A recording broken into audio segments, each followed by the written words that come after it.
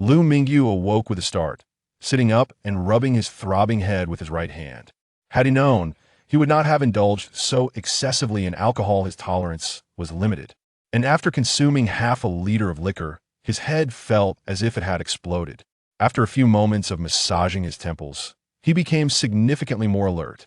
It was then that he realized his surroundings were unfamiliar. He was not in the comforting embrace of his bed, but rather lying beside a road. A jolt of clarity surged through Liu Mingyu as he quickly checked himself over. He secretly sighed in relief. His clothes were relatively tidy and intact, and nothing particularly alarming had transpired. He had not been picked up by anyone. One should not assume that only women fall prey to such situations. Certain individuals would not spare even men. Damn that way, go. I asked him to help me back to the dorm, and he abandoned me here by the roadside. He better treat me when I see him again. Liu Mingyu stood up, surveying the area in search of a shortcut back to his dorm. He felt sticky and longed for a proper shower and a restful sleep. How peculiar. Where exactly was he? This did not resemble the vicinity of his dormitory, nor that of his workplace. Though Liu Mingyu was not a local, he had been in Jiaqing for 4 years and was quite familiar with the road around both his workplace and dormitory. Yet this road bore no resemblance to those he knew, with only a few vehicles parked alongside, none of which he recognized. He pulled out his domestic smartphone and opened the map to ascertain his location. The map displayed the ominous message, "Network error. Please check your network settings." How strange. Why was there no signal? Liu Mingyu examined his network settings, all appearing functional. He did not dwell on it and continued to search for his location. The map indicated he was on Kongxiao Road in Jiaqing, a road he recognized but which lay in the suburban outskirts. He was still a good 10 kilometers away from both his company and rental apartment. Could this be some prank by Wei Ge and the others? Attempting to call for help, he discovered that not only was there no internet, but he also lacked any phone signal. Even if he wished to summon someone, he found himself unable. Liu Mingyu was aware that, despite having no signal, one could still dial emergency services. However, considering it was merely a 10-kilometer trek, he reasoned he might as well walk, as it would only take about 2 hours, and he preferred not to waste public resources. Thus, Liu Mingyu set off along Kongxiao Road towards the city. Perhaps due to the early hour, he noticed that after walking for half an hour, not a single vehicle had passed by. His hopes of hitching a ride were dashed.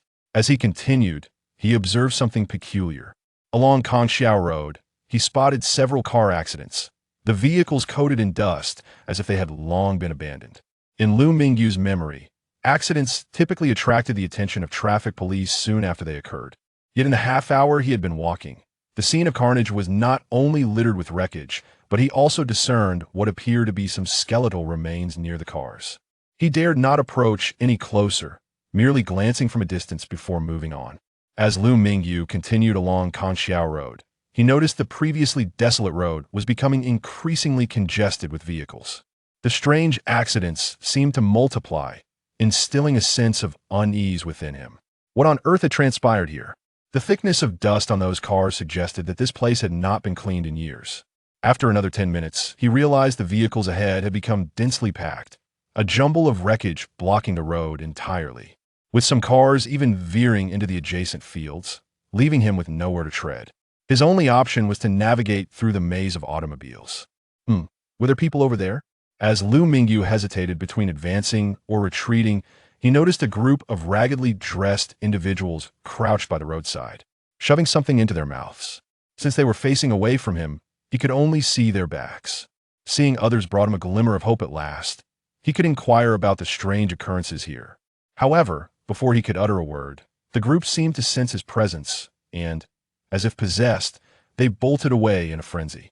When they turned to face him, Liu Mingyu was taken aback. Good heavens, zombies? The individuals racing toward him resembled the zombies from the films Liu Mingyu had watched. He had not considered this until now. Spotting the approaching horde, Liu Mingyu took off, his legs propelling him forward. The sudden movement seemed to awaken the nearby zombies, as more of them began to emerge from the previously desolate fields, rushing toward Liu Mingyu. The zombies moved with alarming speed, closing in on the road and forming a menacing encirclement around him. Damn it, I don't want to die, I just want to go home. As the undead drew nearer, he could not help but shout in desperation. No sooner had he uttered, "I want to go home," than the world around him began to spin violently. When he regained his bearings, he perceived someone speaking nearby. "Comrade, wake up quickly. Can you hear me? Am I dead?" Liu Mingyu opened his eyes to find a beautiful woman hovering above him, shouting and pressing on his pressure points. "Zombies! Zombies!" Liu Mingyu exclaimed in shock. "What zombies? You people need to stop playing so many video games. Look at you. You're seeing things." A passing policewoman, having discovered Liu Mingyu unconscious on the road, immediately commenced emergency aid. Hallucination? It felt so real. Liu Mingyu thought back to the scene of being pursued by zombies, which had seemed utterly tangible, not at all like a mere illusion. Definitely just a hallucination. "Are you all right now? Go home and rest. You really shouldn't be gaming all night." The policewoman, seeing Liu Mingyu had regained some color, cautioned him individuals like him, who mistook gaming for reality, were hardly uncommon. "Thank you, officer." Liu Mingyu sincerely expressed his gratitude. Regardless of whether it was an illusion, she had saved him nonetheless.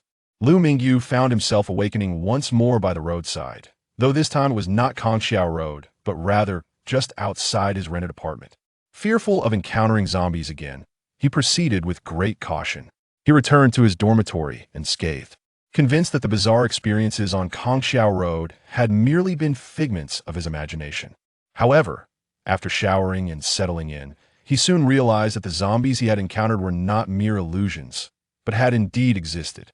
Congratulations on completing your initial experience in the post-apocalyptic world. You have earned 100 points. A neutral voice echoed in Liu Mingyu's mind. Chapter 002.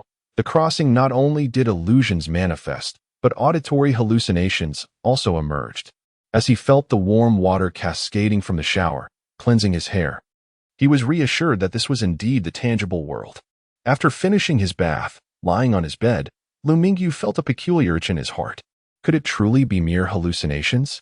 Recalling the recent message that congratulated him on completing the initial experience in the apocalyptic world and awarding him 100 points, it seemed almost plausible. He had ventured into the apocalyptic realm and successfully completed the initiation task, which was entirely logical. Call the system. Liu Mingyu attempted to summon the voice that had previously echoed in his mind. No response came. Was it genuinely an auditory illusion? He fell into self-doubt once more. Main God, system, spirit, he tried various terms, yet none elicited an answer. This script was amiss. Surely he was meant to acquire a system and wield it with devastating prowess? Crossing. As soon as Liu Mingyu uttered this word, a voice promptly responded within his mind. Crossing failed, cooldown remaining, 23 hours, 20 minutes, and 38 seconds. Ah, there really is a response? Could it be another auditory illusion? Crossing. Crossing failed, cooldown remaining, 23 hours, 20 minutes, and 35 seconds. Liu Mingyu was elated. This was indeed real, and not merely a figment of his imagination. He began experimenting with various phrases to awaken the voice in his mind. However, no matter how he tried, that enigmatic voice seemed to have vanished. The points he had acquired in the morning appeared to have sunk into oblivion. To ascertain whether he could genuinely traverse to the apocalypse, he resolved to wait until the following morning. If he could indeed cross over, he must be thoroughly prepared. He did not wish to find himself once more as a meal for zombies, as he had experienced earlier. Yesterday was Friday, and today was Saturday. His company observed weekends, sparing him from work obligations. Otherwise, he would have had to take a day off to procure some tools. "Brother Yu, I've brought you breakfast. Hurry up and eat," shouted Sherdawei, knocking on the door. "Great, you scoundrel. You left me to sleep on the street last night." Liu Mingyu emerged, immediately berating Sherdawei. This residence was a company-paid rented apartment shared by 4 employees. Sherdawei was Liu Mingyu's classmate and fellow townsman. They had studied together since elementary school all the way through university. Subsequently, they moved to Jiaqing and began working for the same company, solidifying a brotherly bond. After a night of drinking, Liu Mingyu had contacted Sherdawei to help him get home, only to awaken beside the road.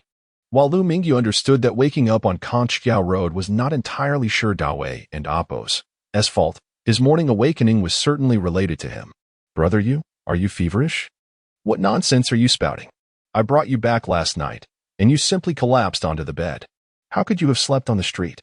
asked Xie Hongdong. We both carried you to your bed, Shirdawe replied, suddenly perplexed. Wait, you're not trying to weasel out of my feast, are you? Of course not. I remember your grand meal, Liu Mingyu said, taking a bite of a meat bun. What was termed a grand feast was, in reality, a simple buffet. For every 5 favors exchanged, one was obliged to treat the other to a 68 yuan per person buffet. This was merely an excuse for the brothers to dine out together.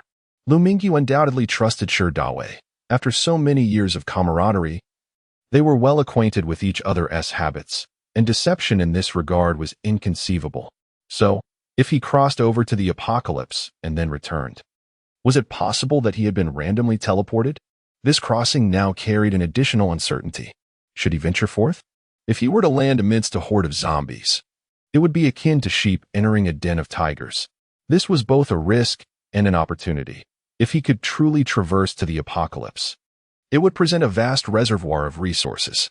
Although he was unaware of the era of that apocalypse, the cars observed seemed at least contemporary. This could be a monumental opportunity. Liu Mingyu silently asked himself, do you truly wish to forego this chance? Reflecting on his 4 years in Jiaqing, he realized he had saved nothing. He had neither a house nor a girlfriend. You can do it. Believe in yourself. As long as you prepare adequately. Even if you are transported close to zombies, you can survive. Liu Mingyu motivated himself internally. After finishing breakfast, he began preparing for the crossing scheduled for the next day. Liu Mingyu commissioned the welding of a 1.5-meter-long iron spear. After all, a longer weapon was surely more reliable than wielding a kitchen knife against the unknown zombies. He also purchased clothing to prevent liquid splatter, along with various small gadgets, which depleted a significant portion of his already limited savings. Brother Yu, what on earth are you buying these items for? Planning to play cosplay? Zhao Zilong from Changshan? Shirdawe jokingly asked, picking up the iron spear to play with it. Nothing serious, just bought it for fun. It's not for cosplay, Liu Mingyu replied without elaboration. The matter of crossing was best kept to himself, especially since he had yet to confirm its reality. Shirdawe did not dwell on it, setting the iron spear aside and picking up his phone. Shall we play a few rounds of Honor of Kings? Absolutely. After playing several rounds, the two of them decided to rest. Liu Mingyu lay on his bed, exhilarated at the prospect of the next morning, his spirit fervently alive. He drifted into a hazy sleep only after the clock struck 2. Yet, before 7 the next morning, Liu Mingyu was already up.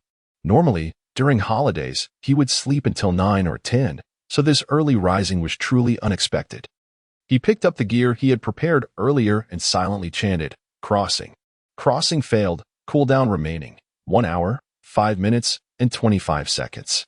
He checked the time on his phone, comparing it to the voice's countdown, realizing he would be able to cross around 8:00 and Oppo's clock. With an hour remaining, Liu Mingyu felt a surge of anxiety, repeatedly inspecting his equipment to ensure every protective measure was in place. Having checked his gear multiple times yesterday, he had covered most conceivable contingencies. Anything he had not anticipated eluded his thoughts, especially in this tense moment. Liu Mingyu felt that this hour dragged on interminably. Others spoke of days feeling like years, and now he understood that sensation. After what felt like an eternity, the clock finally struck 8. Liu Mingyu once more confirmed that he had all his equipment ready. Then in his mind, he intoned, "Crossing." With Liu Mingyu's utterance of the word, he vanished from the room. Chapter 003. The year 2109. With a sudden jolt, Liu Mingyu found himself enveloped in darkness, followed by a wave of disorientation. Then, light flooded back in. Yes, he had successfully traversed dimensions. The scenery before him was no longer that of his familiar room. He realized that this transition was genuine. He had indeed crossed over. Unlike his previous awakening by the roadside, this time he seemed to have arrived in a hotel room. Cautiously, Liu Mingyu surveyed his surroundings, ever vigilant for any unforeseen dangers. The location of his latest arrival corroborated his suspicion that these transitions occurred within a random range. Whether his return would also be random remained to be seen, but that would necessitate another crossing back. The room was in disarray, tables and chairs lay overturned. And even the bed had been disturbed, as if someone had rifled through the space searching for something.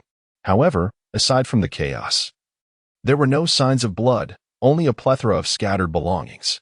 Once he ascertained that the room posed no immediate threat, Liu Mingyu sought to test whether he could depart at will or if he was bound by the same temporal constraints as in the real world. Given the events of the previous day, even if a wait was required, it would not extend to a full day. Traversal ready. Are you prepared to transition?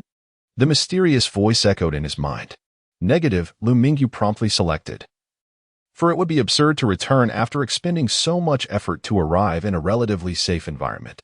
With his current safety assured, he resolved to explore this apocalyptic world. From his previous observations on Conxiao Road, the technological level seemed relatively unchanged. At least, there were no conspicuous differences in appearance. He began to investigate the contents of the room, hoping to glean useful information, but all he found was the name of the hotel. No significant data, such as the date, was available. However, he noted that the room and Oppo's amenities appeared to be of a higher class, with many features seemingly under intelligent management. This, however, did not necessarily imply that this world surpassed the reality he knew. It could simply be that the hotel was of superior quality. Treading lightly, Liu Mingyu exited the room and ventured into the corridor. The hotel was designed with a circular corridor, centered around a large atrium. Based on the room number, he confirmed that he was on the 10th floor, unable to determine the total height of the building but estimating it to be no more than 25 stories. Placing the 10th floor in the middle, the hotel was in a dilapidated state, with the corridor cluttered with various moldy-down products. Emitting a foul odor, an unmistakable sign of long-term abandonment, Liu Mingyu began to cautiously explore the nearby rooms, apprehensive of a sudden encounter with a zombie. He gripped the iron gun in his hand tightly. Perhaps the zombies had congregated on other floors, for he had yet to encounter any. There were only 12 rooms on this floor, and after a rough inspection of them all, he had spent nearly half an hour. In one of the rooms, he discovered several books, most of which were printed around 2105, with the most recent dated 2109. 2109? Surely this was not a printing error? Online, many people joked that it was already 2109, yet here he was, confirming that this world indeed operated on a timeline beyond that year. Although he could not ascertain how many years had passed, Liu Mingyu wished to uncover more items to validate his hypothesis but found nothing else of reference. Should he continue to explore the hotel or return to await his next arrival? After some contemplation, Liu Mingyu decided to press onward, for it was the weekend, and there was little to occupy him elsewhere. Moreover, he had yet to encounter any zombies. It was an opportune moment for exploration. As long as he did not face a horde of zombies, he deemed himself relatively safe, especially with the ability to return to the real world at any moment. Should danger arise, the elevator was out of service, leaving him with the option of the fire escape stairs. Descending seemed less arduous than ascending, so Liu Mingyu resolved to explore downward. He opened the fire exit door and located the stairs. Inside, the lights had ceased to function, plunging the area into darkness. Liu Mingyu switched on his phone and Oppo's flashlight and directed it toward the glass window above the fire door. In the beam of light, he discerned that indeed there was a staircase on the other side. Peering through the glass, he noticed large patches of a dark brown substance on the walls, reminiscent of blood. This discovery tightened his chest. Could there be zombies lurking within the stairwell? Adjusting the direction of his phone's light, he sought to broaden his field of vision. Suddenly, a decayed visage pressed against the glass window. Though he had mentally prepared for such an encounter, the sight startled him, causing him to instinctively step back. The zombie within the staircase began to pound frantically against the fire door. Fortunately, the door swung inward, and the zombies were striking from the outside, causing the door to tremble as if it might give way at any moment. Liu Mingyu felt a surge of fear yet remained temporarily safe. The sound of the onslaught echoed into the distance, resonating like a key unlocking this once quiet world. In an instant, the hotel seemed to awaken, a cacophony of noises reverberating through the floors. No way, a horde of zombies. Liu Mingyu swiftly retreated into the corridor. Through the atrium, he glimpsed a throng of zombies rushing toward him from below. They leaped and clawed at the walls, but the hotel's sturdy floors held fast against their assault. The growls of the undead echoed in Liu Mingyu's ears, and he felt his heart race. With the elevator out of service and the fire door temporarily holding back the horde, he remained secure for the time being. The loud thuds of the zombies continued to batter the door, reverberating through the stairwell as more of them gathered. Liu Mingyu could hear the commotion escalating in the corridor. The zombies, unable to find an alternative route, were drawn to the noise. The design of the fire door was intended for human escape, opening inward toward the stairs. Zombies from other floors had no difficulty accessing this level, and many more floors had likely sustained damage. The fire door, while currently holding, was becoming increasingly unstable. The once solid barrier could not withstand the relentless assault, and suddenly, a section of the door gave way, followed by a surge of zombies pouring through. Hiding in the corridor, Liu Mingyu could even catch a whiff of the overpowering stench of decay. Traversal. Yes. Liu Mingyu swiftly commanded his mind, eager to escape this dreadful place. At that command, he vanished from the corridor, leaving behind a tide of encroaching zombies. Chapter 004. Gene Evolution Elixir. A sigh of relief escaped Liu Mingyu as he took a deep breath. The moment the door was shattered, he was quite startled. He believed he had sufficiently prepared, yet he still underestimated the terrors of the apocalyptic world. With his current equipment, facing even a single zombie would be a formidable challenge, let alone being thrust into a horde of them. It was akin to a hellish trial. However, this journey to the hotel was not entirely in vain. He confirmed that the world he traversed into is set in the year 2109, a century beyond his own reality. Although he found no valuable items, such as gold, he had not expected to discover any advanced technologies either. Liu Mingyu glanced at his phone to check the current time. Oddly, it still registered as 8:00 and amp. Oppos clock. Hadn't an amp. Oppos T spent a considerable amount of time there? Could it be that time stood still while he was in that realm? System? Liu Mingyu instinctively inquired within his mind, only to recall there was no system to speak of. Apocalypse system successfully activated. A mechanical, chilling voice resonated in his mind. What? Wasn't there no system? Liu Mingyu pondered in confusion, hastily seeking to understand this newly emerged apocalypse system. The interface of the system was accessible in his mind, as if it were indelibly etched there. The newly opened apocalypse system interface was remarkably simple, currently featuring only 3 categories: personal information, tasks, and a shop. Personal information: name, Liu Mingyu. Strength, 7, 10, Constitution, 8, 10, Agility, 8, 10, Mental Power, 0, 0, points. 100. The number 10 presumably represented the average level of an adult. How weak I seem. Liu Mingyu, an avid gamer, could easily decipher these statistics. Given his sedentary lifestyle spent mostly in his dormitory, achieving such stats was rather commendable. Task interface. Task 1. Eliminate 1 ordinary zombie. Reward. Unlock storage space. Storage space. Liu Mingyu and Oppos. eyes lit up. So my golden finger lies here. It seems that next time he entered the apocalyptic world, he must seize the opportunity to slay a zombie. Shop interface. Gene Evolution Elixir, Level 1. Price, 100 points. The Gene Evolution Elixir can significantly enhance a person and amp. Oppos. Attributes. Usable only once per stage, and will induce severe pain. Please use with caution. Currently, the shop offered only this single item for exchange. Liu Mingyu was unsure what else might be available. Yet seeing the Gene Evolution Elixir for redemption instilled hope for future offerings. With just 100 points, he could procure a bottle of the elixir. Should he redeem it and see? Having exactly 100 points, a reward from completing the apocalyptic world experience task the previous morning, he dismissed the warning of impending agony. Redeem Gene Evolution Elixir, Level 1. Although he could communicate directly in his mind, Liu Mingyu softly articulated his need. No sooner had he finished speaking than a black hole manifested before him, producing a test tube filled with blue liquid, roughly the size of a thumb and measuring about 10 centimeters in length. Oh. Liu Mingyu was taken aback by the sudden appearance of the elixir. As he instinctively reached out, it slipped through his fingers and fell to the floor. My elixir. The Gene Evolution Elixir landed gently on the floor. Contrary to Liu Mingyu and Amp. Oppos' expectations of it shattering. Instead, it bounced slightly before settling quietly. Thank goodness it didn't, and Amp. Oppos' break.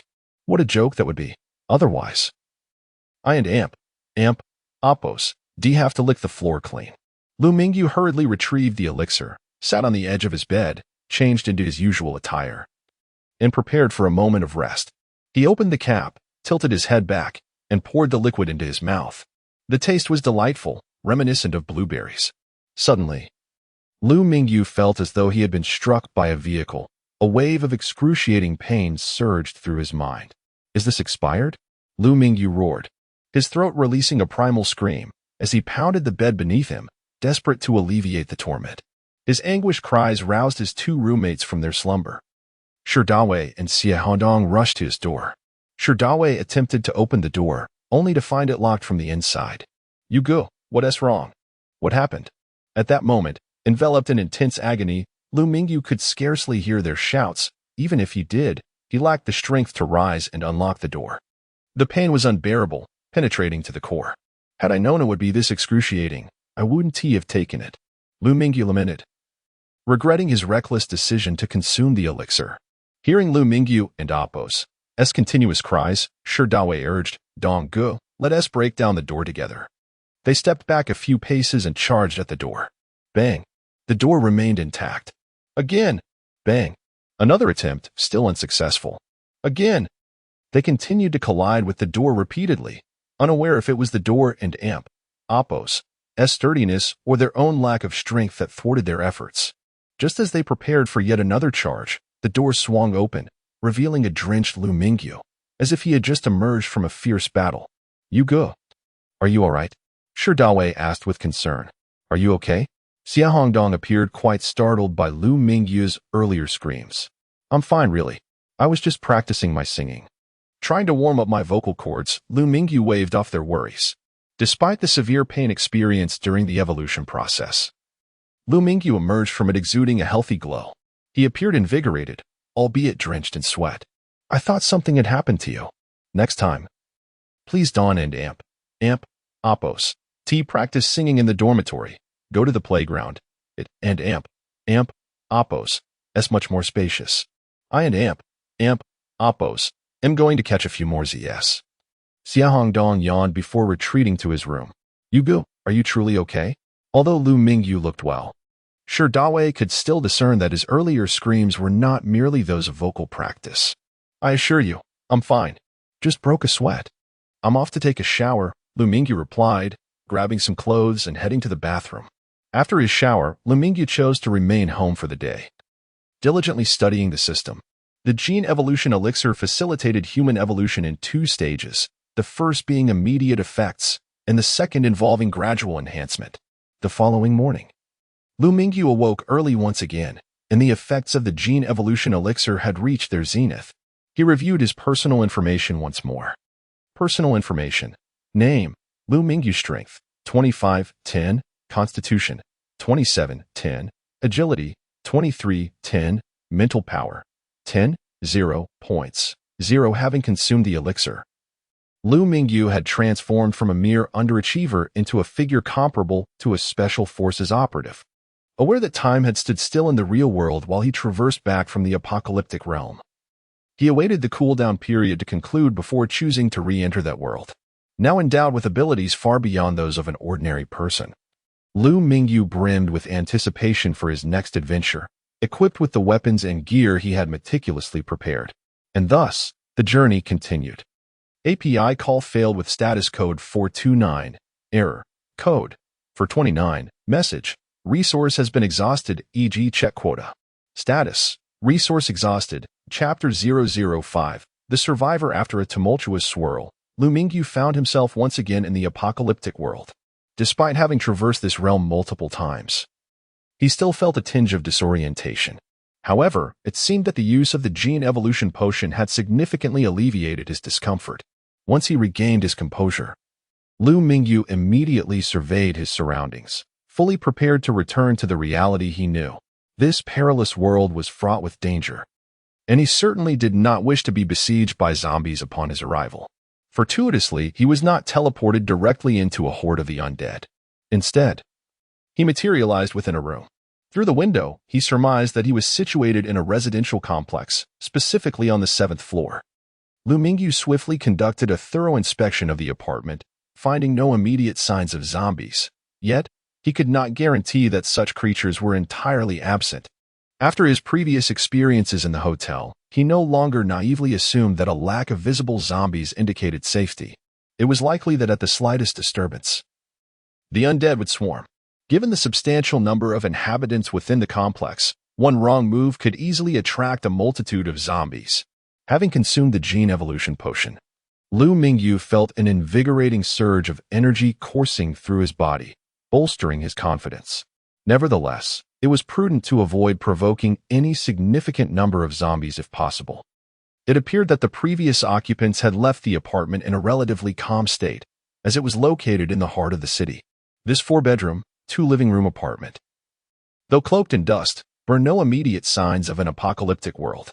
This provided Liu Mingyu with a clearer understanding of his surroundings, rather than rush outside to explore. He meticulously searched the room for useful clues. On the coffee table lay a stack of newspapers, the topmost dated April 1st, 2110, with a bold headline proclaiming, "Alien Invasion?" Alien invasion? What was happening?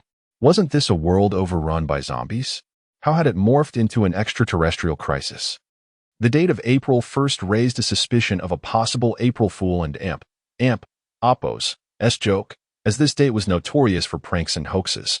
Although Liu Mingyu initially considered the possibility of a jest, the current circumstances suggested otherwise. Aside from the absence of any evidence of extraterrestrial life, the apocalypse had indeed arrived. Upon examining additional newspapers, he discovered a series of reports that clarified the situation, indicating that this was no mere prank but a grim reality. From these articles, Liu Mingyu gleaned the general timeline of the apocalypse. On February 25, 2110, various national space agencies detected a comet comparable to Halley and Oppo's comet on a collision course with Earth. By February 28, a coalition of 5 major powers, including Huaxia, launched 5 planet destroyers at the comet, which had been ominously named Demon. On March 1st, the planet destroyers successfully shattered the Demon comet into countless fragments. However, under Earth's gravitational pull, most of the debris fell to the planet, with many pieces incinerated during descent. Yet, several larger fragments landed intact. On March 15th, reports emerged of significant casualties among the troops dispatched to clear the meteorite debris, inciting widespread panic. By March 25th, satellite images revealed that the areas where the fragments had landed had undergone drastic transformations, becoming desolate zones. A 10-kilometer radius had been rendered a ghost town, with urban areas suffering catastrophic devastation. On March 26th, the government initiated quarantines in these regions, but it was too late. The spread of danger could not be contained. By April 1st, global hysteria ensued. On April 5th, it was reported that the individuals who had perished due to the debris had seemingly returned, not to life, but transformed into the legendary zombies. Furthermore, a vast array of flora and fauna had experienced extreme mutations, with once innocuous creatures becoming lethal monstrosities. By April 10th, it was officially confirmed that the Demon Comet had harbored an unprecedented virus, which spread rapidly across the globe. The last newspaper Liu Mingyu found was dated April 10, 2110, and no subsequent editions were available. The virulence of the virus raised unsettling questions about the survival of humanity in this world. Liu Mingyu had yet to encounter another living soul. It appeared that humanity had succumbed to the infection, leaving him to ponder whether his aspirations had been in vain. Originally, he had hoped to find survivors to study advanced technologies and return with them to his reality, but that hope now seemed bleak. Even if he were to discover high-tech artifacts, he would hesitate to bring them back to his world. Sighing, he resolved to seek out treasures such as gold or diamonds. Yet, after scouring the entire apartment, he found nothing of value. Suddenly, a faint sound caught his attention. Enhanced by the gene evolution potion, his hearing had improved remarkably. He had tested it, and could even discern conversations from 300 meters away. Was there movement? Were there humans nearby? Liu Mingyu halted his activities and approached the window, cautiously opening it to listen intently. "Brother, this time we should be able to gather a substantial amount of supplies," one voice whispered. "Keep your voice down. Are you trying to get us killed?" Another replied. "I heard this complex was once home to the wealthy. There should be plenty of gold and valuables. Everyone, stay alert. We must not be careless. There aren't many zombies in this complex, but we must be wary of any special ones. It's unlikely there's gold left. They probably took all that with them when they fled. If we can find canned goods, or even salt, that would be ideal." Indeed, in this apocalypse, Gold is useless. A bag of salt is far more valuable. Exactly. Would you trade 100 grams of gold for 500 grams of salt? Only a fool would do that. Just think of how much you could exchange for 500 grams of salt compared to 100 grams of gold. So, let us forget about the gold and focus on finding food. We're not the only team out here, so let us be careful not to be outpaced. With his acute hearing, Liu Mingyu clearly understood the conversation of the 5 individuals outside. He positioned himself to observe the entrance of the complex, where he saw 5 figures stealthily advancing, armed with machetes. Chapter 006. Exploring the community. The appearance of 5 individuals downstairs provided Liu Mingyu with a glimmer of hope. It seemed that not all humans in this world had succumbed to the virus. From their conversation, it was apparent that numerous survivors still existed. Should he go down and greet them? However, after some contemplation, he decided against it. In this apocalyptic world, who could ascertain their true nature? They were 5, while he was but 1. Although Liu Mingyu's physical condition had surpassed that of an ordinary human by more than double, he felt no significant difference and was uncertain of their strength. It was wiser to remain patient. Moreover, he resided on the 7th floor. Descending to meet them would require traversing down, so he might as well search for gold or similar valuables in his vicinity. This community was designed with 2 households per staircase, each elevator serving only 2 families. He opened his door, intending to explore his neighbor and Oppo's unit. Yet, the neighbor and Oppo's door was locked. To open it would necessitate a forceful break-in. Even if no one else were present, Liu Mingyu would not resort to such violence, for the cacophony would surely attract a horde of zombies. Unable to breach the door, he sought out the fire escape to descend further. Unlike the fire stairs in a hotel, this one was devoid of zombies. Using his phone and Oppo's flashlight, he ascended to the 6th floor. Both sides of the corridor were lined with closed doors. He turned the doorknob, but it did not yield. To gain entry, a key or code would be required. Observing 2 holes in the door's center, Liu Mingyu leaned in closer, discovering machinery within. An automated voice suddenly echoed from above the door. Iris recognition failed. Please try again. Startling him. Such advanced technology, was it not remarkable that even a household door had adopted such a sophisticated lock? Iris recognition had indeed become commonplace in modern times. Primarily utilized in secure locations, it was evident that such technology had become ubiquitous in the future. Liu Mingyu refrained from attempting again, fearing that repeated failures might trigger an alarm.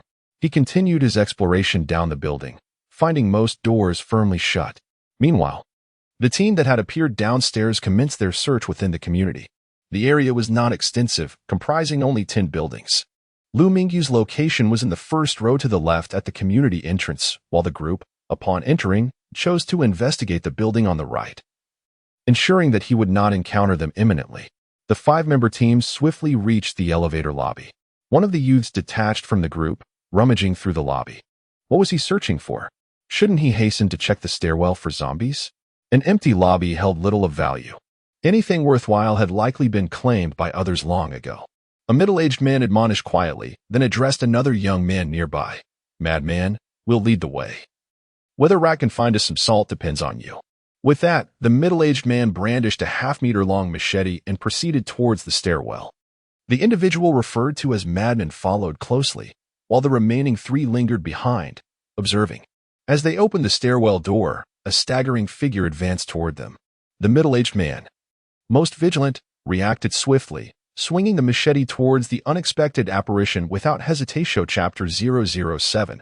Alarm. Feeling dejected, Liu Mingyu pondered why he could not find any zombies when he desired to encounter them.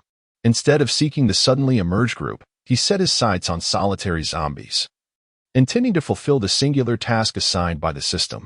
However, it seemed as if the once ubiquitous zombies had been exterminated, as he scoured several locations to no avail.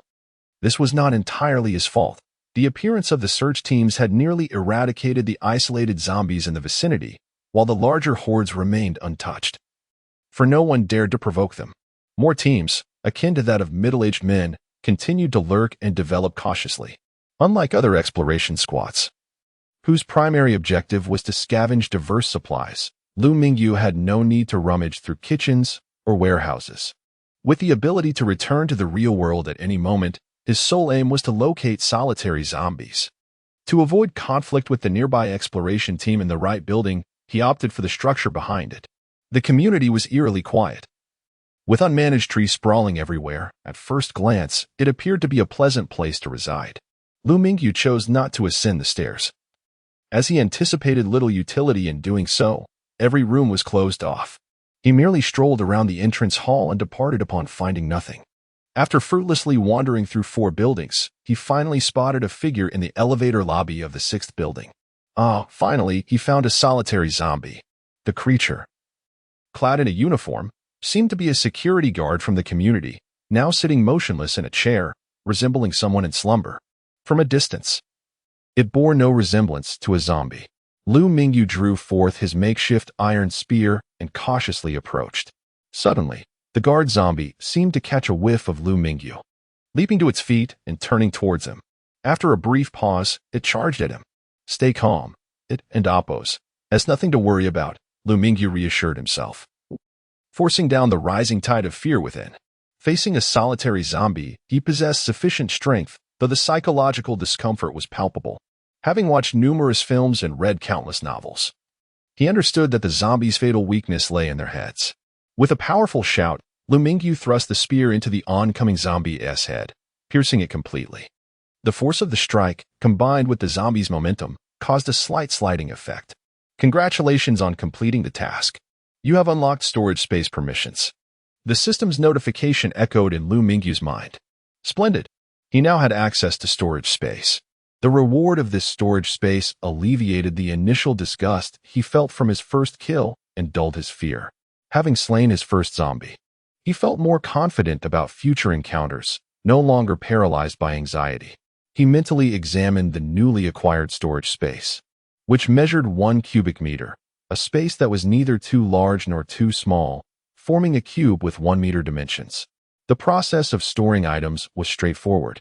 By merely touching an object and Oppos' surface, Liu Mingyu could claim it. However, objects exceeding the spatial dimensions could not be accommodated. The current space allowed for items up to 1 meter in length, whereas his iron spear, measuring 1.5 meters, could not fit. A 1.4 meter item, however, could be stored by angling it. Retrieving items from the space was even simpler. A mere thought sufficed. Liu Mingyu placed the bread and bottled water he had prepared in his backpack into the storage, having readied them for today's exploration. After practicing with the bread a few times, he became adept at the storage method. Intending to check for new tasks, he glanced at the taskbar, only to find it barren. After slaying his first zombie, Liu Mingyu perceived these creatures as less terrifying, his confidence surging.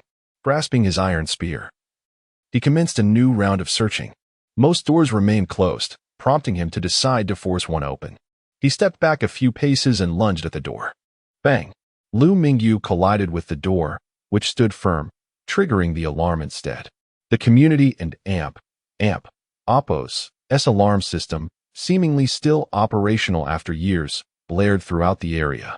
In an instant, the previously serene community erupted into chaos as zombies emerged from the shadows, drawn to the sound. Dozens of them appeared, while others, trapped within rooms, began pounding on doors, creating a cacophony of noise. What a remarkable feature! Liu Mingyu cursed under his breath as he heard disordered footsteps approaching from the stairwell. This time, he chose not to flee from this world. Instead, he steeled himself, leaning against the door, gripping his spear, and fixating on the stairway. Who activated that alarm? With a horde of zombies gathering below, how would he escape now? Meanwhile, Ozai, searching within a room, peered down upon hearing the alarm. Discovering a throng of zombies below, these were not only from the community but also strays from outside. Are there still survivors here? Are we the only team in this vicinity? Which fool disregarded the rules? I and Oppos, deal with them later. The madman echoed his frustration. As the leader of this team, the middle-aged man felt a headache from the sudden alarm. Howsy, can you silence these alarms? He feared that if the noise persisted, their return would be impossible. Sure. Give me a minute. Howsy nodded, having already infiltrated the community and Oppos' network. He swiftly maneuvered on his computer, and within a minute, the alarm ceased. With the alarm silenced, the zombies lost their target and reverted to their aimless wandering within the community. In that brief moment, nearly 100 zombies of various shapes and sizes congregated in the open space. Can we trace the source of the alarm? The middle-aged man inquired. I and AMP, Oppos, V located it. The alarm originated from Unit 1, Floor 3 of Building 7. Housey, having breached the community and Oppos' local network and secured the highest privileges, pinpointed the source in mere seconds. Are there survivors over there? Can we access the monitoring of that location? Certainly. Most of the surveillance in this community is well preserved and functional. Housey effortlessly retrieved the footage from the alarm and Oppos' origin, revealing Liu Mingyu and Oppos' figure to the assembled group. Chapter 008. Assistance only one person? The crowd gasped in astonishment, unable to fathom how a solitary individual dared to venture into this place. Although the majority of the zombies in the vicinity had been eradicated, it was still not a place one could traverse alone. Brother, should we go rescue him? Spoke Bozai, recalling his own experience upon seeing Liu Mingyu alone. When Bozai was saved by his brother, he too had found himself ensnared amidst a horde of zombies, only to be rescued by his brother and the madman, who fought valiantly through the throng to extract him. Thus, upon witnessing Liu Mingyu and AMP, Oppos' solitude, he was reminded of his own perilous past. His brother remained silent. The decision to rescue was not one to be made unilaterally, for it concerned the safety and survival of the entire team. If it were solely up to him, given his nature, he would have rushed to the rescue without a second thought. The other 4 members of the team were all survivors whom he had previously saved. Brother, there's a situation. The person's location is nearing 7 zombies that are heading his way, 4 above and 3 below, seemingly drawn by the sound of the alarm, interrupted Housey, breaking his brother's train of thought. What? Facing 7 zombies at once? He's doomed, exclaimed the youth known as Longzai. Upon hearing that Liu Mingyu would have to confront 7 zombies simultaneously, Bozai relinquished any hope of a rescue, internally resigning Liu Mingyu to a grim fate. After scrutinizing the surveillance footage, Housey noted that it was not truly a simultaneous confrontation. The 7 zombies advanced in a sequence, with roughly a second between each. Well, a 1-second interval is nearly as good as none, Longzai remarked, leaning closer to the monitor. There's still a chance, if he can dispatch 1 zombie per second. He might just survive, the madman interjected. 1 zombie per second? That's beyond impossible, Longzai retorted with exaggerated disbelief. Even if the zombies stood still like wooden dummies, taking down 7 consecutively is not a feat achievable by an ordinary person, and that individual only possesses an iron spear. How could he possibly slay so many zombies? Madman, could you accomplish such a task? His brother inquired. The madman shook his head. Perhaps against 3 or 4, but facing 7? The odds are nearly non-existent. Bozai. If, and I emphasize if, that individual survives the onslaught of these 7 zombies, we will go to his aid. Anyone who can withstand such an assault is precisely the kind of talent our team requires. He wouldn't need to be told to be saved. He would instinctively seek to survive. As the leader of the team, his brother did not save individuals arbitrarily. He primarily rescued those who exhibited strength or unique abilities. Those lacking such capabilities were deemed unworthy of his effort. The apocalypse was merciless. Only by demonstrating one's value could one hope to survive in this harsh world. Without it, one would be left to dance with the zombies. Unbeknownst to Liu Mingyu, the search team was monitoring him through the surveillance footage. His focus, however, was solely on the footsteps echoing in the stairwell. While he did not understand why the alarm had ceased, the zombies continued to converge upon him. Having been enhanced by the gene evolution serum, Liu Mingyu and Oppos' hearing had significantly improved, allowing him to quickly ascertain the approximate number and position of the approaching zombies. For above, approximately 3 stories up, 3 below, about 2 stories down. This aligned with what Housey had observed on the monitor. Aware that 7 zombies were approaching, Liu Mingyu had resolved to stand his ground and fight. Retreat was not an option. If he found himself in an exceptionally perilous situation, he would still consider using his ability to traverse dimensions to evade danger. He was oblivious to the fact that every move he made was being scrutinized, and that if he did attempt to return to the real world, it would likely terrify those watching. Hearing the zombies draw near, Liu Mingyu resolved to confront them one by one. Grasping his iron spear, he charged downstairs. Ah, What a splendid idea. Eliminate the 3 zombies below first, then pivot to deal with the 4 above. This approach would save him considerable time, the madman mused, observing Liu Mingyu's actions with great approval. Indeed, this strategy prevented him from facing all 7 zombies at once. However, he would still have to confront 3 simultaneously, which was a perilous endeavor in itself. Liu Mingyu moved swiftly. By the time they had finished their discussion, he had reached the ground floor. The 3 zombies, having caught wind of Liu Mingyu, quickened their pace, rushing towards him in a staggered formation. Liu Mingyu swung his spear with great force, striking the foremost zombie directly on the head. The impact was so tremendous that it obliterated the creature's skull, splattering foul liquid everywhere. Fortunately, Liu Mingyu had prepared for this, donning protective clothing that shielded him from all but the most corrosive substances. Taken aback by his own strength, Liu Mingyu paused momentarily. The 2 remaining zombies, however, showed no signs of retreating due to the fate of their companion. In that fleeting instant of hesitation, they surged forward, closing the distance to less than a meter. In the blink of an eye, Liu Mingyu countered with another swift sweep, landing a blow on the first zombie and Appos' head while only grazing the second and Appos' shoulder. The 2 zombies were flung against the wall with a resounding crash. Due to the obstruction caused by the second zombie and Appos' shoulder, the first did not perish immediately. Liu Mingyu, recognizing their precarious state, swiftly delivered 2 finishing blows to the heads of both zombies. The once quiet zombies erupted into chaos, the sounds of battle drawing the attention of others in the vicinity. In an instant, zombies from both outside and above began converging toward his location. Witnessing Liu Mingyu dispatch 3 zombies so effortlessly, Longzai could not help but exclaim, "Wow, this guy is impressive. He might just rival our leader." If only he had managed to evade the splatter from the first zombie, as the fluid was rife with viruses, and one careless move could lead to infection. The madman acknowledged Liu Mingyu's prowess but expressed dissatisfaction at his failure to avoid the zombie's bodily fluids. "Brothers, prepare yourselves. We are going to assist him." Observing Liu Mingyu's ease in handling the 3 zombies, the middle-aged man resolved to lend his aid. Anyone daring enough to venture alone in this area must possess some form of confidence, and their recent performance indicated they were no weakling. Indeed, who among the truly feeble would dare scavenge for supplies alone? The group had little to gather. Any valuables had long since been collected. Chapter 009.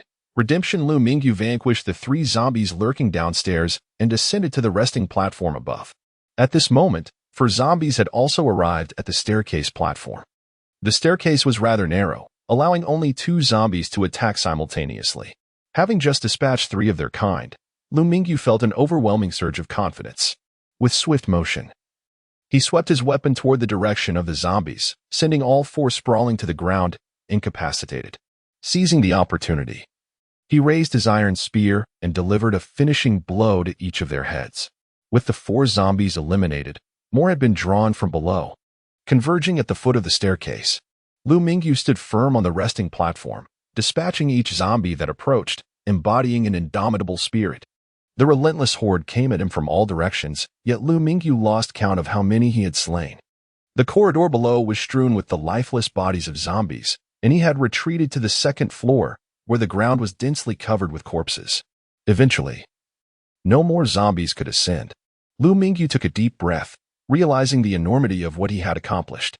Despite the appearance of a formidable assault, he noted that he rarely faced more than 2 zombies at a time. The peril of this encounter was minimal. Endurance was of utmost importance. After a protracted period of combat, he felt as if his arms were no longer his own. It was noteworthy that not all the fallen zombies were truly dead. Many had merely been knocked down, subsequently crushed by their fellow undead. Liu Mingyu had no time to ensure their demise. The genetic enhancement serum had indeed proven to be remarkably potent, transforming his formerly unremarkable physique into one of extraordinary strength. It was a pity that this horde of zombies had met their end. Another mission to exterminate zombies would have been most welcome. Liu Mingyu resolved to rest thoroughly upon his return. Just as he prepared to traverse back, he overheard voices below. Were they survivors? He momentarily abandoned his plan to return, eager to encounter the inhabitants of this world and glean more about its circumstances. His understanding of this world was limited to newspaper accounts, and he was keen to learn more about life after the apocalypse. As Liu Mingyu contemplated this, a rescue team, having decided to assist him, began their descent.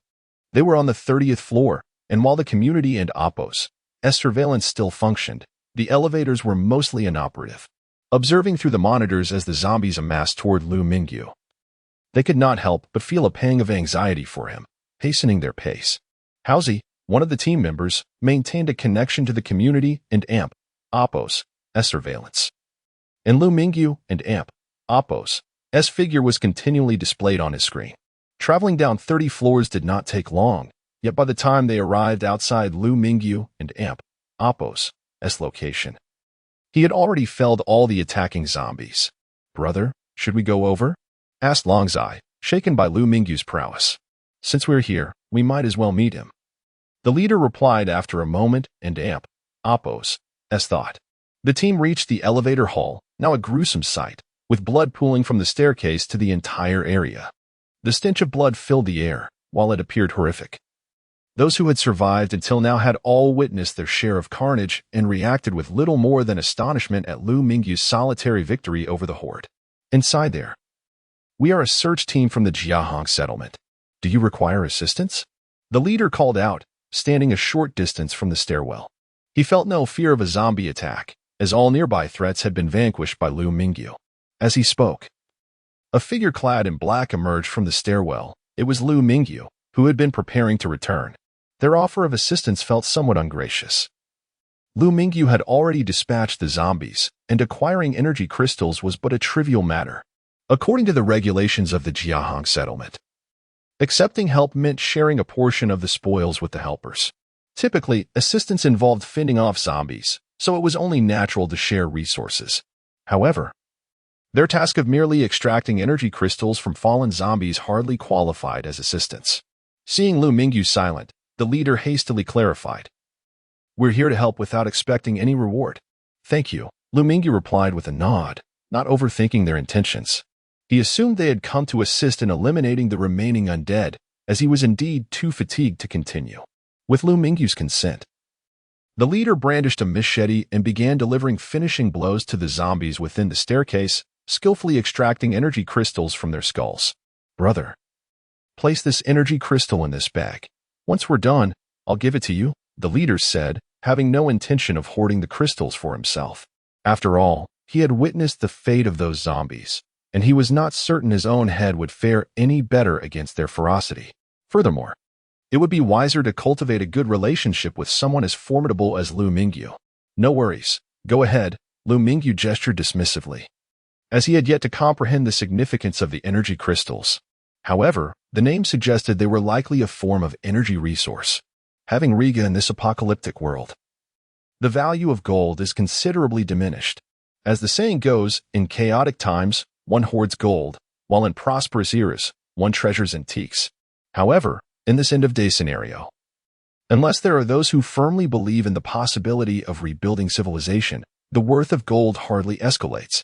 For merely the initial 2 years of this apocalypse, gold served as a medium of exchange. Thereafter, energy crystals supplanted the need for currency, significantly reducing the importance of gold, which pales in comparison to a single energy crystal.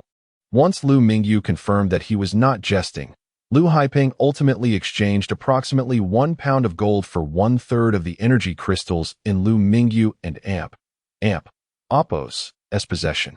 This was a concession made by Liu Mingyu. Under realistic valuations, 1 pound of gold would typically procure only about 100 grams of energy crystals. Chapter 010. The Smart Wristband. Liu Mingyu and Oppo's eyes sparkled with astonishment as he realized that he had exchanged less than 1/3 of an energy crystal for a pound of gold. Indeed, gold was abundant in this post-apocalyptic world. Based on the current market price, gold was valued at approximately 280 yuan per gram, meaning 1 pound could fetch a staggering 140,000 yuan. The simplicity of this transaction left him astounded. He had never imagined that acquiring such wealth could be so effortless. It had been years since he had seen any savings since graduating, and he now set his sights on the remaining houses. Though unable to unlock the doors himself, he knew that Liu Haiping and his team could assist him. Liu Mingyu decided to propose collaboration. "Brother Liu, may I join your group? I only desire gold." I have no interest in other supplies. In fact, I can exchange any gold I acquire for energy crystals. Liu Haiping, who had come to recruit Liu Mingyu, readily accepted his request. Welcome aboard, Brother Liu. After joining the search team, Liu Mingyu began a new round of exploration in various rooms. With the threat of zombies eliminated outside, only the undead within the rooms remained. Faced with the ferocity of the search team, the scattered zombies stood no chance. By the time they had cleared all the rooms, it was already afternoon. Each team member was laden with bags filled with supplies, including not only salt but also other useful materials. They understood that if they did not gather everything now, upon their next return, they would face an overwhelming number of zombies. In contrast to Liu Haiping and his team, Liu Mingyu appeared remarkably unburdened, carrying only a single backpack and wielding an iron spear. Brother Liu, do you need assistance?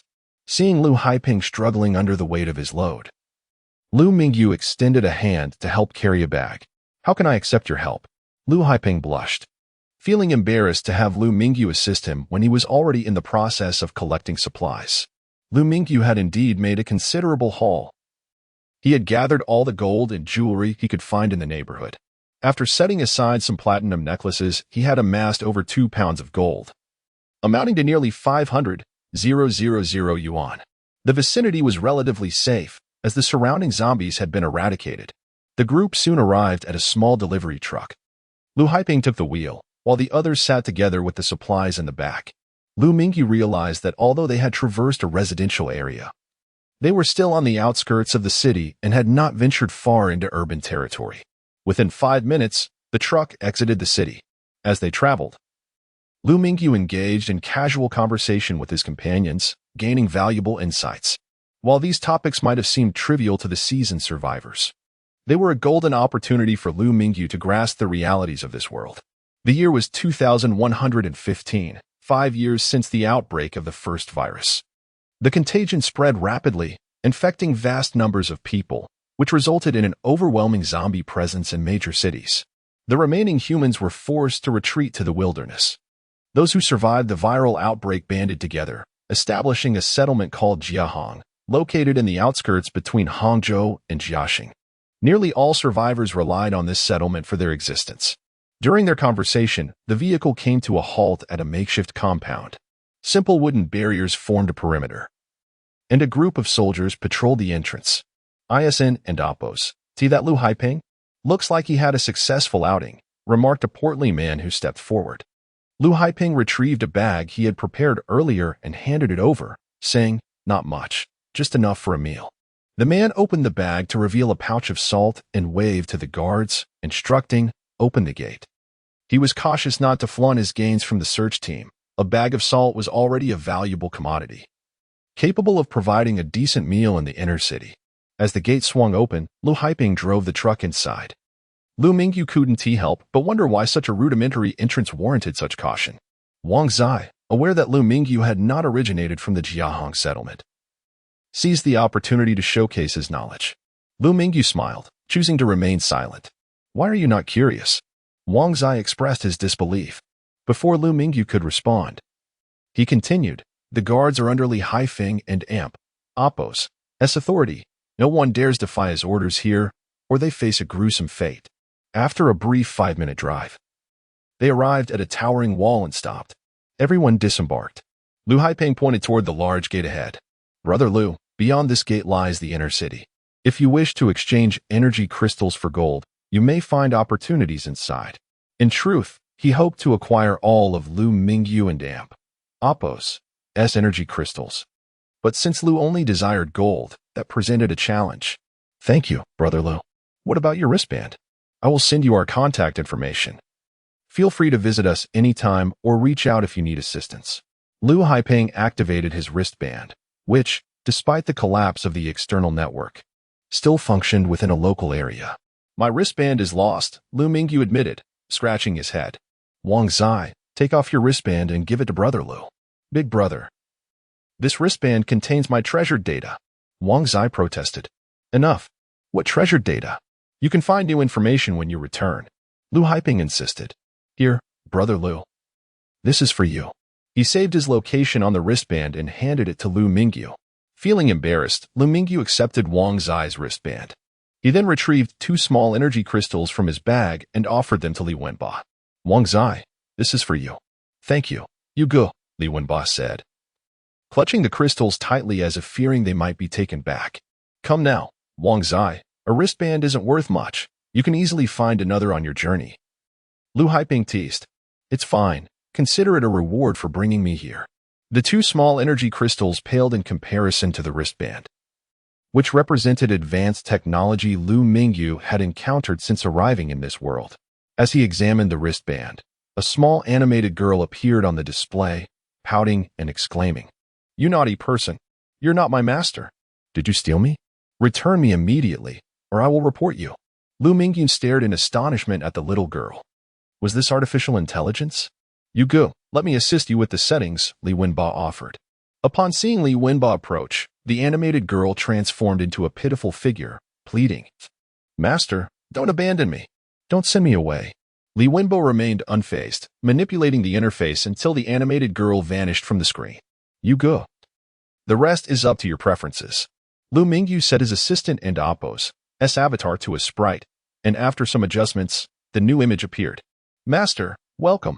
How may I assist you? The sprite inquired, hovering in the center of the screen. Instantly, Liu Mingyu was enamored with the wristband and the adorable sprite. He realized that this sprite was no ordinary creation. It seemed genuinely intelligent. If he were to sell it, it would likely fetch an exorbitant price. Yet, he hesitated, knowing that should he attempt to sell it, he might not survive the encounter. Perhaps a technology company should be established to promote these innovations. However, all of this must await a time when one possesses sufficient strength. A commoner is innocent but bears the burden of possessing valuable secrets. Without adequate personal power, one cannot safeguard these mysteries. Chapter 011. A bountiful harvest. After parting ways with Liu Haiping and his companions, Liu Mingyu arrived at the inner city gate. What is referred to as the inner wall is, in fact, a repurposed industrial area. Compared to the outer city, the walls of the inner city are significantly higher, reinforced from the original structure, standing approximately 4 meters tall and entwined with several strands of barbed wire. Upon reaching the gate, he encountered a team of around 10 individuals stationed for security checks. Every person entering the inner city is subjected to a thorough scanning by an instrument, followed by a brief detainment in a small chamber for further checks. Exiting the city, on the other hand, is considerably more straightforward, facilitated by a designated passage that also undergoes security scrutiny. At this moment, the flow of people entering the inner city is sparse, unless absolutely necessary. Most individuals choose to remain in the outer city. Each entry into the inner city requires a payment of 10 grams of primary energy crystals. Although 10 grams of primary energy crystals is not an exorbitant amount, essentially obtainable by vanquishing a single ordinary zombie, it is still a significant expense.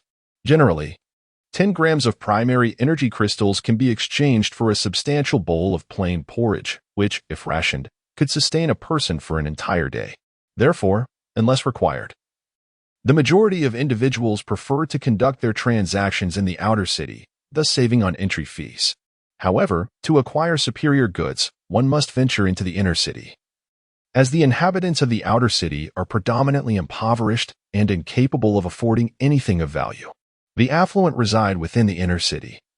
Underscoring a universal truth, wealth and power afford a better quality of life in any realm. Having dispatched over 100 zombies in the neighborhood, Liu Mingyu exchanged a portion of his spoils for gold with Liu Haiping and now possesses approximately 700 grams of energy crystals, all of which are of the primary grade. To obtain higher-grade energy crystals, he must seek out more formidable zombies or unique creatures. After paying for an energy crystal, he was escorted to a room for cleansing and disinfection before being allowed entry into the inner city. Upon entering, he observed vendors peddling their wares along the roadside, which evoked a sense of nostalgia akin to that of a bustling farmers and Oppos market in the real world. Upon closer inspection of the items for sale, predominantly food-related, such as dried fish and aged rice, he found nothing of personal necessity and thus moved on. Following Liu Haiping and Oppos' guidance, he made his way to a trading hall. This trading hall serves as the official marketplace for the community, where the majority of transactions within the inner city occur. A service fee of 10 of the transaction amount is levied by the hall. Payment is mandatory, failure to comply may result in dire consequences. Unlike the roadside stalls, the trading hall boasts a diverse array of goods. Many scavenging teams bring their valuable finds here for sale. The items traded within the hall tend to hold considerable value, as the entry fee and service charge deter casual sellers. Yet, not all goods command high value. Perceptions of worth can vary dramatically, with one person deeming an item worth 100 grams of energy crystals while another discards it as mere refuse. In this hall, one can either set up a stall to sell goods or approach the hall's staff directly. The staff will assess the value of your items and offer a price, albeit significantly lower than market value. Many prefer the slow and deliberate pace of trading within the hall rather than dealing with the staff. Liu Mingyu and Apo's primary objective was to swiftly exchange his energy crystals for gold. Approaching the service window, he was greeted by a charming and attractive attendant. "Good day, sir. How may I assist you?" she inquired as Liu Mingyu opened his backpack, feigning to retrieve a bag of energy crystals, which he had actually stored in a separate space. He placed the bag on the counter and asked, "I wish to purchase gold. Do you have any for sale?" The attendant paused momentarily at the sight of the energy crystals. Most patrons tended to barter with peculiar items or purchase special goods with energy crystals, making Liu's approach rather unusual. However, she quickly regained her composure and responded in a sweet voice, "Yes, sir. How much gold would you like to acquire? Please convert all of these into gold." He replied, "Certainly, sir. Please hold for a moment." The attendant examined the energy crystals, confirming they were all primary grade, then weighed them, revealing a total of 735 grams. "Sir, you possess a total of 735 grams of energy crystals, which can be exchanged for 2,500 grams of gold. Would you like to proceed with the exchange?" Liu Mingyu noted the disparity. Previously, he had learned from Liu Haiping that 1 gram of energy crystals could typically be exchanged for 5 grams of gold. But here he was receiving far less, almost a 30 reduction. Nevertheless, he resolved to proceed with the exchange, understanding the urgency of his need. "Yes, I confirm." After a brief wait, a staff member emerged carrying 5 gold bars, each weighing 500 grams, exactly 2,500 grams in total. "Here are your gold bars, sir," the attendant said with a smile, presenting the bars to him. Liu Mingyu accepted the gold bars, storing them in his backpack before transferring them to his storage space. "If you possess more energy crystals in the future, I can facilitate an upgrade to a 75 exchange rate," a seemingly supervisory figure remarked courteously. Having existed for nearly 5 years, the trading hall had amassed a considerable stockpile of gold during the early days of the apocalypse, but as time progressed, gold and Apo's value plummeted, likely continuing to decline. This was an opportune moment to address the demand for gold, given the current climate. "If the opportunity arises, I shall take you up on that offer," Liu Mingyu replied with a smile, not dismissing the suggestion. After all, in a place as dubious as this, who would willingly engage in such exchanges if not for pressing necessity? Once his transaction was complete, Liu Mingyu wandered the trading area, discovering an array of desirable items. However, he found himself unable to purchase anything due to a lack of funds. During this time, he managed to trade the bread he had brought in the morning for another 100 grams of gold, though regretfully, he had only a limited supply of bread. Otherwise, he could have secured even more gold. He calculated his gains from this venture into the apocalypse. Initially, he had exchanged approximately 500 grams of gold with Liu Haiping, then discovered around 1,000 grams more while scavenging the neighborhood, and finally obtained 2,600 grams from the trading hall. In total, he now possessed 4,100 grams of gold. Recalling the gold buyback price in the real world, roughly 280 yuan per gram, he realized that today he had earned an impressive 148 million yuan. What a remarkable rate of return! Yet, he reminded himself not to celebrate prematurely. That million in gold would still require a market for sale upon his return to the real world. Exiting the trading hall, Liu Mingyu sought a secluded corner to traverse back to reality. Chapter 012. Sales returning to the mundane world. It remained the same as when he left 80 and Apo's clock, with no discernible changes. Liu Mingyu had spent a day in the apocalyptic realm, yet in the eyes of Shidawei and the others, he had never departed. He was still the Liu Mingyu who had been tormented for some inexplicable reason, lamenting his plight. Upon his return to the real world, Shi Dawei knocked on the door. "Brother Yu, it's time to go to work."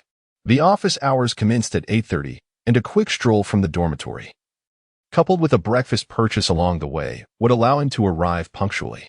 "Brother Wei, I want and Oppos, be going to the office today.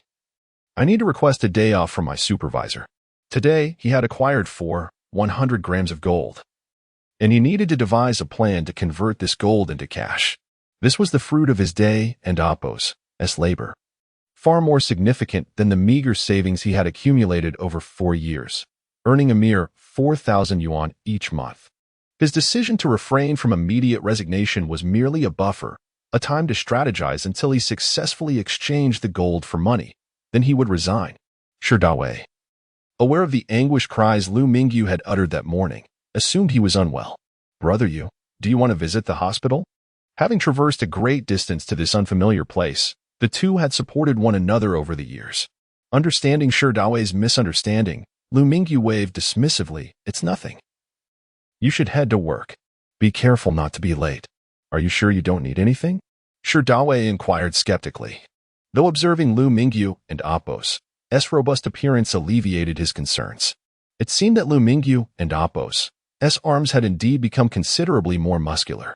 In truth, it was not an illusion. Following the enhancement from the gene evolution potion, Liu Mingyu's physical constitution had doubled, rendering him much more solidly built.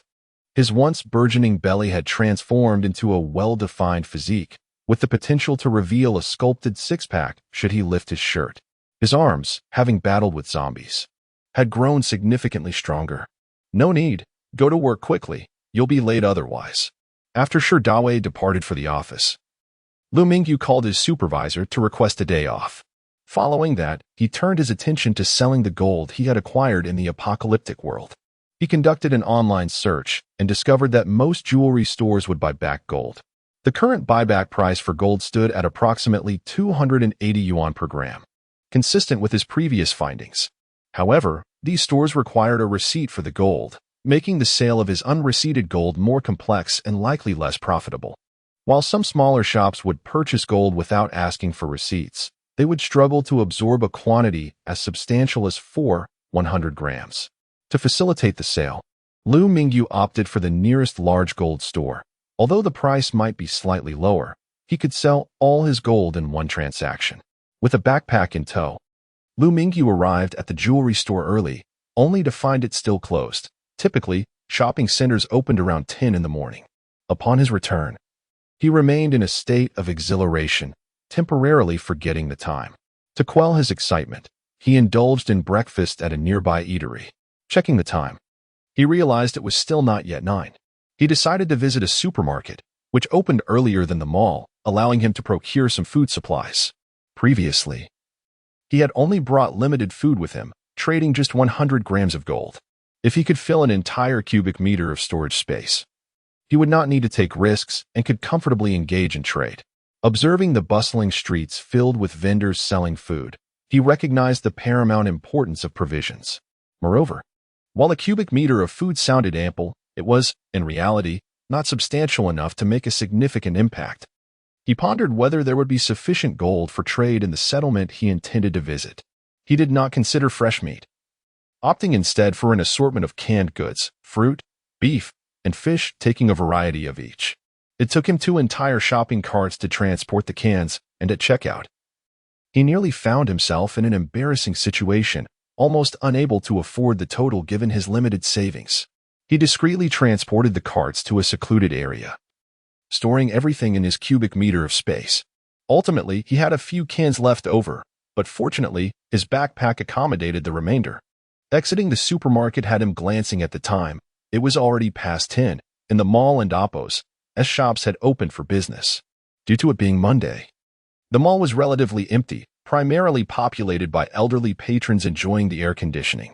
Liu Mingyu entered the jewelry store, and as soon as he stepped inside, the sales assistant greeted him with a bright smile, showing no disdain for his ordinary attire. "Sir, please feel free to browse, and if you find something you like, I can assist you in trying it on." "Thank you. Do you buy back gold here?" Liu Mingyu inquired, opening his backpack and pretending to retrieve a bag. when in reality he accessed it from his storage space. The sales assistant fetched a sign. We do buy back gold. The current rate is 285 yuan per gram. If the gold was purchased from our store, the rate increases to 290 yuan per gram. You may refer to the price list for additional details. Liu Mingyu opened the bag to reveal its golden contents, smiling as he asked, "Could you summon your manager?" In that instant, the sales assistant was momentarily taken aback. Glancing at the backpack Liu Mingyu carried, her thoughts racing, was this a bank heist? Of course, sir. Please follow me. Recognizing the matter was beyond her purview, she promptly led Liu Mingyu to a private room. Sir, please have a seat. Our manager will arrive shortly. She poured a glass of water and gently closed the door behind her. Once outside, the sales assistant excitedly relayed to her colleague, Yuan and Appos, "Do you believe it? That gentleman appears to be quite wealthy, carrying an entire backpack full of gold." Are you joking? Do you know the density of gold? A backpack full of gold would be impossible to carry. Even that one bag of gold is quite a lot. A bag of gold? Indeed, that is considerable. Do you think he might be robbing the store? Who cares if he is or not? Look at his demeanor. He hardly resembles a robber. One cannot judge by appearances. All types of individuals exist. All right, enough chatter. We must find the manager to handle this. Seated in the room, Liu Mingyu could hear every word exchanged outside. Not due to poor sound insulation, but because of his exceptional hearing. An ordinary person would struggle to catch such details even with utmost concentration. Well, being mistook for a robber is a new predicament. It seems he must exercise caution in future gold transactions. Chapter 13. The millionaire Liu Mingyu did not wait long in the room. After a short while, a striking woman entered. Clad in a tailored black blazer and a kneeling fitted skirt, her long legs accentuated by black stockings. With an air of professionalism and a short hairstyle, she introduced herself. Hello, sir. I am manager Wang of this establishment. I have heard that you possess a considerable amount of gold for sale. After her introduction, Liu Mingyu nodded and replied, I am Liu. I indeed have a substantial quantity of gold to sell. I wonder if your store is capable of accommodating it? Manager Wang smiled and continued. I trust you have reviewed our price list. As you may know, we only accept gold of at least 99 purity, also known as pure gold. Naturally, it is pure gold. All of this was crafted into ornaments during the apocalypse, so I have no concerns regarding its purity, Liu Mingyu assured her confidently. Manager Wang poured the gold from the bag onto the table. Alongside 5 small gold bars, there were various styles of jewelry. A thought crossed her mind. Mr. Liu, could you provide invoices for this gold? Liu Mingyu shook his head. I do not have any invoices. This gold has been passed down through my family for generations. He was aware that acquiring invoices was unlikely, having obtained the gold during tumultuous times. He had mentally prepared himself for the possibility of being shortchanged without documentation. Your family must have a gold mine to possess such a fortune, Manager Wang remarked, her expression faltering. Without invoices, we will need to adjust the price downward. In truth, gold stores have methods to handle transactions without invoices, but it is uncommon for individuals to present such large quantities of gold as Liu Mingyu did. Currently, our purchase price is 280 yuan per gram. I can offer you a discount of 10%, bringing it down to 252 yuan per gram. To simplify, let us just say 250 yuan per gram. No, that sounds unappealing. I will lower it to 249 yuan per gram. How does that sound? Liu Mingyu calculated the price and promptly responded. That sounds agreeable. Excellent, Mr. Liu. Once we verify the gold's authenticity, we can proceed with that price, Manager Wang said cheerfully. With a testing device brought in, it was confirmed that the gold was indeed pure. Manager Wang's smile radiated like a flower blooming at dawn as she announced, Mr. Liu, you have a total of 4,158 grams. At 249 yuan per gram, that amounts to 342 yuan. To simplify, let us round it to 1040. 000 yuan. Would you prefer the funds transferred to your card or through Alipay? Please transfer it to my card. Despite maintaining a calm demeanor, Liu Mingyu's hand trembled slightly when he heard the figure of 1,040,000 yuan. Remain composed. This is merely the beginning. Just look at yourself. A million has you flustered. What will you do when the amounts reach tens of millions or even hundreds of billions? After a moment of excitement, Liu Mingyu steadied his emotions. Manager Wang took his card to complete the transaction. Shortly thereafter, a notification chimed on Liu Mingyu and Oppo's domestic phone. XXX Gold Store has transferred 1,040,000 yuan to your savings account ending in 2298. Available balance 1,040,058. 21 yuan. XX Bank. Wonderful. I am finally a millionaire. As he prepared to leave, Manager Wang warmly invited him to return. Observing the enthusiastic demeanor of the sales staff, Liu Mingyu felt that he might never escape the store. Being a man of ambition, yet lacking courage, Liu Mingyu, a reclusive fellow who had never dated, found himself unprepared for such flirtation. With newfound wealth, he decided he deserved a treat. Noticing the time was already 11:30, he picked up the phone and dialed Dawei. Brother Wei, come to the Jinjiang International Hotel. I'm treating you to a feast. Jinjiang International Hotel? You've struck it rich? Haven't you? Why go to such an expensive place? Dawei exclaimed, his surprise evident. While he often accompanied his superiors to various dining establishments, he had never been to such a luxurious venue, where meals could start at 10,000 yuan. You should come. If you don't say I didn't invite you next time. Of course, I'll be there. It would be foolish not to. After hanging up, he called for a ride and arrived at the hotel entrance. Upon stopping, a doorman promptly opened the door for him. Inside, the opulent decor dazzled the senses, highlighted by a towering 4-meter tree sculpture that commanded attention. The service at this international hotel was impeccable. They showed no impatience towards Liu Mingyu, who was dressed modestly. Upon entering, a receptionist approached with a polite inquiry. Sir, are you here to stay or to dine? To dine. Please reserve a private room for me. Do you have a reservation? I do not. Can I make one now? I will check for you. After inquiring at the front desk, the receptionist returned with a polite smile.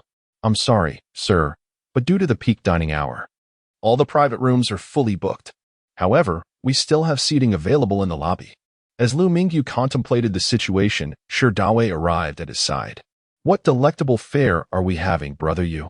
Liu Mingyu sighed. I had hoped to treat you in a private room, but it seems there are no vacancies. Shall we settle for the lobby this time? Next time, I promise to invite you for the finest dishes in a private setting. Is there really no alternative? I recently discovered a particularly delightful restaurant. Let us go there instead. We can save the high-end dining for another occasion, Dawei joked. Realizing that Liu Mingyu might be seeking a distraction after his earlier excitement. Knowing each other well, Dawei could estimate Liu Mingyu and Oppo's financial standing. Dining at such an establishment, where prices typically exceeded 10,000 yuan, could be perilous without a reservation. The restaurant Dawei suggested was indeed renowned for its unique offerings, and Liu Mingyu was eager to enjoy a meal there. He turned to the receptionist and expressed his gratitude. Thank you for your assistance. We will visit again. It was evident that the prestigious hotel harbored no disdain for Liu Mingyu's decision to leave without dining there, as the receptionist maintained her professional smile. We look forward to your next visit. Thus, Liu Mingyu's grand feast at the Jinjiang International Hotel did not materialize. Instead, the two friends enjoyed a delightful meal at the charming little restaurant Dawei had recommended. Chapter 014. A new mission in the afternoon. Dawei still had to go to work. The two refrained from drinking and ordered a table filled with specialty dishes, indulging in a hearty meal. Ultimately, the total cost of the meal amounted to 500 yuan, which seemed a tad extravagant for two diners. However, if that 500 yuan covered an array of 10 or more dishes, it would no longer be considered expensive. Brother Wei, since we couldn't dine at the Grand Hotel this time, I'll be sure to make a reservation next time, Liu Mingyu promised. Not a problem. Once you become a big boss, I shall certainly join you, Dawei replied. In Dawei and Oppo's eyes, Liu Mingyu was merely putting on a front, clinging to pride without revealing the truth. Not wanting to burst his bubble, he noticed Liu Mingyu appeared spirited and in good health, prompting him to ask, Are you heading to work this afternoon? Liu Mingyu waved his hand dismissively. Not today. I and Oppo's taken a day off and have other matters to attend to. Recalling the can stored in his space, he felt a headache coming on, as he needed to find a way to remove the labels and production dates. Otherwise, bringing them into the apocalypse tomorrow would lead to complications. Daowei returned to work, while Liu Mingyu headed back to his dormitory. The entire afternoon was spent meticulously unpacking the cans and using sandpaper to erase the production dates and other information. By the time Daowei and his colleagues returned from work, Liu Mingyu had just finished organizing all the cans. Phew, what a hassle. I spent an entire afternoon on cans that don't even fill a cubic meter. What will I do when the quantity increases? I and Oppos, LL waste even more time. He resolved to seek out small workshops for cans without production dates in the future. Most small workshops had abysmal production conditions. But Liu Mingyu did not intend to consume these cans himself. He planned to sell them in the apocalypse, in a world where any meat was a luxury. Sanitation standards were hardly a concern. Of course, Liu Mingyu thought he should look for workshops with better production conditions. If he acquired some funds in the future, perhaps he might even consider buying one. That evening, he stayed comfortably in his dormitory, checking the system for any special updates, but found only the three usual interfaces. The personal information, taskbar, and shop sections were all barren, with the icon for his traversal ability still cooling down. After a peaceful night's sleep, he rose promptly at 7:30 the next morning. After refreshing himself, he returned to his room, donned his clothing, and gathered his tools. With a surge of energy, he activated his traversal skill and transitioned from the realm of reality into the apocalyptic world. The range of his traversal was random. The first time he landed on a roadside, the second in a hotel, and the third in a residential community. Although the precise extent of this random range remained unclear, his previous experiences suggested it was quite broad. Having undergone several traversals, Liu Mingyu had grown accustomed to the discomfort they brought. He prepared himself for an immediate attack. But upon opening his eyes, he found himself amidst a horde of zombies. Surely not. What terrible luck to be thrust into a zombie throng. He instinctively grasped a nearby iron spear, ready to strike at the nearest undead. Suddenly, he sensed something amiss. The creatures surrounding him were not zombies, but rather actual humans. Passers-by glanced at Liu Mingyu, startled as he brandished the iron spear, quickly retreating from his vicinity. Awkwardly, he realized he had unexpectedly landed in a survivor and Oppos' base. Thankfully, he refrained from a violent outburst. Otherwise, he would certainly have been apprehended by the local guards. The last time Liu Mingyu returned from the apocalypse was during the evening. When he re-entered the realm of reality, time had stood still in that world. Thus, despite having traversed to the apocalyptic realm for the fourth time, only a single day had passed there, while 3 days had elapsed in the real world. After surveying his surroundings, he discovered he had arrived at the outskirts of the Jiahong settlement. It appeared that the range of his random traversal was not extensive, remaining confined to this area.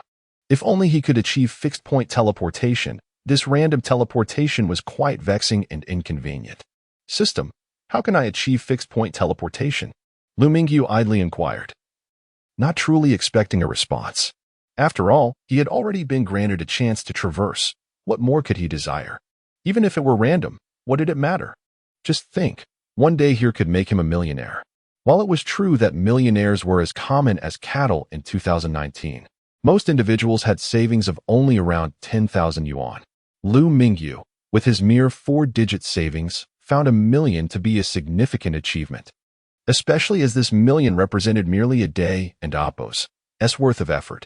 Contemplating the multitude of cans in his storage space, he felt a swell of satisfaction. Having achieved the status of a millionaire, the ambitions of becoming a multimillionaire or even a billionaire did not seem far-fetched. Completing a task can grant fixed-point teleportation, a cold, mechanical voice reverberated in his mind. What? Is that truly possible? Liu Mingyu exclaimed with joy, relieved that he would no longer have to traverse in fear of landing in a horde of zombies. Completing a task is necessary, but what task? Yesterday, he had checked the taskbar and found no new assignments. Until now, he had completed only one task, which was unlocking his storage space. Actually, it should be 2 tasks. The first was the initial experience of the apocalyptic world, and the second was the mission to eliminate zombies. Had the tasks refreshed? Upon opening the taskbar, he was greeted with a new assignment. Task 1. Acquire a 100-gram level 2 energy crystal. Task reward. Fixed-point teleportation technology. Is the system attuned to my thoughts? How fortuitous. Liu Mingyu mused. I merely need a level 2 energy crystal. It seems quite feasible. Fixed-point teleportation technology. Here I come. Originally, Liu Mingyu intended to set up a stall in the outer city to exchange some cans for energy crystals, but unbeknownst to him, the sun had already begun to set. Stall vendors along the roadside had already packed up, and foot traffic had dwindled significantly, leaving only a few stragglers. He would have to wait until tomorrow to rent a stall in the inner city. As the abundance of cans in his storage space could not be consumed by the outer city and Oppos, as populace, he needed to seek consumers from within. In this apocalyptic world, the lower echelons of society faced even harsher conditions than before, while those at the top enjoyed a significantly better existence. The majority of energy crystals resided in the hands of a select few within the inner city, and perhaps the level 2 energy crystal required for his task could be procured from them. Level 2 energy crystals were only produced by special zombies, and these creatures were not something ordinary individuals could easily withstand. Special zombies did not refer to a single type of undead, but rather a collective possessing various skills. Some might possess immense strength, others incredible speed, while certain ones might even boast impenetrable armor. Some special zombies could even control other zombies. In short, each special zombie was a formidable opponent. Encountering a special zombie meant being surrounded by numerous ordinary zombies, which contributed to the scarcity of level 2 energy crystals. Before venturing into the apocalyptic world, Liu Mingyu had already rested for a night. At this moment, he felt far from tired. However, there was little to do in the dead of night. After asking around, he found a hotel and settled in. When it came time to pay, Liu Mingyu felt embarrassed once more, for he had long exchanged all his energy crystals for gold, possessing not a single gram. Ultimately, he traded a can of fish to secure a night's lodging. Chapter 15. The Outer City Trading Hall, what is referred to as an inn, upon entering the room, reveals itself to be merely a small chamber. Inside, there is nothing but a bed. To think that in such a room, I would be asked for a can of fish as payment. It is no wonder that the young cashier's eyes sparkled with delight when she saw me produce the can. She snatched it away with eagerness, fearing I might change my mind. A single can of fish could fetch a decent 50 grams of energy crystal in the inner city without much difficulty. Well, considering that one can of fish sells for merely a little over 10 yuan in the supermarket, I felt somewhat comforted. After a brief respite, Liu Mingyu found himself restless in the room. Having just rested, he could hardly sleep again. Aside from the iron spear, which was too long to fit into his storage space, all his other belongings were stored away. He decided to leave the spear in the room and headed to the inn and Oppos' front desk. Upon seeing Liu Mingyu approach, the young cashier appeared flustered, apprehensive that he might be dissatisfied with the room and wished to check out, which would mean losing the coveted can of fish she had long admired. Liu Mingyu offered a warm smile and reassured her, "Do not worry, I am not here to check out." Relieved by his words, the cashier smiled back, "Sir, is there anything I can assist you with?" "Well, are there any entertainment venues nearby?" Liu Mingyu asked, seeking a place to gather information about this world, as such places tend to be bustling with chatter. The young cashier instinctively took a step back at his question. In this post-apocalyptic world, life was worth little, especially in the outer city, where danger lurked in every shadow. Could this person before her be one of those individuals?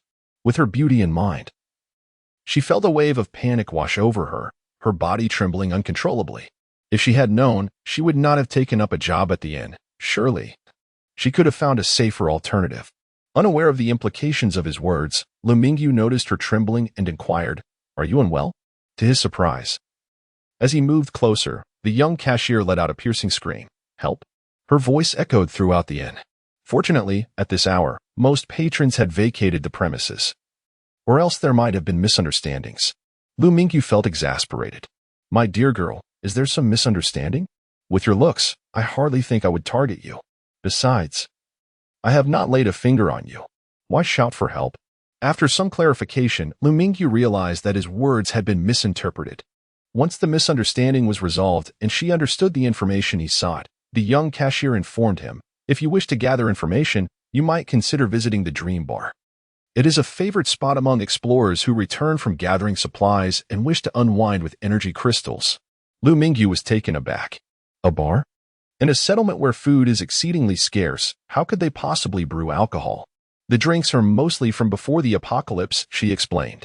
The owner of Dream Bar, Huangqing Yuan, ran a brewery in the inner city before everything changed, and some of the beverages are sourced by explorers. Is the brewery located in the industrial zone? Surely they are not using industrial alcohol? He inquired. That, I cannot say, she replied. Thank you for your assistance. This can of peach preserve shall serve as your reward. Liu Mingyu said, smiling as he handed her a can from his bag. Thank you, she exclaimed joyfully, though she mused inwardly that had it been a can of fish, it would have been even better. What was that? Liu Mingyu asked, having not heard her last remark. The young cashier pulled 2 small energy crystals, roughly the size of soybeans, from her pocket and offered them to him.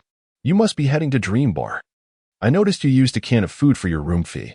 I assume you lack energy crystals. Please, take these 2. Liu Mingyu declined. The 2 tiny energy crystals would suffice for her survival for 2 days in this world, and judging by her appearance, it seemed to be all she possessed. Thank you. But I cannot accept.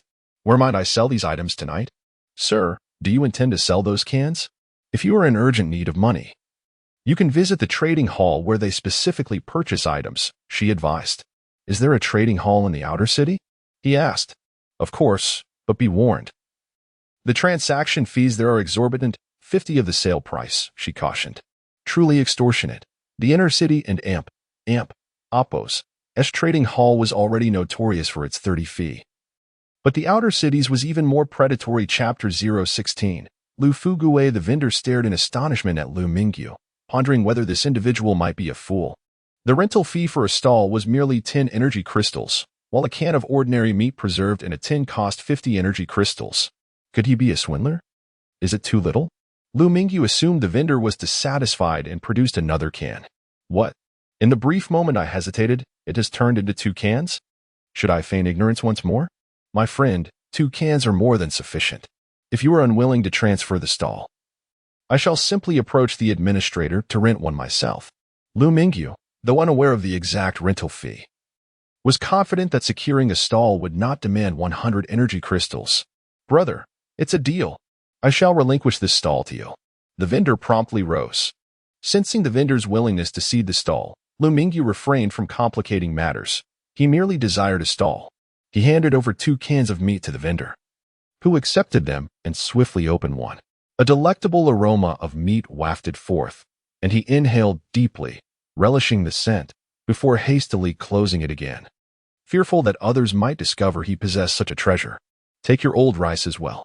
For Liu Mingyu, the stale rice held little value, and even if sold, it would fetch a meager price. However, for the vendor, those 5 pounds of rice could sustain him for several days, possibly even a fortnight if rationed carefully. He resolved that upon returning home, he must prepare a pot of fragrant rice, a delightful meal paired with the canned meat. Just the thought brought him joy. He quickly gathered the stale rice and departed briskly, anxious that Liu Mingyu might reconsider, leaving behind an empty stall. Liu Mingyu then laid out all the cans from his backpack, having transferred them from his storage space. Given the exorbitant transaction fees in this area, he aimed to amass some cash, and a backpack filled with cans would suffice. Concealed beneath the backpack were 10 cans each of beef, fish, and fruit. The 30 cans were neatly displayed on the stall, instantly attracting the attention of the surrounding crowd. Good heavens, has he stumbled upon a warehouse? Before the apocalypse, canned food was rarely purchased by typical households, and even if they did, it would only be a few cans. A person like Liu Mingyu, presenting 30 cans at once, must have found a canning warehouse, otherwise, it would be improbable to possess such a bounty. Moreover, individuals who ventured to sell such a quantity in the outer city trading hall were exceedingly rare. The volume of goods was sufficient to justify paying the entry fee to trade in the inner city hall, as transactions here were undeniably wasteful. Liu Mingyu cared little for their speculations. He was solely focused on raising sufficient funds to initiate his ventures. Had he known earlier, he should have reserved some energy crystals while in the inner city. Walk by and don't miss out. Various canned goods for only 50 energy crystals each. But supplies are limited. Liu Mingyu opened 1 can of each type, releasing an enticing aroma into the air. For those living in the outer city, 50 energy crystals was not a trivial sum, and although many gathered, none approached to purchase. Borrowing several plates from a neighboring stall, He poured the contents of the cans onto them, intensifying the savory scent that stirred the appetites of passers-by. Not buying? No problem. My brother invites you to sample for free.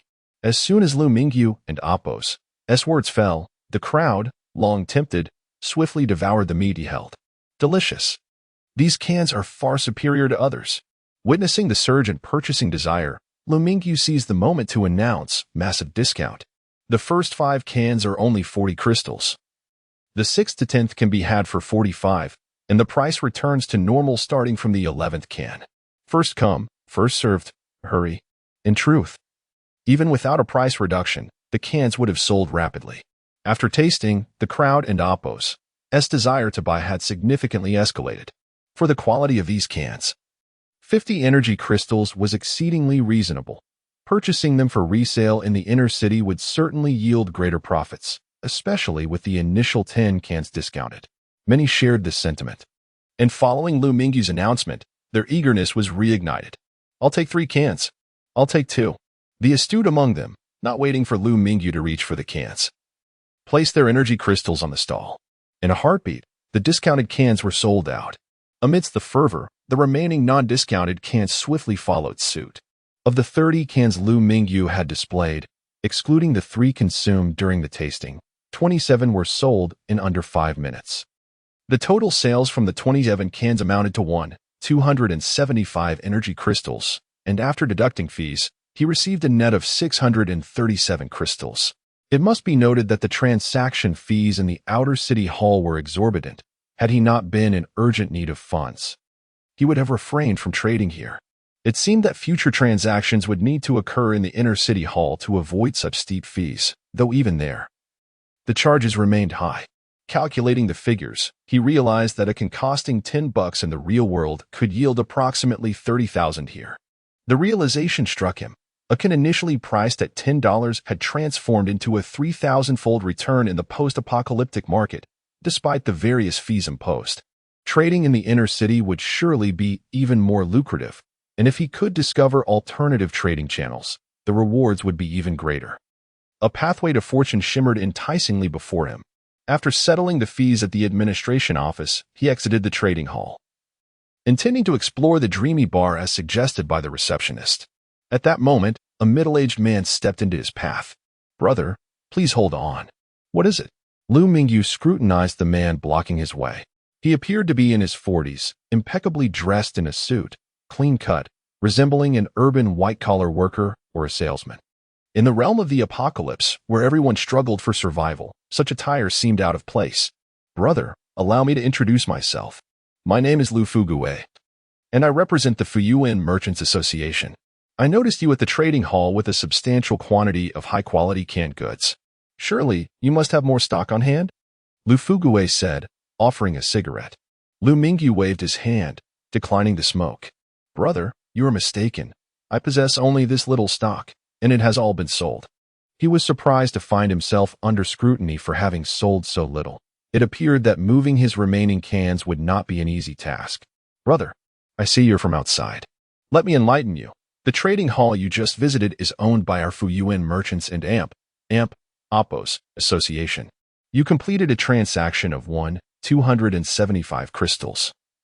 But in the outer city, you are liable for half the fee. In the inner city, however, the fee is only 30%. Wood and Apos, did that allow you to earn more?"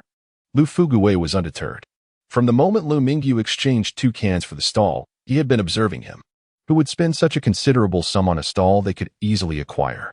Such a person was either a fool or merely testing the waters. Surely, he had a substantial supply of cans, likely sourced from a pre-apocalyptic warehouse. If indeed it was a large warehouse, it would contain a wealth of rare goods. Of course, these were merely his conjectures. Chapter 17. The Dreamy Borrow. Do you have other channels? Liu Mingyu recalled that Liu Fuguwei had just mentioned that the trading hall belonged to the Fuyuan Commerce Association. It dawned on him that during the introduction of the Jiahong settlement by Liu Haiping and his companions, they had mentioned the Fuyuan Commerce Association. He had not anticipated that the trading hall was entirely under its purview. However, upon reflection, it made sense to impose such exorbitant transaction fees in this settlement. It was likely that more than just the Fuyuan Commerce Association was involved, and others probably had a hand in it as well. Noticing Liu Mingyu's interest, Lu Fugui was about to speak, but Liu Mingyu interrupted him. If you are going to mention the inner-city trading hall again, I'm afraid I must decline, as I have other matters to attend to. Lu Fugui chuckled awkwardly. Brother, this is not the place for discussion. How about we head to the Dreamy Bar and find a private room to talk? In truth, Lu Fugui understood that if Liu Mingyu had indeed secured a significant warehouse, he would hardly be trading at the inner-city trading hall. Although the inner city offered lower fees than the outer city for high-value goods, it still amounted to a considerable sum. The inner city trading hall merely provided a platform for casual transactions. Those with true power would not resort to such places for trade, preferring direct negotiations instead. In the apocalyptic world, strength was paramount. Lacking power meant enduring the exploitation of others. The Dreamy Bar was precisely where Liu Mingyu intended to go, and it would be an opportune moment to learn more from this unusual visitor. With that thought, Liu Mingyu readily agreed. Then I shall follow your lead, Boss Liu. Excellent. Brother, let us take my vehicle, Lu Fugui gestured, summoning a car he had never seen before. Its design exuded a futuristic aura, reminiscent of concept cars from the real world, as he opened the door and invited Liu Mingyu inside. Since he was preparing to inquire about information from Lu Fugui, Liu Mingyu felt no apprehension about potential deceit. Moreover, with his ability to traverse back at any moment, he remained remarkably composed as he entered the vehicle. Once inside, Lu Fugui refrained from discussing the canned goods and instead began to share the background of the Fuyuan Commerce Association, which aligned closely with what Liu Haipeng and the others had previously mentioned, albeit with some minor differences. The most surprising revelation was that Lu Fugui was, in fact, the younger brother of Lu Fuyuan, the head of the Fuyuan Commerce Association. Liu Mingyu was intrigued, as one of the 5 prominent figures in the settlement. Why would Lu Fugui abandon the comforts of the inner city to venture into the outer city? The trading hall was not far from the Dreamy Bar, merely a street apart. Their conversation flowed easily, and soon they arrived at their destination. Stepping out of the vehicle, Liu Mingyu gazed up at a 10-meter-high neon sign, boldly displaying the name of the bar, visible throughout the outer city. Upon entering, they were greeted by the lively atmosphere of the evening. The central hall resonated with raucous music, and patrons danced wildly. As the sole bar in the outer city, the Dreamy Bar was perpetually bustling, a fact that correlated with its remarkably low minimum spending requirement. One could indulge in a night of revelry simply by purchasing the cheapest drink, priced at a mere 10 grams of energy crystal, making it incredibly affordable. Many who had earned money at the trading hall flocked to this venue to unwind and relieve their stress. What a pity that we cannot enter the inner city. Otherwise, I would take you to the Golden Emperor Bar, which is truly a realm of opulence. Lu Fugui remarked as he skillfully produced a card and handed it to the receptionist. Please reserve a sky-level private room for me. Although the Dreamy Bar catered primarily to ordinary patrons, it still offered discreet private rooms. These rooms were categorized into 3 levels: Sky, Earth, and Human. The minimum expenditure for a human-level room was 50 grams of energy crystal, for an Earth-level room it was 100 grams, and for a Sky-level room, it was 200 grams. Had Liu Mingyu known that Lu Fugui and Appo's Sky-level room cost a staggering 250,000, he would have felt a pang of regret, not for Lu Fugui's expenditure, but for the realization that such a sum could have been better utilized in direct collaboration. Unbeknownst to him, Lu Fugui was equally troubled by the expense, despite being Lu Fuyuan and Appo's brother. He had just spent 200 grams of energy crystal without having seen anything of value yet. Under the guidance of the staff, they ascended to the 10th floor, the top level of the building, where the sky-level private room awaited. The opulence of the room was on par with that of a 5-star hotel as presidential suite, if not surpassing it. No, it should be said that the sky-level room contained numerous high-tech amenities that even presidential suites lacked. As soon as they settled in, a line of young women entered, greeting them in unison. Good evening, boss. Liu Mingyu glanced around, noting that the women were quite attractive. A remarkable feat considering the harsh realities of the apocalypse. Have I stumbled into an unspoken agreement? Liu Mingyu mused. In the real world, he had attended many dining events with his superiors, where he merely served as eye candy. As for the post-dinner activities, he had never been a participant. This was his first encounter with such an arrangement, leaving him feeling somewhat awkward, yet he forced himself to maintain a facade of calm. Brother Liu, would you like to choose one? Or perhaps all of them? Liu Fugui gestured toward the line of women. As a reclusive individual, Liu Mingyu found himself at a loss before such an overwhelming proposition. Though he often spoke playfully, he was uncertain how to engage in this scenario, especially given the apocalyptic context, where the risk of infection loomed. He quickly waved his hands, saying, Boss Liu, I have no need for that. We must focus on the main matter at hand. Are you truly certain? Liu Fugui pressed. Indeed, I truly do not require it. Very well then, you may leave. Liu Fugui conceded, feeling somewhat embarrassed himself. He could easily find such company in the inner city, where even finer options were readily available. For now, it was best to prioritize their discussion. Once the women departed, Liu Fugui straightened in his seat and said, Brother Liu, I and Appos, VE already introduced myself outside the trading hall. I trust you are aware of our Fuyuan Commerce Association's capabilities. Certainly, I am aware, Liu Mingyu replied, sipping his tea. However, if you continue to operate under the inner city trading hall and Appos' guidelines, there is little point in further discussion. That is not the case, Liu Fugui reassured him. It ultimately depends on the goods you possess. I am curious to know how many cans you have on hand. Liu Fugui retrieved a can of fish from the side, one he had purchased from Liu Mingyu previously, alongside canned beef and fruit. He had acquired one of each, while most others favored the meat-based cans. Liu Fugui was particularly interested in the fruit cans. It was not that he failed to recognize the value of the meat cans in the inner city. Meat cans were relatively common. However, fruit cans were a rare find. In this apocalyptic world, not only was food scarce, but fruits were also essential for human sustenance. For those in the outer city, simply having enough to eat was a challenge. Meat provided vital nutritional value. Conversely, for the upper echelons of the inner city, they were typically well-fed, and once satisfied, they sought greater indulgences, with fruits serving to replenish the vitamins their bodies lacked. Chapter 018.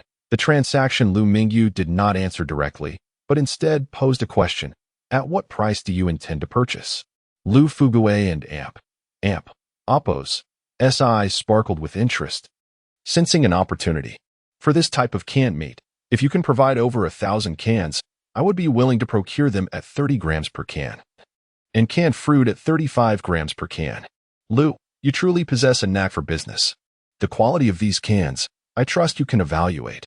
Once I take them to the trading hall in the inner city, I could easily sell them for 50 grams per can.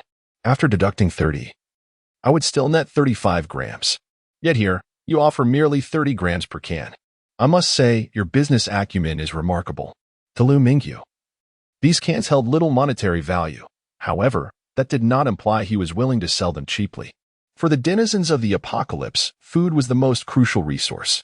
Liu Fugui, unfazed by Liu Mingyu and Appos' remarks, displayed an impressive resilience.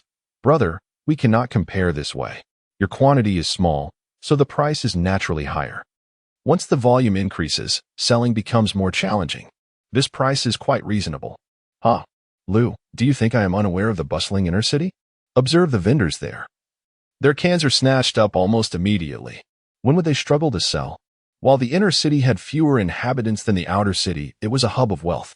If one could enjoy a delicacy, they would not quibble over a reasonable price. Let us do this, Liu Fugui suggested. I want to belabor the point. We are both reasonable individuals. Regardless of the type of canned goods, I will procure them at 40 grams each. This is certainly more favorable than what you would receive in the inner city. The most significant advantage is that you won't need to shout for buyers in the trading hall. You can simply deliver to us and comfortably collect your payment. Liu Fugui understood that acquiring cans of this quality at 30 grams was unfeasible. Securing them at 40 grams, however, would allow for a reasonable profit margin. If merely advertising could generate income, many would undoubtedly pursue it. Hiring someone to promote my goods is quite simple, Liu Mingyu chuckled. That. Liu Mingyu interrupted Liu Fugui, continuing, if you agree to one condition, we can proceed with this price. What condition? Speak freely, as long as I can fulfill it. I shall do so without hesitation, Liu Fugui replied, his interest piqued. It pertains to the possibility of trading with secondary energy crystals, Liu Mingyu stated, recalling his task of acquiring 100 grams of secondary energy crystals. If he could obtain them from the Fuyuan Chamber of Commerce, it would fulfill his mission, as the task description did not specify that he must obtain them through combat. Secondary energy crystals? That might be a bit challenging. I do not have any. Liu Fuguei replied, his expression indicating difficulty. In the settlement, transactions were conducted using primary energy crystals, which were found in ordinary zombies, while secondary energy crystals were harvested from special zombies. Encountering a special zombie and escaping unscathed was a stroke of luck, let alone confronting them. None? Then let us amend the terms. 2/3 of the payment can be made in gold, Liu Mingyu proposed. Feeling regretful that the largest merchant in the settlement did not possess secondary energy crystals, would he truly have to slay a special zombie? That can be arranged. The market rate for energy crystals to gold is 1.5, but I can reduce it to 1.6, Liu Fuguei readily agreed. Having someone to help him liquidate gold was a boon, and he was eager to accept a generous discount, as the value of gold was steadily declining. If he did not act now, when would he? Liu Fuguei then inquired, how many cans do you have, brother? Whatever quantity you desire, Liu Mingyu replied with a smile. Liu Fuguei was taken aback. What? Brother, did I hear you correctly? Just kidding. I have about 1,500 cans on hand, Liu Mingyu clarified. 1,500 cans is ample. You should have more in reserve, brother, Liu Fuguei said cheerfully. Let us settle this transaction first, Liu Mingyu suggested. Indeed, we must familiarize ourselves with the process. Come, brother. Let us toast to this deal. Liu Fuguei raised his glass. After finalizing the transaction, the two engaged in some initial conviviality, taking turns to drink. However, Liu Mingyu remained restrained, aware of his limits. He merely sampled a sip, unwilling to risk an untimely demise. Liu, may I inquire something? Do you know where I might procure secondary energy crystals within this settlement? Secondary energy crystals? You have been inquiring about them since earlier. Are you planning a project? Never mind. I won't pry. I have seen secondary energy crystals before, at General Li Haifeng's place, but acquiring them from him is no simple task, Liu Fuguei divulged, perhaps feeling emboldened by the drink. No worries, I was merely curious. General Li Haifeng? The powerful figure in the settlement's military? Liu Mingyu mused. It seemed acquiring them would indeed be a challenge. Having gleaned information about secondary energy crystals from Liu Fuguei, he felt his mission to the dream bar was accomplished. The two drank until midnight. After bidding farewell to Liu Fuguei, Liu Mingyu exited, while Liu Fuguei embarked on a lively night ahead. Ridiculous. The premium VIP room has a minimum expenditure of 200 grams of energy crystals. The drinks Liu Mingyu had last night hardly justified such a price. To not utilize it would be a waste. Upon leaving the bar, Liu Mingyu was driven home by Liu Fuguei's chauffeur. Upon returning to the hotel, he found the same receptionist on duty. Sir, welcome back, she greeted him. Liu Mingyu nodded in acknowledgement, opting not to speak as he headed straight to his room. Early the next morning, Liu Mingyu was awakened by a phone call from Liu Fuguei. The smart wristband facilitated local area communication without a base station, akin to a walkie-talkie. Good morning, Liu brother, Liu Fuguei greeted, with his driver having delivered Liu Mingyu back to the hotel the previous evening, thus knowing his address. The agreed-upon transaction point was indeed this hotel. Liu, you are truly an early riser, Liu Mingyu replied, having experienced a restful night for the first time in the apocalypse. Is your cargo ready? Absolutely prepared. I trust you have your funds in order as well, Liu Fuguei signaled to his subordinates, who brought forth several boxes. Opening the boxes revealed a dazzling array of gold, blinding Liu Mingyu and Apos' eyes. As per your request, 2/3 of the energy crystals have been exchanged for gold, totaling 240 pounds, along with 20 pounds of energy crystals. The goods are in my room. Please assist Liu brother in transporting them, Liu Fuguei instructed. The cans, retrieved the previous night, amounted to 1,500, quickly moved by Liu Fuguei and Apos' crew. After both parties confirmed the quantities, Liu Mingyu grasped Liu Fuguei and Apos' hand, saying, Liu, it has been a pleasure collaborating. Should you require anything further, do not hesitate to contact me. Likewise, a fruitful partnership. Chapter 019. After Lu Fugue and the others departed, Liu Mingyu placed the gold into his storage space. My goodness, I've struck it rich. 240 pounds of gold.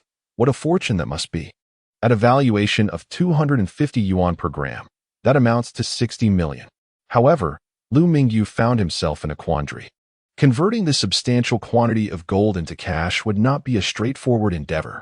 No gold shop would be able to purchase such a vast amount in one go, meaning he would have to sell it in smaller portions.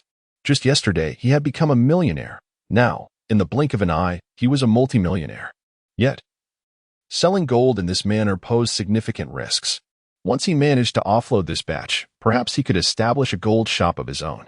This would allow him to sell the gold at a higher price through legitimate channels, alleviating any concerns regarding the gold and Apos' source. If he collaborated effectively with the Fuyuan Chamber of Commerce, he should not lack for gold. After all, in this apocalyptic world, gold's value was not particularly high. Nevertheless, he had to be wary of potential retaliations. The smoothness of this transaction did not guarantee that future ones would unfold similarly. The other party might simply be testing him. If he lacked the necessary strength, he could easily be consumed whole. Establishing his own power structure in this wasteland was essential to safeguarding his interests from being devoured by others. In considering the establishment of a power base, Liu Mingyu recalled the team of Lu Haiping. If he could recruit them, it would bolster his presence and deter any would-be adversaries. He doubted that others would remain indifferent upon witnessing the Fuyuan Chamber of Commerce acquire vast quantities of canned goods from him. If they truly had no designs on him, that would be even better, serving as a precaution against future threats. Unfortunately, Lu Haiping and his crew had only recently discovered a wealth of supplies. He was uncertain whether they would be enticed to work for him. However, it was worth investigating. Their supplies would eventually run low. While he could provide an endless supply of food, ultimately, they would have to make a choice. With this thought in mind, Liu Mingyu activated his smart wristband. A small sprite fluttered in the air, wearing a look of grievance. Master, you haven't visited me in ages. Do you no longer want me? What nonsense. I just played with you for a long time yesterday. Call Lu Haiping for me. At your command, Master. Dialing Lu Haiping now. A moment later, Lu Haiping's figure appeared in midair. Good morning, Brother Liu. How did your night in the inner city go? Liu Mingyu shook his head. Not much to report. I left right after selling my goods and am currently at an inn in the outer city. Oh, that was quick. You didn't take some time to explore the inner city? We were just about to head in to find you today. Lu Haiping was somewhat surprised.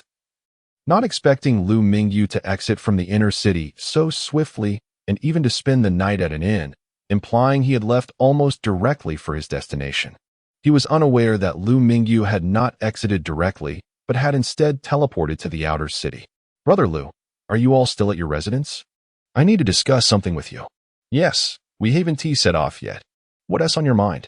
Should I come to fetch you? No need. I have yesterday's address, and I'll arrive shortly. I'd like to take a look at your living quarters as well. All right, we'll wait for you here. Lu Haiping said, turning to a companion beside him. Longzi, hold off on departing for now. Brother Liu will be joining us soon. Liu Mingyu checked out of the inn, grasping his iron spear, and made his way to Lu Haiping's residence. According to the map on his smart wristband, the inn was not far, merely a kilometer away. However, it took him nearly 20 minutes to walk there. The maps on his wristband were outdated, reflecting the world before the apocalypse, and had not been updated since. Although the outer city was built upon the original structures, years of development had altered much of the landscape. Many pathways that were once accessible were now blocked. After searching several locations, he finally found Lu Haiping and Apos' residence. As he walked, he felt as though he had entered a slum, dirty, chaotic, and dilapidated. Along the roadside, he frequently spotted emaciated individuals sitting aimlessly, their fates uncertain. He had initially thought the conditions in the inner city were dire, but this place was even worse. Were it not for the occasional sighting of unfamiliar electronic devices, he might have believed he had stumbled into a refugee camp in Africa. Brother Liu, over here. Lu Haiping called out, waving his hand as he spotted Liu Mingyu approaching. Liu Mingyu smiled broadly and embraced him. Brother Liu, the conditions here are quite acceptable. He was taken aback, He had assumed that Liu Haiping and his team would be living in poor conditions. Yet upon arriving at the entrance, he discovered that their residence was considerably better. While it did not possess the opulence of the luxurious suite he had occupied at the Dreamland Bar the previous night, it was nonetheless clean and appeared decent. It seemed to be a small country villa from before the apocalypse, standing 4 stories high with a courtyard. Liu Mingyu noticed 3 young boys playing with a leather ball in the yard, their laughter echoing joyfully. "Brother Liu, these children must be yours?" "Indeed," Liu Haiping replied. "The eldest is my son, the one in blue is the son of Crazy, and the youngest is the son of Rat." Liu Haiping gestured for the boys to come over. "Come here, lads, this is Uncle Liu." The 3 children approached, greeted him with a polite uncle, and then returned to their game. Upon entering the villa, the hall was reasonably clean and spacious, though cluttered with various items, predominantly electronic devices, which made the space feel somewhat cramped. "These are all Rat's belongings. He has so much stuff that it couldn't fit anywhere else," Liu Haiping explained with a chuckle. "Rat? You mean the one who hacked into the community surveillance system?" Liu Mingyu had a strong impression of him. Rat spent most of his time engrossed in computer work, seemingly indifferent to other matters. Liu Mingyu pondered Rat's capabilities, recognizing that if he wished to acquire advanced technology in the real world, he would undoubtedly need skilled tech personnel. It seemed that the smart wristbands used by their team had also been modified by Rat. While their combat effectiveness was uncertain, Rat and Oppo's expertise with electronics was likely commendable. As he settled onto the sofa in the living room, Liu Haiping poured him a glass of water. "I wonder what brings you here, Brother Liu? Whatever assistance you require, I will gladly provide." Liu Haiping was not so generous with everyone. Had he been, he would not have survived for 5 years in this harsh world or managed to assemble a team. His willingness to assist Liu Mingyu stemmed from his recognition of Liu Mingyu's strength. Aligning with capable individuals made it easier to secure food. Should Liu Mingyu's request prove too challenging, Liu Haiping would inform him in advance, offering help only where he could. Ultimately, the decision of whether he could assist lay beyond mere words. Chapter 20. Employment. Liu Mingyu did not ponder excessively. He merely sought to find an agent. Even if Liu Haiping declined, he could easily seek others, the choice of Liu being predicated on their harmonious interaction the previous day. Curious about the size of Liu and Oppo's team, Liu Mingyu refrained from directly addressing his intentions and instead inquired about the composition of Liu Haiping's group. "Isn't it for my assistance?" he wondered. Why this line of questioning? Is he assessing the team and Oppo's strength? A multitude of questions flashed through Liu Haiping and Oppo's mind. The matter of team composition was trivial, and he responded succinctly. "Our group consists of 13 individuals, 10 adults and 3 children, with 8 capable of combat." His explanation was brief, lacking in intricate detail. As he recognized that Liu Mingyu likely harbored no ulterior motives, yet he remained cautious, aware of the unpredictable nature of their apocalyptic reality. Unbeknownst to Liu Mingyu, in that fleeting moment, Liu had contemplated numerous scenarios. Liu's sole intent was to employ their services, and his inquiry about the team was merely to gauge the food requirements for sustaining such a group. With the notion of seeking others in mind, should Liu decline, Liu Mingyu boldly stated, "Brother Liu, I wish to hire you and your team to assist me." Liu Haiping chuckled at the unexpected proposition. "You wish to hire us? Liu, if you are alone, it would be wiser to join our ranks. I assure you, what I have is shared among us. There are no exceptions in our team. I desire to recruit your assistance, yet it seems I am the one being recruited," Liu Mingyu remarked, unfazed. "Do you think I am in want of food? Returning to the real world, sustenance is readily available. What I lack are hands, individuals to work on my behalf." Liu Mingyu continued, "I genuinely do not require food. I sincerely hope for your cooperation." Liu Haiping responded, "Not need food? In this world, scarcity is rampant. You have seen our team. While we may not possess firearms like soldiers, our combat prowess is formidable, and we wield cold weapons with great skill." Liu dismissed Liu's claims as mere bravado and continued to persuade him otherwise. Liu, however, was at a loss, and from his bag, he produced energy crystals obtained through trade with Liu Fugue. With a decisive gesture, he placed the bag on the table. "I truly do not lack for food." These energy crystals were exchanged for provisions. "Do you believe I would be in want of sustenance?" Liu Haiping had never encountered such a significant quantity of energy crystals. A flicker of envy crossed his eyes, yet he felt no greed. Had an adversary produced such a bounty, he would have seized it without hesitation, however. Seeing his friend present it, he felt only admiration. Though he did not consider himself virtuous, he could not betray a friend. Having known Liu Mingyu for merely a day, he regarded him as a companion, undeterred by the brevity of their acquaintance. In truth, Liu Mingyu's display of the energy crystals served as a test. This bag likely weighed around 10 pounds. Had Liu Haiping needed to earn such a sum, it would take him months. Should Liu be tempted to turn against him for this bounty, Liu Mingyu would resolutely defend himself, even at the cost of his life. Fortunately, Liu and Apos' envy did not translate into any other emotion upon seeing the crystals. Seizing the moment while Liu contemplated, Liu Mingyu pressed, "How about it? Will you assist me? I guarantee your team will receive ample food daily." If sufficient sustenance could indeed be assured, working for another would not be an arduous task. After all, every day was a struggle against the undead, scavenging for food merely for survival. This opportunity aligned perfectly with their needs. Each outing did not guarantee the discovery of provisions. While his current supply was adequate for several weeks, he must remain mindful of future shortages. Liu Haiping and Apos' thoughts raced. He was not alone, but responsible for his entire group. "Brother Liu, this decision cannot rest solely on my shoulders. I must consult my comrades." Although he claimed to seek counsel, Liu had already mentally assented. Prepared to persuade his fellow team members, provided Liu Mingyu and Apos' request did not involve perilous undertakings. "No problem, Brother Liu. I presume you have yet to enjoy breakfast? I have several cans of meat. Feel free to sample them." Liu Mingyu, unhurried, retrieved 5 cans of beef and offered them to Liu Haiping. These cans were remnants from his previous haul, having brought nearly 2,000 assorted canned goods, with several hundred remaining after his trade with Liu Fuguwei. Liu Haiping, beaming, accepted the beef cans and made his way to the kitchen. Once Liu departed, Liu Mingyu began to survey the expansive hall, littered with various components. The array of parts scattered throughout the living area hinted at a technological advancement far surpassing that of the real world. Suddenly, Liu's gaze fell upon an object reminiscent of a hibernation pod. Could this be a cryogenic chamber for space travel, or perhaps a nutrient pod from a virtual game? Upon discovering that this world existed in the year 2115, he had inquired with a companion about the availability of advanced virtual reality games. The answer had been affirmative, much to his delight.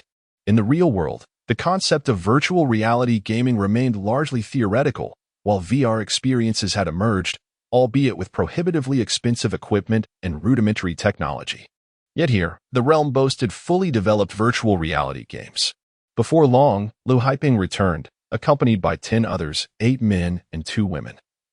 3 men and 2 women of whom Liu Mingyu had not previously encountered. "Boss Liu, we have agreed to your employment offer. All members of our team are present now. There and Apos, no need for us to introduce ourselves further." With acceptance of Liu Mingyu and Apos' proposal, Liu Haiping had shifted from addressing him as Brother Liu to Boss Liu. After a brief introduction, Liu Mingyu discerned their backgrounds. Li Hongtao and He Wenqing were a couple in their 30s. Yang Zhiyong and Yang Jiqiang were brothers, the elder at 25 and the younger at 23. The last was Ma Juanhao and Apos' wife, Li Liping. "Please, have your breakfast first. We shall continue our conversation afterward." Liu Mingyu suggested they eat before resuming their discussion. Yet, where would they find breakfast? It was often a triumph to manage a single meal daily. After yesterday and Apos' successful procurement of resources, they could manage 2 meals. Liu Mingyu prepared a pot of porridge and opened the cans of beef, enjoying the savory meal. "Delicious." Liu Haiping and Apos' son, Liu Wenxuan, exclaimed, savoring the beef in his bowl. "Truly exquisite," echoed others as they praised their sustenance. Liu Haiping observed his son with joy. Nothing surpassed the satisfaction of seeing his child well fed. In that moment, he resolved that as long as Liu Mingyu could provide such food, he would exert every effort to fulfill his obligations. Chapter 21. The virtual helmet. Liu Mingyu declined Liu Haiping and Apos' invitation for breakfast and wandered about the living room, glancing left and right. However, he soon abandoned the endeavor, as he recognized nothing aside from what resembled a nutrient pod from a novel. Had it been a finished product, he might have been able to make guesses based on its appearance, but many items had already been disassembled into parts. Not only did he not recognize them, but even those who had survived in this place would be confounded by the sight of these components. He recalled a program he had watched where elderly individuals were asked to identify the functions of various technological products. The majority could not accurately guess their usage. This was merely a gap of a decade, and already it was so. The disparity between the real world and the post-apocalyptic realm spanned a century, making it understandable that he could not identify them. Liu Haipeng and his companions ate swiftly, particularly with Liu Mingyu waiting nearby, urging them to hasten. Although Liu Mingyu was indifferent to the passage of time, Liu Haipeng and his team could not afford to be lax, having promised to work for Liu Mingyu. They were committed to their responsibilities. Once Liu Haipeng and the others finished their meal and entered the living room, Liu Mingyu pointed to the nutrient pod resembling something from a video game and inquired, "Howzy, is this the virtual reality game and Appos' nutrient pod you mentioned in the car?" "Indeed, but this nutrient pod is broken." "Broken? What a pity. I would love to experience it." Liu Mingyu and Appos' face reflected his disappointment. He genuinely yearned to experience the legendary virtual reality world and ascertain whether it truly felt like being in another realm. In a way, it seemed as though he was already engaged in a virtual reality game. However, he quickly dismissed this thought. Where would a gene evolution potion come from in a virtual reality game? The enhancements his body had received were undoubtedly real. Ma Juanhao found it curious that Liu Mingyu desired to experience the virtual world. Had he never done so before? Though they now faced an apocalyptic era. Prior to the catastrophe, virtual games had flourished over 50 years and were commonplace, utilized across various domains. Perhaps the onset of the apocalypse had deprived him of such experiences for too long, igniting his desire to indulge once more? He did not dwell on it. Assuming Liu Mingyu simply hadn't played in a while, and explained, "If Boss Liu wishes to experience it, I have a virtual helmet in my room. You can give it a try, though it only has local network functionality, lacking additional features." "Really? That sounds wonderful. Please take me to try it." The mere thought of experiencing the fabled virtual reality game exhilarated Liu Mingyu. Under Ma Juanhao's guidance, they made their way to his room. Upon entering, Liu Mingyu was greeted by an array of machines stacked high like walls, a multitude of devices in various forms. After searching through a corner, Ma Juanhao finally unearthed a helmet. "Is this the virtual helmet?" The helmet bore an appearance akin to an ordinary motorcycle helmet, indistinguishable in its exterior, and weighed approximately 2 kilograms. "Boss Liu, you can lie on the bed to experience it." Ma Juanhao assisted Liu Mingyu in donning the helmet and led him to a nearby bed. "How do I begin?" Liu Mingyu noticed no apparent buttons. "I'll start it for you." Ma Juanhao gently swiped his hand before the helmet, and it powered on immediately. Liu Mingyu felt as though he had activated a time-traveling ability. With a blink, his vision transformed. To his astonishment, he found himself in a classroom. At the front stood a white-haired professor, dense numbers inscribed on the blackboard. Liu Mingyu glanced around, taking in his surroundings. Wow, this is astonishingly real. If he weren't aware that he was wearing a virtual helmet, it would be nearly impossible to distinguish this from reality. He pinched his arm, eliciting a sharp sting. The feeling of pain served as a reminder that he was not dreaming. Everything felt so vividly authentic. "Students, please pay attention to the lesson and do not lose focus." Liu Mingyu even heard the instructor addressing him, reminiscent of the little sprites on smart wristbands. The synergy of artificial intelligence and virtual reality unleashed a greater potential, he mused. Liu Mingyu quickly acclimated to the operations within the virtual realm, transitioning between several scenes, each more lifelike than the last. Whether observing, hearing, smelling, or touching, every sensation mirrored that of the real world, leaving no discernible difference. Could it be that the virtual reality technology in this world is so advanced? However, upon reflection, it made sense. Having matured over 50 years, countless previously unimaginable technologies had come to fruition. He recalled the first computer developed in 1946, weighing 30 tons and capable of executing 5,000 calculations per second. After more than half a century of evolution, computers had undergone a radical transformation, especially in the 21st century, where technology had advanced significantly. Indeed, the challenge lies in the initial step, once that first hurdle is overcome. a cascade of corresponding technologies will flourish. Thus, after 5 decades of development, the realm of virtual technology could encompass anything imaginable. Reluctantly, Liu Mingyu exited the virtual world, fearing he might never wish to leave if he lingered any longer. He was not alone in his sentiments. During Chapter 022, Salt, if we could bring this device into the real world, it would surely lead to immense fortune, thought Liu Mingyu, his eyes gleaming with excitement. Is it possible for you to mass-produce this helmet? It's impossible to mass-produce, but I can assemble one or two using discarded materials, replied Ma Juanhao. You can take this virtual helmet and use it. It was evident that Liu Mingyu was quite fond of the virtual helmet, and Ma Juanhao did not retract his offer.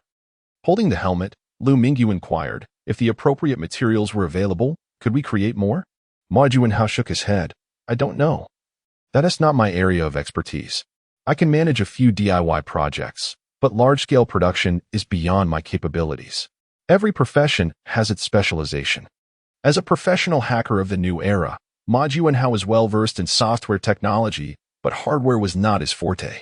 Creating advanced items like virtual helmets or nutrient pods required much more than superficial knowledge. Liu Mingyu did not press further. Merely experiencing virtual reality technology was already quite remarkable. As they were in Liu Haiping and Amp Appos' villa, Liu Mingyu could not store the helmet in a spatial inventory and had to carry it in his hands. Brother Liu, let us head to a place to move some food. Liu Mingyu beckoned Liu Haiping. Sure thing, boss.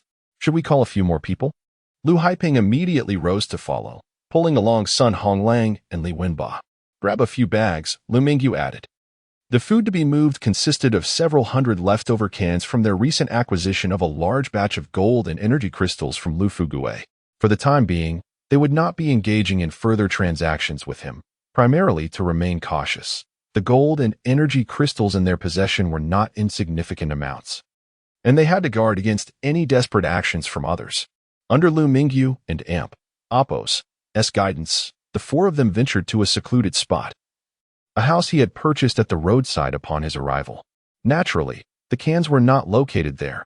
Liu Mingyu merely used the location as a cover. In a discreet manner, he swiftly placed the cans on the ground, and before long, they were all set down. Liu, over here. You all can take these back to the villa, he called to Liu Haiping. Upon arriving, Liu Haiping discovered a multitude of cans from their breakfast, including jars of fruit preserves. Sun Honglang, seeing the food, couldn't he help but salivate. This is fantastic. Fresh fruit. While there were fruit trees near the settlement, they were often stripped bare before the fruit could ripen, and he hadn't savored fruit in ages. Hey, what are you doing? I asked you to help carry, not to eat. This is all the boss's property. Liu Haiping quickly intervened as he noticed Sun Honglang attempting to open a jar of fruit.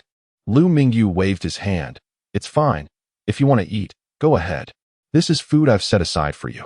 Gratefully accepting Liu Mingyu and Amp Appos' permission, Sun Honglang joyfully thanked him, opened a jar of lychee, wiped his hands on his clothes, and carefully retrieved a piece of lychee flesh, placing it in his mouth.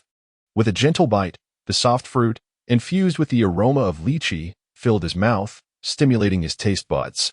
In that moment, he felt as though he had been transported to paradise, involuntarily exclaiming, "So fragrant." After years without tasting lychee, he had almost forgotten its flavor. In contrast to Sun Honglang, Liu Haiping and Li Wenba were not in a much better position. Unlike the meat cans, which were limited to beef and fish, the fruit cans offered a greater variety. Lychee, peach, orange, and more, albeit in smaller quantities. Liu Haiping chose the orange preserves, while Li Wenba opted for the peach. By the end, they even drank the syrup from the jars. Once we're full, it's time to work, Liu Haiping announced, gathering the cans into bags. There were only about 400 cans in total, divided into 3 bags, with each person carrying a little over 100 cans, amounting to around 70 or 80 pounds. For those who had survived in the apocalypse for 5 years, such weight was hardly significant. Liu Mingyu wished to help carry some, but Liu Haiping and the others insisted he enjoy the fruits of their labor, so he refrained. Fortunately, the villa was not far, and after a brief walk, they arrived. Upon reaching the villa, Liu Mingyu distributed the fruit preserves among the others, ensuring each received a jar. Those who received the jars were overjoyed, though not everyone indulged immediately. Some merely tasted a piece before sealing the jars for later. Liu Mingyu said nothing further. In this apocalypse, the importance of food was self-evident, and everyone cherished their provisions. Before we came, I heard you were planning to head to the inner-city trading hall to sell some items. What do you intend to sell? Liu Mingyu recalled their morning conversation. We're planning to trade salt for some food, replied Lu Haiping. Yesterday, Liu Mingyu had joined Lu Haiping and the others in scavenging the neighborhood, collecting a plethora of supplies, but at the time, he had only focused on the gold and had not paid much attention to the other items they gathered. Curiously, Liu Mingyu asked, selling salt? How is the price of salt? Neither in the inner-city trading hall nor the outer cities had he seen anyone selling salt, nor had he found a place to check its price. Lu Haiping retrieved a 500-gram pack of ordinary salt from the kitchen, which was not granular but had melted into a watery substance. A pack like this can fetch about 100 grams of energy crystals. Liu Mingyu exclaimed, is it really that expensive? It's even higher than the price of canned food. The price of salt was twice that of the meat cans. And that's when it's available. Once salt hits the market, it's quickly snatched up. After all, people can forego meat but cannot live without salt, Liu Haiping explained. While one can substitute meat with other grains, there are few alternatives to salt, which is essential for daily life. He continued, in the Jiahong region, most of the salt is imported. Apart from a few areas, most regions lack salt-producing enterprises. Moreover, in the wake of the apocalypse, as social order collapsed, salt became even more precious. Currently, the salt consumed in the settlement mostly comes from supermarkets or households and oppos reserves. Even with careful usage, after 5 years, it has been entirely depleted. The cities are overrun with zombies, making it increasingly difficult to acquire salt. If it weren't for the need to exchange it for other supplies, Liu Haiping and the others would not part with the precious salt they had painstakingly obtained. Check what supplies you are lacking and make a list for me. I will find a way to procure them.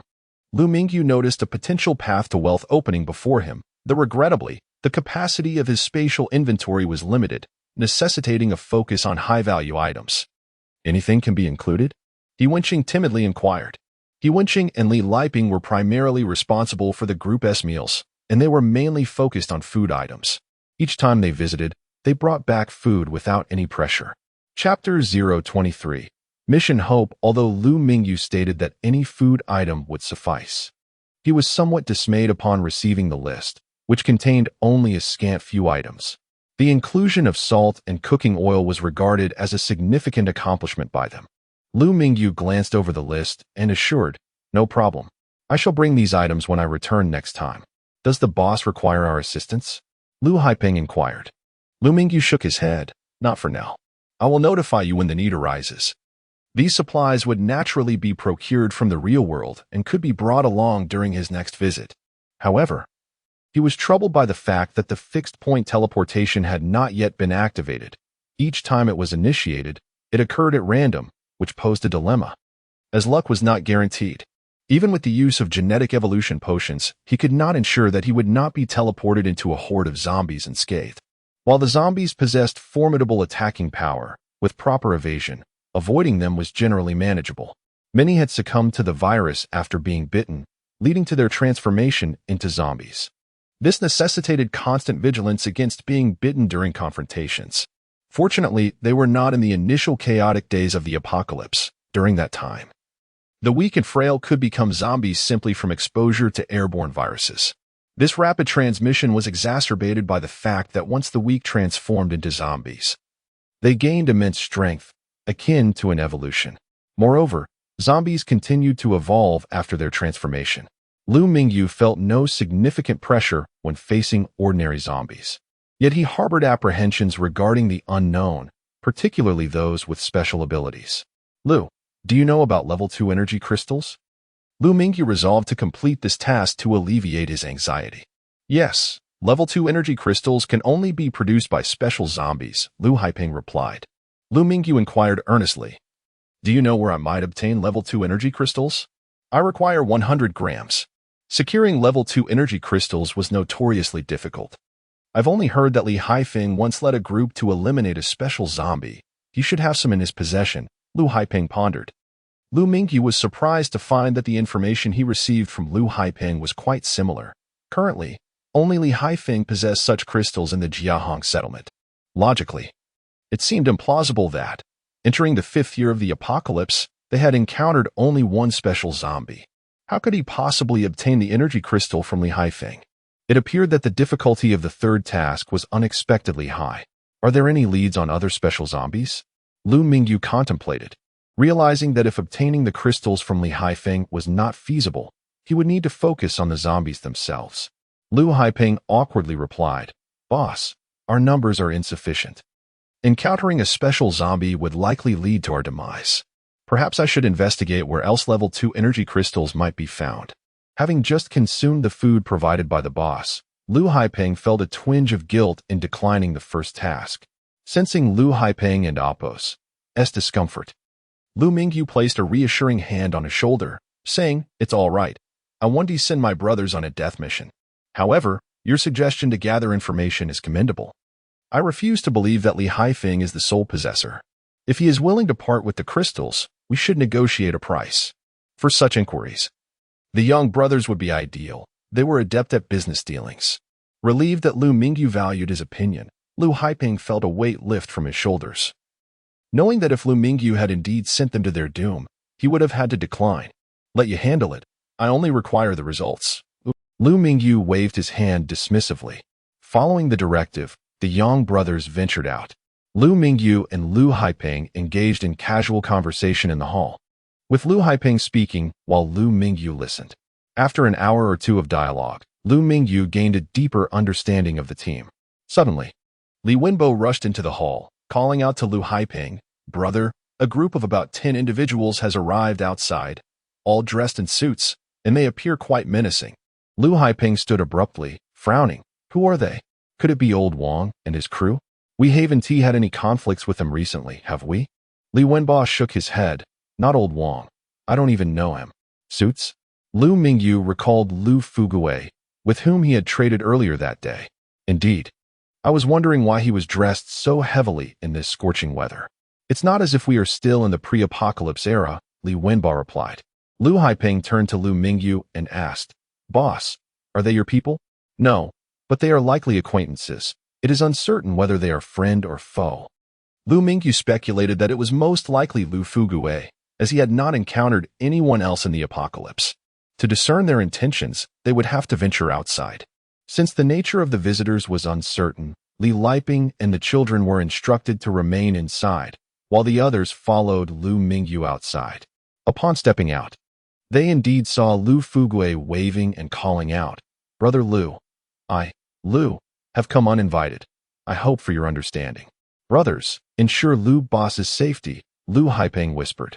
Having previously declined to seek out special zombies, he now felt a pressing obligation to protect Liu Mingyu's safety. In this disordered environment, possessing a villa was no small feat, and Liu Haiping's prowess should not be underestimated. Liu Mingyu approached the entrance, narrowing his eyes. "Liu boss, have you been following me?" "Apologies, but I have significant matters to discuss with Brother Liu regarding collaboration. As you did not leave an address, I had no choice but to seek you out," Liu Fuguwei admitted without denial. Realizing that Liu Fuguwei mistakenly believed this location to be his stronghold, Liu Mingyu chose not to correct him. After all, Liu Haiping and the others were indeed under his command, and he had initially intended for this place to serve as the starting point for his plans in the apocalypse. Despite not denying the situation, Liu Mingyu had long been aware of Liu Fuguwei's surveillance, yet being followed was an unsettling experience. "What significant matters do you wish to discuss?" "If you require canned goods, I have plenty, provided you can offer sufficient energy crystals and gold." Liu Fuguwei waved his hand. "I just returned from the inner city with a sufficient supply of canned goods. However, I have come to share some good news with you, Brother Liu." "What good news?" Liu Mingyu inquired, feigning curiosity. "Didn't you mention looking for level 2 energy crystals?" "I received word this morning that an auction house will soon be selling a level 2 energy crystal. As soon as I learned of this, I rushed to share the news with you," Liu Fuguwei revealed, delivering a piece of information that took Liu Mingyu by surprise. Chapter 024, The Auction What? Liu Mingyu was taken aback. Liu Fugui's revelation was indeed unexpected. Initially, he presumed that Liu Fugui, perceiving him as weak, intended to rob him. To his surprise, Liu Fugui brought news of the second-tier energy crystals. It was hard for him to believe that Liu Fugui harbored no ulterior motives. Yet he reasoned that as long as monetary matters could be resolved, then it was not an issue. Brother Liu, please. There are not only second-tier energy crystals, but also many treasures at the auction. Liu Fugui gestured toward the open car door invitingly. After pondering for a moment, Liu Mingyu nodded. All right. Would it be all right if I brought a few companions? Although this action bore a hint of caution, it was prudent to be wary. In truth, bringing a few people along would not significantly change the odds. Unarmed, they would have no choice but to surrender against those wielding firearms. Liu Mingyu and Appo's true trump card was not them. This was merely a formality, yet a necessary one. Of course, we are going to an auction, not a battlefield. Liu Fugui replied, unconcerned, as he was genuinely seeking cooperation this time. Brother Liu, Brother Ma, accompany me, Liu Mingyu called out as he turned. Liu Haiping quietly inquired. ISN and Appo's, tea too few? Should we call Li Hongtao and the others? Liu Mingyu shook his head. It and Appo's sufficient. They should remain here for protection. Liu Haiping nodded and refrained from further comment. The group boarded the vehicle driven by Liu Fugui, a spacious modified bus with ample seating. Upon entering the inner city, only one entrance was open, the others were heavily guarded. Liu Fugui and Appo's villa was situated somewhat off the beaten path, and it took nearly half an hour of jostling to reach the city and Appo's gates.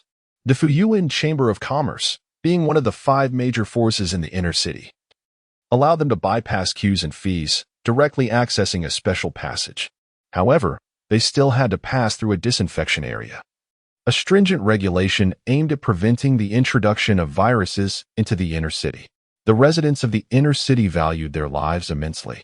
An outbreak would not be a trivial matter. Upon entering the inner city, they switched vehicles, as the bus could not proceed further. They were transferred to a luxurious RV, lavishly decorated inside. Boss Liu, you certainly know how to indulge, Liu Mingyu remarked, amused after surveying the interior. If Brother Liu likes it, I could gift you this vehicle. They are plentiful around here, Liu Fugui offered extravagantly. Liu Mingyu declined, shaking his head. No need, even if you gift it to me. I wouldn't Appo's have the time to drive it. Indeed, vehicles were abundant in this post-apocalyptic world, with many abandoned. This particular one was merely luxurious. Its storage space was still insufficient. Otherwise, transporting such vehicles to the real world could be quite enjoyable, but here, it was not practical. Boss Liu, where did this batch of second-tier energy crystals originate? Is it from General Li? Seizing the opportunity, Liu Mingyu decided to probe further.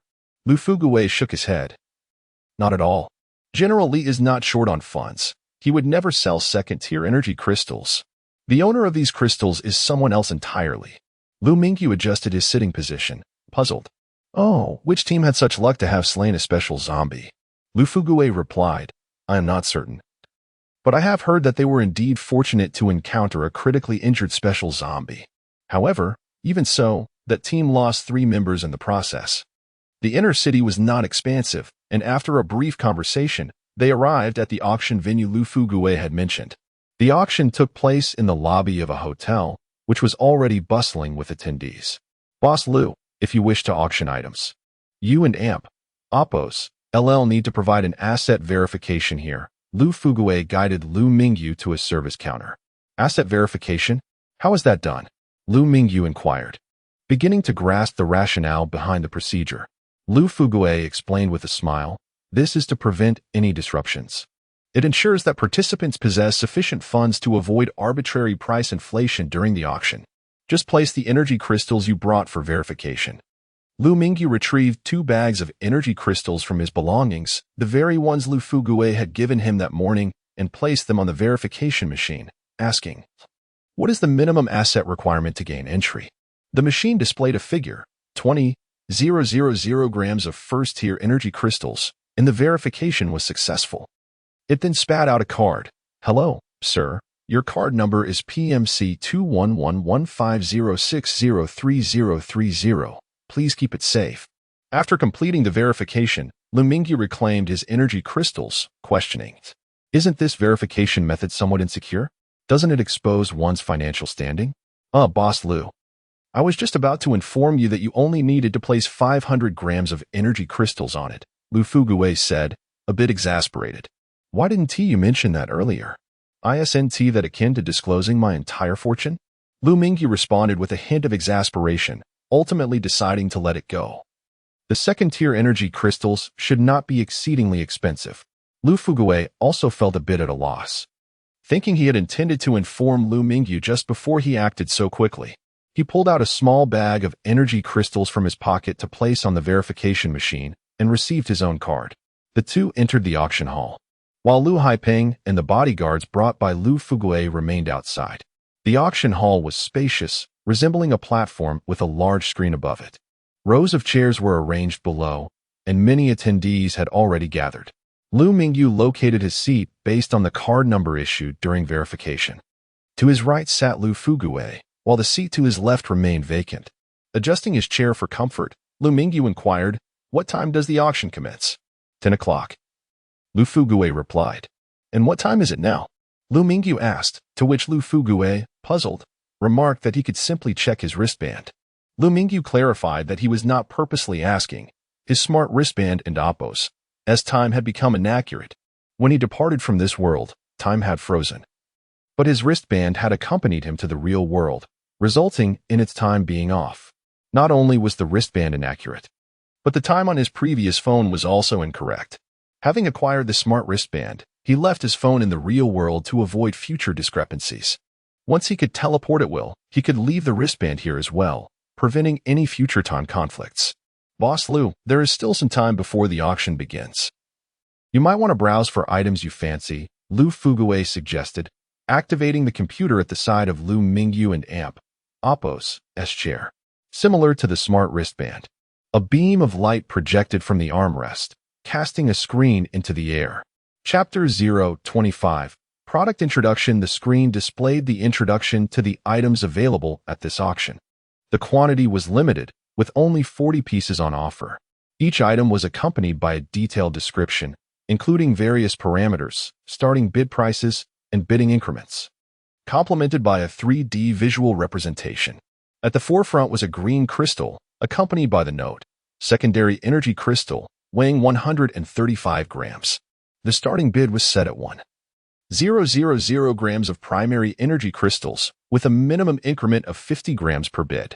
With 20,000 grams in his possession, he was confident he could secure it. Inquiring with Lu Fuguwei, he learned that this auction took place approximately once a month. Just yesterday, he had asked Lu Fuguwei about any news regarding secondary energy crystals, and it was only this morning that he discovered they were being auctioned, likely unbeknownst to many. However, since the secondary energy crystal was featured as the highlight of the auction, it was reasonable to assume that those capable of purchasing it were already aware of its presence. The rest, unknowing, were not deemed worthy of such knowledge. The reasons behind the secondary energy crystal's status as the auction's main attraction were not well understood by most. Rumors suggested that absorbing the energy from these crystals could bestow individuals with special abilities akin to those of a zombie, or even grant the power to control them. Yet, within the Jiahong settlement, no individuals with such abilities had emerged. This scarcity of secondary energy crystals was a significant factor.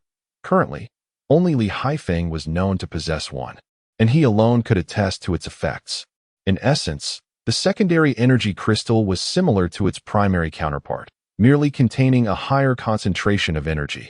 Although no one had definitively proven that absorbing a secondary energy crystal would guarantee special abilities, the allure of potential enhancement was enough to entice most to explore the possibility. In addition to the secondary energy crystal, numerous other items were presented for auction. The starting bids varied, yet all items deemed worthy for this auction could be considered valuable, with some possessing an air of mystery, subject to individual discernment. While Liu Mingyu and Oppos' primary focus was the secondary energy crystal, he was also keen to bid on other useful items if circumstances permitted.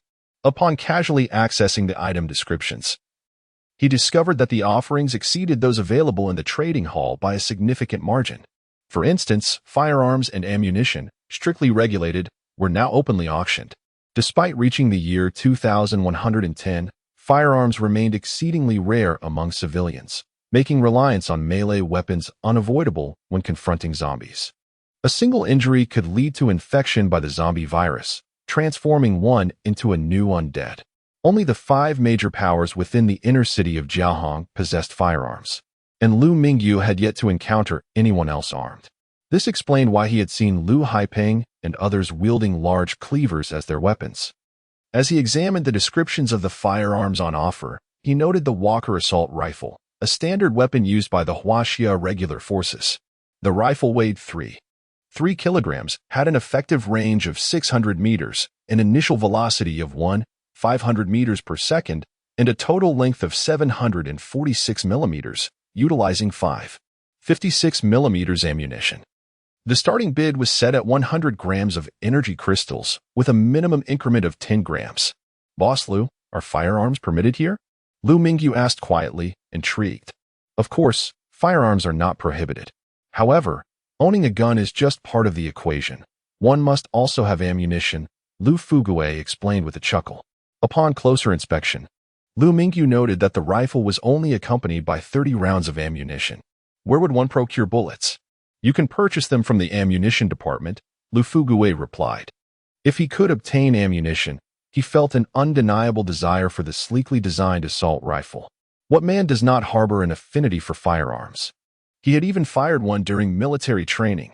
Beyond firearms, he also discovered other intriguing items. Spacecraft construction materials? What on earth? Is anyone truly selling this? He wondered.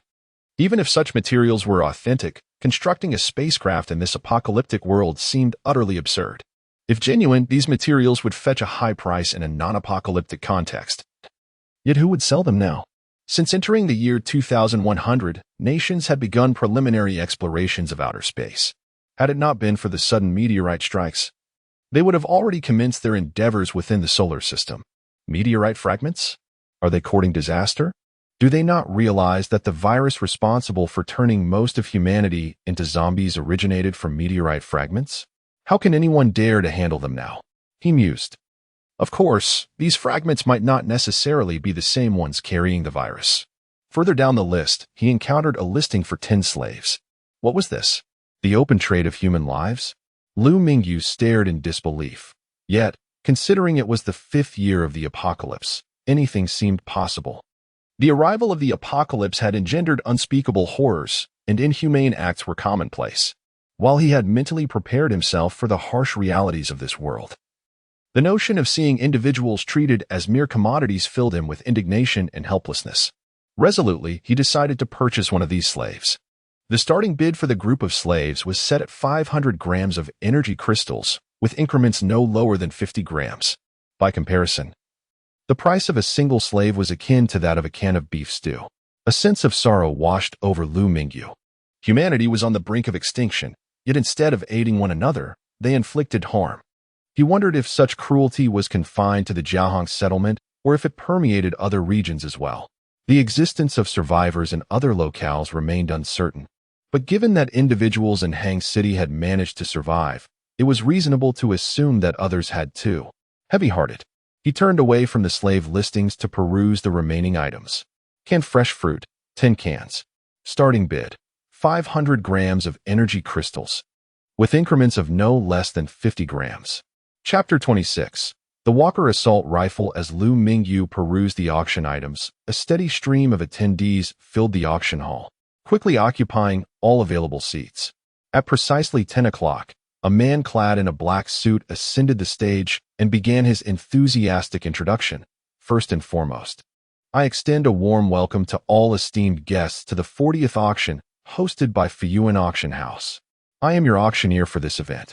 With palpable excitement, the auctioneer continued, I trust you have all heard the rumor that by harnessing a level 2 energy crystal, one can gain the extraordinary abilities of a zombie.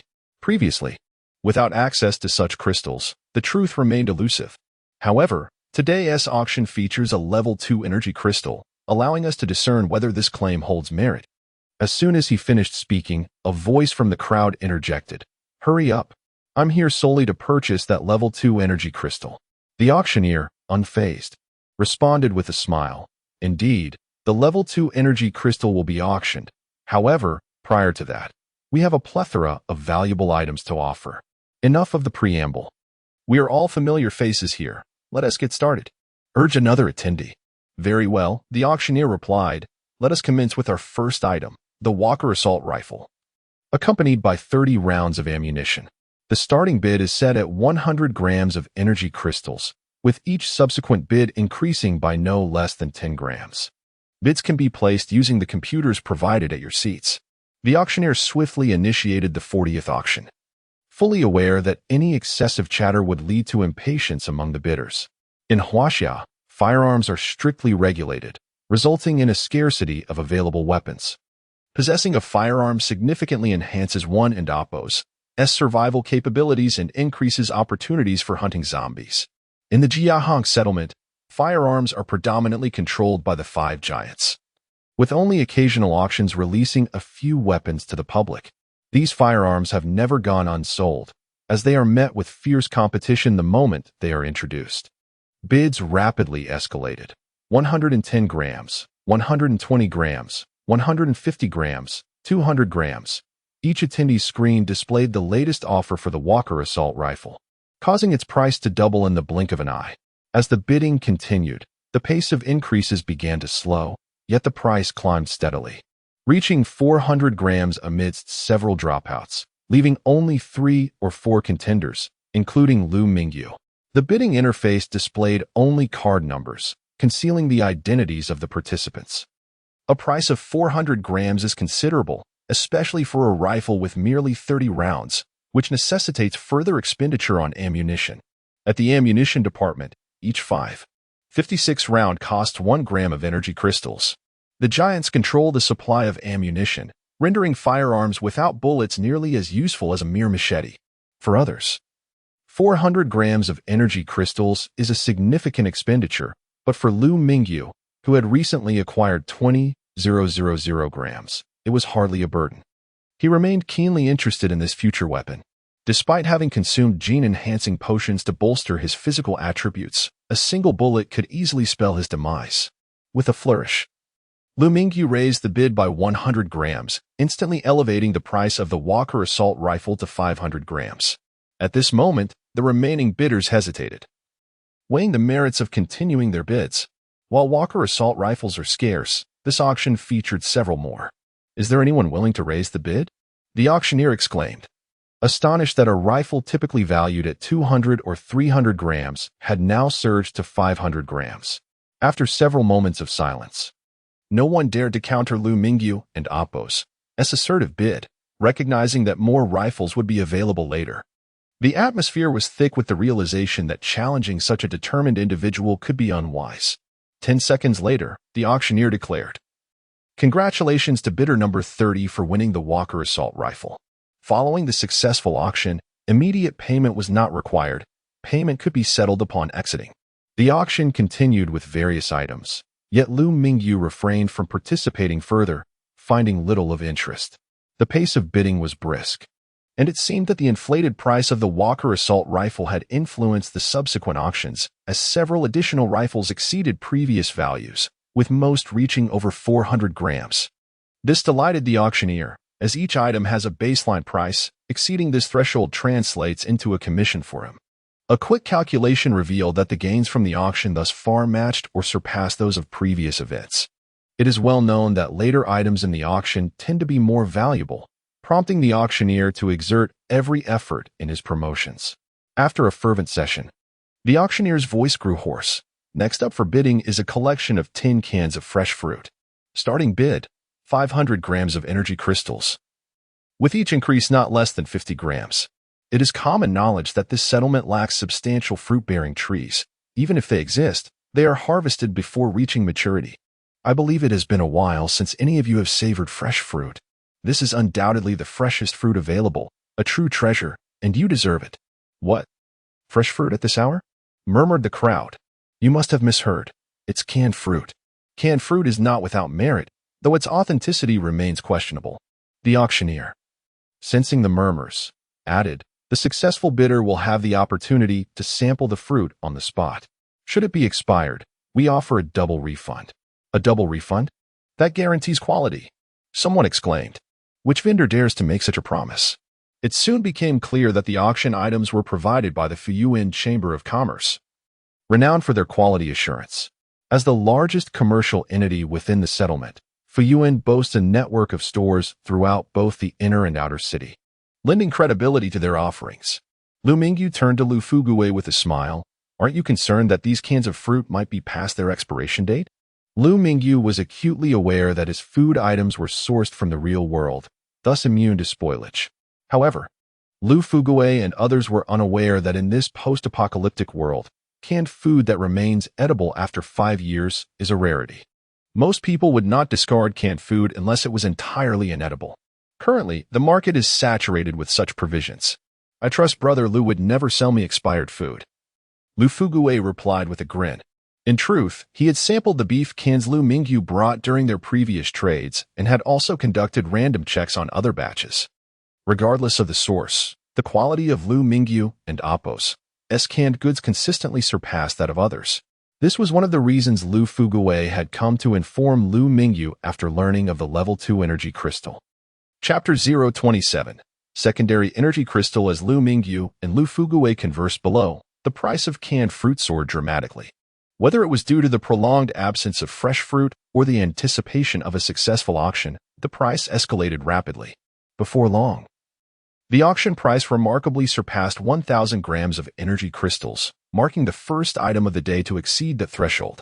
After breaking the 1,000-gram barrier, the rate of increase moderated, ultimately culminating in Lot 085 being secured for 1,350 grams for 10 cans of fruit. Lu Fugui and Appos' prowess was evident. With a mere flick of his wrist, the price of fruit cans, which had started at 40 grams each in the morning, had surged more than threefold. Liu Mingyu jested. Indeed, Brother Liu, this is merely an auction. People are unfamiliar with the items. In bulk sales, achieving 60 grams per can would be commendable. Liu Mingyu understood well that the high auction price was a result of the event, anticipating a significant drop in retail prices. He believed that even for canned goods that had graced the auction stage, a final sale price of 80 grams per can was entirely feasible. However, selling at this price would require patience. Liu Mingyu felt content with the prospect of selling at 40 grams per can, which would amount to a modest sum in the real world, beyond the 10 cans of fruit fetching a high price. Lu Fugui's offerings of beef and fish cans also garnered impressive bids, reaching 950 and 1,000 grams respectively, though they paled in comparison to the fruit. Yet, those who sampled these canned meats would undoubtedly feel they had received exceptional value. The attendees of the auction, accustomed to basic meals, had begun to seek quality. Previously, there were no options to pursue. Now, with quality items available, they naturally gravitated towards superior selections. Thus, while these meat cans might not reach the prices of the fruit, they would still command more than 50 grams, ensuring that Lu Fugui's investment would yield no losses. As the auction progressed, Liu Mingyu observed several items priced reasonably and decided to bid on a few. He acquired a fist-sized black stone for 500 grams. Intrigued by its description as a meteorite fragment, despite the projection interface showing only an image rather than the actual item, others had shied away from it. But Liu Mingyu's curiosity led him to purchase it at the starting price. As 500 grams of energy crystals were trivial to him, merely a couple of hundred yuan for someone soon to possess 60 million. In addition to the stone, he also acquired a group of 10 slaves, which cost him a substantial sum of 2,000 grams of energy crystals. Beyond these two acquisitions, he refrained from further bidding, patiently awaiting the coveted secondary energy crystals. After nearly 2 hours, the auction of 39 items concluded, with a few items remaining unsold, such as the manufacturing documentation for a spacecraft. Had Liu Mingyu not placed a bid for the black stone, it too would likely have gone unsold. Esteemed patrons, next we present our Pi Dar assistance, the secondary energy crystal. I trust you are familiar with the legends surrounding it, so I shall refrain from elaborating. The starting bid is set at 1,000 grams of primary energy crystals, with increments of no less than 50 grams. The auctioneer proclaimed hoarsely, his voice barely audible. Nevertheless, A significant portion of the attendees had come primarily for this secondary energy crystal, with each participant facing a bidding interface. The allure of the secondary energy crystal was well understood, as the auction house had prominently displayed the associated rumors. As the countdown expired, the price of the secondary energy crystal surged swiftly, as if money were no object, with bidders fervently raising their offers. Although entry to the auction required a minimum of 500 grams of energy crystals, which deterred many, there were still instances of mischief during the bidding. In this instance, despite the fervent interest in the secondary energy crystal, some bidders may have been disruptors, making nonsensical bids. Such behavior was discouraged. If one were to win a bid but fail to produce the necessary funds, they would face substantial penalties, and the item would be postponed to the next auction. Failure to pay the fines could lead to dire consequences. Instances of such troublemakers were not unheard of at auctions, but they either faced penalties or vanished from existence. The Fuyuan Chamber of Commerce, having successfully conducted 39 auctions, was unperturbed by such eventualities. Most participants adhered to the rules, recognizing that those without the means to set the rules must conform to them. In an instant, the price of the secondary energy crystal escalated to 3,000 grams. Once it reached this level, the rate of increase slowed, yet bids continued to emerge nearly every second, as if every individual aspired to acquire the crystal for research purposes. Liu Mingyu boldly placed a bid of 10,000 grams. The price for the secondary energy crystal was momentarily locked at this figure, creating a brief stillness in the room. 10,000 grams for the secondary energy crystal, the auctioneer shouted, his voice barely above a whisper. However, this stillness lasted only a second. The price began to fluctuate once more, possibly influenced by Liu Mingyu's bold bid, with each increment now set at 500 grams. The 10,000 gram price had far exceeded the mental thresholds of most bidders. The secondary energy crystal was rumored to bestow extraordinary abilities, though this had never been substantiated. With 10,000 grams of energy crystals, one could procure a significant amount of resources. Yet, some continued to bid, for while 10,000 grams seemed substantial to certain magnates, it was not particularly daunting. The energy crystals obtained from a single zombie typically ranged around 10 grams, with more formidable zombies yielding slightly more. Thus, 10,000 grams equated to roughly 1,000 zombies. Should the secondary energy crystal indeed confer special abilities, the expenditure of 10,000 grams would be remarkably justifiable. In any case, the price of the secondary energy crystal had not yet reached its zenith. Though the rate of bidding increments had slowed, the total price continued to ascend rapidly, reaching 15,000 grams in a matter of moments. At this juncture, only 3 bidders remained, while the others seemed to have withdrawn. Each new bid reverted to a cautious approach, with increments of merely 100 grams of energy crystals.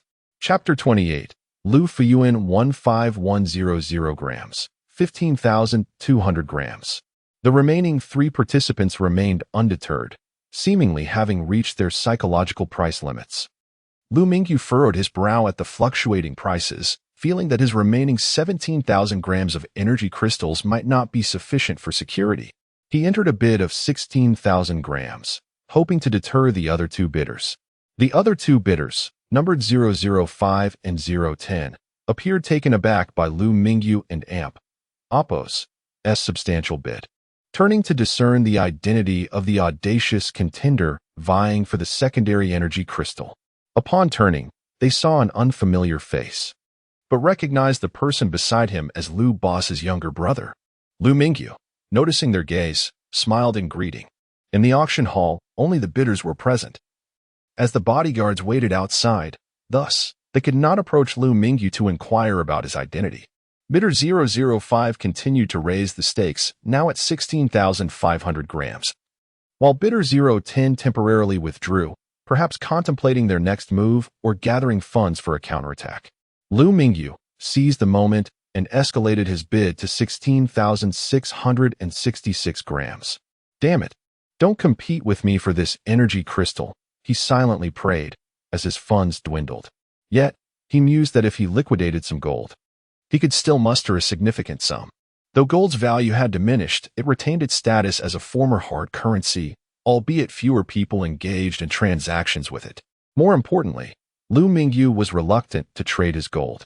"Liu boss, could you lend me a bit of money? I can deduct it from my next payment.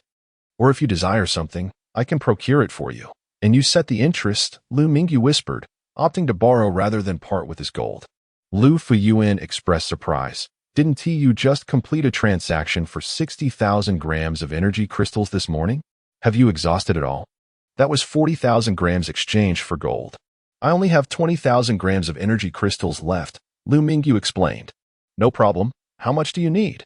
Liu Fuyuan readily agreed, unperturbed by the thought of Liu Mingyu defaulting. Liu Mingyu, relieved by Liu Fuyuan and Appo's willingness to assist, felt his anxiety abate. During Liu Mingyu and Appo's negotiation with Liu Fuyuan, bidders 005 and 010 resumed their bidding war, pushing the price back up to 17,000 grams. With Liu Fuyuan and Appo's promise, Liu Mingyu boldly increased his bid by 3,000 grams, bringing the price to 20,000 grams. Both 005 and 010 seemed stunned by Liu Mingyu's audacious move, refraining from further bids. 20,000 grams, going once, going twice. "Is there any further bidding?" The auctioneer was nearly beside himself with joy, envisioning the commissions he would earn. As the 10-second countdown commenced, bidder 005 shot a disdainful glance back at Liu Mingyu, smirking, "For now, I'll let you have it, but I will reclaim it eventually." The seating arrangement in the auction hall featured 10 individuals. Bidders 005 and 030 were not far apart, separated by merely 3 rows, a distance of less than 10 meters. Enhanced by his augmentation, Liu Mingyu could hear their conversation clearly, but chose not to respond. The 10 seconds swiftly elapsed. "Congratulations to Mr. 030 for acquiring a secondary energy crystal at 20,000 grams. The auctioneer nearly faltered, his voice barely audible amidst the excitement. The 40th auction of Fuyuan Auction House concludes successfully. Successful bidders, please take your seat numbers to the service desk to settle your payments. As the auction concluded, attendees began to disperse. Congratulations, Brother Liu, on your acquisition of a secondary energy crystal.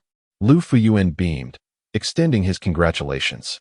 Payment has yet to be made, Liu boss. Could you lend me 3,000 grams of energy crystals? Liu Mingyu grasped Liu Fuyuan and Appo's arm, keen to avoid penalties for late payment. Let us discuss the borrowing later. Follow me to a different location. Where to? Liu Fuyuan gestured upwards, to the upper floor. My brother wishes to speak with you. Your brother? Liu Fuyuan? The owner of Fuyuan Chamber of Commerce? Liu Mingyu was taken aback that Liu Fuyuan sought him out, yet knowing he needed to borrow money, he had no choice but to comply. Upon reaching the top floor, Liu Mingyu was joined by Liu Haipeng and Ma Yifeng. Expecting to meet Liu Fuyuan in a private room, he was surprised to find an expansive gym filled with various fitness equipment. At that moment, a muscular figure was engaged in exercise. Could this be Liu Fuyuan's brother? Observing Liu Fuyuan's rotund figure contrasted with the robust physique of the man before him, it was hard to believe they were siblings. Brother, Liu Mingyu has arrived, Liu Fuyuan announced as he approached.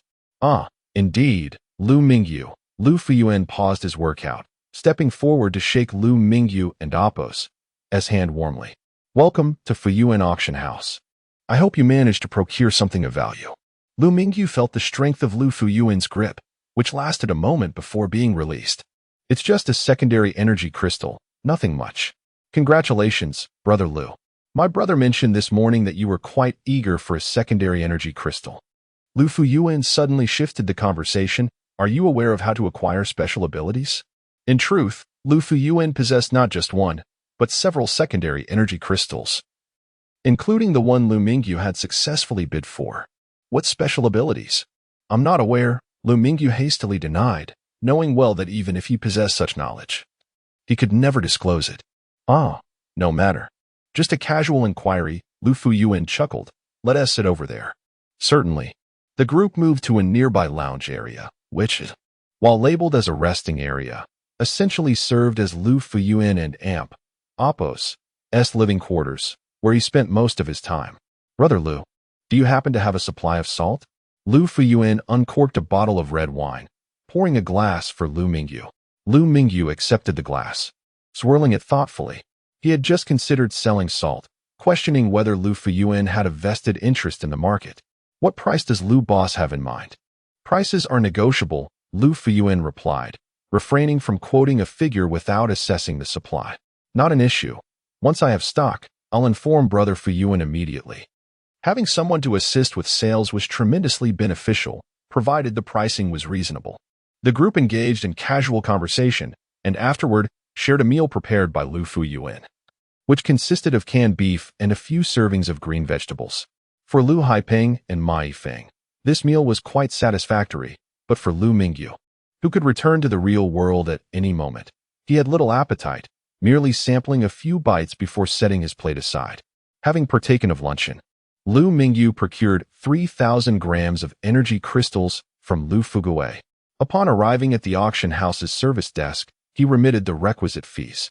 During the auction, Liu Mingyu acquired 4 items: a Walker assault rifle, 500 grams, a fragment of a meteorite, 500 grams 10 indentured individuals, 2,000 grams secondary energy crystals, 20,000 grams total expenditure, 23,000 grams of energy crystals.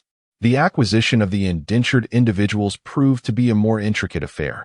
Mr. Liu, greetings.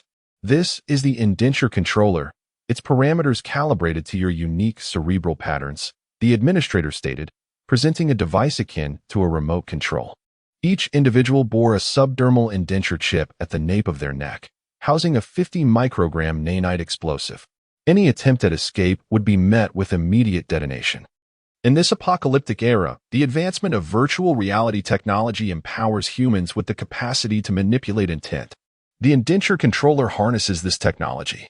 Once the controller and Oppo's S parameters are attuned to Liu Mingyu and Oppo's S cerebral patterns, a mere thought is sufficient to detonate the nanite explosives within the chips, should he wish to terminate their existence. The 10 individuals were confined within a cramped cage, emaciated to a skeletal state. Within the confines of the settlement, sustenance was scarce, and the provisions allocated to the indentured were barely adequate to sustain life. Even without the threat of nanite explosives, their debilitated state rendered escape an impossibility. Huddled within the cage, the indentured regarded Liu Mingyu with trepidation, their thoughts inscrutable. These are virtually cadaverous. Yet they cost me 2,000 grams of energy crystals. Liu Mingyu lamented to the administrator. Sir, these individuals require minimal sustenance and serve as optimal bait during sorties, the administrator responded with a servile smile. The administrator unlocked the iron gate and wrapped the cage with an iron rod, proclaiming, "Emerge. This gentleman is your new master." The indentured emerged from the cage, their movements faltering. 8 males and 2 females, their visages gaunt, their gazes vacant, regarded Liu Mingyu. Their ages ranged around 30. Brother Liu, procure a vehicle. We shall return forthwith, Liu Mingyu directed. Upon returning to the villa, Li Liping and her associates prepared a potage for the indentured. He winching approached Liu Haipeng and murmured, Brother Liu, the sudden influx of personnel will deplete our reserves of aged rice within days. Liu Haipeng reassured her, Fear not, attend to your duties for the master, and sustenance shall be provided. Following their repast, the indentured were bathed and provided with clean raiment, clad in fresh attire. The 10 individuals stood in the center of the drawing room, awaiting their uncertain destinies. Excellent. Save for their emaciation, they are satisfactory, Liu Mingyu appraised the 10 indentured. Master, how shall we allocate these individuals? Liu Haipeng inquired. Liu Mingyu paused, then suggested, Inquire as to their aptitudes and compile a compendium. I shall then determine their assignments. Very well. Compile a compendium of your aptitudes, Liu Mingyu added. I lack a residence within the outer city. I intend to establish myself here. Are there sufficient accommodations? Liu Mingyu inquired. Indeed, there are vacant chambers. I shall prepare one for you, He Wenqing responded. Having concluded these affairs, Liu Mingyu accessed his task log. Congratulations on completing Task 1. Congratulations on acquiring fixed-point teleportation technology. The fixed-point teleportation technology allowed for the selection of 10 coordinates, 5 within the apocalyptic world and 5 within the terrestrial realm. The coordinates were not immutable. They could be deleted and redesignated at a cost of 1,000 grams of primary energy crystals per relocation. Liu Mingyu returned to the chamber prepared by He Wenqing, designated a fixed coordinate, and then traversed back to the terrestrial realm. Chapter 030. Reselling gold in the real world. Liu Mingyu returned to his room. Without any deliberate setting on his part, the real world had defaulted to a fixed coordinate, his current room. Before traversing back, it had already been afternoon in the apocalyptic world. Yet upon returning to reality, it was merely 8 in the morning. The abrupt change in scenery left him feeling somewhat disoriented, but he quickly regained his composure. Stepping out of his room, he encountered Shi Dawei and said, "Brother Wei, I won't be going to work today. You can go on your own." At present, he needed to devise a plan to sell the 240 kilograms of gold he possessed. There was no time for trivial matters like work. Concerned, Shi Dawei asked, "Are you unwell?" "It's nothing. I might resign from the company this afternoon," Liu Mingyu replied with a smile. Shi Dawei frowned, feeling Liu Mingyu's forehead. Muttering, "You don't have a fever." Liu Mingyu brushed his hand away, insisting, "Really, I'm planning to open my own shop." Selling 240 kilograms of gold all at once was impractical. He intended to sell a portion and establish a gold store, which would not only maximize his profits, but also help him avoid raising suspicions. After all, selling large quantities of gold over time would inevitably lead to inquiries. "Are you mining gold? Opening a store yourself?" Shi Dawei shot him a skeptical glance. "If you're short on cash, just let me know. I can lend you 20 or 30,000. He assumed Liu Mingyu was in urgent need. Liu Mingyu chuckled. "I actually do have a mine now, a gold mine. Want to join me? I can make you the store manager." Shi Dawei looked at him doubtfully. Since a few days prior, Liu Mingyu had been acting strangely. Had he struck it rich? Shi Dawei frequently bought lottery tickets, but Liu Mingyu had never participated. If anyone had struck it rich, it should have been him. Thinking Liu Mingyu was joking, he replied with a laugh, "Sure, but what kind of store are you opening?" "A gold store. You'll come to be the manager," Liu Mingyu stated with a serious expression. "Really?" "Yes, but it might take a while. Once I'm set up, I'll have you come on board." Without hesitation, Shi Dawei offered to lend Liu Mingyu 20 or 30,000, which deeply touched Liu Mingyu. He knew that this money represented Shi Dawei and Appos' entire savings, and the two had known each other since childhood. Hence, Liu Mingyu didn't mind lending a hand to his friend now that he had struck gold. "All right. I'll await your notification," Shi Dawei replied with a smile, not disputing the matter. Liu Mingyu understood that Shi Dawei was skeptical, but that was of little concern. Once he had a store established before Shi Dawei, there would be no room for doubt. Upon learning that Liu Mingyu would not be going to work, Shi Dawei ceased his attempts to persuade him, believing that taking a day or two off was inconsequential. They left the dormitory together. Liu Mingyu planned to visit the previous gold store to sell a few more kilograms and gather funds to purchase a shop for selling his gold. The gold store opened at 10, but he first went to the agricultural market, which did not adhere to the same schedule as shopping malls. As one of the city and Appos' largest markets, it had already opened its doors. Liu Mingyu intended to buy some bulk rice, cured meats, and salt. The rice he had previously purchased was inedible, and considering he would be dining there often, he decided to bring some quality rice. With limited storage space, he managed to fit 1,000 pounds of rice, which already occupied a significant portion of the space, alongside 520 pounds of salt. Since there was no bulk salt available, he opted for Chapter 031. Acquiring a gold store. Liu Mingyu had previously researched the market online and discovered that establishing a modest gold shop would require an investment of approximately 1 million yuan, while a larger establishment might necessitate 2 to 3 million. The majority of this expenditure was attributed to the price of gold, with other costs, such as renovation and labor, being relatively comparable to those of an ordinary retail outlet. Liu Mingyu planned to supply the gold himself, thus estimating that he could open a shop for around 1 million yuan. Given the extensive time involved in refurbishing a store, he preferred to acquire an existing establishment for immediate operation. This particular shop appeared to be quite promising. Securing it would be ideal. With this thought in mind, Liu Mingyu promptly inquired. Manager Wang, could you ask your boss if there is any intention to transfer this store? What would the transfer fee be? Manager Wang was taken aback. Was he suggesting a purchase of the establishment? Quickly regaining her composure, she replied, our boss is not present, and I've never heard of any intention to transfer ownership. This shopping center is the largest in the area, and our store is a well-established one, known to many. The likelihood of a transfer is quite slim. I understand, but could you please check? There is a chance your boss might indeed be considering it, Liu Mingyu urged. Very well, Mr. Liu. Please wait here while I inquire with our boss. After 5 minutes, Manager Wang returned, apologetically stating, I'm very sorry, but our boss has indicated that there are currently no plans for a transfer. However, they mentioned that future collaboration could be possible. Liu Mingyu felt no frustration. After all, this gold store was not the only one available.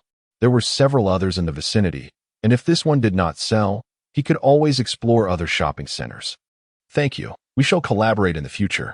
Exiting the gold store, Liu Mingyu proceeded to explore other nearby establishments, yet none expressed any willingness to transfer ownership. The heavy foot traffic in the area indicated that he may need to visit other malls. Jiaqing, while not as renowned as first-tier cities like Shanghai or Beijing, boasted a favorable geographical location with a considerable population. In addition to the current mall, several other large shopping centers were situated nearby. After searching multiple malls, he ultimately found a willing seller at Yintai City. In the largest gold store at Yintai City, the manager of Longfengxiang Gold Store greeted him. Thank you immensely for your assistance. I entrust this store to you. Wishing you prosperous business and great success. A stout middle-aged man grasped Liu Mingyu's hands firmly. His palms uncomfortably greasy. Liu Mingyu discreetly withdrew his hand. You are too kind, Boss Zhang. Let us aim for a mutually beneficial partnership. Liu Mingyu acquired the largest gold store in Yintai City for 3 million yuan, retaining all but the store manager, who was the original owner's sister and would be reassigned. The business itself was performing quite well, had it not been for the owner and Appos' unforeseen circumstances. Liu Mingyu would have found it challenging to secure the store for that price, which was essentially cost price. The employees, unaware of the swift change in ownership, continued with their duties. Once the paperwork was finalized, Boss Zhang exited the manager and Appos' office and summoned all staff to announce, Dear employees, I have sold this store to Mr. Liu. Please welcome him to address you. After announcing the transition of ownership, Boss Zhang quietly departed, while the store manager, having received the news, also left with him. The remaining employees began to murmur amongst themselves. What? The boss has changed? Do you think we might be let go? Surely not. I and Appos' been doing well here. I hope it won't happen. With the previous manager gone, could we be next? Liu Mingyu possessed keen hearing and easily discerned their hushed discussions. His acquisition of the gold store aimed to facilitate the swift sale of gold. Aside from the manager, he had no intention of dismissing any employees. Everyone, may I have your attention? He called out once the chatter subsided. There is no need for concern. Operations will continue as usual. I will not dismiss anyone. After a brief pause, he added, as long as you all perform your duties diligently, bonuses will not be lacking. I am pleased to announce that from today onwards, each of your salaries will increase by 20. I hope for your continued hard work. Upon hearing that their jobs were secure and their salaries would rise, the employees erupted in applause. The total number of employees in the gold store was a mere 15, which was still considerable for a shop of this size. In smaller establishments, it was common for owners to manage operations without hiring staff. An increase of 20 for 15 employees amounted to a modest sum. Liu Mingyu understood that to motivate the staff effectively, delivering lofty speeches about ideals and life would be futile. A salary increase was far more tangible. After the announcement, the employees returned to their tasks. Master Song, please wait a moment, Liu Mingyu called to the departing craftsman. Master Song, a skilled jeweler and repairman in his 50s, was responsible for processing and repairing jewelry acquired by the store. Based on the jewelry left in the shop, it was evident that Master Song possessed considerable talent. The gold stored in Liu Mingyu and Appos' inventory had been melted into 500-gram ingots, and transforming these ingots into jewelry would rely on the artisans and Appos' skills. Boss, Master Song paused respectfully. Your craftsmanship will be essential for the store's future. I am increasing your salary by 50, and I hope you will continue to excel. Thank you, boss. I will certainly give my best effort. Master Song's expression radiated gratitude. His previous salary of 10,000 yuan would now rise to 15,000. A commendable wage within the industry. Please see if you can find any skilled craftsmen who might be interested in joining our team. We will need additional hands. Given the substantial quantity of gold to be processed, relying solely on Master Song would be insufficient. Understood, boss. Liu Mingyu recognized that he could not solely depend on Master Song and Oppo's network. He also initiated a recruitment process for new employees. For the time being, the existing gold in the store would suffice for Master Song and Oppo's work. Liu Mingyu then took out his phone and called Sherdawei. Wei Gu, I have successfully opened the gold store. Come and assist me. What? Are you joking? Sherdawei replied, bewildered. They had just spoken that morning about his intention to open a shop, and now, within a day, Liu Mingyu had already done so? Indeed. I now own the Long Fengxian gold store in Yitai City. Yuga, if you're deceiving me, dinner tonight will be on you. Come over, and you will see for yourself. All right, I'll be there shortly. The two often engaged in playful banter, but Sherdawei sensed that Liu Mingyu was being earnest this time. Chapter 32. The new store manager. The workplace of Sherdawei was not far from Yitai City. 15 minutes later, he arrived at the location Liu Mingyu had mentioned. Brother Wei, over here. Liu Mingyu spotted Sherdawei, who was peering around at the entrance. Yugu, did you really take over this store? You aren't conspiring with them to prank me, are you? Despite seeing Liu Mingyu standing at the door of the jewelry store's manager's office, Sherdawei still found it hard to believe. Indeed, I have taken over this store. Without 2 million, it is simply unattainable. Have you not seen it with your own eyes? Why still doubt? Liu Mingyu led Sherdawei into the manager's office. After a while, a sales assistant brought 2 cups of water. Brother Wei, come help me out by resigning. This jewelry store is in need of a manager, Liu Mingyu said solemnly. The position of manager, being of utmost importance, oversees the entire financial operations of the store. It requires someone trustworthy to manage it. In this city, there was no one more deserving of trust than Sherdawei. Most importantly, he needed assistance in selling the gold brought from the apocalypse. Thus, Sherdawei became the most crucial candidate for this role.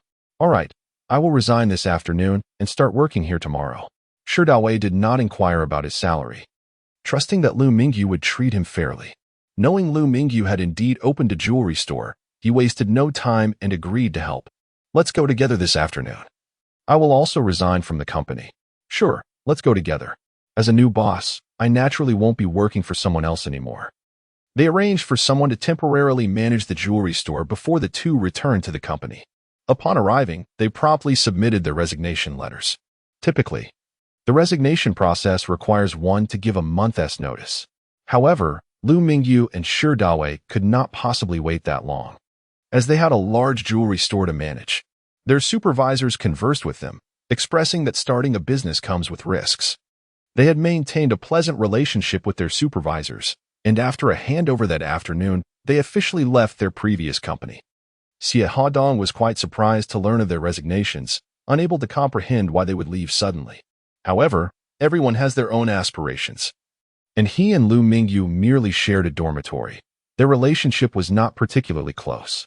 Having left the company, they could not continue residing in the dormitory provided by the company. In the afternoon, they rented 2 adjacent apartments near Yitai City. Initially, Sherdawei considered renting a 2-bedroom apartment, but ultimately opted for 2 separate units to ensure some personal space, as he possessed items he preferred to keep hidden. Although they had lived in the city for 2 to 3 years, they did not own many belongings. They hired a small truck, and a single trip sufficed for the move. That evening, Liu Mingyu invited Xie Hongdong and Sherdawei to a farewell dinner at a local specialty restaurant they had previously visited. They had intended to dine at the Jinjiang International Hotel, but had to forego it due to a lack of reservations. Yugu, may wealth flow to you abundantly. Xie Hongdong raised his glass and proclaimed, now aware that the two had opened a jewelry store in Yitai City. Thank you, Donggu. After dinner, they headed to a KTV, singing and dancing until they emerged. each feeling slightly intoxicated. After years of living together in the same dormitory, they parted ways. Each individual now had their own life trajectory, and perhaps they would never meet again. Nevertheless, life continued. The following morning, Liu Mingyu chose not to traverse the past. After all, as long as he remained in the present, time there was suspended, allowing for passage at any moment. However, he still checked the system. Personal information. Name, Liu Mingyu. Strength, 27/10. Constitution, 28/10. Agility, 24/10. Mental power, 11/0 points. 0. The effects of the genetic evolution potion were gradually manifesting. Compared to when he first utilized it, each attribute had increased, with strength rising by 2 points. He wondered how high it would ultimately rise. Estimating that the final statistics for a level 1 genetic evolution potion should reach 30. He glanced at the task list, where a new task had refreshed. Task 1. Kill 10 level 1 zombies. Task reward, 200 points. Task progress, 0/10. Was this task refreshed daily? If it had appeared when he was transported to the community, he could have completed it effortlessly after slaying hundreds of zombies. Unfortunately, it was not to be. However, killing 10 zombies now seemed manageable. He could accomplish this task during his next venture into the apocalypse. Level 1 zombies? They must refer to ordinary zombies. Are those special zombies classified as level 2? Might there be even more advanced zombies, like level 3 or level 4? What forms do they take? It seemed quite plausible. Perhaps the survivors simply had not encountered them, or if they had, they were unaware that they were facing level 3 or 4 zombies, or even higher. Among those special zombies, there must be more advanced ones. Never mind, he would not dwell on that for now. The reward of 200 points appeared quite appealing.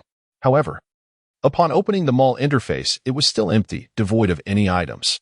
Perhaps once he accumulated a certain number of points, options would materialize. After all, he currently had no points to exchange. Yuge, are you awake? The voice of Shidawei echoed from outside the door. Liu Mingyu approached the door, opening it and replying, "Wait for me a moment. I need to change clothes." After washing up and changing, the two enjoyed breakfast before heading to the jewelry store. Upon their arrival at the mall, it was only 9:30. The store was set to open at 10, and preparations were necessary beforehand, especially for a jewelry store, which would require securing the gold displayed on the counters at closing time for the next day's sales. After Liu Mingyu acquired the jewelry store the previous day, he had appointed an employee to manage it temporarily. Since Liu Mingyu had not come to oversee the closing, the gold had been secured in the store's safe. The appointed employee was nearly terrified, fearing something might go awry, and arrived early the next morning, relieved to find the gold intact in the safe. Upon their arrival at the jewelry store, the gold was already displayed on the counters. "Good morning, boss." The sales assistants greeted in unison as Liu Mingyu entered. Perfect timing. "Everyone, I would like to announce your new store manager." Soon, all staff members were assembled. "This is your new store manager, Mr. Shidawei. Let us give him a warm welcome," Liu Mingyu proclaimed. The employee who had been designated as manager felt a wave of disappointment, having hoped for the opportunity herself. However, she quickly realized that such a position was held by someone trusted by the owner, making it unlikely she would be appointed. Shidawei formally introduced himself to the staff. Chapter 033. The Heist in the Manager and Appos' office. Liu Mingyu opened his backpack, revealing the gleaming gold within. This was the treasure he had deliberately brought out that morning. "Dawei, this is the gold we intend to sell today," he announced. Shidawei and Appos' eyes widened in astonishment. He had never seen such a trove of gold before. His voice trembled slightly as he replied, "Brother Yu, this is overwhelming." "Overwhelming indeed, but there's even more. A gold shop cannot possibly lack gold," Liu Mingyu chuckled. This package contained a mere 50 pounds, and there was still ample storage space left, if it weren't an Appos' for the fear of startling Shidawei. He would have showcased all the gold at once. Suddenly, a commotion erupted outside. Liu Mingyu, possessing keen hearing, discerned the word robbery. What was happening? He opened the door to find two masked assailants brandishing kitchen knives, their voices shaking as they shouted, "Don and Appos, move. This is a robbery. Hand over the gold." Several employees, frightened, hid behind counters, while others fled to the back room. The display cases, constructed from tempered glass, were nearly impervious to damage without keys. Even a sledgehammer would struggle to shatter them. Seeing that no gold was forthcoming, the taller robber bellowed in anger, "Hurry up, or I and Amp. Oppos. LL kill you." The shorter robber, about 5 feet 5 inches tall, grew impatient and attempted to twist the display case open. Unfortunately, the angle made it exceedingly difficult, and worse yet, the key was not even inserted, as the shop usually locked the cases after closing. They only opened them for customers viewing jewelry. At this hour, the keys were absent. After several futile attempts, the shorter robber was berated by his companion. "Use the hammer." Receiving the command, he produced a small hammer from his bag and struck the glass with force. The sound echoed through the mall, but the display case held firm, showing no signs of cracking even after numerous blows. As the alarm blared in response to the surveillance system detecting the disturbance, the taller robber seized the hammer, acutely aware that time was running out. Yet, he was unwilling to leave empty-handed, desperately needing the money. Despite the perception of time dragging on, it was merely a fleeting moment. "Brother, we must leave now, or it will be too late," the shorter robber urged, glancing anxiously around. However, escape would not be so simple. Liu Mingyu sprang forward. Within the blink of an eye, he covered the 20-meter distance. With a swift motion, he snatched the robbers and Amp, Oppos, knives, and the hammer from their grasp. The robbers were momentarily stunned. "Where are our weapons?" they thought, only to look up and see a massive fist hurtling towards them. With 2 rapid punches, Liu Mingyu struck both robbers squarely, sending them crashing to the ground. They lay motionless, seemingly rendered unconscious by the force of his blows. What just happened? Did I kill them? Liu Mingyu thought anxiously. Though they were robbers, causing death would indeed be a serious matter. He quickly checked for signs of life at their noses. Thankfully, they were still breathing. Since using the gene evolution serum, Liu Mingyu and Amp, Oppos' strength had significantly increased, which was advantageous in a post-apocalyptic scenario, but perilous in the real world. He resolved to be more cautious in the future. Shirdawe, witnessing Liu Mingyu's swift action, attempted to intervene, but the latter's speed was astonishing. By the time he grasped the situation, Liu Mingyu had already incapacitated both criminals. "When did brother you gain such strength? He could rival a boxer." Shirdawe marveled. The employees, terrified by the encounter, had never faced robbers before. As they gathered around Liu Mingyu, concern etched on their faces, they noticed the robbers lying still. "They can't end Oppos. Be dead?" Liu Mingyu, sensing their unease, reassured them. "Don and Oppos, worry. They are merely unconscious." Before long, the mall security arrived, binding the robbers with rope while they awaited the police. "Brother you, that was incredibly dangerous." "They were armed," Shirdawe exclaimed, his expression one of concern, before adding, "But those punches were impressive. Indeed, the way you handled that was remarkable. Have you trained in boxing?" Another employee inquired. "Not boxing. I suspect he has practiced martial arts," another chimed in. "All right, everyone, return to work. We cannot allow this incident to disrupt our business. I depend on you all to help me earn a fortune," Liu Mingyu instructed, urging them to disperse. With surveillance footage capturing the entire incident, the robbers' actions were thoroughly documented. When the police arrived, they conducted a brief inquiry before taking the robbers away. "Brother you, running a gold shop is perilous. It's only the first day, and we've already faced a robbery," Shirdawe muttered, his anxiety palpable, though the heist had concluded without serious harm. The thought of managing such a significant quantity of gold filled him with trepidation. Liu Mingyu placed a reassuring hand on his shoulder, advising, "If you ever encounter robbers, do not attempt to intervene as I did. Let them take what they want. Money can always be earned again, but lives cannot be replaced." "I understand," Shirdawe replied solemnly. Liu Mingyu reiterated this sentiment to the other employees, emphasizing the importance of personal safety over material possessions.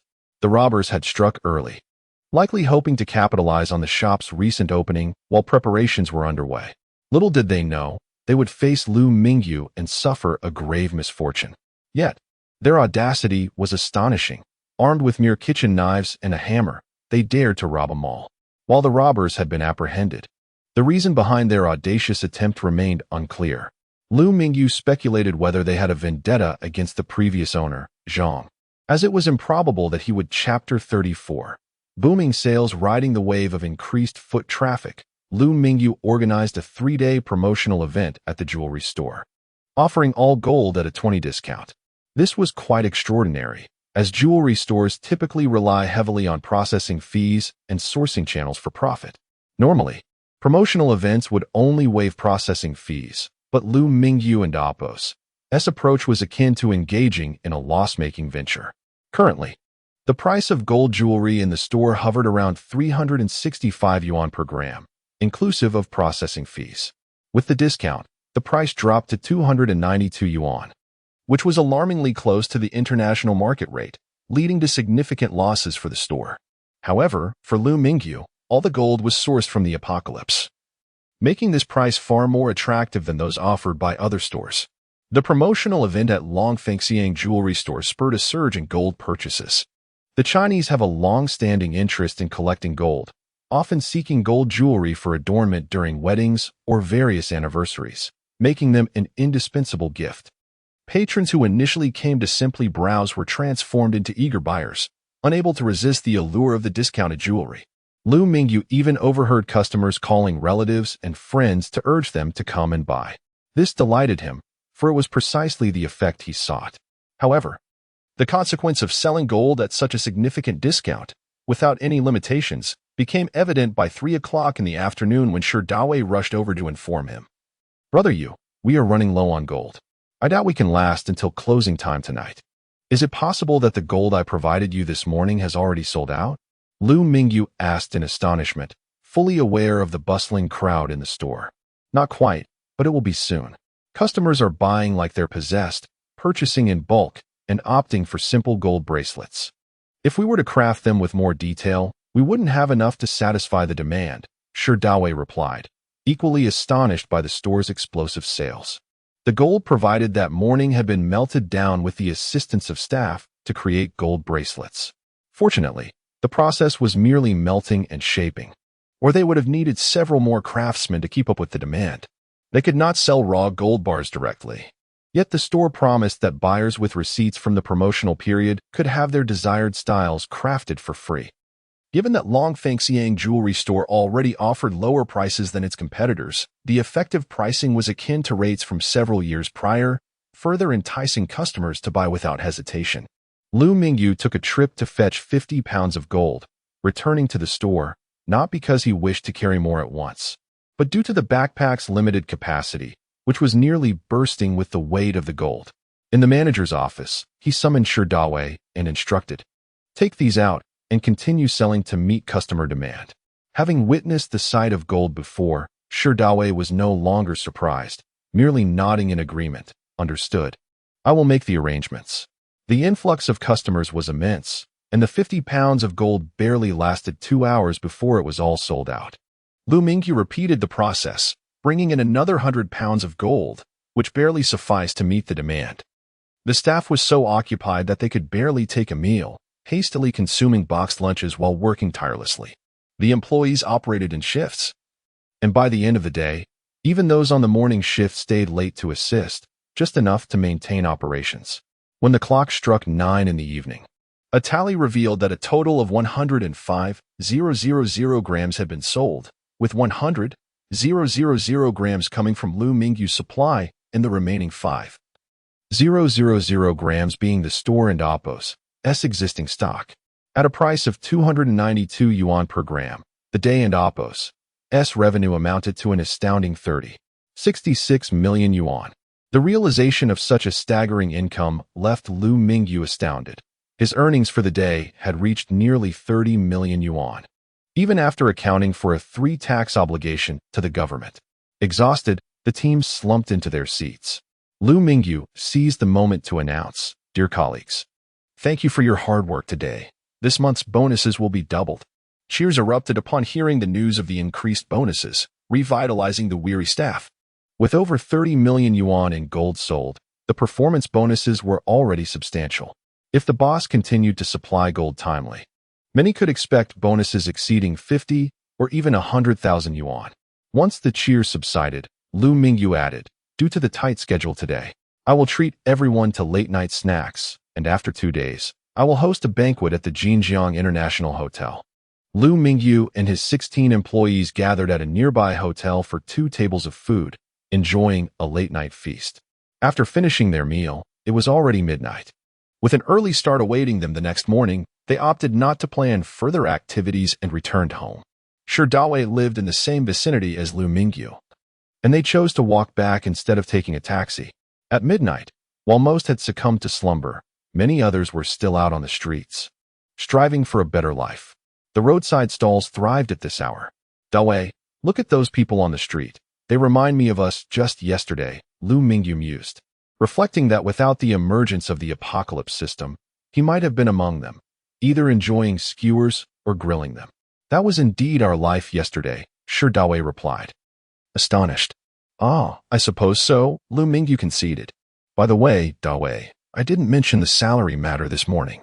I've decided to grant you a 10 stake in the store. Please help me manage it well. 10? That's far too much. Dawei quickly waved his hands in refusal. While 10 might seem modest, he was acutely aware that today and Appos' sales had already surpassed 30 million yuan. 10% equated to 3 million, a figure that took him aback. He had agreed to help Liu Mingyu purely out of a desire to assist, not for the sake of the shares.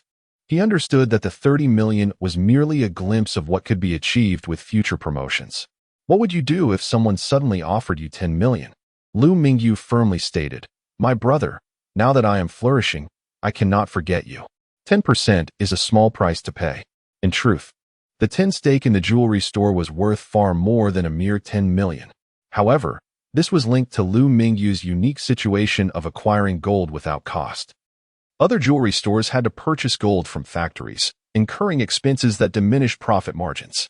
Liu Mingyu resolved that once he finished selling this batch of gold, future transactions would involve cost deductions. Hearing Liu Mingyu's determined tone, Dawei accepted the offer, resolutely committing to help Liu Mingyu manage the store effectively. Liu Mingyu seemed to perceive Dawei and Appos' thoughts, gently patting him on the shoulder and saying, it and Appos' all right. Consider it a learning experience. Do not be overly anxious. Chapter 035. The fiery continuation. Having sold all the gold in the store the previous day, Liu Mingyu arrived early the next morning to extract the gold from the storage, totaling 260 pounds. The gold ingots were stacked high in the manager and Appos' office, shimmering under the light and transforming the room into a golden spectacle. By 9:00 and Appos' clock in the morning, the staff began to trickle in. Given the nature of the gold ingots, they could only be fashioned into simple bracelets. Yesterday, Master Song had been overwhelmed in the workshop, and even with assistance, he was thoroughly exhausted by the end of the day. This morning, right after starting work, Master Song brought along 2 apprentices, both around 25 years of age. Boss, these 2 are my disciples. They have been learning for over 2 years now and have become quite skilled in crafting jewelry. Although Liu Mingyu was slightly taken aback by the introduction of Master Song's apprentices, he was not overly concerned, provided they could produce satisfactory results. Nevertheless, a certain level of expertise was still essential. It was not feasible to rely solely on promotional events, especially since customers had been promised the opportunity to create their desired jewelry in the future, a significant factor contributing to yesterday's booming sales. Liu Mingyu nodded, no problem. However, regarding wages, as you know, the pay for apprentices will not match yours. How about this? Since we have some time, why don't you create a piece of jewelry for us to evaluate? Although he was willing to offer a wage slightly above market rates, he required a demonstration of genuine skill. Otherwise, other employees might resent it. Understood. Thank you, boss. Away, Aoyang. I have tools in my workshop. Quickly, make a ring. Master Song was aware of Liu Mingyu and Appos' time constraints and instructed them to create a simple ring. Crafting a necklace or other intricate pieces would consume significantly more time, which was not appropriate for the current demonstration. The 2 apprentices entered Master Song and Appos' workshop, each taking a gold ingot and beginning to prepare their creations. Initially, they felt a bit dazed as they were accustomed to using recycled gold, but this was their first experience working with solid ingots. Nevertheless, they quickly regained their composure and set to work on their envisioned gold rings. Liu Mingyu understood that utilizing the gold ingots was somewhat unconventional, but it was a necessity. Given the abundant supply provided by Liu Fuguwei, in the future, he planned to see if any unrefined gold could be traded, thereby saving a step in the crafting process. The two apprentices worked swiftly, and within 10 minutes, they produced 2 rings, finishing within a minute of each other. Given the brief time frame, achieving a refined design was impossible. Yet Liu Mingyu found the rings to possess a distinctive charm, reminiscent of those displayed in other gold shops. Liu Mingyu nodded in approval. Well done. For now, your salary is set at 10,000 yuan, and it will increase when you officially complete your training. Thank you, boss. Wei and Aliang exclaimed in unison, surprised by the generous wage. Typically, apprentice salaries in gold shops range from 3,000 to 5,000 yuan, while skilled masters earned between 10,000 to 15,000 yuan. Liu Mingyu's offer of 10,000 yuan was already akin to that of a master craftsman, with the addition of 2 more artisans. The pace of crafting rings and bracelets accelerated significantly. By 10 o'clock, as the store opened, a throng of customers surged toward it. Observers from neighboring gold shops could only watch enviously, fully aware of the reasons behind Longfengxiang gold shop's popularity. However, they lacked the authority to implement such strategies. Even as owners, they would struggle to replicate such sales without incurring substantial losses. Running a business inherently aims for profit. No one would engage in a losing venture. Only Liu Mingyu, having acquired a vast amount of gold from the apocalyptic world, could afford to operate in such a manner, with no purchase limits and a commitment to 3 days of continuous sales. Before long, the store was packed with customers who lined up at the service desk, vocally expressing their demands. Clearly, these patrons understood that there were no styles available for selection. They could only choose by weight, bluntly stating their needs to the staff. I want a large bracelet weighing 100 grams. A 50-gram bracelet for me. 80 grams. 30 grams. Eventually, customers ceased discussing styles altogether, simply specifying weights, knowing they could exchange their purchases for preferred styles later with today's receipt. As an established shop, Longfengxiang Gold Shop still featured many classic designs. The buyers varied from those seeking a few dozen grams to those wanting several hundred. From Tenno and Amp, Oppos, clock until lunchtime, nearly 30,000 grams had been sold. Liu Mingyu was astonished by the sheer volume of eager customers, wondering where they all came from, as if money were of no concern. At this rate, with 260 pounds, 130,000 grams of gold brought out today, it seemed likely that it would all sell within a single day. Liu Mingyu realized he would need to make another trip to the apocalyptic world. Otherwise, he would have no gold left to sell by tomorrow. Fortunately, time stood still in the apocalyptic realm, alleviating any concerns about timing. While the gold shop thrived, Liu Mingyu also checked the system for tasks. This morning, due to the store and Oppos' promotional activities, he had not traversed to the other world. However, he noted that the icon for crossing over-displayed a 2, indicating he could potentially travel twice. Previously, he had always crossed over immediately upon cooldown, leaving him uncertain of this new development. If the number changed to 3 by 8 o'clock tomorrow morning, it would suggest that the number of crossings could indeed accumulate. In addition to this change, the task system had updated with a new assignment. Presently, there were 2 tasks in the task bar. Task 1, eliminate 10 level 1 zombies. Task reward, 200 points. Task progress, 0-10. Task 2, eliminate 100 level 1 zombies. Task reward, 500 points. Task progress, 0-100. The simultaneous appearance of 2 tasks targeting level 1 zombies suggested that these tasks were refreshed daily in accordance with real-time. However, Liu Mingyu speculated about the maximum number of tasks that could accumulate. Would it be limited to 5 or 10? For now, he could only ponder this question, but in the future, during quieter moments, he would attempt to accumulate them to determine the upper limit.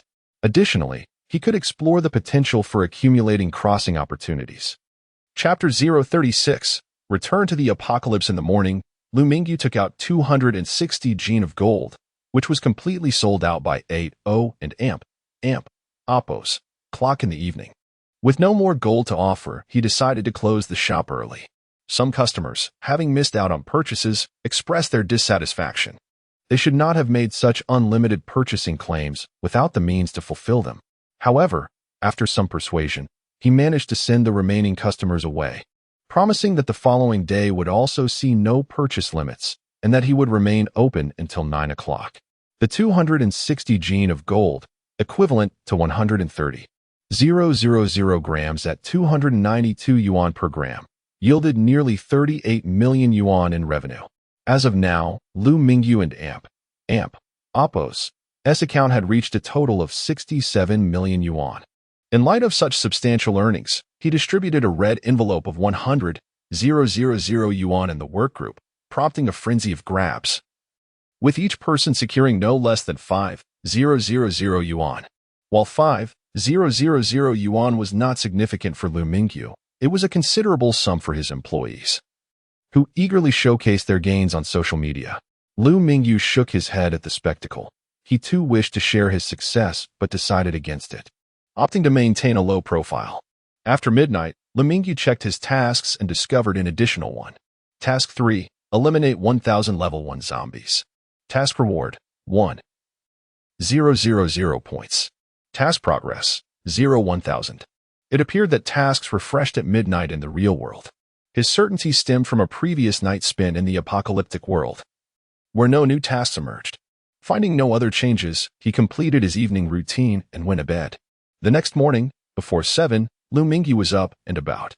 Thanks to the gene evolution potion, he felt invigorated despite having gone to bed at midnight. He checked his traversal skill, which still displayed a 2. Although he could traverse at any time, he intended to wait until after 8 to see if he could store it for 3 uses.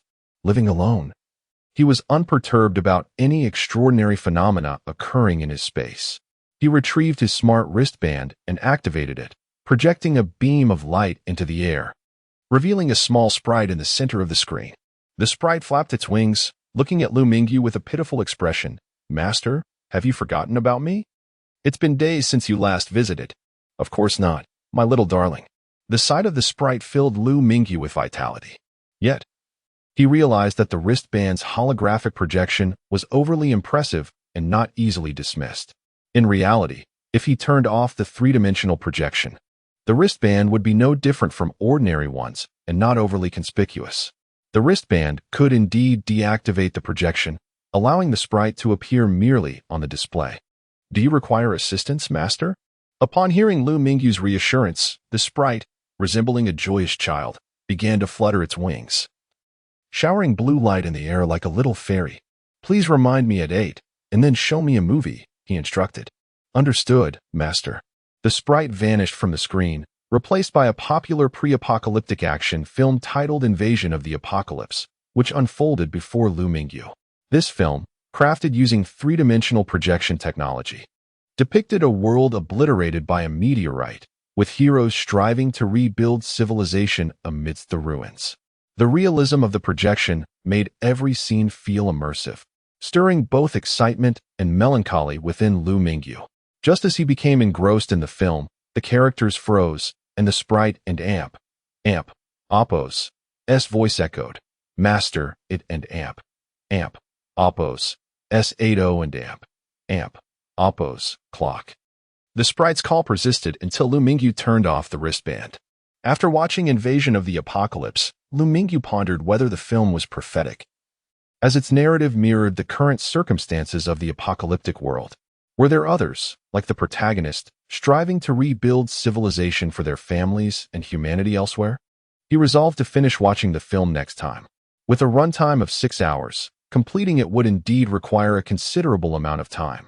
Liu Mingyu checked his traversal skill again, and was pleased to see the number had changed to 3. "Excellent. It seems my hypothesis was correct," he thought to himself, filled with quiet joy. He then inspected the items in his storage space, confirming that everything was prepared. After extracting the gold yesterday, there was ample room available. Liu Mingyu then ventured to the Farmers and Oppo's market to purchase bulk salt, filling the void left behind. Not wanting to waste the opportunity of his journey, he made the most of it. Setting the fixed coordinates in the real world to his room, he discarded the previous coordinates linked to the company dormitory, which felt wasteful. Fortunately, he still had 5 usable coordinates, and he planned to reset them with energy crystals when necessary. Once prepared, Liu Mingyu silently intoned, "Traverse." He vanished from his room. And at that moment, time in the world ceased to flow. The next instant, he reappeared in the apocalyptic world, within the room that He Wenqing had prepared for him. Despite numerous previous traversals, he still found the experience astonishing. Returning to the apocalyptic world, everything remained unchanged, still bathed in afternoon light. His room was on the 2nd floor, and upon arrival, he made his way to the hall. "Thank you for keeping the room so tidy." Liu Mingyu expressed his gratitude as he observed He Wenqing organizing items. "You are too kind, boss. As long as you don and amp, oppos, mind the mess," she replied, wiping down a table. At that moment, Liu Haiping approached after finishing the tally of the slave's information. "Boss, I've completed the registration of everyone's details and will send the data to you now." Liu Mingyu nodded and activated his smart wristband. "All right, please send it over." The data was minimal and transmitted instantaneously. Liu Mingyu opened the file and found each individual's information meticulously detailed. However, the authenticity of the data remained to be verified. The information Liu Haiping had compiled was straightforward and did not delve into personal privacy. As for the slaves, they likely understood the importance of honesty in their reports, knowing that failure to do so could lead to severe consequences should their master discover the truth. Currently, Liu Mingyu provided them with better sustenance and clothing than they had received in their previous circumstances. Chapter 037.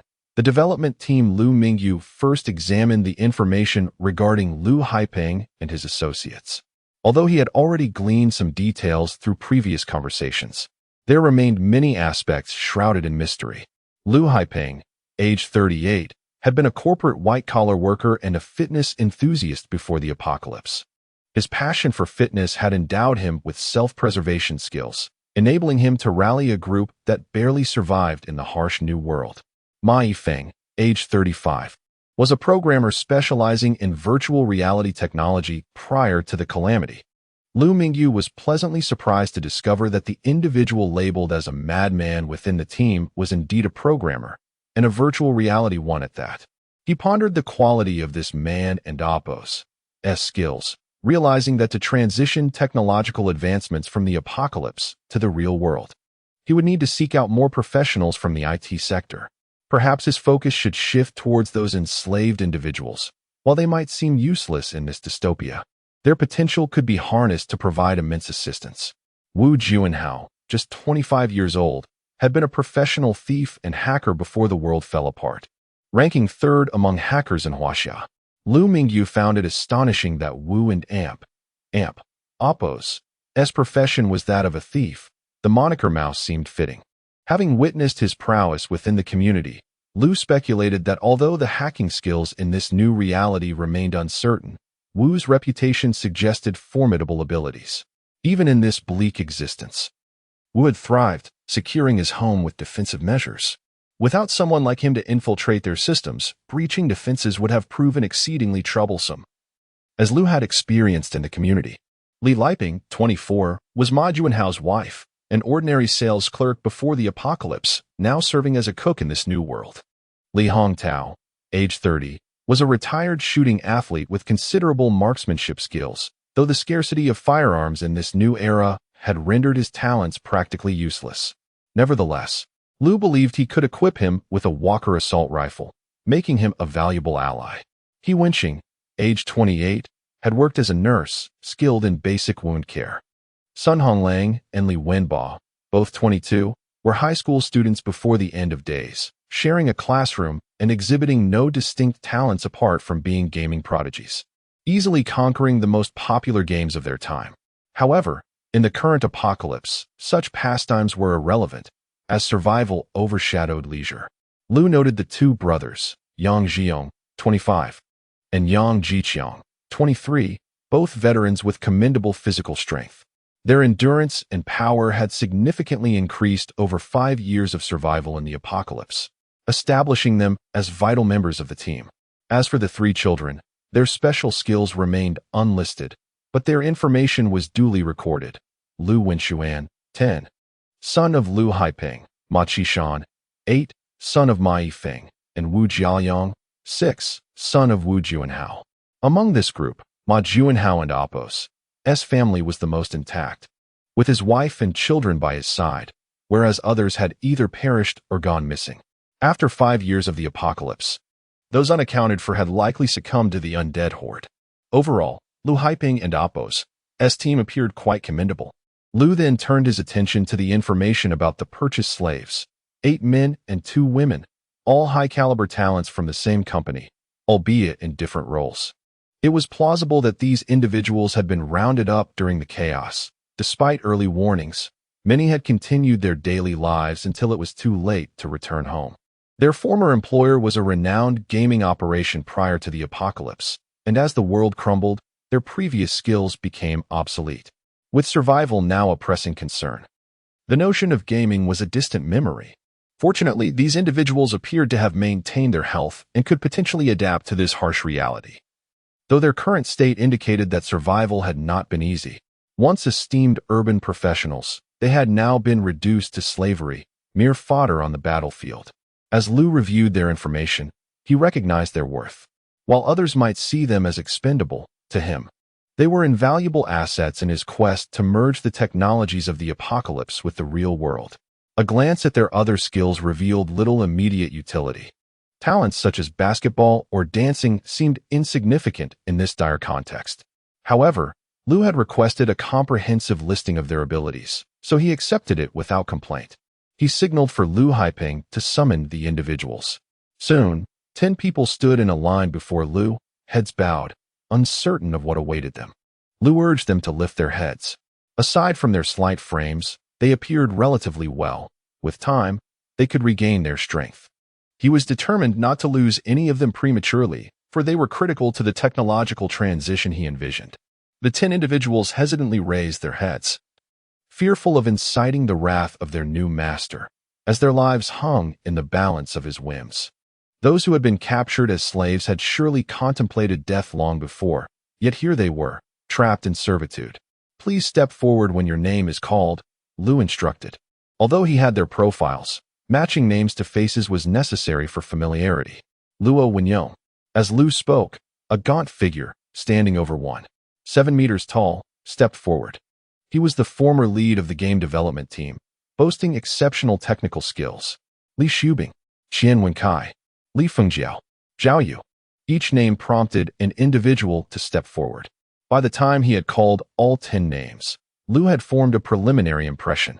Each person in this group was remarkable. If their information held true, together they could develop small-scale games. Liu felt a surge of excitement, realizing some of his plans could be expedited. Chapter 38. How to Achieve Artificial Intelligence. Liu Mingyu. If provided with the necessary equipment, could you develop a virtual reality game? Liu Mingyu aspired to create a virtual reality game in the real world, yet he had no intention of transferring the entirety of virtual reality into reality at once. A small step ahead marks a genius, while a significant leap renders one a madman. He also yearned to savor the pleasures of life using these technologies. Despite having sold gold worth several million in recent days, such sums were mere trifles to the affluent. Now, backed by a post-apocalyptic world with technology nearly a century ahead of the real world, he desired more than a mundane existence. He sought to leverage these technologies to lead the world, to guide the globe. With capability and a system at his disposal, what was there to fear? Originally, he merely wished to live quietly as a wealthy man. But who among the young lacks a touch of ambition? In his youth, while engrossed in novels, he often pondered whether those virtual reality games could be realized within his lifetime. Now, with such an opportunity at hand, why wait for the sands of time to slip away? If others could not achieve it, he would forge his own path. Desiring action was not merely talk. It required a gradual approach. Liu Mingyu was puzzled by Liu Mingyu and Apos' sudden inquiry. To him, the question was exceedingly simple, as it was his area of expertise. However, the thought that this expertise had not aided him in the apocalypse cast a shadow over his spirits. Setting aside such thoughts, Liu Mingyu answered resolutely, "No problem. May I inquire what type of game the master wishes to create?" Although he was unaware of Liu Mingyu's specific intentions, Developing games was his forte.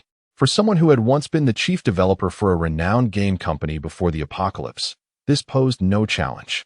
At that moment, Liu Mingyu produced a smartphone.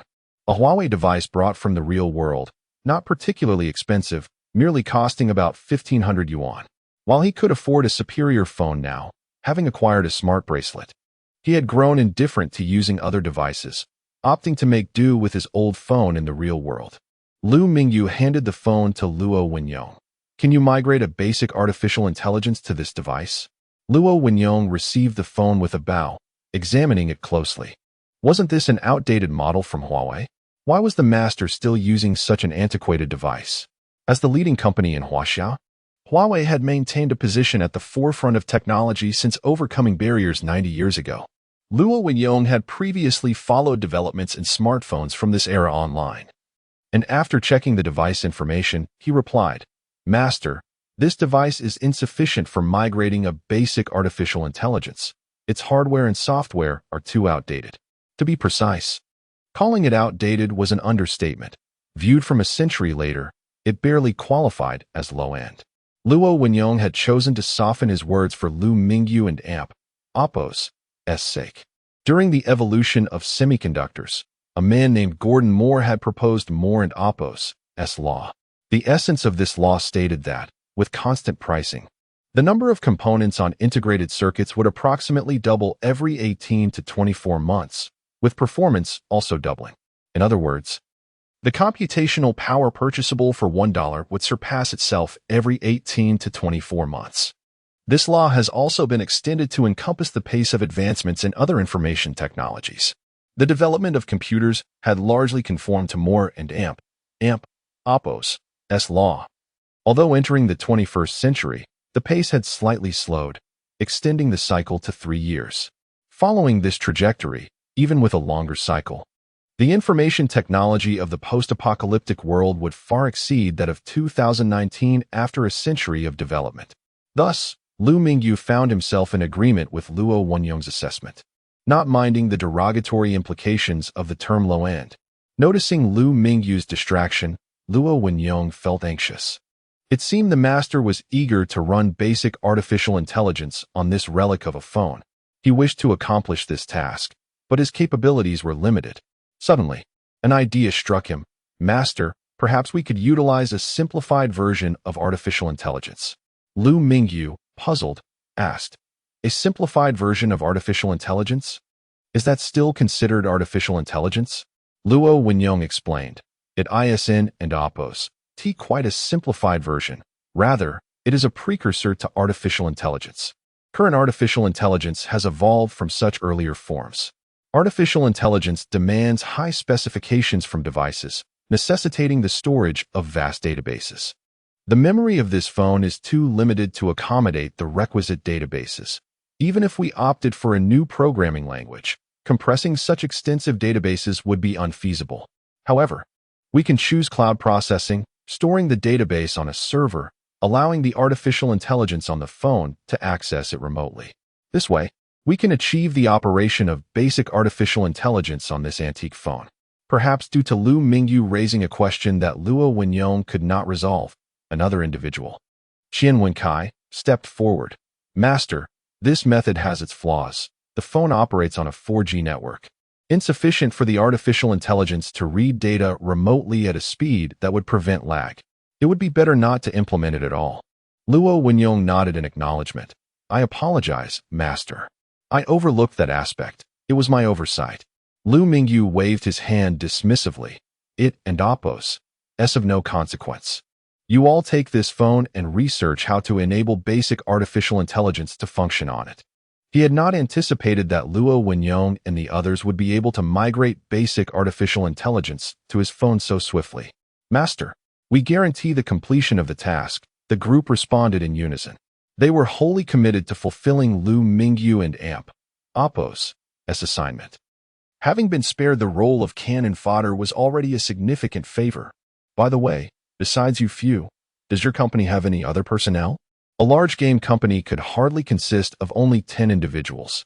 Although they claimed they could develop virtual reality games, who could ascertain whether they were fabricating tales for survival? Furthermore, The more talent, the better. In response, Luo Wenyong and his colleagues appeared somewhat disheartened. He replied, "Our company has many more people, but most have been captured and forced into slavery." Reflecting on this, they felt resigned. Their small team had managed reasonably well in the apocalypse, but had been reduced to captives under the duress of firearms. It seemed they would need to acquire more slaves. When trading with Lu Fugue later, they would see if any were available. "Howsy, you join them in the research," Liu Mingyu instructed Ma Juanhao. Luo Wenyong and his team might struggle to achieve this, but Ma Juanhao, ranked third among hackers in Huaxia, still held a glimmer of hope. Ma Juanhao nodded and led Luo Wenyong and the others to his room. It was in this space that he could truly unleash his potential.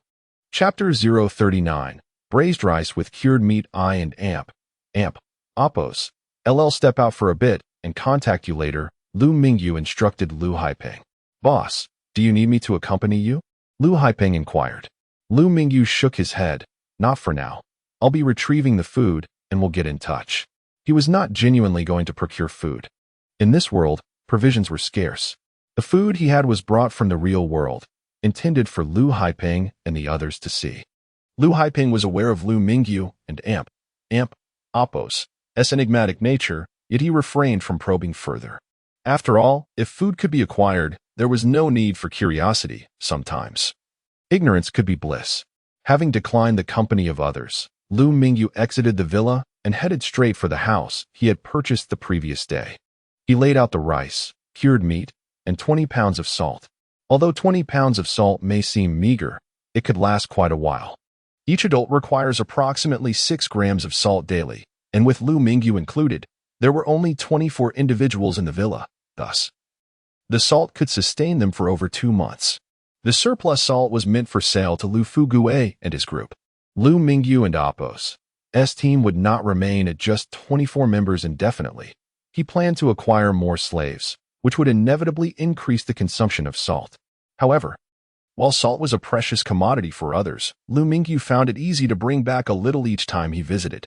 Once prepared, Liu Mingyu activated his smart bracelet and video called Lu Haipeng, saying, "Brother Liu, same place as before.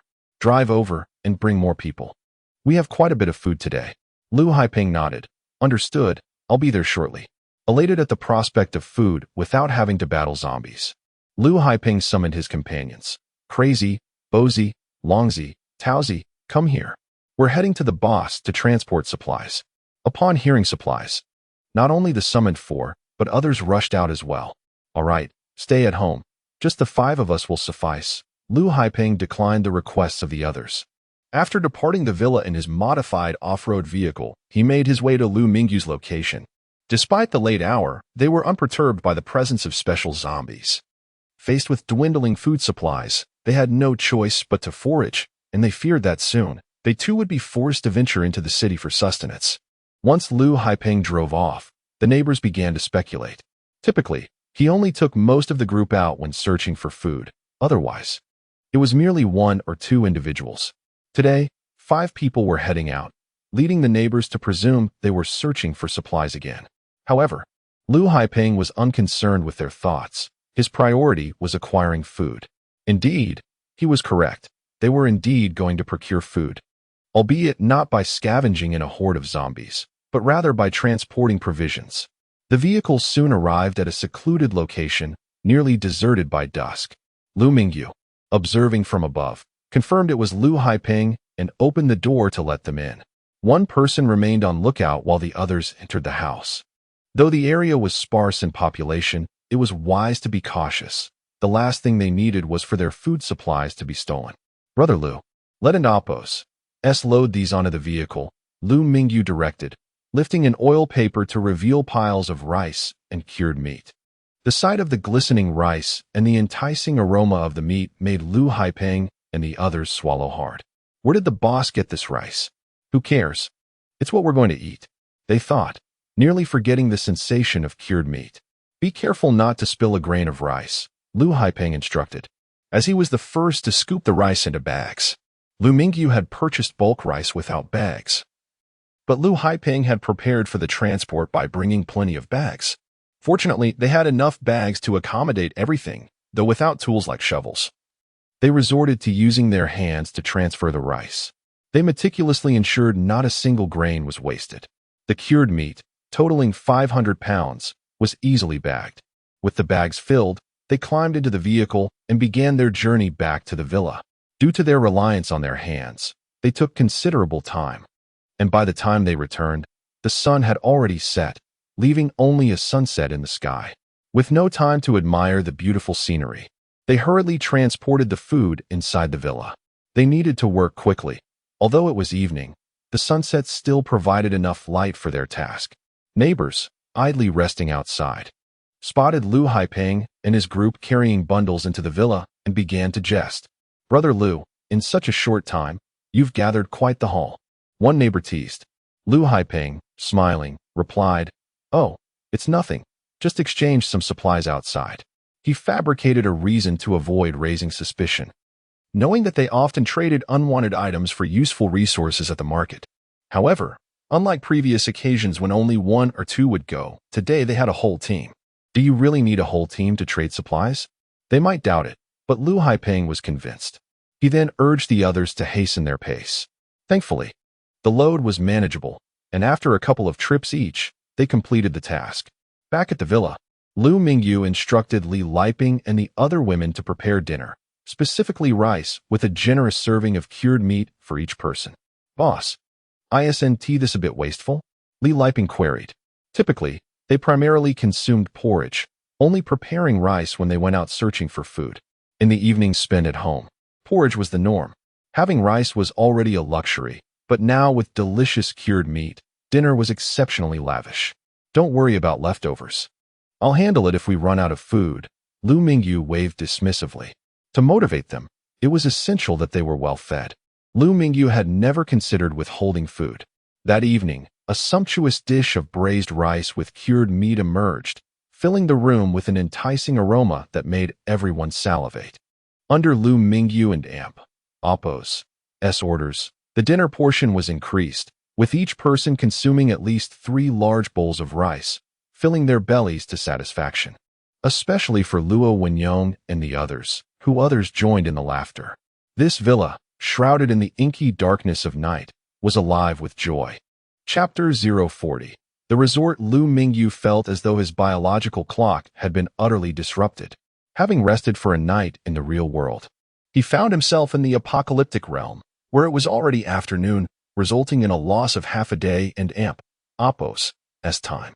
By evening, he was still not fatigued. Instead, he donned a virtual reality headset and spent the night immersed in learning within the virtual domain.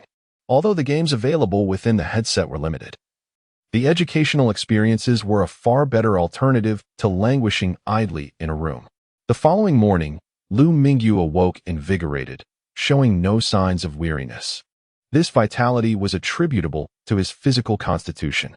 The virtual headset had initially been developed for absorbing information from the virtual world, but it was later discovered that wearing the headset overnight could serve as a substitute for sleep, offering a similar restorative effect. However, it could not entirely replace sleep, necessitating additional rest. The later invention of nutrient pods, however, fully achieved the function of replacing sleep, as long as the nutrient pods were adequately supplied. Some individuals could even go a week without emerging.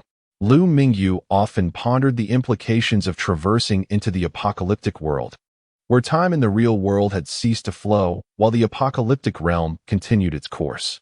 Effectively, while Liu Mingyu had experienced 2 days, others had only lived through 1.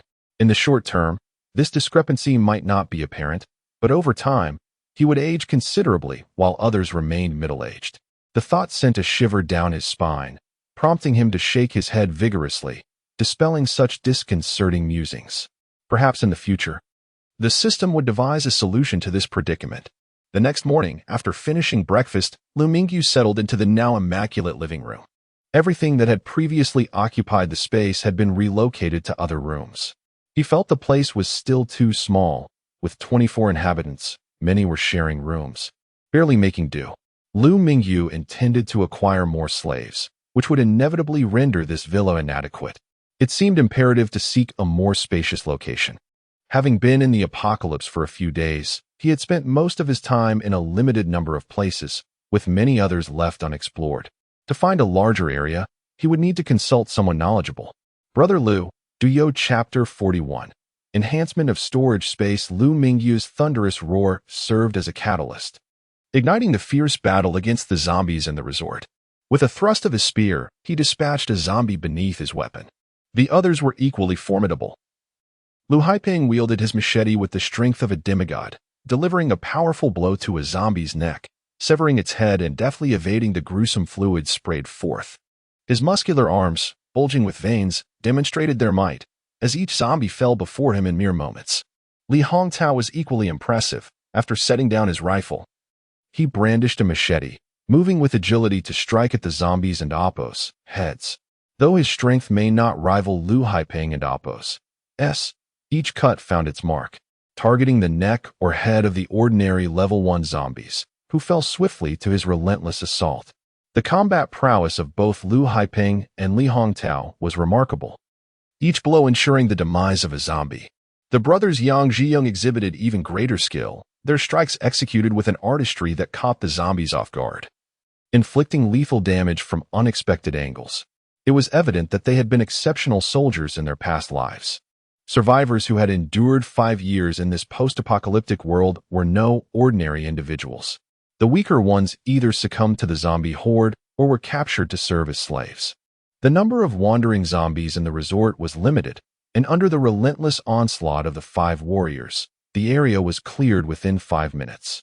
They were aware that the resort had been previously purged of zombies, which allowed them to find a defensive position against the few that remained. Otherwise, they would not have dared to face a zombie siege head-on.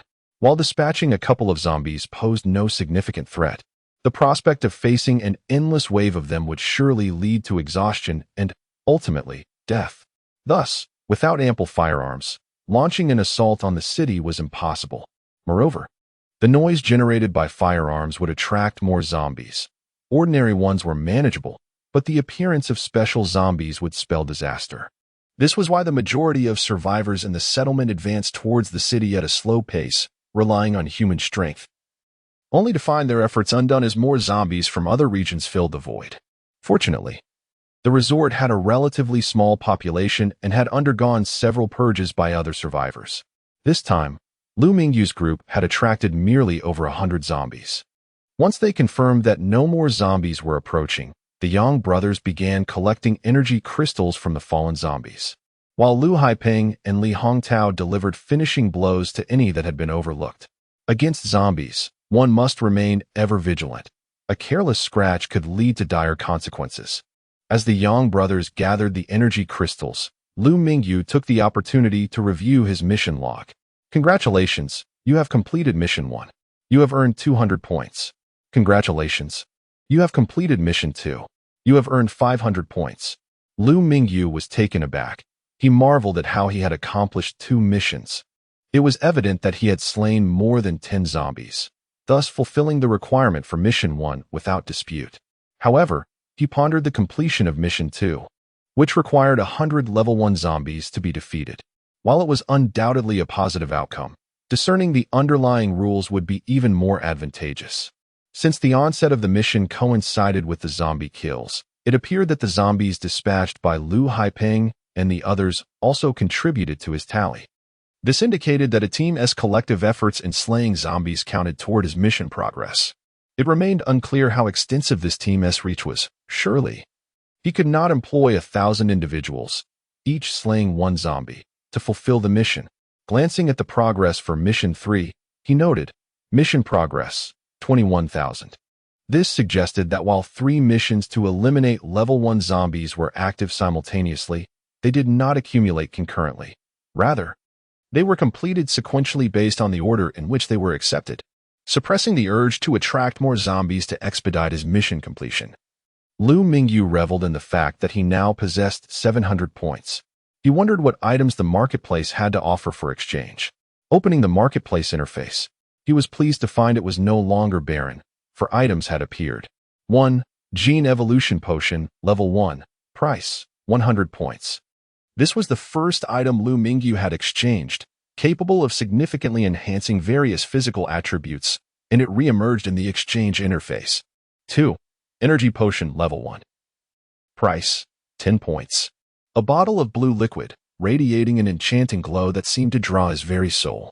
The price was surprisingly low. Was it of inferior quality? However, it promised to instantly restore full stamina. The affordability belied its impressive capability. 3. Storage Space Enhancement. Price, 100 points. This item would increase the storage space and amp Oppo's dimensions by 0.1 meters in length, width, and height. While it may seem modest, a closer examination revealed that the increase was not insignificant. Originally, the storage space measured 1 meter in each dimension. After enhancement, it would measure 1 by 1, resulting in a volume of 331 cubic meters, a substantial increase of 1/3. 4. Character Attribute Enhancement. Price, 10 points. For a cost of 10 points, one could gain 1 allocation point. The prospect of enhancing personal attributes was enticing, as it seemed quite economical. Initially, Liu Mingyu felt it was a good deal, but upon further reflection, he realized it might not be as advantageous as it appeared, considering that a single gene evolution potion could cause a qualitative leap in attributes for just 100 points. The 10-point investment for a mere 1 allocation point seemed less appealing when divided among 4 attributes, averaging only 5 points each. Nonetheless, Liu Mingyu understood that one could only consume 1 gene evolution potion per stage. Thus, at this moment, the character attribute enhancement appeared quite useful. All 4 items held significant potential, yet Liu Mingyu found himself at a loss as to which to choose. He had already consumed the gene evolution potion and had no immediate plans to share it, thus ruling it out. The energy potion seemed decent and reasonably priced, but its utility for him was limited, leading to its temporary dismissal. The storage space enhancement, however, was a viable option, with limited opportunities for traversal. Additional space would allow him to carry more supplies. Liu Mingyu promptly chose to exchange for the storage space enhancement. Experiencing a brief moment of disorientation as he confirmed the upgrade, he immediately checked his storage space, finding that each dimension had indeed increased by 0.1 meters. Chapter 42. Selling salt. Liu Mingyu was overjoyed and immediately exchanged for another enhancement of his storage space. A moment of dizziness ensued, and upon regaining his senses, he discovered that the dimensions of his storage space had expanded by an additional 0.1 meters, reaching a total of 1.2 meters. The cost of 100 points per exchange was simply too advantageous. Without a moment's hesitation, he opted for another enhancement. Shortly thereafter, the dimensions increased to 1.3 meters. Splendid. However, when Liu Mingyu attempted to exchange for another enhancement, he noticed that the dimensions remained unchanged. What could be the reason? Upon closer inspection, he realized that the price for enhancing the storage space had escalated to 400 points per exchange, and his points had dwindled to a mere 100. It dawned on him that each enhancement incrementally increased the required points by 100. After 3 enhancements, the initial cost of 100 points had escalated to the current 4th enhancement requiring 400 points, totaling 600 points spent, which aligned perfectly with the pattern he had deduced. To his dismay, there were indeed no bargains to be had. Nevertheless, the storage space had now expanded to a total volume of 197 cubic meters, more than doubling in size. With only 100 points remaining, he set aside the thought of further enhancements for the time being. At that moment, Liu Mingyu heard Liu Haipeng's voice. "Boss, the energy crystals have been collected." With only a few active zombies remaining, they swiftly dispatched them and, with 4 individuals working together, the collection of energy crystals proceeded at an impressive pace. 100 zombies lay lifeless, the pungent stench assaulting their nostrils. Even though Liu Mingyu had previously endured a zombie frenzy, he found the odor quite unbearable. Liu Haipeng and the others, however, seemed unfazed, their senses having long acclimated to the smell. "Let us venture inside," Liu Mingyu suggested. He did not take the energy crystals himself, deeming them too insignificant, and entrusted them to Liu Haipeng for safekeeping. The group made their way into the resort. The front of the resort featured a towering hotel, over 100 meters high. They decided against entering, suspecting that zombies still lurked within. Their primary goal today was to survey the terrain. As they circled around the front of the hotel, they encountered several low-rise buildings, likely leisure and entertainment facilities established by the resort. Behind the hotel stood rows of four-story villas, each accompanied by its own garden. A rough count revealed no fewer than 50 villas. At the heart of the resort lay a lake spanning 1 square kilometer, with a small island at its center, upon which stood a larger villa connected by a wooden bridge. The bridge had suffered damage, with several sections broken, presumably due to the apocalyptic events. After spending approximately an hour surveying the area, Liu Mingyu concluded that the resort was indeed quite remarkable. It must have been a splendid retreat before the collapse of civilization.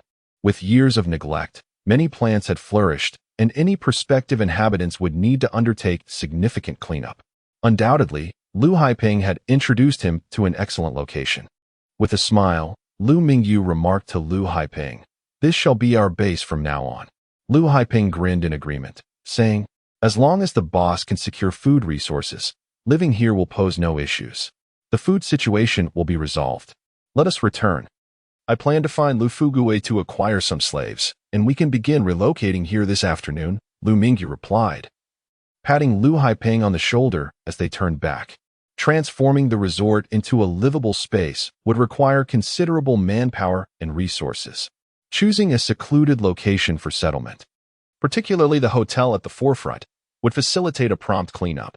Even in the event of a zombie attack, the hotel structure would provide adequate defense, allowing for a gradual approach to addressing the other areas.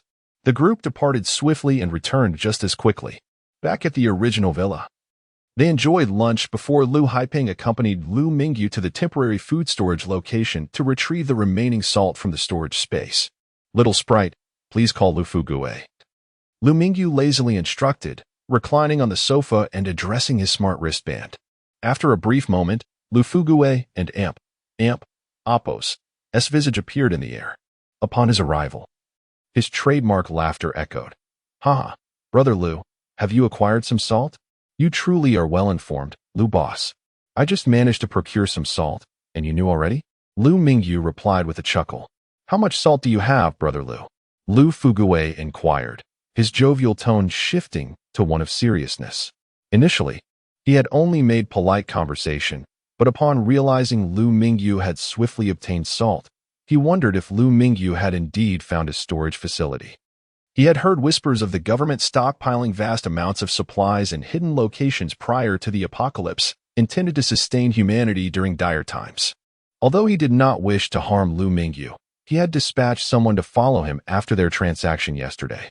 During that time, he had noted Liu Mingyu leaving the city only to contact him for a trade shortly thereafter, leading him to suspect that Liu Mingyu had indeed uncovered such a cache. If Liu Mingyu were aware that his quest for a base had been misinterpreted as a search for a pre-apocalyptic storage site, he would undoubtedly feel aggrieved. However, his ability to traverse seamlessly between the apocalyptic and real worlds far surpassed the mere discovery of a warehouse, rendering Lu Fuguwei's suspicions somewhat unfounded. Liu Mingyu remained blissfully unaware of Lu Fuguwei and Apos' myriad thoughts, and even if he did, it mattered little, for he intended to relocate to the resort that very afternoon. With a smile, Liu Mingyu declared, "I have 500 pounds of fine salt. I wonder if Liu boss can handle it?" He then presented a handful of salt for Liu Fuguwei to see. Upon inspecting the pristine white salt, Liu Fuguwei's conviction that Liu Mingyu had indeed found a storage facility strengthened. He chuckled with delight, saying, "No problem. Shall I come over to your place?" Unlike canned goods, salt was indispensable. One could substitute other foods for canned goods, but the absence of salt was untenable. For the Fuyuan Chamber of Commerce, 500 pounds of salt posed no burden, sufficient even for consumption within the inner city. "No, I shall come to you. Where are you located?" Liu Mingyu declined the offer, still hoping to acquire additional slaves from Liu Fuguwei. "I'm at the auction house. Just come directly here. I'll await your arrival," Liu Fuguwei suggested, sensing Liu Mingyu might have business to discuss. "Very well, I shall be there shortly," Liu Mingyu replied. After disconnecting the smart wristband, he gathered the 4 companions who had accompanied him to the resort and set off toward the inner city with the salt in tow. Chapter 043. Successful transaction due to the restriction that vehicles from the outer city cannot directly enter the inner city. Liu Mingyu devised an excuse to have his companions depart, assuring them that he would find someone to bring the salt into the inner city. In truth, Liu Mingyu had no one else to rely on. He stowed the salt directly into his storage space. Generally speaking, when people from the outer city bring goods into the city, they undergo a cursory inspection. However, when they encounter valuable items, some inspectors may discreetly confiscate them. Individuals without connections face not only entry fees, but also the risk of losing their possessions. Should one complain about the inspectors pilfering their belongings, they would be met with indifference, as the inspectors would feign ignorance, claiming that a thorough search was not conducted and that the items were seized due to alleged contamination. Most people encountering such situations remain silent, for in the apocalyptic world, might is the prevailing principle. Everything else is mere illusion. This is why many hesitate to engage in transactions within the inner city, after all. The outer city also boasts trading halls where, despite higher fees, it can sometimes prove more economical. Liu Mingyu was keen to avoid any unjust loss of his salt, which held significant value to him, while representing an astronomical sum for those laboring in the area, making it worth the risk. To mitigate such occurrences, he preferred to handle matters himself.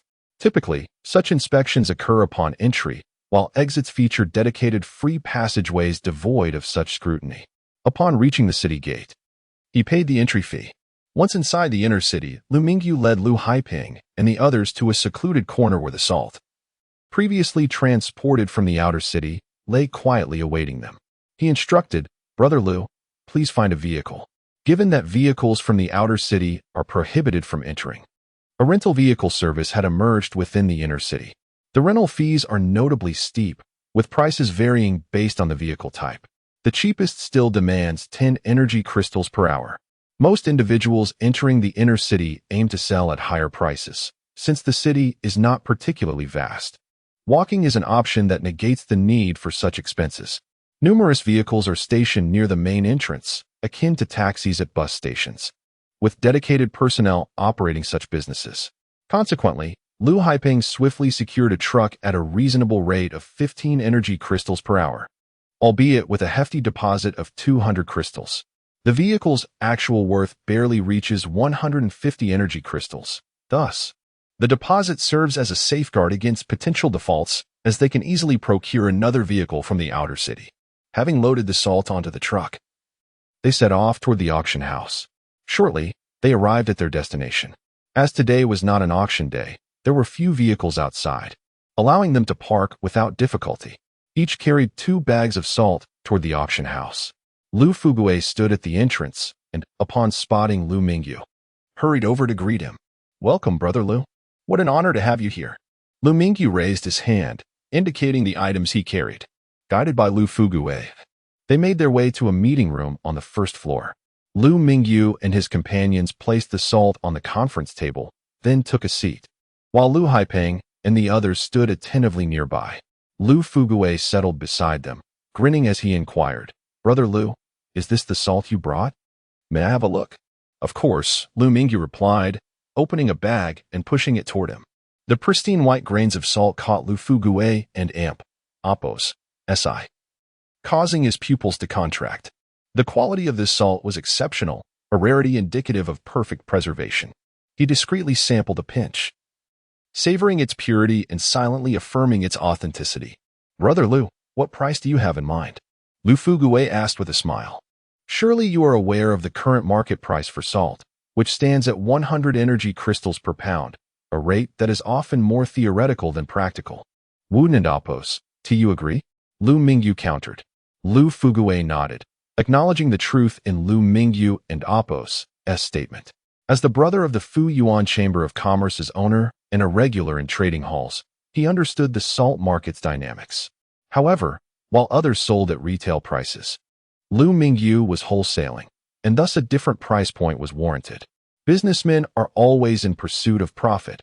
I cannot let this opportunity slip by," Liu Fugui conceded. "I will offer 80 energy crystals per pound, Brother Liu, as I must make a profit." Liu Mingyu calculated internally. At this price, he could secure 40,000 energy crystals. While this seemed less lucrative than his previous canned goods transaction, the quantity of salt was only half that, and the unit price was double that of the cans. He did not wish to linger unnecessarily, as his primary purpose in coming was to purchase slaves and gold. 40,000 energy crystals should suffice, if necessary. He could borrow from Liu Mingyu later. Nodding in agreement, Liu Mingyu replied, "That price is acceptable, but may I inquire if you have any slaves for sale?" Liu Mingyu shook his head. "I do not have any slaves available. However, if you require them, I can take you to the slave market, where there are plenty. Then I would appreciate your guidance to the market later." Liu Mingyu smiled.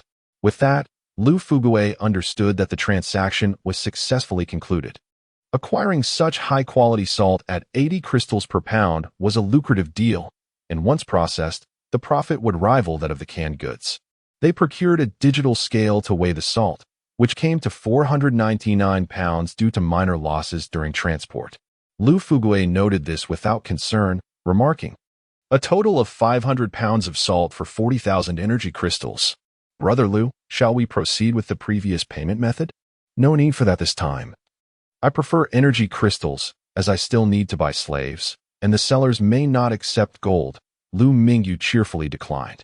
He continued, "If there are any excess energy crystals left, I would like to purchase some gold from you." "Not a problem," Liu Mingyu readily agreed, eager to facilitate the exchange of gold. Ultimately, Liu Mingyu sold 500 pounds of salt for 40,000 energy crystals. After repaying the 3,000 crystals borrowed from Liu Mingyu yesterday, he netted 37,000 crystals, a transaction deemed most successful. Chapter 044. The Slave Market. After concluding his transaction with Liu Mingyu at the auction house, Liu Mingyu accompanied him to the slave market. The inner city was already small, and the slave market was not far from the auction house. 10 minutes later, guided by Liu Mingyu, Liu Mingyu arrived at the slave market. The market was housed in a repurposed factory, with a sign at the entrance painted in black, simply stating Slave Market. Unlike other places, it bore a singular name. Yet it resonated profoundly among the inhabitants of the Jiahong settlement, for the owner, Kai Gaoming, was a figure of notoriety. Kai Gaoming was a ruthless individual. While others fought against zombies, he preyed upon humanity. As the apocalypse unfolded, slavery resurfaced, and many unwittingly fell into his grasp. Those captured had often resisted. But their efforts were futile, outmatched. They were implanted with nanobombs and forced into servitude. Though thoughts of suicide crossed the minds of some, few possessed the courage to act on them. Those who did had long since taken that final step before being captured. The wealthy sought indulgence, and Kai Gaoming's slaves became a unique source of entertainment for them. Liu Mingyu felt a twinge of complicity in purchasing a slave, yet he quickly dismissed the notion. Reassured that acquiring a slave was not an act of cruelty, but rather a means of providing them with work, a form of salvation, he reasoned. With this perspective, he felt a sense of relief. Upon arriving at the slave market, they were greeted by an eager attendant who bowed deeply to Liu Mingyu, exclaiming, "Boss Mingyu, you and Amp. Oppos. Here. Today, we captured a stunning female celebrity." Liu Mingyu's eyes sparkled at the mention of a celebrity, and he immediately inquired, "Where is she?" In that moment, he forgot entirely that he had brought Liu Mingyu along to purchase slaves. Liu Mingyu had a penchant for collecting beautiful women, particularly celebrities, an aspiration he had never dared to entertain before the apocalypse. Now, with an abundance of energy crystals, such desires were within reach. The allure of beautiful women has always captivated attention, and in the early days of the apocalypse, human traffickers had been less brazen. As the world descended into chaos, their audacity grew, targeting attractive women as their primary victims. In the first year of the apocalypse, numerous atrocities occurred. Some women, to evade the clutches of traffickers, resorted to disfigure. Chapter 045. A clean sweep? While these technicians may hold little value for others, they possess significant utility for Liu Mingyu. The more affordable the price, the greater the number he can acquire. Based on the information provided by the slave market, he meticulously selected individuals from the game development and artificial intelligence sectors, categorizing them according to their pre-apocalyptic positions. Although the information from the slave market might not be entirely reliable, he had no means to discern its accuracy, nor did he possess the capability to do so. Ultimately, he chose 50 individuals, and the total cost was a mere 2,000 energy crystals, a modest sum indeed. Given that these were all physically weak individuals, the price for these 50 was equivalent to that of the highest-priced individual, Yu Xian. After finalizing his selections, Liu Mingyu handed the tablet to a nearby attendant, inquiring, "Is there any possibility of a discount?" Earlier, Lu Fuguei had mentioned that his name could secure a 10% discount. Though 2,000 energy crystals were not a burden for him, a little savings would be welcome.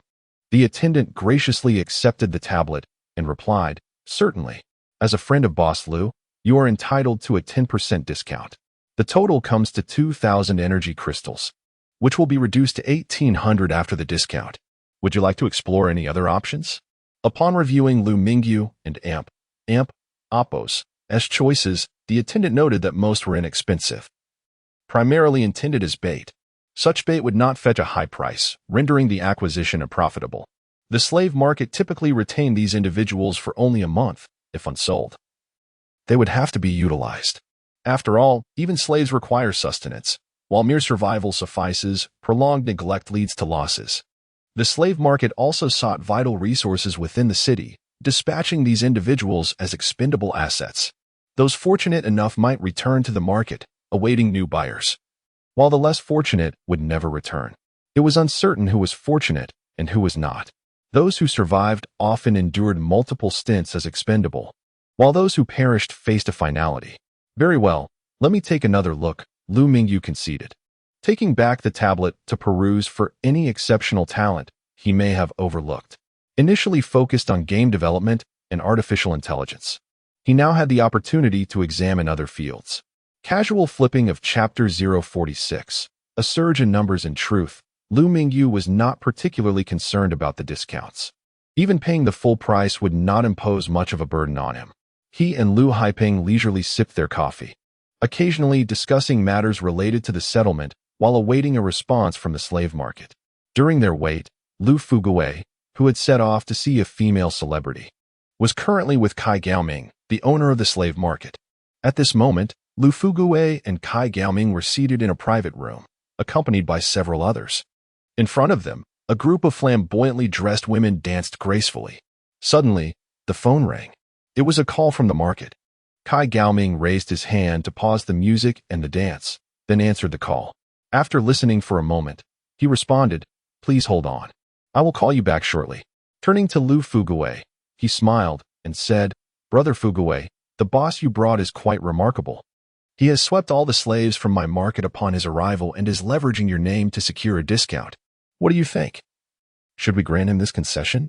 The slaves were brought in by Liu Fuguei, and he hadn't anticipated that Liu Mingyu would acquire such a significant number.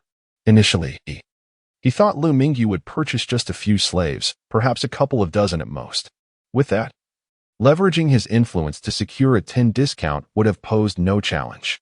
However, Liu Mingyu had now cleared the market of its visible slaves, a substantial value that could not simply be resolved by his connections. It was not that Liu Fuguei and Apos' influence was insignificant. As one of the 5 titans, the reputation of Liu Fuyuan and Apos' brothers certainly held weight. Yet, influence is akin to personal favor. Liu Fuguei and Liu Mingyu were merely acquaintances, ordinary business partners who had engaged in a few transactions. Even though Liu Fuguei believed he had discovered a strategic stockpile from the pre-apocalypse era and sought better resources from Liu Mingyu, until he secured greater benefits, everything remained uncertain. After some contemplation, Liu Fuguei replied, "The slave market is owned by Boss Kai. Whether a discount can be granted is ultimately up to him." Although he wished to cultivate a good relationship with Liu Mingyu, he did not want to offend Kai Gaoming, who was a potential trading partner, unlike Liu Mingyu, who was merely a transient business associate. Moreover, the sheer number of slaves Liu Mingyu intended to purchase, over 300, was enough to form a small faction, which was a considerable concern. The 5 titans of the Jiahong settlement maintained tight control over the majority of power within the settlement and were not keen on the emergence of another faction to divide their influence. Typically, many sought to purchase slaves, but none had ever acquired such a significant number in a single transaction. What do you all think? Kai Gaoming inquired, smiling at the others present. Those who sat with Kai Gaoming, one of the 5 titans, were not of ordinary status. They represented various other factions.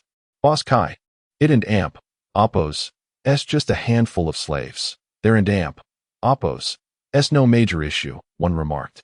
Indeed, they are merely slaves. Without weapons, how could they pose a threat to us? The 5 titans controlled the number of weapons and ammunition within the settlement and had no fear of those who purchased firearms retaliating against them. Kai Gaoming laughed heartily. Exactly. It's Chapter 047. Gold exchange assembling a resort for 338 individuals presents a considerable challenge. Accommodating such a multitude rules out a return to the villa, since relocation is imminent. Directing the group to the resort seems logical.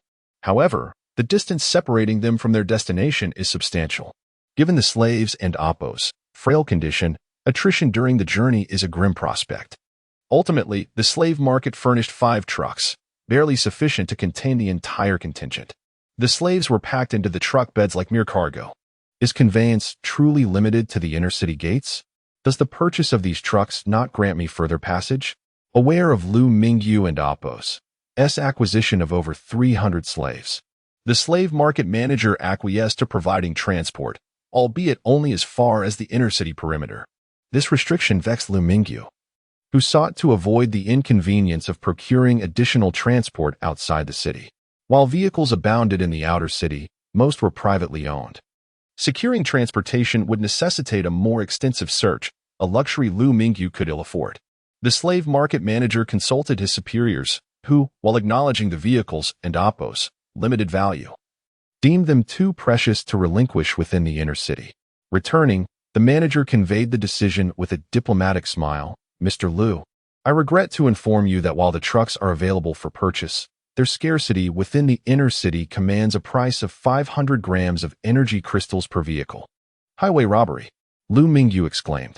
These trucks are ubiquitous in the cities, yet you demand such exorbitant fees. Despite his protestations, Liu Mingyu promptly settled the transaction. Monopoly dictated compliance. 5 kilograms of energy crystals vanished in an instant. The apparent abundance of energy crystals derived from salt sales proved fleeting. Fortunately, the acquisition of the trucks held future utility, facilitating the surreptitious transport of provisions for the burgeoning population. With the transaction concluded, Liu Mingyu recalled his initial purpose, exchanging energy crystals for gold with Lu Fuguei. While the transaction could have been executed at the exchange hall, Lu Fuguei offered a more favorable rate. Recalling the circumstances surrounding their previous call, Liu Mingyu inferred Lu Fuguei's activities. Hopefully, matters had concluded. The call connected swiftly, revealing Lu Fuguei reclining in a chair. Brother Liu, have you returned to the villa? Lu Fuguei greeted, flashing his pearly whites. Not quite, Liu Mingyu replied. Still at the slave market. Transporting over 300 slaves presents a logistical puzzle. Assistance required? Lu Fuguei inquired. Unnecessary, Liu Mingyu demurred, eager to broach the matter of gold. Mr. Liu, I seek to exchange energy crystals for gold. Is your supply still ample? Gold. Abundant, Liu Fuguei affirmed. The Chamber of Commerce possesses substantial reserves, approximately 10 tons. Had we not curtailed acquisitions, our holdings would exceed 20 tons. With energy crystals supplanting gold as currency, its value had plummeted. Liu Mingyu's interest was a welcome development. Recalling the need for jewelry gold in the real world, Liu Mingyu inquired, Mr. Liu, do you possess any unmelted jewelry gold? I would prefer to acquire it in that form. Lu Fuguei paused. Jewelry gold? Perhaps. However, most of our reserves have been smelted into 500-gram bars. No matter, Liu Mingyu replied. If unavailable, gold bars will suffice. Very well, Lu Fuguei responded. Meet me at the exchange hall. I shall have the gold prepared. After a moment, Lu Fuguei inquired, how much gold do you require? While Liu Mingyu had previously expressed his intention to exchange all remaining energy crystals, the precise quantity remained uncertain. I possess 33 kilograms of energy crystals, Liu Mingyu calculated. Exchange them all for gold at our previous rate. That equates to 231 kilograms of gold. Excellent, Lu Fuguei chuckled. Meet me at the exchange hall. And I shall have it ready. Concluding the call, Liu Mingyu instructed Liu Haiping, drive to the outer city and await my arrival. I must meet Liu Fuguwei at the exchange hall. Having overheard the conversation, Liu Haiping cautioned, Boss, shall I accompany you? Liu Mingyu waved him off. No need for such precautions. Awaiting me in the outer city will suffice. Respecting Liu Mingyu's decision, Liu Haiping and his companions, along with a slave proficient in driving, departed for the outer city in the 5 trucks. Liu Mingyu, in turn, drove to the exchange hall. The exchange hall teemed with activity, a cacophony of bartering and haggling. Shaking his head, Liu Mingyu approached the service desk, where he was escorted to a private office. Liu Fuguwei rose to greet him. Brother Liu, the gold is prepared. He gestured towards a table, lifting a necklace from a sack. Jewelry gold, as requested. Does it meet your approval? Examining the contents of the other sacks, Liu Mingyu found an assortment of exquisite jewelry, earrings, necklaces, bracelets, and rings. Exquisite, he affirmed. My gratitude, Mr. Liu. Liu Mingyu deposited the energy crystals on the table. Following verification, the transaction was formalized. However, Liu Mingyu noted that Liu Fuguwei had prepared 235 kilograms of gold, exceeding the agreed-upon amount. Liu Fuguwei insisted on gifting the surplus. Without protest, Liu Mingyu accepted the additional gold. Following Liu Fuguwei's arrangement for the conveyance of the gold to his vehicle, Liu Mingyu expressed his gratitude and departed for the outer city. En route, Liu Mingyu paused to transfer the gold to his storage space before proceeding to rendezvous with Liu Haiping and his companions. Chapter 048. Moving Liu Mingyu drove his vehicle to the city gate, utilizing the dedicated passage for automobiles. There were no restrictions for vehicles from the inner city heading to the outer city, much like the people who could freely traverse to the outer city without special checks. However, should any extraordinary circumstances arise, the soldiers at the city gate would promptly close the gate. 5 large trucks stood out conspicuously at the entrance of the outer city. Yet onlookers observed the markings on the trucks, recognizing them as vehicles belonging to the slave market. They dared only to watch from a distance, lamenting the fate of those who were being taken away into slavery and those destined to become cannon fodder. Naturally, they only whispered among themselves from afar. They would never approach to voice such thoughts openly. Their indifference was palpable. So long as it wasn't them being taken away, they preferred to maintain their distance. Liu Mingyu possessed remarkable hearing and caught snippets of their discussions, but he felt no need to concern himself with the opinions of others. He simply wished to focus on his own affairs. He did not perceive the act of purchasing slaves as harmful. Providing them with sustenance and shelter in exchange for labor seemed far from malevolent in his eyes. Ignoring the idle gossip, Liu Mingyu drove directly beside the large trucks. Upon spotting Liu Mingyu, Liu Haiping quickly rolled down his windshield. Liu Mingyu instructed, "You all head straight to the resort and have these slaves clean the hotel. We will move in tonight." Understood, Liu Haiping replied. "Be cautious of any scattered zombies. I do not wish to spend a fortune only to have them perish before they can assist me," Liu Mingyu cautioned loudly. "Got it," Liu Haiping responded robustly. Liu Haiping took the lead in the large truck, with the remaining vehicles following closely behind toward the resort. Meanwhile, Liu Mingyu sought out a vehicle rental service near the city gate, renting 2 additional large trucks and calling those in the villa to prepare for the move. It must be noted that the rental fees for vehicles in the outer city were significantly lower. At merely 2 energy crystals per hour and a deposit of 50 energy crystals, the costs were quite affordable. This was largely due to the fact that any vehicle could enter the outer city, allowing most individuals to easily find a vehicle of their own, further contributing to the lower rental rates. Liu Mingyu also spent 15 energy crystals to hire 3 individuals, 2 to drive the large trucks and 1 to operate Liu Haiping and Appo's modified truck, while he himself drove a small truck to lead the way. The energy crystals he spent had all been acquired from the zombies he had slain at the resort, and those he had traded with Liu Fuguwei had been converted entirely into gold. Fortuitously, he had refrained from exchanging these energy crystals for gold. Otherwise, he would have lacked sufficient funds to rent the vehicles. Upon returning to the villa that Liu Haiping had previously occupied, Liu Mingyu found the entrance piled high with pots, bowls, and various components belonging to Ma Juanhao. "Uncle Liu, are we moving?" exclaimed Liu Wenchuan, who had been playing nearby, rushing over with excitement upon seeing Liu Mingyu return. Liu Mingyu ruffled his hair and smiled. Yes, we are moving to a larger house that has plenty of places to play. Hearing about the abundance of play areas, Lu Wenchuan's eyes sparkled with delight. Really? That's wonderful. I'm so tired of this place. Dad won't let me go out to play. I want to go too, chimed in Ma Qishan and Wu Jiaoyang, the two younger boys.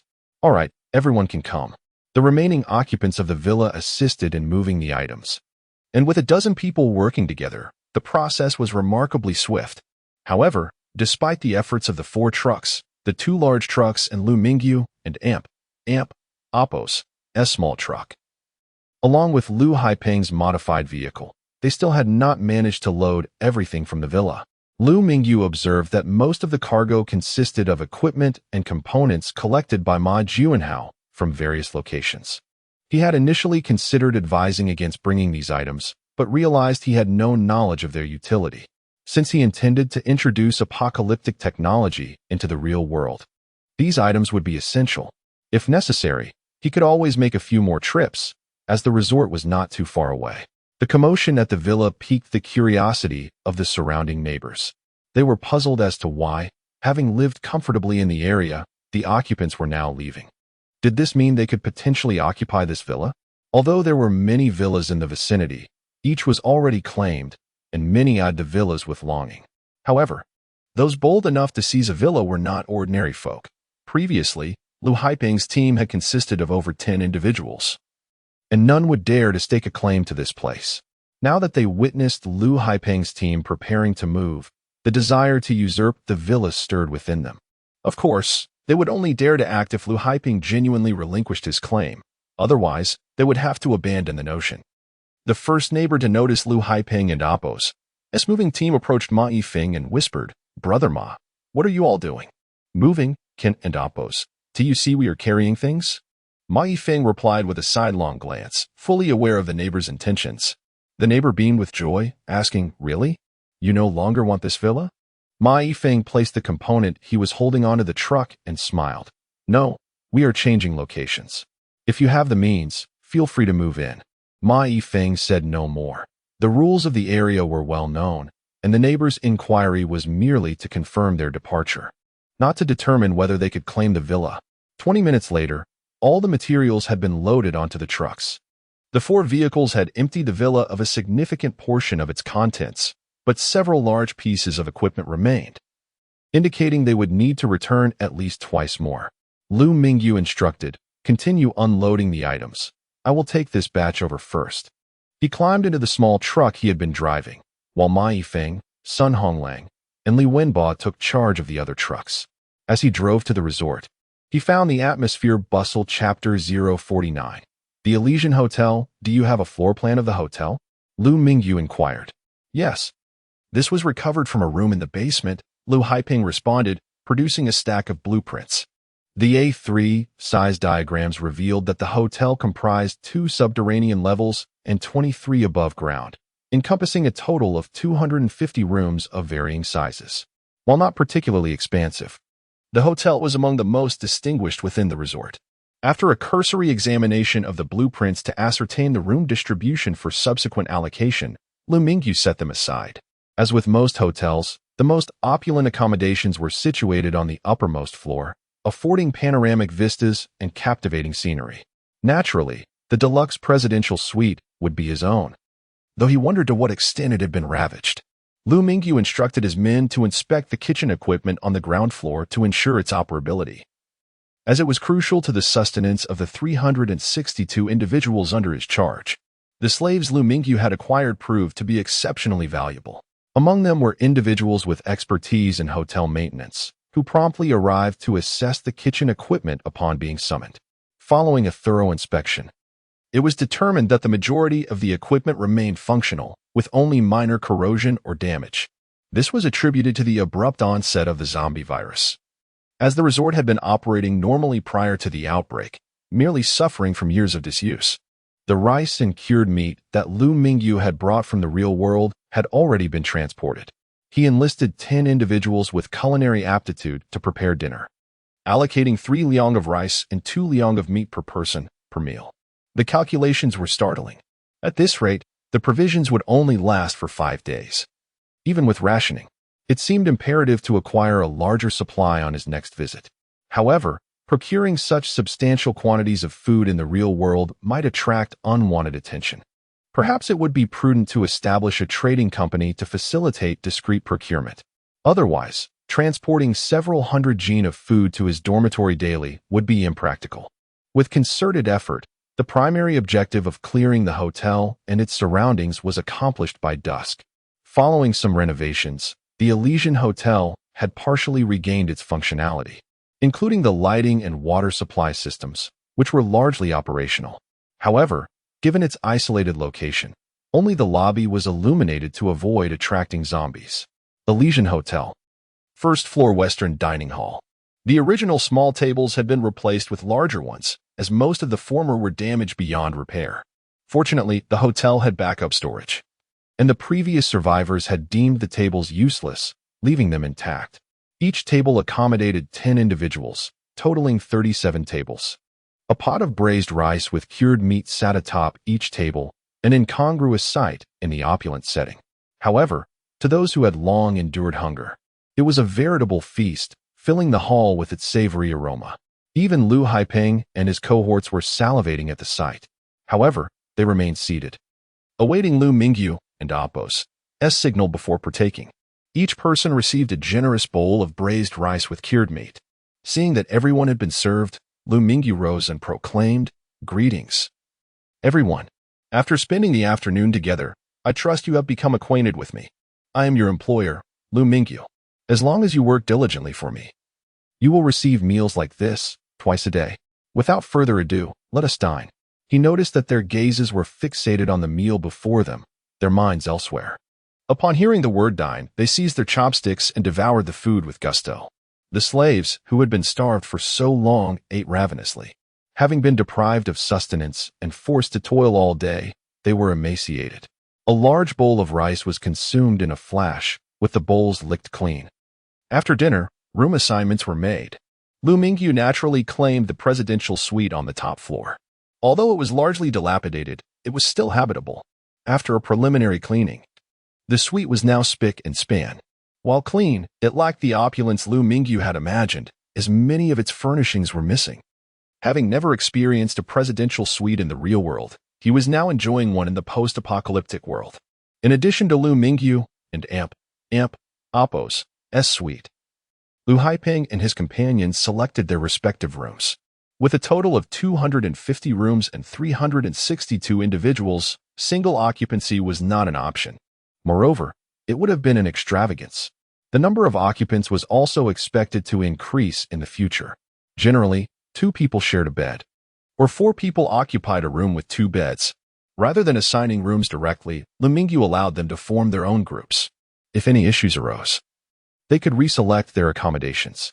Many of the useful items in the hotel rooms had been pilfered by survivors. Fortunately, bedding was still available, albeit moldy after 5 years. The occupants were not fastidious. Having a place to stay was already a luxury, considering the conditions they had endured after being captured by the slave traders. On the day of their purchase, they had been filled with despair, believing that they were destined to be cannon fodder. Their despair was tinged with relief. Perhaps they should have ended their lives upon capture to avoid further humiliation. Yi Qingxian was among them. As a celebrated star before the apocalypse, she knew that revealing her identity would subject her to degradation. She had witnessed such instances too many times. For the past 5 years, she had disguised herself to avoid attracting attention. However, remaining inconspicuous was no easy feat. Surviving the apocalypse was already challenging enough. Had it not been for her cousin, with whom she had relied on each other, and her own special abilities, she would not have survived. Despite her efforts to evade capture, she had inadvertently fallen into the hands of slave traders while foraging for food the previous day.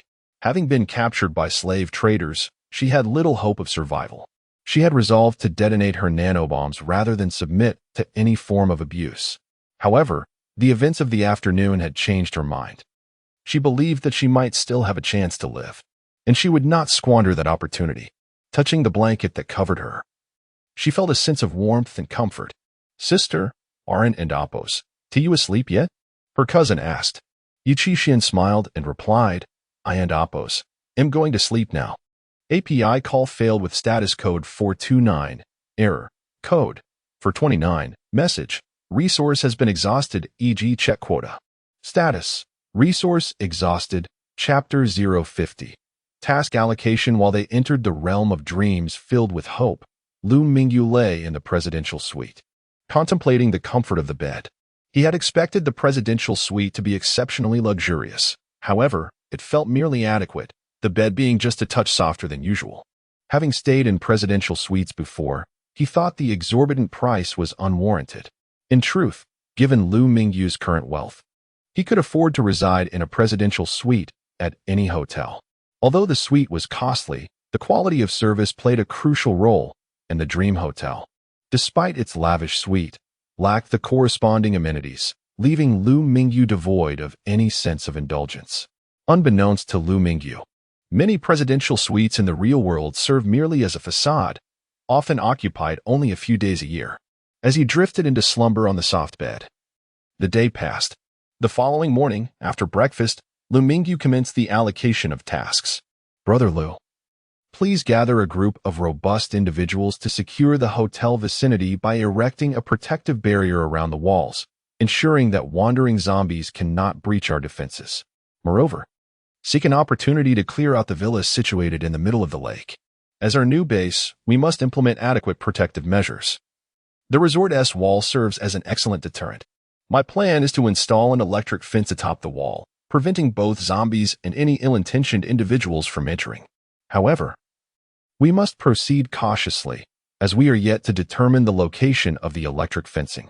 One step at a time. Our priority is to eliminate the zombies within the resort and establish basic defenses. He then turned to Ma Juanhao. Your primary objective is to develop a rudimentary artificial intelligence on the smartphone I provided you. This step is crucial, and I hope you can accomplish it soon. If you require additional personnel, feel free to request assistance. His smart bracelet already contained a basic form of artificial intelligence. Yet implementing AI in the real world could not be done instantaneously. Even if AI could be transferred, many devices would be incompatible. Thus, achieving simple AI on the existing smartphones was a more feasible undertaking. Ma Juanhao responded affirmatively, no problem, boss. I conducted preliminary tests yesterday and have a rough idea.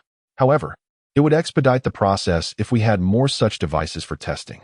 Liu Mingyu nodded. I will bring you some additional smartphones this afternoon. Is there anything else you need? Ma Juanhao shook his head, indicating he was fine, but Luo Wenyong appeared hesitant. Noticing this, Liu Mingyu inquired, Luo Wenyong, what troubles you? If you have a request, please voice it.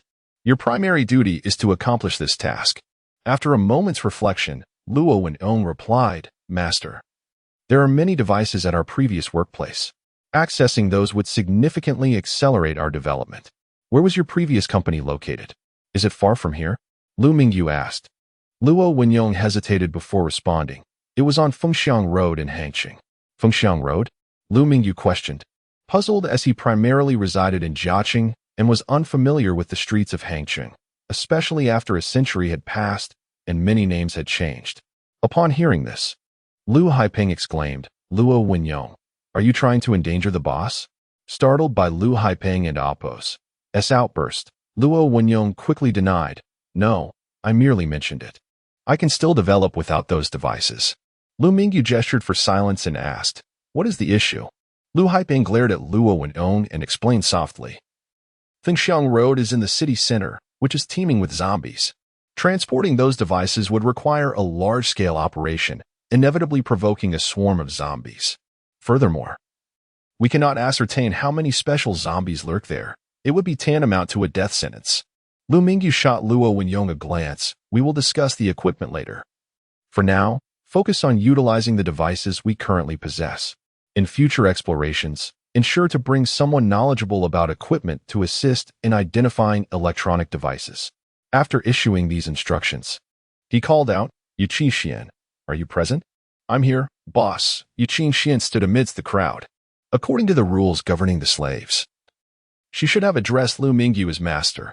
However, having been recently captured, she had not yet been properly instructed. Shy by nature, She could not bring herself to utter the term master. Hearing Ma Juanhao refer to Liu Mingyu as boss, she followed suit. Liu Mingyu found no fault in her address. In fact, he preferred that the slaves refer to him as boss. From today onward, you will serve as the logistics supervisor, managing the supplies within the base. Do you have any concerns? Previously, cooking had been the responsibility of Li Liping and He Wenqing, but he had greater faith in the loyalty of his purchased slaves. These slaves were equipped with nanobombs, ensuring their allegiance surpassed that of the others. Reflecting on the 2,000 grams of energy crystals he had expended to acquire Yi Qingxian, he felt a pang of regret. That amount equated to nearly 4 million huaxia coins. A waste indeed if she were relegated to a mere cleaning role. Understood, boss. Yi Qingxian replied, her confidence in her appearance evident. After all, she had spent 5 years evading capture. Satisfied with her affirmation, Liu Mingyu chose not to dwell on her further, assigning her the role of logistics supervisor to ensure his investment was not squandered. He did not particularly notice her self-assured demeanor. To him, she appeared emaciated, reminiscent of an extremely thin woman suffering from anorexia, hardly an object of interest. Addressing Li Liping and He Wenqing, he stated, Sister Ping, you will oversee the food. Sister Qing, you will manage cleanliness. Is that acceptable? He had no reservations about assigning these roles. Although they were not his purchased slaves, they still deserved a measure of respect. In unison, they responded, no problem. After assigning corresponding roles to the rest, they centered their efforts around fortifying the existing dream resort. With over 300 individuals, the distribution of tasks was not particularly daunting. The resort's expansive area allowed for a focus on developing the Dream Hotel as the nucleus of their operations. Ultimately, Liu Mingyu appointed a few leaders and delineated their objectives, leaving the remainder of the organization in their capable hands. Chapter 051. The third day of activities after assigning their respective tasks, Liu Mingyu sought out Li Wenbo and said, Bozi, come with me. We are going to fetch the supplies. Once the others received their orders, they dispersed to attend to their duties. Li Wenbo, designated as the squad leader of the security team, found himself momentarily sidelined due to Liu Haiping's presence on the periphery. Upon hearing about the supply retrieval, Li Wenbo and Amp, Oppos, S. heart leaped with joy, and he promptly agreed. In truth, Liu Haiping and his companions harbored doubts regarding Liu Mingyu and Amp, Oppos, S. identity. They were curious about how he had acquired such provisions and how he managed to facilitate their transport into the inner city. Was he perhaps one of the hidden magnates among the 5 giants? Regardless, the food was undeniably real, and they had resolved to follow Liu Mingyu's lead. Liu Mingyu, however, was not a clandestine overlord within the settlement. He was merely venturing out to prepare for the next transport of provisions. With Li Wenbo at the wheel, Liu Mingyu settled into the passenger seat as they drove a small truck toward the modest house he had previously purchased. This location had long served as their storage for supplies. 10 minutes later, they arrived at the house. Liu Mingyu opened the door, stepped out, and instructed, Bozi, wait here for a moment while I check if the supplies have arrived. Understood, replied Li Wenbo. In truth, Liu Mingyu could have effortlessly traversed into the real world before their very eyes. To those in the apocalypse, he had always been present. Nevertheless, he needed to avoid their scrutiny during his next visit, so he was merely taking precautions in advance. Entering the house, Liu Mingyu silently invoked his traversing ability. In the blink of an eye, he found himself inside a rental unit in the real world.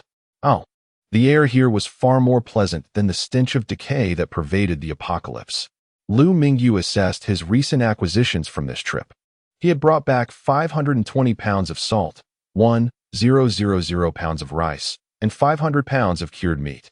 He distributed 20 pounds of salt, 1,000 pounds of rice, and 500 pounds of cured meat to Liu Haiping and his group, selling the remaining 500 pounds of salt to Liu Fugui at the price of 80 energy crystals each, yielding a total of 80 energy crystals. He repaid the 6 energy crystals he had borrowed from Liu Fugui at the auction house, leaving him with 74. After purchasing slaves for 36 crystals, he had 38 crystals left.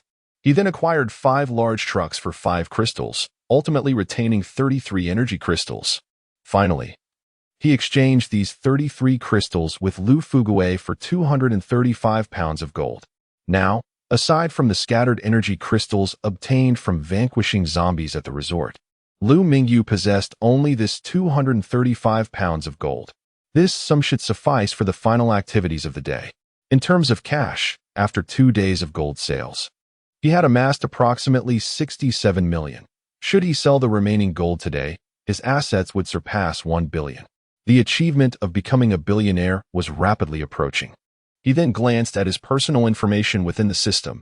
Name: Liu Mingyu. Strength: 27 Constitution, 28 Agility, 24 Mental Strength, 11 points, 100 times traversed. 2. There were no changes in his attributes, which might be attributed to the brevity of time or the effects of medication having worn off. With 100 points, he had reached a bare minimum and resolved not to expend them for the time being, as there were no pressing needs. He had 2 remaining opportunities to traverse, and it appeared that this number increased in accordance with each day spent in the real world. Although he had spent a day in the apocalypse, his traversal count had not increased. Given the limited storage space and the necessity of providing for a growing number of people, Liu Mingyu intended to accumulate more traversal opportunities before returning to the apocalypse, intending to test for any potential limits on his traversal count. He telephoned Shidawe, and they shared breakfast at a nearby stall. At the Long Fengxiang Gold Shop, in the manager and Oppo's office, Liu Mingyu produced a metal box measuring 40 centimeters in length, 15 centimeters in width, and 15 centimeters in height, an iron box he had found at a hardware store. Inside lay the 235 pounds of gold he had procured. Despite its modest size, the box was not filled to capacity. The sheer weight of 235 pounds would be quite burdensome if placed within. Although he was capable of lifting it, why not make it easier on himself? Upon entering the manager's office, Liu Mingyu discreetly retrieved the gold from his storage space while Dawe was momentarily distracted. He opened the box and instructed, "Dawe, this is today and Oppo's inventory.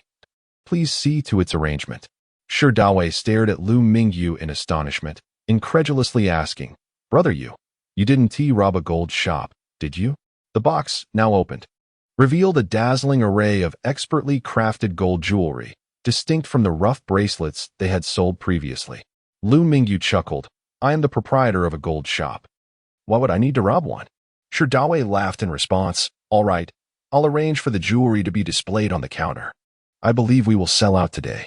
The previous days had yielded raw bracelets, yet they had sold exceptionally well. Today's exquisite jewelry, being of high quality, would likely perform even better.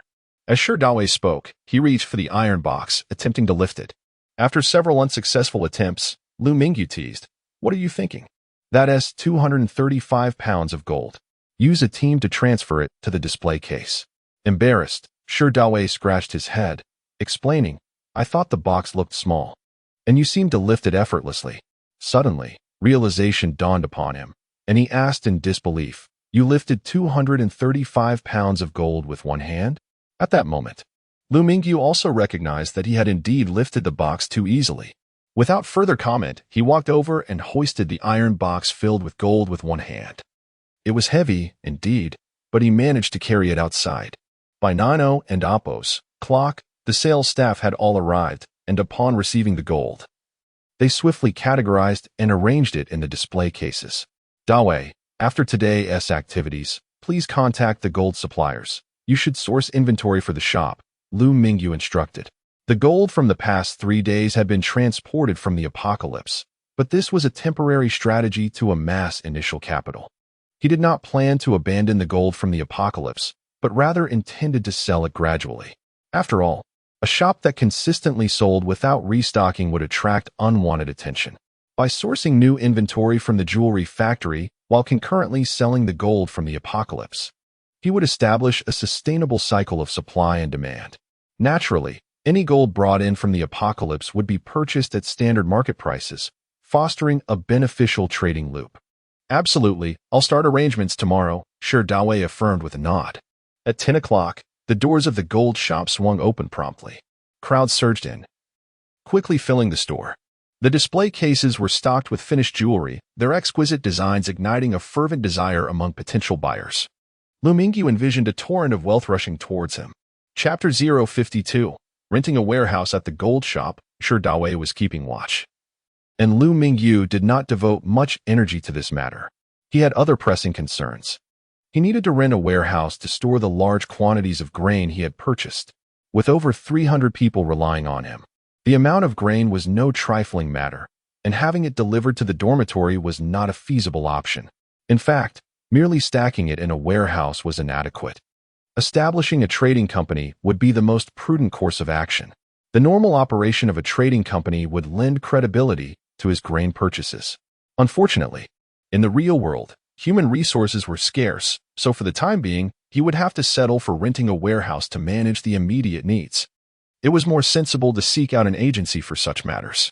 Each region and AMPO's agencies were interconnected, sharing resources.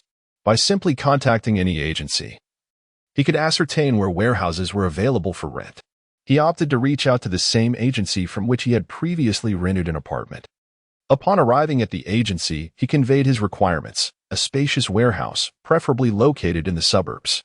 A larger warehouse would allow him to procure more goods at once, thereby enabling him to establish a teleportation point there, facilitating access to supplies without the need for frequent trips to various locations. His objective was to transform the advanced technologies of the apocalypse into practical applications in the real world. He could not afford to be perpetually preoccupied with acquiring grain. Nevertheless, securing food supplies was essential for the successful execution of his mission. The choice of a suburban location was deliberate, aimed at evading prying eyes. The frequent influx of substantial materials into the warehouse would be better concealed from the public, and suburban warehouses were generally more affordable. The agent was somewhat taken aback. Liu Mingyu had just rented 2 apartments and was now seeking a warehouse. Could it be that he was delving into e-commerce? It seemed the business was quite lucrative.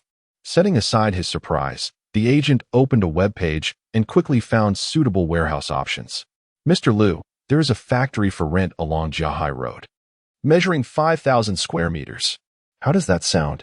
The agent inquired. Liu Mingyu was familiar with Jiahai Road, situated in the suburbs of Jia City, where numerous factories were clustered. However, he had never visited that area, so he needed to assess its suitability firsthand. A factory warehouse of 5,000 square meters was quite substantial and should suffice for the time being. That sounds good, but I need to see it in person. Liu Mingyu replied. Of course, let me contact the owner, the agent said, making a quick phone call. Moments later, he announced, the owner is waiting for us. Let's head over. Liu Mingyu rode with the agent in a Jetta towards Jiahai Road. Since it was not peak commuting hours, traffic was light, and they arrived in about 15 minutes. The factory warehouse was conveniently located alongside Jiahai Road, ensuring excellent accessibility. Upon disembarking, Liu Mingyu noticed a middle-aged man standing at the entrance. Mr. Liu, this way, please, the agent said, proceeding to introduce himself to the owner before leading Liu Mingyu inside.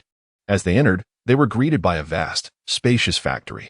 It was impressively large and impeccably clean, indicating that the owner was prepared to rent it out. Such a sizable facility suggested that the previous operations had been substantial. After surveying the surroundings, Liu Mingyu felt relatively satisfied. Although he noted that the factory had been partitioned by a dividing wall, indicating it had once been larger. Curious, Liu Mingyu inquired. Could you tell me about this dividing wall? Indeed, Mr. Liu, as you can see, this factory was previously connected to the one next door. To rent it out separately, we had to create this partition, the middle-aged man explained. The proximity of another factory compromised confidentiality, which Liu Mingyu had hoped to maintain. Nevertheless, the location was still quite favorable. Even with vehicles coming and going, it was manageable. He realized he would need to find a reliable individual to oversee the premises. After contemplating for a moment, Liu Mingyu asked, how much is the rent for this factory? 1 yuan per square meter per day. For 5,000 square meters. That amounts to 150,000 yuan per month. The agent quickly provided the figure. Goodness, is it really that expensive? Liu Mingyu was taken aback, having anticipated a rental cost of only 20 or 30,000. This price seems excessively high, he remarked, frowning. The agent interjected. This rate is reasonable given the prime location and ample space. It can accommodate various items and can be transformed for other uses, presenting excellent value. Never mind. I'll have to pass. It's too costly, Liu Mingyu replied, shaking his head. The price was indeed exorbitant. He could not afford to squander money recklessly. He decided to opt for a smaller warehouse in the city for temporary use, planning to directly acquire a trading company in the future to avoid unnecessary expenditures. Upon hearing Liu Mingyu and Apo's decision, the middle-aged man sighed. In truth, the price was not unreasonable for the area. But the sheer size of the warehouse made it uncommon for individuals to rent such a large space alone. As Liu Mingyu turned to leave, he glanced at the adjacent factory, noticing the sign for Jia City Trading Company. Could this factory belong to that trading company? Upon inspecting the layout, it appeared to indeed be associated with them. The company must have fallen on hard times to downsize its facilities and reduce expenses. Perhaps acquiring it would be a wise choice, but he needed to gather more information about the situation. Stopping in his tracks, Liu Mingyu asked the middle-aged man, "Do you happen to know anything about the trading company next door?" "That trading company is mine." "Why do you ask?" The man replied, locking the door with a look of surprise. Did Liu Mingyu not want to rent his factory, but instead wish to inquire about purchasing his company? Nevertheless, he answered Liu Mingyu and Apo's question. With a broad smile, Liu Mingyu said, "My apologies, I didn't and Apo's catch your name." "My surname is Chun," the man replied. "Brother Chun, I was wondering if your trading company is for sale?" Liu Mingyu asked. "What is this? You came to rent a warehouse, and now you want to buy my company?" Chun Yud responded, bewildered. "Mr. Liu, are you joking? I'm here to rent out the factory, not to sell the company," he clarified, though he was taken aback by the suggestion. Despite the company he had founded having fallen into decline, Chun Yud had never considered selling it, even though it was now struggling to survive. Chapter 053, Chun Yud Jiaqing Yud Trading Company, Limited appeared modest in scale. Yet acquiring it aligned perfectly with Liu Mingyu's aspirations. Purchasing an established company is significantly swifter than founding a new one from scratch, not to mention the considerable effort it conserves. Although the process of establishing a company has become relatively expedited, nothing compares to the immediacy of outright acquisition, provided, of course, that the seller is willing. If this company is not for sale, there will undoubtedly be another that is. Thus, a conversation is warranted. As the proprietor of a trading firm, Chun Yud's decision to personally lease out the factory space suggested that his situation was less than favorable. Liu Mingyu observed the adjacent factories, or rather companies, which appeared rather vacant, though it was plausible that employees were merely at work. Upon receiving an immediate refusal from Chun, Liu Mingyu chuckled lightly. "Mr. Chun, do not be so hasty in your rejection. Shall we find a place to discuss further?" After a moment of hesitation, Chun replied, "Let us go to my office. I will hold off on renting for now. You can reach out to me when I require warehouse space again." Liu Mingyu informed the intermediary and followed Chun Yud. The intermediary offered no further comment. It is not uncommon for potential deals to falter, and he simply drove away. Guided by Chun, Liu Mingyu arrived at his office. As they walked, he noticed the trading company was indeed quite deserted.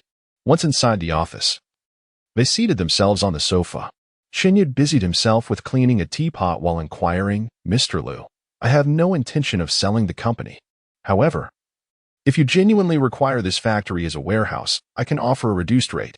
Liu Mingyu smiled. "There is no rush. May I ask what your company primarily engages in?" The willingness to invite him to the office indicated a latent willingness to sell. Had there been none, Chun would have firmly rejected him at the entrance. After rinsing the teapot, Chun retrieved a canister of Longjing tea from a nearby cabinet, scooping a few handfuls of leaves. "Our company primarily deals in daily necessities, clothing and accessories, cosmetics, food, and essentially everything within our operational scope. Your company's scope is indeed extensive." "It must be quite sizable," Liu Mingyu remarked, surprised by the breadth of their operations. Typically, most trading companies focus on one or two product categories, rarely encompassing such a wide range. Perhaps this was a contributing factor to the company's current decline. As Chun poured Liu Mingyu a cup of hot tea, he reflected on Liu's compliment, falling into silence for a moment. Ah, that is now a thing of the past. It was evident that this had once been a significant company, yet the surroundings belied that truth. Regardless, Liu Mingyu remained focused on his intent to purchase. As long as the price was right, the company's past would not deter him. Sipping the tea, Liu Mingyu was enveloped by its rich aroma. It was indeed quite delightful. Setting the cup down, he gently inquired, "Mr. Chen, do you truly have no intention of selling the company?" Instead of responding directly, Chen began recounting the history of his enterprise. Jiaqing Yud Trading Company, Limited, as the name suggested, was his brainchild. He began around 2005 with a modest online store, importing daily goods and cosmetics from abroad to sell domestically, a practice known as purchasing on behalf. At that time, the profits from such endeavors were substantial. After a while, Chen grew dissatisfied with merely facilitating small purchases online. The limitations of individual procurement, coupled with the underdeveloped logistics of the time, primarily relied on his own travel for profit. By 2006, having earned his first significant income through purchasing on behalf, his ambitions expanded, leading to the establishment of Jiaqing Yud Trading Company, Limited. The ease of earning at that time was remarkable. Those with a bit of daring found themselves greatly rewarded. However, one must possess capital, for without it, even the most lucrative methods are futile. Chen Yud was fortunate, possessing both courage and finance, capitalizing on a favorable opportunity. The establishment of his trading company broadened his operational scope significantly.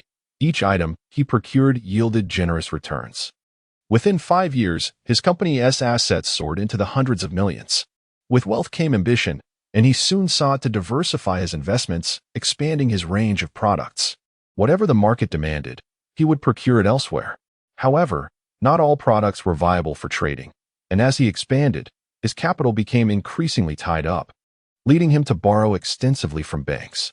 Trusting others with his liquidity, he embarked on an investment project, yet he was a novice in investments, having excelled only in trading. Ultimately, that venture turned out to be a scam, vanishing with his funds, leaving him unable to repay debts, and bringing his once thriving company to the brink of bankruptcy. In truth, he lacked only a modest amount of liquidity. Merely 30 million could have revived the company. However, while many are eager to engage in profitable ventures, few are willing to provide assistance in times of need. Faced with a severe liquidity crisis, Chen Yud was compelled to liquidate substantial assets to cover his debts. This struggle persisted for several years, leading him to the present day, where the company's annual output barely exceeded 1 million. This trading company could have been shuttered long ago, yet it was his first venture, a culmination of years of effort, and he was reluctant to see it fail. Thus, he continued to hold on, enduring the hardships. Liu Mingyu listened intently, feeling a surge of empathy. "Mr. Chen, you are indeed a person of great perseverance. How about this?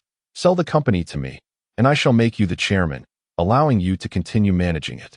Chen shot him a sidelong glance. "Mr. Liu, I have made my position clear. This company is now merely a shell. Are you certain you wish to proceed with the purchase?" In truth, he was quite tempted, yet conflicted. Could he truly part with something he had fought so hard to maintain for so many years? The pressure from the bank regarding loans was mounting, and he wouldn't have resorted to leasing the last of his factory space had he not been in dire straits. "Mr. Chen, I genuinely wish to acquire it. Just name your price. I only require your assistance in procuring certain items. The company name shall remain unchanged, and management will still be under your purview." Liu Mingyu believed that anyone who could rise from humble beginnings to become a billionaire, only to face ruin yet refuse to surrender, was truly remarkable. Most importantly, he lacked the time to manage the company himself. Even his jewelry store was under the supervision of Shi Dawei. Even if he were to establish his own trading company, he would need to hire a manager to oversee its operations. He had faith in Chen Yud, perceiving him as a commendable individual. Chapter 054. Purchasing a vehicle. Upon hearing the proposition, Chen Yud felt a surge of excitement. Selling the company would liberate him from its debts while allowing him to remain as the general manager. This was truly in alignment with his aspirations. He had long been resolute in his desire to prevent Yud Trading Company from collapsing, and now that an opportunity had presented itself, what was there to wait for? However, he pondered the true intentions behind Liu Mingyu's actions. Was he perhaps seeking to acquire prohibited items? Liu Mingyu seemed to perceive Chen Yud and Appos' apprehensions and chuckled, reassuring him, "There and Appos' no need for concern, Boss Chen. You will manage the operations. I merely require assistance in procuring certain items when necessary. My primary focus will be elsewhere. Qinyud responded with a smile. Of course, Boss Liu. However, as I previously mentioned, the company's overall value is approximately 1 million, with an annual profit of merely 100,000. If you are interested, I can sell it to you for 3 million. Though the company's output was only 1 million and the profit a mere 100,000, the total value of its other fixed assets far exceeded 3 million. Thus, purchasing the company for that sum would grant Liu Mingyu a minor advantage. Without even negotiating the price, Liu Mingyu replied, "No problem." To him, 3 million was but a trifling sum.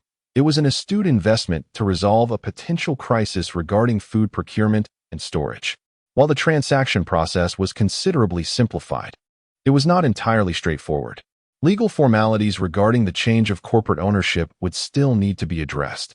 The two signed a letter of intent, and Liu Mingyu promptly transferred the funds to Qinyud's personal account. Ding! Qinyud quickly received the notification of Liu Mingyu's transfer. With the letter of intent signed, Liu Mingyu was unfazed by any potential change of heart. Should that occur, he would ensure Qinyud regretted his decision. With a grin, Qinyud remarked, "Boss Liu, I am now working for you." Liu Mingyu, equally cheerful, replied, "The trading company relies on you now. Once the transfer is complete, I will transfer an additional 10 million to ensure you can operate effectively." Qinyud and Appos' eyes widened in astonishment. He had not anticipated that this seemingly youthful boss possessed such financial prowess, ready to inject 10 million immediately after acquisition. Was he perhaps a wealthy heir? Liu Mingyu continued. Undeterred, "For now, could you assist me in procuring several tons of rice, cured meats, and other unbranded food items that do not display a production date?" Qinyud found Liu Mingyu's first request rather puzzling. What could it possibly entail? Was he intending to purchase substandard products? Nevertheless, he quickly responded, "Certainly. I will make the arrangements." Although he was unsure of Liu Mingyu and Appos' intentions, it was unthinkable to decline the boss and Appos' requests. Liu Mingyu seemed to read his thoughts and clarified, "While we do not require production dates, ensure that the quality of the food is high. Avoid inferior goods at all costs." Realizing he had misstepped, Qinyud offered an awkward smile and inquired, "Is there a specified quantity?" Liu Mingyu shook his head, stating, "No. For now, just acquire a few tons of each type and store them in the adjacent factory. Alternatively, find a suitable place to pile them up. And let me know when that and Appos' done. Additionally, do not rent out the neighboring factory, expand operations and utilize it." "Understood, boss." Having sold the company to Liu Mingyu, it was only natural that the latter's word was law. The factory was indeed part of the company's fixed assets, although it had been leased out due to prior circumstances. One could only imagine that if it were not leased, the land alone would be worth far more than 3 million, making Liu Mingyu and Appos' acquisition a remarkable bargain. Liu Mingyu paid little heed to such thoughts. He had successfully secured a substantial food supply and no longer needed to worry about that matter. "Focus on your tasks. I have other matters to attend to. I must take my leave," Liu Mingyu said, bidding farewell to Qinyud. "Boss, would you like me to give you a ride?" Qinyud recalled that Liu Mingyu had arrived via an intermediary's vehicle, and now that the intermediary had departed, Liu Mingyu surely lacked transportation. However, it was hard to believe that someone capable of purchasing a company for 3 million and subsequently investing 10 million would not have a vehicle of his own. Perhaps he had merely taken the intermediary and Appos' car for convenience. "Thank you. If it's not too much trouble, please take me to a car dealership," Liu Mingyu replied. Little did he know that his newfound wealth was a recent development, and he had been preoccupied with establishing a gold store, leaving him no time to purchase a vehicle. As he had arrived in the intermediary's car, Liu Mingyu had hoped to visit the dealership to buy a car. Now that matters had been settled, it was the perfect opportunity for such an endeavor. They say a car is a man's second wife, and Liu Mingyu was no exception. However, in the past, due to financial constraints, he could only dream of such a purchase. Now that he had the means, he would not deprive himself. As Liu Mingyu settled into Qinyud's BMW X3, he remarked, "Old Qin, this is a fine vehicle." "Well, it's nothing special, just a budget model. I might have to sell it soon." Chen Yude replied with a smile. He was also an automobile enthusiast. During better financial times, he had owned 5 cars. But after several years of debt repayment, he had sold 4, leaving him with only this one. He feared that soon he might not be able to keep even this vehicle. Having sold the company, he felt a sense of relief. One could see the toll that debt had taken on him. Despite being in his early 40s, he had already begun to show signs of aging. Throughout the arduous process of repayment, a certain tenacity had sustained him, but with that pressure now alleviated, he felt a noticeable lightness of spirit. At the car dealership, Qinyude inquired, "Boss, do you have a price range in mind?" After a moment of contemplation, Liu Mingyu replied, "Around 1 million would be ideal, preferably with an immediate availability." Although Liu Mingyu had often fantasized about buying a car, when the moment to choose one arrived, he found himself at a loss. Nevertheless, he hoped for immediate availability. Otherwise, he would face delays that could stretch from a week to even a couple of months. Shortly after they entered the dealership, a young and attractive saleswoman in uniform approached them with a bright smile. "Good day, gentlemen. How may I assist you? I would be delighted to introduce you to models within your price range." Given their attire, the saleswoman had not expected them to be potential buyers. But she approached Liu Mingyu with courtesy, determined to provide excellent service. Liu Mingyu was dressed in modest clothing, devoid of any designer labels. While Chen Yud was preoccupied with the stress of his loans and had not concerned himself with his appearance. It was not that Liu Mingyu lacked the means to purchase branded clothing. He had simply been preoccupied in recent days, traversing between the apocalyptic world and reality, wearing his old garments. Moreover, in the apocalyptic world, the brand of clothing held little significance. Comfort and ease of movement were far more valuable. Chapter 055, Appointment and Truth. Liu Mingyu did not concern himself with attire, as long as it was comfortable. For those of considerable capability, even the most modest of garments could be perceived as high-end brands, while those lacking such prowess might wear the finest labels yet still be deemed counterfeit. In the journey of life, one should not overly fixate on the perceptions of others. The essence of existence lies in comfort and ease. Had it not been for the limited capacity of Liu Mingyu's storage space, he could have effortlessly brought back a vehicle from the post-apocalyptic realm.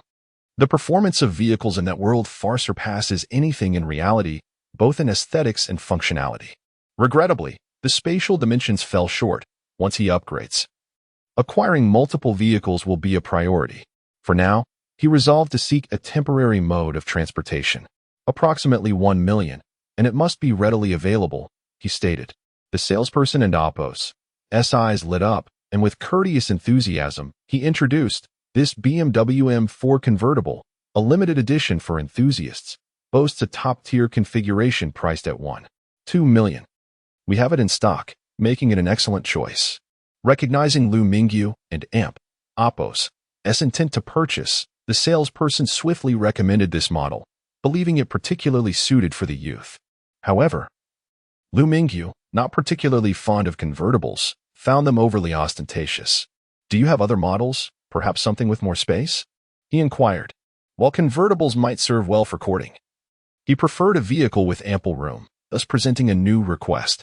Undeterred by Liu Mingyu and Appos' initial disinterest, the salesperson promptly introduced the BMW X7, the latest SUV on the market, highlighting its spacious interior. He handed Liu Mingyu a detailed brochure. Without glancing at it, Liu Mingyu asked, "Let us go with this one. I'd like to test drive it." The salesperson quickly procured a BMW X7 from the executive series. Upon inspection, Liu Mingyu found it indeed grand. And seated in the driver's position, he relished the generous space and comfort. Having acquired his driver's license during his academic years, he navigated the lot for a test drive. Truth be told, he was no professional driver and did not discern anything particularly remarkable about it. Overall, it felt quite pleasant to drive. In terms of comfort, it was hardly inferior to the vehicles he had operated in the post-apocalyptic world, which predominantly consisted of trucks. He reflected that the difference could not be substantial. "Boss, what are your thoughts?" Qinyude inquired as Liu Mingyu exited the driver's seat. "It's satisfactory. I'll take it," Liu Mingyu replied, feeling a modicum of excitement at purchasing his first vehicle. However, Compared to the luxury cars that had become commonplace in the post-apocalyptic era, a standard SUV hardly stirred extraordinary enthusiasm. If Chun Yud could hear Liu Mingyu and Appos' inner thoughts, he would be incredulous that a car worth over $1 million could be regarded as merely ordinary. Conversely, had Liu Mingyu been privy to Chun Yud's sentiments, he would have scoffed, for amidst a plethora of luxury cars, an X7 was hardly unremarkable. Without delving into Chun Yud and Appos' thoughts, Liu Mingyu inquired, "What is the price for this vehicle?" "The base price is $1.258 million. Fully equipped it comes to $1.45 million. The salesperson, having pre-calculated the figures during the test drive, promptly provided Liu Mingyu with the quote. $1.45 million is acceptable. It and Appos' merely a temporary vehicle for now. Once I enhance my storage space, I can procure a more comfortable vehicle from the other side, although those vehicles seem unable to be registered here, which presents a minor conundrum. Perhaps I should establish an automotive company to import their technology?" he mused. Yet, he resolved to take things one step at a time. Recognizing that progress must be gradual in the face of a world that appears a century ahead, Liu Mingyu produced his bank card, smiling, "I'll pay in full." "Let us proceed with the paperwork today, shall we?" "Absolutely. We have specialists to handle these formalities, and it will be completed promptly. Please, wait in our lounge." The salesperson replied, his face beaming with delight at the prospect of earning a substantial commission. As Liu Mingyu and Chun Yud returned to the lounge, the salesperson took the necessary documents to finalize the transaction.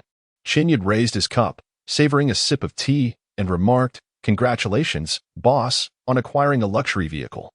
"Thank you, but this hardly qualifies as luxury. To you, it is just an ordinary car," Liu Mingyu chuckled in response.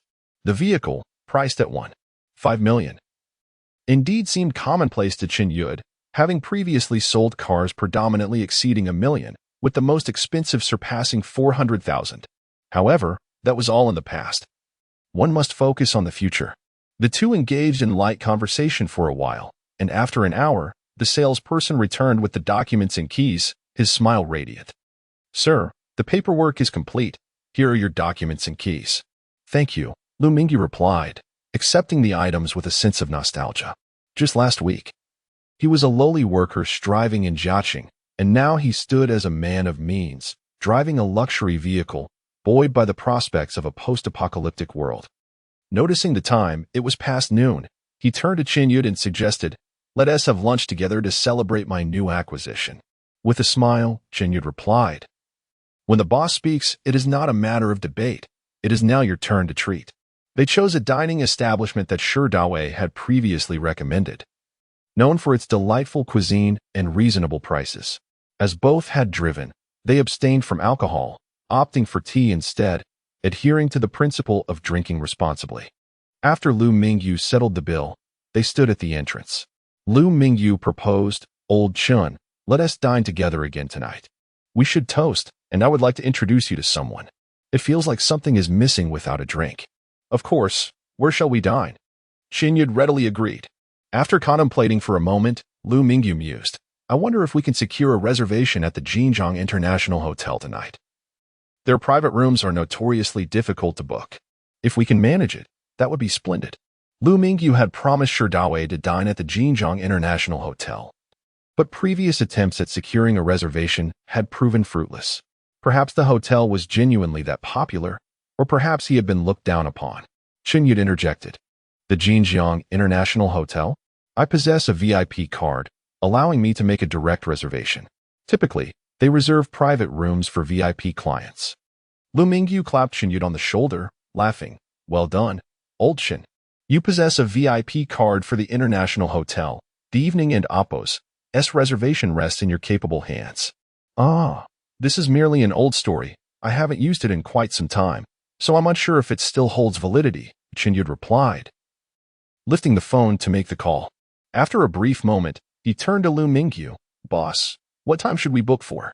"How about 9:30? Today marks the final day of business for the jewelry store, and I had intended to celebrate with the staff. If we can reserve a spot at the Jinjiang International Hotel, it would be ideal." Chun Yud was somewhat taken aback by the time proposed by Liu Mingyu, mistakenly believing that Liu had erred in his statement. He echoed Liu and Appo's words. 9:30? Indeed, 9:30. After a brief pause, Jinyid set down the phone and remarked, "Boss, the reservation has been successfully made. The private room number is 888. At 9:30, there will be hardly anyone dining. Reservations at this hour are generally successful." Liu Mingyu offered an awkward smile and replied, "Is that so? I attempted to make reservations several times before, but they were unsuccessful, perhaps due to the peak dining hours. Well then, boss, I shall take my leave for now. See you in the evening. All right, we shall meet directly in the private room tonight." Chapter 056. Out of stock after parting ways with Chen Yud, Liu Mingyu called Shi Dawei. "Dawei, how's today and Appo's event going? Brother Yu, the scene is still incredibly lively. The jewelry you brought this time is of the finest style and quality. So far, the revenue has exceeded 10 million. At this rate, we might run out of gold today," Shi Dawei excitedly reported to Liu Mingyu. "Run out?" Liu Mingyu furrowed his brow. Realizing that the quantity of gold exchanged with Lu Fugue was indeed a bit insufficient, he had originally planned to use the proceeds from selling salt to acquire more gold, ensuring ample supply for today's event.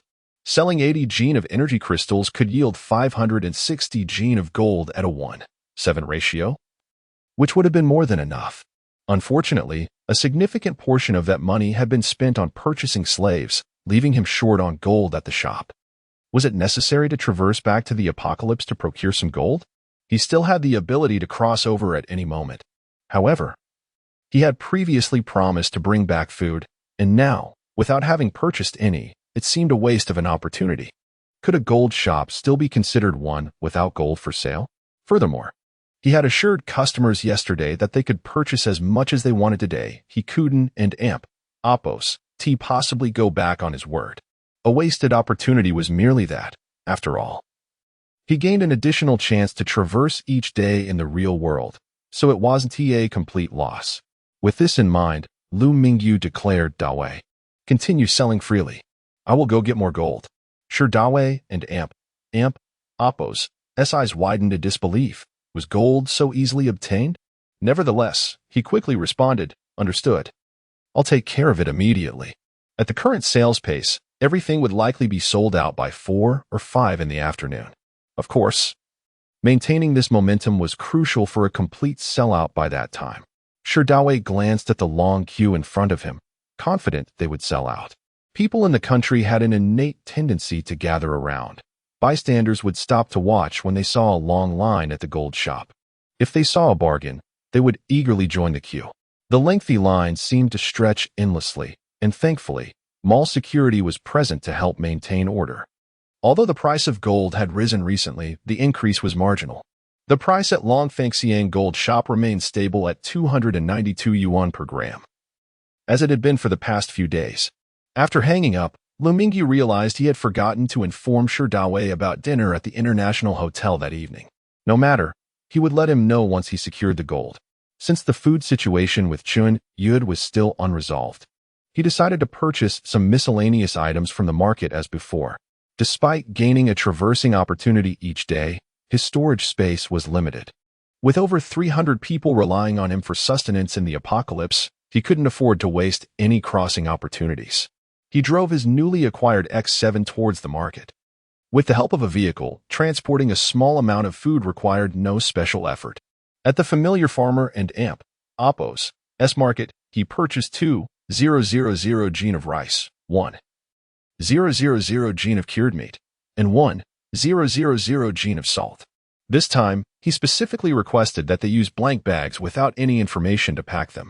For 1,000 gene of food filled his storage space to capacity. Once the food was prepared, Liu Mingyu directly traversed in his vehicle. In the next moment, he found himself in a small room in the apocalypse. He placed the prepared supplies inside. 2,000 gene of rice, 1,000 gene of cured meat, and 500 gene of salt. The remaining 500 gene of salt was intended for Lu Fugue. He was unsure if the latter would still accept salt initially. Liu Mingyu had not planned to sell so soon again. Selling a large quantity of supplies in a short time drew significant attention. The prices for the goods Liu Mingyu had sold recently had soared to 200 gene of energy crystals. Despite Lu Fugue's seemingly amiable demeanor, he was cautious. Selling too much would raise suspicions about the source of his supplies. Without formidable strength, one could not protect what they wished to safeguard. This principle held true both in the apocalypse and the real world. If he were to sell again, he would need to allow more time to pass before the next transaction. Setting aside these thoughts, Liu Mingyu carried 2 bags of rice outside and called to Li Wenba in the vehicle, "Bozi, come help me load the food." Okay. Li Wenba hurried over to assist. They spent quite some time loading the more than 3,000 jin of food. Fortunately, Liu Mingyu's physical conditioning had vastly improved. And Li Wenba was also seasoned from years in the apocalypse. Otherwise, moving this much food would have taken considerably longer. Once they finished loading the food, they didn't even break a sweat. They drove the truck back to the resort. Upon arrival, Liu Mingyu summoned Yu Qingxian and said, "Qingxian, here is the food I brought today. Please arrange for a few people to help." Now serving as the logistics supervisor at the resort, Yi Qingxian was surprised at the source of the food. She didn't check the truck but could tell from its size that there was quite a lot. Despite her astonishment, she quickly adapted to her role, replying, "Understood, boss."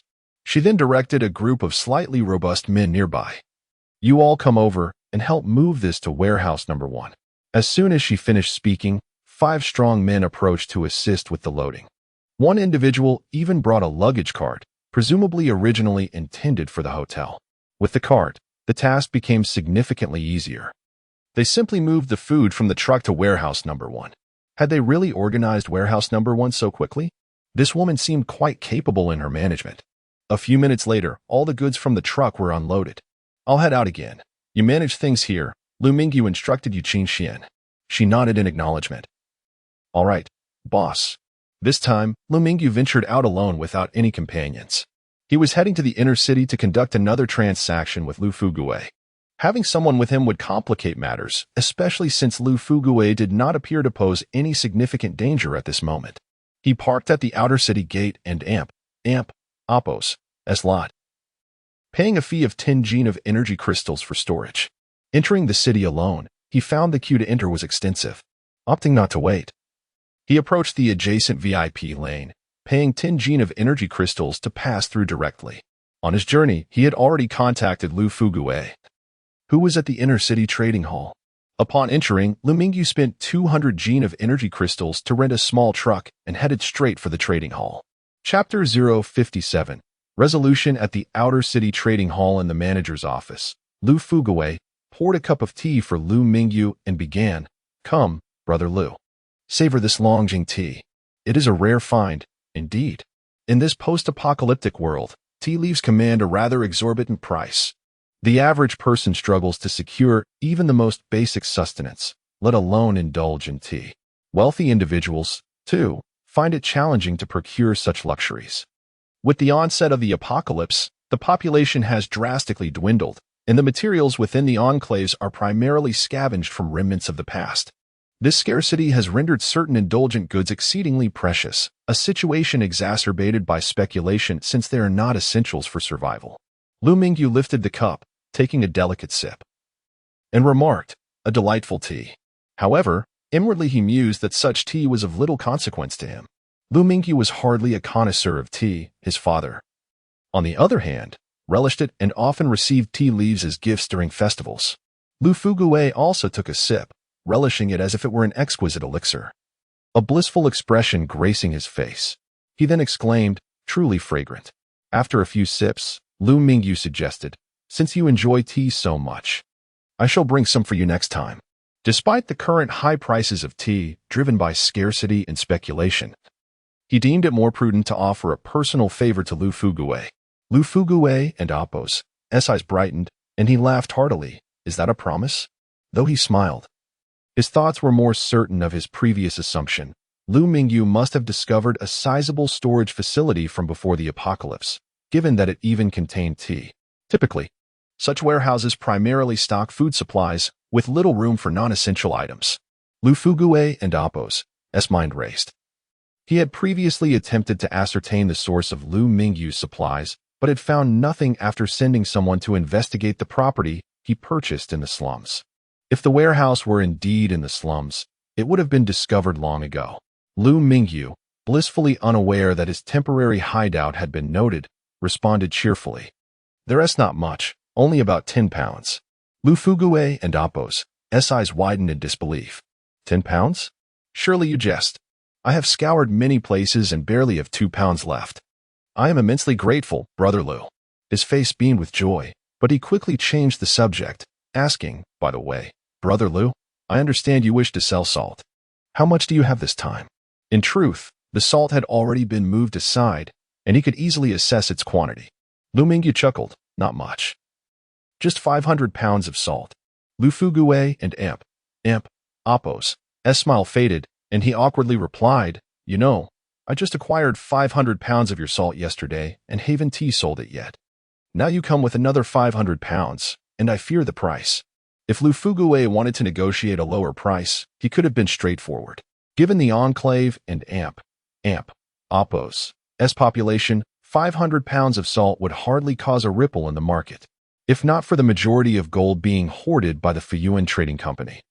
He would not have sought Lu Fugue for transactions. Perhaps in the future, he might gather gold from the outer city, as, despite Fuyuan and Appo's significant reserves, plenty remained in private hands. For now, Liu Mingyu needed Lu Fugue to exchange for gold swiftly. He interrupted Lu Fugue, smiling. How about this, Boss Liu? I understand business is tough. Let us settle on a price of 525 grams of gold for each pound of salt. Is that agreeable? It and Appo's a fair price and helps you move your gold. Upon hearing Liu Mingyu and Appo's willingness to settle in gold, Lu Fugue was quite amenable. The ratio of energy crystals to gold stood at 1:7, making 525 grams of gold equivalent to 75 grams of energy crystals. A slight discount compared to the previous day's rate of 80 grams. Lu Fugue sensed that the price could be negotiated further and tentatively suggested, Brother Liu, gold prices have recently risen. How about we trade 1 pound of salt for 1 pound of gold instead? This exchange would yield considerable profit. Though only Liu Mingyu could manage such a deal, others would find it impossible. Liu Mingyu nodded in agreement. That works. But it would be best if the gold comes in jewelry form. Ultimately, he intended to craft the gold into jewelry for sale, allowing for both elegance and time-saving efficiency. Once they settled on the pricing, Lu Fugue summoned his staff, and the two of them meticulously weighed the salt, confirming a full 500 pounds without loss. Shortly after, Lu Fugue had a large chest brought in, filled with 500 pounds of gold, gleaming in various styles. With the help of the staff, 4 individuals secured the chest onto a small truck. Pleasure doing business with you, Boss Liu, Liu Mingyu said as he prepared to depart the outer city trading hall. Likewise. A fruitful collaboration, Lu Fugue replied. As Liu Mingyu drove away in the truck, Lu Fugue retrieved a communicator and instructed, keep a close watch on his movements. The response came back, understood. Unaware of the surveillance, Liu Mingyu parked his truck in a less trafficked area to evade attention, placing his hand on the large chest. In the next moment, the chest vanished. Liu Mingyu had driven from the outer city, eschewing the inner city's vehicles, and returned to the taxi company, refunding 180 grams of energy crystals before exiting and retrieving his small truck to head towards the resort. The fixed-point teleportation technology allows for 5 designated coordinates on each side. In this post-apocalyptic realm, 3 coordinates have been utilized: the initial villa location, the recently purchased small house, and the presidential suite at the resort. In the real world, 2 coordinates are in use: the original company dormitory and his current rented accommodation. Teleportation is not restricted to these locations. Random teleportation is also an option. For instance, if he chose to teleport now, he could utilize the coordinates from the real world or opt for a random destination. The same principle applies when teleporting from the real world. Thus, transporting items during teleportation can be cumbersome. Liu Mingyu, having traversed directly from the agricultural market, would need to return to retrieve his vehicle. It was impractical to abandon the truck and teleport, so he preferred to return to a fixed location for the journey. At this moment, Liu Mingyu drove his small truck while enjoying vibrant music, tunes he had never heard before, nodding his head in rhythm. Chapter 58. Covert investigation. As Liu Mingyu happily listened to music in his small truck, A compact car trailed closely behind him. Liu Mingyu paid it no mind. Encountering other vehicles on the road was quite normal, and he was engrossed in the melodies, oblivious to the car following him. The individuals tailing him were sent by Liu Fuguwei. There were two of them in the vehicle, one with a buzz cut and the other sporting a center part. Both relatively young, appearing to be around 30 years of age. Their faces bore a striking resemblance, suggesting they were siblings. The one with the buzz cut spoke first. "Brother, I just checked the cargo truck that person drove. I didn't see any boxes, and he didn't seem to take anything with him when he left. Where could the gold have gone?" The brother with the center part kept his gaze fixed ahead, not bothering to turn his head as he replied. "It's possible that the individual has accomplices. Our priority is to continue tracking him." He understood that their boss was primarily interested in locating the stash of resources, and everything else could wait. Indeed, it was uncertain whether others would be able to uncover any leads. The two brothers were not the only ones following Liu Mingyu. Others were keeping watch from various locations, including resorts, villas, and small houses, though nothing had been discovered yet. Liu Mingyu remained unaware of the surveillance, completely absorbed in the music. "Ah, this song is quite delightful. Who is the artist?" He glanced at the song information. "Yu Qingxian? That name sounds familiar. Could it be the slave I purchased?" He vaguely recalled that Yi Qingxian was a major star, uncertain if they shared a name or if it was indeed her singing. However, the voice did bear some resemblance. He had only exchanged a few words with her and couldn't quite remember her voice. It seemed the original owner of this vehicle was a great admirer of Yi Qingxian, as her songs filled the entire playlist. Nevertheless, it must be said that Yi Qingxian and Apos' songs were all exceptionally pleasing, each one a classic in its own right. Listening to Yi Qingxian and Apos' sweet melodies while cruising along the country roads, he encountered aimless zombies now and then, but he showed no intention of evading them. Simply crushing them under his wheels, life was indeed quite pleasant. At the Dreamland Resort, Liu Mingyu parked in the lot. Much of the resort had already begun to be cleaned up, giving it a semblance of a resort. Upon entering the hotel, he spotted Yi Qingxian, who appeared to be the logistics manager, organizing the hotel. Liu Mingyu offered her a slight smile, saying, "Quite impressive, you and Apos." V adapted to the role of logistics manager swiftly. "By the way, your songs are lovely." Without waiting for her response, he proceeded to the elevator, heading toward the presidential suite. Yu Qingxian had fleeting thoughts. Did she hear correctly? Did the boss just compliment her song? Since the apocalypse began, she had long forgotten her past profession as a songstress, now struggling daily for survival. Leaving no time for singing. Did the boss enjoy music? Perhaps she could sing for him next time. Shaking off her thoughts, she returned to her tasks. As many items in the hotel still awaited repair, all of which required her coordination. The two brothers trailing Liu Mingyu found it difficult to enter the resort without arousing suspicion, so they continued to drive slowly forward. "There are other vehicles here besides us.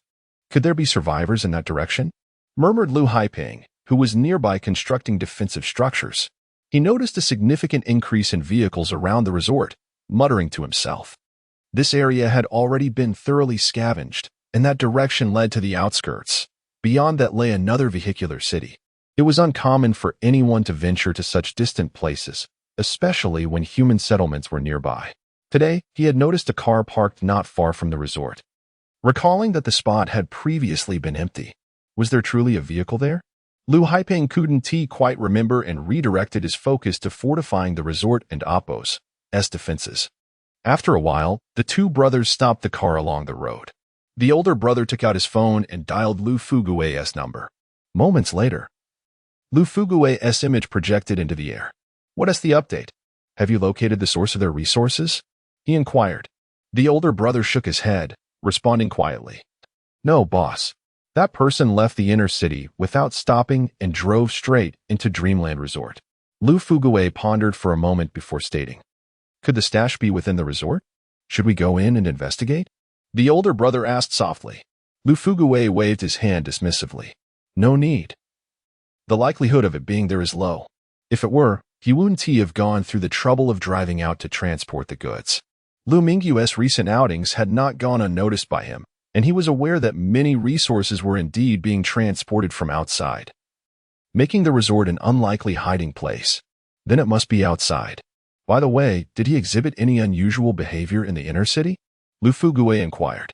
Nothing out of the ordinary, but he did stop midway there, suggesting he might have accomplices in the inner city. The older brother considered. The inner city? That seems improbable. The main forces there are 5 major factions. We haven't detected any other forces entering, and if a large group were to come in, it would have been noticed long ago. After a moment of thought, Lu Fugue instructed, return, there's no need to keep tracking them. He certainly wasn't abandoning his observation of Liu Mingyu. The brothers would return, but others remained covertly observing. In fact, not only him, but others in the inner city were also investigating Liu Mingyu, so he didn't, and Oppos, feel rushed. At that moment, Liu Mingyu remained blissfully unaware of the numerous eyes observing him in the shadows. After returning to the presidential suite and resting for a while, he seamlessly transitioned back to the real world. In the real world, Liu Mingyu found himself in his rented apartment. He walked back to the Farmers and Oppos market to retrieve his car, relieved that it was not too far from his residence. It took him about half an hour to reach, serving as a bit of exercise. He resolved that unless in urgent situations, he would avoid driving while transitioning to another world. Otherwise, he would have to return to drive again. Yet it was significantly better than Chapter 059. Delivery. As Liu Mingyu approached the gold store, he was immediately halted by a security guard nearby. Sir, if you wish to purchase gold, please queue at the back and do not disrupt the order.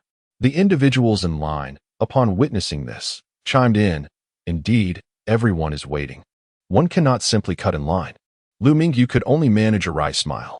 Unable to enter his own store, he explained, I am the owner of this establishment, here to deliver gold. He raised the box in his hands slightly as proof. Another security guard glanced around before inquiring, ISN and Oppos. The owner of this store, Mr. Sure? I just saw him inside assisting with customers. Liu Mingyu realized that these guards were merely fulfilling their duty to protect the gold store, which filled him with immense satisfaction. He took out his phone and attempted to call Shi Dawei. However, whether Shi had forgotten his phone or was simply too busy, the call went unanswered after ringing for quite some time. Inside the store, it was bustling with activity, a sea of heads all preoccupied with their tasks. Liu Mingyu opened a pack of cigarettes and offered one to the guard beside him. Could you please help me call manager Shi? Just tell him Liu Mingyu is looking for him. He'll know to come out. All right, stay put. I will go and inquire for you, the initial guard replied, gesturing towards Liu Mingyu and Oppos' location. Thank you, brother. The guard approached the entrance and called out loudly, Manager Shi, there's a Mr. Liu Mingyu outside looking for you. At that moment, Shi Dawei was busy explaining gold products to customers. Upon hearing the guard's call, he asked a nearby staff member to assist him and hurriedly stepped outside. Upon seeing Liu Mingyu being blocked by the guard, he smiled and said, Brother, are you here to deliver gold? Given that he had just mentioned a shortage of gold, Shi quickly deduced that Liu Mingyu had come to remedy the situation. The security guard, having confirmed that Liu Mingyu indeed knew the store manager, stepped aside to maintain order. Shi Dawei extended his hand to assist with the box Liu Mingyu was carrying. However, Liu Mingyu politely declined, saying, It's quite heavy, I can manage it. Over 200 pounds of gold was certainly beyond Shi Dawei and Oppos' capacity to lift. Recalling the events from a couple of days prior, Shi remained silent and led the way to the manager and Oppos' office. Liu Mingyu placed the box on the floor and announced, This time it's over 200 pounds, all ready-made jewelry. Fantastic. With this stock, we can start selling freely in the store, Shi Dawei exclaimed with delight. He had feared that the gold brought in during the morning would not suffice for the day's sales, prompting him to contact Liu Mingyu early. Liu Mingyu settled into a sofa and inquired, How were sales today? Shi Dawei nodded affirmatively, extremely well. If you hadn't arrived, I estimate we would have sold out by around 2 o'clock this afternoon. Is it truly that good? Liu Mingyu was taken aback by the rapid sales. Indeed. People are buying as if money were of no consequence, Shi Dawei responded, astonished by the frenzy of customers.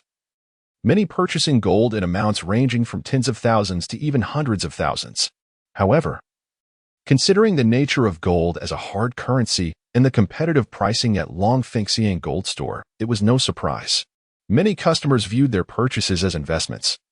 especially when compared to paper gold offerings from banks, which paled in comparison to the tangible asset of gold. Historically, the Chinese have held a deep-seated affection for gold, often collecting it. After 3 days of unlimited sales at Longfangxiang, it was likely that the local demand for gold had been nearly exhausted. Once the store resumed regular pricing the following day, sales would likely dwindle. Yet, Liu Mingyu was unperturbed, understanding that a steady flow of business would ensure sustainability. These 3 days were primarily for building up initial capital. As the store stabilized, he planned to gradually bring gold from the apocalypse to meet the shop's needs. Liu Mingyu was aware that his large-scale exchange of gold appeared peculiar. He intended to gradually gather gold from the apocalypse for the store and Appos' use. Let us work diligently today. Didn't I promise to take you to the Jinjiang International Hotel for dinner? I've reserved a private room for tonight, and I'll introduce you to someone then, he said, patting Sherdawei on the shoulder. Sherdawei beamed. No problem. It seems we'll be feasting like the wealthy tonight. Observing Liu Mingyu and Appos' significant gold contributions over the past few days, he refrained from probing further, but knew that dining at the Jinjiang International Hotel would be a luxurious affair. Though a meal there reportedly started at 100,000, given the recent business at the gold shop, it was hardly excessive. All right, tonight at 9:30, private room 888. After you close the shop at 9, just come over with the staff, Liu Mingyu instructed. Absolutely, feasting on the wealthy is my forte. You can count on me. Sherdawei replied enthusiastically. Just hold down the fort here. I have some matters to attend to this afternoon. I'll wait for you all there tonight, Liu Mingyu concluded. After leaving, Liu Mingyu felt the gold might not suffice, so he transferred all the gold from his storage space to Sherdawei, as it was destined for sale anyway. It would serve as inventory should not all be sold today. It was improbable that the gold store would only operate for 3 days. Although he had instructed Sherdawei to seek out supply channels, the lack of previous experience meant it would take time to establish. The remaining gold was perfect for stockpiling. Seeing Liu Mingyu bring in over 200 pounds of gold, Sherdawei did not ask further questions. He quickly organized the various styles of gold, categorizing them for display. The showcase, which had previously been sparse, was soon filled with an array of exquisite gold jewelry. Dear customers, please do not jostle. Our store and Appos' gold reserves are plentiful and unlimited. Rest assured in your purchases, Sherdawei announced through a megaphone to the crowd waiting outside. This necklace is lovely. And this ring as well. Wrap them up for me. These newly released earrings are stunning, and this bracelet is nice too. Pack them all. The freshly crafted, exquisite gold jewelry enticed the onlookers, leading to an unintentional surge in purchases. The throngs of customers rapidly selected items from the display cases, only for them to be replenished with more jewelry, ensuring a continuous supply of gold for customers to choose from. Amidst the chatter, the business at the gold store thrived spectacularly. Chapter 060. Shopping. After delivering the gold, Liu Mingyu made his way to the Huawei specialty store in Yintai City. He needed to purchase several mobile phones for Ma Juanhao and his team to study, having forgotten to do so during his last visit. This time, while in Yintai City to deliver gold, it was the perfect opportunity to acquire various mobile devices. As the foremost domestic mobile phone brand in China, Huawei boasts a substantial market share. Therefore, selecting Huawei phones for testing was indeed a prudent choice. At this hour, the Huawei store was relatively quiet, with only a few customers scattered around, engrossed in playing with the display phones. Upon entering the store, Liu Mingyu bypassed the display models and headed straight to the service counter. He addressed the salesperson, saying, "Please bring me one of each model priced between 1,000 and 5,000 yuan." Why did he choose phones within this price range? Liu Mingyu had his reasons. Phones in this category typically encompass the majority of users and Appos' needs. If the lower-spec artificial intelligence could operate on these devices, it would indicate that most phones could handle it as well. There was no need to test higher-priced models. If the lower spec could function, surely the higher-spec models would not falter. As for the lower-end devices, their inability to run the software was inconsequential, as their user base was relatively small. The sales assistant, momentarily taken aback, instinctively questioned, "Did you say all phones?" Liu Mingyu corrected her, meeting her gaze earnestly. "Not all of them. I meant one of each model priced between 1,000 and 5,000 000 yuan. The sales assistant. A young woman widened her eyes in disbelief and took a couple of seconds to respond. Sir, are you certain? This doesn't seem like a common purchasing practice. Who buys one of each model? She subconsciously forgot the specified price range. As she had seen customers purchase multiple units of the same model, often for giveaways, but had never encountered someone like Liu Mingyu. Noting her bemused expression, Liu Mingyu rolled his eyes and reiterated with determination, I am certain. Please retrieve the phones promptly. If you delay, I shall seek my purchases elsewhere. Understood. I will fetch them right away, the sales assistant replied, snapping back to reality and hurriedly heading to the stockroom. Watching her rush off, Liu Mingyu shook his head in mild exasperation and waited patiently. There were 2 sales assistants in the store, while one fetched the items. The other brought him a paper cup filled with water from the nearby dispenser, saying, Sir, please enjoy some water. Thank you. There were numerous models available within the specified price range. The sales assistant made several trips to the stockroom before finally returning with the requested phones. Sir, I have gathered all the phones you requested, 32 in total, she panted slightly, clearly out of breath. While the number was not excessive, Liu Mingyu's unique request had certainly surprised her. After a brief inspection of a few phones, he inquired, How much do these phones cost in total? Please hold on a moment while I calculate, the sales assistant said, running the numbers on her computer. Sir, for 32 phones, the total comes to 82,724 yuan. With just over 80,000 yuan, less than he had anticipated. It was quite reasonable, especially given that had he attempted to buy every model, the total would have exceeded 100,000 yuan. After promptly settling the bill, Liu Mingyu exited with a large bag of phones. Yet, he decided to purchase several other brands as well. With only a handful of domestic brands in China, he thought it prudent to acquire a variety while he was at it. Conveniently, the prominent brands had dedicated stores in Yingtai City, making his shopping experience much simpler. In the end, Liu Mingyu carried home 115 phones from various brands and models, totaling just over 350,000 yuan. This included the orange phone he had also decided to purchase, which contributed significantly to the overall cost.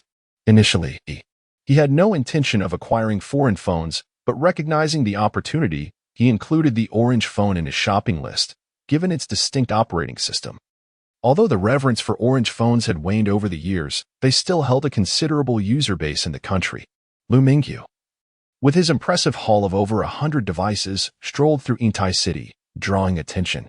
He would have preferred to store the phones in his spatial compartment, but the opportunity had not arisen, leaving him to carry them in hand. Passers-by couldn't help but glance back. For Liu Mingyu did not resemble a typical supplier laden with boxes of phones. He appeared more like an ordinary consumer carrying a shopping bag. Hastening towards the underground parking lot, he wished to avoid further scrutiny. Upon reaching his vehicle, he quickly began unpacking the phones, placing them into the storage compartment. It took him over 10 minutes to remove the packaging from the 115 devices, as he deemed it wasteful to occupy storage space with boxes when he could utilize it for other items. With the phones finally secured, Liu Mingyu glanced at the time. It was only 4 p.m., and he had over 5 hours until 9:30 p.m. Having been preoccupied, he had hardly noticed the passage of time. Now that he found himself with leisure, he was at a loss for how to spend it. Before acquiring the end-of-world system, he had eagerly awaited the end of work hours, filling his free time with games or novels and films, which made the hours fly by. However, with true leisure now at his disposal, he realized that his friend Shi Dawei was still at the gold shop, diligently earning for himself. Liu Mingyu reclined in the driver and Oppo's seat and activated his smart wristband. Upon activation, a charming little figure appeared in midair, beaming at him. Master, I have missed you dearly. You haven't paid me any attention in so long. Seeing the little sprite's adorable expression melted Liu Mingyu's heart, prompting him to smile and respond. It hasn't been that long. It feels like we just met yesterday. The sprite tilted its head adorably and replied, Really? But I feel like it's been ages since I last saw you. They say absence makes the heart grow fonder. By that measure, it's been 3 years since we last met, hasn't it? Indeed, Liu Mingyu nodded, chuckling. Chapter 061. the gift after Liu Mingyu interacted with the little sprite for a while. He took out the virtual helmet he had borrowed from Ma Juanhao and began to watch a movie through it. Watching a film with the virtual helmet felt as though he were experiencing the protagonist and Appo's journey firsthand, embodying the character within the cinematic realm. This was Liu Mingyu's first encounter with such a film. Until now, he had only used the helmet for educational purposes, and he was utterly astounded. The virtual helmet was remarkably impressive, but unfortunately, the materials in the post-apocalyptic world were exceedingly rare, making it impossible to replicate. Suddenly, Liu Mingyu had an epiphany. He need not create it himself. The technology for virtual reality had already advanced significantly in the post-apocalyptic world, and virtual helmets had become commonplace. Much like how computers were once a luxury but became widely accessible in the 21st century due to decreased manufacturing costs and improved living standards. It stood to reason that such devices should ideally be found in every household.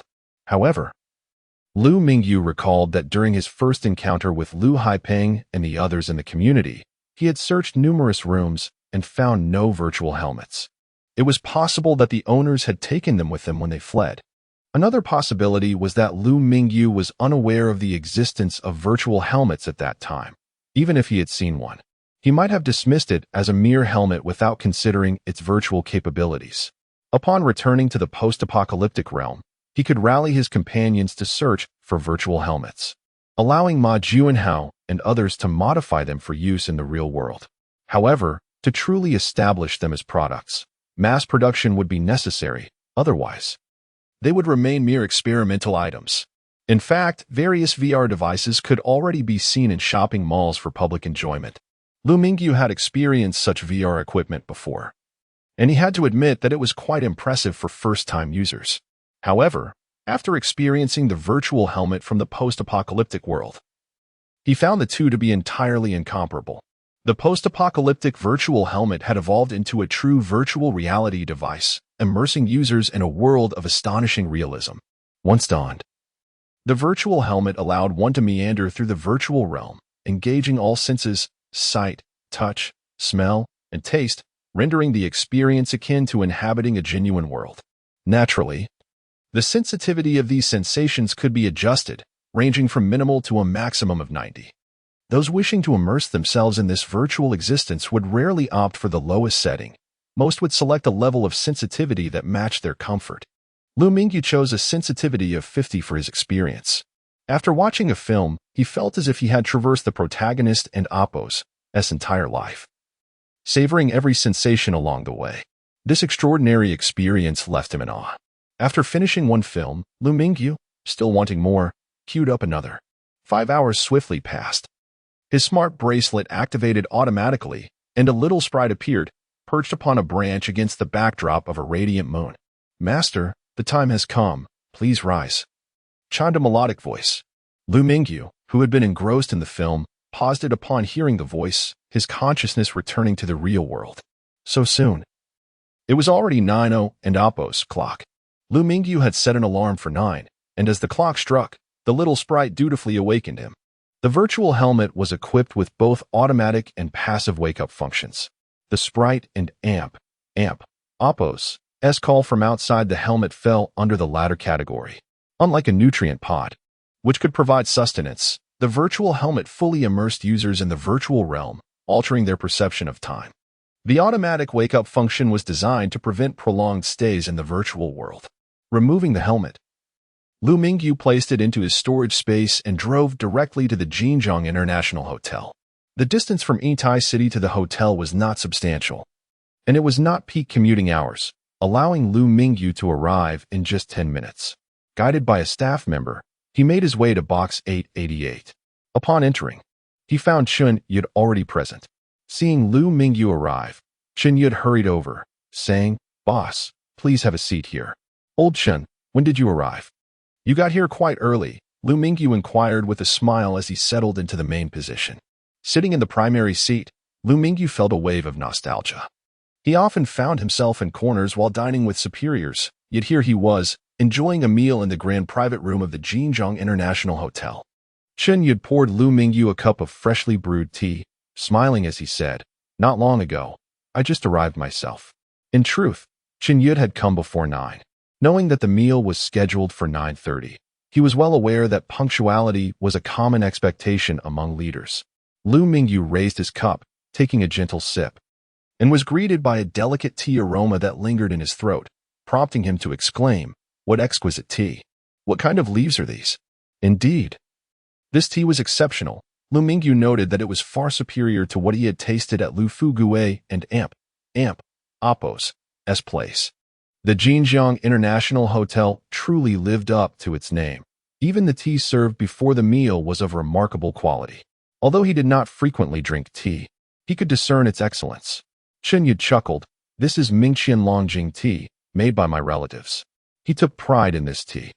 While it might not compare to the tribute Longjing tea, it was certainly superior to the counterfeit varieties found elsewhere.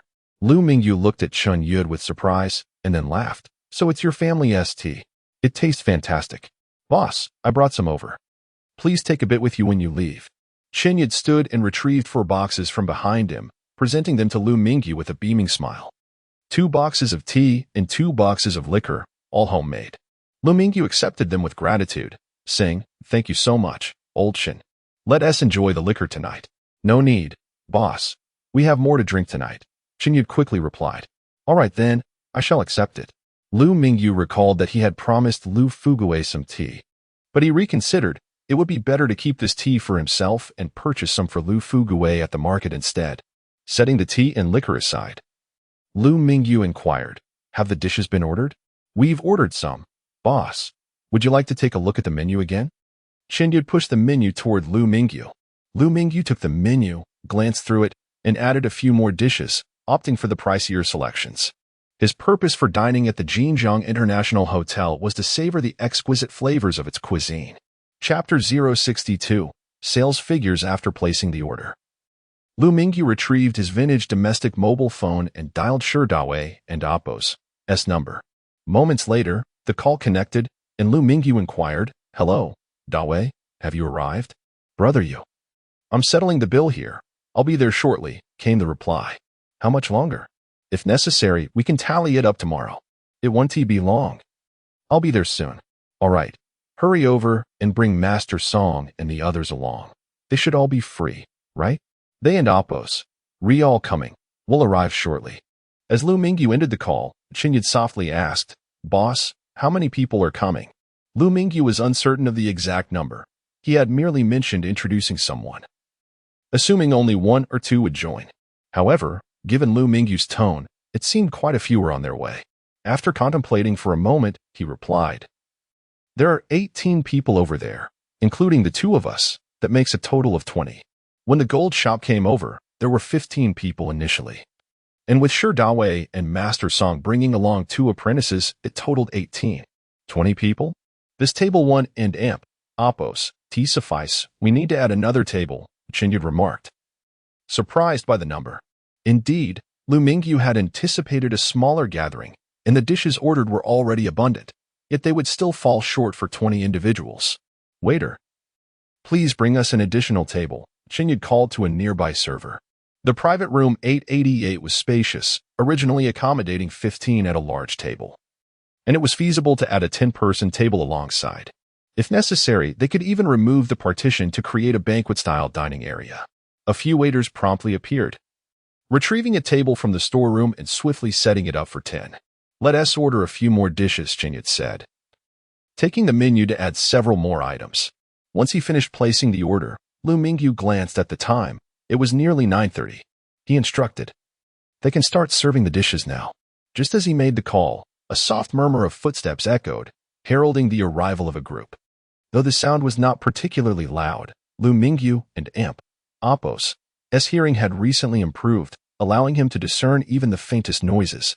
"My brothers are here," he announced, standing up. Chen Yud followed suit, puzzled as to how Liu Mingyu could discern their arrival when no one was visible at the door. A few seconds later, Sherdawei, accompanied by a lively group of women, appeared at the entrance of the private room. Chen Yud cast a surprised glance at Liu Mingyu, inwardly marveling at the uncanny situation. Was the boss perhaps a fortune teller? Upon spotting Liu Mingyu seated inside, Sherdawei eagerly called out, "Hello, brother Yu." The others echoed, "Hello, brother Yu," in unison. Liu Mingyu chuckled. Hurry over. If one didn't know better, they might think you were a gang of ruffians. Seated at the table were Liu Mingyu in the center, Shi Dawei to his left, and Qinya to his right, alongside Master Song and his 2 apprentices, 2 team leaders, and 2 regular staff members, while the rest found seats nearby. Dawei, let me introduce you. This is Chen Yued, the new general manager of my recently acquired trading company, Liu Mingyu said, presenting Qinya to Shi Dawei. And this is Shi Dawei, the manager of Longfengxiang Gold Shop, also my old brother. Hello, General Manager Chen. Hello, Manager Shi. The 2 exchanged polite handshakes, both aware that they were working for Liu Mingyu. Shi Dawei then leaned closer to Liu Mingyu with a mysterious grin. Brother, you guess how much the Gold Shop's sales reached today? Have you finished tallying so soon? Liu Mingyu chuckled. Since you want me to guess, it must mean today's sales exceeded yesterday's. Yesterday's figures were over 30 million. When I left this afternoon, there was still some gold from the morning unsold. I'll wager 50 million. Chen Yued, listening in, was bewildered. Was this a gold shop? How could their sales reach such heights? 30 million yesterday, 50 million today? Even a large jewelry store would struggle to achieve such figures. Shi Dawei shook his head. Too low. 60 million? Still low. 65 million? Still too low. Liu Mingyu jested. Come on, just reveal the answer already. Don't keep us in suspense, or I might have to deal with you. Shi Dawei burst into laughter, relinquishing the suspense. A whopping 80 million. Today, the customers went wild. We were utterly swamped. Liu Mingyu and Appos' eyes widened in astonishment. What? 80 million? Does that mean all the gold I provided has been sold? Not only was Liu Mingyu taken aback, but Chen Yued was equally stunned. An 80 million sales figure was astonishing. He was familiar with Longfengxiang Gold Shop, yet they had never achieved such heights before. In his previous ventures, boasting assets in the hundreds of millions, he felt proud, yet it paled in comparison to just a few days of the Gold Shop's sales. Not quite. We still have about 200 gene left, Shi Dawei clarified, then added cheerfully, Brother you must reward us with a bonus. Of course, no problem. Liu Mingyu replied readily. In addition to the promised double bonus, I'll throw in an extra 200,000 for you all to discuss among yourselves. To Liu Mingyu, 200,000 was a trifling sum, yet for the employees at the shop, it represented a substantial bonus. Divided among them, each would receive over 10,000. Thank you, boss. They chorused in unison. By this time, the restaurant was mostly empty. After placing their order, the dishes began to arrive promptly. Liu Mingyu raised a glass of baijiu. Standing to address the group, Dear brothers and sisters, I appreciate your hard work these past few days. Tonight, we have 2 tasks. Dine and drink. Let us toast. Cheers. They all exclaimed, downing their drinks. While Liu Mingyu did not enforce a strict drinking policy, Shi Dawei and Chen Yued had no choice but to partake. Some among the group were heavy drinkers, while others sipped lightly. Liu Mingyu felt invigorated. He had improved significantly in health. Previously, he could only manage half a gene of liquor, yet this evening, he remained sober while others succumbed to the effects. He estimated he had consumed at least 3 genes of baijiu, as each person took turns toasting him. Initially, he intended to decline, but feeling fine, he accepted every toast. Witnessing Liu Mingyu's resilience, many others eagerly joined in, leading to a spirited atmosphere. The banquet continued from 9:30 until midnight. Fortunately, they were at an international hotel. Elsewhere, they would have been ushered out by now. After calling for taxis, Liu Mingyu ensured everyone was safely returned home, while he assisted Shi Dawei toward the direction of their lodging. Chapter 063, Starlight Technology, June 7, 2019, 8:00 a.m. The moment Liu Mingyu awoke, he instinctively checked the taskbar to see what new assignments awaited him. Task 1. Eliminate 1,000 level 1 zombies reward. 1,000 points progress. 45 1,000 had it truly escalated to 45? He distinctly remembered it being at 20. It appeared that the additional 25 zombies had been dispatched by Liu Haipeng and his companions, and their efforts were duly credited to him. Next, he examined the second task. Task 2. Eliminate a leader reward. 2,000 points progress. 01 to earn 2,000 points for the mere elimination of a single leader seemed extraordinarily generous. Task 1 required the slaughter of 1,000 level 1 zombies for a mere 1,000 points. But what exactly was a leader? Was it also a type of zombie? During his ventures into the apocalypse, he had only encountered ordinary zombies, or level 1 zombies. Thus he speculated if a leader might be akin to a level 2 zombie or perhaps an even more formidable variant. He recalled a rumor circulating within the settlement regarding special zombies. These unique entities possessed distinct skills. Some moved with lightning speed, others exhibited immense strength. Some were impervious to harm, and a few could even exert control over other zombies. Based on the nomenclature, it was reasonable to deduce that a leader was a special zombie capable of commanding others. This posed a considerable challenge. No wonder the reward for a leader was double that of 1,000 ordinary zombies. Confronting a leader would not merely entail facing one zombie, but contending with additional adversaries as well. He pondered whether there was a limit to the number of zombies a leader could control. Logically, there must be, or else the world would have long been overrun by these creatures. Yet, humanity and Oppos' numbers had dwindled significantly since the outbreak 5 years prior, and within the Jiahong settlement, no other survivors had emerged. However, it was not the time to strategize against a leader. Most individuals had yet to encounter special zombies, and Liu Mingyu himself had not. He was uncertain when he would complete this task. The system and Oppos' assignments were passively accepted, non-cancelable, and only upon completion would they vanish from the taskbar. Setting aside thoughts of task completion, he glanced at other aspects. Apart from his travel count reverting to 2, nothing else had changed. At a breakfast stall, Liu Mingyu sat with Shi Dawei, enjoying steamed buns and fried dough sticks. Shi Dawei rubbed his head and inquired, "Brother Yu, after drinking so much yesterday, are you all right?" Liu Mingyu took a bite of his bun, cast a glance at him, and chuckled. "I and Oppos am perfectly fine. My tolerance is commendable." "You have a good tolerance?" "Was and Oppos, you who got so drunk a few days ago that I had to help you home?" Shi Dawei thought. Contemplating the considerable transformation Liu Mingyu had undergone recently, not only regarding his drinking capacity but also concerning the gold he had provided, the origin of which remained a mystery. He decided against overthinking it. Following Liu Mingyu would surely yield benefits. After finishing breakfast, the two made their way to the gold shop. Longfengxiang Gold Shop. Manager and Oppos' office. Shi Dawei presented the sales data from the past 3 days, stating, "Brother Yu, our total sales amount to 147 million. Here is the sales record. Dawei, I will allocate 50 million for this gold shop as working capital, and your 10 will be calculated based on that. Is that acceptable?" Liu Mingyu did not even glance at the reports. He was already well aware of the sales figures. Shi Dawei responded, "Brother Yu, that is far too generous. Opening a gold shop typically requires only a few million, not such a sum." Liu Mingyu and Oppos' decision to keep such a hefty amount felt like he was merely gifting money to Shi Dawei, which made him somewhat uneasy. The high turnover in recent days was solely due to Liu Mingyu and Oppos' continuous supply of gold, resulting in substantial losses.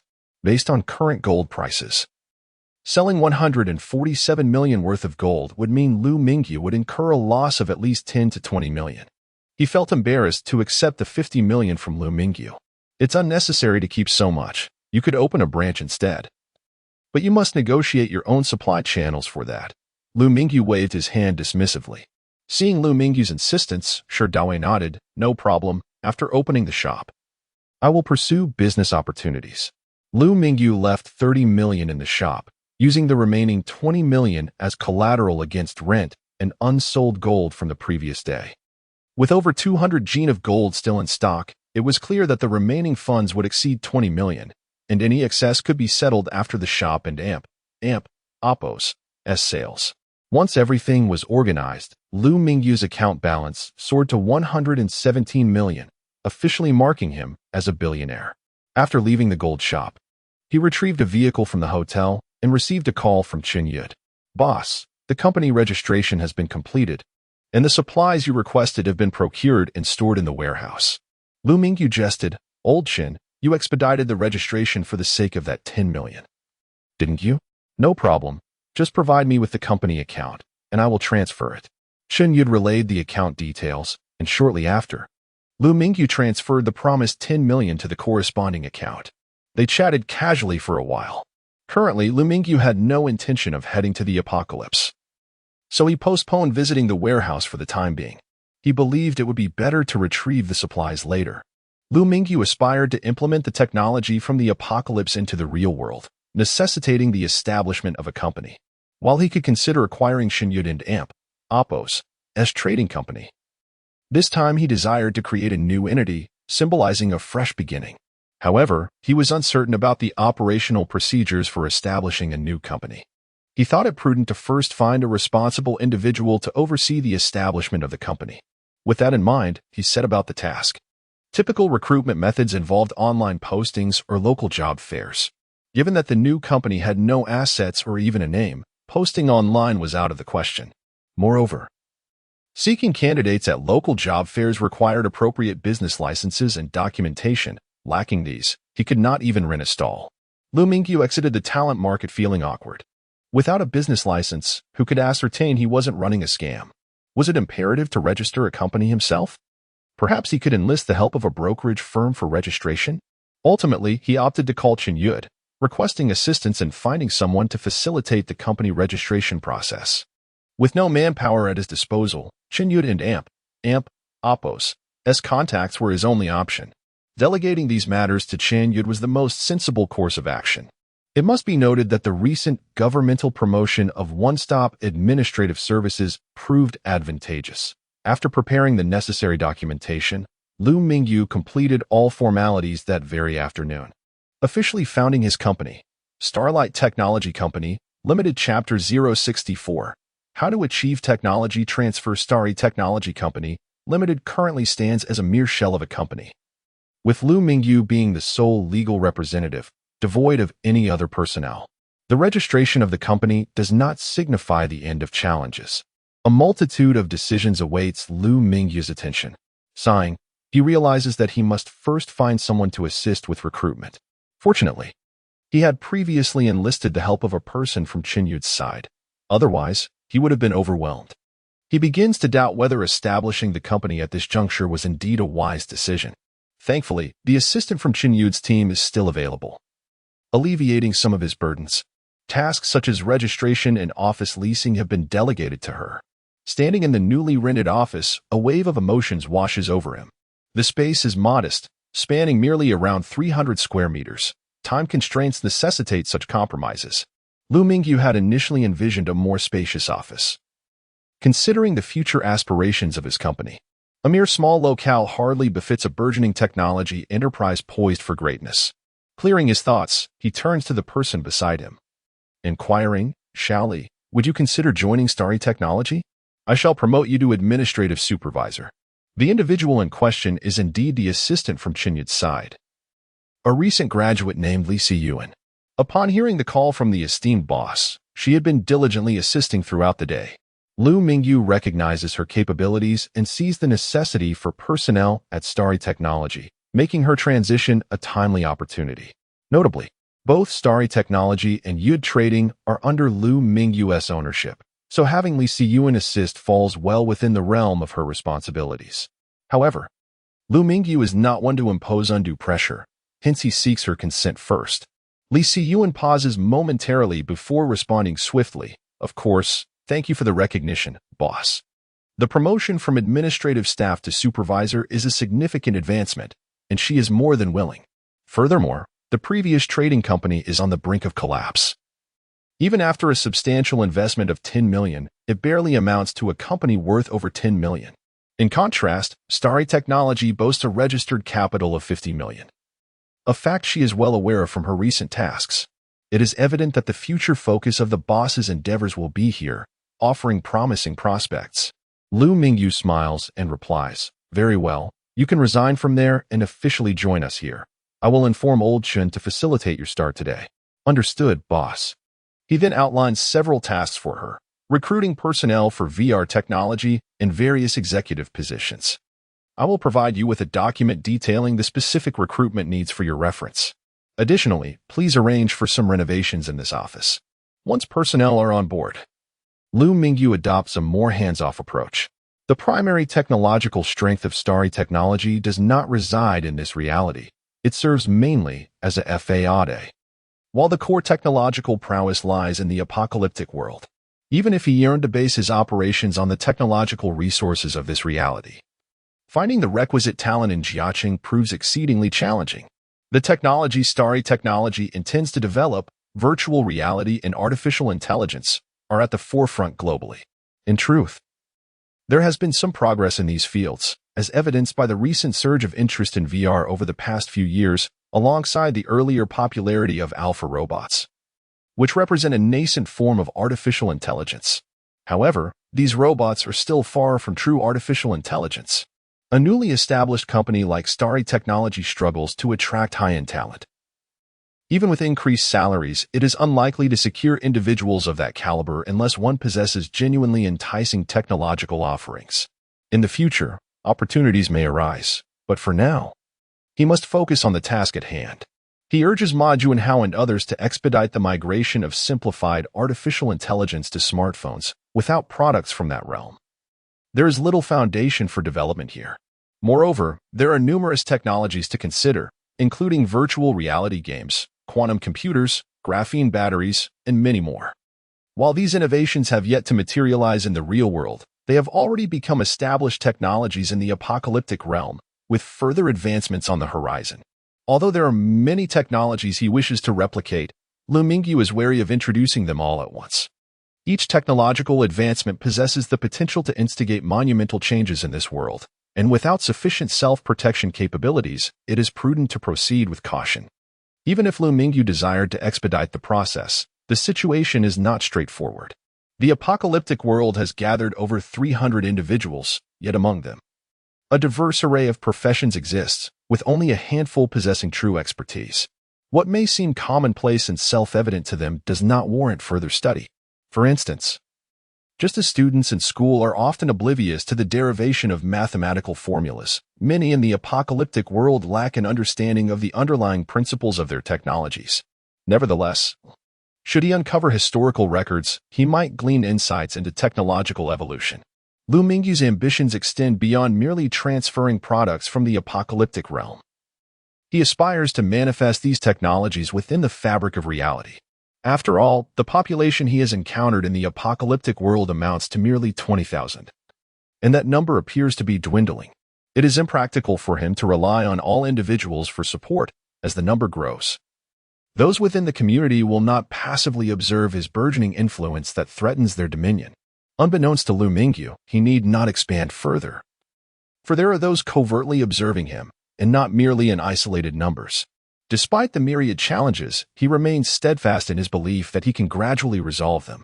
Just as he is transformed into a billionaire within mere days, he understands that diligence breeds hope. Without effort, nothing will come to fruition. He continues to dream of recreating authentic virtual experiences within the realm of reality. Chapter 065, Recruitment June 8, 2019 at 8 in the morning. Liu Mingyu rose punctually to check the task system. In addition to the previous two tasks, a third task had emerged. Task 3, eliminate a blaster. Task reward, 500 points. Task progress, 0-1. Is this yet another type of special zombie? A blaster? It appears to be a variant of the special zombies. Yet the reward points seem rather meager. Compared to the points awarded for vanquishing a leader, the blaster and Oppo's S points are merely 1/4. Does this imply that the blaster and Oppo's S strength is inferior to that of the leader? To be honest, Liu Mingyu was still uncertain about how to accomplish these two tasks. He had only heard of special zombies in the post-apocalyptic realm, never having encountered one himself. Others had encountered them, but had mostly fled, even when faced with such foes. They could not ascertain whether they were indeed the targets of his tasks. Sighing, he decided to set the matter aside for now. There was little use in overthinking it. His instances of traversal had increased by 1, restoring 3 additional attempts. At noon, Liu Mingyu visited the gold shop, noting that its foot traffic was quite satisfactory. Although it lacked the frenzied atmosphere of the previous 3 days' promotions, the relatively lower prices attracted a decent number of customers. Furthermore, many individuals who had purchased rough bracelets in the preceding days began returning to craft their preferred jewelry. The gold shop thus appeared to be busier than its neighboring establishments. Dawei, how goes the search for suppliers? Although he had instructed Shi Dawei to seek out suppliers independently, Liu Mingyu still felt compelled to inquire. As neither of them had prior experience in this line of work, The June weather in Jiaqing had already begun to heat up, and Shi Dawei returned from outside, drenched in sweat. Responding to Liu Mingyu's question, his expression was not particularly bright. I found a jewelry factory store near Jiaqing online and visited it this morning. Their quoted price was quite steep, reaching 330 yuan per gram, compared to the gold price of 292 yuan per gram in our shop a few days ago. It is indeed exorbitant, which contributed to the recent surge in sales. Liu Mingyu inquired, "What is our selling price per gram now?" 360 yuan. Approximately 10 yuan lower than the nearby gold shop, Shi Dawei promptly replied, having done his homework. Liu Mingyu pondered for a moment and remarked, "Earning 30 yuan per gram is still reasonable. Since we have some stock on hand, there is no need to rush. Let and amp, Oppos, as compare a few more suppliers." Shi Dawei nodded, realizing that making 30 yuan on each gram of gold was quite profitable. However, the shop's overhead, labor costs, taxes, and various expenses consumed a significant portion, necessitating the sale of at least a pound of gold daily to yield a profit. Given the current state of Long Fengxian gold shop, even a profit of 30 yuan was sufficient to sustain operations. As Liu Mingyu and Oppos, as primary source of income, the Long Fengxian gold shop was not something he could afford to neglect. With over 200 pounds of gold, the shop could remain operational for several months. This was only considering the single store. Opening more locations would deplete the supply swiftly. The availability of gold in the post-apocalyptic realms of Hangqing and Jiaqing was limited, yet it could not be fully gathered in a short time. The gold here served a protective purpose. Dawei, there and Oppos, there's no need to overly worry about the gold supply. The gold I brought with me can be priced according to international gold rates, and I will bring in more in the future, Liu Mingyu said with a smile. Shi Dawei and Oppos' eyes lit up. Priced according to international rates, the cost would be significantly lower, roughly between 295 and 300 yuan. Even at the 300 yuan mark, there would be a profit of 60 yuan, effectively doubling their earnings. Lowering the purchase price for gold is like you're gifting me money, Shi Dawei said somewhat bashfully. Liu Mingyu waved his hand and laughed. It's but a trivial sum, and I still hold a major stake in the shop. Indeed, having already invested 5 million. Would you still be concerned about such a minor amount? Reflecting on this, Shi Dawei decided not to refuse further. Liu Mingyu picked up his cup and sipped some tea before saying, "Dawei, go buy a car. I'll gift you one within a budget of 500,000. Having noticed Shi Dawei and Oppos' perspiring demeanor, he realized his friend had taken public transport that morning. In the past, they primarily walked to work, occasionally using public transport or bicycles. Now that they had some wealth, it was time to indulge themselves. Liu Mingyu had already purchased a vehicle for himself and intended to buy one for Shi Dawei as well. It was essential, especially since Shi Dawei often needed to venture out, and lacking a car was inconvenient. Brother you, that and Oppos, that's unnecessary. You and Oppos, VE already gifted me 10 of the gold shop and Oppos, as shares, which is worth 5 million. I cannot accept more of your money, Shi Dawei quickly declined. Liu Mingyu frowned and thought for a moment before saying, "If you refuse, then use the shop and Oppos as funds to buy a car. It's rather inconvenient to conduct business without one." Shi Dawei ceased his refusals and nodded in agreement. "All right. When I have some time, I'll go purchase one." In truth, using the shop's funds still amounted to utilizing Liu Mingyu's money. Nonetheless, he planned to acquire a modestly priced vehicle for practical use. After a leisurely chat, they had lunch nearby, and Liu Mingyu departed alone while Shi Dawei continued to search for suppliers. Following his meal, Liu Mingyu made his way to Xingchen Technology. Li Siyuan was swift in her actions. She had only received instructions the previous day, and today the office was already undergoing renovations. This was attributable to Liu Mingyu's generous offer, prompting numerous local home renovation companies to respond promptly. With over 300 square meters of office space under renovation, more than 20 workers were presently engaged, suggesting completion within a few days. Upon inspection, Liu Mingyu noticed that Li Siyuan was not in the office, likely off to the talent market for recruitment. He called her, and after a brief wait, a cheerful voice greeted him. "Hello, boss. Are you at the talent market? How is the recruitment going?" We and Oppos, VE conducted preliminary interviews for administrative staff. I and AMP, Oppos, LL send you the details shortly.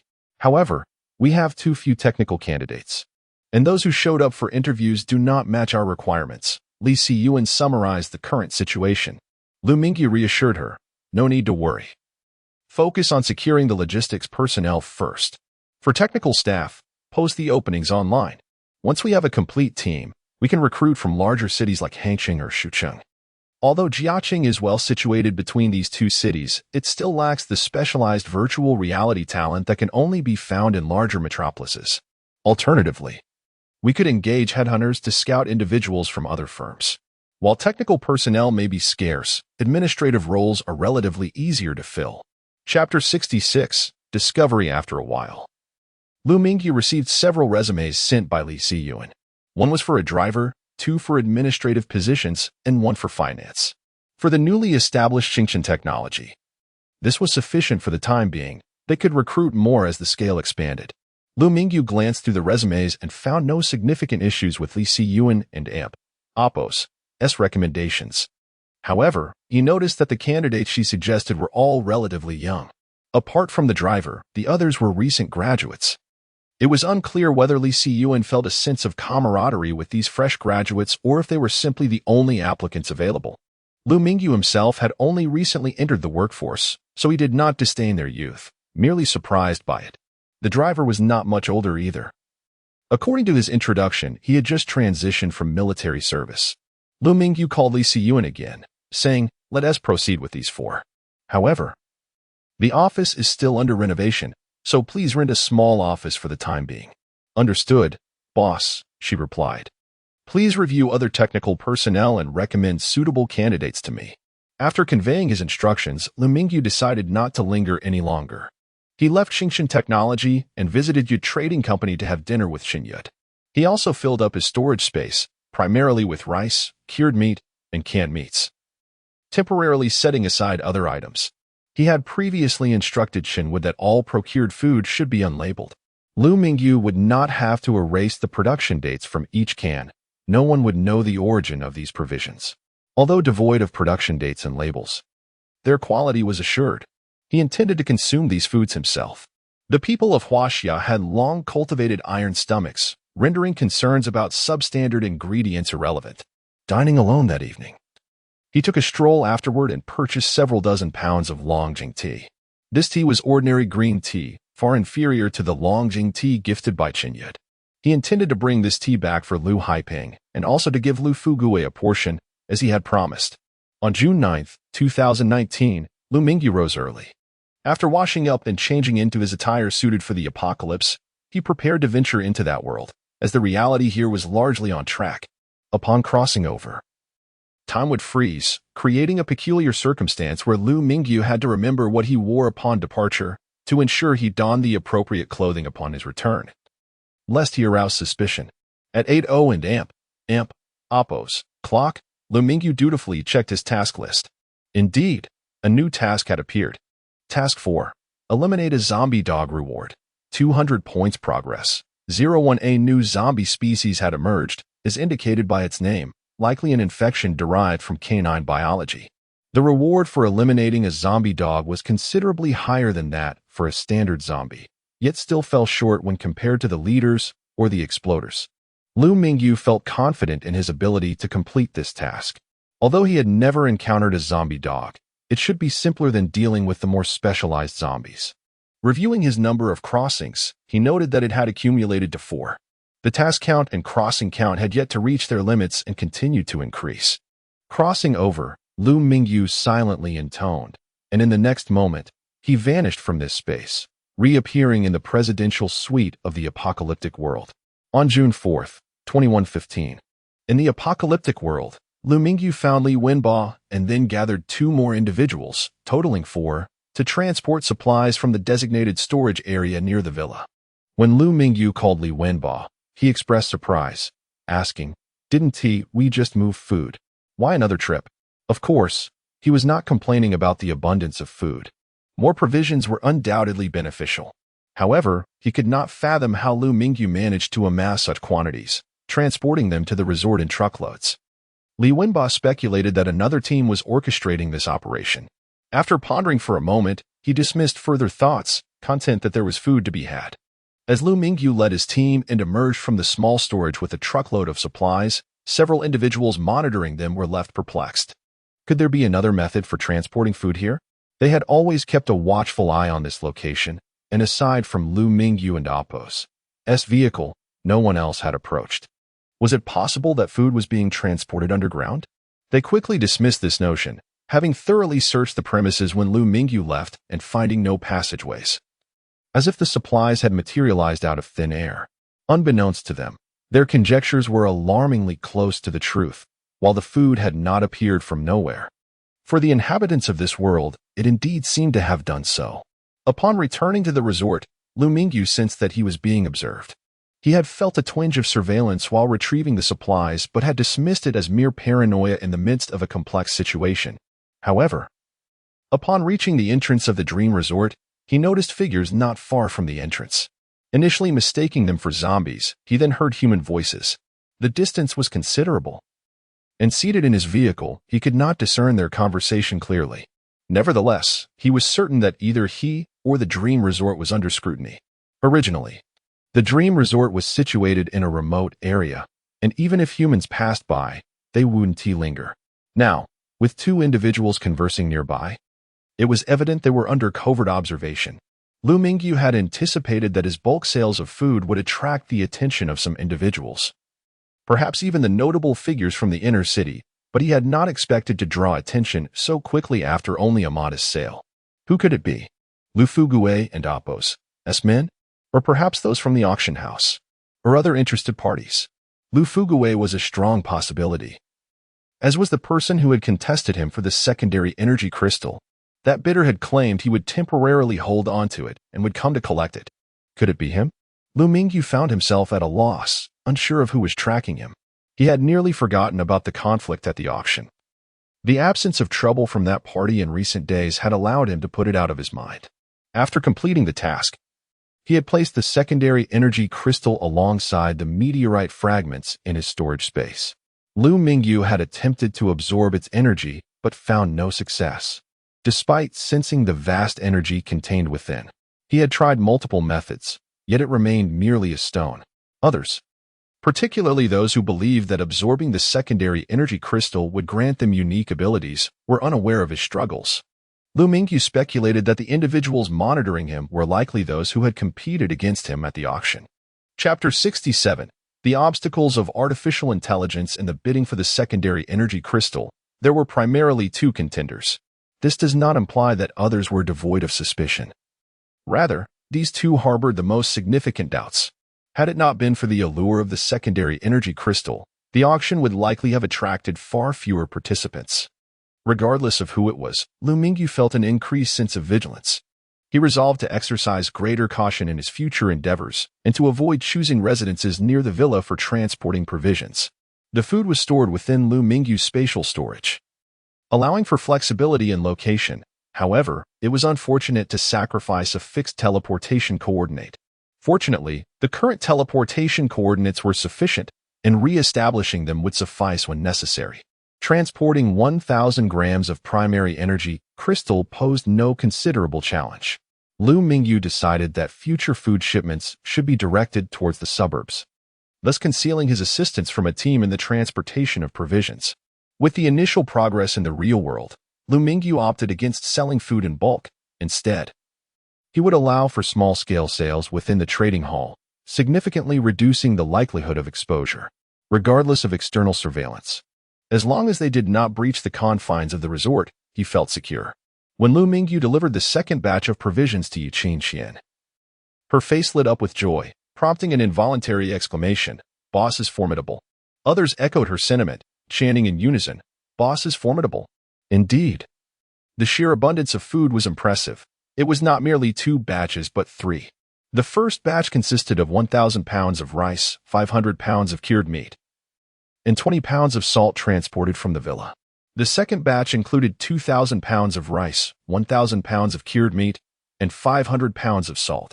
The third batch comprised 3,000 pounds of rice, 1,000 pounds of cured meat, and 2,000 assorted canned goods. In total, this amounted to 6,000 pounds of rice, 2,000 pounds of cured meat, 520 pounds of salt, and 2,000 cans of various foods, an immense stockpile of provisions. They had never witnessed such a vast array of food before. With prudent consumption, it could sustain them for an extended period. The sight of Liu Mingyu bringing in such an abundance of supplies calmed their hearts.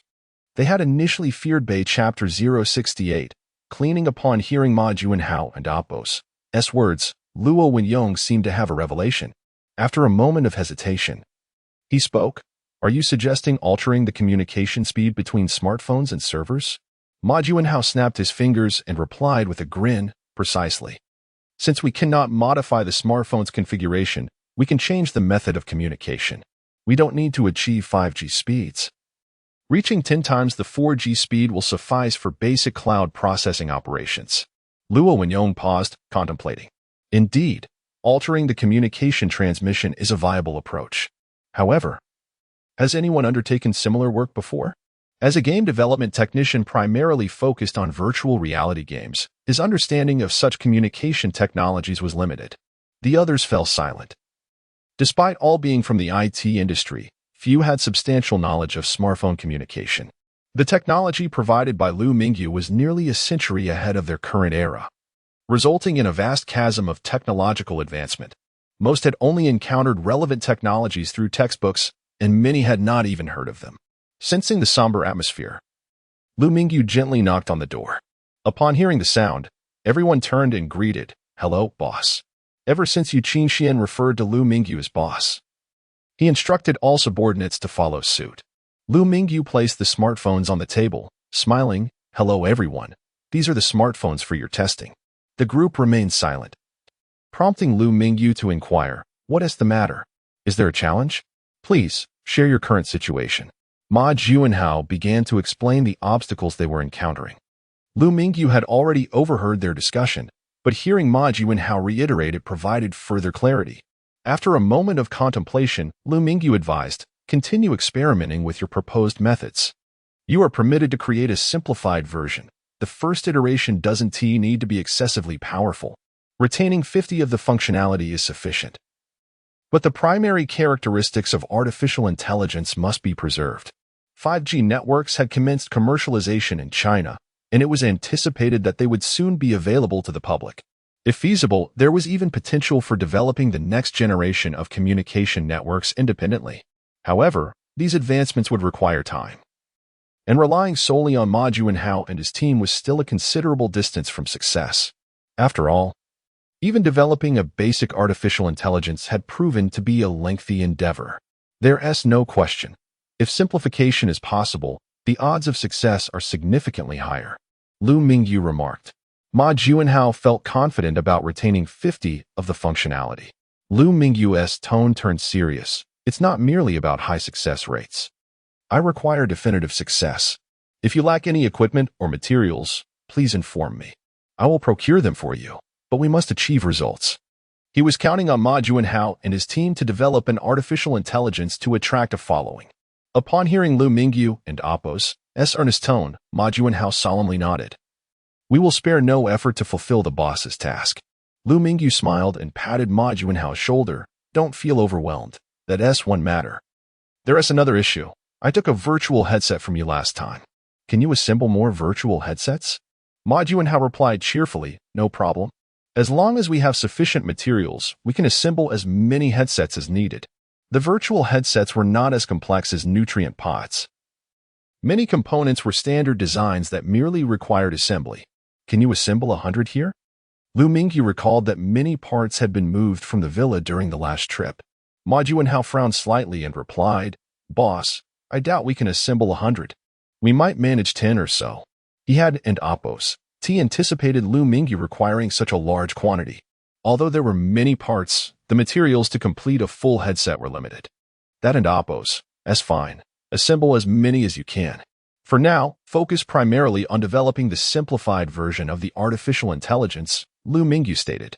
He merely wished to obtain a few samples for real-world testing to see if production was feasible. All right, put in your best effort to expedite the creation of these items. He encouraged before leaving the studio. With over 100 new smartphones and around 50 individuals in the studio, Each person received an average of 2 devices. After Liu Mingyu departed, Ma Juanhao clapped his hands, garnering everyone's attention. He declared, "Brothers and sisters, although the boss has said there is no rush, the first task assigned by him must not fail." Indeed, failure was not an option. Each individual at the base had their responsibilities, and their task was to develop suitable artificial intelligence for smartphones. With the boss supporting them, failure would lead to awkward consequences facing the zombies instead. Enjoying the safety of their environment, doing what they loved, and feasting on precious food was the best life they could ask for, and they could not afford to falter. After Ma Juanhao spoke, everyone erupted in cheer. "Let us go." After leaving the studio, Liu Mingyu conducted a thorough inspection around the facility. Motivated by the promise of food, everyone was diligently focused on their tasks. This time, Liu Mingyu stayed longer than usual, 3 full days, whereas he typically only spent a day before returning to the real world. During Chapter 069, Mission Preparation, June 8, 2115. Dream Hotel, banquet hall on the first floor. Having just finished their meal, everyone sat idly in their seats. Liu Mingyu, seated at the front table, took a sip of tea and spoke. "Brothers, I wonder if any of you have encountered special zombies." After addressing the security issues at the resort, Liu Mingyu's gaze shifted to his own mission. He had not returned home, and the tasks still lingering in his mission log were the same 4 from before. Task 1. Eliminate 1,000 level 1 zombies.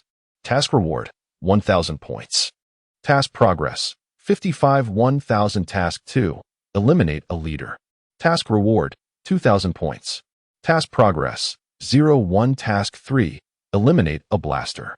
Task reward, 500 points. Task progress, 0-1. Task 4. Eliminate a zombie dog. Task reward, 200 points. Task progress, 0-1. In recent days, while clearing the resort, Liu Mingyu had dispatched several level 1 zombies, bringing his task progress to 55. He felt little difficulty in slaying level 1 zombies, even if the numbers seemed considerable. Among over 300 people, it averaged to merely 3 kills per person.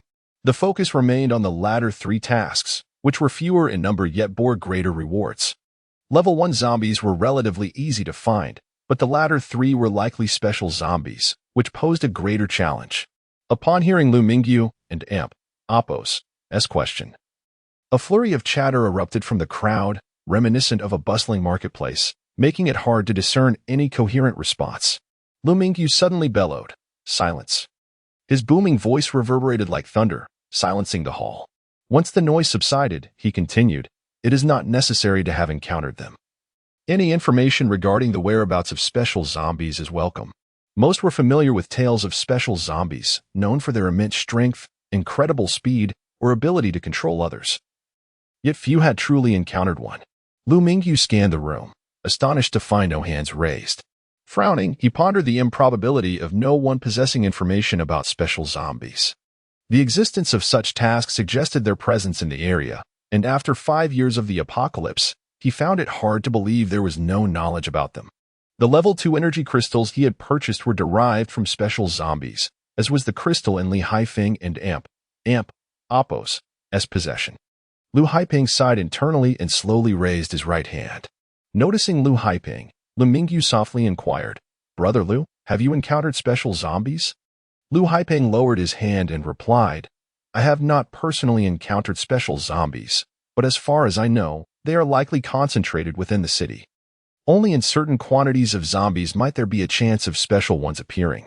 Liu Haifeng understood that Liu Mingyu was inquiring about special zombies for a reason, possibly linked to his recent acquisition of a level 2 energy crystal at the auction. Rumors suggested that absorbing the energy from such crystals could grant unique abilities. However, if one could not even absorb energy from level 1 crystals, how could they hope to absorb from level 2? Liu Haifeng couldn't and Oppos's but wonder if Liu Mingyu had discovered a method to absorb the energy from level 2 crystals. If Liu Mingyu were aware of Liu Haifeng's thoughts, he would surely cry foul. He had no knowledge of how to absorb the energy from level 2 crystals.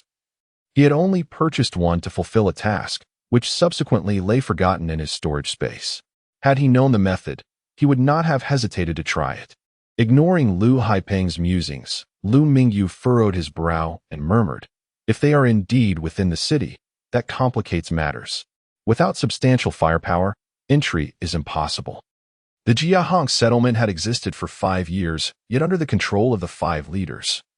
Ordinary people were relegated to relying on cold weapons for scavenging food in the city. Each foray into the outskirts of the city was swiftly thwarted by wandering zombies. Explaining why people had been confined to the periphery for years, only an armed populace could venture into the city. It was said that the level 2 energy crystal held by Li Haifeng was acquired during a perilous expedition into the city, where he suffered heavy losses. Had it not been for additional manpower, the 5 leaders might have been reduced to 4. Besides that incident, few had reported slaying or even encountering special zombies. The absence of sightings did not imply their non-existence. The existence of rumors hinted at some truth behind them. Nonetheless, the special zombies might not align with Liu Mingyu's mission objectives. Regardless, he resolved to prepare for an exploration of the city. Even if he could not complete the task of eliminating 3 special zombies, he aimed to fulfill the first task of slaying 1,000 level 1 zombies.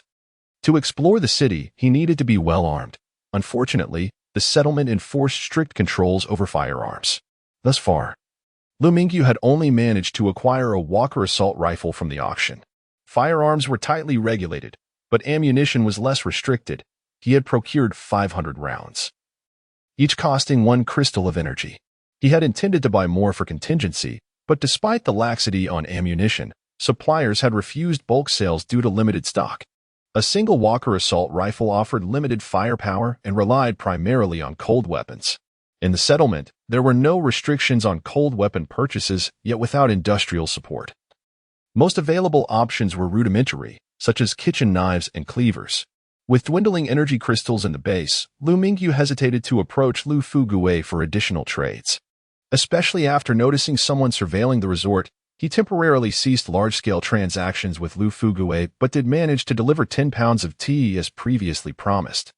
Although the transaction fees at the outer city trading hall were steep, the variety of goods available was considerable and less conspicuous. In recent days, Liu Mingyu had dispatched individuals to sell canned goods and salt at the outer city trading hall. Both items were scarce resources in the outer city. And despite the high transaction fees, the per-unit price for each can of food was comparable to direct trades with Lu Fuguei. Salt remained a rare commodity. Liu Mingyu had sold only a small quantity to Lu Fuguei, as it was primarily trafficked in the inner city and scarce in the outer city. In the outer city, salt was still a precious commodity, and after selling some over the past few days, the trading price had slightly exceeded Lu Fuguei's offer. This disparity was to be expected, as one was retail and the other wholesale.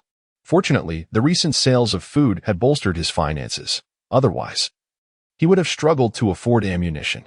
Chapter 070. The journey I resolved to venture into the city today. Liu Mingyu declared his decision, lifting his teacup to savor a small sip, for he had recently developed an affinity for tea. The act of searching the city was inherently ordinary. Prior to Liu Mingyu's arrival, Liu Haifeng and his companions had routinely scoured the city's outskirts every few days. Since Liu Mingyu joined them, their provisions had significantly increased, and they had not ventured into the city for many days. Thus, when Liu Mingyu announced his intention to search the city today, it did not evoke any surprise among the group. They calmly regarded him, awaiting his direction on where to explore. While others sought useful items within the city to trade for food, Liu Mingyu's primary aim was to gather essential supplies, albeit mainly to fulfill a task. Liu Mingyu surveyed the group and inquired coolly, "Does anyone have suggestions for our exploration location? Ideally, we should consider areas in Hangzhou." As soon as he finished speaking, Liu Haifeng raised his hand. Noticing him, Liu Mingyu pointed towards Liu Haifeng and asked, "Brother Liu, do you have any recommendations?" As a seasoned exploration leader who had survived in the post-apocalyptic world for 5 years, Liu Haifeng was more familiar with the impending adventure in Hangzhou, prompting Liu Mingyu to call upon him for a favorable location. Upon being addressed, Liu Haifeng stood and confidently stated, "Boss, we could advance towards the city center along Jiangnan South Road. The main reason for choosing this route is that it leads directly to the heart of Hangzhou, and it has been traversed by many before us, resulting in relatively fewer zombies along the way, allowing us to delve deeper." He continued, "Additionally, the location of Luo Wenyong's company is nearby. Not only is it his company, but there are also other technology firms in the vicinity. This presents an opportunity to find a plethora of equipment, albeit transporting it back may prove cumbersome since vehicles cannot access the city center. Liu Haipeng recalled Liu Mingyu mentioning the need for equipment from the company, which could expedite development. Although he was uncertain why Liu Mingyu placed such importance on development, he understood that fulfilling the boss and Appos' demands was paramount. Liu Mingyu, pleased with Liu Haipeng and Appos' input, nodded and said, "Then we shall set our sights on the eastern new district of Hangzhou." After a moment and Appos' contemplation, he added, regarding the equipment, "We shall attempt to drive as close as possible and then carry it back manually. Many pieces of equipment are generally large but can be disassembled, making them manageable to transport." This time, Liu Mingyu planned to take 100 individuals with him. Although the base housed over 300 people, the majority were emaciated and lacked combat prowess. Despite a few days of nourishment improving the condition of the formerly weak slaves, they were still far from full recovery. The primary combat force for this expedition would consist of those who had regained substantial strength due to the recent influx of food. Approximately half of the group fit this description, yet he could not take everyone, especially aware that there were watchers outside. Thus, he left over 50 robust individuals to guard the base. 100 people would travel in 4 large trucks, which had been acquired during the purchase of slaves. Previously, 5 trucks had transported over 300 individuals. The extent of their crowding was evident. This time, however, the aim was to procure equipment from the city center, necessitating a more spacious arrangement. Consequently, they utilized 4 trucks, distributing the 100 individuals across them, ensuring ample space for storing the equipment. As the 4 trucks were prepared, the designated individuals boarded. At the entrance of the hotel, Liu Mingyu instructed Zhao Kuan, "The security of the base is entrusted to you. Remain vigilant, as there may be observers nearby. If they do not launch an attack, disregard them. However, should they dare to strike, retaliate fiercely." Zhao Kuan, one of the stronger slaves acquired by Liu Mingyu, had been appointed as the secondary security head of the base, with Liu Haipeng serving as the primary. Zhao Kuan responded loudly, "Understood, boss." Liu Mingyu patted Zhao Kuan on the shoulder and reassured him, "If the situation becomes untenable, you may abandon the base. However, if the threat is not too severe, you must defend this place. It is our stronghold. The safety of our people is non-negotiable." He added firmly, "People are more valuable than food. In critical moments, do not concern yourself with provisions. Food can be replenished, but lives once lost cannot be recovered." To Liu Mingyu, every individual was invaluable, far exceeding the worth of mere sustenance, especially in a world where humanity dwindled. In the Jiahong settlement, the population had plummeted from a peak of 400,000 to merely half that number over 5 years. The reasons for this decline were manifold, yet the trend was unmistakably downward. Zhao Kuan, standing at a height of 6 feet, nodded attentively, "Understood, boss. Rest assured." After exchanging brief words with Yuqin Xian, he boarded the truck. Caution was imperative for Liu Mingyu, especially since they had discovered external surveillance. Although the observers had remained inactive, he felt compelled to remain vigilant. Liu Mingyu chose not to sit in the rear of the truck, but instead took the passenger seat in Liu Haipeng's vehicle. Once inside, he produced a wireless intercom and declared, "Let us depart." The intercom, a simple yet practical short-range communication device, was widely utilized within the base. Liu Haipeng drove the lead truck, gradually exiting the base as the 4 vehicles formed an impressive convoy along Jiangnan Road, heading eastward. The Jiahong settlement lay between Jia City and Hangzhou, with Jia City to the east and Hangzhou to the west. Liu Mingyu and Appos' objective for this mission was the eastern new district of Hangzhou, which was home to numerous high-tech companies, including the gaming firm where Liu Mingyu had previously worked. This was a primary reason for Liu Mingyu's selection of the eastern new district, as the high-tech equipment from various companies was also among his targets. Chapter 71. Reactions from all sides. As Liu Mingyu departed, a flurry of discreet messages emanated from the vicinity of the Dream Resort, reaching the hands of those who were astute. In the inner-city auction house, atop its highest floor, Lu Fugue and Lu Fuyuan were clad in athletic wear, engaged in their running routines on treadmills. Lu Fugue's treadmill was set to a leisurely walking pace, while beside him, Lu Fuyuan opted for a brisk setting. The thudding of their feet reverberated through the gym. Lu Fuyuan cast a sidelong glance at Lu Fugue and remarked, "Your speed is inadequate. It's far too slow. Should you encounter a zombie, you would be in grave peril." Lu Fugue chuckled good-naturedly. "No worries. There are no zombies in the inner city. And I have no intention of venturing into their territory. Besides, as long as I outrun the slowest, I shall be fine." Lu Fuyuan sighed in exasperation, choosing not to engage further and concentrating on his own run. This was not the first time Lu Fugue had been schooled by his elder brother. Yet he always brushed it off with a smile, never taking it too seriously. To Lu Fugue, exercise was a grueling endeavor. Why toil when one could indulge? He mused about the existence of a miraculous pill that could enhance physical fitness, allowing him to maintain a healthy physique effortlessly. This thought reminded him of a project his brother seemed to be working on. He wondered if it had seen success. Turning to his brother, he inquired, "Brother, have you succeeded in creating that potion to enhance human capabilities?" Lu Fuyuan shot him a withering look, retorting, "I told you to focus on your studies. That's called the gene evolution potion." Lu Fugue felt no pressure. He had heard this lecture many times before and regarded it as mere background noise. Responding with a grin, "Yes, the gene evolution potion. Has it been successfully developed?" If Liu Mingyu were to overhear Lu Fuyuan and Appo's words, he would undoubtedly be astounded. For this referred to the gene evolution potion available for 100 points from the system. Liu Mingyu was well aware of the medical advancements in this apocalyptic world. Despite significant technological progress in various fields, biotechnological advancements lagged considerably. In truth, it could not be said that there had been no progress. It was merely slower in comparison to other technological domains. He had inquired among the inhabitants of the resort about the gene evolution potion, but they all shook their heads, indicating their unfamiliarity with it. Eventually, he relinquished his quest, concluding that such a potion had either not been developed or was not widespread in this world. Unaware that Liu Mingyu possessed the gene evolution potion, Lu Fuyuan shook his head, stating, "Not yet. We are still a long way from success." Lu Fugue murmured to himself, "Oh, what a pity. If only we had that potion, a single sip would transform one into a superhuman." Lu Fuyuan, exasperated with his brother and Appo's aversion to exercise, exclaimed, "Get moving. You are not allowed to leave until you complete 5 kilometers. Brother, you are demanding my life." Lu Fugue lamented. To one who shunned physical activity, 5 kilometers felt like a death sentence. The gym echoed with his moans, but Lu Fuyuan offered him no opportunity for rebuttal, donning his headphones instead. Lu Fugue resolved to walk the 5 kilometers at a leisurely pace.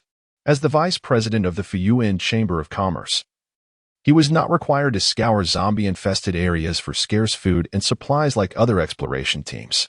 A mere flick of his wrist could yield more wealth than others could earn through perilous endeavors, leading Lu Fugue to deem exercise unnecessary. His priority lay in enjoyment. In recent days, should he sell all the goods procured from Liu Mingyu, acquiring 100 or so energy crystals would pose no challenge. With wealth at his disposal, why endure unnecessary hardship? Having barely begun his run, his smart wristband chimed with an alert. Master, Liu Yong is calling." Liu Yong was the individual Lu Fugue had stationed at the Dream Resort for surveillance. Did he uncover something significant? For the past few days, Lu Fugue had only instructed him to observe and refrain from acting rashly. He did not activate the video or voice features.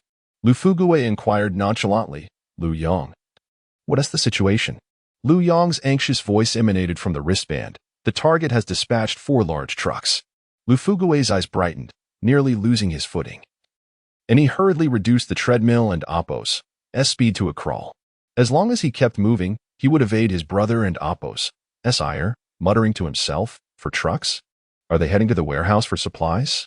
He had not yet relinquished hope, although Liu Mingyu had found no trace of a warehouse. He remained convinced that Liu Mingyu possessed access to a vast doomsday cache. Was this the occasion for transporting resources? For trucks could hold an immense quantity of supplies. The thought ignited excitement within Lu Fugue. Despite the considerable resources of the Fuyuan Chamber of Commerce, acquiring enough supplies to fill 4 large trucks was no small feat, particularly when it came to food. Liu Mingyu had traded food multiple times, leading Lu Fugue to subconsciously associate these supplies with sustenance. Lu Fugue inquired loudly, "Did anyone follow them?" The sudden volume startled Lu Fuyuan, who removed his headphones and asked, "What is happening?" Lu Fuguwei waved dismissively. "Brother, it's nothing. Just a minor issue at the trading hall. I'll handle it." Seeing that Lu Fuguwei truly had no pressing matter, Lu Fuyuan resumed his exercise. Lu Fuguwei lowered his voice again, asking, "Did anyone follow them?" "Yes, we are currently tailing their convoy." "Good. Stay close and report any issues promptly." There were more than just Lu Fuguwei's group surveilling the Dream Resort. When Liu Yong relayed the information to Lu Fuguwei, others had also received notice of Liu Mingyu's departure. In the inner city, within a certain building, a young man softly mused, "Kid, after hiding in the resort for so long, you finally decided to venture out. I told you, the secondary energy crystals were merely in your possession temporarily. Should Liu Mingyu encounter this individual, he would recognize him as number 005, the one who had bid against him at the auction." The young man directed a companion. "Send the wolf hunting squad to retrieve the secondary energy crystals from Liu Mingyu." The individual beside him responded loudly, "Understood." In another building within the inner city, a middle-aged man sat cross-legged in a chair, his smart wristband also active. He maintained a close watch, refraining from interference, solely focused on observing Liu Mingyu for any peculiar developments. Unbeknownst to Liu Mingyu, he was being monitored by 3 separate parties, none of whom had their sights set on the Dream Resort itself, but rather on his movements. Chapter 072. Obstacles on the route. The settlement of Jiahong is situated between Jiaqing and Hangqing. While it is said to be in the middle, it is not centrally located. It is primarily closer to Jiaqing, approximately 20 kilometers from its urban center and about 50 kilometers from Hangqing. In terms of population, Hangqing boasts a significantly larger populace than Jiaqing. However, for reasons unknown, the settlement was established in proximity to Jiaqing, likely because its founders hailed from there. The distance to the eastern new district of Hangqing, the objective of their mission, is roughly 30 kilometers. In the pre-apocalyptic world, such a distance could be traversed within mere minutes. Yet, in the current dire circumstances, it took Liu Mingyu and his companions nearly an hour to cover that ground. The Jiangnan Road serves as the primary expressway connecting Hangqing and Jiaqing, typically bustling with vehicles. In the wake of the apocalypse, it has become a chosen route for escape. Yet the influx of travelers has rendered it increasingly congested. Liu Mingyu observed various vehicles involved in accidents scattered along the highway. Not only were there numerous wrecked cars, but there were also countless zombies meandering about the road. The sheer size of the trucks made progress on the clogged expressway arduous, despite the passage of an hour. They had yet to reach their destination. Liu Mingyu activated his walkie-talkie to inquire about their current location. With satellites rendered inoperative, he could not refer to the map on his smart wristband. Having relocated from his hometown to work in the area, he had spent most of his life in Jiaqing and was not well acquainted with Jiangnan Road, particularly a century into the future. Unbeknownst to him, others in the vehicle were either from Hangqing or Jiaqing, or like Liu Mingyu, were laborers in these cities. Shortly after his query, a voice responded over the walkie-talkie, "Boss, we are approximately 10 kilometers from the eastern new district." 10 kilometers still felt excessively distant. Covering the distance would take at least 2 hours on foot. Not to mention the burden of carrying supplies and the potential for unforeseen events along the way.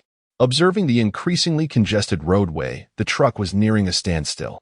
Liu Mingyu urged, "We are still 10 kilometers from our destination. Let us proceed a bit further if we can."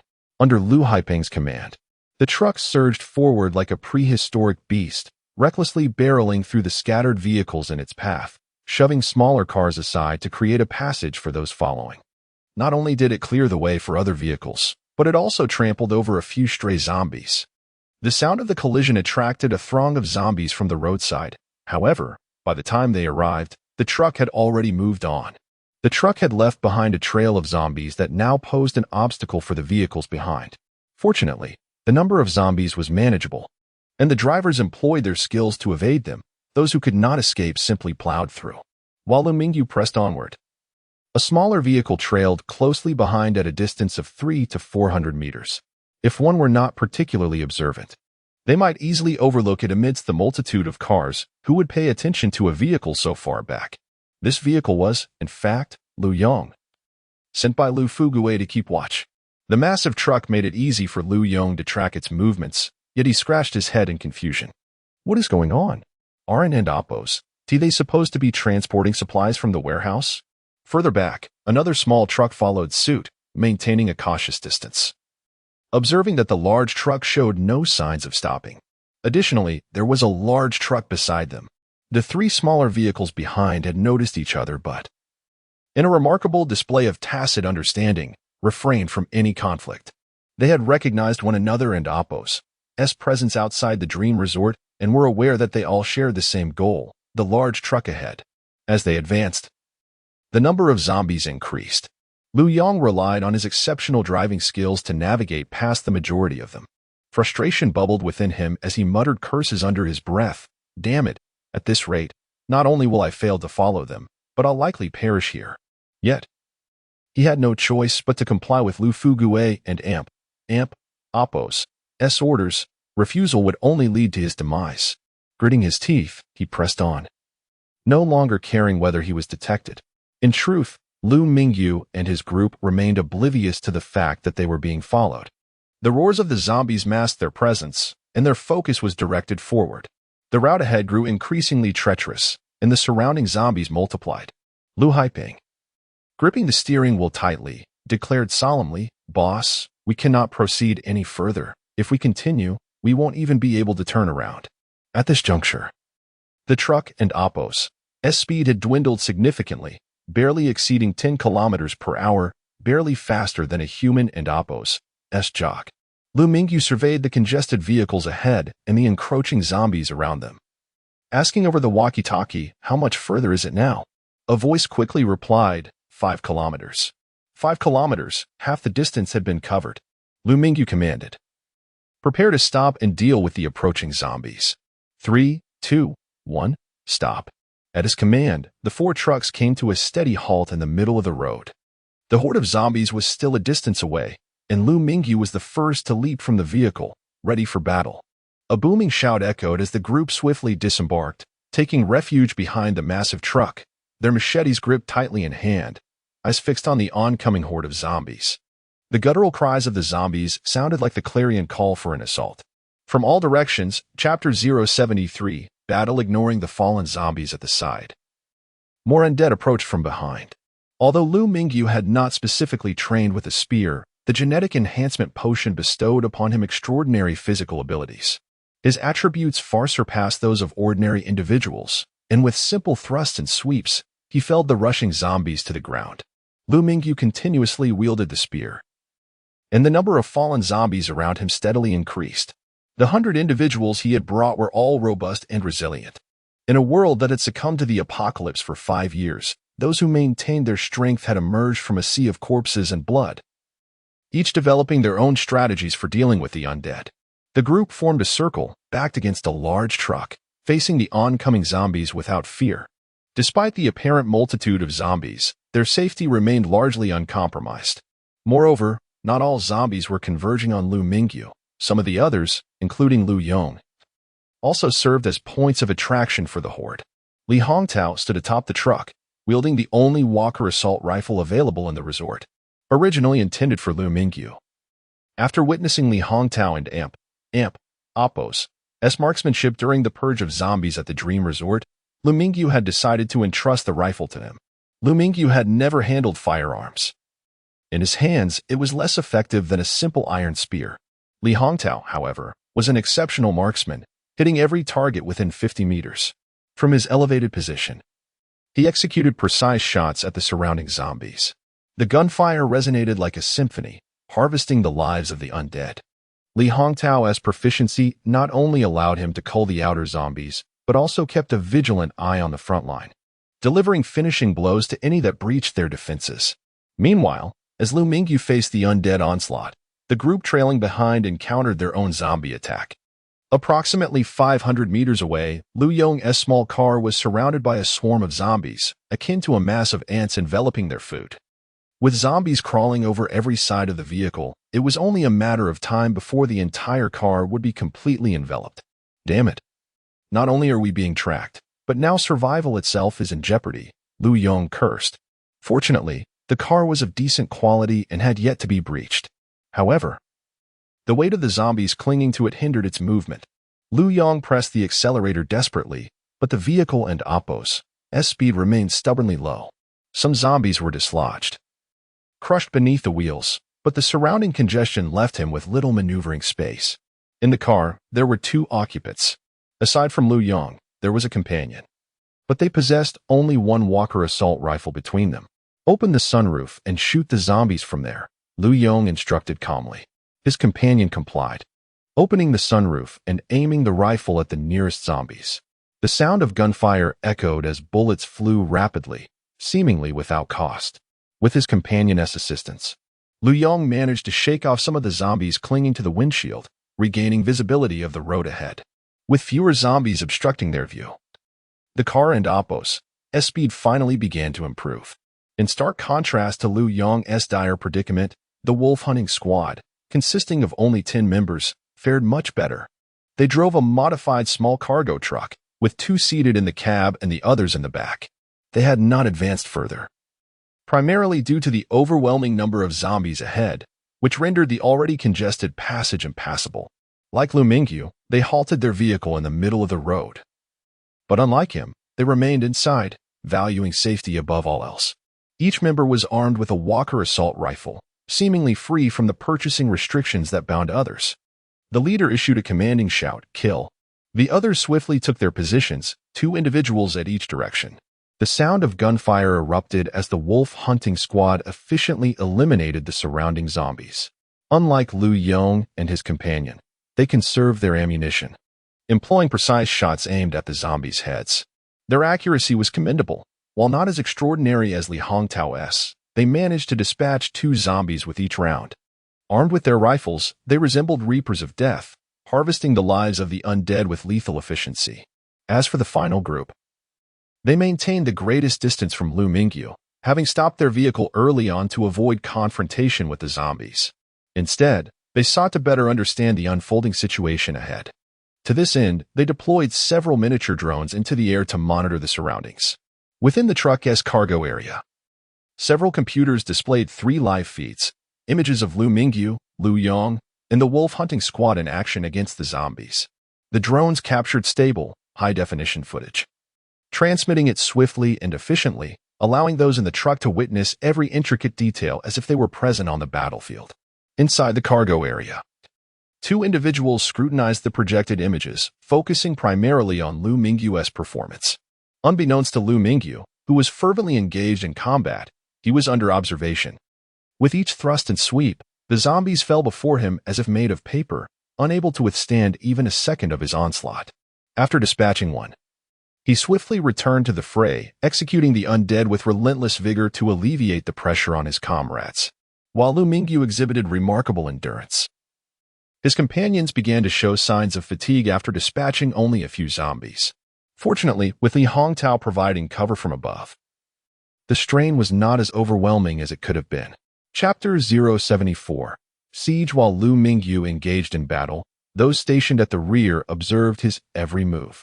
One middle-aged man, after scrutinizing Liu and Oppo's stance, turned to a younger companion beside him and inquired, "Do you suspect the adversary?" The younger man, fully aware of the implications of the question, pondered briefly before replying, "I and Oppo's am not entirely certain, but his condition appears significantly superior to that of the others." The middle-aged man nodded in agreement and remarked, "It is said that absorbing second-level energy crystals grants individuals extraordinary powers, yet the nature of these powers remains entirely unknown." The younger man chuckled. "It's curious where such rumors originate. There are so few second-level energy crystals in existence, even if one possessed them. Do they truly know how to absorb the energy contained within? Everyone understands that energy crystals are abundant in energy, yet the method of absorption is a mystery.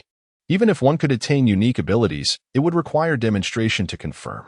The middle-aged man queried, "Indeed. But have you heard that some have already managed to utilize first-level energy crystals?" The younger man, taken aback, displayed evident curiosity at this revelation and retorted, "Really? How does one absorb them? If absorbing second-level energy crystals could yield exceptional powers, would it not follow that absorbing first-level crystals might confer corresponding abilities?" Or perhaps one could employ the absorption techniques of first-level crystals to harness the power of second-level crystals for extraordinary capabilities. Under the younger man and Apo's inquisitive gaze, the middle-aged man shook his head, stating, "It appears that it involves combining them with other substances to create a potion." Before the younger man could respond, the middle-aged man chuckled, "Yet this method may very well be a fabrication. After all, energy crystals resemble mere stones. How could they possibly be transformed into potions?" The younger man nodded in agreement, asking, "Indeed, if such hard stones could be converted into potions, it would have been accomplished long ago. Not to mention, the biological manufacturing facilities established by our leader have researched energy crystals for an extended period without any breakthroughs. It is likely just another rumor, akin to that surrounding second-level energy crystals. Regardless of its veracity, we should closely monitor the target for any unusual states," the middle-aged man suggested, redirecting their focus back to Liu Mingyu. After further observation, the younger man remarked, "Liu Mingyu is indeed formidable. I have noted how many zombies he has slain since we arrived. In less than 3 minutes, over 30 have fallen at his hands. His movements reveal no signs of fatigue whatsoever." The middle-aged man gravely nodded, saying, 30 zombies. If one were to remain stationary, the time taken to dispatch them would surely exceed this duration. Have you noticed his method of killing zombies? Nearly every shot strikes true, which is most peculiar. Everyone knows the zombies and Apo's weak point is the head. Wielding melee weapons, how could he consistently land blows on their heads or necks, particularly amidst the chaos of a zombie attack? Though they were uncertain about the precise nature of the abnormalities their leader had instructed them to observe in Liu Mingyu, they felt that his current state certainly qualified as unusual. Unfortunately, the current state of the network rendered it inoperable. They were too far from the settlement, and the local wireless network was unavailable, leaving them with no choice but to temporarily store their observations on a computer for future reporting. Unbeknownst to Liu Mingyu, he was being closely monitored by pursuers stationed at a considerable distance behind him. For Liu, facing 30 zombies was a significant challenge. Fortunately, after several minutes of combat, the number of zombies around him began to dwindle. In fact, he and his team could hear the gunfire from Liu Yong and the wolf hunting squad in the distance. Liu Mingyu had considered the possibility of being followed, but he did not anticipate the formidable firepower possessed by his pursuers. Upon hearing the intense gunfire, Liu Mingyu and Apo's heart raced, instinctively heightening his alertness. With a decisive thrust, he dispatched the last zombie and commanded loudly, "Quickly gather the energy crystals. Something feels amiss behind us. Everyone, stay vigilant." The 100 individuals accompanying Liu Mingyu remained unscathed, having suffered no injuries. Following Liu Mingyu's orders, they skillfully retrieved the energy crystals from the zombies by puncturing their skulls. The crystals varied in size. Some weighed several tens of grams while others were merely a few grams, yet each zombie possessed one for reasons unknown. Speculation arose that the location of the crystals in the skulls might be the source of the zombies' vitality. Experiments had shown that more powerful zombies tended to possess heavier energy crystals. Nonetheless, the inhabitants of the settlement were indifferent to these findings. They were not scientists, merely aware that energy crystals could be exchanged for currency. After another 3 minutes, Liu Mingyu and his team had extracted all the energy crystals from the zombies they had slain. As they gathered the crystals, Liu Mingyu approached the large truck at the rear. Under normal circumstances, he would have continued advancing. However, upon realizing that some of his pursuers wielded substantial weaponry, a spark of determination ignited within him. A voice in his mind urged him to seize their weapons. After all, they were pursuing him. What was there to fear? Resolute in his decision, Liu Mingyu set out to claim the weapons of his pursuers. In his line of sight, approximately 200 meters away, a small vehicle was encircled by zombies. Inside were Liu Yong and his companion. Although they had managed to shake off some zombies and advance a short distance, they were soon overwhelmed by an overwhelming number of the undead. In mere moments, the vehicle was besieged once more. Liu Yong had driven less than 200 meters before he found himself firmly entrenched. His partner, who had been leaning out of the sunroof, quickly retracted inside after exhausting their ammunition. It was precisely due to the depletion of their bullets that the remaining zombies lunged forward once more. Hiding within the vehicle, Liu Yong anxiously surveyed the horde of zombies surrounding them. Through the glass, he could see the grotesque faces of the undead, and he could almost smell their foul stench. Though this was not Liu Yong and Appos' first encounter with zombies, it was indeed his first experience of being completely surrounded with dozens, if not hundreds, of zombies closing in, an utterly overwhelming sensation.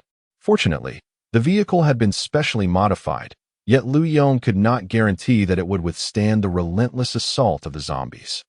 At this moment, he had given up on starting the engine. The sound of claws scraping against the glass was horrendous and nauseating. Some zombies began to violently slam against the vehicle, causing it to sway precariously from side to side. Chapter 075, Salvation? Liu Yong and his companion found themselves helpless within the confines of the car, their weapons devoid of ammunition. They were akin to a turtle trapped in a jar, awaiting capture. Liu Yong's partner clutched a machete tightly, having long discarded his spin assault rifle. His expertise lay primarily in tracking, and he had always approached adversaries without fear when armed. However, he had not anticipated that this particular pursuit would deplete all their bullets, leaving them in a dire predicament. Typically, he would carry 5 magazines, each containing 30 rounds, plus the magazine in the weapon itself, totaling 180 rounds, sufficient for most encounters. Yet, astonishingly, they had exhausted their ammunition in a mere short while, plunging them into crisis. "Brother Yong, what shall we do now?" Liu Yong gripped the steering wheel tightly. Steadying himself as he hastily replied, "There is nothing we can do but await our fate unless someone comes to our aid." The car shook violently, and his companion released the machete, gripping the door handle. "Is there a chance of reinforcements?" he inquired tentatively. Liu Yong replied curtly, "Reinforcements? Where would they come from? If we were in the outskirts, perhaps, but we are far from the settlement now. The boss would not send anyone." "Are you referring to another team of trackers?" His partner recalled the fact that they were not the only ones pursuing Liu Mingyu. There was another group, larger in number, which might not face significant challenges. However, their employers were not the same. Could the other group come to their rescue? It would be a miracle if they didn't turn against us. Liu Yong mused after a moment of silence.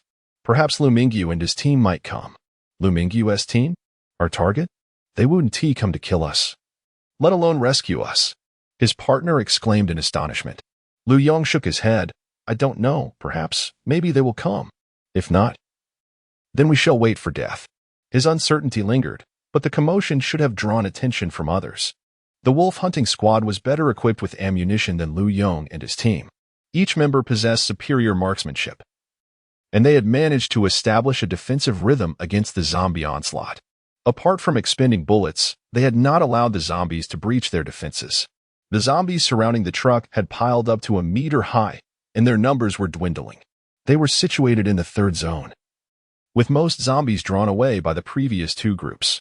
The highway was sparsely populated with zombies, primarily those who had been occupants of the vehicles, turned undead due to traffic congestion or accidents.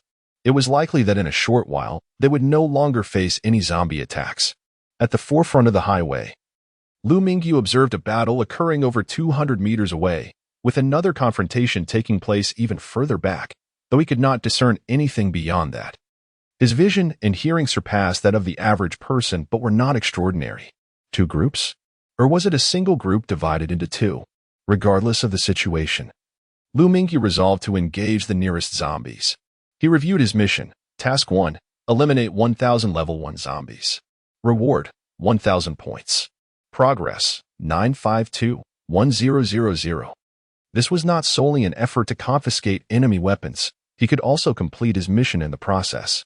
Pointing towards Liu Yong's position, he called out, "Brothers, let us advance and slay the zombies, capture the enemies." Attack. 100 individuals, armed with machetes, rushed forth. The 200 meters was not a great distance. A normal person could cover it in approximately 30 seconds. Despite having endured several minutes of a zombie horde assault, Liu Mingyu's group maintained a swift pace. In less than 30 seconds, they reached the throng of zombies. The zombies surrounding Liu Yong seemed to sense the incoming attack, shifting their focus from Liu Yong and his companion towards Liu Mingyu's direction. Liu Mingyu sprinted ahead, leaping high to deliver a powerful blow to a zombie and Appos' head, which shattered like a watermelon, scattering remnants across the ground. Following closely, others surged forward, launching a frenzied assault on the zombies ahead. With numbers on their side, the 100 zombies besieging Liu Yong were no match for the 100 attackers. Each assailant faced fewer than 2 zombies. Inside the car, Liu Yong was astonished to notice a decrease in the car and Appo's violent shaking. Although zombies still obstructed the windshield, he had not seen Liu Mingyu and Appo's group approach. Could it be that help had arrived? Another group of trackers? Liu Mingyu? Regardless of the source, what had once seemed hopeless now flickered with the light of hope. His companion sensed the change as well, exclaiming, "Brother Yong, someone is coming to save us." Liu Yong nodded. It seems so, but it may not be a rescue. It could be other enemies. Here, aside from the zombies, the other adversaries referred to Liu Mingyu and his team. I don't want to die. I don't want to die either. Liu Yong observed the dwindling number of zombies surrounding them. Those that had clung to the car suddenly surged towards a single direction. As the horde dispersed, the vehicle regained control, and Liu Yong finally recognized the newcomer, Liu Mingyu, the target he had been tracking for days. Liu Mingyu wielded his long gun like a living entity, striking with precision, jabbing, sweeping, and stabbing. Every zombie he encountered fell, leaving a clear 3-meter radius around him, while others pursued their individual targets. Astonished, Liu Yong marveled at the prowess of his target, almost superhuman in skill. Although the surrounding zombies had retreated and the car regained stability, he hesitated to leave. The vehicle provided a barrier against the zombies. Yet he feared confronting the seemingly invincible Liu Mingyu. He worried that even if he attempted to escape, he might be intercepted and killed. More critically, the area was still swarming with zombies. Even if he wished to depart, it would not be feasible. It seemed wiser to remain inside the vehicle, awaiting the other's decisions, as there might still be a chance for survival. He was merely an ordinary person, equipped with a modicum of authority. He understood that his employer had some connection to Liu Mingyu. Perhaps, by merely observing, he could escape death. His companion, too, discerned the presence of Liu Mingyu's group. And as the number of zombies dwindled, his formerly tense demeanor relaxed considerably. What had once been despair transformed into hope, and he joyfully exclaimed, "Brother Yong, we are saved." Liu Yong chuckled softly, a knowing smile crossing his face as he replied, "Indeed, we are saved." But were they truly saved? He could not ascertain. Yet he understood that the fate of his life no longer rested with the zombies, but with the valiant Liu Mingyu battling outside. Resolved to await the unfolding events, he surrendered to the moment, sitting quietly in the driver's seat. Chapter 076. Preemptive strike. With a resounding crash, Liu Mingyu's long spear obliterated the last zombie, concluding the swift dispatch of over 100 undead in under a minute. The retrieval of energy crystals from the zombies and Appo's occipits was promptly undertaken by designated individuals. Approaching a nearby vehicle, Liu Mingyu rapped lightly on the window. After a brief pause, the door swung open, revealing 2 occupants who were immediately met with the drawn blades of his men. Liu Yong emerged, hands raised in surrender, beads of perspiration dotting his brow. "Mr. Liu," he stammered, feigning composure, "we are grateful for your rescue." Liu Mingyu, offering no response, merely gestured towards the car. Instantly, a man rummaged through the vehicle, emerging with a pair of machetes, a Voyager assault rifle, and 2 smart bracelets. "Report, boss," he announced. "We've recovered 2 machetes, a Voyager assault rifle, 2 smart bracelets. But the rifle is devoid of ammunition." The solitary Voyager assault rifle fell short of Liu Mingyu's expectations, who had anticipated perhaps 2. The other items were of little consequence to him. Turning his gaze upon Liu Yong and his companion, Liu Mingyu remarked with a hint of amusement, "Rescuing you? Weren't you the one surveilling our resort these past few days?" He decided to dispense with pretense, opting for a direct confrontation.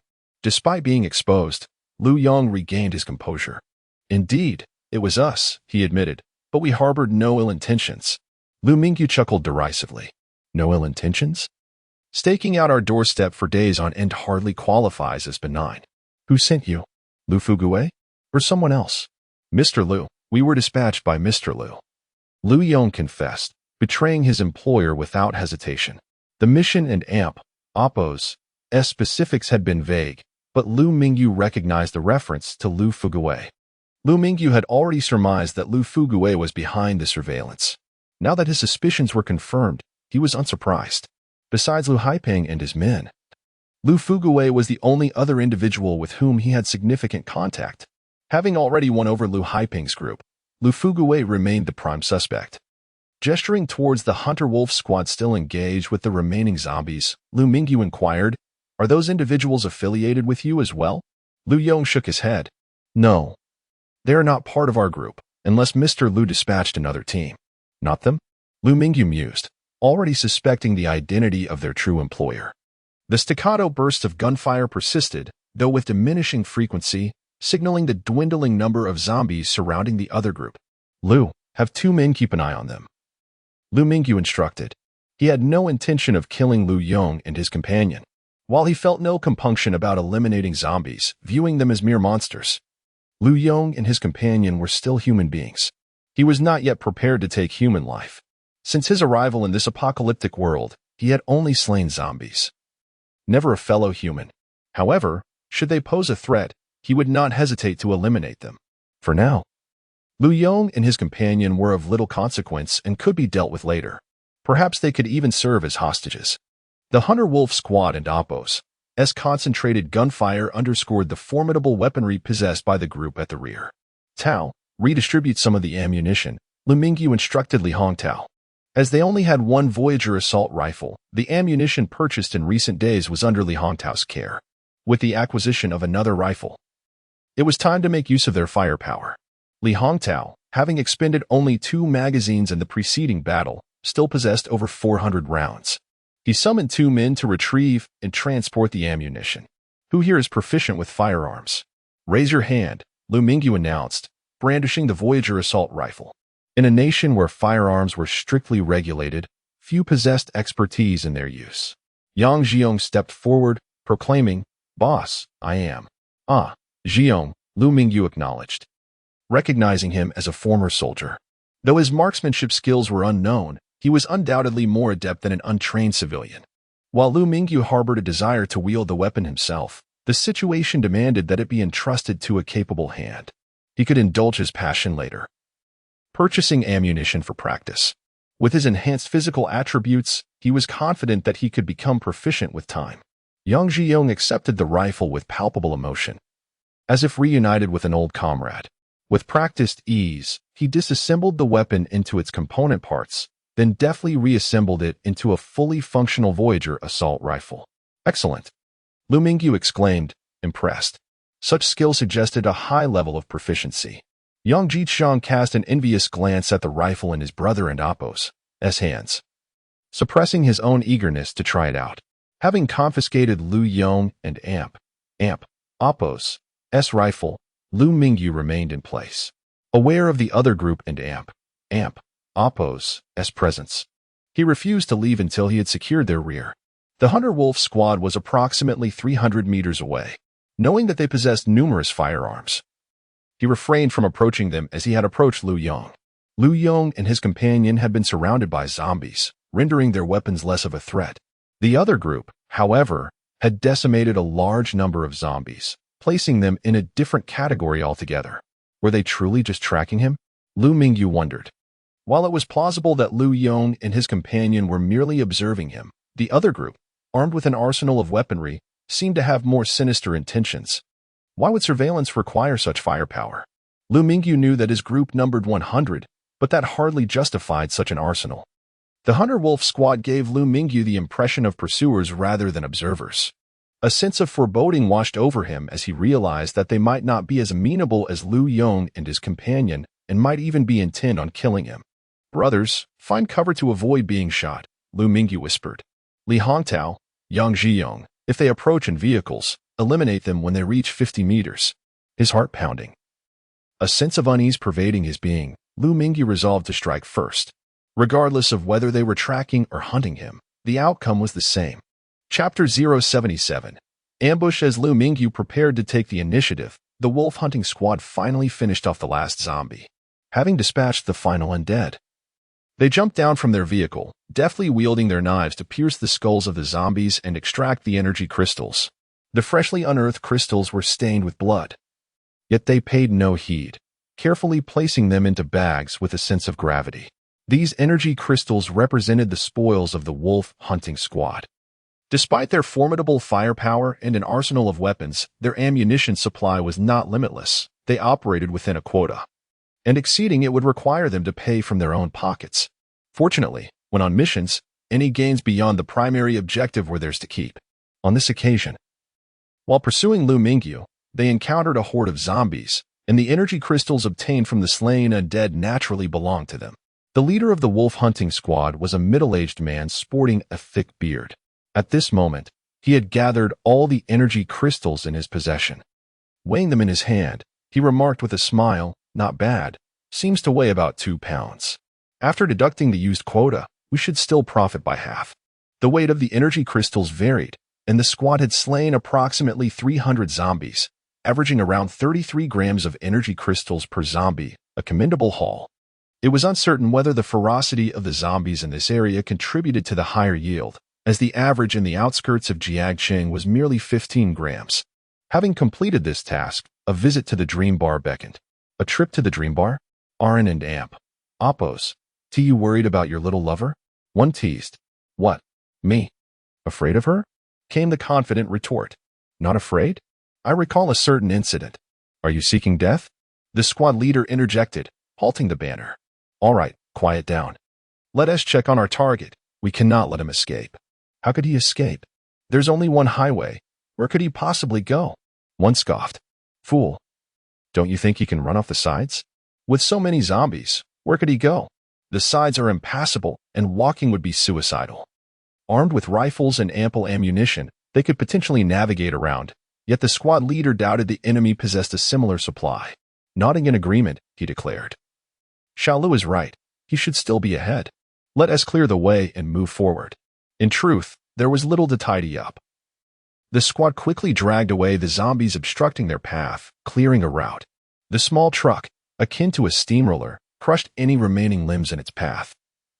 Moving at a leisurely pace of about 20 miles per hour, the leader, seated at the front, glanced ahead and noticed Liu Yong and Amp, Oppos.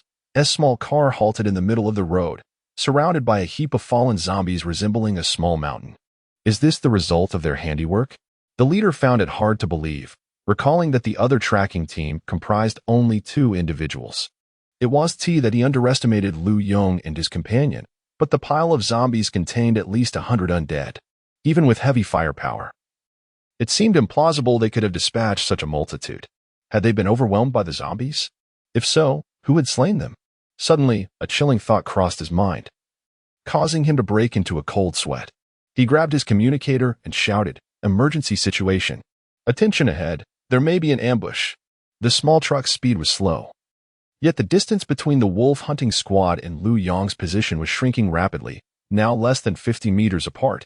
Just as the leader's warning fell, Liu Mingyu bellowed. Open fire. Grasping a machete, he aimed at the approaching truck, bending slightly backward and launching the blade with all his might. The machete flew like an arrow, targeting the driver's seat. Hearing the command, Li Hongtao and Yang Zhiyong each took aim, pulling the triggers without hesitation. Their accuracy was commendable at 50 meters. Each bullet struck true, hitting the driver's head and creating a spray of blood behind the seat. The leader of the wolf hunting squad was fortunate. Upon realizing the potential ambush, he had already ducked his head, narrowly avoiding a fatal shot. However, he was still shaken. Had he hesitated just a moment longer, he would have met the same fate as the driver. Enemy attack! He roared. Though he needn't have yelled, his team was already aware of the ambush, swiftly finding their positions and aiming ahead. At that moment, Liu Mingyu's machete was just reaching the windshield. Thud! The blade struck the glass with a resounding impact, louder than the sound of gunfire. Unfortunately, the follow-through lacked power, causing the machete to ricochet away. What a pity, Liu Mingyu lamented. If only I had a grenade. I could simply toss it over and be done with it. Just as he finished expressing his regret, he noticed that the small truck showed no signs of stopping. Was it trying to force its way through? Come on then, bring it on. A small truck, even if filled with people, can only hold a dozen or so. What if there aren't? We have 100 men. It would only make it easier to slaughter them. I was just contemplating how to rush over and take them down, especially since we only have 2 guns. Originally, the members of the Wolf Hunting Squad Chapter 078, Murder in an Instant, the small truck lost its balance, and the already unsteady team members were violently flung out. At the moment of being thrown, they discovered a multitude of humans suddenly emerging from behind numerous abandoned vehicles. A wave of sorrow washed over them. My life is forfeit. With a thud, the truck, fortunately not traveling at a high speed, did not roll over but rather toppled heavily onto its side. The inertia from the speed caused intense friction with the ground, leaving a dark streak behind. The truck was not powered by petroleum, hence it did not explode. The members of the wolf hunting team, secured by seatbelts in their positions, stood up in response to the captain and Apos' shout of ambush. Without seatbelts to hold them in place, it was impossible to maintain their footing on the violently swaying truck. As the truck overturned, the team members were ejected one by one, akin to fledgling birds. Some crashing onto the solid ground, while others were violently hurled against the guardrails, their fates uncertain. Liu Mingyu, unconcerned with the emotional state of the wolf hunting team, observed the truck toppled on the ground and shouted, "Brothers, charge. Disarm them first." He saw a few individuals still struggling to rise from the ground. After shouting, he quietly positioned himself behind the vehicle, uncertain if the others truly lacked the strength to retaliate. Noticing some still wielding weapons, he deemed his safety paramount. This was not the time for heroics. Upon receiving his command, a group of burly men wielding machetes swiftly advanced, managing to disarm their opponents before they could respond. Liu Mingyu was pleasantly surprised, having anticipated that some lives would be sacrificed to seize the enemy's weapons, but they had dramatically captured all without loss. He never considered defeat, even with merely a Walker assault rifle in hand. In truth, Liu Mingyu overestimated the enemy's strength had they not been careless. The number of slaves he brought along would have been reduced by more than 70%. The wolf hunting team, aware that Liu Mingyu had brought around 100 individuals for this mission, was well stocked with ammunition. However, this ammunition now belonged to Liu Mingyu. The wolf hunting team had sent 10 members to pursue Liu Mingyu, with the driver being the first casualty. Following the truck's overturning, several unfortunate souls met their demise upon impact with the ground. All Chapter 79, Drone's Yang Jiqiang held the Walker assault rifle, grinning to himself, utterly enamored. As if he had encountered his beloved treasure. Liu Mingyu chuckled, "Jiqiang, this is not merely a collectible for you. You must utilize this weapon effectively." Although he had yet to witness Yang Jiqiang and Apos' marksmanship, he held no significant reservations. Both Yang Jiqiang and Yang Jiong were veterans, having seen Yang Jiong and Apos' precise shooting. It was reasonable to assume that Yang Jiqiang and Apos' skills would not be lacking. The others shared a similar sentiment. Upon receiving their firearms, each one of them caressed their weapons with an expression of rapture. It was understandable. Gun control in Huaxiao was exceedingly strict. Aside from their time in the military, they had not touched a firearm again after returning to civilian life. Despite the abundance of weapons within their community, few could afford them under such stringent regulations. Acquiring a gun was easy, but maintaining one was a different matter. Moreover, those captured as slaves had never had the opportunity to handle firearms. At that moment, Liu Mingyu felt immense gratitude as he distributed guns to them. With firearms in hand, their safety was significantly enhanced, unless they sought their own demise. Those who survived would surely include them. The journey to the city was fraught with difficulties, and possessing guns offered additional assurance. "All right, brothers, with our concerns addressed, we must advance toward the urban area. There are still 5 kilometers to cover, which is not particularly far," Liu Mingyu announced, clapping his hands to draw everyone and Apos' attention. The energy crystals from the fallen zombies had been fully collected, and no other supplies remained. The weight of over 7,000 rounds of ammunition was considerable, nearly 200 pounds. The box used to store the bullets was not severely damaged, and a few individuals were tasked with carrying the ammunition toward the large truck. "Boss, how should we handle these two?" Liu Haiping pointed at Liu Yong and his companion. Liu Yong, noticing Liu Haiping's gesture, was instantly terrified. He had witnessed the fate of the wolf hunting squad and understood that they had not divulged the identities of their comrades for an unknown reason. Lacking the courage to stand firm, he burst into tears, pleading, "Boss Liu, don't kill me. I'll tell you everything." His companion was no better off, as he too was not particularly brave. The demise of the wolf hunting squad had left him in a state of panic, and he sobbed inconsolably, "Boss, please don't kill me. I'll do anything you ask." Liu Mingyu had no intention of killing them. The slaughter of the wolf hunting squad was a response to their pursuit. Although Liu Yong and his companion had not actively hunted him down, they had followed him. While Liu Mingyu was not ruthless enough to execute them, letting them go would be too lenient. After a moment of contemplation, he decided, let us take them along. Upon hearing that he was not to be executed, Liu Yong felt a wave of relief wash over him. As long as he was alive, there was a chance for survival. The group made their way back to the large truck, leaving 10 individuals to guard it and keep an eye on Liu Yong and his companion. While it was unnecessary to have anyone specifically watching the truck, it was prudent to prevent others from approaching and stealing it, ensuring a smoother extraction later. They took no firearms with them, carrying all ammunition. Each armed individual bore 5 magazines, amounting to 180 rounds of ammunition per person. Provided they did not engage in reckless shooting, this quantity would suffice for a battle.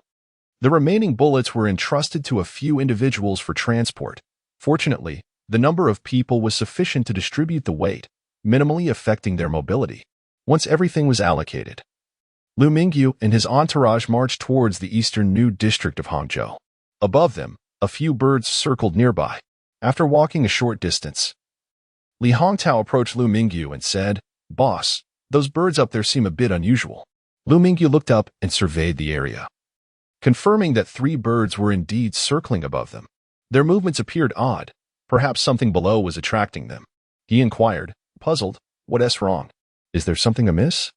Li Hongtao replied while running, "These birds have been circling above us since we left the base. I didn't pay them much mind at first, but we noticed them again while dispatching zombies, and now they're still overhead." Liu Mingyu frowned and asked, "Are you suggesting they are being controlled?" His understanding of the technology in this post-apocalyptic world was limited. Could it be that technology had advanced to the point of controlling living creatures, or were they mechanical birds? Yet, their movements seemed indistinguishable from genuine birds. Li Hongtao responded, "They are likely being controlled, perhaps by a drone." "A drone? What is its range?" During their run, Liu Mingyu made a conscious effort to observe the birds. Indeed, they were peculiar. If they were drones, it would imply that the local technology was remarkable. Li Hongtao scratched his head. "Ranges can vary from a few kilometers to several dozen kilometers. I'm not entirely certain. Let us not worry about it. We should press on," Liu Mingyu sighed. Even if he was aware that they were under surveillance, he had no means to identify who was monitoring them. It was unexpected that his presence in the community had drawn such attention. It seemed the large-scale food sales had piqued the interest of certain individuals. Liu Yong had been sent by Liu Fugue. The group they had just eliminated was likely dispatched by Mr. 005 from the auction. So, who were the entities controlling the birds above? Regardless of who it was, it could only be one of the 5 titans within the community. Since resistance was futile, he decided to ignore it for now, though he would remain vigilant. The food from the resort should not be sold in large quantities on the market in the future. Energy crystals should be exchanged for items endemic to this post-apocalyptic world. As for the food brought from the real world, it would be better consumed within the resort. However, salt could be sold. Next time, he would procure coarse salt and disguise it as table salt sought after in this region. As Liu Mingyu and Li Hongtao deliberated over the birds above, back in the monitoring room of the truck, the image of Liu Mingyu gazing at the sky appeared on the surveillance screen. A young man asked, "Do you think he has noticed us?" The middle-aged man chuckled. "If he has noticed, what of it? Even if he realizes the birds are monitoring him, what can he do? Can he shoot them down?" He was aware that Liu Mingyu possessed a Walker assault rifle, and they had recorded his previous encounters with zombies, thus recognizing the accuracy of his marksmanship. Consequently, the drones were flying at an altitude beyond Liu Mingyu and Oppo's range. Even if he attempted to shoot them down, it would be futile. The slight elevation was inconsequential for the clarity of the drone's camera, which could capture high-quality footage even from hundreds of meters up. "Very well, shall we follow them?" the young man inquired. "No need to pursue. There are others stationed there. We will remain here and observe.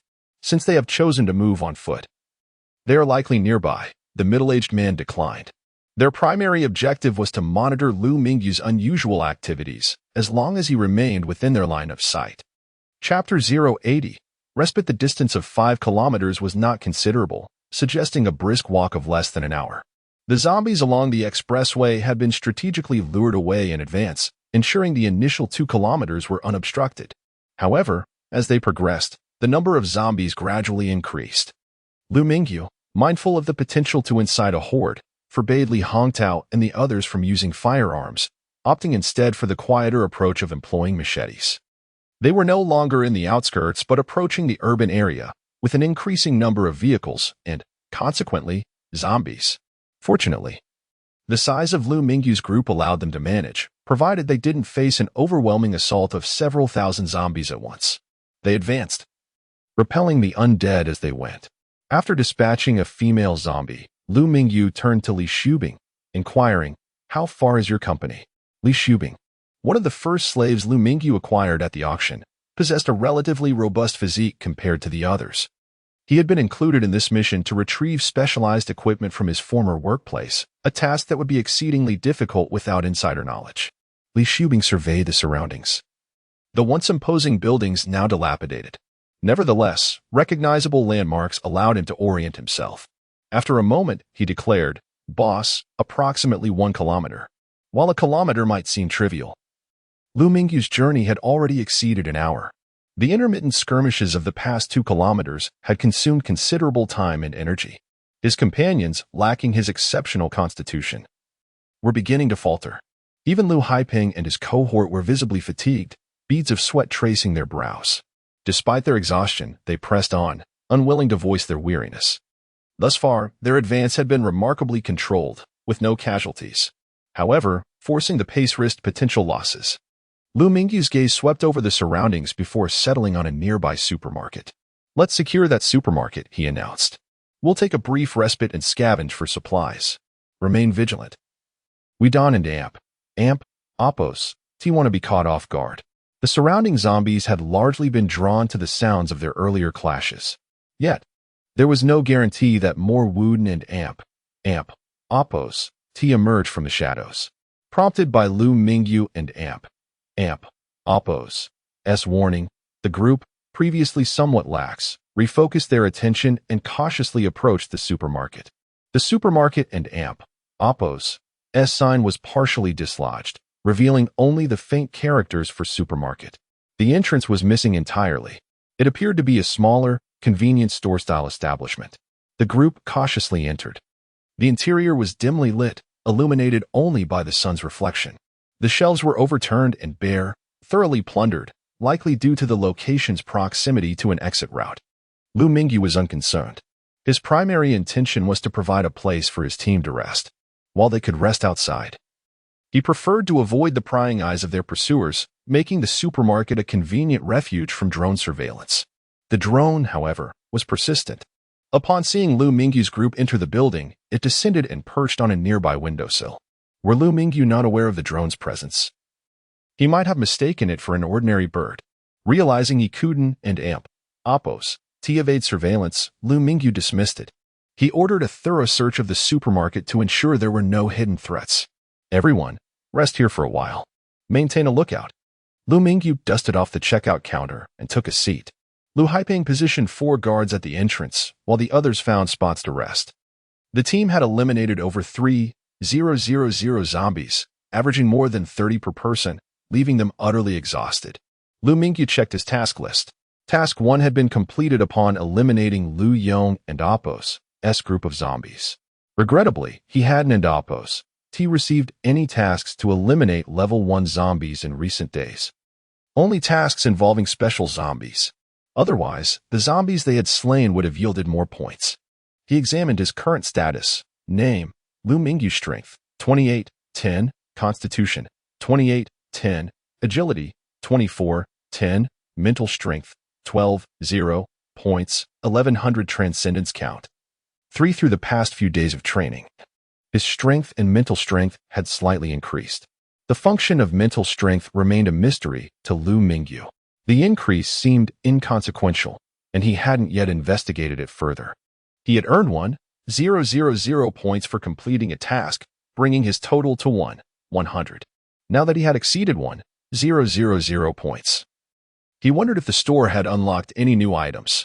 The store would only reveal items that could be exchanged when sufficient points were available. Once unlocked, the items would remain visible even if he lacked the points to purchase them. Liu Mingyu only knew that the unlock mechanism was based on the upper limit of points. He was unsure of other rules, having only completed a few point-bearing tasks thus far. With anticipation, Liu Mingyu opened the store interface, only to be disappointed. Contrary to his expectations, no new items had appeared upon reaching 1,000 points. The only 4 items available for exchange remained: Gene Evolution Potion, Level 1. Energy Potion, Level 1, Storage Space Enhancement, and Character Attribute Enhancement. It seemed the unlocking rules were more complex than he initially thought, requiring additional conditions. As for what those conditions were, he couldn't and amp, oppose, t determine. He would have to wait for other conditions to be met. Alternatively, perhaps a higher point total was needed.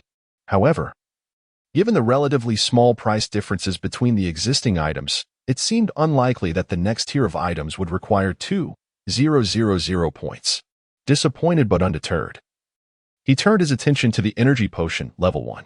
This potion, capable of instantly restoring stamina, was relatively inexpensive, yet he had never purchased it. He had always been at the base and hadn't had the opportunity to use it. Now, however, he realized the value of the neglected Energy Potion. Chapter 081. Restoring Stamina. The exchange price for a Tier 1 Stamina Potion is modest, merely 10 points, yet Liu Mingyu hesitates to squander it. A single vial promises instantaneous restoration of vitality. What if one were to consume only a portion? Would it yield partial recovery? With a thoughtful mind, Liu Mingyu expended 10 points to procure a vial of the Tier 1 Stamina Potion. After the transaction, the potion was securely stored within his spatial storage. He pondered whether he could still exchange for potions if his storage became full, and where the items would be housed thereafter. Presently, there was ample space in his storage, alleviating any concerns. Dismissing his idle thoughts, he feigned retrieving a vial from his pocket. The stamina potion was contained within a 10-centimeter tall test tube, reminiscent of those commonly found in hospitals. The liquid exhibited a vivid green hue, which struck Liu Mingyu as rather unsettling. Would this concoction be fatal? Surely not. Yet he remained uncertain of its side effects. The system's potions were generally reliable, though their adverse effects could be quite distressing. Recalling the agony he endured when consuming the Gene Evolution Potion made him shudder involuntarily. "Boss, are you all right?" Liu Haipeng inquired, noticing the tremors that shook the table. "I'm fine," Liu Mingyu replied with a smile, just stumbled a bit. He extended the stamina potion towards Liu Haipeng, saying, "Here, take a sip." Liu Haipeng cautiously accepted the vial, noting its peculiar green color. "Boss, what is this potion?" he asked, a hint of trepidation in his voice. "It's a potion for restoring stamina. Give it a try. It's a good thing, but don't drink too much. Just a little will suffice," Liu Mingyu explained with a grin. After a moment of scrutiny, Liu Haipeng discerned no apparent issues with the potion. If Liu Mingyu intended harm, why would he wait until now? With a sudden determination, he uncapped the vial and tilted it towards his mouth, consuming roughly 1/3 of its contents. Contrary to his expectations of a foul taste, a subtle fragrance reminiscent of fruit wafted through. Before Liu Haipeng could savor the flavor, a surge of energy coursed through his esophagus, radiating throughout his body. In mere moments, he felt revitalized, his previous exhaustion vanishing, leaving him invigorated. "Thank you, boss. This potion is incredible," Liu Haipeng exclaimed, returning the remaining potion to Liu Mingyu. After just 1/3 of the vial, he felt an overwhelming vitality, even surpassing his condition at the start of their journey. If confronted by a horde of zombies now, armed with a machete, he believed he could fell dozens. Liu Mingyu, intrigued, inquired, "How do you feel? Any discomfort?" Seeing Liu Haipeng and Amp, Oppo's lack of adverse reactions after consuming the potion, he felt compelled to ask about his experience. He had been unnerved by the prior Gene Evolution Potion. Yet if given the chance again, even enduring such pain, Liu Mingyu would choose to consume that potion. One must endure hardship to ascend, he mused. The struggles faced today paved the way for a stronger self. "Boss, this potion truly restores stamina. I feel completely revitalized," Liu Haipeng responded, puzzled as to why Liu Mingyu would seek his feedback on a potion he owned. "The absence of side effects is splendid. The Gene Evolution Potion and Oppo's Adverse effects stem from genetic alterations, while the stamina potion merely replenishes energy without the terrifying implications. The potency of the stamina potion surprised Liu Mingyu. Merely 1/3 had fully restored Liu Haiping's vitality, indicating the entire vial's effects were considerable. Perhaps the potion could be diluted? He wondered if diluted versions would still retain their restorative properties. While traveling, each individual carried a water bottle filled with clean water. In the wild, one could never guarantee the availability of safe water sources. Foreseeing this issue, each person had brought along a bottle of clean water. Liu Mingyu retrieved his water bottle, took a sip, and cautiously poured the stamina potion into it. After shaking the mixture, he beckoned a nearby individual. "Come over and drink this." The person approached, saying, "Boss, I'm not thirsty, I still have water." He raised his bottle, shaking it to indicate its contents. "When I say drink, you should drink. No need for so much chatter." Liu Mingyu chided playfully. "Just a small sip will suffice." "Okay," the individual acquiesced, obediently taking the bottle and tilting it back to sip a small amount. The subtle fragrance danced in his mouth, and before he could fully comprehend, he sensed a restoration of his stamina, alleviating much of his previous fatigue. "Boss, what is this miraculous potion? I feel as though I could soar," he exclaimed. "So it works? How does it compare to this morning? How much stamina have you regained?" Liu Mingyu asked, curious about the effects post-dilution. The individual contemplated, responding, "If I drink another sip, I should feel as energized as I did this morning." "Then go ahead and have another sip," Liu Mingyu encouraged, unconcerned about the consumption. The individual eagerly took another sip of the diluted potion, reluctantly returning the bottle to Liu Mingyu. Based on the amount consumed, Liu Mingyu estimated that a single stamina potion, when diluted, could restore the vitality of 10 individuals. Why did the diluted potion still possess such restorative properties?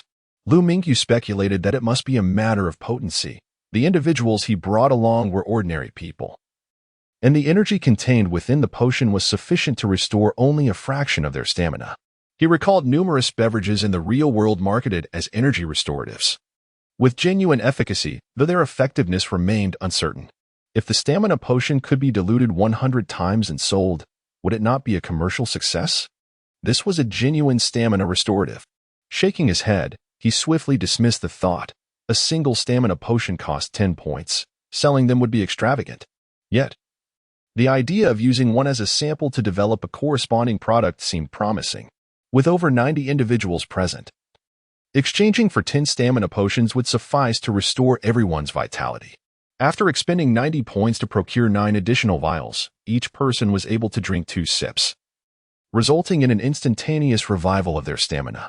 Chapter 82. Obstruction. Let us rest for 10 minutes before we set off again. Although everyone had regained their strength and shaken off their previous fatigue, Liu Mingyu did not immediately resume their journey. Instead, he instructed everyone to remain stationary.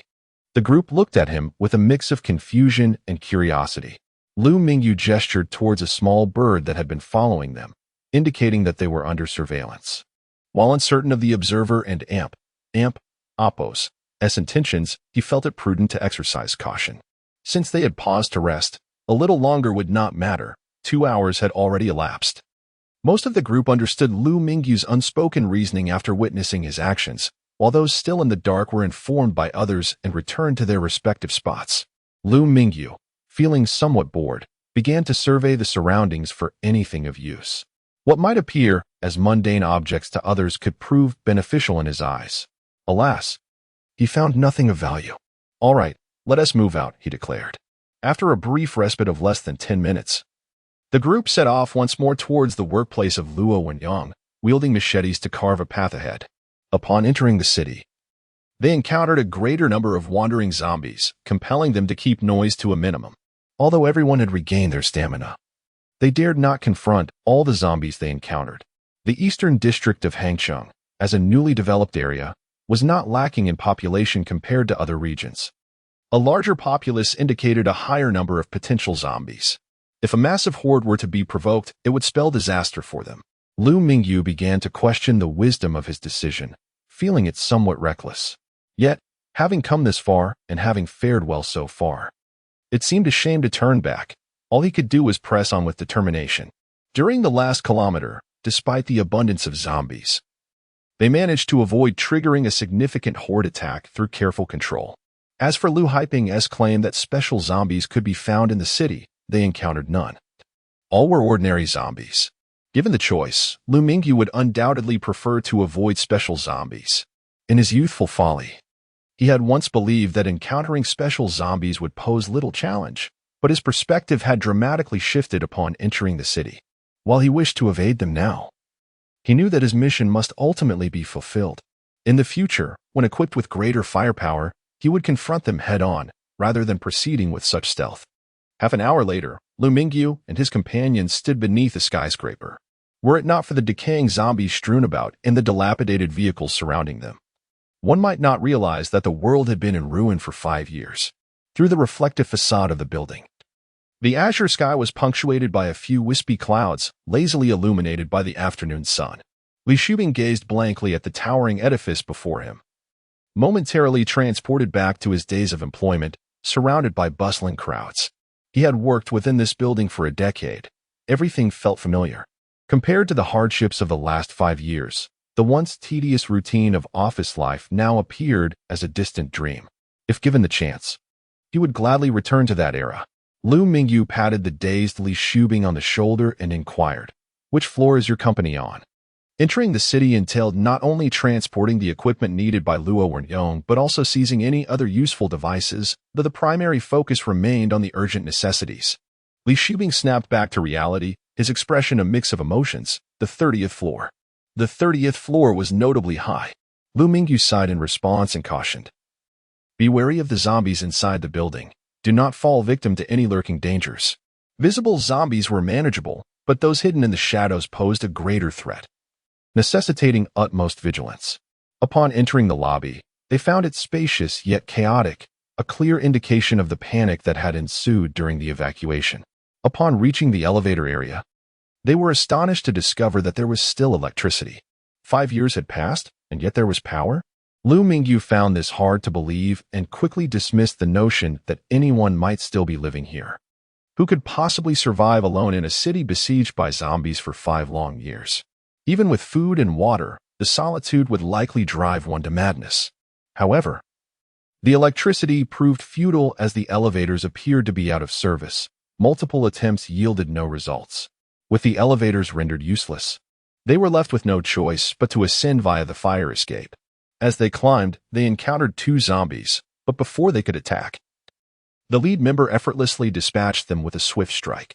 Ascending to the 30th floor without an elevator was a strenuous endeavor.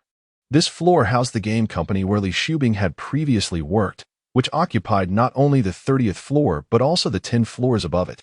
In this land of skyscrapers, the extent of their company's space spoke volumes about its former power. However, the equipment Luo Wenyong had mentioned was specifically located on the 30th floor. Upon pushing open the door, they entered the reception area. The door was unlocked, allowing them to step inside, where they were met with a partitioned office space that bore little change over a century.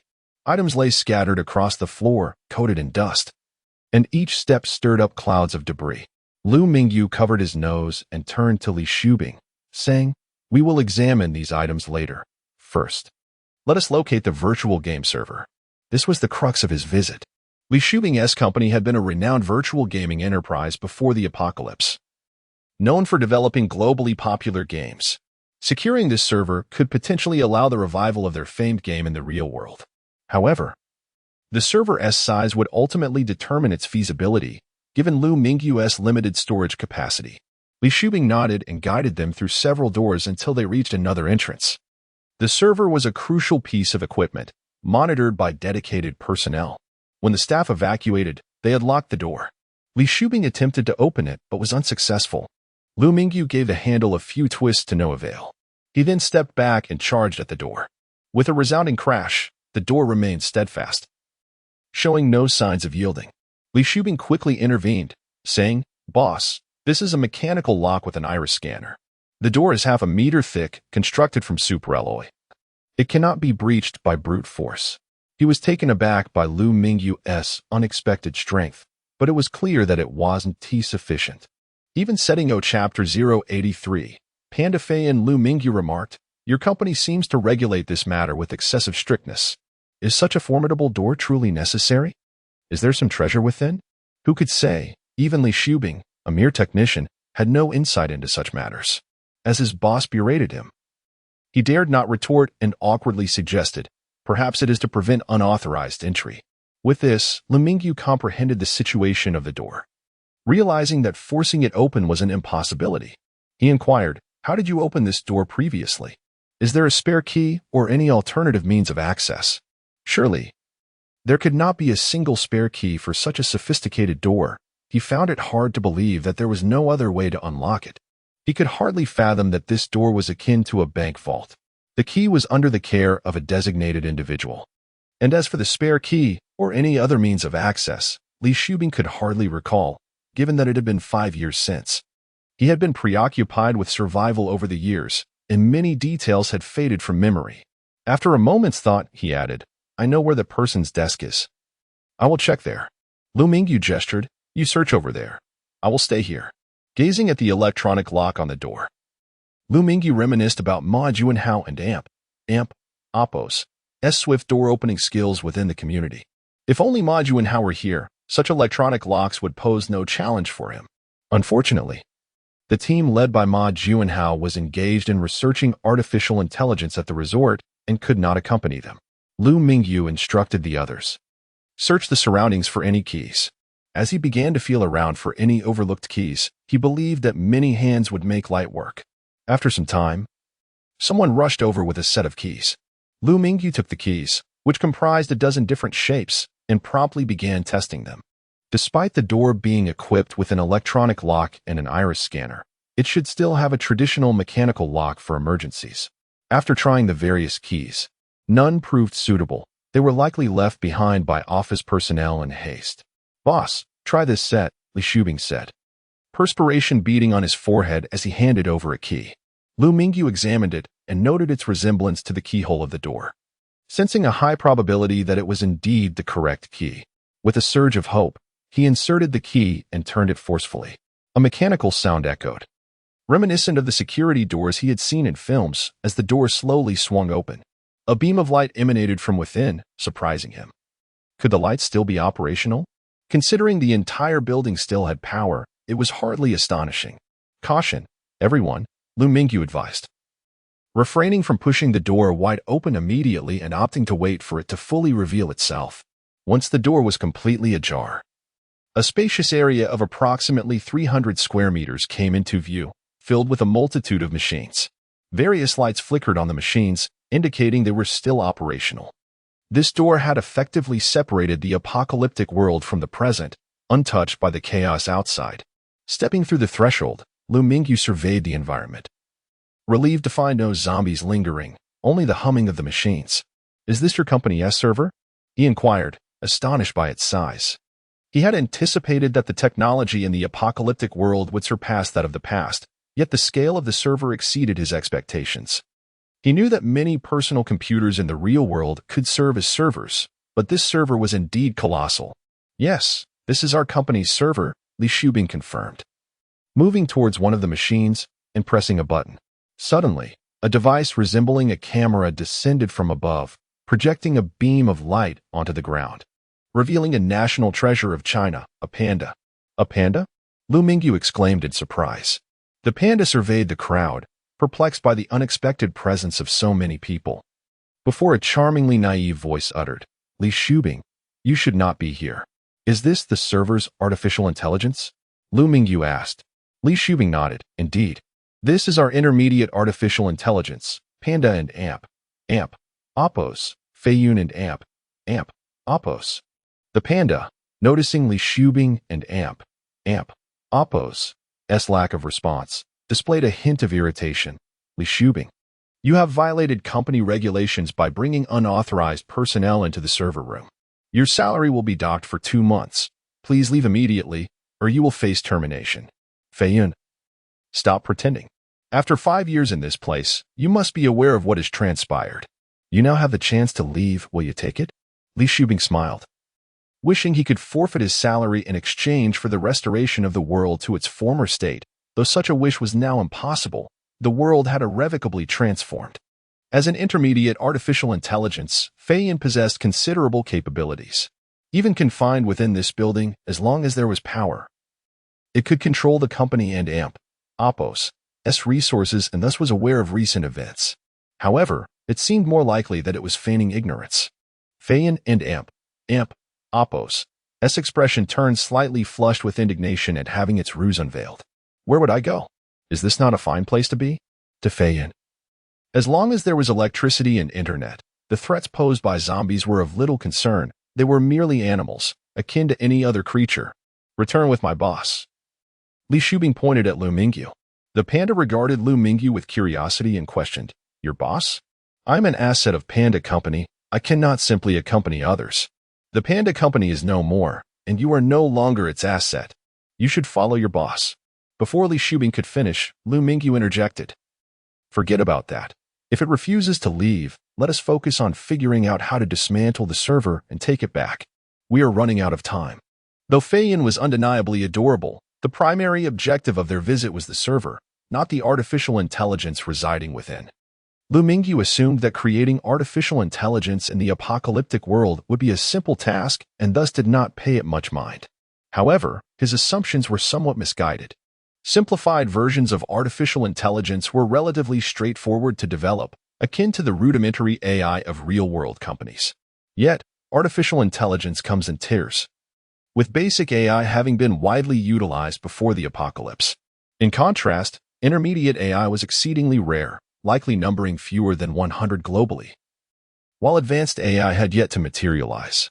As for AI surpassing advanced levels that ventured beyond the current understanding of humanity, according to classification, such superior AI would be regarded as intelligent life. Chapter 084, Dismantling. Li Shubing had yet to utter a word when the panda Feiyin, standing opposite him, puffed out its cheeks and exclaimed, Humph, what are you saying? How can my adorable self be disregarded? So, will you come or not? Liu Mingyu gazed upon Feiyin and Appos' charming demeanor, a smile spreading across his face. Feiyin and Appos' appearance resembled that of a cartoon character, reminiscent of the beloved protagonist from Kung Fu Panda, yet even more endearing and captivating. I want to go, humph, Feiyin retorted, turning away from Liu Mingyu. As one of the few intermediate artificial intelligences in the world, Feiyin was not particularly old before the apocalypse.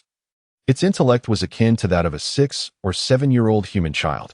Under normal circumstances, 5 years would suffice for Feiyin to mature to an intelligence level comparable to that of an adult. However, during the 5 years of the apocalypse, the absence of the internet severely stunted Feiyin's growth, leaving it largely unchanged. Liu Mingyu chuckled heartily and said, Well, it doesn't seem matter if you don't want to come. I can dismantle the server. In such a case, you will have no choice but to come. And if you disappear during the relocation process, that will be your own predicament. He was unaware of how artificial intelligence sustained itself. But having seen the little sprites on smart bracelets, he assumed their survival methods were somewhat similar. Preserving relevant data would allow for recovery. Upon hearing that Liu Mingyu intended to dismantle its home, Feiyin swiftly turned around, its round face filled with fury, and in that moment, it appeared rather adorable. Feiyin was nearly beside itself with rage. Previously, people had always doted on it, while Liu Mingyu was now threatening to dismantle its abode. The more Feiyin pondered, the angrier it became, until tears brimmed in its eyes, cascading down its cheeks. You wicked person, how dare you dismantle my home? I will make you pay. With that, it charged at Liu Mingyu with a fierce expression.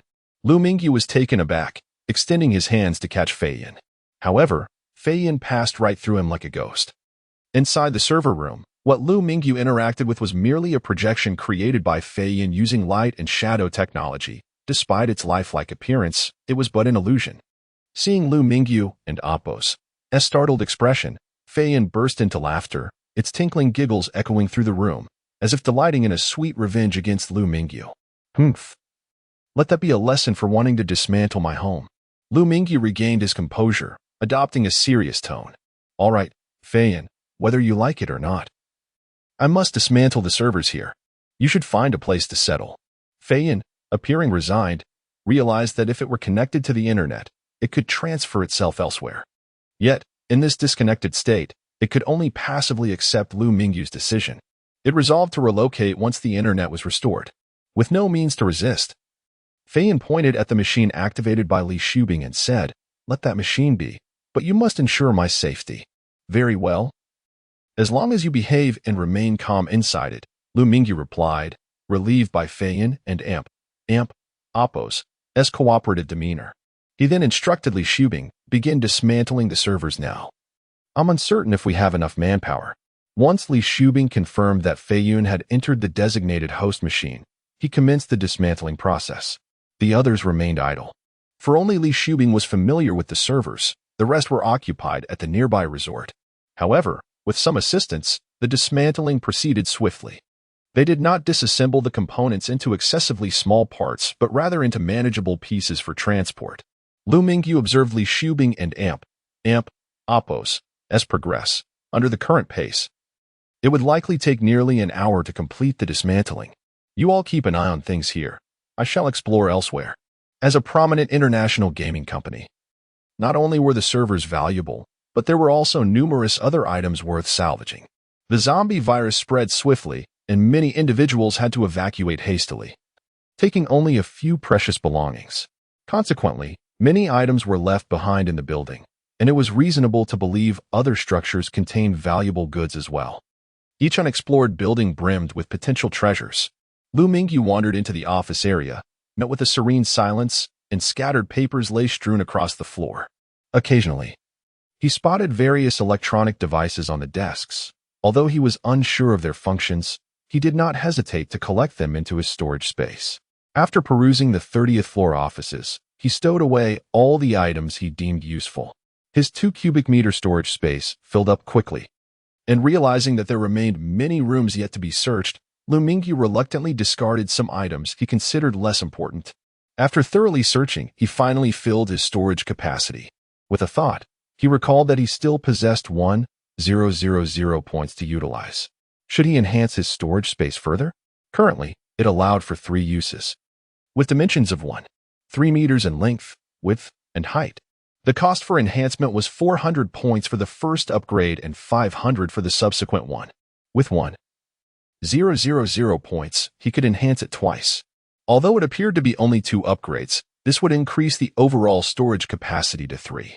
For cubic meters, adding an additional 2 cubic meters. Should he enhance or not? Liu Mingyu hesitated. He had worked hard to accumulate the 1,000 points. Yet the store had not unlocked any new items for exchange. Among the 4 products available, enhancing the storage space seemed the most beneficial, though he recognized the merits of character attribute enhancements as well. Ultimately, he decided to allocate 900 points to enhance the storage space twice. In the end, his storage capacity expanded to 3 for cubic meters. With the added space, Liu Mingyu retrieved some items he had previously discarded. After another thorough search, he concluded that there were no further items of worth and returned to the server room. The once neatly arranged machines were now disassembled into scattered parts, with only a few remnants remaining in the corners. After a while, all the machines had been dismantled into portable pieces, following the completion of the task. The number of servers was substantial, yet Liu Mingyu's group totaled only about 90 individuals, with 10 needed to assist in carrying ammunition. This left approximately 80 capable of transporting the servers. However, not all 80 could carry items. Some had to remain to clear the way. Although they had cleared the path of zombies on the way here, the return journey could very well present new obstacles. This uncertainty was one of the reasons why the settlement had refrained from assaulting the downtown area. Chapter 085, Zombie Siege. It is imperative to reduce the weight of our cargo. Otherwise, none of us will make it back. The zombies in the city are no laughing matter. There have been rumors of special zombies lurking within, and such tales often stem from a kernel of truth. Liu Mingyu inquired of Li Shubing, "Is it possible to streamline our load? Perhaps we could leave behind some non-essential items and source necessary components from elsewhere, like from Ma Yuanhao, who has an abundance of electronic parts." After nearly an hour of dismantling machinery, Li Shubing, even with assistance, felt utterly exhausted. Slumped on the ground, he gasped for air. Upon hearing Liu Mingyu's question, he replied with effort, "It's not impossible, but as an enterprise-level server, the configurations here are generally superior to those on the market. If we were to apply household machine standards, performance would significantly diminish. As a server capable of facilitating a seamless virtual gaming experience for humanity, its performance is exceedingly high. Ordinary machines simply cannot compare. While reducing performance is regrettable, it is certainly better than failing to bring anything back. Liu Mingyu, too, wished to salvage everything, but their capabilities were limited, forcing them to relinquish some unnecessary components. Seeing Li Shubing's weary demeanor tugged at Liu Mingyu's heartstrings, yet there was no alternative. The others were not adept at the intricate task of disassembling machinery. After a moment of contemplation, he suggested, "Shubing, many of these machines appear quite similar. Perhaps you could create a template for the others to follow while you guide them." Dismantling machinery is both a technical and physical endeavor, and with so many bystanders, it would be cruel to let them merely observe Li Shubing toil. Li Shubing nodded in agreement, choosing silence as he picked up a machine to demonstrate. Without video assistance, those designated to help could only watch attentively as Li Shubing executed the task. Dismantling proved rather straightforward. Contemporary machines adhere to standard specifications, making assembly and disassembly relatively uncomplicated. Ultimately, only the most crucial components were retained, discarding all superfluous items. Following the demonstration, they gradually began locating machines and disassembling them. Liu Mingyu queried, "Where's the computer storing Feiyun?" Although it was possible to restore Panda Feiyun by preserving only the essential parts, Liu Mingyu preferred to retain this particular high-spec computer. Amidst the scattered machinery, he could not locate the desired computer. Here, Li Shubing indicated toward a computer that had been set aside. "All right, I will take this one. You all hurry and continue dismantling." Liu Mingyu approached, retrieved the computer, and created a bit of space in his storage compartment to stow it away. Previously, the smart wristbands had been safely stored without incident, functioning in the real world, indicating no adverse effects. He had tested placing living organisms within the storage. But upon retrieval in another location, they were found deceased. This storage could only accommodate non-living objects. Artificial intelligence is merely data and does not qualify as a life form. One could only wonder if advanced artificial intelligence, upon evolving into sentient life, could still be contained. Currently, even mid-level artificial intelligence is scarce, and the journey to sentient life remains long. Perhaps by that future time, the storage will be capable of accommodating living entities.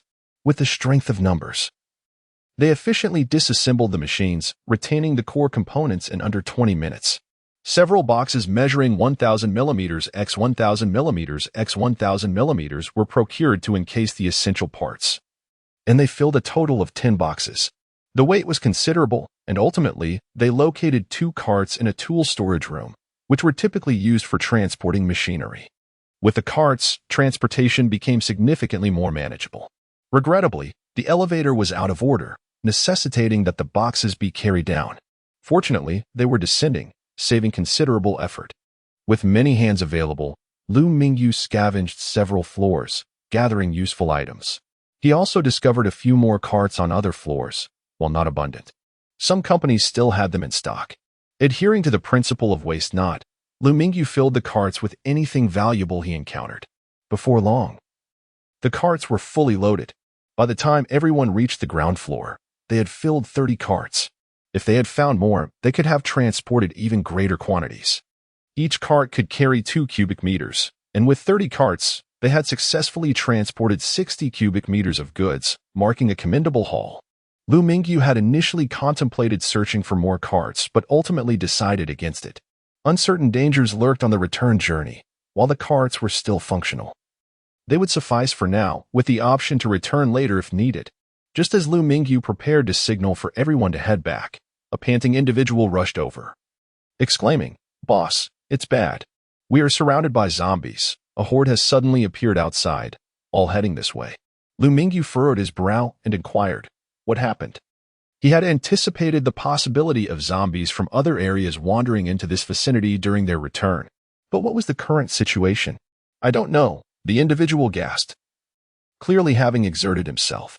"Just a moment ago, the boss sent me to scout ahead, and as I stepped outside, I was met with a throng of zombies, densely packed and advancing this way. I was terrified and ran back as fast as I could. Quickly moved the supplies into the adjacent room. Upon hearing of the countless zombies approaching, Liu Mingyu urgently directed the team to transfer their goods to the empty storage room nearby. The sudden appearance of danger reminded him of the drone, which had been tailing him. Could this drone have attracted the zombies? After tracking it all the way, the drone lost its target upon Liu Mingyu and Appos' entry into the building, leading him to suspect it was responsible for luring the zombies. Though the specifics of how it accomplished this remained a mystery, outside the first-floor lobby was a resting area, where the once transparent glass had long since vanished. The speed of the advancing zombies was alarming.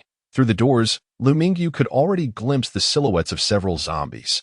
Indeed, a mass of them was closing in. Within moments, he could see hundreds of zombies. While their pace was slow, the sheer number of them was overwhelming. With the glass barrier removed, everyone stood exposed to the zombies' gaze. It seemed the creatures had caught the scent of the living. Their previously languid movements quickened considerably. Chapter 086. The struggle. What the hell is going on? Liu Mingyu couldn't help but curse under his breath, then shouted loudly, "Brothers, prepare for battle." He could have fled the scene, but he couldn't, and Appos' abandoned the precious supplies he had worked so hard to obtain. He was determined to annihilate these zombies. Without needing Liu Mingyu to say anything, everyone had already spotted the approaching horde of zombies. They all brandished their weapons, positioning themselves at the entrance. The doorway was small, accommodating only 30 individuals at a time. Any more, and they risked harming their comrades. The zombies advanced at a rapidly increasing pace, drawing nearer with each passing moment. Without waiting for the zombies to close the distance, Liu Mingyu aimed at the head of the nearest zombie and fired. Bang! Liu Mingyu unleashed his first bullet. Until then, he had refrained from using his Walker assault rifle to avoid attracting more zombies from other areas. The bullet struck the shoulder of the foremost zombie, causing it to burst open like a blossom, the immense force knocking it back a few steps. The shoulder, however, was not a fatal target for the undead. The shot merely pushed it back without significant effect.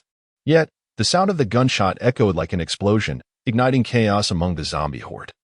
The once orderly advance turned into a frenzied rush, as countless zombies surged towards Liu Mingyu and Appos' position as if he were offering a delectable feast. "Kill!" Liu Mingyu bellowed, lifting his rifle and continuing to fire at the massive zombies. The others were already prepared. Li Hongtao, Yang Zhiyong, and many others raised their Walker assault rifles, aimed, and shot. Li Hongtao and his brothers had far superior shooting skills compared to Liu Mingyu, managing to take down one zombie with each shot. The leading zombies were struck by bullets, splattering crimson droplets like a fine rain in the scorching heat, a rain of blood. Bang, bang, bang. The gunfire rang incessantly, and zombies continued to fall, yet more surged forward from behind. Liu Mingyu held his Walker assault rifle, relentlessly shooting at the approaching zombies, remaining calm and composed despite the relentless advance. Even amidst casual fire, hitting a zombie was assured, yet Liu Mingyu persisted in carefully aimed shots, ensuring no bullet was wasted. A bullet that did not strike a zombie and Appos' head was futile. Hitting the torso might allow for a follow-up shot, but there was no opportunity for that now. Thus, Liu Mingyu aimed meticulously for the zombies' heads, conserving ammunition.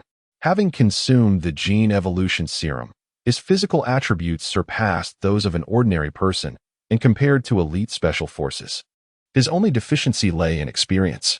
One shot after another, Liu Mingyu continued to dispatch bullets from his rifle, his accuracy visibly improving as he transitioned from hitting shoulders to targeting foreheads and mouths.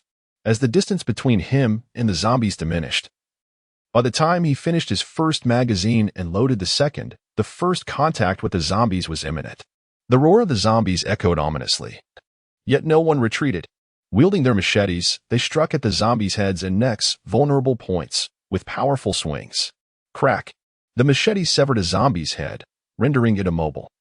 This scenario played out continuously along the front lines of the building as humanity engaged in close combat with the undead. In this fray, everyone had forgotten the danger of being splattered by zombie blood. All that mattered was the exertion of every ounce of strength to slay the zombies before them. Liu Mingyu, Li Hongtao, and the other marksmen found some crates to stand on, shooting at the zombies outside from their elevated position. Meanwhile, the others formed a steadfast wall of defense, akin to a steel barricade, holding their line. The available space in the building was not particularly large, merely about 20 meters. And coupled with the original curtain wall columns and the rifle fire from behind, they managed to maintain their defensive stance, with limited entry points. The number of zombies attacking simultaneously was constrained, which meant that the humans faced a relatively manageable quantity. Their sole task was to expend every bit of energy to keep the zombies at bay outside the building. Go check if any zombies have breached elsewhere. Liu Mingyu instructed a nearby comrade after using another magazine, hastily reloading. He was not willing to hold off the zombies here only to have them infiltrate through a gap elsewhere. Typically, a building has multiple entrances.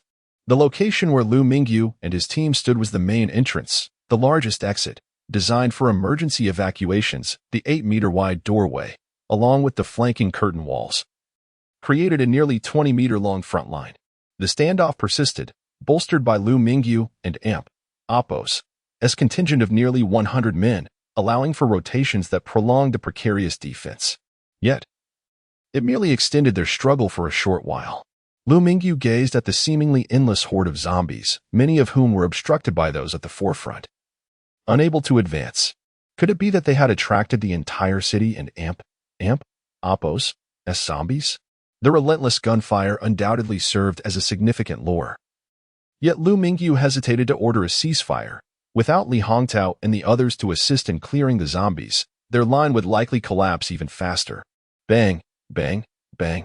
The sound of the Walker assault rifle echoed like the Grim Reaper and Apo's scythe, reaping the lives of the zombies.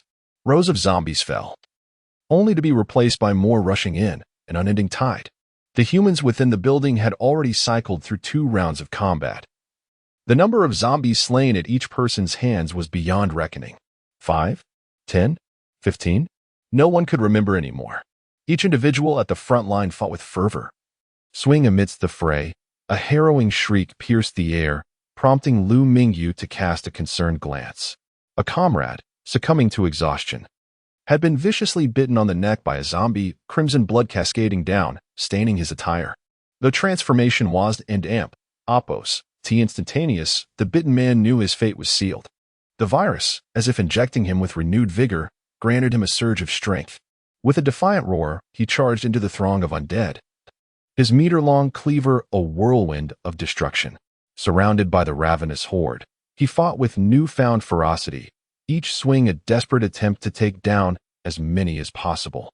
The sickening crunch of bone echoed as he battled, yet the relentless zombies pressed on, unfazed by non-lethal blows.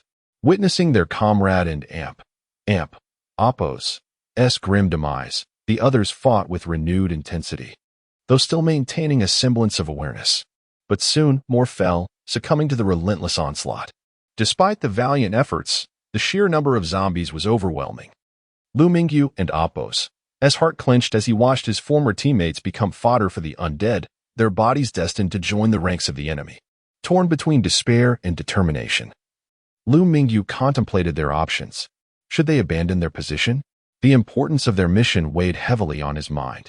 Just as he resolved to retreat, a colossal figure emerged from the horde, a towering zombie, easily 3 meters in height. This grotesque behemoth possessed fleshy protrusions on its back, resembling grotesque turrets. The gargantuan zombie lumbered forward, its immense size dwarfing the surrounding undead. Its appearance did not go unnoticed by Li Hongtao and others positioned at higher vantage points. A special zombie? Liu Mingyu mused, his apprehension growing. Boss, special zombie, Li Hongtao exclaimed, his voice laced with urgency. Firing squad, focus fire on the giant zombie, Liu Mingyu commanded, hoping to neutralize the threat before it could wreak further havoc. The marksman unleashed a hail of bullets, targeting the zombie and Apo's massive head. Yet, to their dismay, the creature remained standing, seemingly unfazed by the barrage. What and Apo's happening? Are the rifles ineffective? The marksmen exchanged bewildered glances, their fingers still relentlessly squeezing the triggers. Enraged by the assault, the giant zombie unleashed a deafening roar that reverberated through the air, causing the building to tremble. Then, with a horrifying display of its power, the fleshy turrets on its back began to pulsate, launching fiery projectiles toward the building. What in hell? Liu Mingyu exclaimed, realizing the gravity of the situation. Is that the breaker from the mission? Chapter 088. Retreat. Two fireballs soared through the air like artillery shells, crashing into the building with a resounding boom.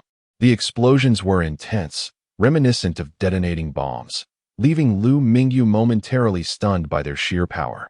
The blast radius, measuring 4 meters in diameter, cleared the area, scattering debris in all directions. The combatants below were bewildered, their senses overwhelmed despite not being directly hit. Fortunately, the explosion did not solely affect them. The nearby zombies were also caught in the chaos.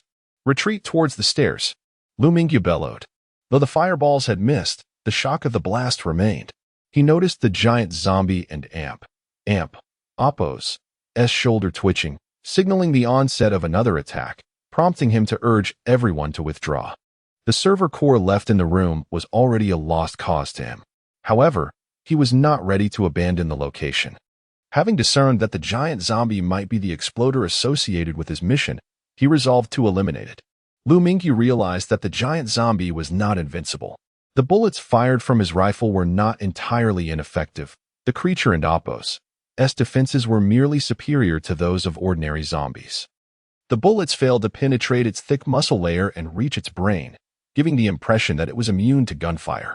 He believed that with persistent fire directed at a single point, they could surely bring down the giant zombie.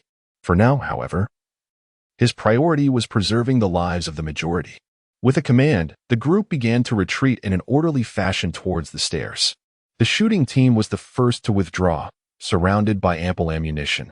Their early exit was crucial to prevent waste, as these supplies would be essential for battling the giant zombie. Without an assault rifle, Liu Mingyu lacked the courage to engage in close combat with the towering creature. Although he possessed extraordinary strength, he remained within the limits of human capability. The giant zombie had long transcended humanity. And while there was a semblance of a chance against ordinary zombies with melee weapons, the prospect of confronting the giant zombie was utterly daunting. The giant zombie and Oppo's fireball attacks charged rapidly. Just as the shooting team reached the second floor, 2 fireballs erupted towards the building once more. Run! The group turned their backs on the zombies and sprinted towards the stairwell. In the instant they evacuated, the fireballs struck. The explosions were akin to detonating bombs, this time with a higher accuracy, erupting at the entrance where they had just engaged. Fortunately, they had escaped swiftly. Otherwise, these fireballs could have proven lethal to those on the front lines. While the group managed to flee, the pursuing zombies fared no better. The violent explosions transformed the previously piled mound of zombie corpses into a crater. This detonation granted the group a fleeting opportunity to seek refuge in the stairwell. The last member to enter promptly shutting the fire escape door behind them. Regrettably, this action did not afford them much time. As the fire escape door was not locked, designed for easy egress, it inadvertently facilitated the zombies and Oppo's advance. The narrowness of the staircase, however, provided the group a chance to mount a counterattack.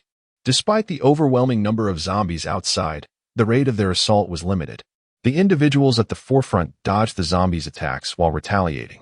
Liu Mingyu led the shooting team to the 4th-floor platform, where they had a clear view of their surroundings and the giant zombie in the center of the plaza. The creature unleashed fireballs with reckless abandon, targeting the building's entrance indiscriminately. Remarkably, the giant zombie's firing intervals had lengthened. Initially, it had launched fireballs every few seconds, but now it approached nearly 30 seconds between shots. And this delay continued to increase. Regardless of whether allies were present at the targeted locations, the giant zombie showed no mercy. It seemed that these zombies were not its allies either. In a matter of moments, the number of zombies killed by the giant zombie was comparable to the tally of those felled by Liu Mingyu's team. Aware that the giant zombie could potentially be the exploder, Liu Mingyu had never entertained the thought of retreating from the fight. Ascending to the platform afforded a broader perspective. Chapter 89. The assault. Unbeknownst to Liu Mingyu, as he battled the zombies at the skyscraper, a forgotten drone, resembling a small bird, lay quietly on the windowsill of a nearby 10-story building.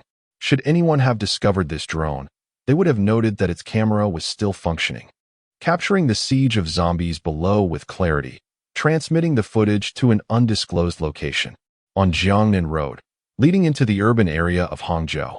A truck had been stalled in the middle of the road for an extended period. Countless vehicles lay abandoned, rendering the ordinary truck insignificant amidst the chaos.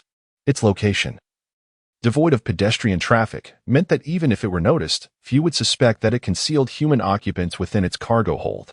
The siege of zombies surrounding the Panda Game Company was being meticulously recorded by the drone, the footage conveyed directly into the truck's interior. This was the work of a group that had been monitoring Liu Mingyu since their departure from the resort. When Liu Mingyu and his team entered the building to search for the Panda Company's servers, they briefly believed they had lost their target. They dispatched 4 drones in each cardinal direction to prevent Liu Mingyu from escaping through other means, particularly aware that their quarry might utilize the underground garage for an exit. After waiting for over an hour, believing their mission was in vain and preparing to recall the drones, they observed a sudden surge of activity among the surrounding zombies. It was not a riot per se, rather, a multitude of zombies began gravitating towards the skyscraper as if some unseen force were guiding them. Or perhaps something extraordinary within the building was drawing them in. As the zombies encircled the building, a young man exclaimed in astonishment, "The target is inside the skyscraper." With so many zombies, there is probably no hope left. The middle-aged man shook his head in disagreement, asserting, "Not necessarily. If the target has a substantial number of personnel and has previously acquired weaponry from the Wolf Hunter squad, they might withstand the onslaught." Indeed, Liu Mingyu was effectively orchestrating his team's defense against the zombie attacks. After a period of skirmishing, an alarm blared from the truck and Oppo's system. "Warning.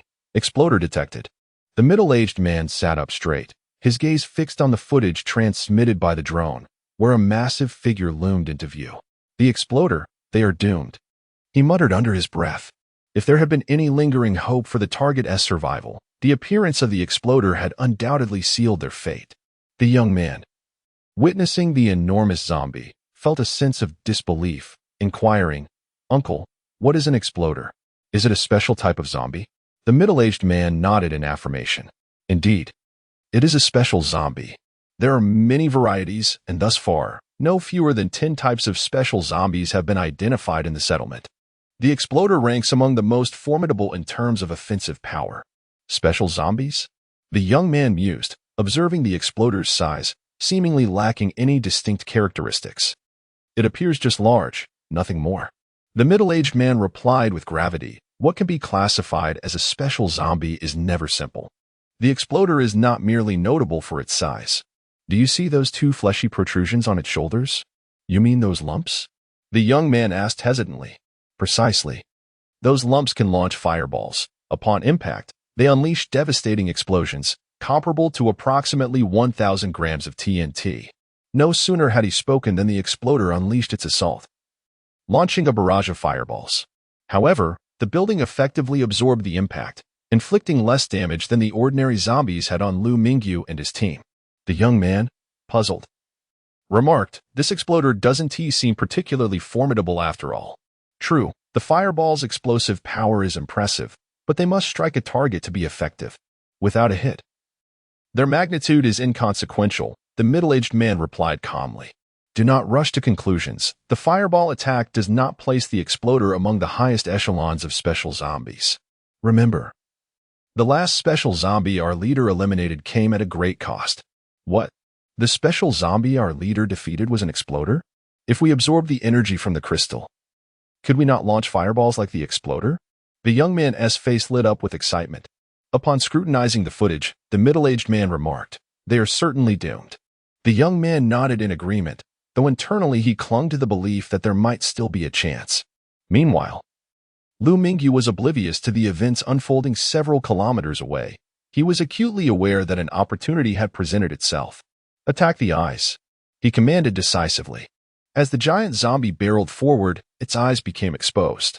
Liu Mingyu ordered an immediate assault on the vulnerable orbs. In that moment, ammunition seemed limitless. As he unleashed a flurry of fire towards the giant's eyes, disregarding all thoughts of conservation or the impending threat, the giant zombie, having built momentum, approached the base of the skyscraper, its legs bending in preparation. With a resounding crash, its immense weight struck the granite, shattering the plaza beneath. It leaped up, reaching a height par chapter 090, slaying the giant zombie. Though his eyes were gravely injured, his hands remained remarkably agile. At the moment the parapet crumbled, he clutched the floorboard once more. The floorboard bore substantial weight, and the enormous form of the giant zombie did not collapse it. However, his situation was not much better. As he dangled precariously in midair, the sudden leap of the giant zombie startled everyone, as they had not anticipated such formidable jumping prowess. Although it was merely the fourth floor, each level of the building was over 5 meters high, totaling approximately 25 meters. The human high jump record stands at 2.45 meters, achieved using the Fosbury flop technique. An incomparable feat. The highest recorded vertical leap in a running jump does not exceed 4 meters. So one could estimate the giant zombie's jumping ability to be less than 10 meters. Believing himself to be secure atop the 25-meter parapet, he was taken aback by the giant zombie and Oppo's astonishing leaping ability. Observing the giant zombie and Oppo's hands still tightly gripping the floorboard, the crowd immediately opened fire at its fingers to prevent it from maintaining its hold. The cries of agony echoed as the giant zombie seemed reluctant to relinquish its grip. Struggling to rise, Liu Mingyu and his companions would not allow it to ascend to the viewing platform, persistently targeting its fingers. It must be noted that the giant zombie possessed remarkable defensive capabilities, even when struck at the fingers. The 5.56mm rifle bullets merely grazed the skin. However, with relentless strikes at a single point, even the giant zombie and Oppo's tough exterior began to yield. For the skilled marksman, the close target posed no challenge. After expending an entire magazine, the giant zombie let out a defiant roar, releasing its grasp and plummeting backward onto the ground. The impact of its massive body produced a thunderous crash, crushing some unfortunate zombies beneath it. Following several rounds of assault from Liu Mingyu and his team, the giant zombie had sustained significant damage. Upon hitting the ground, it struggled to rise, yet the injuries, particularly to its eyes, were severe. Curving its body in an attempt to stand, it was met with another barrage of bullets. With its face exposed and unprotected, this was an opportunity not to be missed. 12 assault rifles unleashed a torrent of fire, akin to venomous serpents seeking to ensnare their prey. Bang! Bang! B. Chapter 91. Zombie dogs. What? Are there truly special zombies here?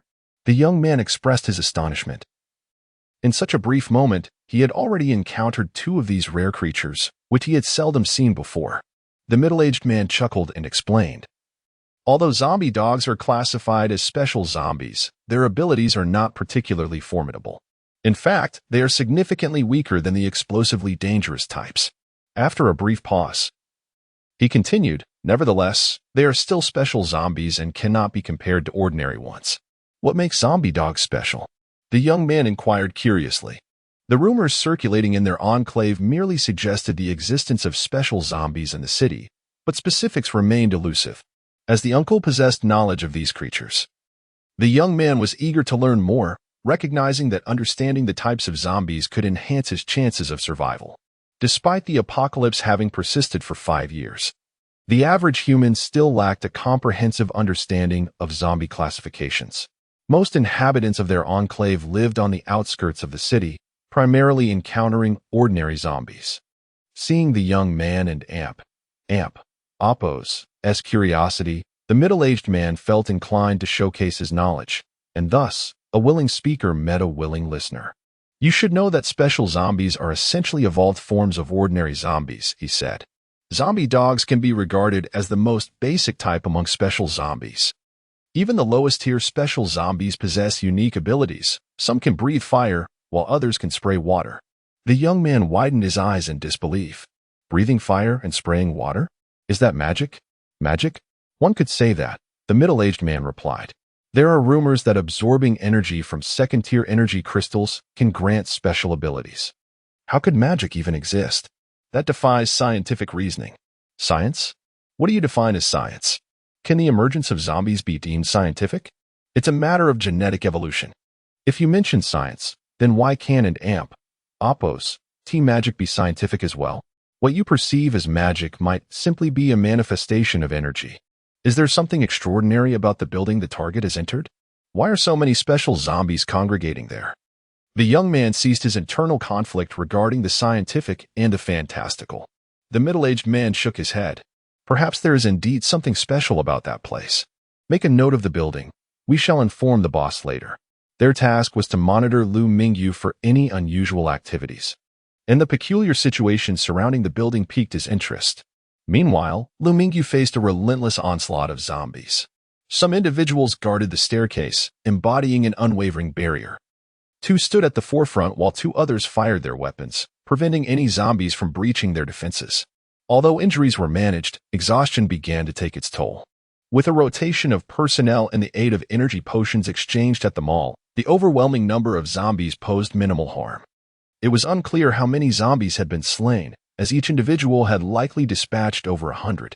The staircase was congested with corpses, and they had retreated to the third floor, yet the waves of zombies continued unabated.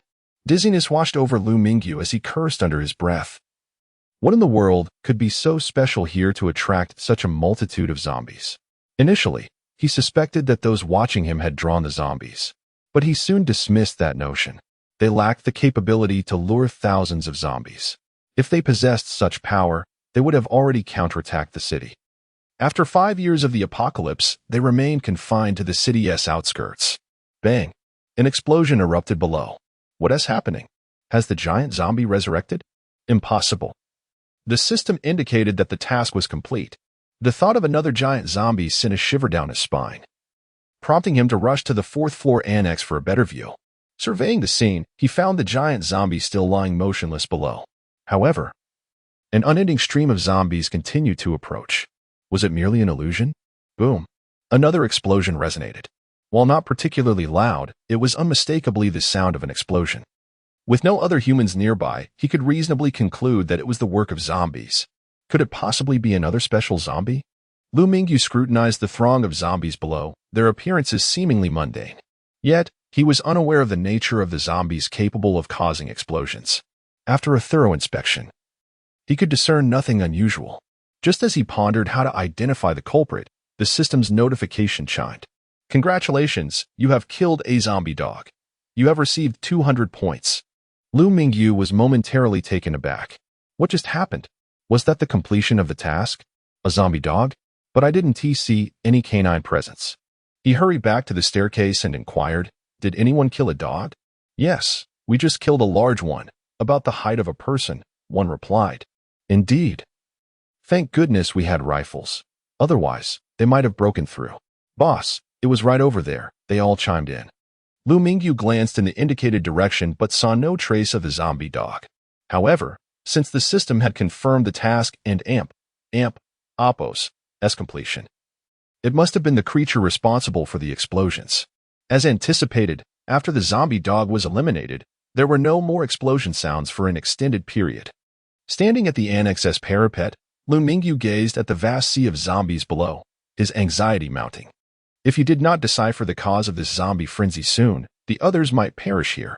He himself felt little pressure, for he could always return to the real world and escape this apocalyptic landscape. However, he was determined to ensure the safety of those who had followed him into this perilous situation. Boss, we're running low on ammunition. Each person has only 3 magazines left, Li Hongtao reported, approaching Liu Mingyu. With 3 magazines per person, plus the one originally in their rifles, they each had a total of 120 rounds left. Excluding Liu Mingyu, there were 11 others, totaling just over 1,000 rounds. We'll reserve the rifles for now. Let the others take the lead, Liu Mingyu decided, considering the possibility of unforeseen events. Not only were they short on ammunition, but the morale of the group had also begun to wane. It was past noon, and they had been engaged in continuous combat for several hours. Although Liu Mingyu's energy potions mitigated physical fatigue, the mental strain of prolonged vigilance against the relentless zombie assault weighed heavily on them. One misstep could lead to infection, and they had to remain vigilant. Chapter 092, Evacuation. Although the relentless onslaught of zombies had momentarily subsided, the incessant tide of the undead necessitated resolution. A multitude of ordinary zombies, coupled with the explosive variants in the zombie hounds, had already manifested 2 unique specimens. This location undoubtedly harbored some peculiar significance. Otherwise, such an abundance of zombies could not have converged here. Yet, what could this special characteristic be? Liu Mingyu was at a loss, but despite the uncertainty, he felt compelled to investigate. Liu Mingyu approached Liu Haiping and shared his conjecture. After a moment of contemplation, Liu Haiping replied, "Boss, our personnel are currently able to fend off the zombie assault. We could send teams to methodically search each floor for any unusual features." Searching each floor of the 50-story building would be an arduous task, but it appeared to be the only viable option at present. Besides maintaining the defense against the zombie onslaught, all available personnel were dispatched to explore the various levels for anything extraordinary. "Brothers, prioritize your safety. Report any anomalies immediately. And if nothing unusual arises, return promptly," Liu Mingyu instructed earnestly. "Understood, boss," came the resounding chorus of agreement. Each individual ascended rapidly via the stairs, adhering to their previously designated floors. Could they truly unearth anything of significance? Liu Mingyu harbored doubts, recognizing that dispatching personnel to search for irregularities was largely a means of psychological reassurance. The emergence of the two unique zombies, both pertinent to his current mission, raised the possibility of a leader lurking nearby or even within the building itself. Liu Mingyu felt a strong conviction about this. It seemed too coincidental for two special zombies to appear precisely where he was situated, fulfilling his mission requirements. But did the leader possess such formidable control? He speculated that if the leader indeed had the capability to command other zombies, the implications were profoundly unsettling. Thousands of zombies had been vanquished, yet an unrelenting stream continued to assault their position, likely covering a significant portion of the city's eastern district. If a leader was orchestrating these attacks, what could their motives possibly be? Liu Mingyu struggled to comprehend the adversary and Oppos' intentions. If there were truly special items within the building, they would have been seized long before now. Why wait until this moment to initiate an assault? It was worth noting that 5 years had elapsed since the apocalypse began. And aside from his own arrival, no other humans had ventured into this vicinity. Suddenly, a possibility struck Liu Mingyu. What if the leader's target was himself? Could this be a scenario orchestrated by the system, or perhaps influenced by it? Reflecting on his journey thus far, it appeared that the overwhelming number of zombies had only manifested as he prepared to depart. This connection seemed plausible. The leader might possess some form of sensing ability. Previously, he had not been within the leader's territory, hence the absence of zombie encounters. However, upon entering the building, the leader had detected his presence. The reason for the leader and Oppos' delay in launching an immediate attack could be a matter of gathering reinforcements. Thus, when Liu Mingyu finally exited the building, he would inevitably encounter the forces the leader had assembled. While this theory resonated with him, it remained speculative. Only time would reveal the truth through the reports of his comrades. The building was extensive, and a thorough search of each floor would undoubtedly require considerable time. 10 minutes later, a member who had searched the 5th floor returned, shaking his head. "Boss, we found nothing of special note." Liu Mingyu patted him on the shoulder, reassuringly saying that Oppos' all right, you can rotate with the others below. The absence of notable findings was within his expectations. Gradually, more individuals returned, each signaling their lack of discoveries with a shake of the head. Approximately half an hour later, everyone had descended, all conveying the same lack of results. A sense of apprehension gripped Liu Mingyu. Could his initial assumptions be correct?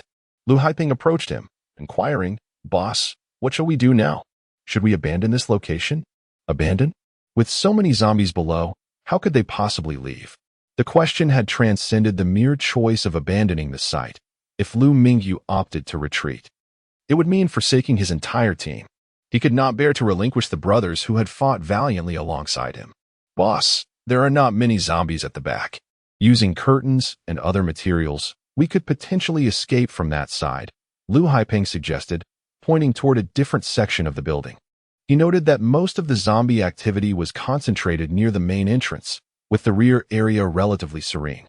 Upon inspecting the situation, Liu Mingyu agreed that from the 2nd or 3rd floors, a 10-meter descent using curtains would indeed be feasible. "Liu, gather some curtains and prepare for the descent," he instructed, grateful for the prospect of escape. However, the act of leaving would not be without its challenges. Someone must hold off the zombies below. With Liu Mingyu's consent, Liu Haiping organized the team to procure curtains and anything else that could serve as makeshift ropes, securing them to create a descent path to the ground. Ultimately, they fashioned 3 such ropes. "Boss, it's ready. Would you like to go down first? Liu Haiping asked as he approached Liu Mingyu, waving his hand dismissively. Liu Mingyu replied gravely, "You all go first. I will follow shortly." He was still preoccupied with uncovering the cause of their predicament and was reluctant to abandon the mission, whether entirely or partially. "Boss, please go down now. We may be running out of time," Liu Haiping urged anxiously. "If we wait too long, we might not find a safe exit from the third floor. Go ahead, but if possible, see if you can retrieve the equipment we concealed earlier," Liu Mingyu instructed, emphasizing the importance of self-preservation. If danger arises, prioritize your safety above all else. These items can be sacrificed. Chapter 093, Experiment. Liu Haiping, realizing he could not persuade Liu Mingyu, began organizing the personnel for evacuation. The first to descend were those of relatively frail constitution, while the more robust individuals continued their struggle at the staircase. The third floor was not exceedingly high, measuring approximately 10 meters. Utilizing makeshift ropes fashioned from curtains and other cloth strips, the descent was rather straightforward. Those accompanying Liu Mingyu were notably strong for them. A 10-meter drop was not a considerable challenge. With a soft thud, the first 3 individuals reached the ground. To avoid attracting the attention of the zombies, they released their grip on the ropes just before touching down. Casting a glance around, they confirmed the absence of any undead nearby and signaled an OK gesture upwards. Liu Haiping exhaled deeply, relieved, and instructed, "All clear below. You may continue your descent, and remember to retrieve the equipment from the boss." The second group of 3 nodded earnestly. Liu Haiping patted each on the shoulder, advising them to exercise caution and to flee to the outskirts if any danger arose. Should they attract the attention of the zombies, their only chance of survival lay in escaping to the wilderness. At that moment, all present had regained peak physical condition, and mere evasion was manageable, provided they did not encounter any particularly formidable undead. After a brief interval, the second group also made their descent. The 6 individuals regrouped and began their discreet search for the equipment they had previously concealed. Fortune smiled upon them as they discovered an ajar door. Cautiously, they opened it, hearing the distant cries of zombies emanating from the fire escape. Previously, to protect the equipment from potential damage by the undead, they had stored it further inside, away from the stairwell, and among those who had descended first were those who had assisted in its storage. Amidst the close proximity of the zombie roars, the group remained vigilant as they sought the equipment. Soon, they located the designated room. With each trio that descended, 10 minutes elapsed, and in total, 30 individuals had made their way down. Meanwhile, the first group to find the carts had successfully wheeled them out. With 30 carts and 30 people, each was perfectly matched to push one cart. After extricating the carts, the group did not leave immediately but stood beneath the window, gazing up at Liu Haiping. He gestured emphatically, lowering his voice, directing them to return with the carts. "These supplies are vital. Our primary purpose in coming here was to retrieve them." Though he felt that prioritizing these supplies seemed imprudent in the face of the apocalypse, he pondered what could possibly hold greater importance than sustenance or survival. Yet, as this was a specific directive from the boss and with his own concerns about food alleviated, he felt compelled to devise a plan to secure the equipment. Observing that Liu Haiping and the others showed no intention of descending, those below silently regarded the carts, retreating towards their previous direction.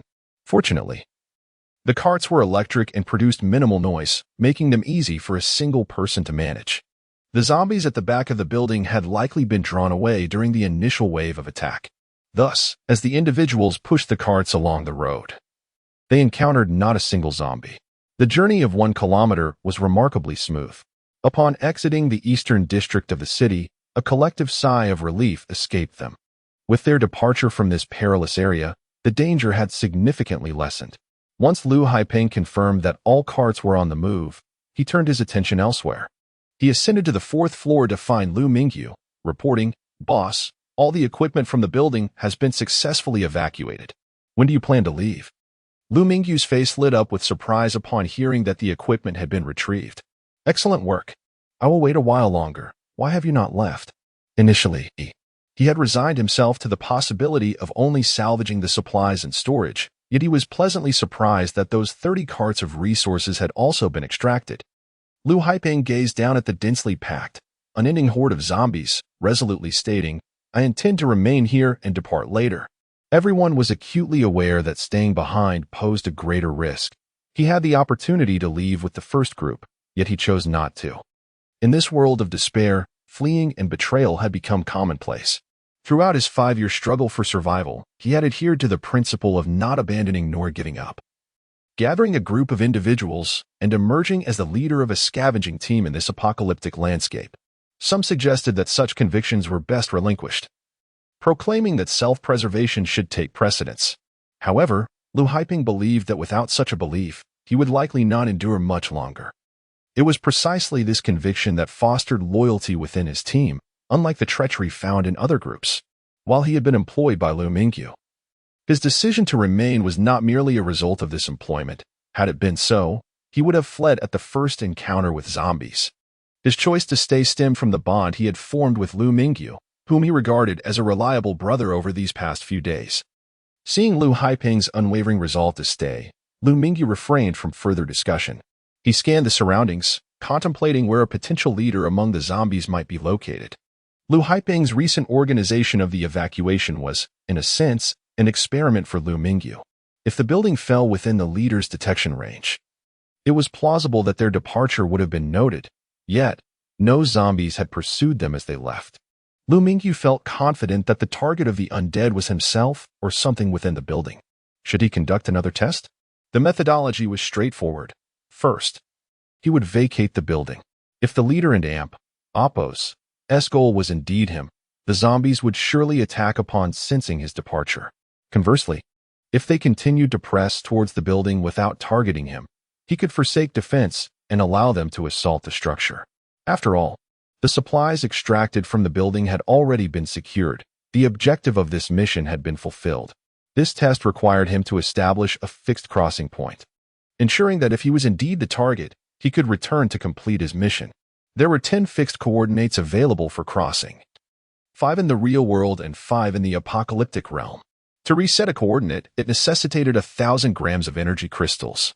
Currently, Liu Mingyu had utilized 5 of his fixed coordinates, 2 in the real world, the original company dormitory and his current rental, and 3 in the post-apocalyptic world, Liu Haiping and Oppo's former villa, a smaller house adjacent to it, and the presidential suite of the Dream Hotel. He designated the 4th fixed coordinate in the plaza of the 4th floor of this building. Regardless of the outcome, he could utilize his crossing ability to return here. Without informing Liu Haiping, Liu Mingyu made his way to the windowsill on the 3rd floor, grasped a rope, and slid down. Chapter 94. The big-headed man. At the moment Liu Mingyu slid down, the zombies that had been relentlessly attacking within the staircase seemed to freeze in place, no longer moving. The group battling the zombies, upon witnessing this sudden stillness, seized the opportunity, aiming for the necks of the zombies, delivering fatal strikes as blood gushed forth, adding a vivid splash of red to the staircase walls. However, the zombies remained motionless for only about a second, without rifles to back them up for additional strikes. They couldn't eliminate many, only managing to take down the few zombies at the forefront. After that brief second, the previously ferocious zombies abruptly turned to flee, disregarding the humans behind them. The individuals on the staircase exchanged bewildered glances. What could this mean? How could they suddenly abandon their attack? Had they successfully defended themselves? Or should they remain vigilant and not let their guard down? The discussion among the group was rife with uncertainty regarding the zombies' sudden change in behavior. For Liu Mingyu, a 10-meter descent posed little challenge. Utilizing a rope, he descended in less than a second. However, he was unsure if it had any effect, being at the rear. He couldn't see if any zombies had been drawn towards him.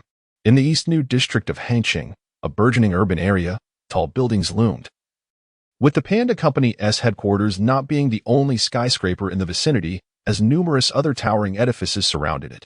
Determined to assess the situation, Liu Mingyu made a swift dash towards a neighboring building.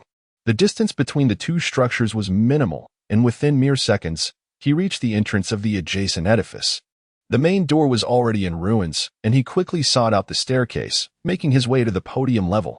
Upon reaching the open-air platform of the building, Liu Mingyu spotted an unusual individual seated at a table, sipping coffee with his eyes closed, seemingly in blissful contentment. This person was peculiar. His head was disproportionately large, twice the size of an average human and Apo's, while his body was of normal proportions, presenting a rather comical appearance. Was he human or a zombie? The individual, initially at ease, became startled when Liu Mingyu descended from the adjacent building. As Liu approached, he staggered, spilling coffee onto the ground and pacing anxiously on the open-air platform. An invisible wave emanated from him, causing the zombies attacking the opposite building to converge towards this one in a frenzy. The ground trembled beneath the stampede of countless zombies, reminiscent of an army on the march. Inside the building, Liu Mingyu felt the vibrations, affirming his suspicions. It was evident that the zombies were indeed heading his way, prompting him to hasten up the stairs. The large-headed individual sensed Liu's arrival, growing increasingly agitated, intensifying the invisible wave around him. Liu Mingyu, having already surveyed the layout of the building from below, raced up the stairs towards the open-air platform. He kicked open the door leading to the podium and was met with the sight of the peculiar large-headed individual pacing back and forth. Alien, zombie. Liu had considered him to be human. The disproportionate head and body ratio evoked images of extraterrestrials from films. However, considering the possibility of him being a zombie was also valid, as most zombies had become putrid and grotesque since the outbreak. The individual before him, apart from his oversized head, appeared quite normal. Liu recalled a news story about infants born with disproportionately large heads, yet otherwise normal attributes, resembling the being before him. Regardless of his species, Liu remained wary, drawing out his assault rifle and aiming it at the figure. "Who are you?" he demanded. The large-headed man did not respond. Instead, he unleashed an invisible shockwave. At that moment, Liu felt a tremendous pressure in his head, as if it were about to explode, accompanied by excruciating pain. Cursing under his breath for engaging in conversation, he gritted his teeth and aimed his rifle at the figure, firing several shots. The severe headache distorted his aim, causing the bullets to miss their intended target and strike the railing instead. The gunfire startled the large-headed man, who emitted a piercing scream before swiftly fleeing. Frustrated, the large-headed individual wondered Chapter 095, strengthening the character. Congratulations on defeating a leader. You have earned 2,000 points. The system has detected that the host's consciousness is in a state of urgent danger and will utilize 500 points for treatment. As Liu Mingyu emptied his magazine, listening to the relentless approach of the zombies, he paid little heed to the system and Apo's notifications echoing in his mind. Instead, he silently intoned, "Transcend." The default coordinates for his return to the real world were set to the apartment he had recently rented. Upon completing his incantation, time halted. Unlike the stillness of the zombies, everything in existence was frozen in place. A flash of light enveloped him, and Liu Mingyu vanished from this world. In the next instant, he reappeared in his apartment, bloodied and battered. It was as if a heavy burden had been lifted, and he regained his composure. By examining the system logs, he realized he had just confronted a special type of zombie leader. The unexpected victory in slaying the leader was particularly significant, for the relentless assaults he had endured were indeed linked to this entity. The sudden, excruciating headaches he had experienced twice were likely manifestations of the leader and Apo's attacks. What kind of assault was this? It was exceedingly difficult to defend against. He distinctly remembered the excruciating pain that had seemingly materialized from thin air. Was this a form of mental attack? The fireball assaults of the bombardier and the mental attacks of the leader revealed that the zombie apocalypse was far more complex than he had imagined.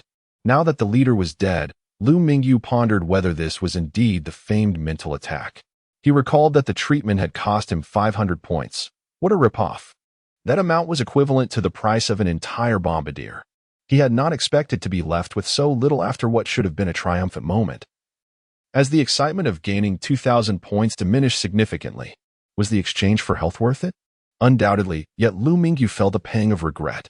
With 500 points, he could have procured 5 vials of gene evolution serum or 50 vials of energy potions, valuable resources, indeed.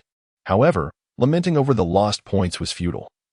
The system had enforced the deduction. Observing his disheveled state, Liu Mingyu chose not to return to the apocalyptic world immediately, for time there ceased upon his departure. He entered the bathroom and, upon glancing in the mirror, realized the severity of his injuries. Indeed, The expenditure of 500 points was justified. The points merely addressed his physical wounds, while the blood still flowed from his ears, nose, eyes, and mouth, creating a rather horrifying sight. After a refreshing shower and changing into clean clothes, he rested for half a day. Despite the replenishment from energy potions, the toll of continuous combat with zombies had taken its toll on his spirit. The system had only restored his damaged mental capacity, leaving him feeling profoundly fatigued. When he awoke again, it was already afternoon. He ordered takeout, opting to remain indoors. It was then that he carefully examined the system interface. Personal information. Name: Liu Mingyu. Strength: 28 Constitution, 28 Agility, 24 Mental Power, 20 points. 2,100. Liu Mingyu was astonished. How had his mental power increased so significantly? He recalled it being around 12 previously, yet now it had soared to 20. While the implications of this value were unclear, a higher number was undoubtedly advantageous. This increase of 8 points in mental power, was it a result of the Leader's attack? He speculated about the cause of this enhancement, but quickly dismissed the idea of seeking it again. The harrowing sensation of an explosion in his head and the cost of 500 points made such a pursuit seem foolish. The taskbar was entirely empty. All 4 tasks had been completed. He had initially anticipated that these tasks would take much longer to accomplish. The completion of these tasks had awarded him an impressive total of 3,700 points, but after some expenditures, he was left with 2,100 points. As he reached the 1,000-point mark, the shop had not updated its inventory. Now, with 2,000 points, surely it must have refreshed its offerings.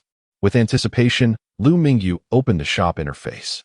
Upon seeing the unchanged inventory, he muttered in frustration, "What on earth? Why hasn't it updated? How could it be that the upgrade conditions were unmet?" He was skeptical about the points being an issue, so perhaps it was related to other requirements. Drawing from his gaming experience, he wondered if his personal attributes were insufficient or if the system had level restrictions, limiting the available items to those he had unlocked. After scrutinizing the system, he found no indication of an upgrade option. Upgrade system, he attempted directly. Upgrade failed. Character attributes did not reach 50. Please enhance character attributes. So an upgrade was indeed possible. He feared the difficulty of upgrading, but welcomed the clarity of the prompt. Knowing that his attributes needed to reach 50, Liu Mingyu promptly navigated to the shop interface to enhance his character. The option for character strengthening had long been available. He had merely focused on augmenting his storage space, neglecting his own enhancement. The cost for enhancing a single attribute was modest, only 10 points for each increment, quite economical. He tentatively used 10 points to increase his strength by 1. While the change was subtle, he sensed a shift within his body, albeit not drastically noticeable. Liu Mingyu was apprehensive that enhancing his attributes might follow the same incremental pricing structure as his storage enhancements, potentially leading to exorbitant costs for achieving 50 points. Fortunately, upon his next attempt, the cost remained at 10 points for each attribute, alleviating his concern. He subsequently expended 210 points to elevate his strength to 50. As he selected to enhance his strength, he felt a rapid transformation coursing through his body, completing almost instantaneously. Liu Mingyu reveled in his newfound strength, now nearly double what it had been, a power that felt innately familiar, as if it were a birthright. His strength had surged from 28 to 50, a true doubling. Silently, Liu Mingyu intoned, "Upgrade system. Upgrade failed. Character attributes did not reach 50. Please enhance character attributes." What was going on? Hadn't an amp, Oppos, he just achieved a strength attribute of 50? Perhaps all attributes needed to be at that level. This possibility compelled Liu Mingyu to enhance his remaining attributes to 50. Strength increased by 22 points, costing 220 points. Constitution increased by 22 points, costing 220 points. Agility increased by 26 points, costing 260 points. Mental power increased by 30 points, costing 300 points. In total, enhancing all 4 attributes cost him 1,000 points. Once affluent, Liu Mingyu now found himself with only 1,100 points remaining. He wondered if this amount would suffice for upgrading the system. Silently, he intoned, "Upgrade system. Author's note. This is my first formal release.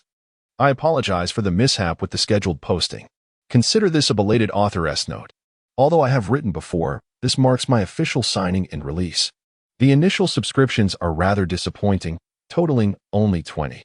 Certainly, this is related to my own proficiency. My skills are somewhat lacking, so I shall write slowly.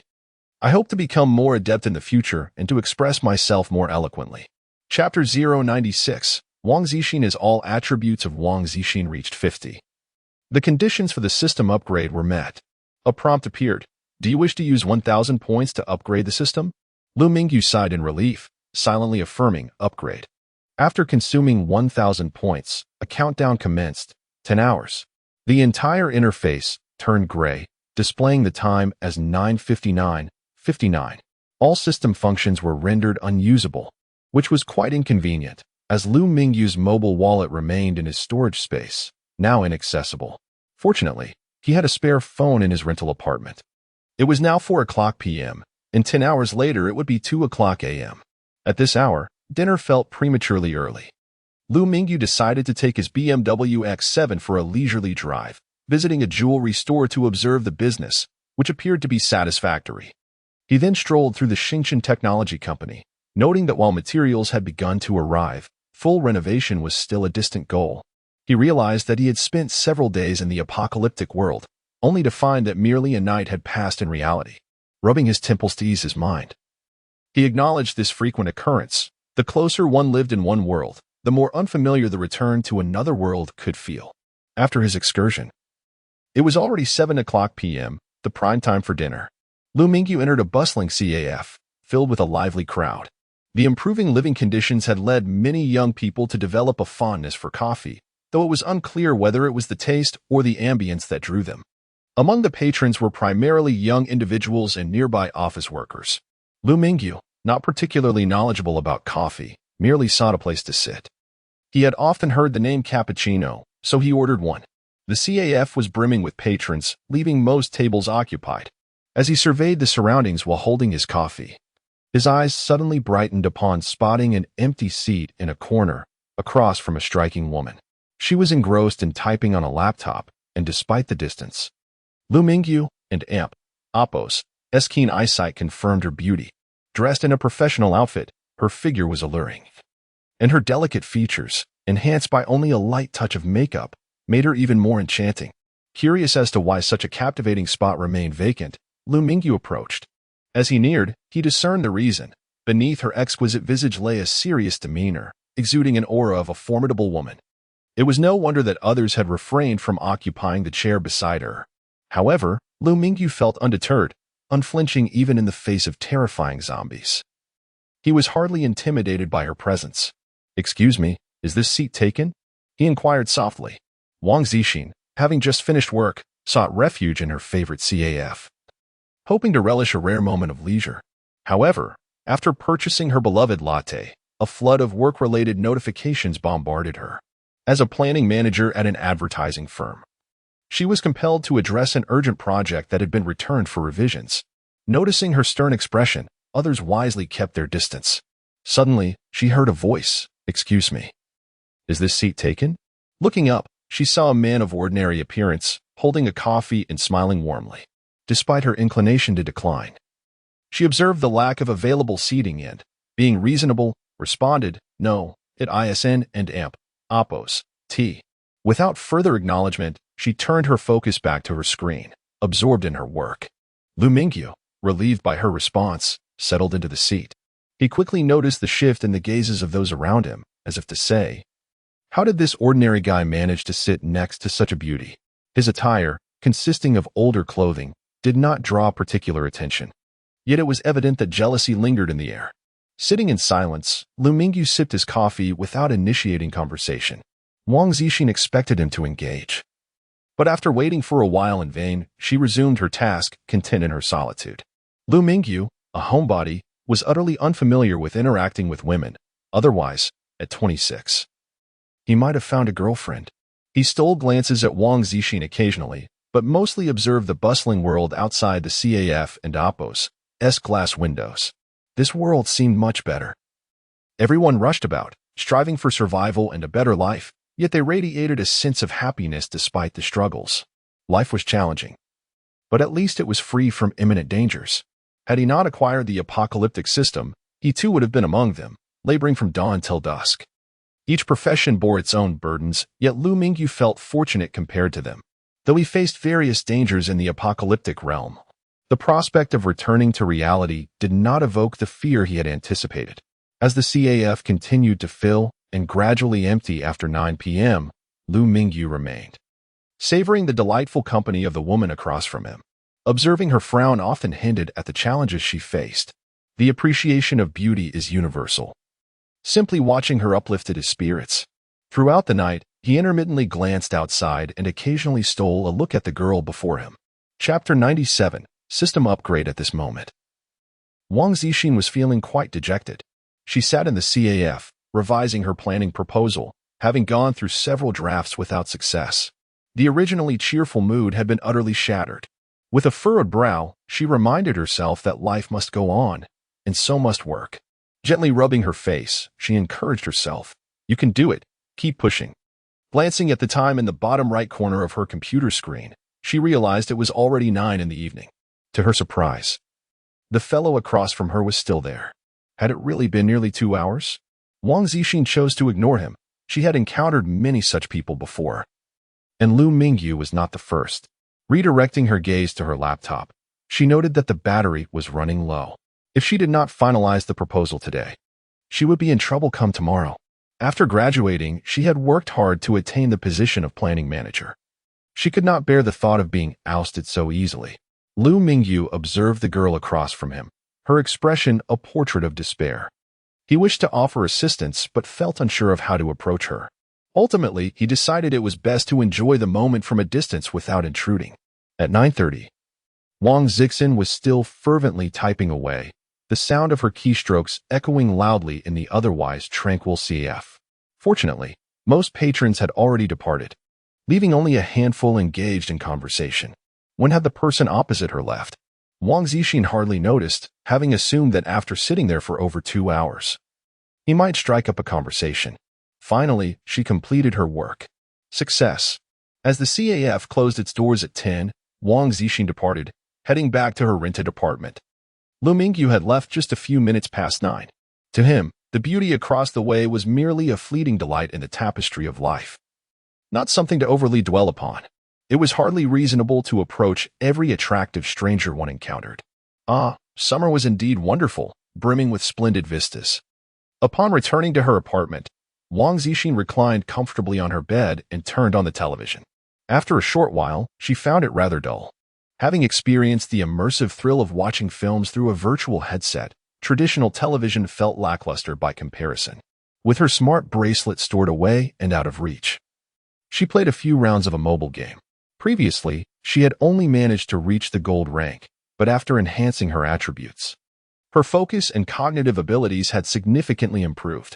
With relentless determination, she achieved 6 consecutive victories, each match earning her the MVP title, providing her with a gratifying sense of triumph. Just as she relished her recent victories, a game notification popped up. What was this? It accused her of using cheats and threatened to ban her account. Why was it that genuine players like her were penalized while actual cheaters went unpunished? With the television uninspiring and the game now inaccessible, she glanced at the clock and noted it was already midnight. Checking the system update, she saw that only 2 hours remained. Without further ado, she slipped into bed. June 10, 2019. The college entrance examinations in Huaxia had just concluded, marking a temporary respite regardless of the outcomes. In the pre-exam phase, one could indulge in any culinary desires. Post-exams, one simply consumed whatever was available. A stark drop in status. Liu Mingyu, free from work obligations, had hoped to sleep in. But thoughts of the system upgrade stirred him awake at the early hour of 7. The very first thing he did upon waking was to check the system for any changes. Personal information. Name, Liu Mingyu. Strength, 50 constitution, 50 agility, 50 mental power, 50 skills, none points, 100 crossing times, 3. There was now a skill slot. But he could not determine how to acquire skills. The slot remained empty. Marketplace interface, gene evolution potion, level 1 exchange price, 100 points.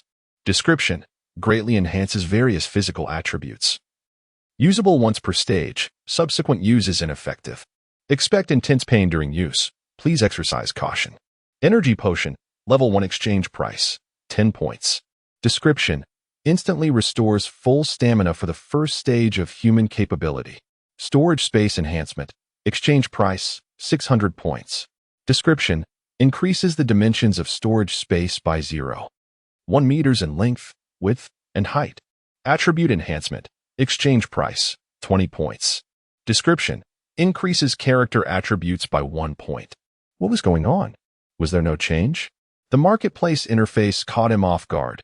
He had anticipated the addition of new items following the system upgrade, yet it merely presented him with 4 items, indicating a lack of new content. It was disappointing enough that the attribute enhancement now required 20 points. He had hoped for an upgrade to lessen his point expenditure, but it seemed the opposite had occurred. After a moment and Oppo's contemplation, Liu Mingyu surmised that the absence of new items in the marketplace must be due to insufficient points to meet the requirements, a situation he had encountered previously. With only 100 points, it was evident he had not met the criteria for exchange. Next, he examined the taskbar interface. The taskbar was divided into 2 subsections: daily tasks and challenge tasks. Daily tasks. Task 1. Zombie Slayer task level. White task description: become a zombie slayer by killing 100 ordinary zombies. Task reward: 100 points. Task progress: 0-100. Task 2. Collector task level. Green task description: collect 1,000 grams of level 1 energy crystals. Task reward: 500 points. Task progress: 0-1,002. Tasks refresh daily, allowing for one to be chosen. Unlike before, tasks were no longer mandatory. Now, freedom of choice was afforded. Furthermore, task levels had been introduced. White, green. It appeared similar to gaming conventions. Were there to be blue, purple, and other tiers as well? The system did not clarify, leaving Liu Mingyu to rely on his gaming experience for speculation. The reward for the white level task was abysmally low. Killing 100 ordinary zombies only yielded 100 points. Liu Mingyu recalled similar tasks from before, which had offered 500 points. The disparity was considerable, a full 5-fold difference. The second task, however, offered a commendable reward.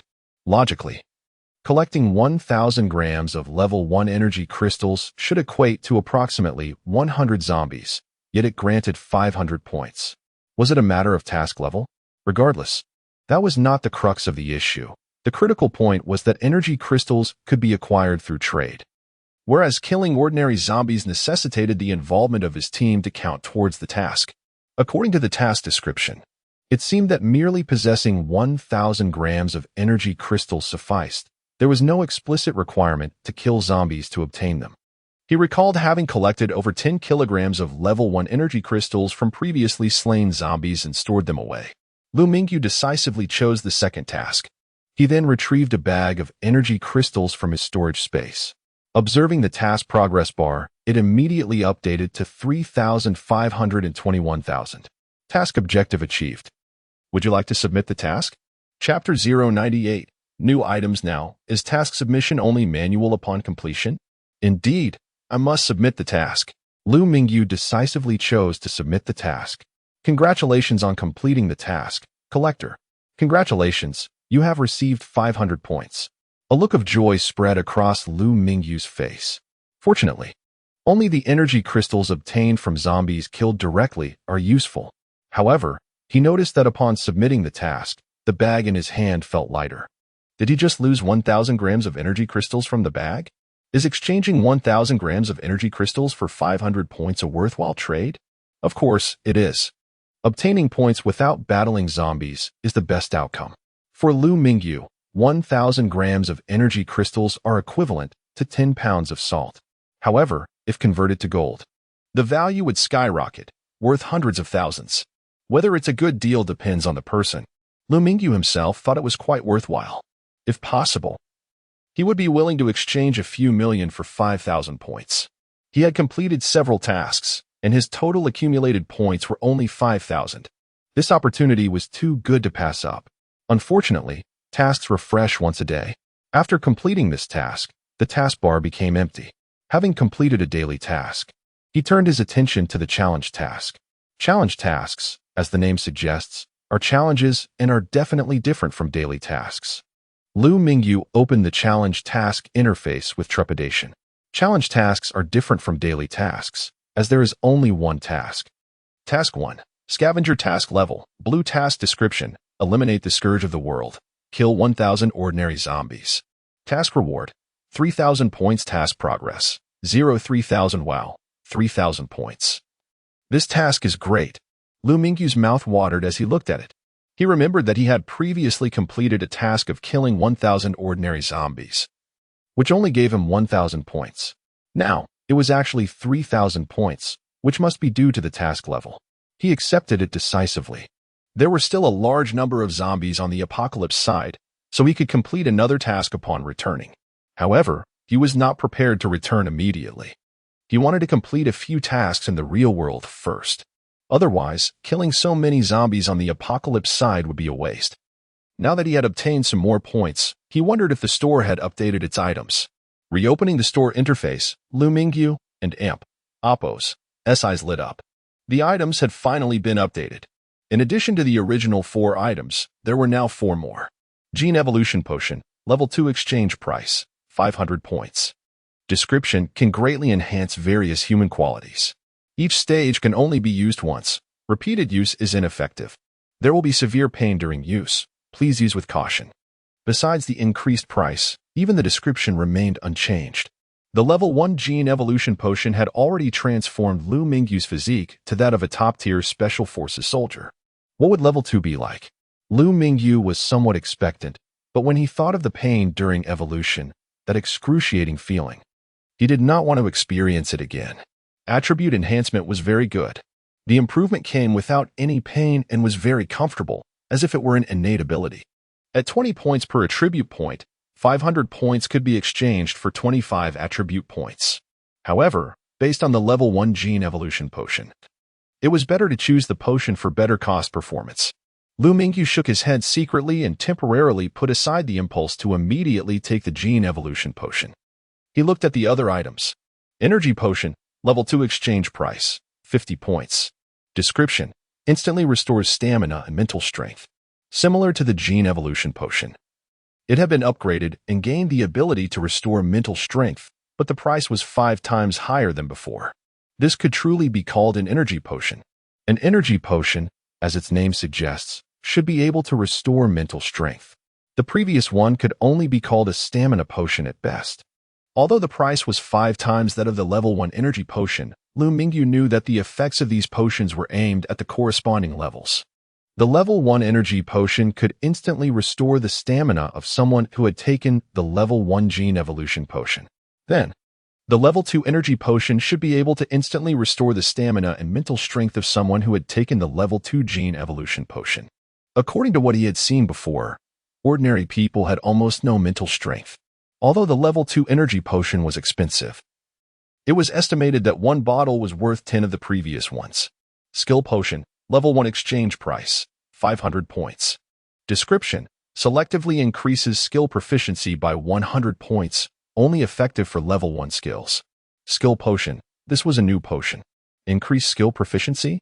Where were the skills? Where was the skill acquisition? He tried hard to find out how to acquire skills, but he could not find it anywhere.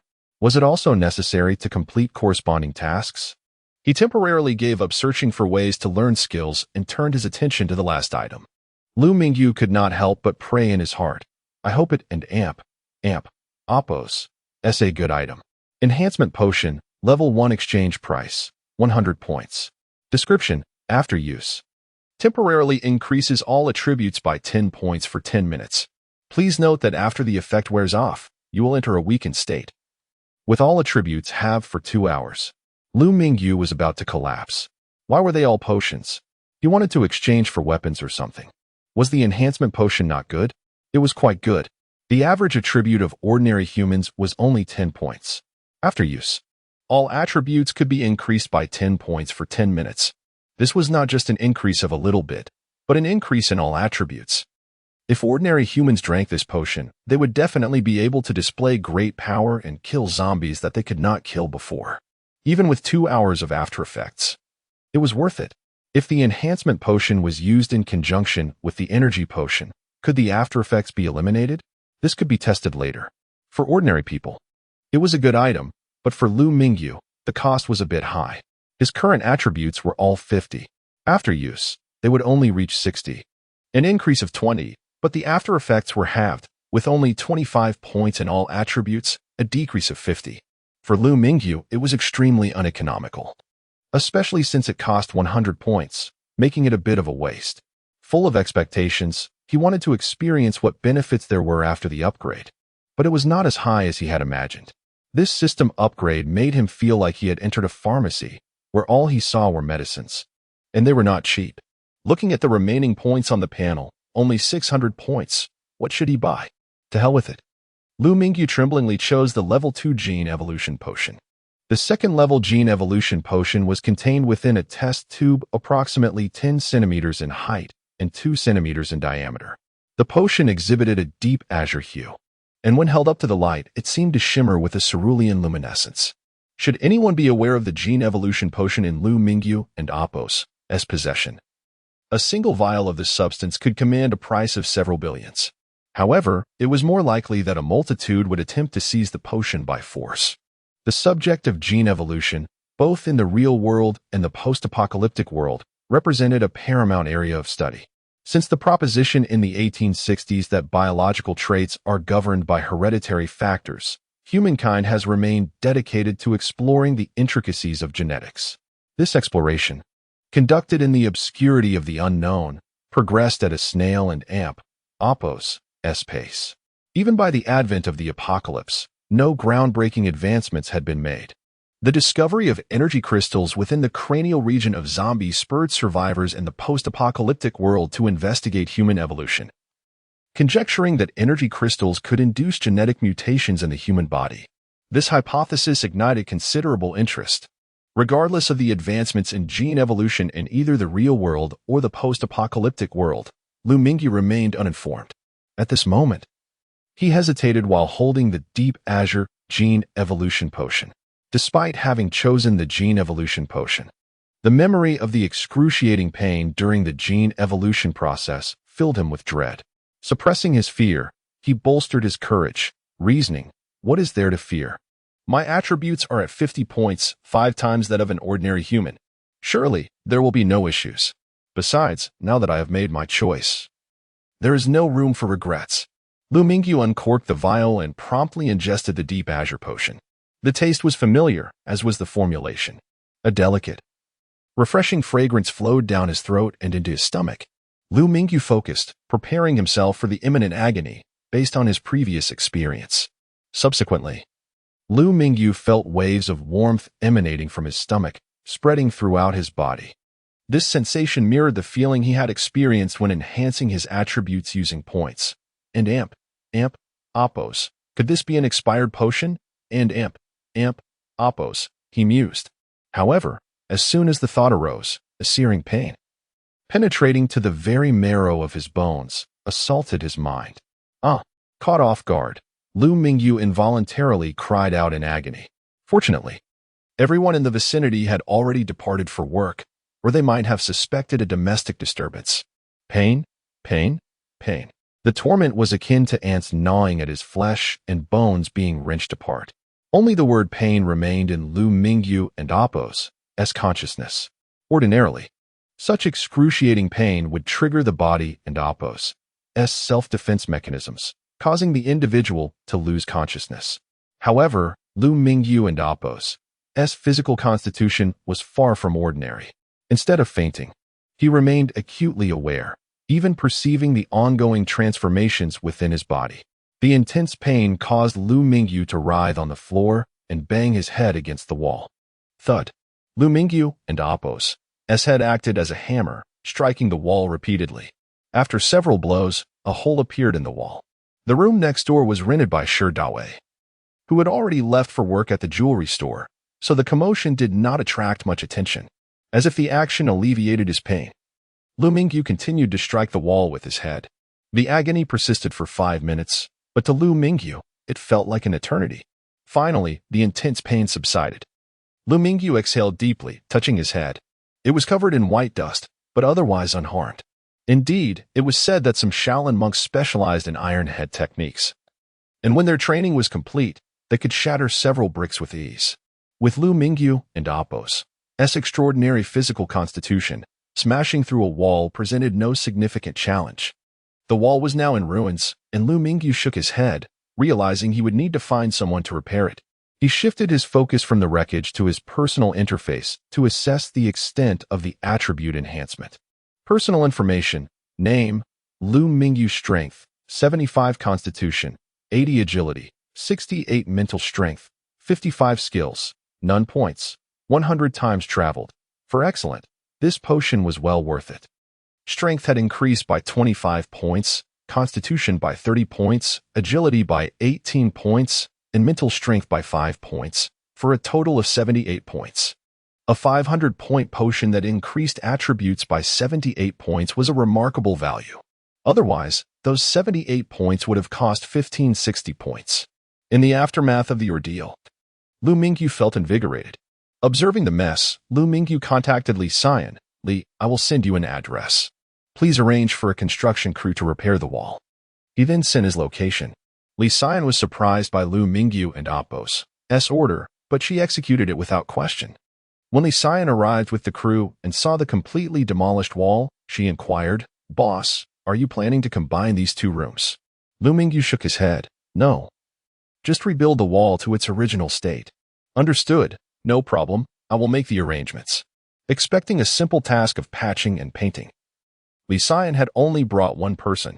"How's the company and Apos' recruitment progressing? Is someone arranging the repairs?" Liu Mingyu asked, shifting his attention to the company and Apos' recruitment progress. Li Xian replied, "We have not yet recruited any technical personnel, but we have hired a few administrative staff." Liu Mingyu did not dwell on it, as he had only asked casually. Technical personnel were generally more difficult to recruit, so he was not overly concerned. "I should purchase a house, preferably a detached villa." This apartment was the one Liu Mingyu had rented when he had just resigned from his job. At the time, he had limited funds and could only afford to rent a place as a temporary residence. Now that he had 100 million, it was time to treat himself. "I have a car, so it's time to buy a house." It seemed as if Liu Mingyu had been renting the apartment for a long time, but in reality, it had only been a few days. In recent years, housing prices across the country had been soaring, and Jiaqing and Apos' housing prices were no exception. However, even with the rapid increase, Jiaqing's housing prices could not compare to those of neighboring Hangqing and Huqing. In particular, Huqing's housing prices in the city center had exceeded 100,000 yuan per square meter. Liu Mingyu and Apos' current assets of 100 million yuan would barely be enough to purchase a villa in the city center. And even that might not be sufficient for a decent villa. Jiaqing and Apos' housing prices were significantly lower, with prices in the city center around 15,000 yuan and villas around 20,000 yuan. However, it was only because Liu Mingyu now possessed wealth that he could even consider such prices. Otherwise, even these prices would be unattainable. Chapter 100. Wang Yu. The distinction between pre-sale and completed properties is significant. A pre-sale property is one still under construction, requiring purchasers to await its completion and passing of inspection before it can be delivered. In contrast, a completed property has already passed inspection, allowing immediate renovation and occupancy upon purchase. Some completed properties may even come fully furnished. Naturally, Liu Mingyu is inclined to acquire a completed property, as the timeline for pre-sale delivery remains uncertain. Thus, he discards that option, previously employed by a real estate development company. Liu Mingyu recalls that they had developed an expansive residential complex, which has now been completed and delivered. He remembers that when he left the company, only a few duplexes and standalone villas remained unsold, while the smaller units have been snatched up rapidly. Smaller properties cater to the majority of ordinary people's needs, especially during the recent years when the real estate market thrived, leading to a supply-demand imbalance. Duplexes and standalone villas, being larger and more luxurious, command higher prices, complicating their sales. Even now, several units remain unsold, not due to inferior quality, but because of exorbitant prices. Jiaqing is a relatively small city. lacking the population and status of neighboring cities like Huqing and Hangqing. The residential complex, Happy Home, was developed by Liu Mingyu's former employer. Liu Mingyu drove to the sales center of Happy Home. Although the project is nearing its final phase, there are still other developments underway. The sales center remains bustling with activity. While not overcrowded, the steady flow of vehicles entering and exiting indicates a considerable interest in purchasing properties. One wonders where these buyers find their financial resources, as the average price of 15,000 yuan per square meter, juxtaposed with Jiaqing and Oppo's average salary of 5,000 yuan, implies that one would need to forego all expenses for 3 months to afford a single square meter. A 100 square meter home would require 25 years of abstaining from all consumption to afford. The people of Huaxia cherish homeownership, unlike in many Western countries where individuals may rent their entire lives. Thus, even such costly properties find numerous buyers. A home is synonymous with having a family, a deeply ingrained belief among the people of Huaxia. Upon exiting his vehicle and entering the sales center, Liu Mingyu was reminded of his previous interactions here during his employment. As he stepped inside, he was promptly approached by a sales representative. "Hello, sir. Do you have any specific requirements for a property?" The representative did not exhibit any disdain for Liu Mingyu's modest attire. Many individuals of his age were likely looking to purchase homes for marriage, increasing the likelihood of a sale. Liu Mingyu shook his head, stating, "No, I'm looking for someone." There was no need for lengthy explanations.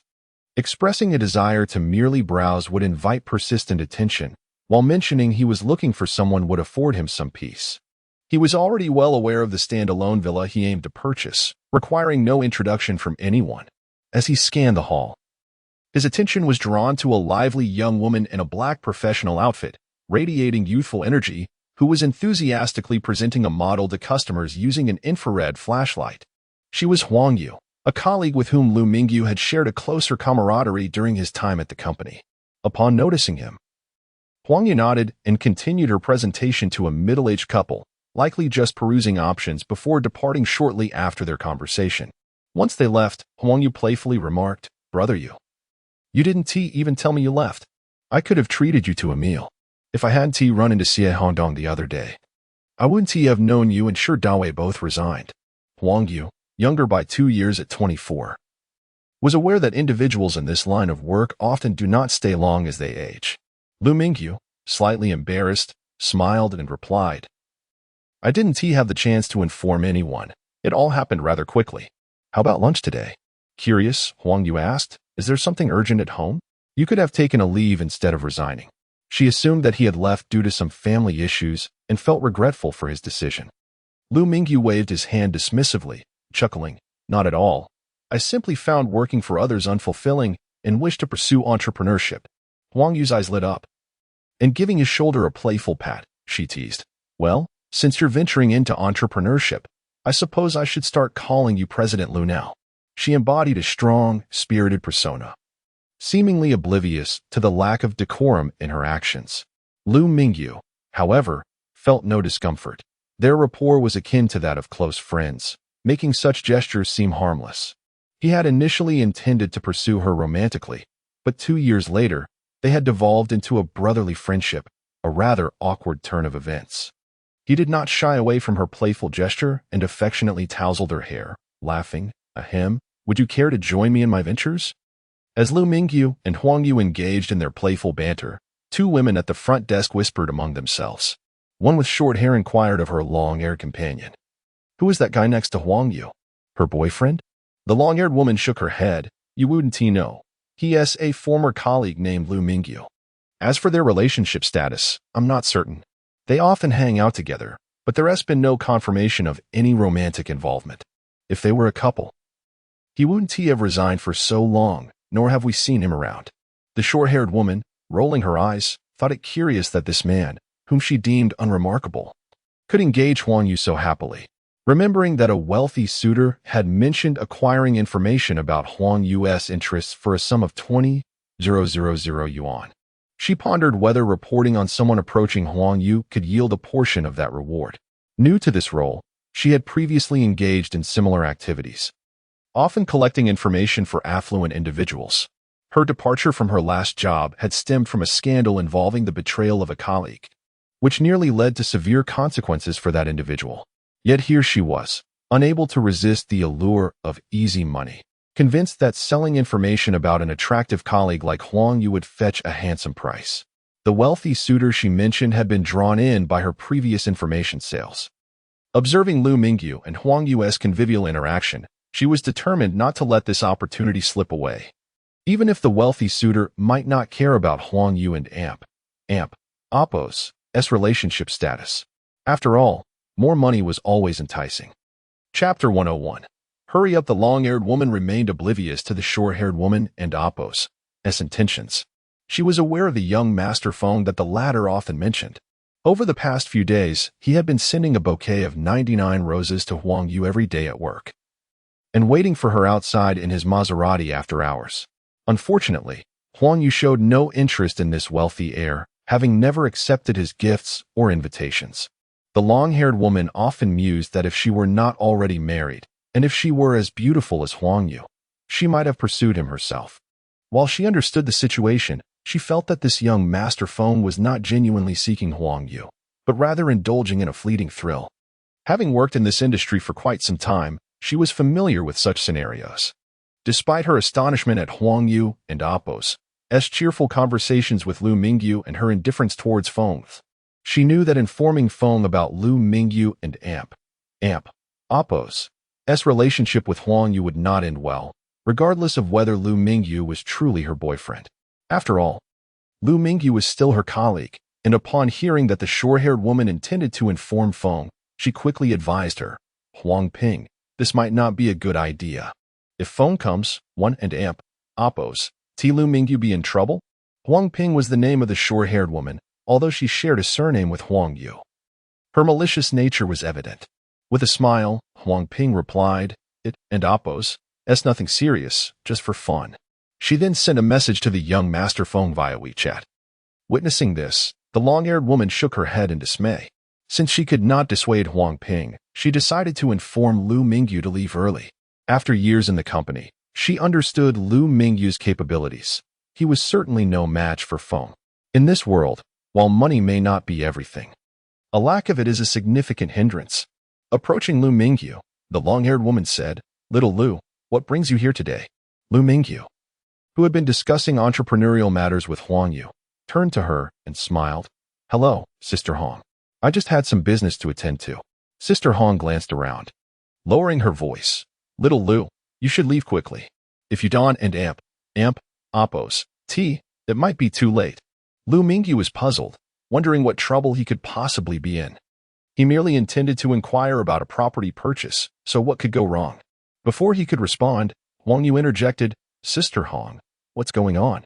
Although Yugu is no longer an employee here, is it a problem for him to be here? Huang Yu assumed Sister Hong wanted Liu Mingyu to leave because he was no longer with the company. Sister Hong, her face etched with urgency, replied, It's because that young Master Feng is coming. Huang Yu replied nonchalantly, Let him come. Why should we send Yugu away? She understood the sort of person Feng was. If he saw her with Liu Mingyu, it could lead to trouble for him. She certainly could not stand by and watch Liu Mingyu get hurt. Sister Hong insisted.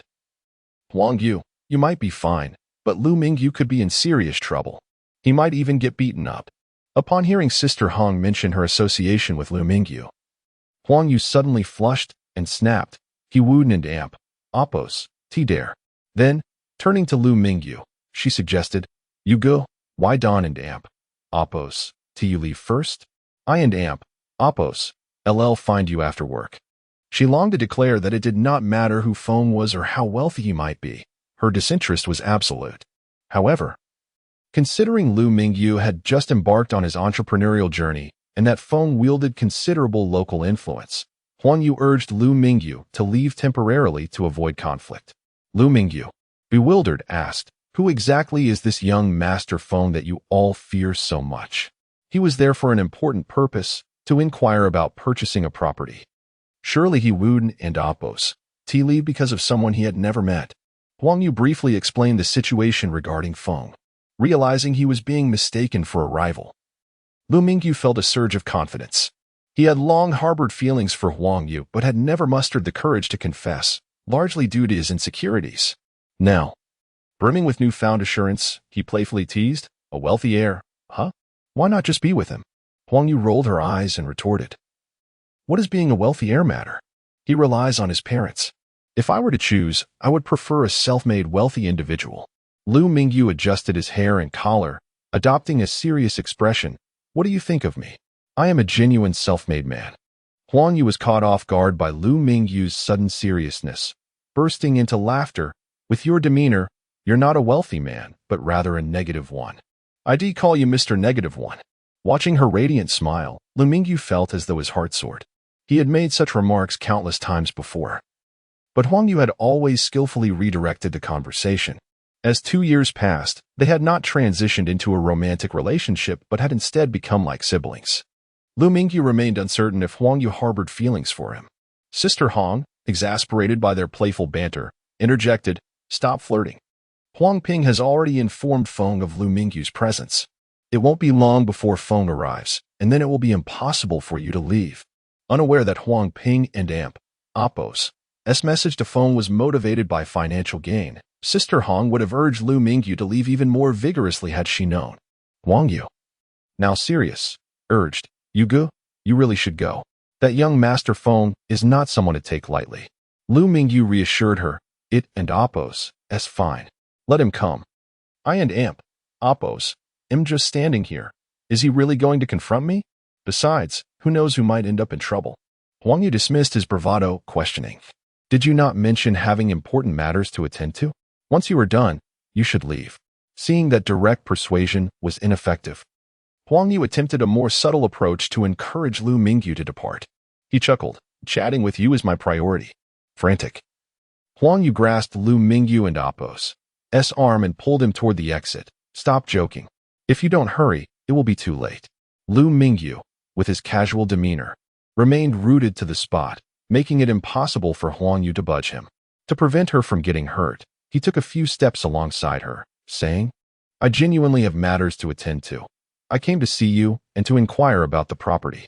"Yes, to inquire about the property," Liu Mingyu repeated to himself in a mental affirmation. Huang Yu halted, scrutinizing him from head to toe. "Buying property? Aren't you starting a business? Do you really have spare funds for that?" In her mind, simply managing to save enough to start a business was already an impressive feat. The notion of him buying property struck her as utterly implausible. She had assumed Liu Mingyu and Apo's entrepreneurial venture was something modest, like opening a bubble tea shop. Completely unaware that he intended to establish his own technology company, Stardust Technology, along with other ventures. Chapter 102, Inheriting Wealth? Liu Mingyu gazed at Huang Yu and Apo's charming demeanor, his heart racing with excitement as if he were about to take flight. Regaining his composure, he solemnly declared, "Indeed, Miss Huang Yu, I wish to purchase a standalone villa. Please enlighten me about the options available." Huang Yu and Apo's eyes widened in astonishment as she looked at Liu Mingyu. "Brother Yu, if you don't wish to leave, you needn't fabricate such excuses. Any reasonable pretext would suffice." She was well acquainted with Liu Mingyu and understood his limitations. To her, his current situation appeared to be an instance of putting on a brave face. Beside them, Hong Jia was equally taken aback by Liu Mingyu's words. To remain in this place by such grand claims was absurd. A standalone villa could easily exceed 500 square meters, priced at 20,000 per square meter, culminating in over $1 million. With a 30% down payment, several $100,000 would still be required. If he were merely contemplating a standard apartment, it might be feasible. But the ambition to acquire a villa seemed utterly implausible. Liu Mingyu felt a tinge of embarrassment. He genuinely aspired to purchase a home, yet his declaration had elicited skepticism. Had he known, he would have pursued options elsewhere. Nevertheless, the availability of properties was limited, and rather than letting others profit, he preferred to benefit Huang Yu, whom he knew. With a sheepish grin, Liu Mingyu suggested, "How about this? Accompany me to view a model home." He refrained from further explanations. Knowing that preconceived notions held significant sway, they believed Liu Mingyu lacked the financial means to afford a villa. Huang Yu, interpreting his invitation as a mere way to gracefully withdraw, refrained from exposing his ruse and replied with a bright smile, "Very well. I shall take you to see our model villa." Hong Jie chimed in, "Yes, indeed, you may tour the model home, as long as you are not here." After a moment's hesitation, she added, "However, Huang Yu, it would be prudent for you not to accompany him. If you were seen with Liu Mingyu at the model home, it would make no difference than being here." You should join me," Liu Mingyu said, disregarding Hong Jie's concerns about her association with him. Huang Yu rolled her eyes in response. "All right, I will go with you." Hong Jie continued her admonishments. "Huang Yu, you must reconsider. This could jeopardize Liu Mingyu." Hong Jie, "It's all right," Liu Mingyu replied with a smile, then turned to Huang Yu. "Let us take my car." Huang Yu halted, puzzled. "Your car?" The model home was situated elsewhere, and the sales center typically had vehicles designated for client transportation. She had planned to arrange one after agreeing to Liu Mingyu's request. Though she felt uneasy using company resources, she deemed Liu Mingyu a legitimate client. "Yes, my car," Liu Mingyu said, producing his car keys for Huang Yu to see. He gestured towards the entrance and added with a smile, "Shall we?" "Of course," Huang Yu replied with a smile, and they proceeded towards the parking lot.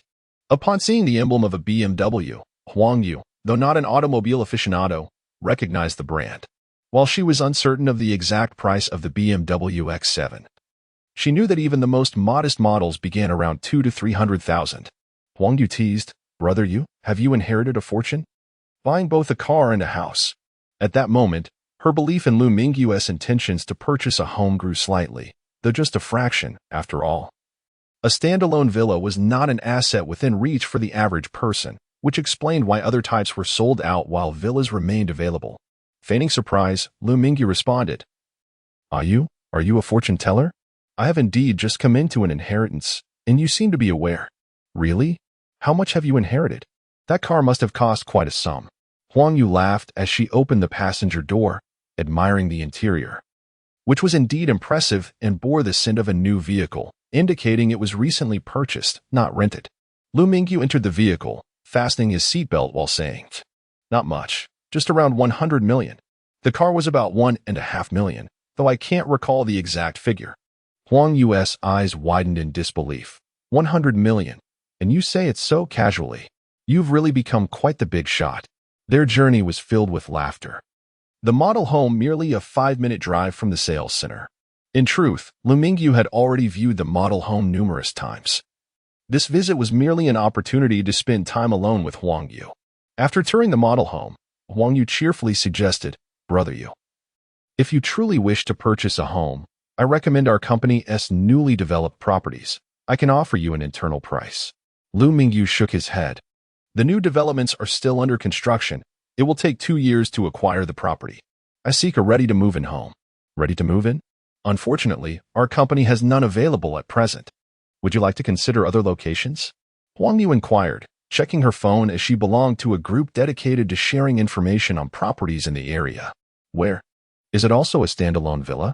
Liu Mingyu pondered, realizing that owning a house would not significantly impact his affairs. Huang Yu's eyes widened as she looked at Liu Mingyu. "Are you genuinely intent on purchasing a standalone villa? Have you truly inherited a fortune?" After their extensive conversation, she had only been playing along, never expecting Liu Mingyu to remain resolute in his desire for a villa. With a resigned nod, Liu Mingyu confirmed, "My intention to buy a standalone villa is sincere. The inheritance was merely jest." Observing Huang Yu's wide eyes, he couldn't help but pat her head. "Let us not pursue other options. Among the several exquisitely renovated villas here, please assist me in selecting the best one." Huang Yu grinned, revealing her adorable canine teeth. "Sure. Let us explore some more houses." She was more than willing to assist Liu Mingyu in his house-hunting endeavor, skipping joyfully towards the nearby villas. Liu Mingyu followed closely behind, wearing a broad smile. Standalone villas could be delivered as raw shells or fully renovated. The latter was a recent trend, so the number of such properties was limited to merely 4. Seemingly convinced of Liu Mingyu's ability to afford a standalone villa, Huang Yu assumed the role of a discerning host, beginning to evaluate the offerings. Chapter 103. Li Yifeng and Huang Yu examined the villa's layout with an air of authority.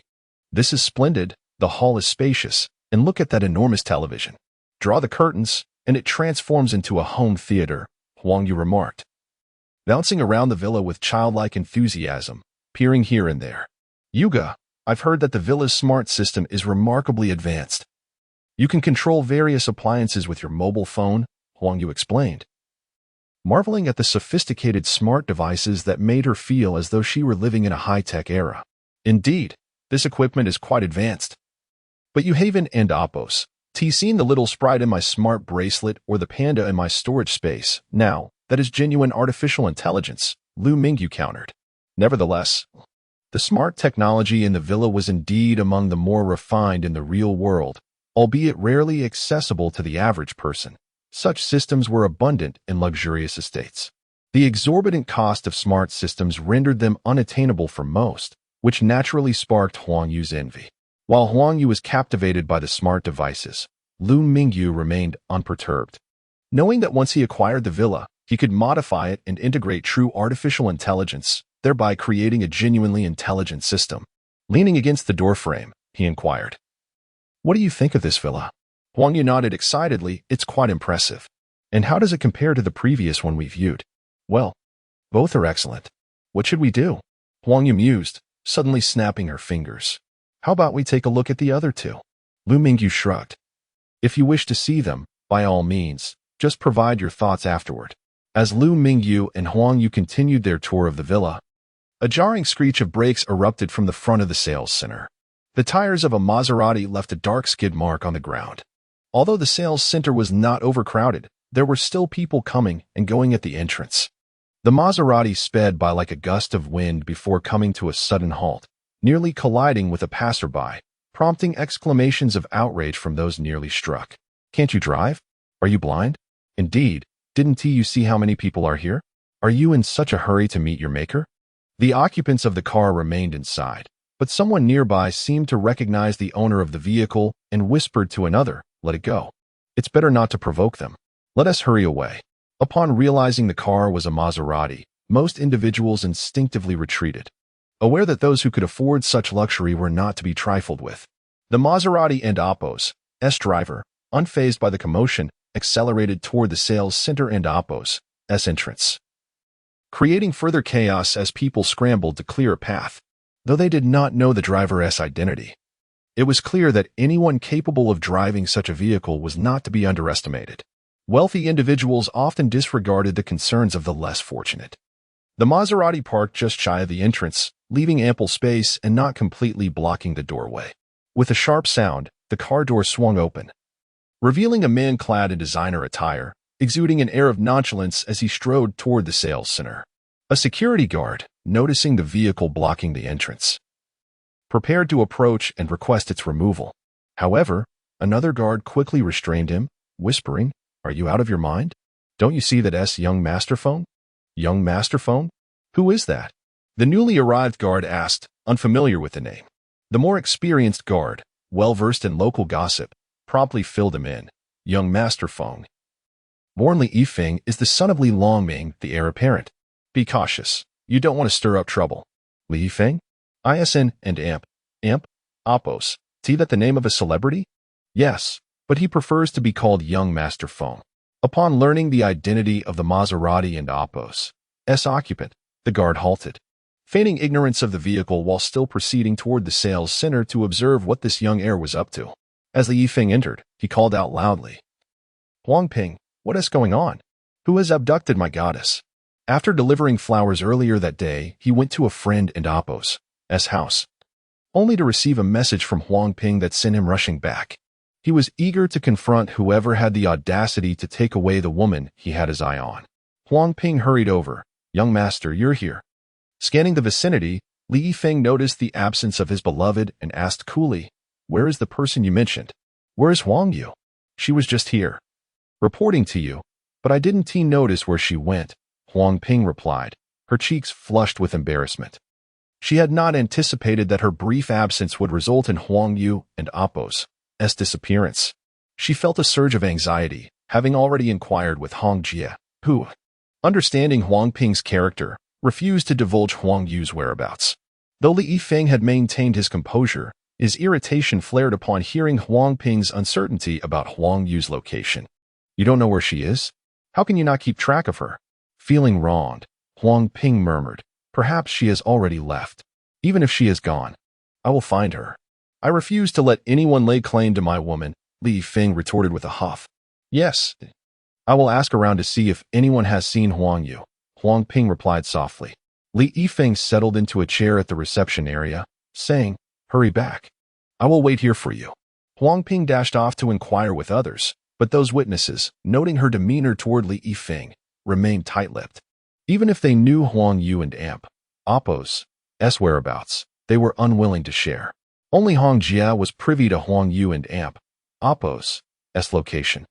Yet she was acutely aware of Huang Ping and Amp, Appo's intentions and adamantly shook her head in response to Huang Ping and Amp, Appo's inquiry, signaling her ignorance. Wandering through the sales center, Huang Ping was unable to locate Huang Yu or any information regarding her whereabouts. Returning to the front desk, she lowered her head and whispered, young Master Feng. I couldn't and Amp, Appo's, to find any information about Huang Yu. She inwardly lamented her lack of vigilance and vowed to be better prepared when reporting information in the future. However, she consoled herself with the thought that at least she had secured the 10,000 yuan, so it wasn't a complete loss. Upon hearing that Huang Yu was nowhere to be found, Li Yifeng sprang to his feet, exclaiming, useless. Huang Ping attempted to placate him, saying, young Master Feng, don't be angry. I'll keep an eye on things here and notify you if there's any news. Humph, Li Yifeng retorted. He then searched the sales center himself. But Huang Yu was indeed nowhere to be seen, confirming that Huang Ping wasn't an Amp, Appo's, lying. Keep a close watch on Huang Yu. If you notice anything, inform me immediately, he instructed, regaining his composure. Although he was aware that another man had appeared in Huang Yu's life, he wasn't particularly concerned. In his view, a few more rounds of flowers and monetary gestures would be enough to win her over. Understood, young Master Feng, Huang Ping replied obsequiously. Li Yifeng waved his hand and headed towards the exit. As he reached the door, he happened to encounter a security guard making his rounds. Thinking that the guard might know where Huang Yu had gone, Li Yifeng placed a hand on the guard and Appo's shoulder, stared intently into his eyes, and softly inquired, do you know where Huang Yu went? She left with a man, heading towards the villa area, I believe, the guard replied, inwardly cursing his luck. Recognizing Li Yifeng, he dared not lie and quickly provided the information. Villa area? Li Yifeng questioned, puzzled as to why she would go there. The guard hastily added, yes. The villa area of our company and Appo's happiness community. He had overheard parts of Huang Yu and Liu Mingyu and Appo's conversation while patrolling nearby. Very well, thank you, Li Yifeng said, straightening the guard and Appo's hat and gently patting him on the shoulder. Having obtained Huang Yu and Appo's location, Li Yifeng immediately got into his car. With a roar, his Maserati sped off like a gust of wind towards the villa area of happiness community. As soon as Li Yifeng left, the once quiet sales center buzzed with activity as people discussed the recent events. Sister Hong approached the security guard, wanting to scold him but hesitating. She sighed and said, you and Appo's, doomed little Liu and Huang Yu. The guard frowned and retorted, I didn't end Appo's, want to, but who is young Master Feng? How could I dare to go against him? You all saw what happened just now. Would any of you have dared to say no? He defended himself against accusations of bullying the weak and fearing the strong, arguing that most people would have done the same. He could have righteously refused if it were an ordinary person, but young Master Feng was the crown prince of Jiaqing. He wanted to live peacefully in this city and couldn't and Appo's afford to offend him. The others fell silent upon hearing the guard and Appo's words. Indeed, they would likely have done the same if Li Yifeng had questioned them. They could refuse Huang Ping, but who would dare to refuse Li Yifeng? However, this incident made everyone keenly aware of Huang Ping and Appo's true nature. After dispersing, they returned to their respective tasks, but consciously kept their distance from Huang Ping. They had overheard her conversation with Li Yifeng and were unwilling to associate with a colleague who was always ready to betray them. Huang Ping paid no attention to their behavior. In her opinion, these people were not her kind. As long as she pleased the young masters, she wouldn't and Appo's have to worry about money. She happily opened WeChat to check the money she had just received. It was a pity that she hadn't an amp, Oppos, T stuck closer to them earlier, as she could have earned even more. She resolved to stay close next time. Meanwhile, in the villa area of Happiness Community, Huang Yu led Liu Mingyu as they finished viewing the last villa. Standing in the villa and amp, Oppos, backyard. With a river flowing nearby and an outdoor swimming pool in the garden, Liu Mingyu reclined on a lounge chair beside the pool, his face beaming. "What do you think? Which one do you like?" he asked. Huang Yu squatted by the pool, splashing the water playfully. Hearing Liu Mingyu and amp, Oppos' question, she pondered for a moment and suggested, "How about buying this one?" "Why this one?" Liu Mingyu asked, puzzled. "Only this villa has a swimming pool. If you buy this one, I can come over to swim." "You wouldn't mind, would you?" Huang Yu replied, revealing her reason for choosing that particular villa. Indeed, among the 4 available floor plans, only this villa had an outdoor swimming pool. Liu Mingyu chuckled. "All right, let and Oppos buy this one then. You and Oppos more than welcome to come over anytime. Just don't refuse my invitation when I ask you." "Oh, are you really going to buy this villa?" Hearing that Liu Mingyu was serious about buying the villa, Huang Yu was momentarily at a loss for words, a faint blush appearing on her face. She had been treating it as a game all along, assuming he was just playing along. "Of course, I'm serious. Let and Oppos head back to the sales center now to sign the confirmation," Liu Mingyu replied, giving Huang Yu a curious look. He realized that she still didn't and Oppos believe him. After all, it was hard to believe that someone who had been her colleague for years could suddenly become a wealthy man capable of buying a luxury villa. The two of them left the villa area and drove back to the sales center. Shortly after their departure, a Maserati sped to a halt at the entrance of the villa area. It was none other than Li Yifeng, who had learned of Huang Yu and Oppos' whereabouts from the security guard. As the villa area was guarded by security personnel, Li Yifeng stopped and directly asked the guard, "Brother, have you seen Huang Yu at any of the villas?" Having learned from his previous experience, he realized that it was faster to ask the security guard for information. As Huang Yu was a well-known beauty in the company, the security guards paid close attention to her. Seeing Li Yifeng emerge from the Maserati and hearing the recent rumors circulating in the company, they surmised who he was. The guard politely replied, "Huang Yu just finished showing a client around the villa area and left in the client and amp, Oppos' car. They should be heading back to the sales center." "Thank you, brother," Li Yifeng said with a smile. Although he appeared calm on the surface, he was far from at ease. He wondered what Huang Ping was doing. Claiming that the man was a poor nobody, yet he had a car.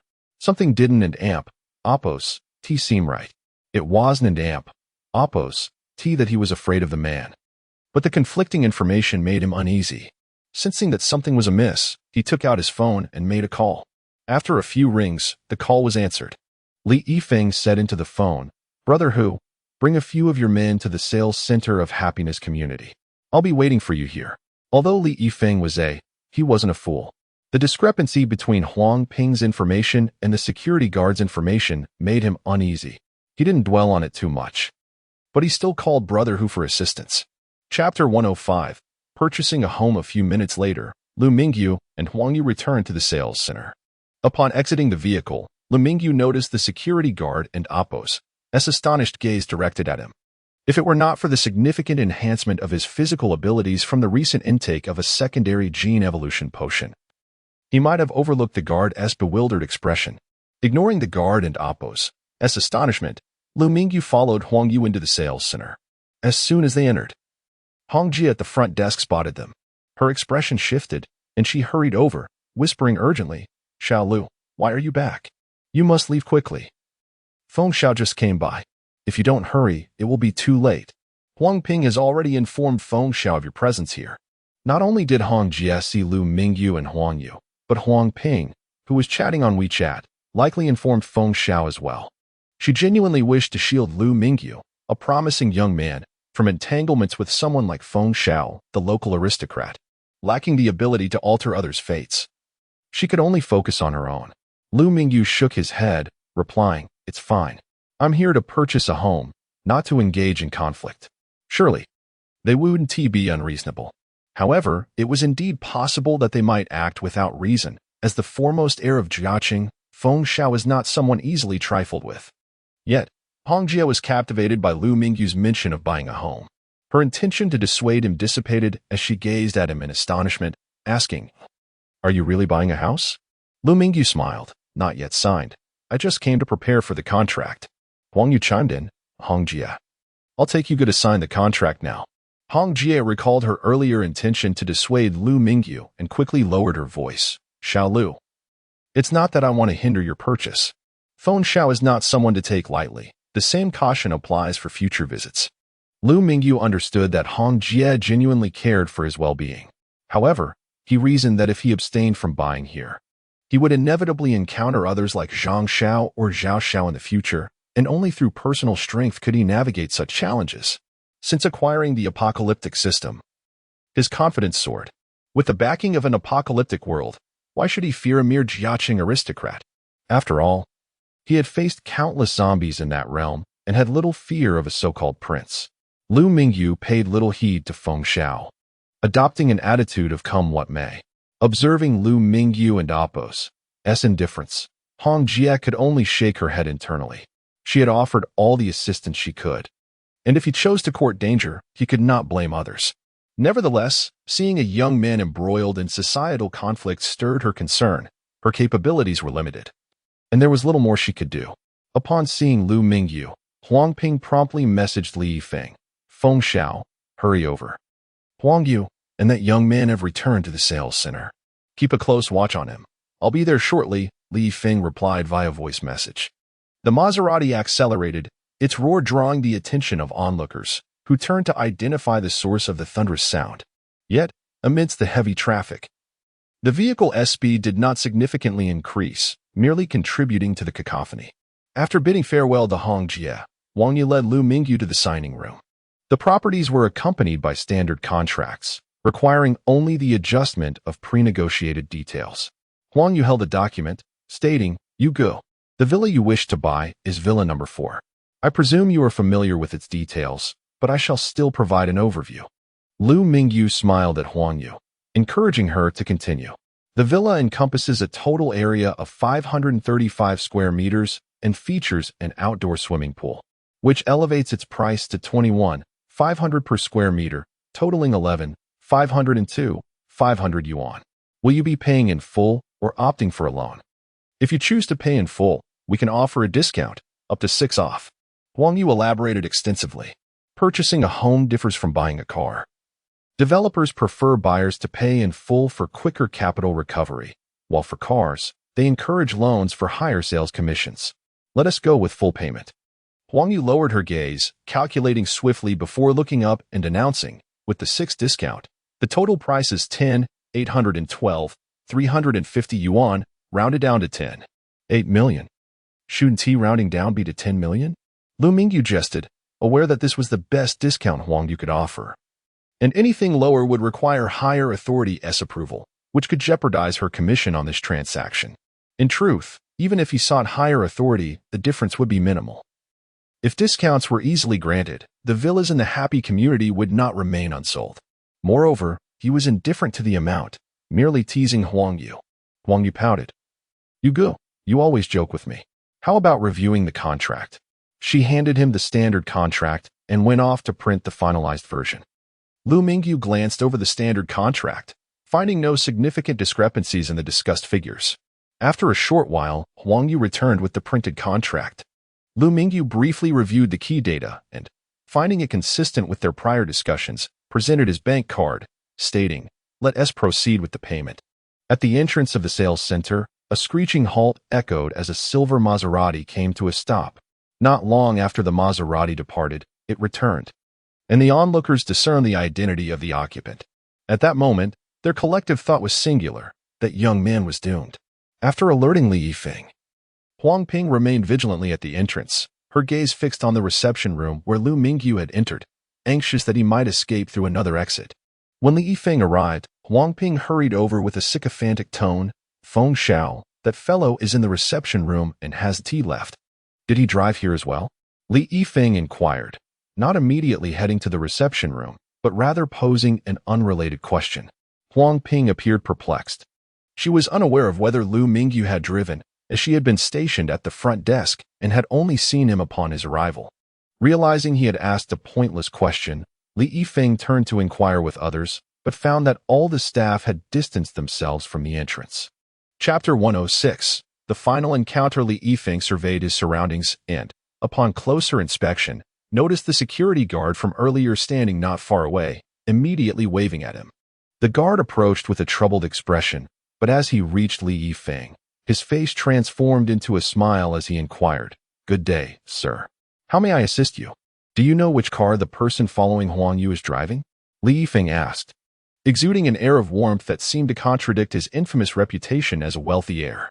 Was he perhaps contemplating vandalizing the car of his adversary? The guard, having seen the vehicle driven by Liu Mingyu, recognized it was not in the same luxury league as a Maserati, yet the BMW X7 was far from inexpensive.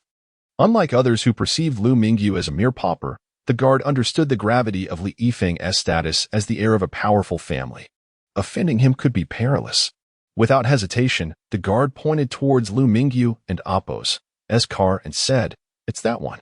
"Thank you," Li Yifeng replied, sparing the guard any further discomfort. The guard exhaled deeply and hurried away, recognizing the precariousness of the situation and preferring to seek less dangerous employment elsewhere. Little did Li Yifeng realize that his casual inquiry had instilled fear in the new guard. Li Yifeng was well aware of Liu Mingyu's vehicle and, upon noticing its considerable value, his wariness intensified. He picked up his phone and dialed, "Brother Hu, where are you?" On the other end, Brother Hu's booming voice resonated. "Young master, we'll be there in about 5 minutes." Anticipating the call, Li Yifeng distanced the receiver from his ear to avoid the assault of Brother Hu and Appo's raucous voice. With the assurance of Brother Hu's imminent arrival, Li Yifeng felt a sense of calm wash over him as he took a seat in the lobby. Huang Ping, perplexed by the sudden quiet demeanor of the usually boisterous Li Yifeng, wondered why he refrained from confronting Liu Mingyu. Not only she but also the other staff members had come to recognize the formidable figure of Li Yifeng, leaving them equally astonished by his unexpected restraint. The anticipated tumult had not materialized, and the lobby returned to its lively atmosphere. Li Yifeng opened a bottle of mineral water and reclined in his chair, taking a moment to relax. Meanwhile, Liu Mingyu swiftly finalized his purchase agreement, finding the process of buying outright far swifter than securing a mortgage, as all procedures could be handled at the sales center. "You, remember our dinner invitation at the villa tonight? Don't forget." Liu Mingyu, elated by his new acquisition, extended the invitation to Huang Yu. "I'll definitely be there, just don't take it the wrong way," Huang Yu replied with a vigorous nod. Equally pleased for Liu Mingyu and Appo's success, the two emerged from the reception area, engaged in cheerful banter. Huang Ping and Appo's gaze remained fixed on the door to the reception area. As soon as Liu Mingyu stepped out, she hastily leaned towards Li Yifeng and whispered, "Young master, Huang Yu and the others are coming out." Li Yifeng opened his eyes and turned towards the reception, catching sight of Liu Mingyu and Huang Yu sharing laughter, Huang Yu's expression brimming with joy. A surge of anger welled up within him. How dare anyone encroach upon what he considered his? In truth, he did not covet Huang Yu exclusively, rather, it was the principle of someone daring to encroach upon a woman he had set his sights on that incensed him. Huang Yu had no direct ties to him, save for the information sold to him by Huang Ping, which had drawn the attention of this young lord. However, Li Yifeng, as the heir of Jiaqing, was not a man to be trifled with. He believed that a woman he desired should remain untouched by other men unless he chose to sever ties. Rising abruptly, he intended to confront Liu Mingyu directly, but recalling the latter's expensive vehicle, he suppressed his fury, approaching Liu Mingyu instead. Huang Yu, engaged in light-hearted conversation with Liu Mingyu, abruptly halted upon noticing Li Yifeng and Appo's presence. Liu Mingyu, having already spotted Li Yifeng, assumed he was a new employee of the sales center. Seeing Li Yifeng before her, Huang Yu turned pale, feeling a surge of frustration for forgetting that the young master was on his way. Surely, he would and Appo's resort to violence against Liu Mingyu, would he? Instinctively clutching Liu Mingyu and Appo's arm, she exclaimed, "Young master, what brings you here?" Li Yifeng noted Huang Yu and Appo's gesture and felt a tempest of emotions brewing within him. After days of relentless pursuit, he had not succeeded in winning Huang Yu over. Now he found her sharing an intimate moment with another man. To him, their playful interaction resembled a romantic exchange. Without acknowledging Huang Yu, he fixed his gaze on Liu Mingyu and coldly declared, "Kid, this girl is mine. It would be prudent for you to vacate the premises immediately." Under normal circumstances, Li Yifeng would have struck Liu Mingyu without hesitation, but now he merely stood there, attempting to intimidate the other man. Normally, he would not have hesitated to resort to violence. As his frustration peaked, he felt an intense gaze locking onto him, compelling him to quell any thoughts of aggression. Liu Mingyu glanced at Li Yifeng, disregarding his warning, and turned to Huang Yu, softly asking, "You, who is this? Is he a colleague of yours?" Still reeling from Li Yifeng and Apos' unexpected appearance, Huang Yu instinctively shook her head in response to Liu Mingyu and Apos' question. "Did you hear that? Yu doesn't know you. You should leave," Liu Mingyu said, his tone measured yet firm. Li Yifeng's fury escalated, his face contorting with barely restrained rage. "Kid, I am the son of Li Longming. My name is Li Yifeng. If you have any sense, you will leave at once." Struggling to suppress the urge to resort to violence, he felt an undeniable pressure to act, fearing that any aggression on his part would lead to dire consequences. "Who is this Li Longming?" "I don and Amp. Apos, T recognize you," Liu Mingyu chuckled, awaiting Li Yifeng and Amp Apos' move, fully aware that in reality, he needed a justification for any response. Li Yifeng, overcome with rage, managed a strained smile and said, "Very well, just wait." Chapter 107. The tragic brother who is the crowd observed Li Yifeng rushing towards Liu Mingyu. They anticipated a confrontation. However, to their surprise, the two men, who had not seen each other for years, engaged in a brotherly conversation instead. Those standing at a distance could not discern their words, yet to onlookers, they appeared as long-lost siblings. Liu Mingyu chuckled and said, "Stop with the nonsense. If you need something, come to me. Otherwise, I shall take my leave." He grasped Huang Yu and Apos' hand and began to move towards the exit. Li Yifeng watched helplessly as Liu Mingyu walked away. At that moment, frustration boiled within him, and he could no longer contain himself. He swung a fist towards Liu Mingyu and Amp Apos' head. Liu Mingyu, ever alert to his surroundings, anticipated the attack. Indeed, the moment Li Yifeng made his move, the crowd gasped in unison, but their exclamations were quickly stifled as Liu Mingyu deftly turned, catching Li Yifeng and Amp Apos' fist with one hand. With a gentle yet firm grip, Liu Mingyu squeezed, causing Li Yifeng to feel as if his fingers might shatter. A pampered youth, Li Yifeng was not accustomed to such physical confrontations, and he cried out in pain, "Damn it, let go. That hurts." Having undergone a secondary gene evolution enhancement, Liu Mingyu's physical prowess had significantly increased. Yet his control over his strength was still developing. After a brief moment, he released Li Yifeng and Apos' hand, locking his gaze onto him and stating, "Huang Yu is under my protection. Do not harbor any ill intentions towards her. Otherwise, I shall confront you each time we meet." Huang Yu and Apos' cheeks flushed a deep crimson upon hearing Liu Mingyu and Apos' words, but she quickly regained her composure. Such statements, when repeated, began to lose their impact. Had it not been for the day's events, she would have felt little from his declaration. When words become too frequent, even the truth can fade into falsehood. Li Yifeng glanced at his now retracted fist, noticing a large red mark upon it, and began to rub the back of his hand.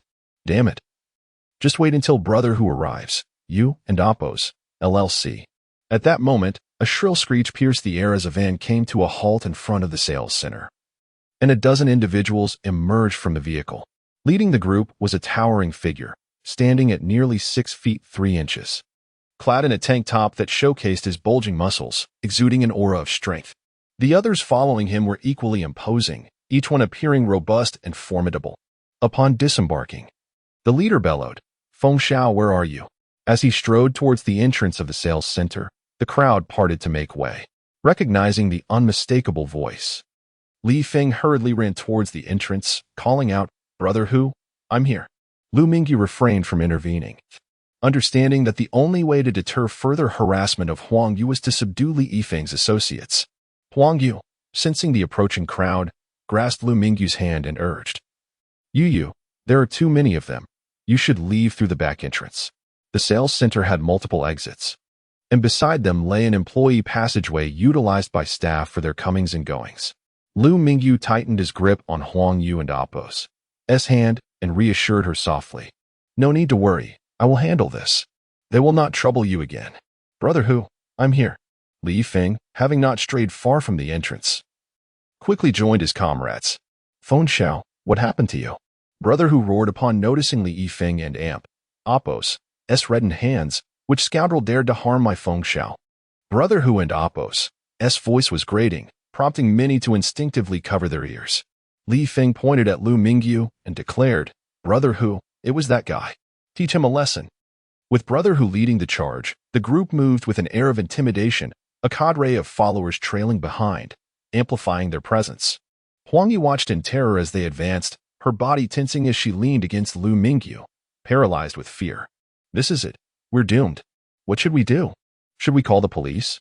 Sensing her anxiety, Liu Mingyu supported her gently, whispering words of comfort. It's all right. Just stay calm. I will manage this. Brother Hu, standing at 6 feet 3 inches, loomed over Liu Mingyu, whose stature was a mere 5 feet 7. The difference in their physiques was stark. Brother Hu appeared as a tank, while Liu Mingyu seemed almost frail, as though a slight touch could topple him. The onlookers silently held their breath for Liu Mingyu. Yet Li Yifeng, still shaken by Liu Mingyu's earlier strength, felt a lingering fear. Brother Hu glared down at Liu Mingyu, an oppressive aura emanating from him as he spoke in a low growl. You are the one who injured my Feng Xiao. He often employed such intimidation tactics, using his towering figure to instill fear. However, Liu Mingyu was not easily cowed. He had faced far greater terrors than Brother Hu's posturing. Extending his right hand, Liu Mingyu lightly patted Brother Hu and Apos' shoulder and said, You're too tall. Lower yourself a bit. To the astonishment of those watching, Brother Hu, as if compelled, bent slightly at the waist. To the onlookers, it appeared Brother Hu was acquiescing, yet he internally grappled with the tremendous pressure emanating from Liu Mingyu's hand. Struggling to maintain his stance, he realized that if he did not resist, he would find himself kneeling before Liu Mingyu. Despite the sensation of relief when the weight lifted, Brother Hu remained wary, not daring to rise fully, instead shrinking slightly. Those trailing behind him, including Li Yifeng, were baffled, unable to comprehend why Brother Hu was bowing to Liu Mingyu. Li Yifeng leaned in closer to Brother Hu and whispered, Brother Hu, what is going on? Why aren't you handling him? Noticing Brother Hu drenched in sweat, he yelled to those nearby, You fools, lower the air conditioning. Are you trying to roast Brother Hu alive? Chapter 108.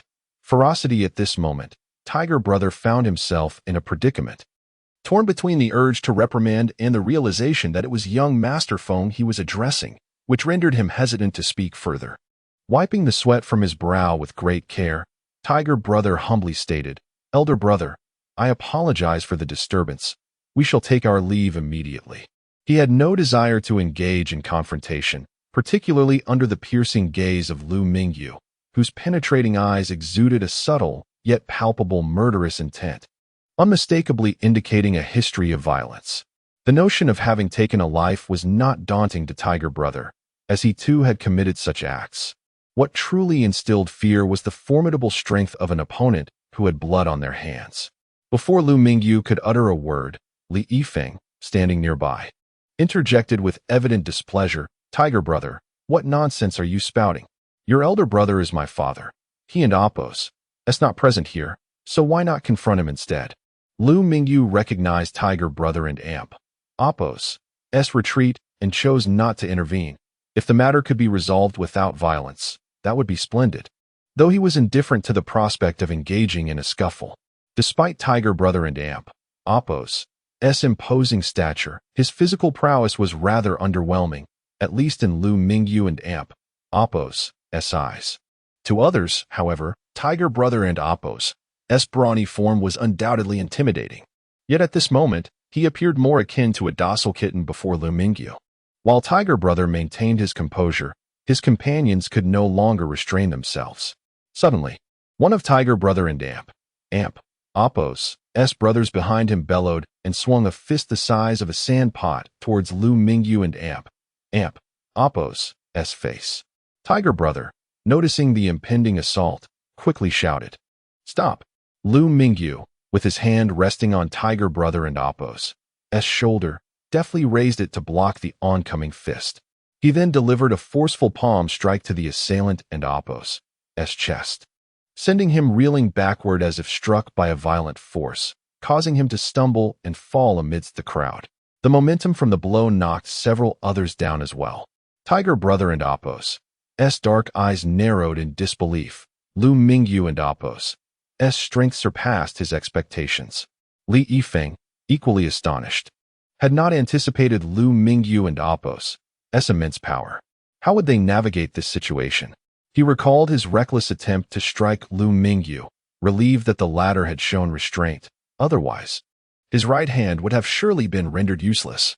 The onlookers began to murmur among themselves. Is this a movie? We hardly saw him exert any effort. Yet there were so many falling down. Perhaps they were merely acting.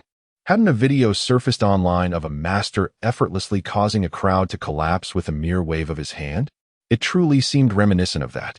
Liu Mingyu was taken aback by the spectacle. He felt as though he had hardly exerted himself, yet his adversaries fell as if in perfect synchrony with his actions.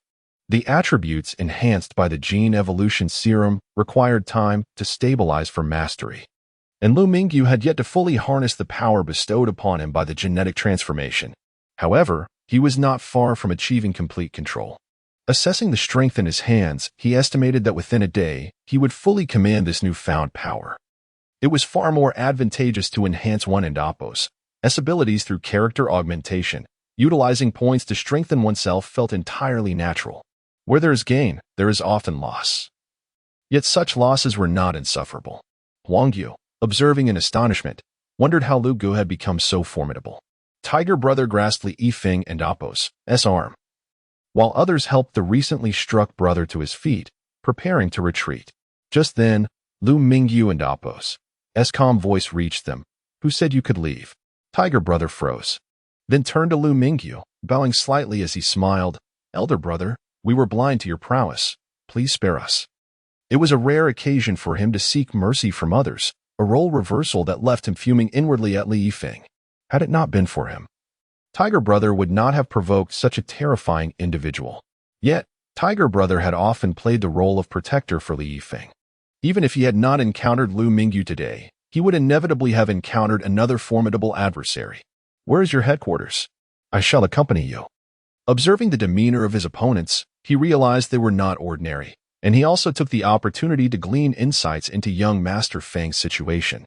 Only by thoroughly understanding them could they ensure Huang Yu's safety. Li Yifeng, who had initially lost hope, felt a spark of optimism upon hearing Liu Mingyu and Appos' intent to accompany him, eagerly nodding. "Elder brother, I will lead the way." In that moment, he resembled a subordinate. Tiger Brother was acutely aware of Li Yifeng and Appos' intentions to exploit the prowess of Liu Mingyu. He understood the backgrounds of those surrounding Liu Mingyu. Some were elite veterans from special forces, and he believed they could handle Liu Mingyu. Yet, an unsettling feeling lingered. He suspected that even those seasoned warriors would struggle against Liu Mingyu. Despite his reservations, he remained silent. To obstruct Li Yifeng now would only serve to create animosity. Though he often assisted Li Yifeng in handling matters, he regarded himself merely as a hired muscle. Wait for my return here. I shall treat you to a meal," Liu Mingyu said, turning to Huang Yu. Huang Yu resolutely shook her head. "No, I will accompany you." The situation had arisen due to her actions, and she felt compelled to face it, uncertain of when Liu Mingyu had acquired such strength. She nonetheless felt uneasy about visiting the headquarters of the adversary. Liu Mingyu, gazing into her determined eyes, smiled. "Very well, then we shall go together." Under Li Yifeng and Appos' guidance, they proceeded toward the exit. As Li Yifeng reached the door, he cast a ferocious glare at Huang Ping, cursing under his breath. "Damn it. This woman is the cause of my predicament." In truth, he was not as disheveled as he portrayed.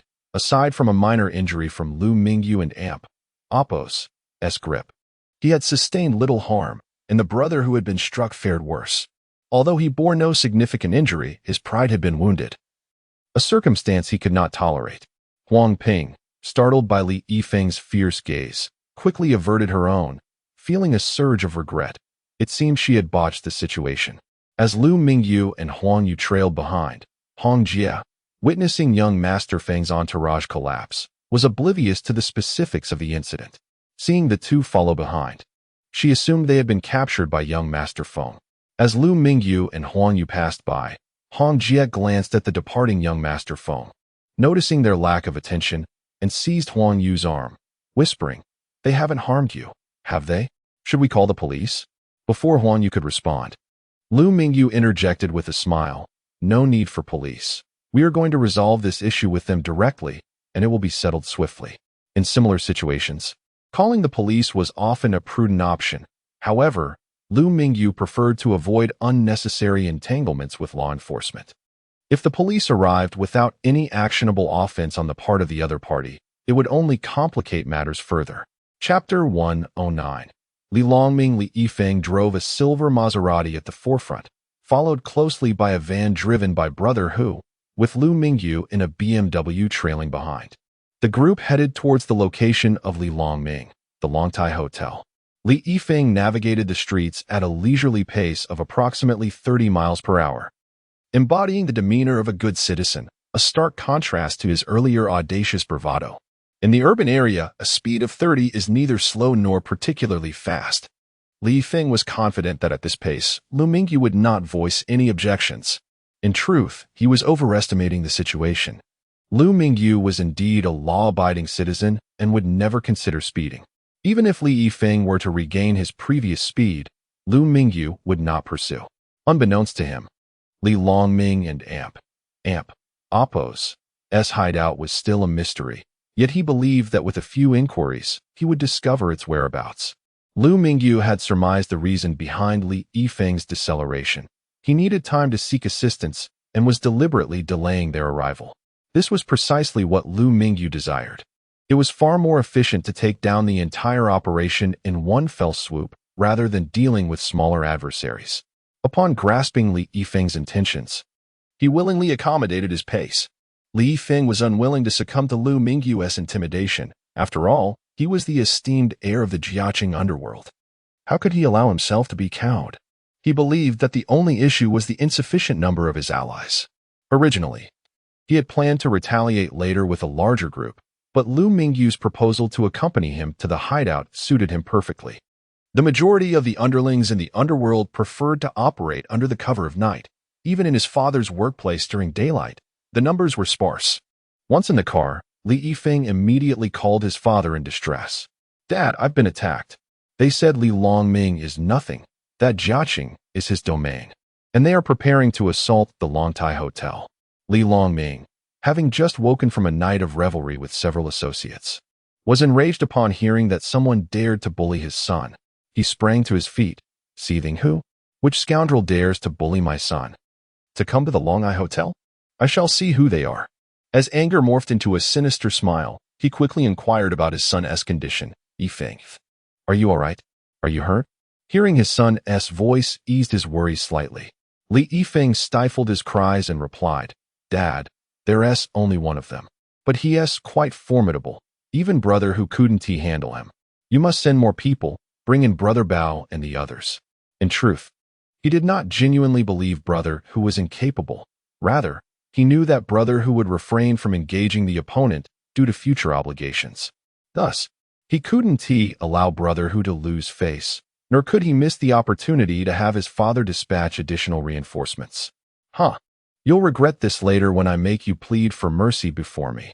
At this juncture, Li Yifeng was no longer concerned about Huang Yu, but rather about preserving his own dignity.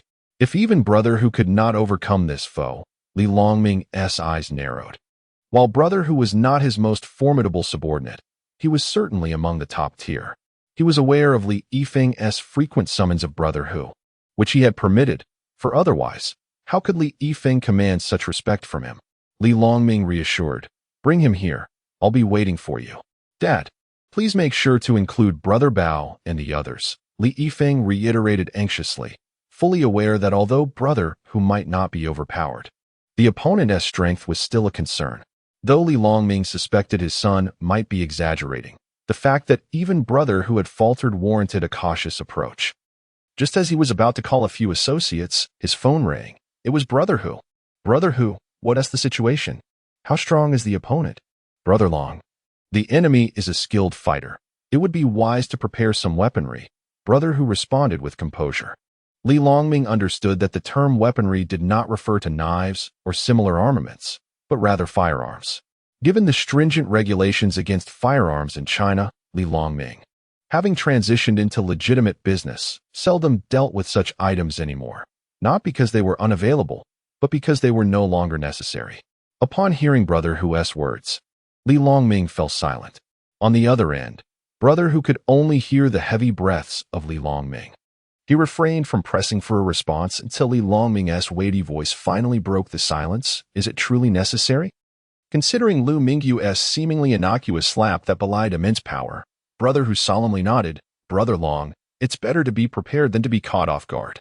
While Li Longming could not see Brother Hu's expression, the gravity in his tone conveyed the seriousness of the impending confrontation. All right, please ensure Yifeng's safety, he instructed. After hanging up, Li Longming promptly made several more calls.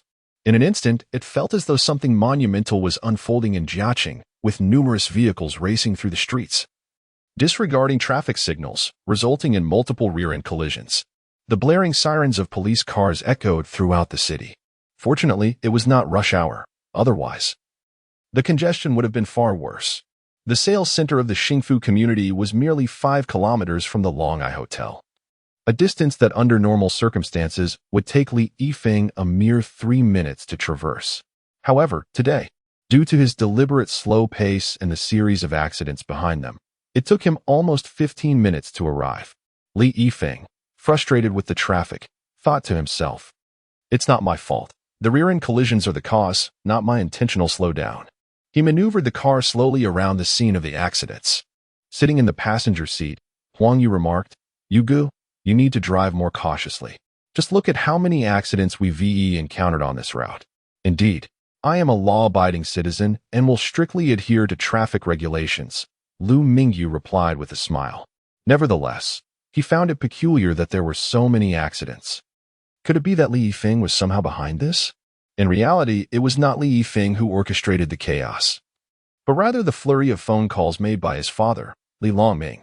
Yet, it could be argued that Li Yifeng was indirectly responsible, if not for him. These incidents would not have occurred in the first place. Thus, one could reasonably say that Li Yifeng was indeed the architect of this tumult. Chapter 110, Dragon, Tiger, and Leopard. A sudden influx of luxury vehicles, Bentleys, Lamborghinis, and several Maybachs, along with numerous other high-end cars, converged upon the entrance of the Dragon Thai Hotel. Passers-by speculated about the cause. Was there a conference or a grand gathering taking place at the hotel? Dragon, what an amp? Oppos, est the matter? Why the early morning summons? A man with disheveled hair, a partially eaten bun in hand, mumbled through a mouthful of food, barely pausing to wipe his greasy lips. He had rushed over upon hearing Dragon and Oppos' call, his hasty arrival likely causing a series of rear-end collisions along the way. Being the closest, he was the first to arrive. Old Wolf, you and Amp. Amp, Oppos, here. I and Amp. Amp, Oppos. LL explained everything once the others arrive, Li Longming reassured him. The man known as Old Wolf found a spot and continued his breakfast. Over the next few minutes, several more individuals trickled in, each appearing as if they had just been roused from sleep. They greeted Li Longming and then helped themselves to food. Seeing that most of the group had assembled, Old Wolf stood up and announced, Dragon, the brothers are mostly here. Can you tell us what in Amp, Oppos, is going on? Li Longming surveyed the group and, satisfied that nearly everyone had arrived, declared, Brothers, I've received information that someone intends to disrupt our operations. Upon hearing this, Old Wolf, known for his fiery temper, erupted, Who is it? Old Wu from the neighboring city? Is it Old Wu? Has he found some formidable ally that dares to challenge us? Chimed in Viper, whose temper rivaled Old Wolf's. Old Wolf, Viper, calm down. Let Dragon explain the situation. They're in Amp, Oppos, No need to be impulsive.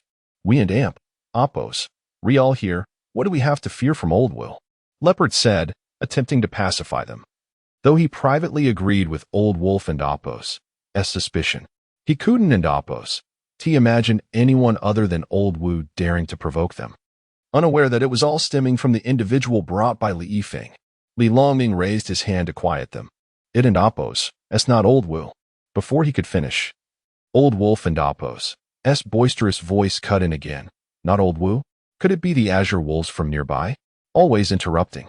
Old Wolf, your temper needs to be reined in. Leopard remarked, inwardly surprised that it was and Oppos' Old Wu.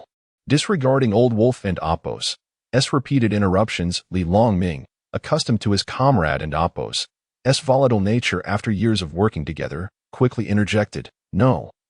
It and Oppos' not any of the surrounding factions. It and Oppos' a formidable expert who and Oppos' coming. An expert? Leopard narrowed his eyes, a look of confusion spreading across his face. Is one person worth mobilizing all of us? Since their transition, the Dragon Tai Hotel, while still serving as their base, rarely saw such a large gathering unless a major event was unfolding. The arrival of a single individual hardly seemed to warrant such attention. Tiger had an encounter with him and advised me to prepare weapons, Li Longming explained, relaying Tiger and Oppos' warning. Oh, in that case, I and Oppos' am rather intrigued, Leopard responded, his face lighting up with excitement. No matter how skilled one is with their fists, they can't withstand weapons. Since retiring, he had longed for a worthy opponent. Meanwhile, Li Yifeng and his companions approached the Dragon Tai Hotel.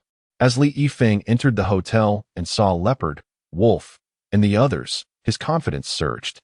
He quickly moved away from Liu Mingyu, fearing he might be used as a hostage, and rushed to Li Longming and Amp, Oppos' side. However, Li Yifeng and Amp, Oppos' worries were unfounded. Liu Mingyu had no intention of stopping him and allowed him to leave. Seeing the crowd of intimidating figures in the lobby, Huang Yu instinctively clutched Liu Mingyu and Oppos' sleeve. Liu Mingyu gently grasped her hand and reassured her. Dawn and Amp, Oppos, be afraid. I and Amp, Oppos, am here. Huang Yu and Amp, Oppos' face flushed as her hand was taken, and she hesitantly tried to pull away. But her strength failed her. Misinterpreting her reaction, Liu Mingyu assumed she was frightened and tightened his grip, seeing his son safe and sound. Contrary to the dire situation described over the phone, Li Longming refrained from questioning Li Yifeng in front of outsiders. Dad, that's him, Li Yifeng said, pointing at Liu Mingyu. So you're the one challenging our organization? Li Longming asked sternly. Liu Mingyu smiled and replied, challenging? If you say so, then that's what it is. I don't mind. Hearing that Liu Mingyu was the challenger, Old Wolf stood up and boomed, boy, you're the one challenging us? Not bad, you've got guts. The others were equally surprised. The young man before them hardly looked like a formidable challenger. He seemed more like someone just entering society. Li Longming shared their sentiment. If he didn't and Oppos' know Tiger to be an honest man, he would have suspected that Tiger was colluding with Liu Mingyu to deceive him. Tiger approached Li Longming and whispered, Dragon, this guy is not to be underestimated. He and Amp, Oppos, as an expert. Tell the brothers to be careful. Li Longming nodded silently. Liu Mingyu had previously dismissed the idea of someone being able to kill with a glance, but now he was beginning to believe it. He had used his gaze to warn others at the sales center, a technique that seemed to stem from his heightened mental strength. The system had and Amp, Oppos, provided any specific skills. So he was and Amp, Oppos, sure if it was real, but he had a strong feeling about it. Holding Huang Yu and Amp, Oppos' hand, Liu Mingyu stepped forward and addressed Li Longming, Mr. Li. Are you sure you want to do this here? Li Longming glanced around, noting the onlookers drawn by the standoff. He chuckled and said, this way, please. The group proceeded to the banquet hall on the second floor of the Dragon Tai Hotel. Mr. Li, since you say I'm here to challenge you, then let and Amp, Oppos' consider it a challenge. What are your terms? Liu Mingyu asked. His initial plan was to quickly and decisively defeat them, deterring them from harassing Huang Yu. However, there were many ways to achieve this, and he decided to let them choose. Before Li Longming could respond, Leopard stepped forward, his eyes gleaming with excitement. Tiger mentioned you're a formidable expert. How about we settle this with a friendly exchange of blows? Chapter 111. Instant victory. Liu Mingyu nodded. All right, no problem. Although aware of his superior physical prowess, he was curious to gauge the extent of his advantage over ordinary individuals. Observing Leopard and Amp, Apos, robust physique. Huang Yu couldn't and Amp, Apos, helped but feel a tinge of anxiety for Liu Mingyu.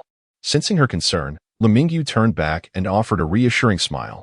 Amp, Apos, all right. Dawn and Amp, Apos, worry. Watch how I handle them. Just stay here. Liu Mingyu stepped forward, extending his right hand in a gesture of invitation. Please. Despite being uncertain of their potential machinations, Liu Mingyu instinctively shielded Huang Yu behind him, confident that he could thwart any attempt to take her hostage. Leopard advanced, his countenance grave as he scrutinized Liu Mingyu.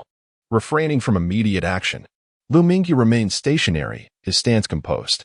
Lacking formal martial arts training, he relied on his exceptional physical attributes.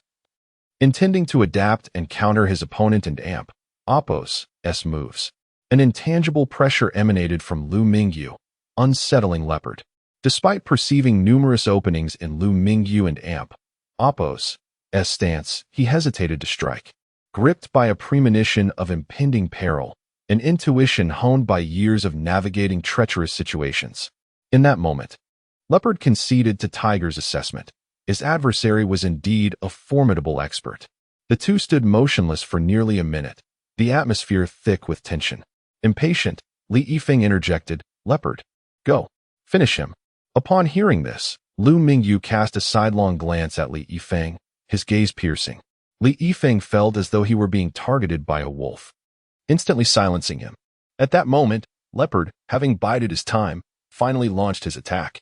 With a swift surge, he transformed into a veritable feline predator, closing the distance with remarkable speed. Though Liu Mingyu had issued a warning glance to Li Yifeng, his primary focus remained fixed on Leopard. The instant Leopard moved, Liu Mingyu's eyes locked onto his movements. Leopard's actions seemed to decelerate, unfolding like the languid movements of elderly dancers in a town square. Seizing the opportune moment, Liu Mingyu sidestepped Leopard's punch and delivered a horizontal palm strike to his torso. Missed? Leopard thought, a sense of foreboding washing over him. Before he could react, Leopard was sent hurtling backward as if struck by a vehicle traveling at breakneck speed. A resounding thud echoed as Leopard crashed into the crowd of onlookers, sending them sprawling. Liu Mingyu had amplified the force of his strike compared to their encounter at the sales center, cognizant of his extraordinary strength. While delivering the blow, he consciously restrained his power. His intention was to resolve the situation, not to kill. Had he exerted his full strength, Leopard and Apos' internal organs would have been pulverized upon impact. Nevertheless, even with the reduced force, the outcome surpassed Liu Mingyu and Apos' expectations. All of this transpired in an instant. The spectators were left dumbfounded. What just happened? How did Leopard get sent flying? From their perspective, Leopard had charged at his opponent, only to be propelled into the air. Leopard! Leopard! Cries of concern arose, mingled with expressions of fear at the display of raw power. Those who had contemplated joining the fray were now deterred by Leopard's fate. Their courage evaporated. Leopard staggered to his feet, spitting out a mouthful of blood. He wiped the blood from his lips and inquired, "What is the name of that palm technique?" Palm technique. There and Apos' no palm technique, Liu Mingyu replied, puzzled. Shall we continue? It was merely a straightforward palm strike. Leopard remained unconvinced. Sensing the other and Apos' reluctance to divulge the information, he didn't and Apos' press further. Liu Mingyu and Apos' strike had inflicted severe damage. He coughed up more blood and shook his head. There and Apos' no need to continue. I and Apos' am no match for a single strike from you. What and Apos' the point? Liu Mingyu turned to Li Longming and his entourage. What about you? They collectively shook their heads. It was a joke. Leopard, their most formidable fighter, had been instantly defeated. To step into the ring would be suicidal. Li Yifeng was the most crestfallen. He had hoped that Leopard and his men would inflict a beating on Liu Mingyu, but Leopard had proven to be utterly outmatched. Li Yifeng's face paled as he instinctively sought refuge behind Li Longming. Seeing his own man defeated, Li Longming responded with amusement, even applauding. Worthy of the expert Tiger spoke of. Impressive. But even with your prowess, it and amp, oppos, as futile. Oh? Liu Mingyu raised an eyebrow, wondering if his opponent had some other trick up his sleeve. After the palm strikes at the sales center and against Leopard, Liu Mingyu had a rough idea of his capabilities. In a straight fight, he felt confident. Li Longming chuckled, retrieving a Colt M1911 pistol from his pocket. He aimed it at Liu Mingyu. What about this? No matter how skilled you are, can you outrun a bullet? Seeing his father brandishing a gun, Li Feng regained his confidence and stepped forward. The men present were all Li Longming's subordinates, so they weren't surprised to see their boss pull out a firearm. The atmosphere of gloom that had descended after Leopard's defeat dissipated. Liu Mingyu regarded Li Longming with a playful expression, remaining silent. Li Longming frowned, wondering if his opponent had a backup plan or if he mistook the gun for a toy. Do you think it's a toy? Liu Mingyu shook his head. Concealing his actions with his clothes, he retrieved a Walker pistol, aiming it at Li Longming and his men. You want to play with guns? Li Longming was taken aback. Where had that gun come from? He had and amp, oppos, seen him concealing it, and what kind of gun was it? He had never seen anything like it before. Could it be a toy? Of course, Li Longming and his men had never seen it. Liu Mingyu and oppos' gun was from the apocalyptic world. Something that didn't and oppos' yet exist in the real world. As if sensing Li Longming and oppos' thoughts, Liu Mingyu raised his gun and fired a shot into the ceiling. Bang! The sound of the gunshot sent everyone scrambling backward. Li Longming was no exception, startled by the sudden noise. He glanced at his Colt pistol and then back at his opponent, realizing they were in completely different leagues. He had a feeling that even if he fired, he wouldn't be able to hit his target, and with so many of his own men present, a single spray of bullets from the other side would send them all to their graves. Cold sweat streamed down his face. Despite holding a gun, he felt no sense of security. He holstered his pistol, wearing an awkward expression, misunderstanding. It and amp, oppos', all a misunderstanding. Seeing Li Longming put away his gun, Liu Mingyu lowered his own, but he didn't return it to his storage space, holding it openly in his hand. Chapter 112. Moving house. Is this a new type of firearm? Which nation manufactured it? While the world is familiar with mainstream weaponry, there exist numerous arms manufacturers that offer bespoke creations. The weapon in Liu Mingyu and oppos' possession is indeed custom-made. Upon seeing the handgun in Li Longming and oppos' hand, Huang Yu felt an overwhelming surge of anxiety, her heart tightening with trepidation. When she noticed Liu Mingyu wielding a firearm as well, she instinctively perceived it to be a toy gun, a sentiment shared by everyone present. The resemblance of the weapon to a plaything was striking. It was only after Liu Mingyu discharged a shot into the air that Huang Yu's heart began to settle, although it still raced with intensity. The events of the day having left her utterly astonished, Liu Mingyu holstered his weapon and approached Li Yifeng, casually inquiring, "What now? Are you still intent on causing trouble?" Li Yifeng, in a dejected tone, replied, "Brother, I was mistaken." "Mistaken in what regard?" Liu Mingyu toyed with his gun, speaking with a nonchalant demeanor. Trembling at the sight of the firearm, Li Yifeng bowed his head. "Brother, I should not have pursued Huang Yu or fabricated a tale about you challenging Bao Gu and his crew. Do not set your sights on Huang Yu again, next time. Luck may not be on your side," Liu Mingyu warned. Li Yifeng nodded earnestly. "I promise to protect Huang Yu. Anyone who dares to trouble her will have to contend with me." At that moment, Li Longming realized how Li Yifeng had incurred Liu Mingyu's wrath. He understood that Li Yifeng had a history of courting various women, but none were as formidable as Liu Mingyu.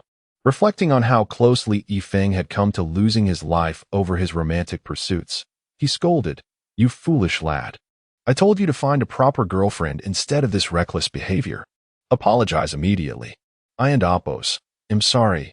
I want to do it again," Li Yifeng replied, but Li Longming interrupted. "Not to me, but to this lady." Though introductions had not been made upon entry, Li Longming could discern the true protagonist was Huang Yu, prompting Li Yifeng to extend his apology to her. Li Yifeng stepped forward, bowing slightly. "Miss Huang Yu, I sincerely apologize for my rude behavior these past few days. Huang Yu was taken aback by his gesture. Her gentle nature had never encountered such a situation, and she instinctively sought refuge beside Liu Mingyu. The others quickly grasped that this was not a challenge, but rather a predicament stemming from Li Yifeng and Apo's romantic endeavors. Old Wolf, known for his fiery temperament, exclaimed, "Young man, it's high time you find a proper girlfriend." Initially, he had considered challenging Liu Mingyu, but witnessing Bao being swiftly defeated quelled any desire he had for confrontation. Liu Mingyu, uninterested in their antics, had achieved his primary objective and chose to ignore them. Li Longming cautiously interjected, "Brother, now that we've settled our differences, it's nearly time for lunch. I've arranged a banquet at the hotel. I hope you will grace us with your presence." Observing his father, usually so formidable, now humbly appeasing Liu Mingyu, Li Yifeng felt a wave of discomfort wash over him. It was time to mend his ways. He could no longer afford such frivolity. Having narrowly escaped with his life, leading the way, Li Longming was blissfully unaware that this incident had prompted his son to reconsider his reckless lifestyle. He would have been elated had he known. Although he understood his son and Apo's nature, he had often felt helpless in steering him towards improvement. This newfound resolve was indeed a pleasant surprise, but whether it would last remained uncertain. At noon, Liu Mingyu and Huang Yu enjoyed lunch at the Longtai Hotel. After their meal, they sat in Liu Mingyu's BMW, and a silence enveloped them. After a while, Liu Mingyu broke the stillness, saying, "Feel free to ask me anything. I am willing to share all that I can." Huang Yu chuckled at his words, teasing, "What questions could I possibly have? Such as, where does my money come from? Or the origin of the gun in my possession?" Liu Mingyu had prepared for inquiries, but was taken aback when Huang Yu refrained from asking. With a bright smile that radiated under the sunlight, Huang Yu remarked, "Didn't you mention inheriting a fortune? That hardly requires further questioning." Liu Mingyu responded with a gentle smile, "Indeed, I have inherited a fortune. What shall we do now?" Huang Yu inquired with a grin. Liu Mingyu, not wishing to dwell on the matter, replied, "Well, it's time to move house, and I plan to treat you to dinner at the villa tonight." "Sounds splendid. The lunch doesn't count. I want something delicious for dinner." Huang Yu beamed. "Of course, I will procure whatever you desire, but first, we must retrieve my belongings from the villa," Liu Mingyu affirmed. They arrived at Liu Mingyu's rental apartment, where workers were busy constructing walls. The pace of their work was impressive. In just half a day, a significant portion had been completed, and it was anticipated that it would be fully restored by the following day. Huang Yu, surprised by the unfinished wall, asked, "Brother Yu, what happened to your room? Is the landlord renovating? This seems quite unfair to rent out a place that isn't fully ready." With a hint of embarrassment, Liu Mingyu explained, "It and Apo's not the landlord and Apo's doing. I accidentally knocked the wall down." He chose not to divulge that it was his head that had caused the damage. Huang Yu, astonished, remarked, "That wall must be rather flimsy. Repairing it will surely be costly." Before Liu Mingyu could respond, she continued, "Oh, but of course, you've inherited a fortune, so such trivial expenses hardly matter." The rental space contained few personal items, mostly old clothing, while important documents had been stored in his spatial pouch, ensuring he was never burdened by belongings. Altogether, his possessions consisted of a single suitcase and a cardboard box, with the convenience of a vehicle. Transporting everything would be a swift endeavor. After depositing his belongings in the villa, Liu Mingyu and Apo's newly acquired residence was tastefully furnished, having been presented as a model home. He knew, however, that the amenities were largely decorative and would need to be gradually replaced with practical items. The villa had been cleaned prior to handover, leaving it in immaculate condition. Liu Mingyu gazed at the villa with a complex expression, reflecting on how just days prior, he had been an ordinary employee of the real estate firm. To think that within such a short span, he had managed to purchase the most expensive villa in their portfolio filled him with a sense of wonder. Chapter 113. Dinner. What's wrong? Suddenly owning a villa feels surreal? Huang Yu inquired curiously, gazing at Liu Mingyu. Liu Mingyu tucked away his sentimental thoughts and flashed a radiant smile. "How could it not feel real? What would you like to eat tonight?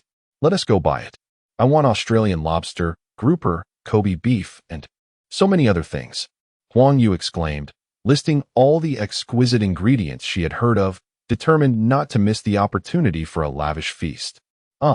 I can't guarantee we'll find all that. Let us start at the seafood market, Liu Mingyu replied, somewhat embarrassed. Jia City was a small town, not coastal, and it was unlikely to have such a variety of seafood. Huang Yu and Apos' desires were ambitious, and satisfying them tonight would be quite a challenge. With a playful smile, Huang Yu said, fine, let us check out the seafood market. The duo drove to the nearest seafood market, pleasantly surprised to discover a rich assortment of seafood.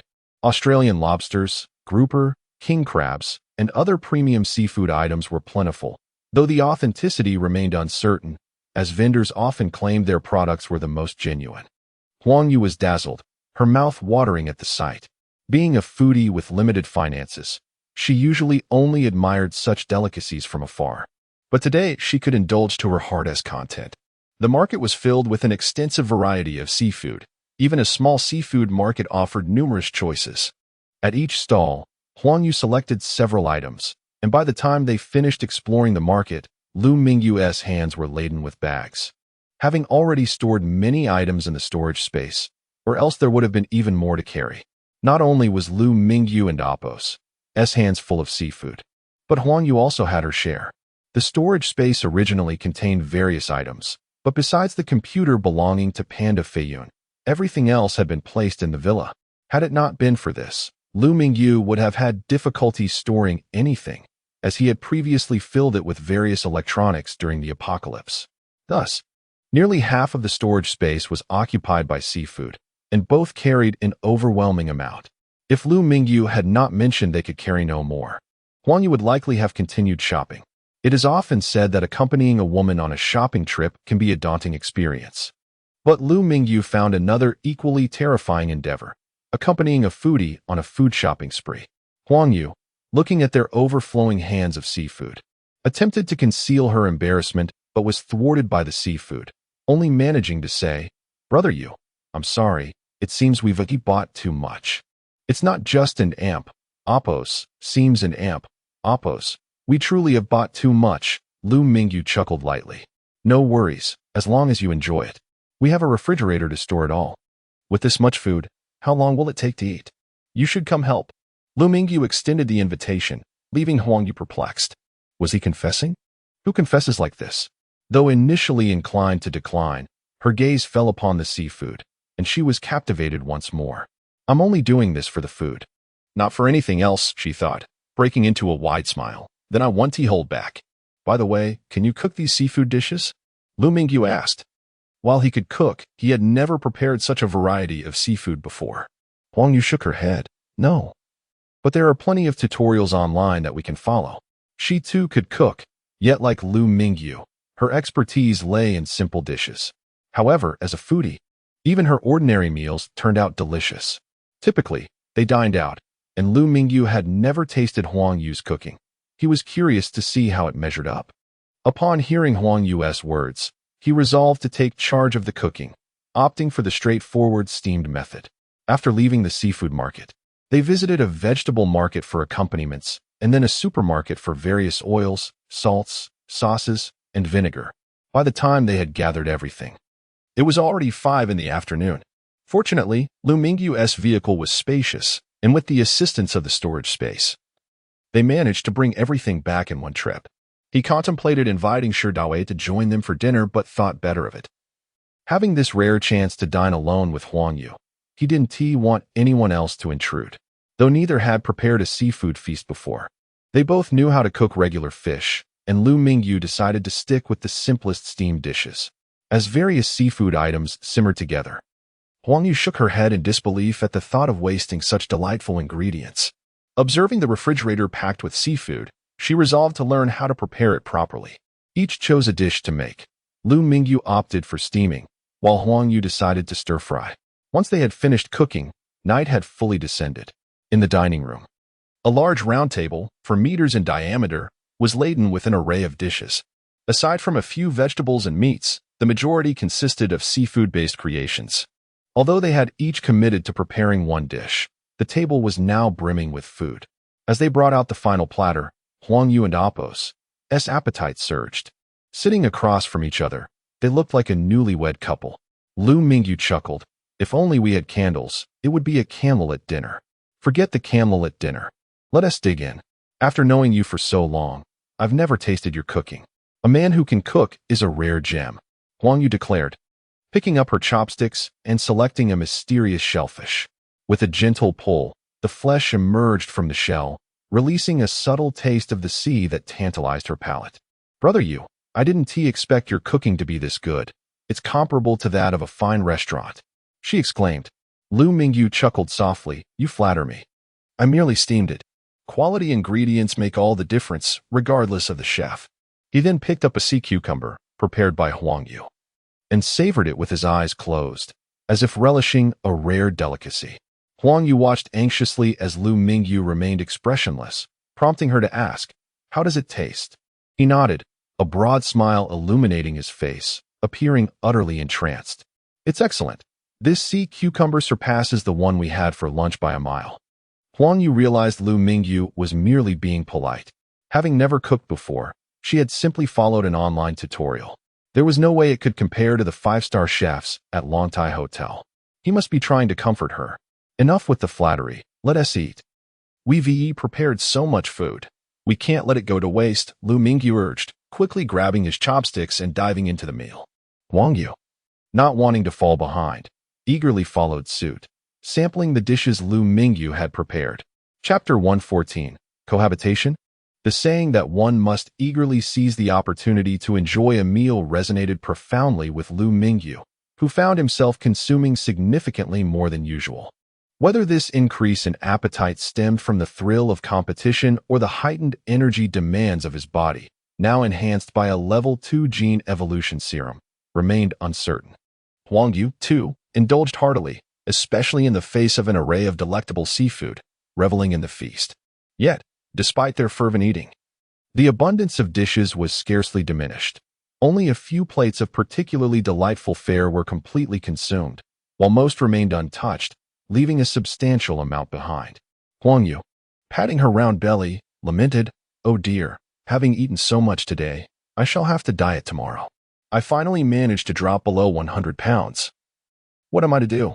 Standing at 5 feet 5 inches, maintaining her weight below 100 pounds was a considerable achievement for her as a foodie, especially since she was not one of those fortunate individuals who could eat without gaining weight.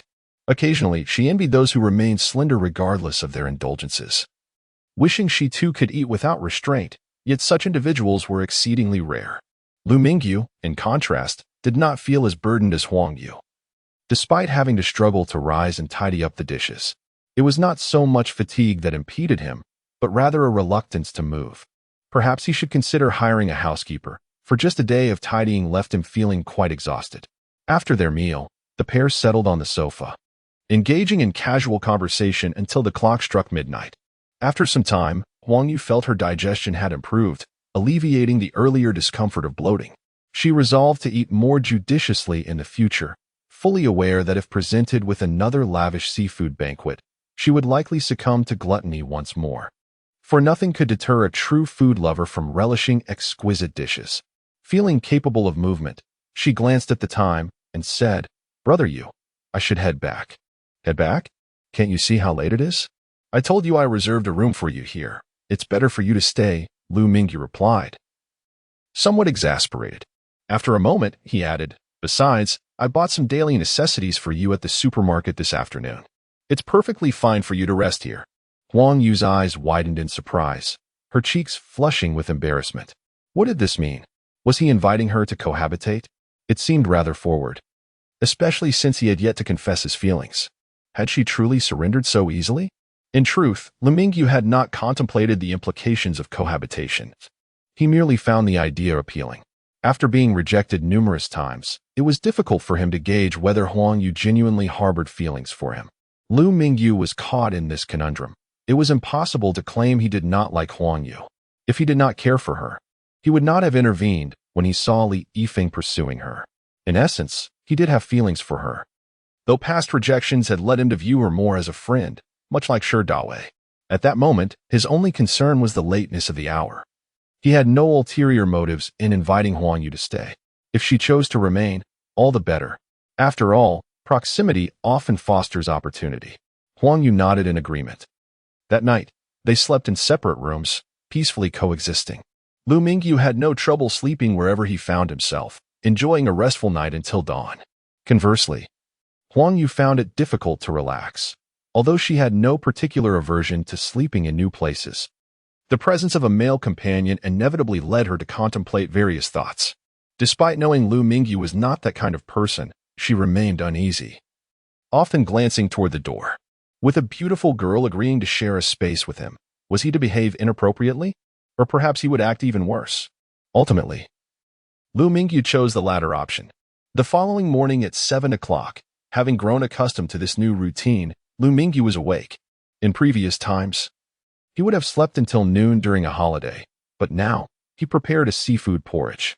By 8, Huang Yu awoke groggily, and after freshening up, she descended the stairs to find a pot of porridge waiting at the table. It felt like a cozy little home, with a caring husband preparing breakfast for his wife. "Good morning. Have you brushed your teeth yet? I made seafood porridge. Come and try it," Liu Mingyu called out. Huang Yu, her cheeks slightly flushed, perhaps from just washing her face, flashed a bright smile, revealing her pearly teeth. "That's wonderful. Having breakfast ready this morning makes me want to move in here. It's so convenient for work." "You and Amp, Oppos, more than welcome," Liu Mingyu replied, ladling out a bowl of porridge for her, careful as it was still hot. Huang Yu took the bowl, scooped a small spoonful, and upon tasting it, raised her thumb in commendation. "Brother Yu, I never expected you to be so skilled at making porridge. The seafood flavor is just as delightful as what we had yesterday. I thought it would lose its taste after being in the fridge. Today's porridge was made from ingredients stored in a special storage space, which Liu Mingyu had tested to preserve food remarkably well, even surpassing the capabilities of a refrigerator. In this storage space, time seemed to stand still, allowing for optimal freshness without any signs of spoilage. Half an hour later, Huang Yu, feeling quite full, reclined in her seat, exclaiming, "Oh dear, I'm so stuffed. If I keep eating like this, no one will want me." Originally intending to eat less to lose weight, she found herself completely satisfied once again. Liu Mingyu teased, "No one wants you." "I do." Huang Yu shot him a dubious look. "Are you sure? Eating like this, I'll turn into a big girl." "Of course, as long as it's you. It doesn't matter," Liu Mingyu replied earnestly. Huang Yu and Amp, Oppos' heart raced at his words, wondering if he might think of her as someone who valued wealth over character. She had never agreed to such things before. Now, if she did, wouldn't it be too obvious? Internally, she shook her head, quickly dismissing the thought and blushing slightly. "I was joking. I can take care of myself." "I'm not joking. As long as you agree, I'm all in," Liu Mingyu insisted seriously.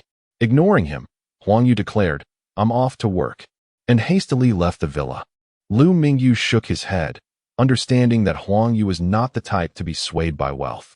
If she were truly that way, she would have accepted Li Yifeng's advances long ago, unaware that Liu Mingyu was now affluent. Clearly, winning her heart would require time. Chapter 115. Task Refresh. Liu Mingyu gently shook his head. Without a nanny, he had to clean the dishes himself. After tidying up, he prepared to check which tasks had refreshed for the day. Upon accessing his personal interface, he noted that his crossing count had increased by 1, reaching a total of 5, while other details remained unchanged. The daily tasks had refreshed with 2 new assignments. Daily Task 1, New Recruit Task Level, White Task Description, to become a qualified new recruit. 1 must slay 10 ordinary zombies. Task Reward, 20 points. Task Progress, 0-10. Daily Task 2, Beginner's Entry Task Level, White Task Description, collect 500 grams of level 1 energy crystals. Task Reward, 100 points.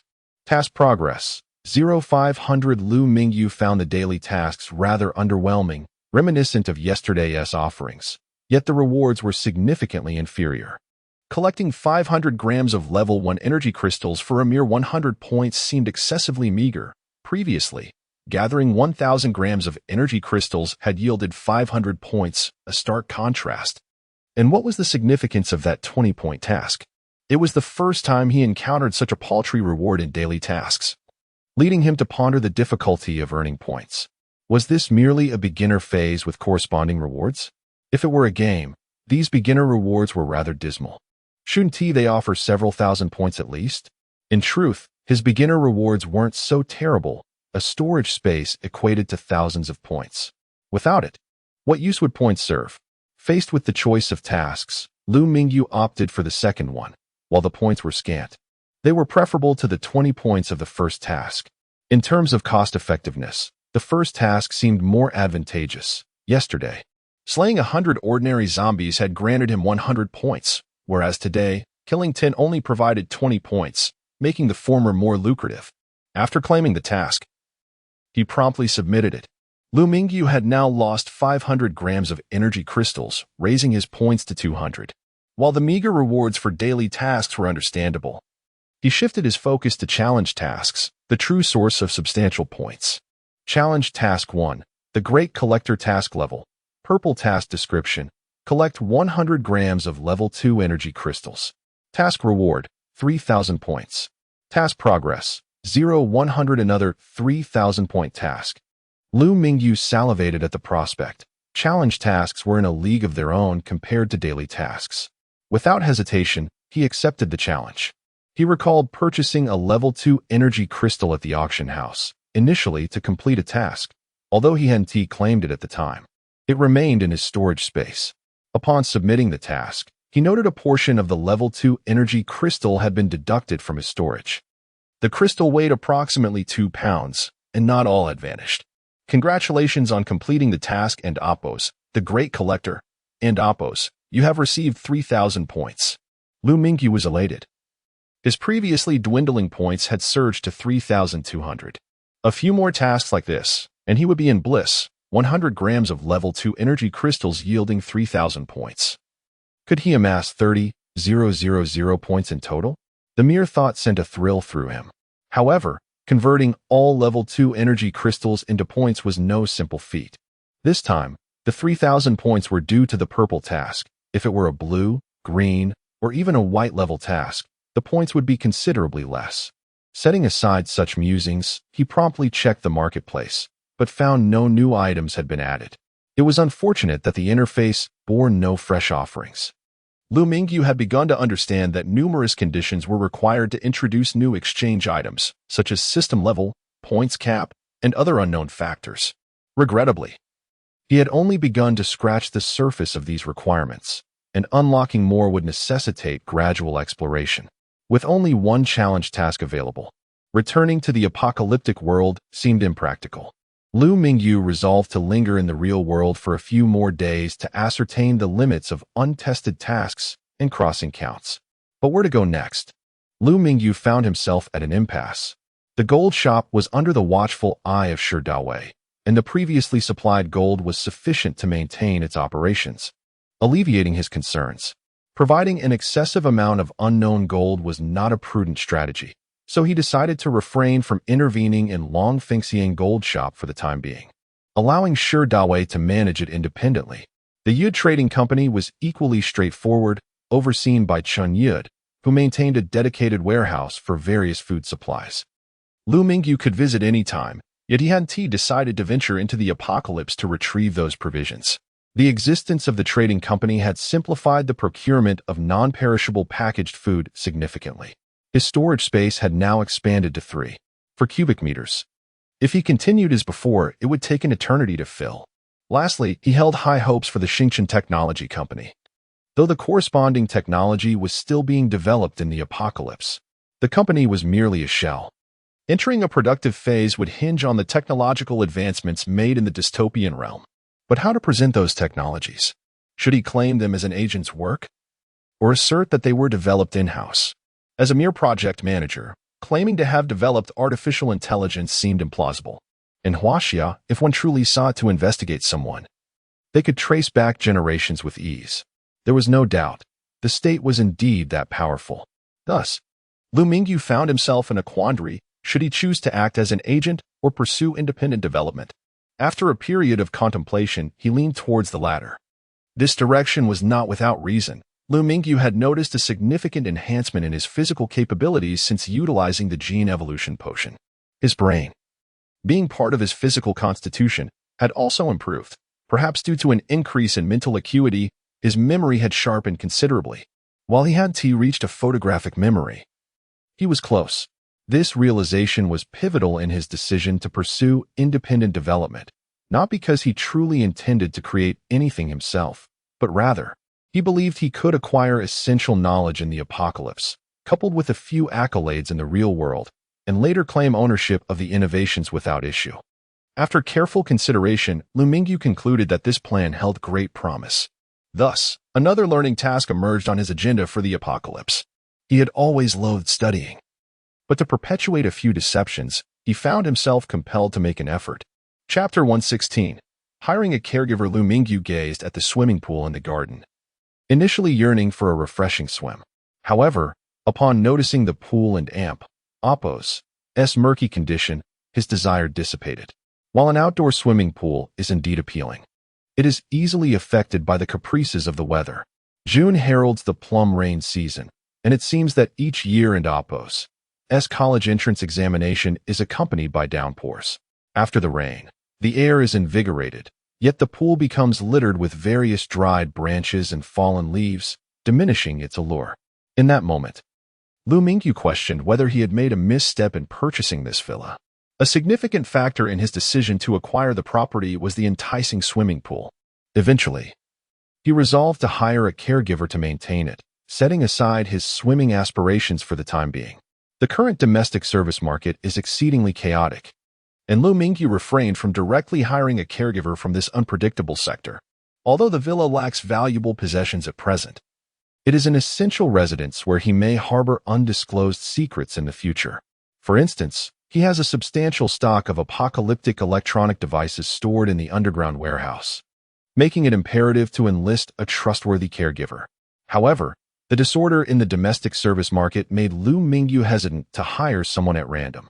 He recalled that a distant relative of his lived nearby and worked as a caregiver. Perhaps he could reach out to her.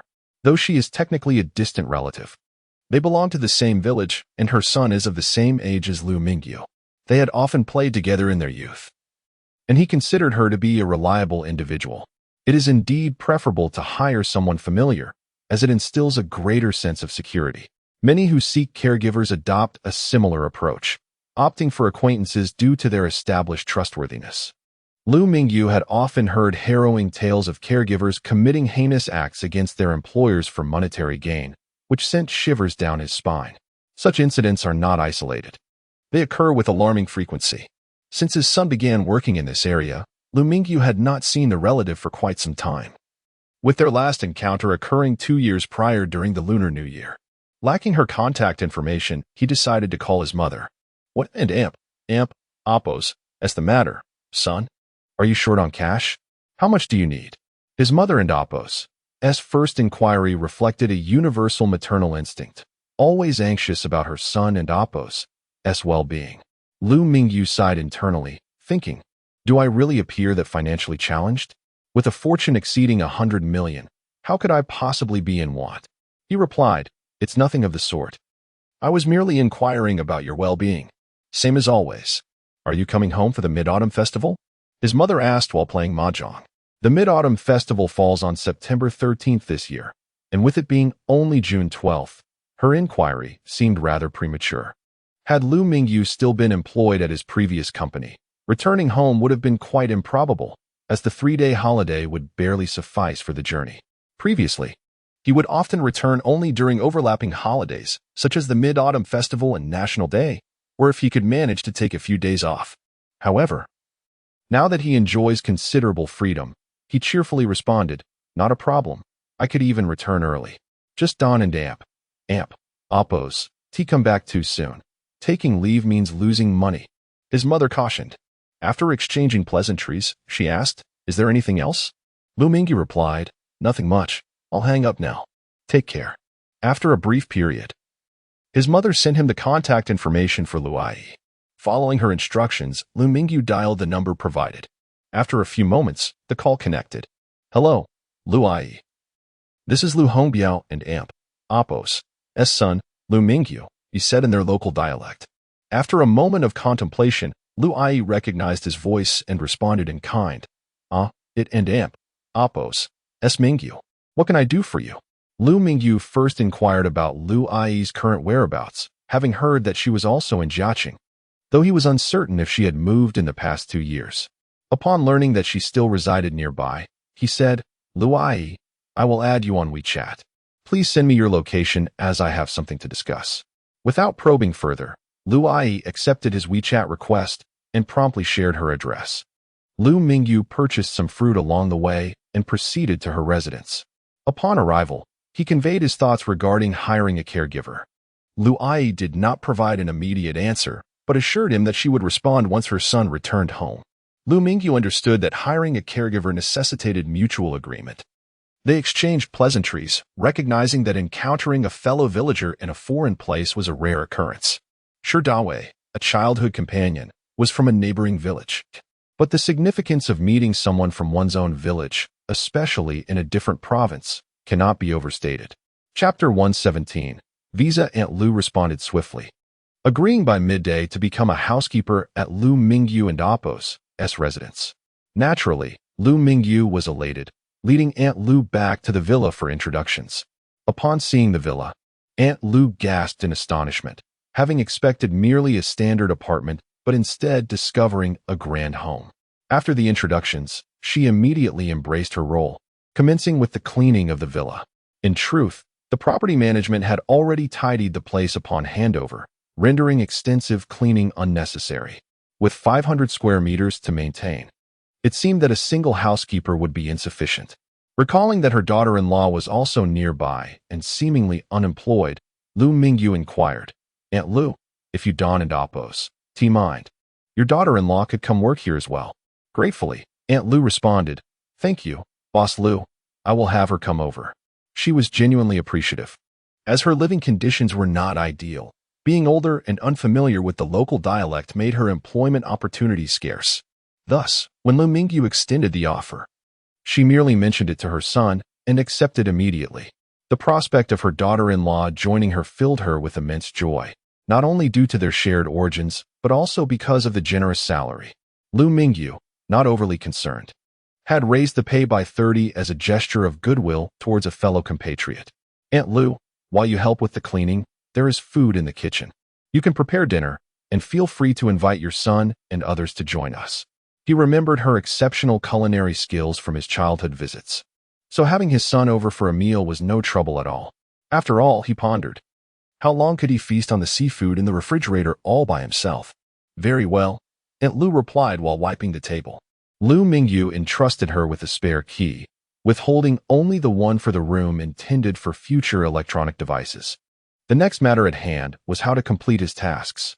Liu Mingyu was uncertain about the types of firearms prevalent in the apocalyptic world, but observing the situation in the Jiahong settlement, it appeared conventional ammunition was still in use. He had yet to see any energy weapons, leaving him to wonder if they simply had not been released. The 5 leaders within the settlement enforced stringent controls over both firearms and ammunition. Just because firearms were tightly regulated in the apocalypse did not imply the same stringent measures applied in reality. After all, he could purchase weapons and ammunition in the real world. Liu Mingyu smacked his forehead, realizing his folly. While others struggled to acquire firearms and ammunition, for someone like him, who possessed a world of his own, this task should be relatively straightforward. As an ordinary individual who had suddenly acquired an apocalyptic system, Liu Mingyu subconsciously regarded himself as just that, an ordinary person lacking profound knowledge of firearms. Moreover, in China, gun control was exceedingly strict, making firearms virtually invisible. Therefore, he had never considered this avenue. While purchasing guns was prohibited in China, it was entirely feasible in the United States, where firearms could be freely acquired. Although the appearance of the Walker assault rifle exuded a futuristic aesthetic, it utilized the same 5.56 ammunition. He trusted the resulting firepower would be comparable. Reflecting on his previous expenditure of 1 gram of energy crystal for a single 5.56 bullet, he felt he had squandered money unnecessarily. For other seekers possessing rifles, 1 gram of energy crystal equated to an expensive bullet, but it was not exorbitant. However, for Liu Mingyu, who could buy ammunition in the real world, 1 gram of energy crystal could be exchanged for 7 grams of gold, or approximately 2,000 Chinese yuan, an outrageous price indeed. In the United States, a 5.56 bullet would cost merely 2 yuan. Contemplating this, Liu Mingyu felt as though he had wasted millions. Yet, it mattered not. Knowing now is better than never. Even in the legally armed United States, acquiring firearms and ammunition in bulk was prohibited, necessitating the search for a purchasing avenue. He had no connections to arms dealers, and it seemed challenging for an ordinary person to locate one. Suddenly, he recalled that Li Longming had produced a handgun the previous day. He wondered if he had any leads. If so, Liu Mingyu thought it wise to avoid purchasing domestically, though Li Longming and Apos' connection might prove beneficial. He retrieved his phone and dialed the number Li Longming had left. After a brief wait, Li Longming answered quietly, "Brother Yu, what can I do for you?" Having been subdued the previous day, Li Longming adopted a lowly demeanor. Anyone witnessing his current phone mannerisms would surely be astonished at the transformation of the once mighty dragon brother. Li Longming, however, was unconcerned with others and Apos' perceptions, having witnessed Liu Mingyu and Apos' prowess and his extraordinary firearm. He recognized the wisdom in refraining from harboring vengeful thoughts. "Brother Long, where did you acquire your handgun? Do you have a source for ammunition?" Liu Mingyu asked directly. Li Longming was taken aback. "You possess a better weapon than I do, yet you inquire about my sources?" Through the phone, Liu Mingyu could not see his expression, and Li Longming replied quietly, "Brother Yu, I acquired this handgun long ago through less than honorable means. It actually has no bullets left." Li Longming and Apos' statement was not entirely deceptive. Indeed, he had stolen the handgun from someone, and that individual had been killed, yet 1 bullet remained. This was one reason for Li Longming and Apos' swift capitulation the previous day. With only 1 bullet at his disposal, he dared not confront Liu Mingyu. Frowning, Liu Mingyu realized that his channels for purchasing ammunition within the country were cut off, leaving him with no choice but to acquire it in the United States. Having never traveled abroad, he would need to secure a visa for his trip. He inquired if Li Longming had any connections for expediting the visa process. Regrettably, Li Longming, being merely a local figure with limited influence in Jia City, could not assist with such matters. Expressing his inability to help, Li Longming was met with Liu Mingyu and Apos' understanding demeanor. He recognized the latter and Apos' genuine limitations. Liu Mingyu decided to visit the United States Embassy that afternoon to initiate the visa application, though he knew the process would involve document reviews and take time. The documentation posed no issue, but the entire approval process would require several days. Determined to procure firearms and ammunition before venturing into the apocalyptic realm, Liu Mingyu resolved to wait a few more days. Chapter 118. The Superpower of Not Gaining Weight. Last night, Liu Mingyu and Huang Yu had already consumed the dishes they prepared by noon. Although the flavors could not match the freshness of a freshly cooked meal, they managed to make do. Perhaps due to the enhanced energy requirements after the transformation, Liu Mingyu single-handedly finished off all the leftover food from yesterday, leaving him quite astonished. Had he truly become a glutton? Many online food enthusiasts are not genuine eaters. They consume vast amounts of food in front of the camera only to purge it off-screen. However, some individuals are indeed true champions of appetite, and Liu Mingyu felt he was gravitating towards becoming one of them. Fortunately, the difference between eating a little more or a little less did not seem particularly significant. Excess food appeared to convert into energy stored within him, though he had yet to master the control of this energy. Would skipping a few meals after overeating count as an application of this ability? One notable advantage of this power was that he could indulge without gaining weight, a quality many women yearn for. Once a slight chubby individual, Liu Mingyu had become increasingly well-toned since using the genetic enhancement serum, with six-pack abs now visible beneath his clothing. Thankfully, Liu Mingyu resided in the real world where food was plentiful. In a post-apocalyptic scenario, there would be a scarcity of provisions. However, in such a world, he might never have discovered this ability. Initially, upon noticing this phenomenon, Liu Mingyu thought he had gained a skill. But a quick glance at his skill panel revealed it to be empty, much to his disappointment. That evening, Liu Mingyu asked Aunt Lu to prepare a lavish spread, primarily featuring the seafood he had purchased yesterday. The reason for such an elaborate meal was to invite Shi Dawei and Huang Yu over, along with Aunt Lu and her family. Having acquired a new home, it was customary to host friends for a visit. However, in this unfamiliar city, Shi Dawei was his only true friend, as the others were mere acquaintances from work whom he had no intention of inviting. He had originally planned to invite them yesterday, but since he and Huang Yu had finally enjoyed a private dinner together, he decided to postpone the gathering to today, coincidentally making Aunt Lu and Aunt Apos' visit much more convenient. Around 6 in the evening, Shi Dawei arrived with a case of beer. He was quite astonished to learn about Liu Mingyu and Aunt Apos' new house purchase, but soon rationalized it. Considering the recent success at the jewelry store, with newfound wealth, one ought to indulge. Initially, Shi Dawei had contemplated bringing liquor, but decided against it, knowing they were not accustomed to drinking spirits and preferred beer instead. He recalled Liu Mingyu's limited tolerance for liquor, often requiring his assistance to get home.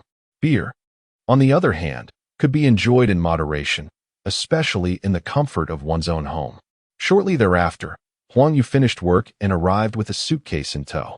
Upon seeing her, Liu Mingyu hurriedly assisted her with the luggage, which was somewhat heavy and packed with various items. Huang Yu and Aunt Apos' previous residence was about a kilometer away. It was uncertain whether she had taken a taxi or carried it herself. Liu Mingyu inquired, "Why didn't you call me for help? A car would have made it easier."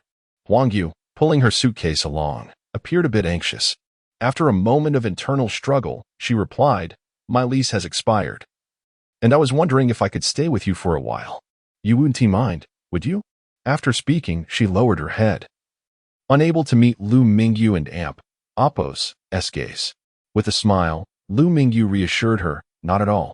I mentioned yesterday that I've saved a room for you in this villa.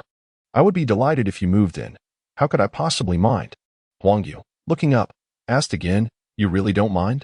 "I warmly welcome you, Miss Huang. Living alone here can be rather dull. Having someone to keep me company would be splendid."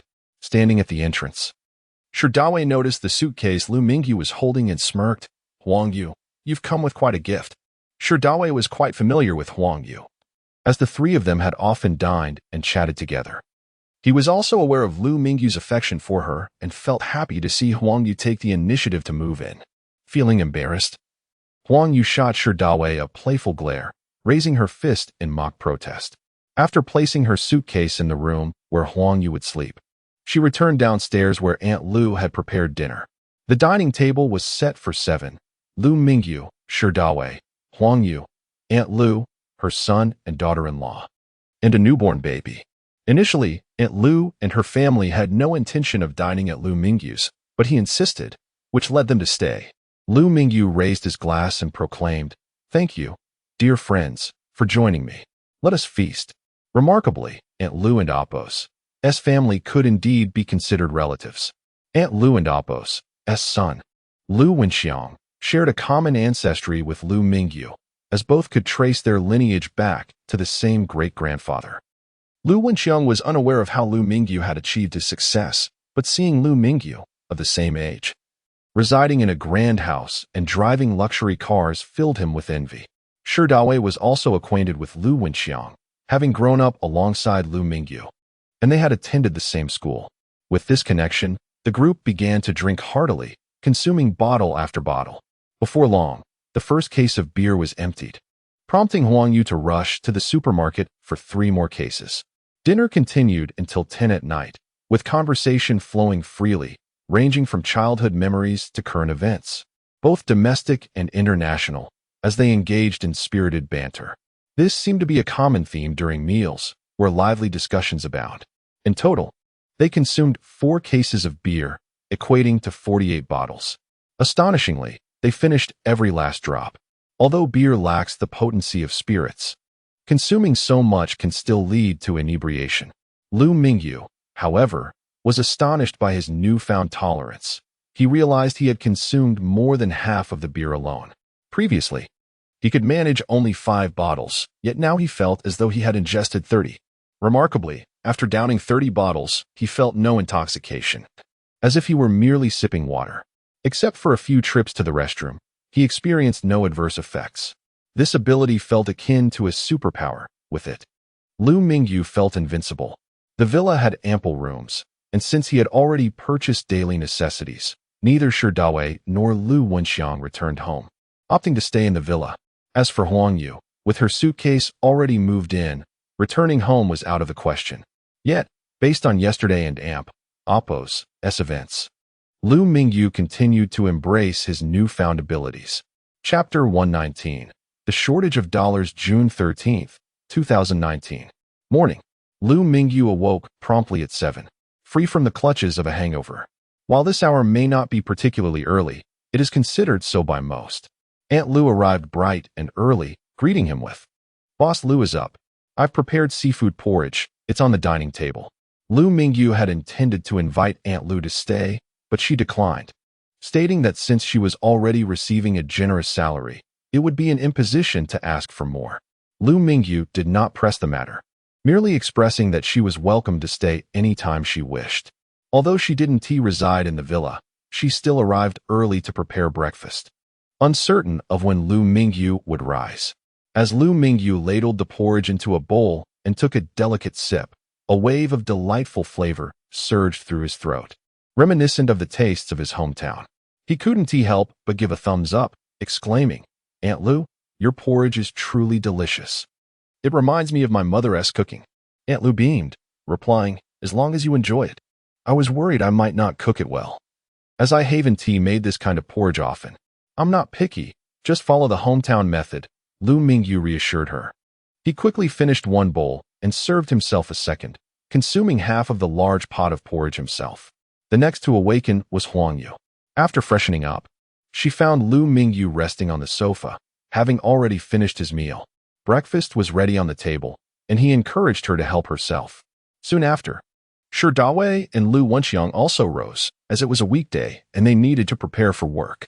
At 8:00 and Oppo's clock, Liu Mingyu eagerly checked his refresh tasks. This was a moment of excitement for him. What new challenges awaited him this time? Ideally, he hoped for another collection task of a higher level. Daily tasks. Task 1. Recruit LV2 task level. Green task description. Becoming a qualified recruit is no easy feat. To achieve recruit LV2, one must kill a considerable number of zombies to gain experience, requiring the elimination of 100 ordinary zombies. Task reward. 500 points. Task progress. 0-100. Task 2. Recruit LV2 task level. White task description. Becoming a qualified recruit is no easy feat. To achieve recruit LV2, one must kill a considerable number of zombies to gain experience, requiring the elimination of 100 ordinary zombies. Task reward. 250 points. Task progress. 0-100. Two identical tasks had refreshed, differing only in level and point reward. Without hesitation, he opted for the green level task. Challenge task. Task 1. Hunter task level. Blue task description. To become a qualified hunter, one must kill a zombie dog. Task reward. Precision shooting LV1. Task progress. 0-1. Liu Mingyu's eyes sparkled. It dawned on him that skills were acquired through challenge tasks. Finally, a source of skills. The zombie dog was only slightly more formidable than a regular zombie. If the bloater was considered a boss, the zombie dog could only be classified as an elite. However, the number of zombie dogs was limited. During his previous foray into the apocalypse, he had only encountered one, summoned by a leader, and had never seen another. One wondered whether it was better to have more or fewer special zombies. After 5 years of the apocalypse, it seemed implausible that only such a small number of special zombies existed. Perhaps it was precisely due to their scarcity that humanity managed to scrape by in this desolate world. Having accepted the tasks, Liu Mingyu began preparations for his upcoming trip to the United States. Dollars were essential for his journey, and while he had nearly 100 million in his bank account, he lacked any dollars and needed to exchange currency at the bank. He had initially thought he could freely exchange dollars and intended to retain some Chinese currency while converting the rest. However, upon arriving at the bank, he discovered that dollars were classified as foreign currency, and individuals were limited to exchanging only $50,000 annually. $50,000 was hardly sufficient. Even purchasing a few bullets wouldn't be feasible. He had grander plans to procure numerous weapons, as acquiring arms in the apocalypse was impossible, but feasible in reality. He pondered who around him could facilitate a dollar exchange and realized that only Li Longming and his associates, with whom he had interacted the previous day, came to mind. Although he preferred to avoid too much entanglement with them due to their past as underworld figures. He wondered if Qinyu's trading company might provide a means to exchange dollars, given its involvement in foreign currency transactions. With this thought, Liu Mingyu promptly called Qinyu. After exchanging pleasantries and discussing company affairs, Liu Mingyu inquired, "Mr. Chun, do you have any channels for exchanging dollars? I wish to convert some currency." "Boss, unfortunately, we don't. All foreign currency transactions are handled directly by the bank. For cash, individuals can only exchange $50,000 per year," Qinyuan replied candidly, unaware of Liu Mingyu's intentions for the dollars. "Only 50,000? Liu Mingyu frowned, realizing that obtaining cash would indeed be quite troublesome. The government strictly controls foreign currency exchanges, making it difficult for ordinary individuals to secure significant amounts of dollars. Sensing Liu Mingyu's disappointment, Qinyuan, wishing to alleviate his boss's concerns, suggested, "Boss, may I ask how much you need? If it's a small amount, we could mobilize our employees to each exchange once, and that would accumulate quite a bit." While Liu Mingyu acknowledged the potential of this method, he knew it would only yield a trivial sum. More importantly, foreign currency exchanges involved qualification reviews, and not everyone could obtain the necessary approvals. The scrutiny would be cumbersome, especially since he intended to purchase weapons and ammunition, which could lead to serious complications if discovered. Thus, he declined Qinyu's proposal.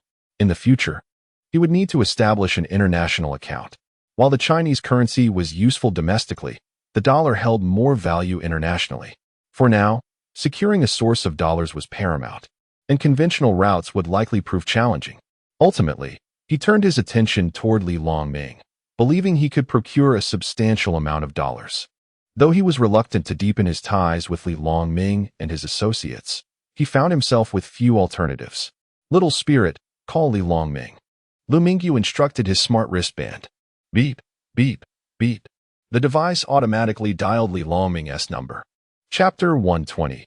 Compensation. In the conference room on the top floor of the Longtai Hotel, 6 individuals were gathered around the main table, led by Li Longming.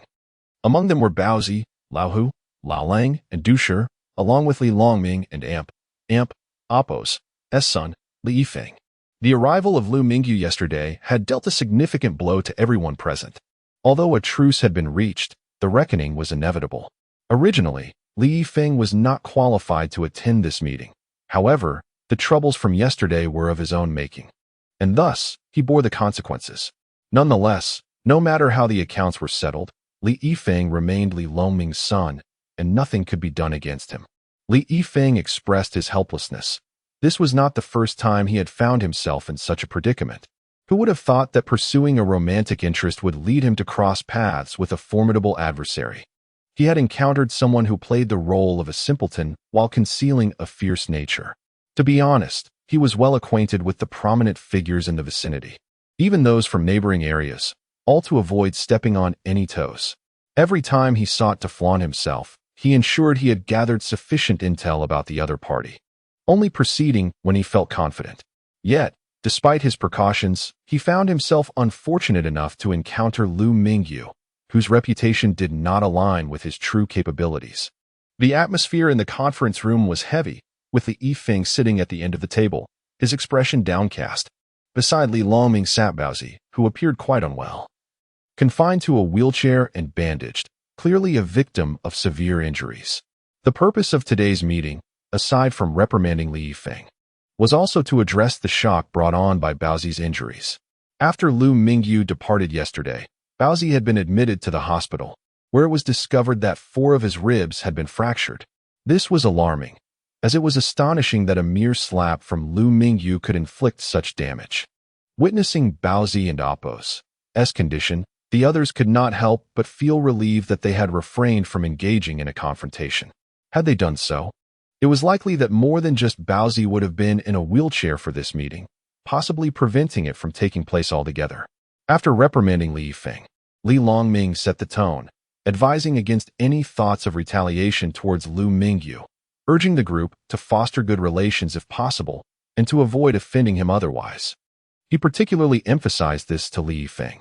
Li Yifeng silently complained, thinking to himself that he had only provoked Liu Mingyu out of sheer folly. It was merely an accident. Suddenly, a phone rang. Li Longming glanced at the caller ID and saw it was Liu Mingyu.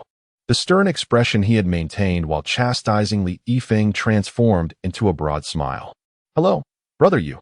How can I assist you?" He seemed unfazed by the significant age difference, addressing Liu Mingyu as if it were a term he had long used. Liu Mingyu bypassed the pleasantries and got straight to the point. "Long brother, do you have a way to acquire U.S. dollars? I need cash. To be candid, cash in U.S. dollars was scarce, and even cash in Chinese yuan had diminished significantly due to the convenience of online payments. One could step out with just a mobile phone. Was this a request for compensation? Although a resolution had been reached, seeking some form of recompense was entirely reasonable, so long as the demands were not exorbitant. Li Longming responded courteously, "No problem, brother Yu. How much cash do you require?"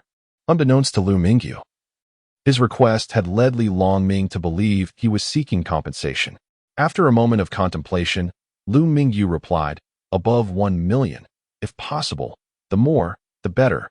Although unsure of the exact amount needed, he figured 1 million was a safe estimate. Li Longming calculated in his mind and realized that 1 million U.S. dollars, based on the current exchange rate, amounted to approximately 6.9 million Chinese yuan. Goodness, that and Oppos. That's quite a hefty sum, he thought. Liu Mingyu's tone suggested that 1 million would not suffice. He likely needed more. Refusing him was out of the question. After all, they had witnessed the firearms Liu Mingyu possessed and could see the injuries inflicted on Baozi. It was evident that he was not someone to be trifled with. And considering he required U.S. dollars, he might have connections on an international level. To deny him could lead to dire consequences. Realizing this, Li Longming quickly replied, "No problem, but gathering the U.S. dollars will take some time." "That's fine, just prepare it within a week," Liu Mingyu responded. He believed that by then, the visa process would also be completed, allowing him to fly directly to the United States to procure weapons. After hanging up, Lao Hu immediately inquired, "Long brother, what is going on? Did I just hear something about U.S. dollars? How much?" Li Longming sighed heavily and furrowed his brow. "At least 1 million U.S. dollars. 1 million is manageable, not too much," Lao Lang remarked lightly. "Fool, listen carefully. It and amp, Oppos, S.U.S. dollars, not Chinese yuan, and it and amp, Oppos, S at least 1 million. If they say 1 million, do you dare to offer only that? You and Oppos, do need 3 to 5 million to settle this." Dusher mocked, ridiculing Lao Lang for his lack of understanding. Lao Lang widened his eyes and asked, "Then how much does that translate to in Chinese yuan?" He understood that U.S. dollars were worth more than Chinese yuan but had no concept of the exchange rate. Li Yifeng checked the rate on his phone and weakly said, "Brother Wolf, the official rate is 1 U.S. dollar to 6.85 yuan. 1 million U.S. dollars equates to about 6.85 million yuan." Lao Lang was taken aback by this figure. 1 million U.S. dollars is equivalent to 6.85 million yuan? Then 5 million U.S. dollars amounts to over 30 million. Confronted with such astronomical numbers, his temper flared again. He abruptly stood up, knocking his chair to the ground, and exclaimed, "Long brother, why not confront them? They're just one person. What is there to fear?" Li Longming thumped the table, admonishing, "Lao Lang, be quiet. Did you not see the firearms they possessed? Do you think it's just one person?" Lao Lang fell silent, bent down to pick up his chair, and sat back down heavily. Half reclining, he asked, "What then? Are we really going to pay them that much? That's no small amount. 5 million U.S. dollars, based on the exchange rate, would require 34,250,000 yuan. This was merely the official exchange rate. To procure 5 million US dollars in cash would undoubtedly exceed that amount, possibly reaching 35 million or more. The thought of losing 35 million due to his son's frivolous pursuits caused Li Longming a headache. This represented nearly half a year in Oppos' pure profit lost. At this realization, Li Longming could not help but scold Li Yifeng angrily. It and Oppos. It's all your fault, you spendthrift. Starting this month, your allowance is revoked. Li Yifeng wailed in despair. His ability to indulge in leisure was entirely dependent on the allowance provided by his father. Without it, his life would be in jeopardy. Li Longming remained unyielding, knowing that without some hardship, his son would never learn the consequences of his actions. Chapter 121. The general manager, after concluding a phone call with Li Longming, Liu Mingyu pondered for a moment before dialing Chen Yud, instructing him to convert cash into US dollars using the previously established method. Even the smallest of mosquito legs yields some meat. Moreover, this approach seemed to be quite lucrative. The process of exchanging currency at the bank was swift, and by afternoon, Chen Yud arrived carrying a large bag. He had come to Liu Mingyu's newly purchased villa. Handing over the bag, Chen Yud remarked, "Boss, I have exchanged a total of $500,000. I wonder if this will suffice?" Unfortunately, many individuals are ineligible for this transaction. Otherwise, we could have exchanged even more. Liu Mingyu took a glance inside the bag. The US dollars, much like the Huaxia currency, had a maximum denomination of $100 per note, meaning $500,000 amounted to 50 bundles. Upon opening the bag, he was greeted by the distinct scent of newly minted bills. Liu Mingyu merely glanced at it before closing it again. $500,000 did not evoke the same sense of awe as 500,000 Huaxia coins would. "Thank you. I will transfer the money to your card shortly." After giving Chen Yud a brief tour of the villa and sharing some tea, he took his leave. In the following days, Liu Mingyu busied himself with online research on how to procure weapons in the United States, meticulously preparing his strategy. That evening, Huang Yu returned home from work to find dinner already prepared on the table. The meal was primarily seafood, but included a few other home-cooked dishes. After indulging in seafood for several days, Liu Mingyu craved a change in flavor. Post-dinner, Liu Mingyu reclined on the sofa to watch television while Huang Yu nestled on the opposite end.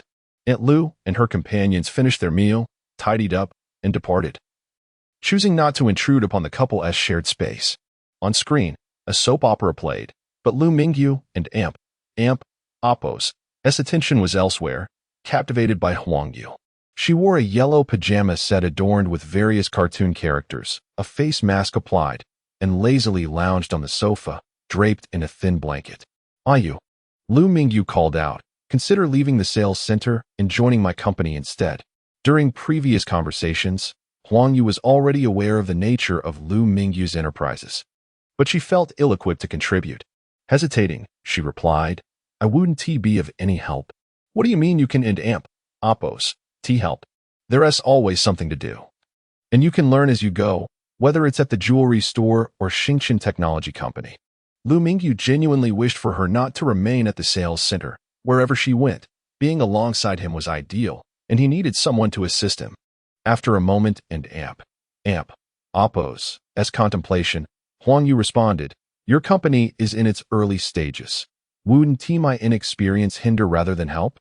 Liu Mingyu shifted in his seat to get comfortable, beaming as he replied, "Precisely because it's in its infancy, it is the perfect time to learn. Come, let us embark on this entrepreneurial journey together." The allure of entrepreneurship stirred something within Huang Yu. Her presence at the villa was a testament to her desire to be with Liu Mingyu, or else she wouldn't have moved her belongings over. "Just as long as you don't mind my clumsiness," she teased. "Not at all. I would be delighted to have your help." "I fear you might find it bothersome and choose not to join the company," Liu Mingyu jested. "I'll resign tomorrow and report to your company the day after." "Sounds good. Any time is fine. The company has just been established, and the office hasn't even been renovated yet." "What? The office isn't even ready? Are you suggesting I manage a construction site?" "Haha, you can manage whatever you like. I'll appoint you as the general manager." "Does that mean I get to oversee you?" "Only if you wish to." They shared a few moments watching television before retiring to their respective rooms for the night. June 14th. Liu Mingyu awoke early as per his usual routine, no longer requiring an alarm clock, naturally rising at this hour. He engaged in some exercise, and by 8:00 and amp.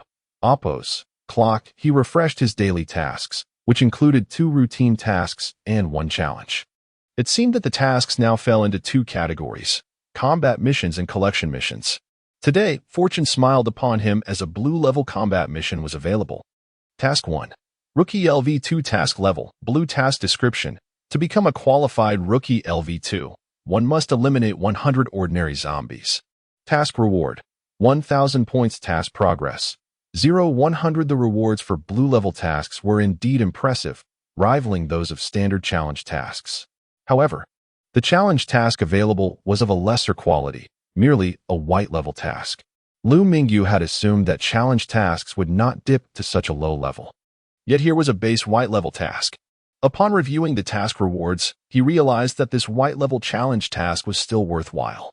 Challenge Task 1. Zombie Slayer Task Level. White Task Description. As a feared zombie slayer, prove your worth by eliminating 1,000 ordinary zombies. Task Reward. Long Gun Entry LV1 Task Progress. 0-1,000. It appeared that challenge tasks for eliminating ordinary zombies were measured in the thousands, yet the rewards were undeniably enticing. The skill of Long Gun Entry LV1 was something he had previously utilized. He pondered its effectiveness. While entry-level skills may sound unimpressive, having any skill at all was a rarity, and one should not be overly critical. In the morning, Huang Yu resigned from her sales position and returned home in the afternoon. Later, Liu Mingyu accompanied her on a tour of the Xingshan Technology Company office. The atmosphere was bustling with activity. He called Li Siyuan, who was out in Hu City on recruitment duties and not present in Jia City. Fortunately, a temporary office had been rented, and he introduced Huang Yu to the others who had gathered there. Huang Yu officially assumed the role of general manager at Xingshan Technology. Initially, Huang Yu thought Liu Mingyu was jesting, but she soon realized the company was in its nascent stages, which brought both immense pressure and motivation. In the days that followed, she quickly adapted to her new role, managing the affairs of Xingshan Technology during the day and diligently studying various management books at night, leaving little time for Liu Mingyu. Several times, he attempted to engage her in conversation, only to be shooed away as she immersed herself in her studies, leaving him hesitant to disturb her. Liu Mingyu felt as though he had unwittingly created a situation that hindered his own interests. However, he consoled himself, recognizing that her hard work ultimately benefited them both, making his own life a bit easier. Indeed, with Huang Yu at the helm of Xingshan Technology, Liu Mingyu found himself relieved from many trivial matters, achieving a long-held aspiration. He was confident that it would not be long before Xingshan Technology began to find its rhythm. Chapter 122. Task Limit June 21st, 2019. As always, Liu Mingyu rose punctually, having cultivated a commendable habit. He commenced with warm-up exercises in the garden, followed by a variety of strength training routines using fitness equipment. This practice aided him in mastering his physical prowess, a realization he had after several mundane visits to the gym. Initially, he perceived his physical attributes as far surpassing those of an average human, deeming these routines somewhat redundant. He recalled purchasing a gym membership that he seldom utilized, primarily engaging in swimming and running rather than experimenting with the various machines available. With Huang Yu preoccupied with her studies and managing the affairs of Xingshan Technology, Liu found himself quite bored in solitude and decided to revisit the gym where he had previously acquired his membership. Once a weakling, he had scarcely ventured into strength training. However, with his newfound capabilities, he was eager to experience it. He explored all the equipment, yet due to his extraordinary strength and physique, he faced little challenge. After all, these machines were designed for human exercise, and his current physical condition had transcended human limitations. He was acutely aware of his remarkable strength and refrained from exerting excessive force, fearing that the news of his overwhelming power might circulate among his social circle. On that day, he encountered no extraordinary occurrences. However, the following morning, upon reviewing his personal information, he discovered an increase of 1 point in both his strength and physique attributes. This was reminiscent of the attribute enhancement he experienced after utilizing the Level 1 Gene Evolution Potion and subsequently slaying zombies with a spear, though that had taken several days to yield a single point. The prospect of gaining attribute points simply through gym workouts was exceedingly appealing. Liu surmised that the increase in attribute points was likely a residual effect of the Gene Evolution Potion. Otherwise, the gym equipment could not possibly possess such formidable capabilities. The ability to augment his attributes through fitness equipment was undeniably advantageous. Presently, a single point enhancement required the expenditure of 20 points. And although Liu possessed a considerable amount of points, numerous expenditures loomed, particularly the costly upgrades for storage space. In recent days, he had accepted numerous tasks, favoring collection quests whenever the cost-effectiveness was favorable, whether daily collection tasks or challenge collection tasks. He found the advantage of these quests lay in their completion feasibility within the real world. Currently, the collection tasks revolved around energy crystals, with the sole distinction between Level 1 and Level 2 crystals. However, his persistent engagement in collection tasks had depleted his energy crystals, leaving only a scant few insufficient for another task. Liu's capacity to undertake testing tasks had yet to reach its limit, with 5 daily tasks and 5 challenge tasks currently uncompleted. His traversal count had not reached its maximum either, steadily increasing to 13. The dwindling energy crystals, paradoxically, had accelerated the rise of his points, especially as the Level 2 energy crystals significantly boosted his total. Had he embarked on the initial purple level collection task, a yield of 30,000 points could have been attained from 1,000 grams of Level 2 energy crystals. Yet, Liu's luck had not favored him. Purple tasks were elusive, and he had expended all Level 2 energy crystals alongside a substantial quantity of Level 1 crystals. Ultimately, Liu found himself with 28,500 points, a veritable fortune. Despite his abundant points, he refrained from frivolous spending. Upon discovering that fitness equipment could aid in enhancing his attributes, he procured a multitude of machines for his villa. Fortunately, the spacious villa accommodated the equipment without issue, with the gym set up adjacent to the grand hall, directly facing the rear garden. Thus, he could enjoy the splendid scenery while exercising. From 7 to 8 in the morning, he diligently worked out with various machines. After a hearty breakfast prepared by Aunt Liu, he reclined comfortably on the sofa. The leisure of not having to work was truly delightful, and Liu wholeheartedly agreed, particularly relishing the continuous stretch of free time. Habitually, he accessed the system interface. Personal information, name, strength, 80 physique, 83 agility, 68 mental power, 55 skills, none points, 28, 500 traversal count, 13 after several days of training. His strength had risen to 80, and his physique to 83, leaving him with a substantial reserve of points.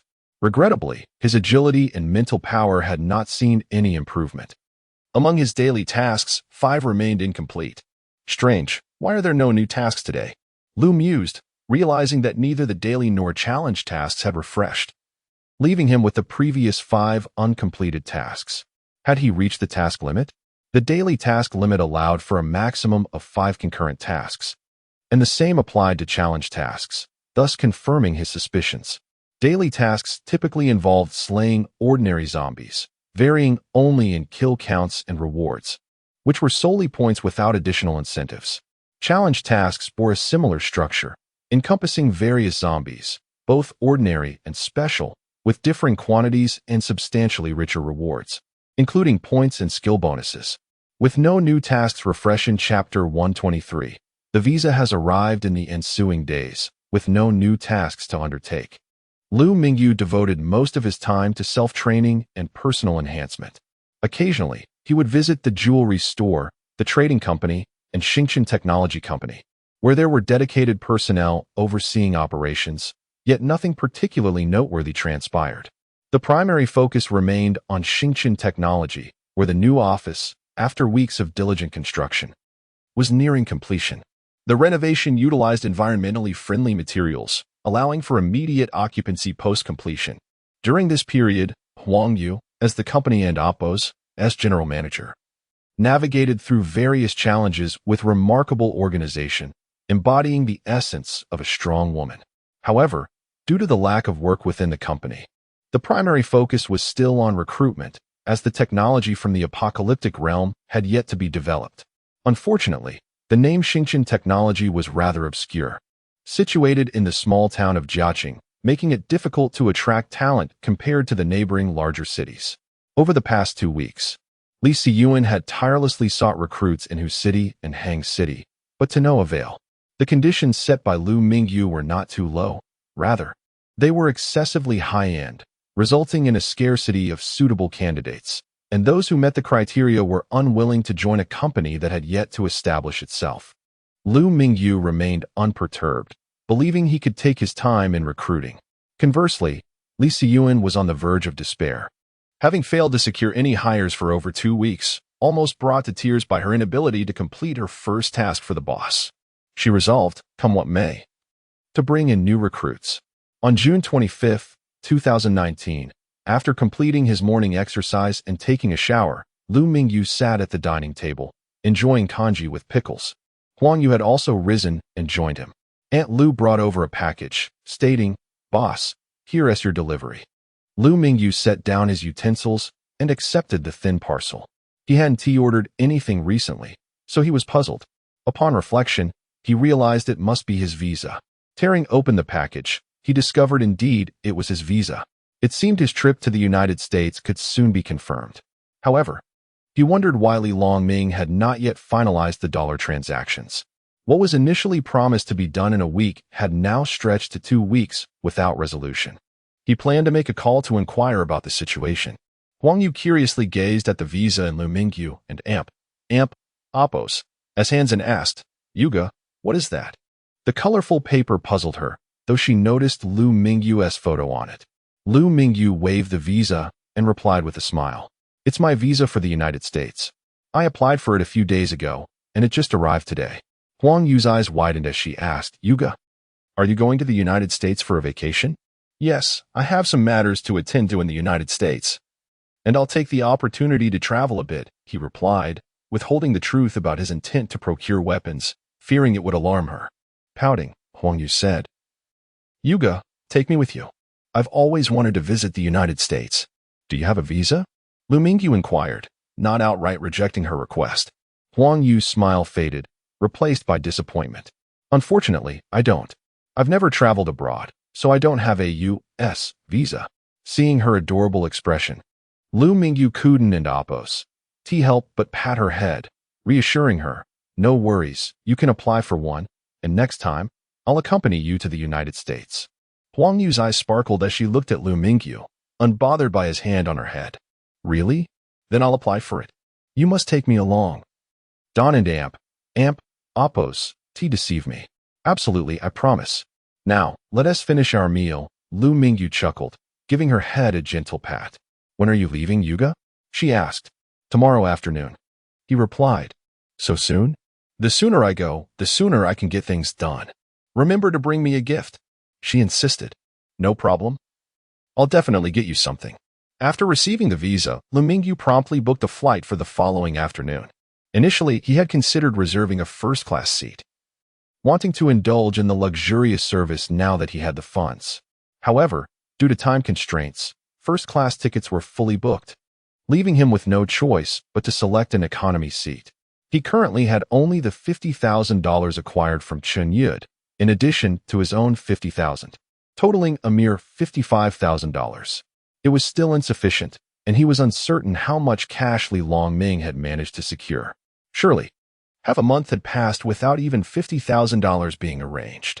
Liu Mingyu had anticipated that Li Longming, with his numerous contacts, would be able to gather around $1 to $2 million through legitimate means, but he was disheartened to find that not a single cent had materialized thus far. He was growing increasingly frustrated with Li Longming and Amp Oppos' inefficiency. Regardless, with his departure imminent, he needed to ensure he obtained the necessary funds today. "Longge, what is going on? Another week has passed, and you still haven't raised enough money?" It had been another half-month since he last urged Li Longming. The phone call revealed Li Longming's anxious voice. "Yuga, it's all set. I was just about to call you when you rang. How shall I deliver the funds?" Liu Mingyu felt a surge of joy and quickly asked, How much do you have? Never mind. I'll come to the Longtai Hotel to meet you. All right. Yuga, I'll await your arrival at the hotel.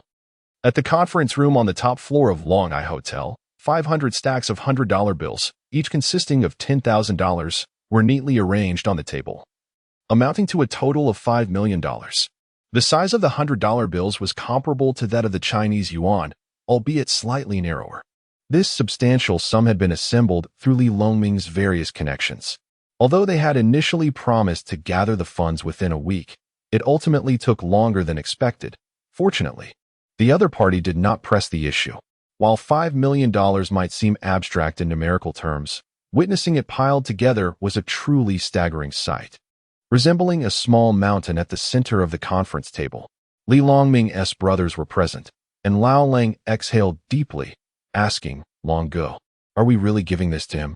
Although Li Longming had assured that he would cover all expenses, it was clear that his brothers had shared the financial burden, causing Lao Lang to feel a pang of regret at the expense shared. Li Longming sighed again but resolutely declared, "Once a decision is made, there's no turning back." Yuga just called me again. We finally managed to gather $5 million. The others remained silent, quietly awaiting Liu Mingyu and Apos' arrival in the conference room, while Li Feng had been dispatched to wait at the hotel entrance.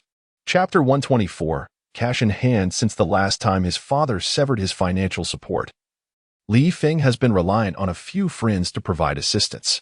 Though his funding was temporarily halted, others were unaware of the situation, hence, some minor help was still forthcoming. However, it was impossible for him to indulge in the lavish lifestyle of frequenting luxurious hotels as he once did.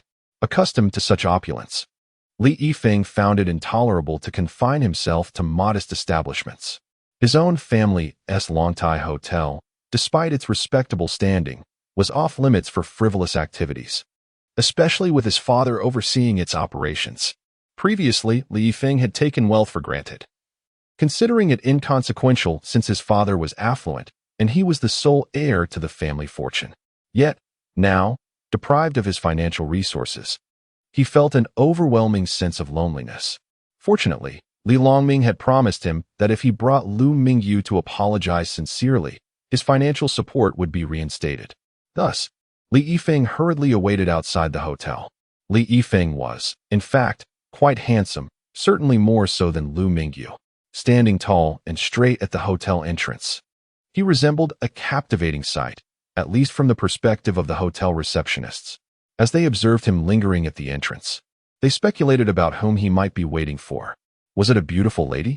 Unlikely, as he never waited for women. It was always women who awaited him. Perhaps he was waiting for some influential figure? Yet, weren't those powerful individuals gathered in the conference room on the top floor today? Who could it be? Unbeknownst to Li Yifeng, he was the subject of scrutiny from the receptionists. Even if he were aware, he would merely smile it off, for his focus was firmly set on the individuals arriving at the hotel. Liu Mingyu's villa was not far from Longtai Hotel, and given it was not rush hour, he soon arrived. Upon stopping the car, he spotted Li Yifeng waiting at the entrance. Li Yifeng remained sharply focused, and as soon as Liu Mingyu exited the vehicle, he approached him, greeting, "Hello, brother Yu." "Hello, young Master Feng," Liu Mingyu replied with a nod, pleased with Li Yifeng's consideration. Liu Mingyu noted that since their last encounter, Li Yifeng had refrained from bothering Huang Yu. Li Yifeng bowed slightly as he led the way, responding, "You flatter me. Just call me Afeng." Liu Mingyu did not decline the invitation and inquired, "Where's Brother Long?" "Right this way. We have everything prepared," Li Yifeng said while guiding him. When the receptionist saw that the person Li Yifeng awaited was a rather ordinary-looking young man, they were taken aback. Although he appeared unremarkable, they were not naive enough to believe he was just an ordinary individual. Someone who warranted Li Yifeng's personal attention could not possibly be mundane. Was he perhaps the offspring of a wealthy family? It was certainly a possibility. Bang, bang, a voice interrupted as someone rapped on the table. "Stop gossiping. Be careful of being overheard by young Master Feng." The receptionist straightened up, ceasing their chatter. Under Li Yifeng's guidance, Liu Mingyu quickly arrived at the conference room on the top floor. Upon entering, everyone who had previously been seated stood up, for they dared not underestimate this man. The bandaged figure beside him was a testament to his prowess. In unison, the gathered individuals called out, "Brother Yu," their voices echoing through the conference room, reaching the ears of those working outside. Who was this Brother Yu that even Longu addressed him so? Recognizing that the person brought by young Master Feng was exceptional, those who had met Liu Mingyu made a mental note of his appearance, determined to avoid offending him in the future.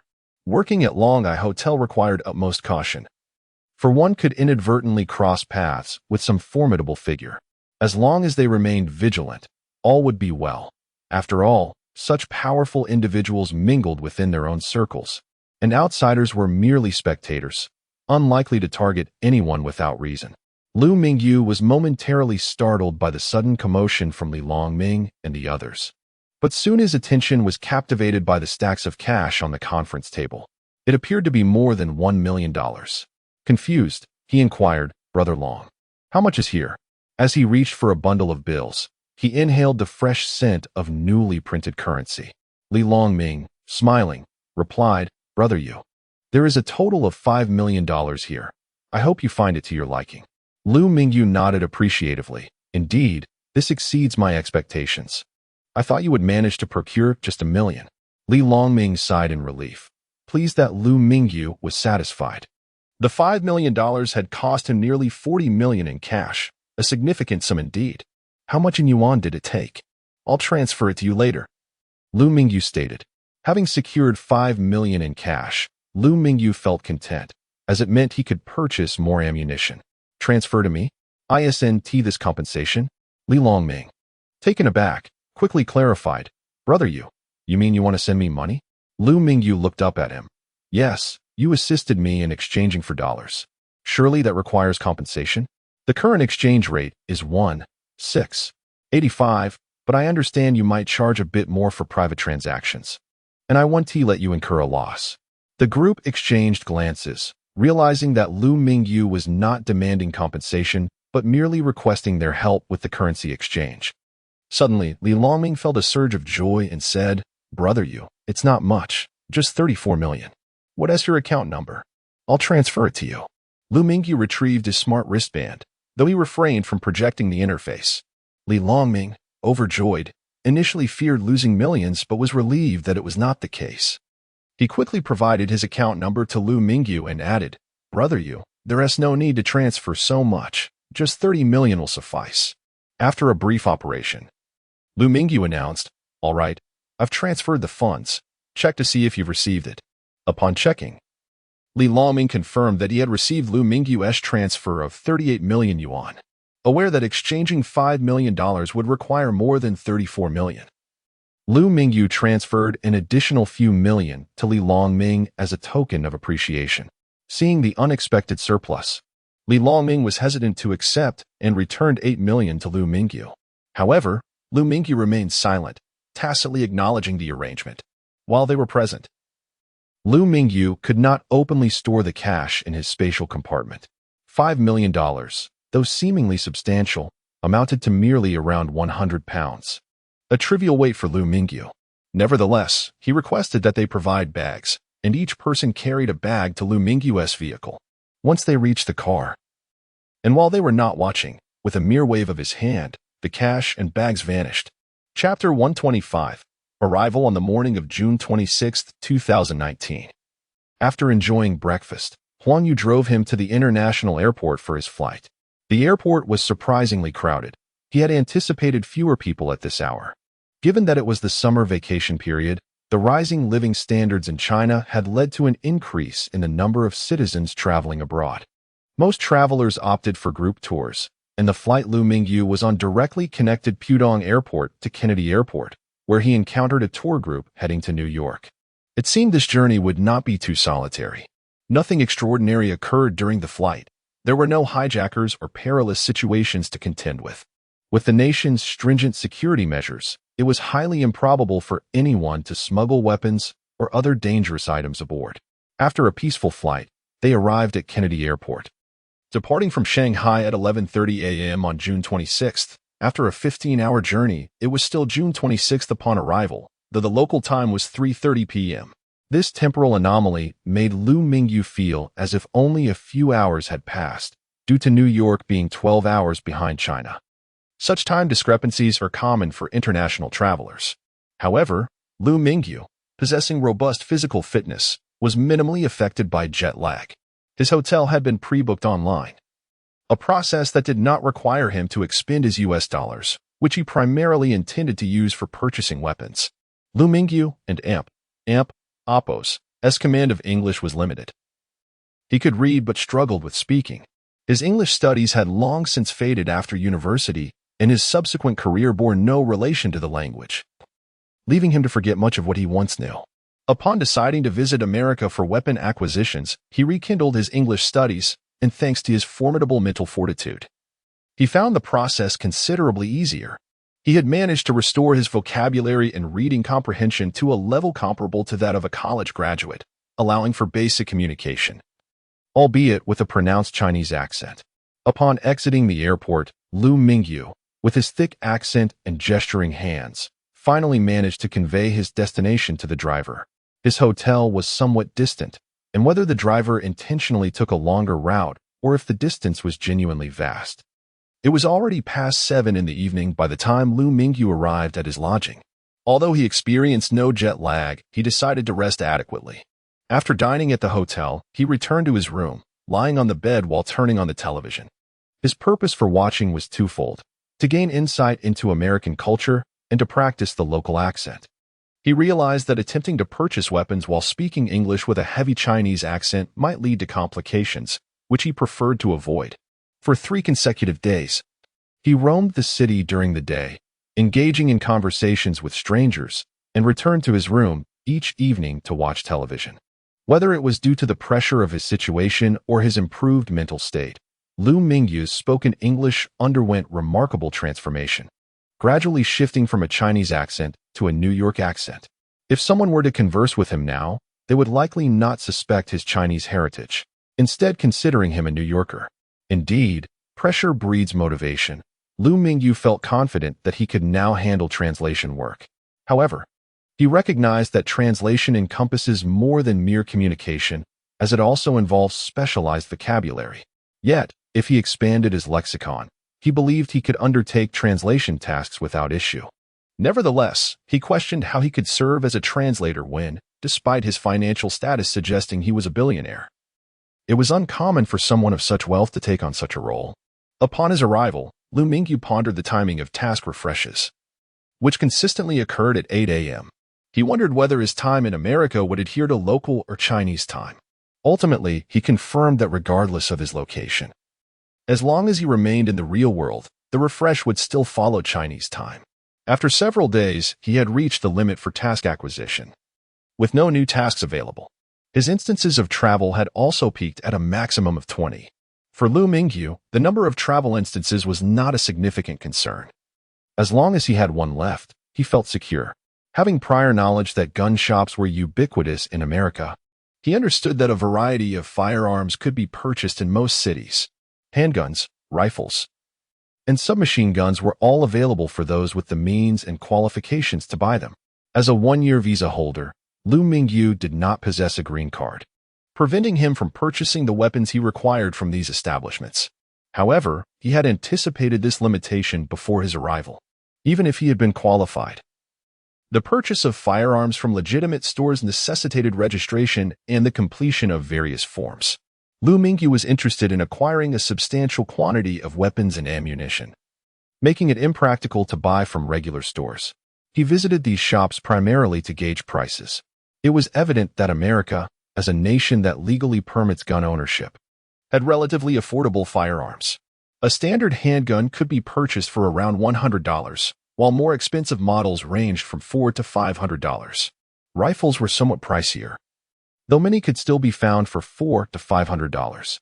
The renowned AK-47 had a market price of approximately $450, a relatively high price, considering reports of lower quality variants selling for less than $100 in other countries. Of course, while there were inexpensive firearms, there were also high-end models. Some uniquely designed guns could fetch exorbitant prices, such as a golden AK-47, which could be valued at $50,000, primarily for collectors rather than practical use. Liu Mingyu had no intention of squandering money on ostentatious weaponry. In addition to firearms, ammunition was also sold. Often, purchasing a firearm would include complementary bullets. Outside of these bonuses, a standard .556 bullet cost approximately $0.3, translating to roughly 2 Chinese yuan. The prices of both weapons and ammunition were indeed lower than Liu Mingyu had anticipated. Having never engaged with firearms before, he was unaware of their market values. However, he knew that the weapons and ammunition he needed would not be sourced from legitimate stores. He required access to smuggled weapons. Lacking connections for such dealings, he had initially hoped that Li Longming could provide a channel, but that turned out to be unfeasible. Smuggling weapons was not uncommon in the United States. While ordinary individuals might lack the means, those involved in the underworld surely had their channels. Liu Mingyu chose New York specifically for its abundance of underground figures, making it easier for him to explore avenues for procuring weapons. Chapter 126, A Heroic Rescue, July 1st, 2019. Today marks a significant day. Liu Mingyu has resolved to seek out the unsavory characters in search of weaponry.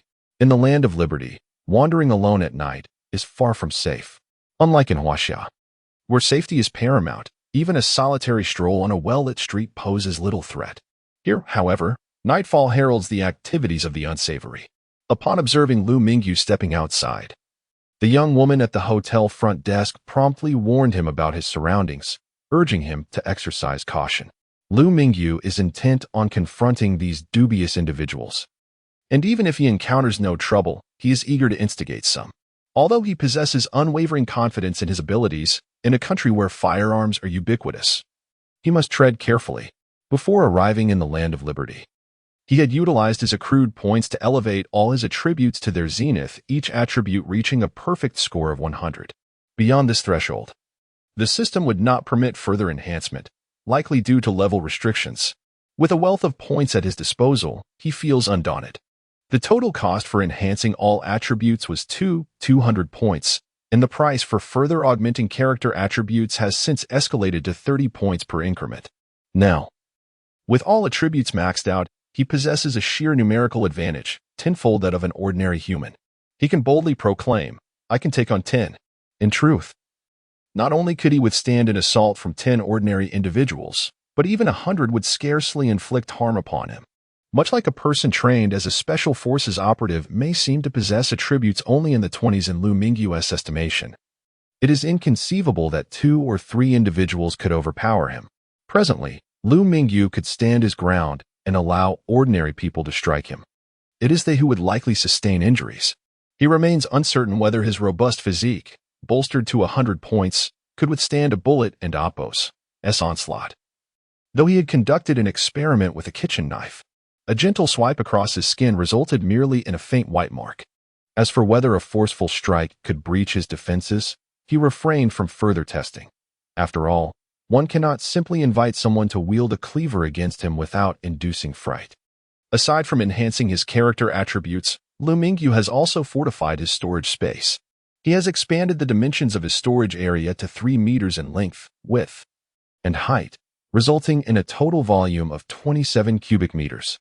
Prior to his journey, he retrieved various electronic items stored in a basement warehouse. This ample storage space is more than sufficient to accommodate the majority of his belongings. The character enhancements cost him 200 points, while the storage upgrades consumed 500 points, leaving him with a remaining total of 6,800 points. The cost for a single enhancement of the storage space has now reached 100 points, and he has opted to reserve the remainder for future use. As night envelopes New York, the city is aglow with a myriad of lights. Despite the brilliance, the streets are relatively devoid of pedestrians, perhaps due to the remoteness of Liu Mingyu and Oppo's location. He has previously visited whose city, where nighttime crowds were overwhelming, yet here, such a sensation is absent. Liu Mingyu strolls leisurely down the street, absorbing the ambience. It is often said that the landscapes of the land of liberty are stunning. However, Liu Mingyu perceives little difference from whose city, lacking the sense of superiority often touted. In truth, he is correct. While the economy of the Land of Liberty has long been advanced, Huaxia has experienced rapid growth in recent years, with some cities now rivaling those of the Land of Liberty. However, for Huaxia to fully surpass the Land of Liberty, more time is required. Strangely, it said that the streets of the Land of Liberty are perilous at night. It claimed that New York is rife with unsavory characters. Yet, Liu Mingyu has walked alone for an hour without encountering any. He has followed a singular path away from the hotel, yet the anticipated unsavory figures remain elusive.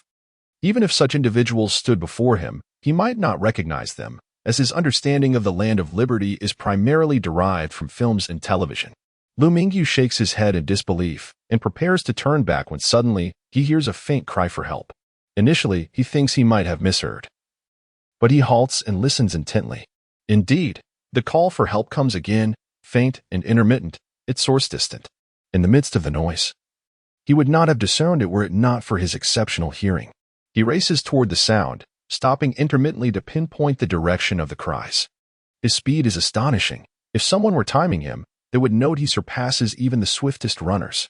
Even if Liu Mingyu were to abandon his venture into the technology sector, he would undoubtedly thrive in other domains. At last, he discovers the source of the cries in a narrow alleyway. From the moment he first heard the plea for help to his arrival at the alley's entrance, scarcely more than 10 seconds have passed. In the dim light, he observes two individuals of African descent wielding knives, engaged in rapid conversation, likely filled with threats. This alley is a dead end, with a locked iron gate at the rear, and a young woman pressed against it, desperately calling for help. Yet, this secluded spot is so isolated that it is plausible that passers-by might hear her, but choose to ignore her pleas. After several cries without response, Liu Mingyu appears, and upon seeing him, the woman immediately exclaims, "Sir, please help." The two individuals, initially emboldened by their prey, seem to realize someone is behind them. They spin around, discovering it is merely a man of Asian descent. Liu Mingyu coldly commands, "Release that girl." "Huh, kid, do you wish to die? Are you here to be the hero?" One of the men retorts, provoked by Liu Mingyu's words. He brandishes a switchblade and slowly approaches Liu Mingyu. In his mind, individuals of Asian descent are typically timid and conflict-averse. Thus, Liu Mingyu and Oppo's presence can only indicate a desire to play the hero. A hero? Liu Mingyu possesses remarkable eyesight, but the young woman's disheveled hair obscures her face, leaving him with only a vague impression that she is of Asian descent. Whether from Huaxia or elsewhere remains uncertain. His primary focus is not on her, but rather on the two would-be robbers. Noticing that they wield only switchblades, he feels little concern. It appears they lack firearms. Very well, he thinks, let this be a rescue. Seeing that Liu Mingyu seems to regard them with disdain, the two men hastily accelerate their approach, fearing he might flee at any moment. Chapter 127, Deception? The girl lurking in the shadows, witnessing the actions of the two black men, instinctively covered her eyes with trembling hands, succumbing to a wave of terror. She crouched down, her body shaking uncontrollably, and thought, "Am I going to die?" As she crouched, she momentarily released her grip on her eyes, silently praying for the sudden arrival of a savior, hoping that he could vanquish those two men. The safety of Liu Mingyu was intertwined with her own. If he triumphed, she would be spared, but if he faltered, it would spell doom for both of them. Liu Mingyu regarded the approaching black men with a cold gaze, perceiving their speed as akin to that of a sluggish snail. He stepped forward, gently tapping their hands, and the men recoiled as if struck by an electric shock. In swift succession, Liu Mingyu placed his hands upon their shoulders, and in a mere 0.5 seconds, he returned to his original stance. The men, oblivious to the fleeting shadow that was Liu Mingyu, suddenly felt an overwhelming force propel them backwards, as if they were being hurled through the air. With a resounding crash, one of the men collided with the wall behind him, blood surging forth from his mouth. This was a display of Liu Mingyu and Oppo's restraint. His physical prowess had significantly heightened since he had previously shattered 5 ribs of another adversary with a mere flick of his wrist. Had he not held back, these two men would have likely met their maker. Terrified, the black men repeatedly chanted the word devil to the girl watching from a distance. It appeared that the men had simply been struck down. She had not witnessed Liu Mingyu and Apo's swift actions. Had she been aware, she might have felt a flicker of hope. Had she been saved? She tentatively rose to her feet, hesitating to approach, remaining rooted in place, although the men lay incapacitated on the ground. Liu Mingyu's gaze remained fixed upon them, wary of any sudden movements that might indicate they possessed a weapon. However, the men appeared dazed, as if struck senseless, merely standing in place and uttering their fearful exclamations. Their cries were intolerable to Liu Mingyu, who could no longer contain his irritation. Silence. The men flinched at his sharp command, ceasing their wails, though a glimmer of fear flickered in their eyes. I will ask the questions, and you will answer. Should you lie or remain silent, I will ensure you meet your end. Liu Mingyu spoke with an unsettling calmness, devoid of any venomous malice. The two men nodded fervently, pleading, "Sir, please ask us anything. We will answer truthfully." It was evident that this secluded area was indeed remote. Their prolonged cries had attracted no attention.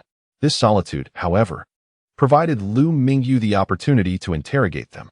He inquired in a measured tone, "What are your names?" "David." "Swear." They introduced themselves in turn. "Very well, David and Swear. Do you know where I can procure a firearm?" "There's a weapons shop nearby," David replied, the initial aggressor who had approached Liu Mingyu earlier. "Are you jesting with me?" Liu Mingyu chuckled, though the sound was foreboding to David, who quickly exclaimed, "Sir, we are merely small-time thugs. We have no connections to smuggled weapons." "Sir, I know where you can buy a gun," Swear interjected with a sycophantic smile. Liu Mingyu's heart quickened at the prospect, reassured that he might indeed find a weapon. He masked his enthusiasm, asking nonchalantly, "Where?" "Let me there." David was momentarily dazed. The business of smuggling firearms was reserved for the notorious. Yet he refrained from countering Swear. Recognizing their shared predicament, they were now inextricably linked in their plight, placing their hopes in Swear and Apo's knowledge. "Absolutely, the place to purchase firearms is not far from here. I can guide you, but I implore you to release us once we arrive," Swear stated with a sense of urgency. "That is acceptable. As long as you assist me in locating the arms dealer, you shall be free to depart." Liu Mingyu had no intention of taking their lives. Despite the remoteness of the location, committing murder would only invite the scrutiny of law enforcement. He had no desire to arrive in New York only to become a fugitive. "Now, stay here and do not entertain thoughts of escape," he cautioned David and Swear before turning toward the girl. As Liu Mingyu moved away, David whispered urgently to Swear, "Shall we flee? If we linger, we risk being killed." David, accustomed to bullying others, found himself utterly intimidated by Liu Mingyu. Swear shook his head. "David, it is futile. With his speed, we cannot escape." The memory of Liu Mingyu and Apo's swift movements haunted him. Even uninjured, they would not outrun him. Thus, it was wiser to comply and lead him to the underground arms market, a path that might ensure their survival. David strained to rise, gritting his teeth against the pain. Though his bones were unbroken, his muscles ached, and every movement sent shockwaves through his body. He understood that even a child could easily overpower him in his current state. Fearing Liu Mingyu might overhear them, David lowered his voice. "Swear, do you know where we can find an underground arms dealer?" "How would I know?" Swear glanced at Liu Mingyu, relieved to see him looking away, and replied quietly, "I'm not certain, but..." Before Swear could finish, David gasped, "What? Udon and Apo's Tino? Are you trying to deceive that demon? We will surely perish."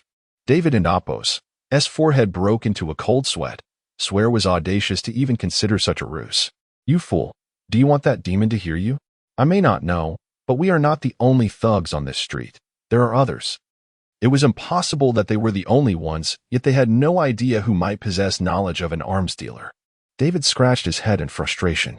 Swear glanced back quickly, whispering, "Use your head. I've told you many times to think more." Who else? Chapter 128. Dougal. Although David and Swear spoke in hushed tones, Liu Mingyu could hear their conversation with perfect clarity. Noticing their discretion and lack of intent to flee, he chose to ignore them. For him, it mattered little whether they led him to the underground arms trading location or if someone else did. The crucial aspect was to identify the appropriate channels. Regaining his focus, he approached the young woman before him and discovered that her cries had smudged her makeup. Nevertheless, Her features revealed her Asian descent. Liu Mingyu spoke softly, "Miss, are you all right? You should head back quickly. Avoid wandering alone in secluded areas at night." The young woman nodded lightly, murmuring a soft thank you. And upon recognizing her savior, she hastily departed the scene. Liu Mingyu returned to David and Swear, inquiring, "Shall we proceed? Are you able to move?" Both hurriedly nodded, affirming their capability. They leaned on each other for support as they advanced, with Liu Mingyu trailing behind. The two men remained silent, enduring their pain as they hurried forward, fearful that any delay might provoke Liu Mingyu's wrath. The night was bright with lights, yet they had walked some distance without encountering a single passerby. As if the city had succumbed to an eerie silence, starkly contrasting its urban nature. Their destination lay not far ahead, and after approximately half an hour, they arrived at the entrance of a bar. Compared to the previous desolate alley, this place buzzed with activity, teeming with individuals adorned in various tattoos, entering and exiting. Swear gestured towards the bar's entrance, stating, "Sir, I need to find someone inside who knows where to procure firearms." Liu Mingyu nodded, "Then let us enter." Swear straightened up and stepped forward. After more than half an hour of respite, he had regained his composure. He navigated through the long corridor, greeted by several familiar faces. Opening a door, they were immediately met with the thumping beats of vibrant music as throngs of men and women swayed to the rhythm, creating a scene akin to a wild revelry. Under Swear's guidance, they maneuvered through the crowd and arrived at the entrance of a private room, where two imposing black men stood as sentinels. Swear approached the door and bowed slightly. "Brother, I am Swear. I seek Dougal." The man on the right stepped forward and queried, "What business do you have with him?" He did not immediately dismiss them, as Dougal was a prominent figure in the area and often entertained visitors. While he recognized Swear, he was unfamiliar with the Asian man behind him. In a lowered voice, Swear replied, "I have a significant business proposition for Dougal, and I would appreciate it if you could inform him."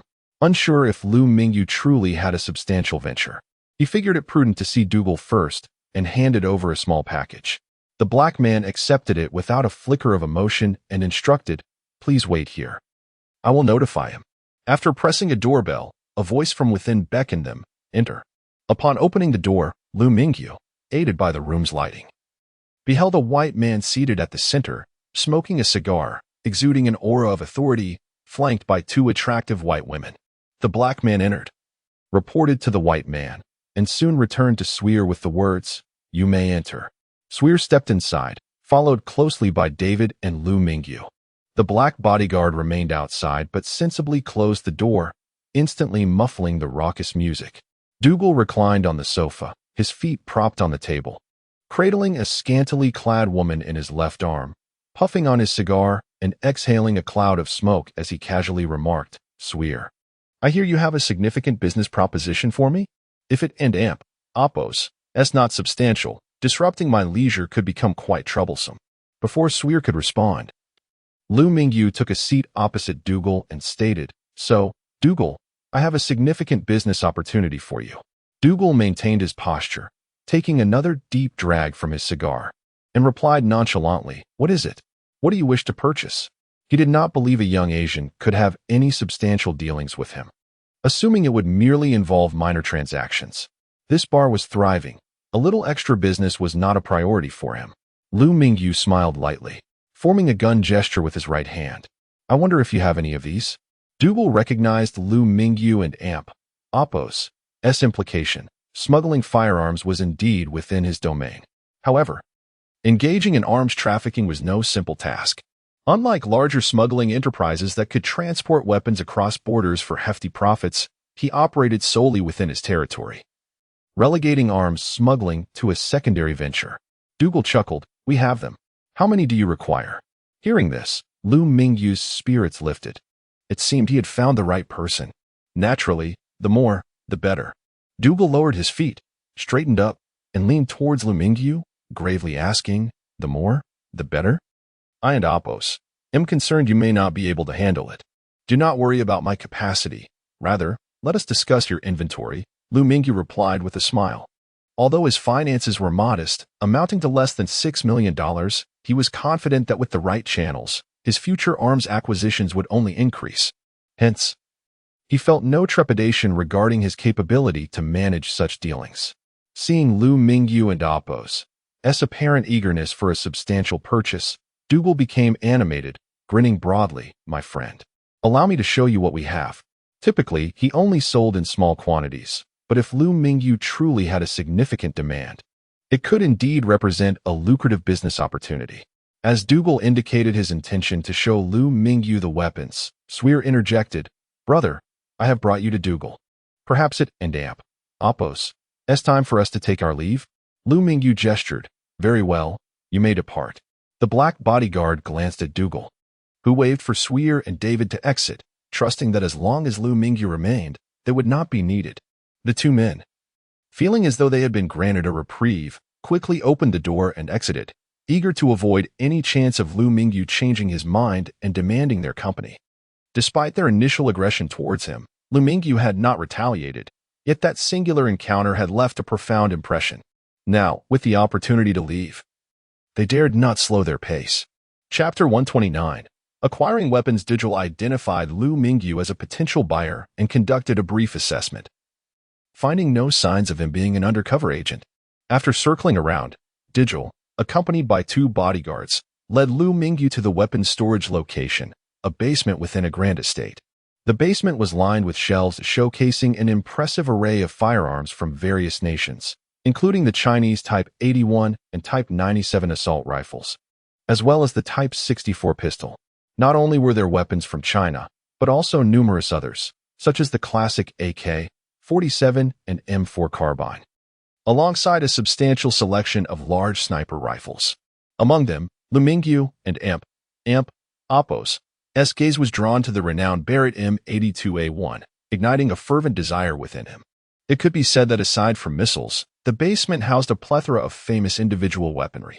Dougal, resembling a military enthusiast, provided introductions to the weapons and inquired, "What type of firearms are you interested in purchasing?" Though Liu Mingyu was not a military aficionado, the sight of so many guns before him compelled him to handle them. He picked up the M4A1, a weapon he had come to admire while playing a survival game, and asked, "How much for this one?" $1,800, Dougal replied, displaying a keen understanding of the weapon's pricing. Liu Mingyu frowned, exclaiming, "That's excessively expensive, almost double the price at a legitimate store." He had previously observed that standard prices ranged from $800 to $1,200, with most hovering around the $1,000 mark. Dougal chuckled and explained, "Of course, official stores are cheaper. The risks here elevate the price. The crucial factor is that we do not impose identity restrictions." "That still seems exorbitant. Can you lower the price?" "I and Apos am looking to buy in bulk," Liu Mingyu insisted, setting the M4A1 down and lifting the illustrious Barrett M82A1. It was substantially heavier than the M4A1, weighing nearly 30 pounds, yet felt manageable in Liu Mingyu and Apos' grip. "What quantity are you considering?" "If you purchase 100 units, I can reduce the price to $1,700 each. For 500 units, it would be $1,600 each, and for 1,000 units, the lowest I can go is $1,500 each." Dougal provided his pricing, uncertain of Liu Mingyu and Apos' specific needs. Liu Mingyu nodded, finding the adjusted pricing reasonable. Even if Dougal had not lowered it, he would still have to buy here, as he lacked alternative channels for acquiring weapons. Unbeknownst to Dougal, even purchasing 100 firearms would constitute a significant transaction for Liu Mingyu. At $1,800 per piece, the retail price allowed Dougal to maintain a substantial profit margin. Liu Mingyu then inquired about the Barrett and Apos' price. "And how much is this one?" $30,000. Dougal promptly answered. The Barrett M82A1 had been discontinued, and the one he possessed was sourced from elsewhere. Generally, it would sell for around $10,000. Liu Mingyu, unfamiliar with the Barrett's market value but aware of its renown, considered $30,000 a worthwhile investment. He pondered whether Li Haifeng and his team had access to a sniper rifle, but possessing one himself would provide considerable peace of mind. Continuing to inquire about other weapons, Liu Mingyu noted that aside from the larger firearms, most were priced about twice as much as in legitimate stores. However, ammunition was comparatively inexpensive, often even cheaper than external sources. Frequently, purchases of firearms included complementary ammunition, a common sales tactic of buy one, get bullets. I would like to order 1,000 M4A1 assault rifles, 5 Barrett M82A1S, 1 million rounds of 5.56mm ammunition, and 10,000 rounds of 12.7mm ammunition. Also, remember to include the bullets as part of the deal. Please calculate the total cost, Liu Mingyu stated, outlining his request. For the bulk purchase of 1,000 M4A1S at $1,500 each, the total would be $1.5 million. The 5 Barrett M82A1S at $30,000 each would amount to $150,000. The 5.56mm bullets at $0.2 each would total $200,000, and the 12.7mm bullets at $2 each would be $20,000, yielding a grand total of $187 million. Digil swiftly calculated the figures on his calculator. Liu Mingyu had anticipated a higher cost, but the total was manageable, approximately $295 million, still under $3 million. Given the affordability of the ammunition, he considered purchasing additional rounds and possibly grenades as well. Initially, he had contemplated acquiring some AK-47s, not for any other reason than nostalgia from gaming, but ultimately decided against it as the AK used 7.62mm ammunition, differing from the M4A1S. The damage was similar, leading Liu Mingyu to finalize his decision on the M4A1 as the primary target for this acquisition. After careful consideration, Liu Mingyu ultimately decided to procure the following from Digil: 1,000 M4A1 assault rifles at $1,500 each, totaling $1.5 million. 5 Barrett M82A1 sniper rifles at $30,000 each, totaling $150,000. 500,000 rounds of 5.56mm ammunition at $0.2 each, totaling $100,000. 10,000 rounds of 12.7mm ammunition at $2 each, totaling $20,000, and 10,000 M67 grenades at $10 each, totaling $100,000. This culminated in a grand total of $295 million. For arms dealers, a transaction of $3 million was modest, but for smugglers, it represented nearly half of their profit. For Digil, a $3 million deal was undoubtedly significant, primarily due to its lucrative margins. Beaming with joy, he asked, "How shall we proceed with the transaction, boss?" "As long as it's within New York, I can deliver it to any location," Liu Mingyu inquired. "Are you unable to transport them out of the country?" Digil chuckled awkwardly, responding, "Boss, you jest.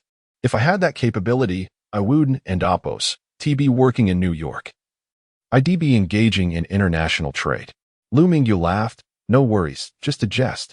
Please leave me your contact information. Once I confirm the location tomorrow, I and Oppos LL need your assistance in transporting them." "Absolutely, as long as it's within New York, there's no issue," Digil replied with a smile, providing his phone number. Having just arrived, he had yet to secure a place for the weapons. Liu Mingyu then asked, "Do you happen to have a warehouse nearby where I can temporarily store these weapons? I will arrange for transport shortly." Ultimately, Digil offered a remote warehouse, and they agreed to meet there for the transaction the following morning. Chapter 130. The transaction, July 2nd, 2019, morning. Liu Mingyu procured a black bag and hailed a taxi to the address provided by Dougal the previous day. Initially, he intended to rent a car and drive himself. But alas, Liu Mingyu possessed only a Huaxia driver's license, which was incompatible with the driving regulations of the Sam country. The positions of the steering wheel differed, and to drive in Sam country, one would need to obtain a new license, compelling him to take a taxi instead. Liu Mingyu had already contacted Dougal in advance, and upon his arrival at the designated location, Dougal was waiting at the entrance. This place was indeed quite remote, with only a few vehicles occasionally passing by. Had it not been for Liu Mingyu's extra payment, the driver would have been reluctant to venture here. Whether the driver was attempting to take advantage of Liu Mingyu for being of Asian descent, or if the remoteness warranted the extra fare, remained uncertain. The fare was not exorbitant, and Liu Mingyu did not delve into it further, simply handing over the money. However, he noticed that after dropping him off, the driver accelerated away in a drift, departing swiftly. Dougal harbored concerns that Liu Mingyu might be an undercover agent dispatched by the police, remaining vigilant of his surroundings. Smuggling firearms was no trifling matter. Exercising caution was paramount. A $3 million transaction was significant, at least from Dougal's perspective. He feared it might be a trap while simultaneously being anxious about losing the deal. With his conflicting emotions, upon seeing Liu Mingyu arrive as promised and receiving a reassuring signal from his associates, he felt a measure of relief. He opened his arms to embrace Liu Mingyu, exclaiming, "Brother, greetings. The goods you requested are all prepared." Liu Mingyu was met with a strong odor that slightly discomforted him. Holding the black bag in one hand, he patted Dougal's shoulder with the other and replied, "Hello, where shall we go to inspect them?" They were at a somewhat isolated standalone villa. The vastness of Sam country meant that houses were not densely clustered together, with substantial distances separating them. Liu Mingyu found himself in such a location, where sparse houses could be seen within a kilometer radius. As they entered the premises, a roll-up gate opened, revealing rows of boxes neatly arranged within a warehouse. The bullet boxes measured 470 millimeters by 340 millimeters by 150 millimeters, capable of holding 440 rounds of 5.56 millimeters ammunition. Liu Mingyu had purchased 5 million rounds, plus an additional 100,000 as a bonus, totaling 5,100,000 rounds. This quantity could fill 542 boxes of such dimensions. He was acquiring more than just bullets. There were other items, although the quantity of other boxes paled in comparison to the ammunition cases. Dougal inquired, "The goods are all here. How would you like to proceed with the payment?" Liu Mingyu was taken aback. Payment? Was it not to be made in cash? Were there alternative methods? The money was right here. He produced the black bag he was carrying. Dougal, initially puzzled by Liu Mingyu and Apo's choice of a black bag, was astonished to discover it contained cash. Nearly 3 million in cash was no trifling weight, approximately 60 pounds. Observing Liu Mingyu lift it effortlessly with one hand, he couldn't help but silently admire his strength. Liu Mingyu inspected the goods while Dougal verified the cash. Having become acquainted with the construction of the M4A1 at a legitimate arms dealer, he opened the weapon box to find the M4A1s neatly arranged. He randomly selected a few to test, finding them all in perfect working order. The craftsmanship of these weapons was impressive, though Liu Mingyu did not inquire into Dougal's sources. The fact that he could procure them sufficed. Upon opening the ammunition boxes, he was greeted by neat rows of bullets. Each box contained 140 rounds. The sight reminded Liu Mingyu of the scarcity of ammunition in the apocalyptic world, where he had learned to conserve every round. Now, with a substantial supply at hand, he felt confident he could handle any threat within a minute, even should another explosive adversary arise. While Liu Mingyu conducted his inspection of the M4A1s, he meticulously examined each Barrett M82A1. Fortunately, Dougal, confident in his merchandise, had no intentions of deceiving Liu Mingyu. Credibility in arms smuggling was of utmost importance. Moreover, Dougal sensed that Liu Mingyu would likely make further substantial purchases of weaponry, given the scale of this transaction, which could well be sufficient to ignite an ordinary conflict. Observing Liu Mingyu and Apo's enormous demand for ammunition, Dougal contemplated future opportunities, perhaps even branching into larger weaponry for sale. In comparison to Liu Mingyu's thorough examination of the weapons and ammunition, Dougal's inspection of the cash was swift. Within 2 minutes, the verification of $3 million was completed. Dougal was taken aback to find that the black bag Liu Mingyu carried contained not the previously agreed-upon $2,950,000, but rather $300,000, in excess of $50,000. Had Liu Mingyu miscalculated, or was this intentional?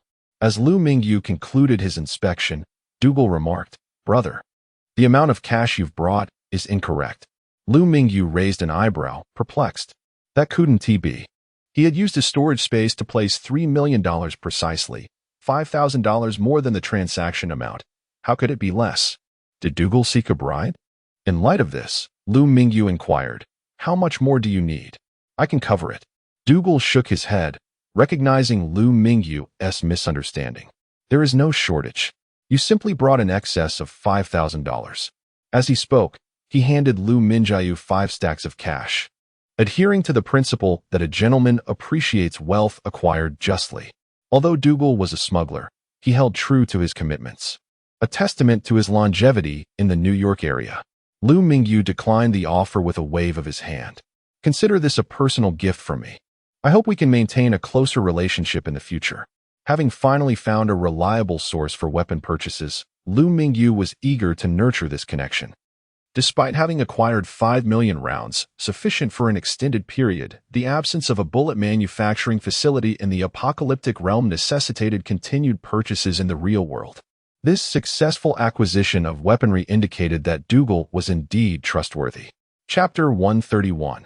Returning to the apocalypse upon witnessing Liu Mingyu's refusal. Doger did not press the matter further, but erupted into a hearty laugh, proclaiming, "All right, my brother, I consider you a friend. In the future, should you require goods, I shall offer you the most favorable prices." This exemplifies the distinction between Westerners and the Chinese. Were it a Chinese individual, there would undoubtedly be a back-and-forth negotiation, a dance of mutual insistence before any agreement could be solidified. In contrast, Westerners are exceedingly straightforward. Should one approach them with subtlety, they may take it with utmost seriousness.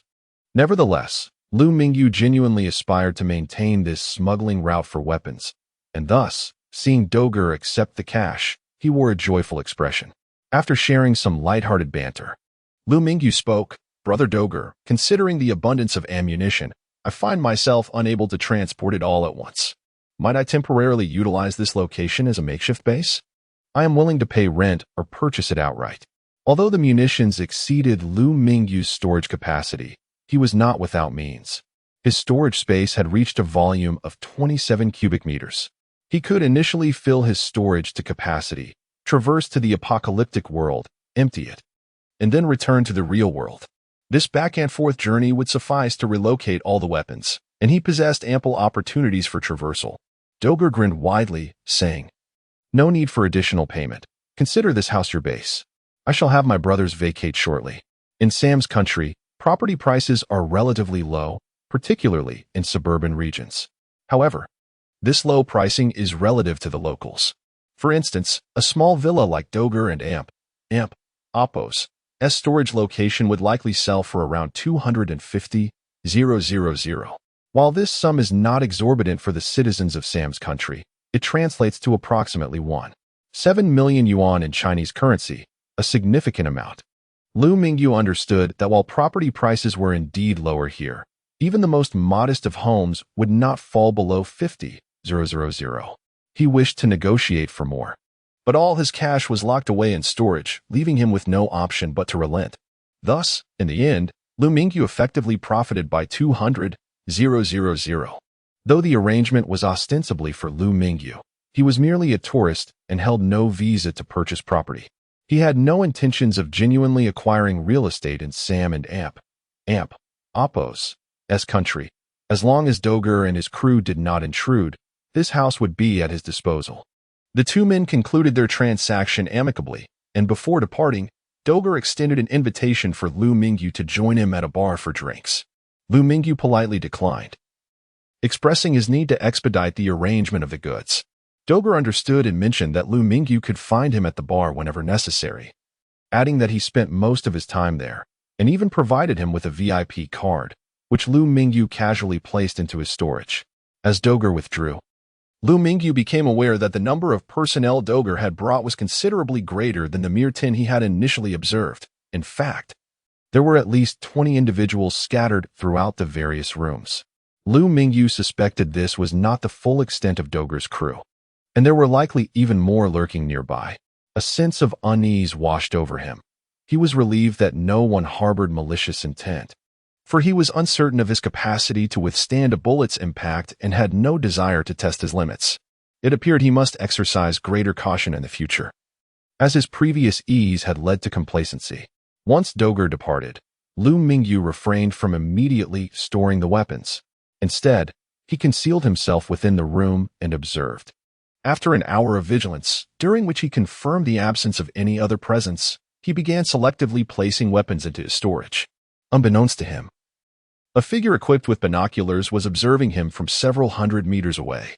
He procured 100 M4A1 rifles, 5 Barrett M82A1 rifles, and an assortment of grenades, ensuring to gather all remaining ammunition for the Barrett, as well as every 5.56mm bullet available, filling his storage to the brim. Although 27 cubic meters may seem substantial, it equates merely to the size of an ordinary room, and in fact, may be smaller than some larger rooms, as it measures 3m times 3m times 3m, a size surpassed by many spaces. Thus, after Liu Mingyu filled his storage, a significant quantity of ammunition remained in the warehouse. With the weapons and ammunition successfully secured, and having reached the task's limit, it was time to return to the apocalyptic world. The traversal skill allowed for the establishment of 10 fixed teleportation points. Liu Mingyu had already utilized 3 coordinates in the real world, 2 from his previous residences and 1 from the villa he had just acquired. He decided to designate this warehouse as his 4th coordinate point, facilitating future retrieval of ammunition. In the apocalyptic world, he had also used 3 coordinates. And now he felt a pang of frustration. He had not intended to return from the apocalyptic realm during his last visit. His only means of returning now was through the original 3 fixed points, or by opting for random teleportation. The drawback of random teleportation was that it could only occur in proximity to the corresponding location in the original world, though the exact range remained untested. Regardless of distance, it was improbable he could randomly teleport from Sam and Appo's country to China. Should he find himself unable to traverse a large horde of zombies in the apocalyptic world, he could potentially teleport from the real world. However, his current capabilities were limited, and the situation in the apocalyptic realm remained uncertain. It would be prudent to avoid hasty random teleportation, as he had previously endured the consequences of such a decision. If he were to arrive amidst a special horde of zombies, he feared he would not have time to escape. The fixed teleportation points in the apocalyptic world were a small house near the former villa of Liu Haipeng's original residence, and the presidential suite on the top floor of a resort. Regardless of which point he considered, none seemed entirely suitable. Liu Haipeng and his companions were still engaged in a struggle in the eastern New District of Hangzhou, and he could not abandon them. Had it not been for him, they would not have encountered such peril. Although the leader and the demolisher were no longer present, the relentless tide of zombies remained, complicating their escape. Ultimately, Liu Mingyu had to make a decision. As he activated his teleportation skill, he was startled to discover that there were actually 4 fixed coordinates available in the apocalyptic world. What could be the reason? Had he not only set 3 fixed coordinates? Why was there now an additional one? The 4th option appeared distinct, displayed in a peculiar red hue, while the other 3 remained grayed out, seemingly unavailable for selection. Furthermore, even the random option was rendered inaccessible. Well then, he had no choice but to select the 4th option, though he had no recollection of what it entailed. Silently, he chose the 4th option and initiated the teleportation.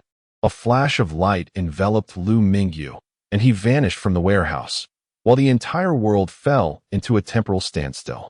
Chapter 132, Rescue in the Next Moment. Liu Mingyu found himself on a rooftop. He immediately surveyed his surroundings, his body tense and poised to evade any incoming attacks from foes. To his astonishment, he realized he had returned to the very place he had traversed back to, the rooftop, where he had vanquished the leader.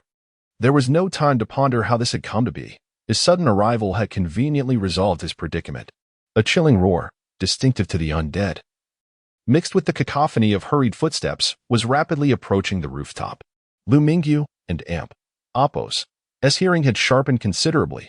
Sounds that once eluded him were now piercingly clear. The zombies that had previously besieged him had been summoned by their leader, and now that the leader was deceased, the zombies regained a semblance of their former instincts. It would be inaccurate to claim they had fully regained consciousness. As he understood, ordinary zombies operated purely on instinct, while only certain special zombies possessed awareness.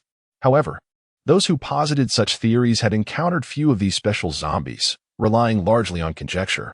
Nevertheless, Liu Mingyu supported the notion that not all special zombies were devoid of awareness.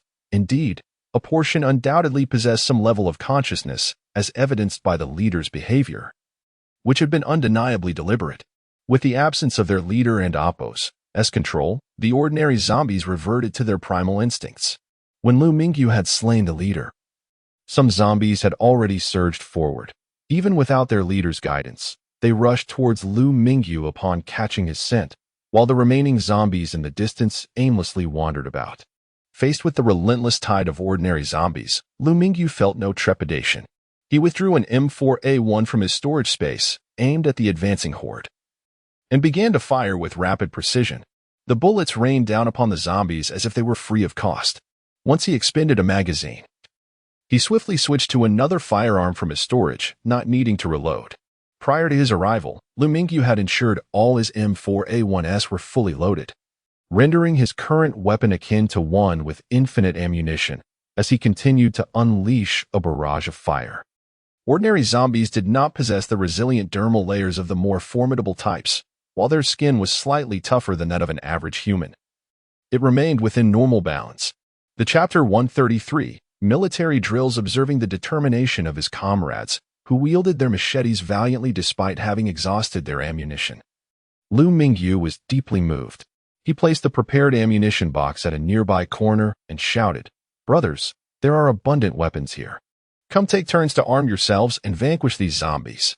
With that, Liu Mingyu swiftly made his way to the front lines, where he handed an M4A1 rifle to Liu Haiping, saying, "Brother Liu, use this." Liu Haiping deftly dodged and swung his machete with great force, bringing down a zombie before him. Gasping for air, he glanced at the rifle and hastily declined. "Boss, my marksmanship is poor. Do not waste it. Let those skilled with firearms handle it. I prefer the machete. It feels more reliable." After Liu Haiping felled another zombie, Liu Mingyu insisted, thrusting the M4A1 into his hands, "Practice makes perfect.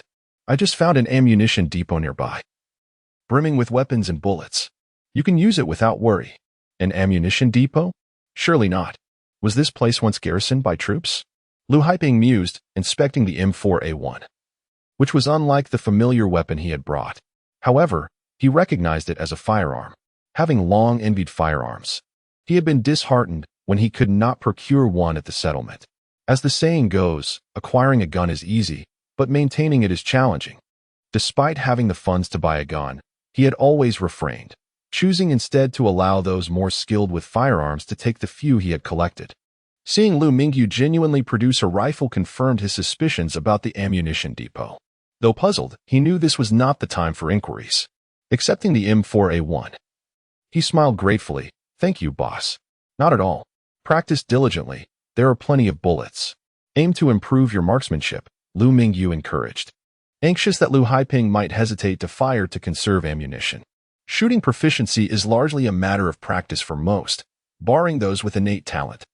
It is implausible for someone who has never wielded a gun to achieve perfect accuracy without extensive training. Despite Liu Mingyu's assertion of abundant ammunition, Liu Haiping refrained from indiscriminate firing, focusing instead on careful shots. Fortunately, the zombies outside the building had been largely dispatched. Otherwise, Liu Haiping would not have dared to take his time.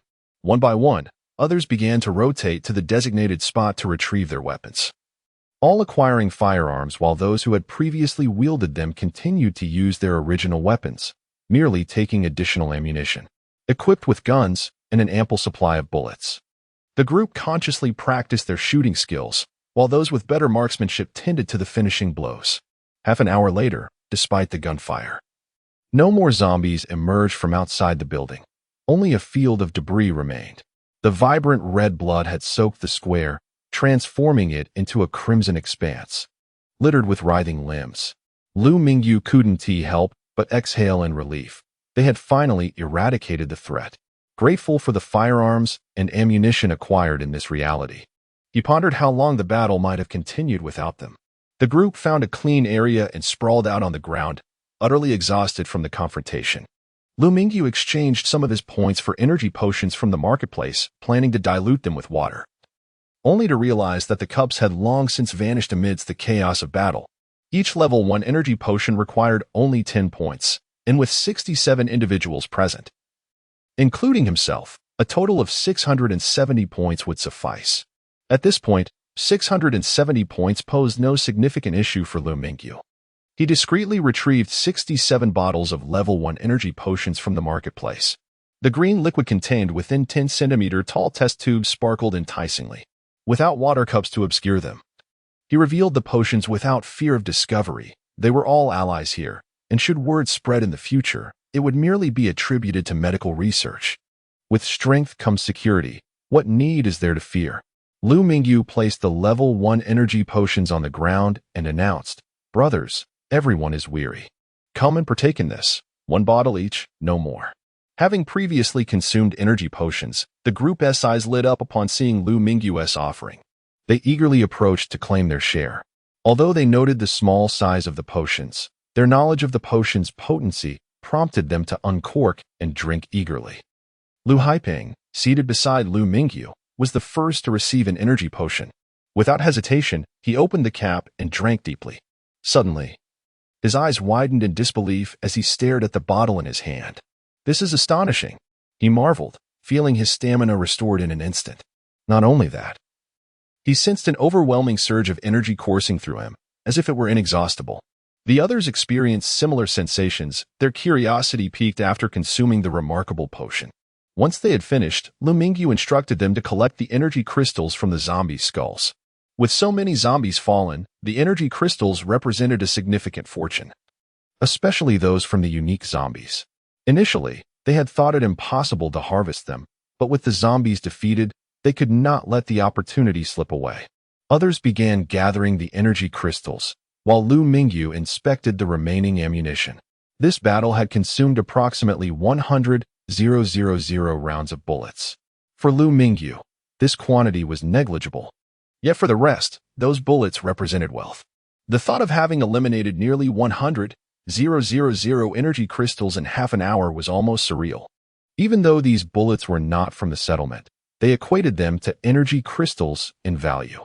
The 5 leaders of the settlement had amassed power through their control over ammunition. Now, with Liu Mingyu possessing such an arsenal, a fervent hope ignited within the hearts of the group. Perhaps their boss could ascend to become the 6th leader of the settlement, promising a bright future for all who followed him. This aspiration was shared not only by the slaves Liu Mingyu had purchased, but also by Liu Haiping and others, who felt a burgeoning confidence in their boss's potential to rise among the ranks. Chapter 134. Stubbornness. If Liu Mingyu were aware of their thoughts, he would undoubtedly exclaim, "Brothers, you are overthinking this.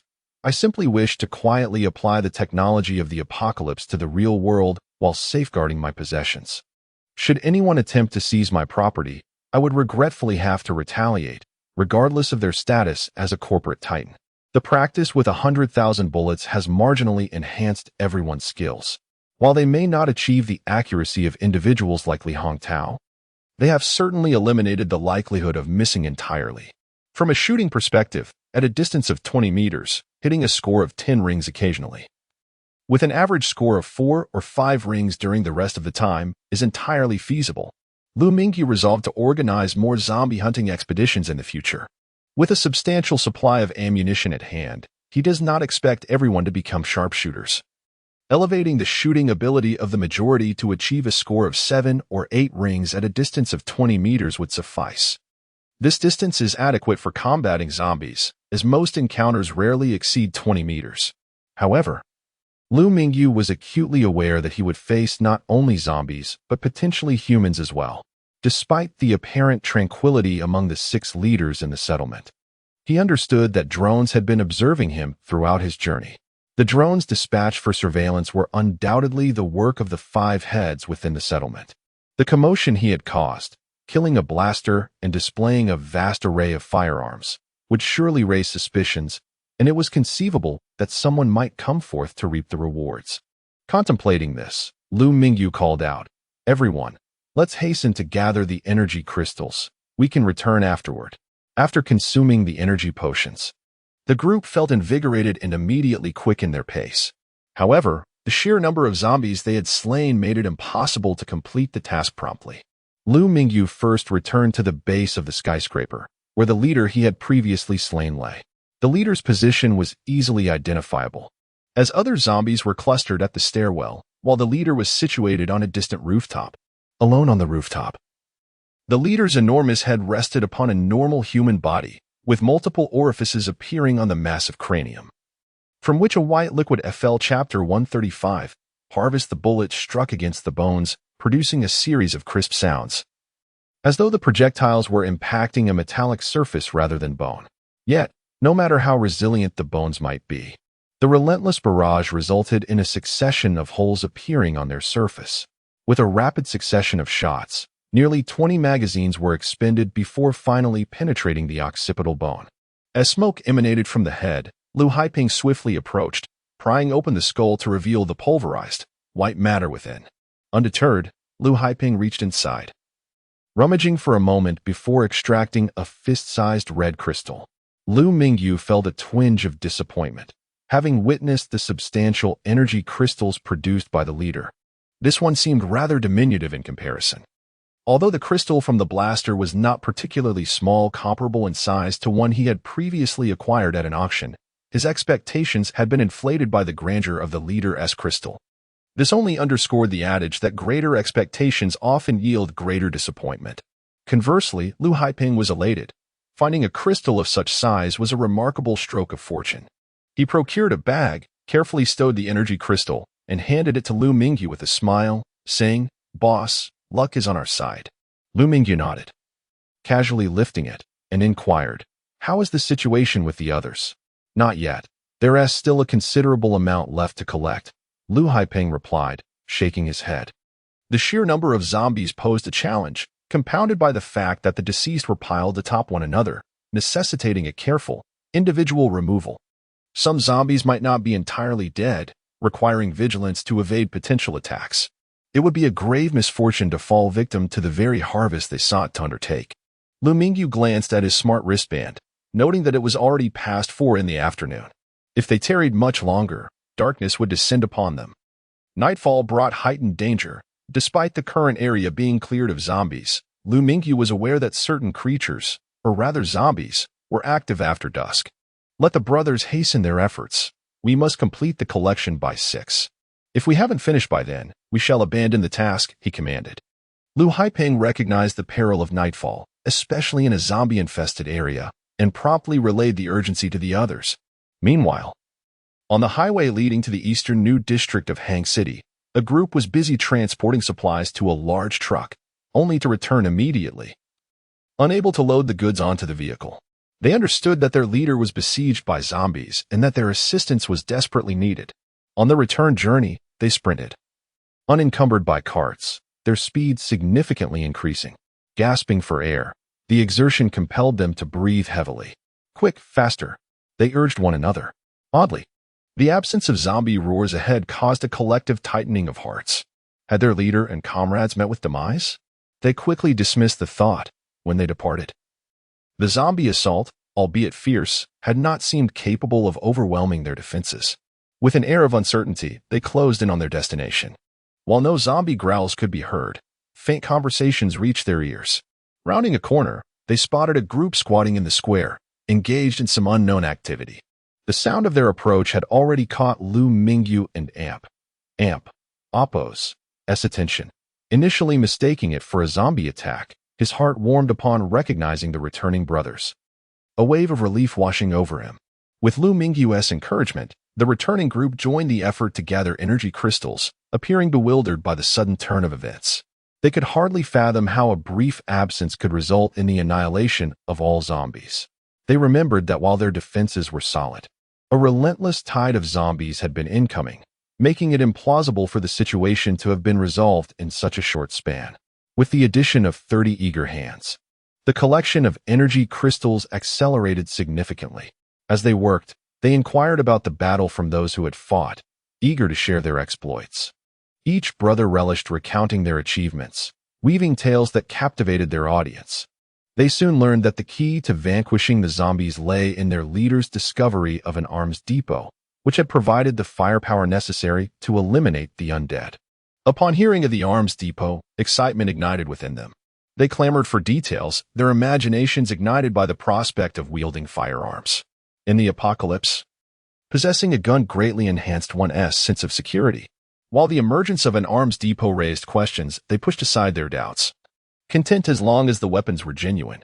Despite their animated chatter, the pace of collecting energy crystals remained brisk, further quickened by the influx of reinforcements. By 5:30, they had completed the gathering. The energy crystals lay heaped together, resembling a small mound. Liu Mingyu estimated that the total weight was around 500 pounds.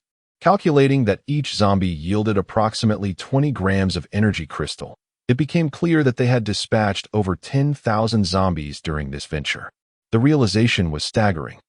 Their numbers had been overwhelming. In addition to the level 1 energy crystals, Liu Mingyu had also acquired 2 special energy crystals from the leader and the blaster. The energy crystal extracted from the zombie dog's skull, larger than the average but inferior to those from the blaster, was set aside as a distinct category, akin to the size of a chicken egg. At the building, automated carts were available, and they gathered some to transport the energy crystals and remaining ammunition. As they pushed the carts towards the exit, they glanced back at the area they were leaving behind. This expedition into the eastern new district of Hang City had proven fruitful. Not only were the energy crystals a significant gain, but the equipment they had taken earlier would also greatly benefit Liu Mingyu's technological advancements in the future. "Let us depart," Liu Mingyu declared, turning towards home. As the sun dipped below the horizon, the silhouettes of the group elongated in the fading light. The surroundings were tranquil, but perhaps next time they returned, it would be filled with bustling activity once more. Chapter 136, Additional Meal. The drone, cleverly disguised as a bird, flitted around the building, vigilantly monitoring the situation of Liu Mingyu and Apos' team. Every moment, from their initial encounter with the zombie onslaught to their eventual triumph over the horde, was meticulously recorded and transmitted to a nearby vent several kilometers away. In the surveillance room, the atmosphere was heavy. The stifling heat made the environment particularly uncomfortable. 2 men, one middle-aged and the other young, casually wiped the sweat from their brows, their eyes fixated on the screen, anxious not to miss any gripping moments. Whether it was the first group of Liu Mingyu and Apos' retreating personnel or Liu Mingyu himself leading the evacuation, every detail was captured clearly. While they observed Liu Mingyu and Apos' confrontation with the leader of the opposing faction, they felt somewhat detached from the intensity of his mental fortitude. Yet his actions undeniably set him apart.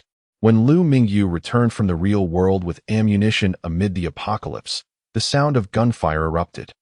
The middle-aged man furrowed his brow and quietly inquired, "Is there an ammunition depot over there? How do they still have so many bullets?" He was aware that they had confiscated some of the walkers and Apos' rifles and ammunition, yet he could not fathom how the opposing team suddenly acquired an abundance of firearms, which, judging by their design, were not even walkers and Apos' rifles. Though he was not a military enthusiast and could not name these weapons, their firepower was evidently formidable. The young man glanced at the rifles in the hands of the others and casually remarked, "Perhaps they found an ammunition cache inside." The drone, confined to the outside, could not capture the happenings within. The middle-aged man remained silent, continuing his observation. At last, under the relentless firepower, all the zombies were eliminated. The middle-aged man estimated that the ammunition consumed during this skirmish surpassed that of several operations conducted by their boss. Clearly, this ammunition depot harbored an abundance of bullets. He acquiesced to the young man and Apos' hypothesis, as it was the only plausible explanation for the sudden influx of firearms and ammunition. However, he merely contemplated this internally. His role was to relay the footage to the boss, not to draw conclusions. As Liu Mingyu and his team embarked on their return journey, the drones under his command also began their retreat. Although the drone had operated throughout the day, it exhibited no signs of low battery. Were Liu Mingyu to witness the drone and Apos' battery performance, he would undoubtedly strive to replicate that technology in the real world. Nonetheless, The sheer volume of technological advancements required for the apocalypse was overwhelming, and Liu Mingyu could not address them all at once.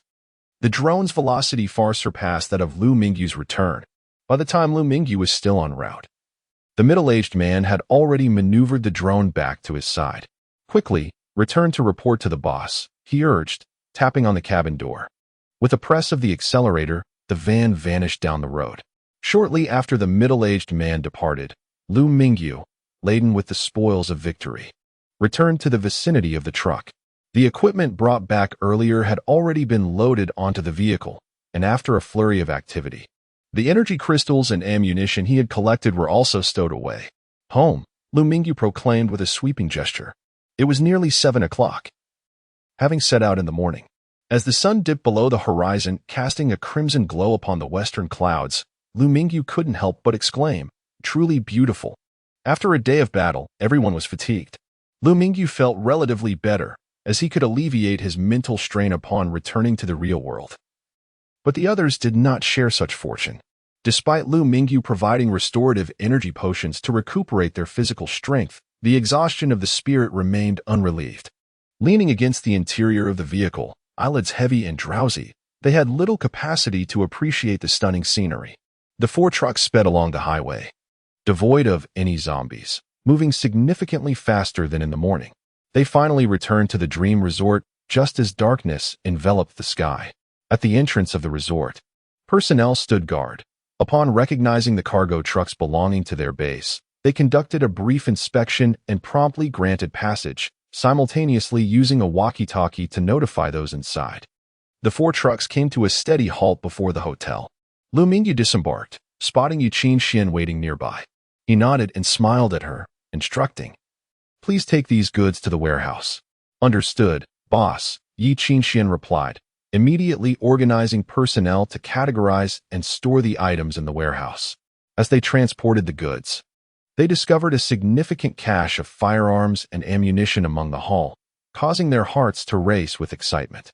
Recognizing the importance of these weapons, they promptly designated a secure area for their storage. With many hands making light work, the task was completed in no time. Once all items were stored, Yu Qian approached Liu Mingyu and said, "Boss, dinner is ready." Liu Mingyu took his seat at the main table, where the meal primarily consisted of cured meats, though this time there was an abundance of green vegetables. Liu Mingyu, surprised, asked, "Where did these vegetables come from?" For Liu Mingyu, vegetables held little significance, as he could easily obtain them in the real world. Yet for those enduring the apocalypse, they represented a rare delicacy. Overall, however, the vegetables were not particularly appetizing, as they had lacked oil and flavor in the past. Now, they gleamed with a sheen, appearing delectable and stimulating the appetite. Yu Qian smiled brightly, her expression radiant. There and amp, Oppos, a vegetable patch behind the resort that had been neglected for years, but we still managed to harvest some edible plants. Liu Mingyu nodded, then instructed, "Let and amp, Oppos, prepare another meal. Today and amp, Oppos, bounty is substantial, and we should reward our brothers." Each person and amp, Oppos, ration was fixed, consisting of a bowl of rice paired with cured meat, with a modest serving of vegetables added today. Having another meal posed no burden whatsoever. Eating was not a concern. Even if they were to have 2 additional bowls of rice, they could manage without difficulty. The priority was to expend a significant amount of resources, which was paramount.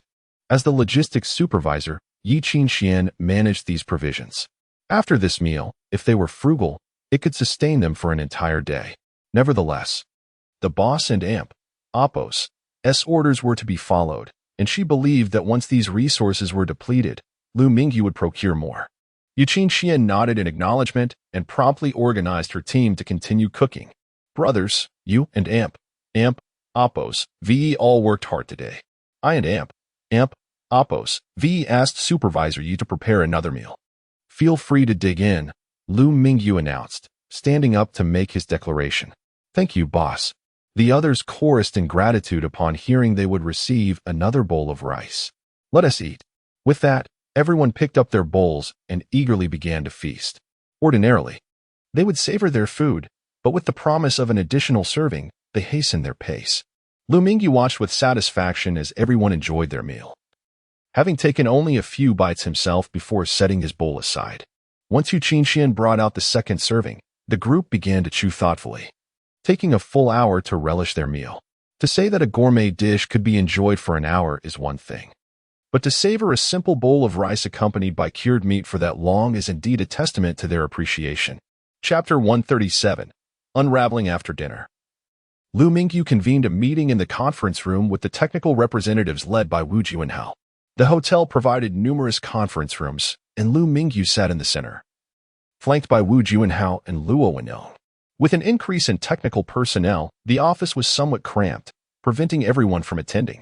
Liu Mingyu had arranged for the transportation of equipment, filling several rooms with 30 carts and oppos worth of devices, while other technicians began categorizing them. Among the equipment in Liu Mingyu's storage space, some were discreetly moved into the room during the transit. However, as the host of the Panda Feiyun system, he placed the main unit on the conference table. Now that everyone was present and had received the relocated equipment, Liu Mingyu surveyed the room and paused before continuing.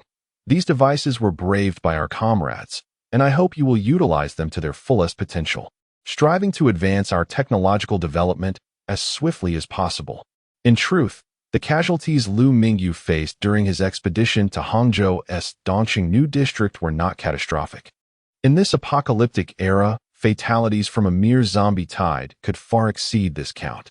Compared to the achievements of others, his results could be deemed commendable. Yet to Liu Mingyu, these were tangible lives, and he could not dismiss their sacrifices lightly. Nevertheless, he recognized that in the apocalypse, one could not afford to be overly compassionate. His priority was to ensure the safety of those who fought alongside him. Ma Jianhao, Luo Wenyang, and others nodded vigorously, affirming, "No problem, we will develop it as quickly as possible." After Liu Mingyu offered further instructions, the team reported on their progress. However, only a day had passed in this world, and even with new ideas, immediate results were improbable. The various mobile devices Liu Mingyu brought provided multiple testing platforms, significantly expediting the testing process. "Jianhao, come take a look at this machine. Can you crack it and reset the permissions?" Liu Mingyu pointed to the main unit of Panda Feiyun.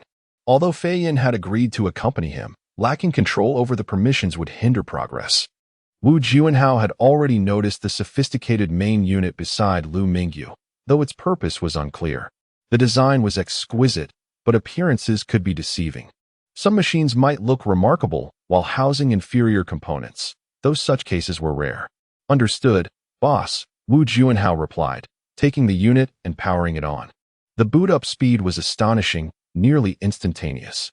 Almost immediately, a jovial animated panda sprang from the table, clutching a vibrant green bamboo stalk, munching away with delight.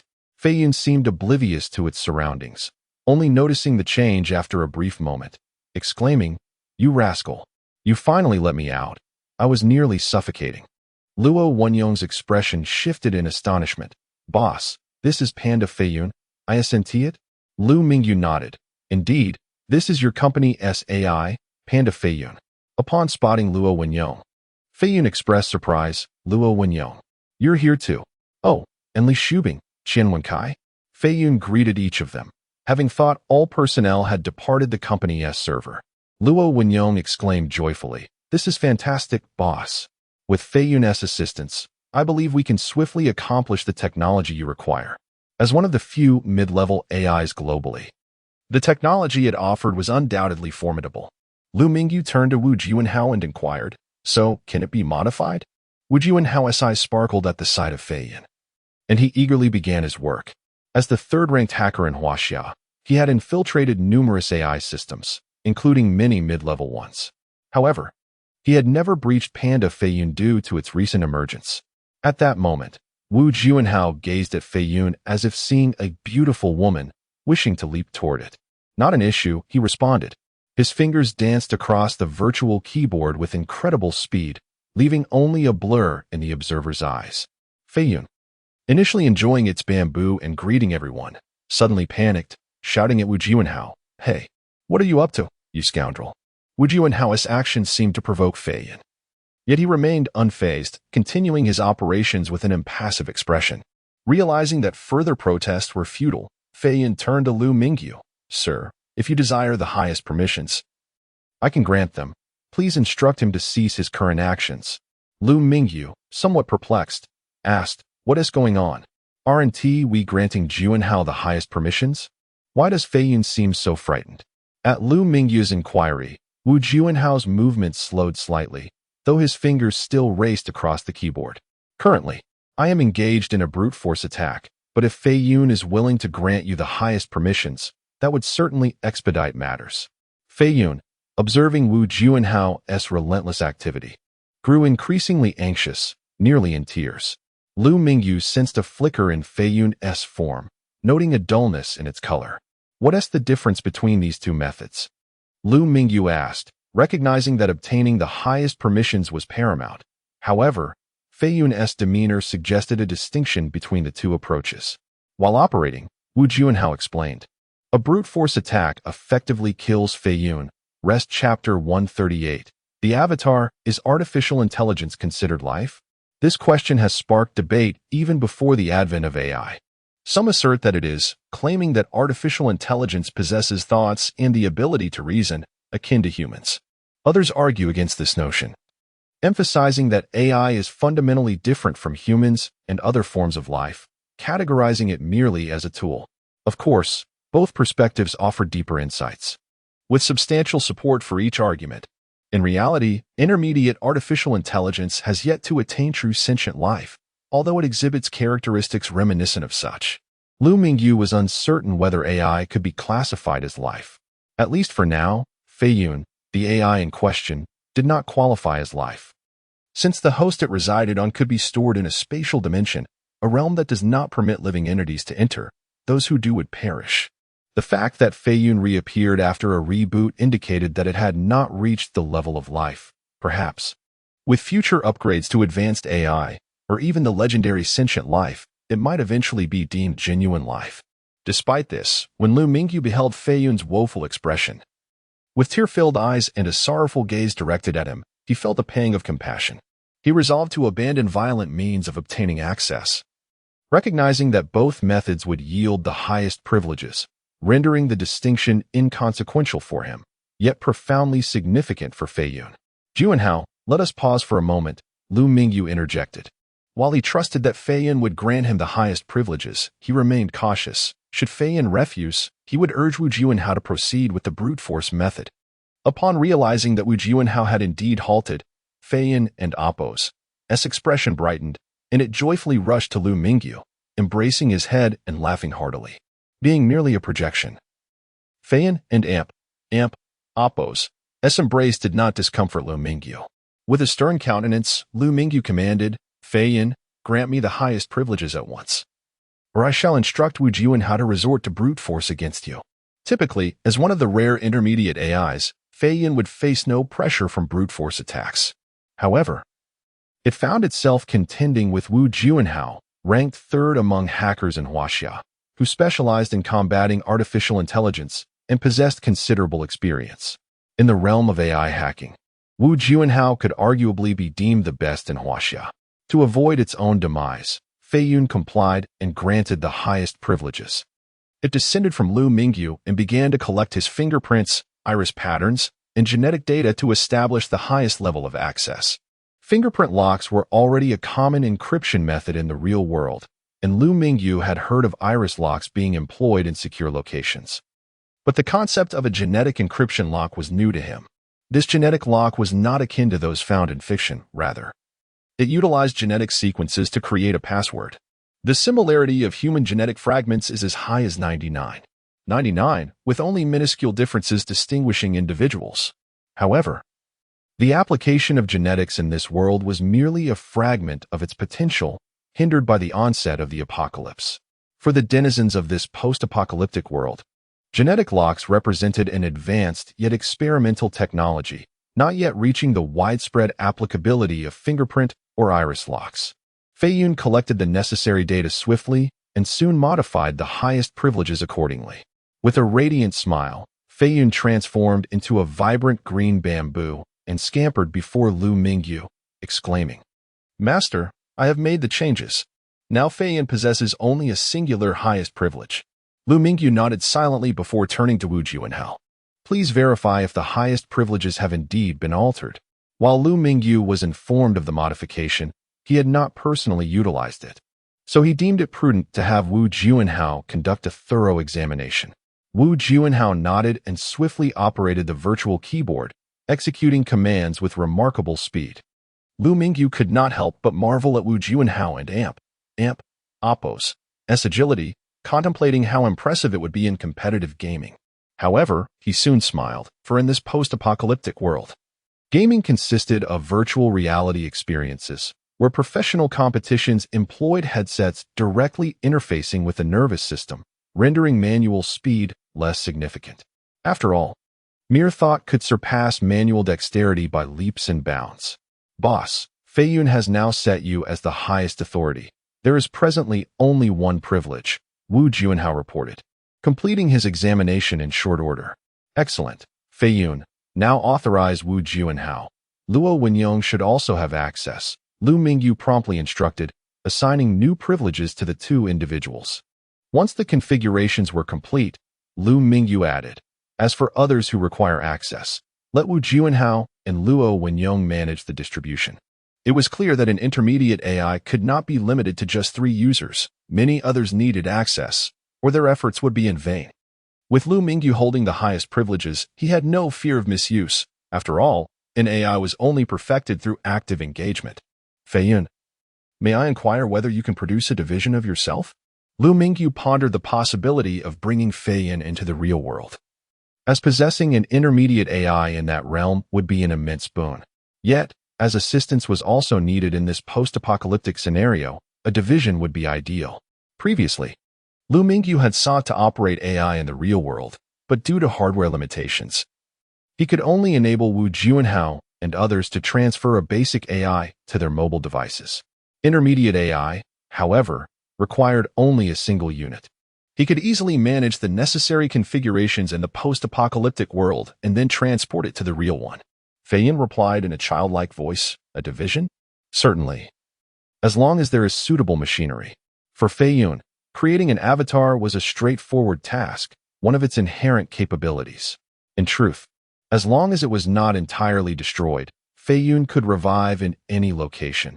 However, the resurrected Fei Yun would not be the original but a new entity. Yet, for humans, the distinction was negligible, as both constituted artificial intelligence. Liu Mingyu and Amp, Oppo's brow arched with delight. "That is splendid. I shall arrange for a new machine shortly, where you can maintain a division for research purposes." He then instructed Wu Juanhao and the others to reassemble a machine from the equipment they brought back, serving as a vessel for Fei Yun's avatar. Chapter 139. Acquiring skills after concluding discussions with Wu Juanhao and the others. Liu Mingyu sought out Yu Qinxian and Zhao Kuan to ascertain the conditions within the base. Everything appeared to be in order. The original surveillance personnel seemed to have departed alongside him. He advised Zhao Kuan to enhance the security measures in the vicinity, ensuring that patrol personnel were equipped with firearms and ammunition. Upon hearing that he would receive a firearm, Zhao Kuan and Oppo's face lit up with excitement. Returning that evening, he had envied everyone wielding rifles, and now he too was elated to possess one. Seeing Zhao Kuan and Oppo's exuberance, Liu Mingyu cautioned him, "Be careful during patrols tonight. Avoid discharging your weapon unless absolutely necessary. In the coming days, I will organize another team to eliminate zombies, and you will have your chance to fire." Zhao Kuan nodded vigorously, assuring, "Boss, you can count on me to exercise caution. But if we encounter a special situation, I won't hesitate to use my weapon." Liu Mingyu was concerned about the potential for a large horde of zombies or an attack from others, fearing that Zhao Kuan might conserve ammunition at a critical moment. Throughout the day, he had been accompanied by a drone, which led him to believe they might soon encounter other individuals. However, since there had been no movement from the other party, he momentarily set aside those thoughts and focused on bolstering the base and Oppo's security. On Yu Qinxian and Oppo's end, there were no significant issues. She had managed the necessary supplies quite well. The base's inventory was not overly abundant, making it relatively easy to oversee. After giving her a few casual instructions, Liu Mingyu retreated to the presidential suite on the top floor to rest. Once in the suite, he refreshed himself and settled onto the sofa to review the rewards from his recent mission. Before the apocalypse, Liu Mingyu had completed 5 daily tasks and 5 challenge tasks, totaling 10 missions. All these tasks involved the extermination of zombies, and he had successfully fulfilled them during his time at the skyscraper, though he had been preoccupied with other matters and hadn't paid much attention at the time. He accessed the system to check the log, revealing a series of completed tasks. Congratulations on killing 1,000 ordinary zombies. Congratulations on completing challenge task 1. Congratulations, you have earned 3,000 points. Congratulations on killing 100 ordinary zombies. Congratulations on completing daily task 1. Rookie LV2, officially becoming Rookie LV2. Congratulations on killing 1 zombie dog. Congratulations on completing challenge task 2. Congratulations, you have acquired the skill precision shooting LV1. Among the notifications, he found it peculiar that he had killed a zombie dog, as he did not recall encountering one that afternoon. Perhaps it had been eliminated by someone else. Liu Mingyu dismissed the matter, realizing that as long as the tasks were completed, it did not matter who had killed the zombies. After tallying his accomplishments, he noted that completing 10 tasks had netted him 700 points, but more importantly, he had acquired 3 skills. Precision shooting LV1, passive skill, increases firearm accuracy by 5. Long gun proficiency LV1, passive skill, increases long gun proficiency by 5.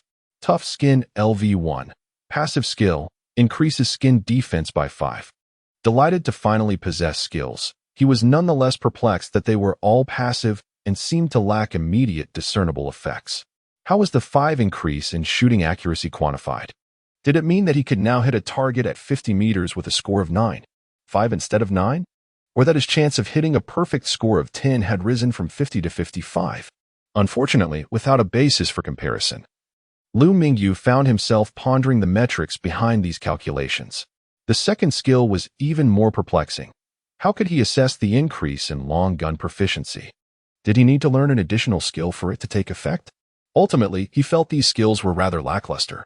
The third skill, which increased skin defense, seemed promising. After using a genetic enhancement potion, he had tested his skin's resilience against a blade, finding it impervious to cuts, which he considered quite beneficial, even though he could not perceive a significant enhancement at the moment. Rubbing his forehead in frustration, Liu Mingyu felt a sense of disappointment. Initially expecting formidable skills, but finding them to be rather underwhelming. He recalled that the shop offered skill potions that could enhance skill proficiency. Perhaps he should purchase a few? Despite the lackluster nature of these skills, it was still his first experience with skill acquisition, and he felt compelled to explore them further. Skill Potion LV1. Exchange price, 500 points. Effect: selectively increases skill proficiency by 100 points, valid only for first-level skills. The price of 500 points was not insignificant. But Liu Mingyu's current point total had surged to 16,030 after completing tasks, alleviating any financial pressure.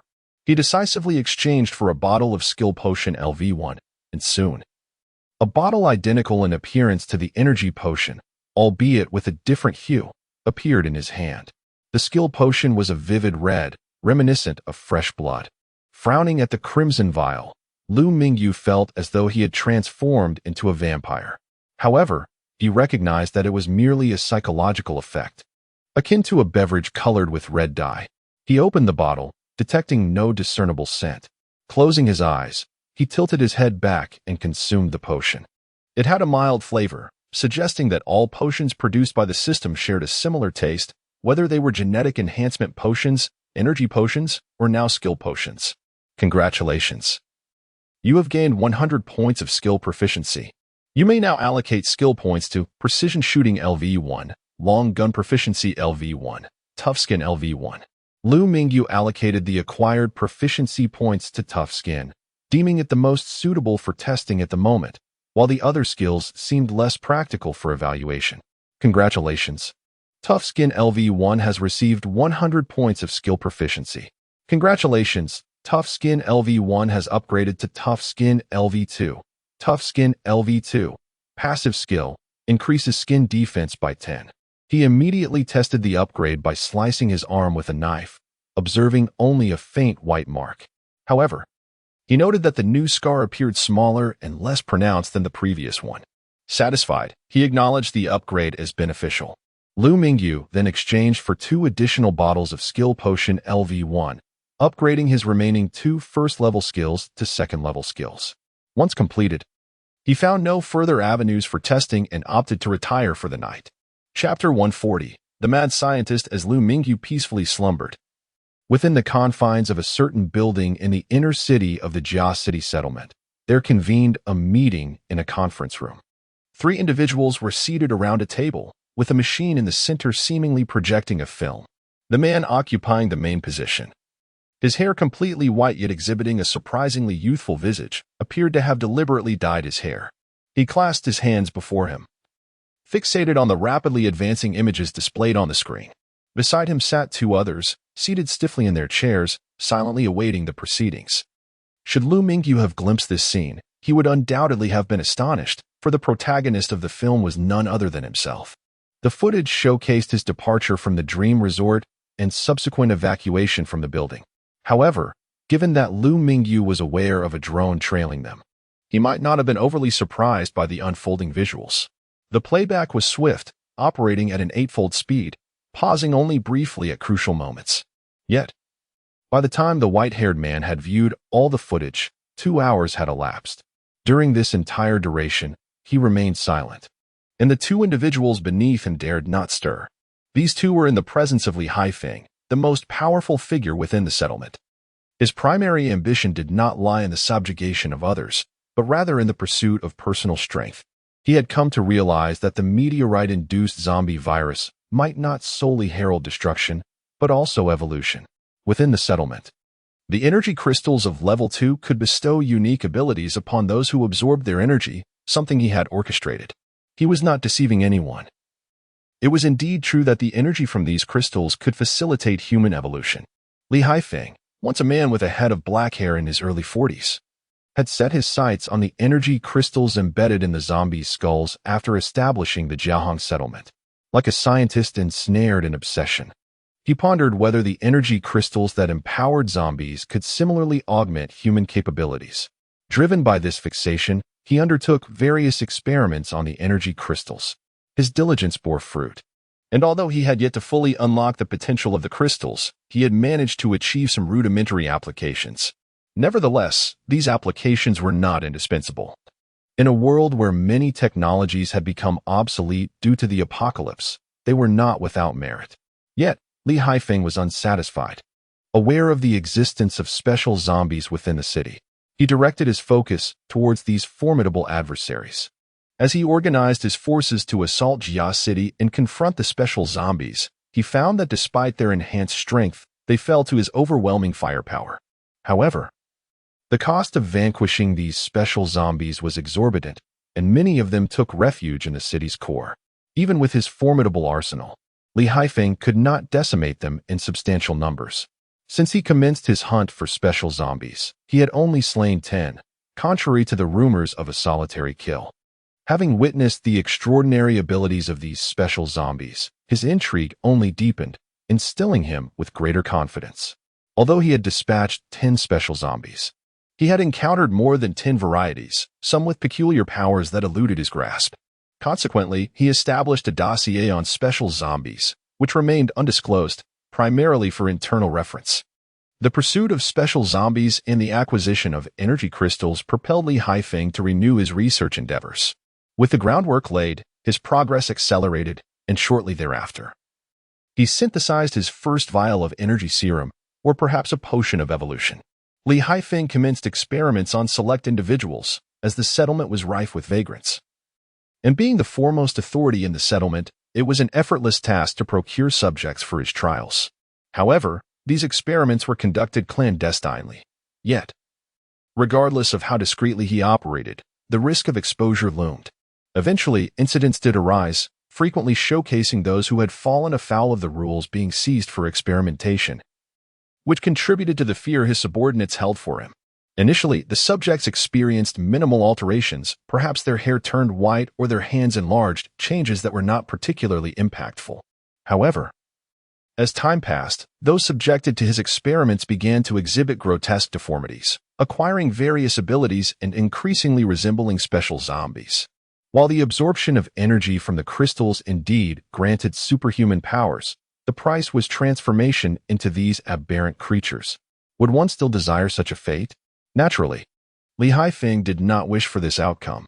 He experimented with lower concentrations of the serum, resulting in his hair turning white while he felt a slight enhancement in strength and speed, albeit marginal.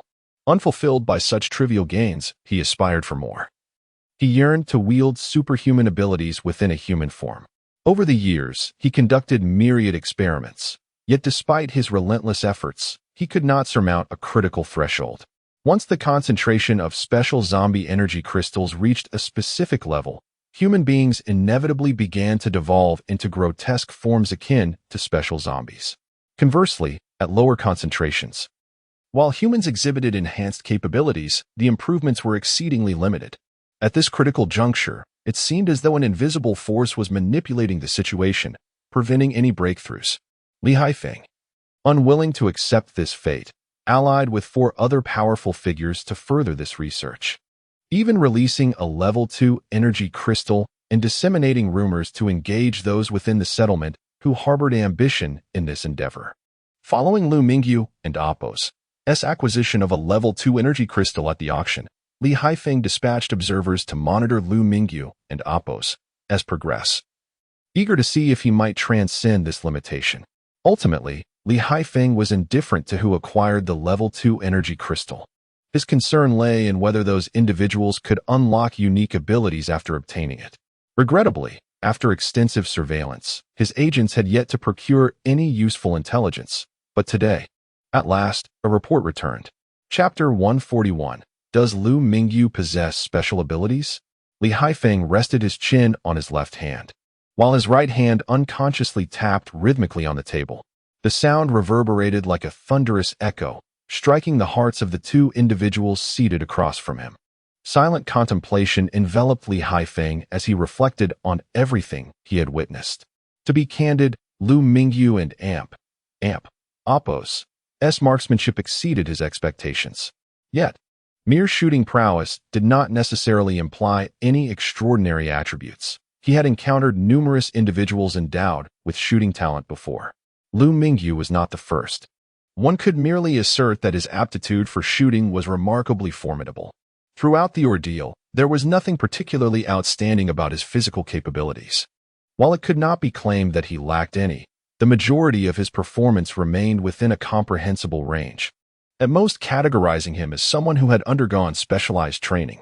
He recalled witnessing Liu Mingyu's prowess upon consuming the level 1 gene evolution potion, at which point Liu Mingyu's physical attributes were comparable to those of elite special forces operatives. Many of his skills and techniques could not compare to those of top-tier commandos, relying solely on his formidable physicality to execute various maneuvers. In truth, he possessed no discernible technique at present, merely relying on overwhelming strength to dominate. After consuming the level 2 gene evolution potion, Liu Mingyu and Apos' physical attributes surged yet again. However, upon his return, he primarily focused on firearms, neglecting to employ blades or other weaponry. Consequently, the images that lingered in Li Haifeng and Apos' mind were of Liu Mingyu dispatching zombies with a long rifle on the highway.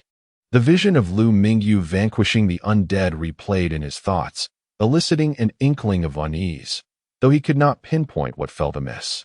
Subsequently, he revisited the scene for a while, lost in contemplation before solemnly inquiring, "Lao Wu, what is your perspective on Liu Mingyu?" The middle-aged man seated across straightened his posture. Understanding the implications of Li Haifeng's question, he cautiously replied, "Boss, I suspect that Liu Mingyu may have absorbed energy from energy crystals." Li Haifeng's fingers ceased their tapping, his voice rising in intensity as he asked, "What makes you say that?" A sense of unease enveloped him. Yet he could not ascertain the source of his apprehensions regarding Liu Mingyu. Lao Wu adjusted the playback to Liu Mingyu and Apos' combat footage on the highway and began to elaborate.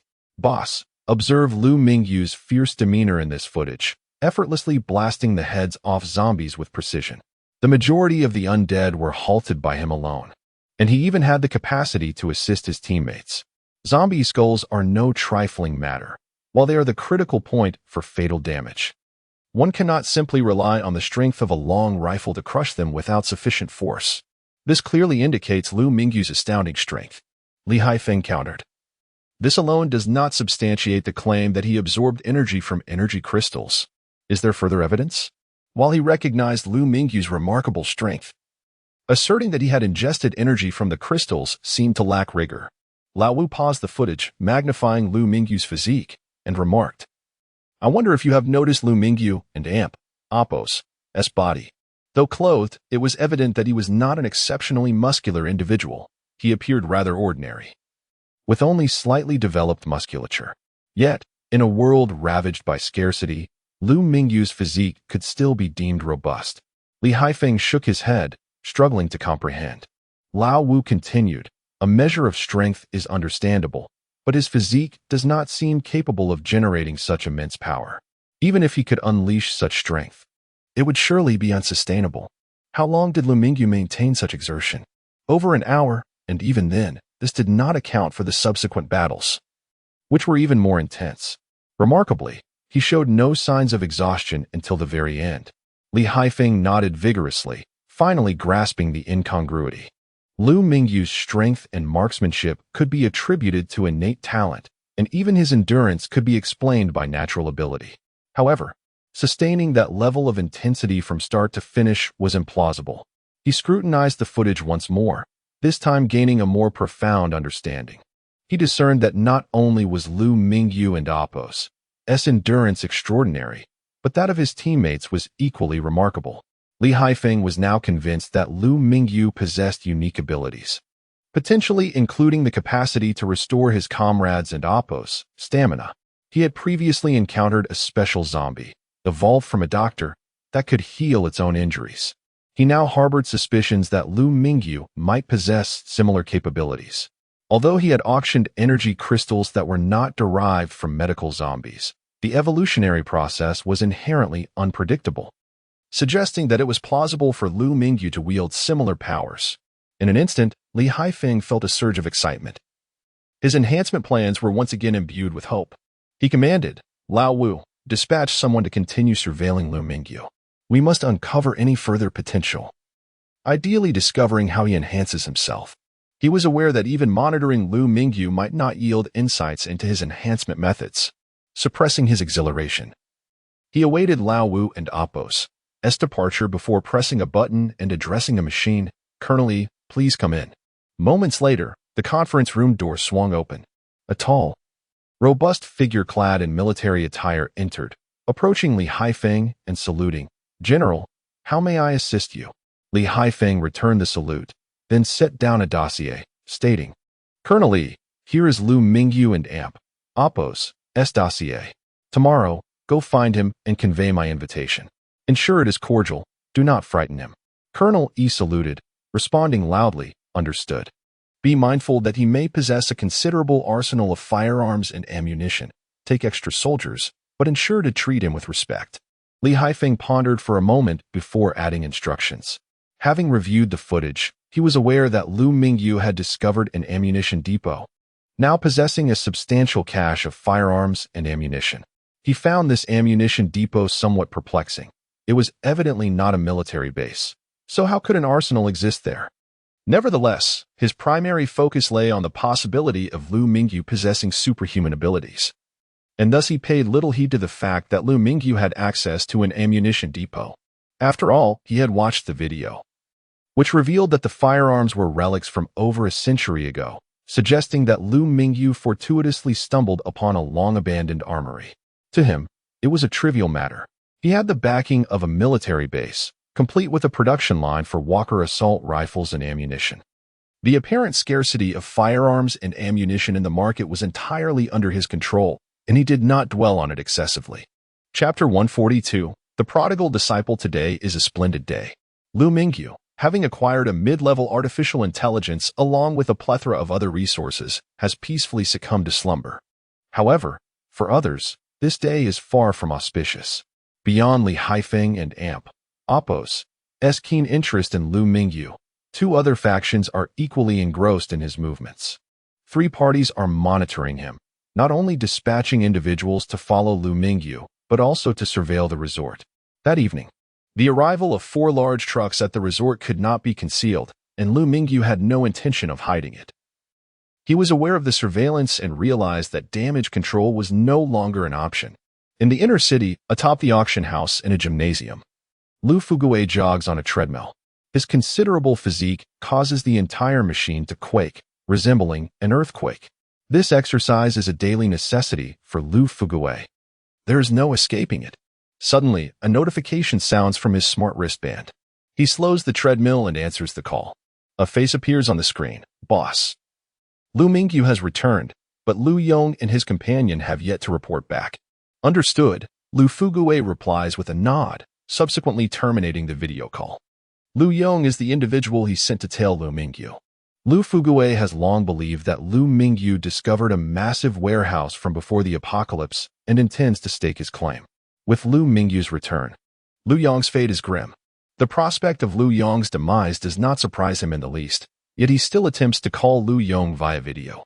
After several rings, no one answers. It appears Liu Yong has indeed met a tragic end. Did Liu Mingyu realize he was being followed? Nonetheless, Liu Fugui harbors no trepidation. If tracking the source proves futile, forging closer ties with Liu Mingyu is a viable alternative. The goods Liu Mingyu procures are of high quality and reasonably priced, promising a lucrative profit upon resale. Liu Fugui resumes his exercise, increasing the treadmill's speed, causing the gym to vibrate rhythmically once more. Liu Yong and his companion remain blissfully unaware of their abandonment by Liu Fugui. Fortuitously, after selling Liu Fugui information, they were not slain by Liu Mingyu. Instead, they find themselves imprisoned in a hotel, akin to captives. Following their meal, Liu Mingyu entirely forgets about them, and Yu Qinxian, cognizant of their role as Liu Mingyu and Apos, as pursuers, has no intention of providing them sustenance. Thus, the two languish in a dark, cold room, starving and shivering on the floor, hoping Liu Fugui will reach out to Liu Mingyu upon realizing their absence, completely oblivious to their abandonment. In the inner city, atop the Dream Bar in a lavish private room, the atmosphere is suffused with opulence and seductive allure. In the center, a young man with short hair, dressed casually, is flanked by 2 alluring women in revealing attire, one feeding him strawberries while the other offers him drinks, embodying indulgence. 2 similarly styled young men sit nearby. To the left, one man sits upright, reaching for a drink from a nearby beauty, proclaiming, "Huang Xiao, Wu Xiao, let us toast." The 3 raise their glasses in a clink and down their drinks. Upon setting their glasses down, the women immediately refill them. The man on the left, with a sudden flourish, turns to the central figure and grins. "Huang Xiao, we've captured a major celebrity. Care to indulge?" Huang Xiao, with his hands still roaming over the women beside him, reclines on the sofa and glances sideways. "The one you mentioned, Yu Qinxian. Didn't he even grace us with her presence? So who is this new celebrity? I hope she is not a mere skeleton." To Huang Xiao's right, the man referred to as Wu Xiao chuckles. "Indeed, Kai Xiao, that's your oversight. Yi Qinxian, a pre-apocalypse sensation, sold to another. I heard she wasn't a mere skeleton upon capture. How could your family part with such a prize?" Kai Xiao, wearing an expression of regret, sighs. "Who knows what my father was thinking? She is gone, there is no changing that. Oh, by the way, Huang Xiao, I heard the buyer of Yi Qinxian is also the one who seized your level 2 energy crystal. Why didn't you reclaim it? This doesn't quite align with your usual approach." Wu Xiao, intrigued, inquires, "There is more to this? Please, do enlighten me. I was out with my father during the auction and missed the details."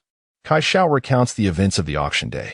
Wu Xiao, chuckling, pats Huang Xiao's shoulder. "Jingxian, it's truly uncharacteristic of you to let someone pilfer your energy crystal. I've heard the development of gene evolution elixirs is at a critical juncture. Perhaps that energy crystal is pivotal." Huang Jingxian takes a cigarette, and a nearby beauty lights it for him. He inhales deeply and After a moment, exhale softly, remarking, "Tonight, the energy crystal will return to my possession." Kai Xiao, grinning, adds, "Congratulations, Huang Xiao. I'll have someone deliver that newly captured celebrity tonight to celebrate early." Huang Jingxian waves his hand dismissively. "No need. A woman with bones like that is a fortune I cannot enjoy." Holding her feels akin to embracing a skeleton, utterly devoid of aesthetic appeal. As the sole heir of one of the five giants, Huang Qingyuan has encountered numerous stars, particularly after the apocalypse, where once revered celebrities have resorted to climbing into his bed for survival. Initially, he found some amusement in it, but soon it lost its charm, mainly due to their emaciated forms. Kai Xiao laughs, "No worries. Once we fatten them up, they won't resemble skeletons anymore." Kai Xiao, the son of Kai Gaoming, the owner of a slave market, understands that his family has a practice of fattening celebrities before selling them to meet certain tastes, thereby maximizing profits. Before Huang Jingxian can respond, Wu Xiao interjects, "If Huang Xiao doesn't want her, please reserve one for me. I would like a fine specimen." Kai Yehua chuckles. "If Wu Xiao requests, how could I refuse?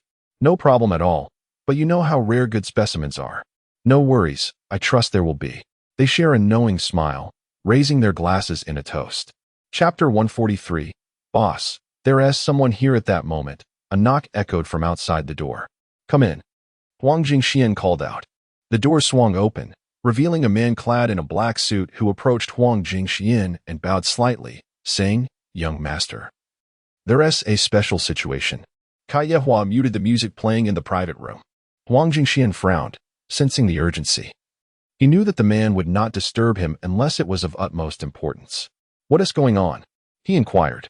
The man glanced at Kai Yehua and Wu Jiehua, who understood that significant news was about to be relayed. They stood up and said, "Young Master Huang, you stay here. We'll step outside for some fresh air." Huang Jingxian waved them back down with a smile. "Speak freely. It's no trouble." The two settled back into their seats, eager to learn what was unfolding. The man reported, "Young master, according to the surveillance at the resort, Liu Mingyu has returned with 4 large trucks." Huang Jingxuan's dark eyes narrowed, and he shot a sharp look at the man. Liu Mingyu's return indicated that the wolf hunting team sent this morning to eliminate him had failed. The man nodded. "Young master, I've already tried contacting the captain of the wolf hunting team, but it's unreachable." Upon hearing this, Huang Jingxian sprang to his feet, shattering the wine glass he held on the floor, and cursed vehemently, "Damn it, I want this guy to pay with his life." The atmosphere grew tense, and the nearby ladies instinctively shrank back, trembling in fear of being caught in the crossfire. The wolf hunting team was an essential force at Huang Jingxuan's disposal, comprising merely 20 elite members, each armed with rifles and various weapons. In this apocalyptic world, they were a well-equipped unit, the foundation of his dominance in the settlement. Huang Jingxian had already deemed Liu Mingyu a significant threat, deploying half of his men, yet he had not anticipated the failure. Although he had not received news of the wolf hunting team's demise, Liu Mingyu being unscathed and the team being unreachable was the clearest evidence of their misfortune. Kai Yehua attempted to console him. "It's all right. If we can't deal with him today, we can always try again tomorrow." A minor character is hardly worth such a fierce reaction from young Master Huang. Unbeknownst to him, half the team had been sent to ambush Liu Mingyu only to be turned against, and had he known, Kai Yehua would not have offered such reassurance. Wu Jiehua chimed in, "Young master, do you need assistance? I can lend you some manpower." The fury within Huang Jingxian surged like a volcano, but he managed to suppress it. He knew that Liu Mingyu, capable of taking down the wolf hunting team, was not a simple adversary, and he was not about to let anger cloud his judgment. Taking a long breath to regain his composure, he replied, "Thank you, Wu. May I ask how many men you can spare?" Wu Jiehua smiled. "I can lend you a search team, 5 men in total." 5 men were not insignificant. Huang Jingxian was aware that Wu Jiehua's search team possessed capabilities akin to his own wolf hunting team, both being well-equipped and seasoned in urban scavenging missions. Kai Yehua also offered, "Since young master is in need, I'll send over 5 as well, though they may not match your team's caliber." "Thank you both for your assistance," Huang Jingxian said, pouring himself another glass of wine. After they finished their drinks, Kai Yehua and Wu Jiehua, noticing Huang Jingxian's somber mood, excused themselves. Once they departed, Huang Jingxian initiated a video call. With 10 members remaining in the wolf hunting team and 5 each from Kai Yehua and Wu Jiehua, he would have a total of 20 personnel. Such a cadre of elites was sufficient for a small-scale confrontation, yet Huang Jingxian felt a lingering unease. He had already regarded Liu Mingyu with due seriousness. However, the misfortune of his fully armed top-tier wolf hunting team weighed heavily on him. 20 individuals felt insufficient, and he contemplated dispatching additional forces. As the son of Huang Qingyuan, his capabilities far exceeded mere numbers. He possessed a substantial stockpile of rifles, explosives, and other scarce resources. Beyond the initial team, he could muster 30 more, forming a formidable 50-member unit. He refused to believe that this would not suffice to deal with Liu Mingyu. After organizing this, he refrained from acting impulsively. It was imperative to ascertain the fate of the 10 members he had previously dispatched. He could not fathom how a single adversary, armed with just one weapon, could have vanquished a team of elite fighters. He believed in the prowess of the wolf hunting team, which included his own captain. The thought of their failure was unfathomable. June 9, 2115. Liu Mingyu remained oblivious to the myriad of actions taken on his behalf the previous night. On the first morning of the apocalypse, his biological clock, unadjusted, failed to wake him naturally, only to be stirred by the alarm. In these dire times, supplies were dwindling and personal hygiene products had been exhausted. Most people arose merely to wipe their faces with damp towels. Brushing teeth? That was a distant luxury, leading to widespread bad breath, particularly upon waking. The stench was quite unbearable. Fortunately, Liu Mingyu had brought some toiletries to distribute, thanks to a trade company that procured unbranded, dateless disposable toothpaste and toothbrushes. No longer would he have to endure that foul odor. Recalling the grim scene from before was enough to send shivers down his spine. Liu Mingyu, however, did not rely on disposable items. His ample storage space allowed for backups of everyday necessities. After washing up and grooming, he made his way to the dining area. Initially, the base did not provide breakfast, but at Liu Mingyu's request, a simple meal of congee and pickled vegetables was offered, which was enough to entice anyone. As he took his seat, a bowl of white porridge was promptly placed before him. Rising early, he noticed Yu Qinxian bustling about in the kitchen, seemingly preoccupied with something beyond her role as the logistics supervisor. Liu Mingyu shook his head lightly, choosing not to pry. She had managed the logistics adequately in recent days, so he thought little of it. After finishing his porridge, Liu Mingyu reclined in his chair, a cup of coffee beside him, and picked up an obscure magazine originally provided for guest leisure reading. Just as he began to immerse himself in its pages, a voice called from outside, "Boss." "There and amp, Oppos, as someone here." Chapter 144. Invitation, who is it? Liu Mingyu closed the magazine. At that moment, Liu Haiping approached and said, "A person claiming to be a subordinate of General Li said that the general is looking for you." Liu Mingyu, puzzled, pondered for a moment before responding, "General Li? Are you referring to the General Li in the settlement?" Initially, he was taken aback. Who was General Li? Liu Haiping nodded. It should be him. In the settlement. Aside from Li Haifeng, no one else dares to call themselves a general. "Oh, General Li is looking for me. Did you see if it was indeed General Li?" Liu Mingyu inquired, having heard of the general and amp, Oppos' name but never having seen his face. As the foremost individual in the settlement, it seemed rather implausible for him to come to the resort early in the morning. Liu Haiping chuckled, realizing Liu Mingyu had misheard, and quickly clarified, "Boss, it's not General Li himself who has come, but rather a subordinate of his." "Ah, then please invite them in quickly," Liu Mingyu said, covering his face in embarrassment. "Let them go to the conference room on the first floor. Let us see what they want." Liu Haiping nodded and hurriedly left to fetch the guests. Liu Mingyu turned to those nearby and instructed, "Please brew a pot of tea for the conference room." Though it was not General Li himself visiting, it was vital to show respect, as he was the most esteemed figure in the settlement. The Dreamland Resort lay outside his sphere of influence.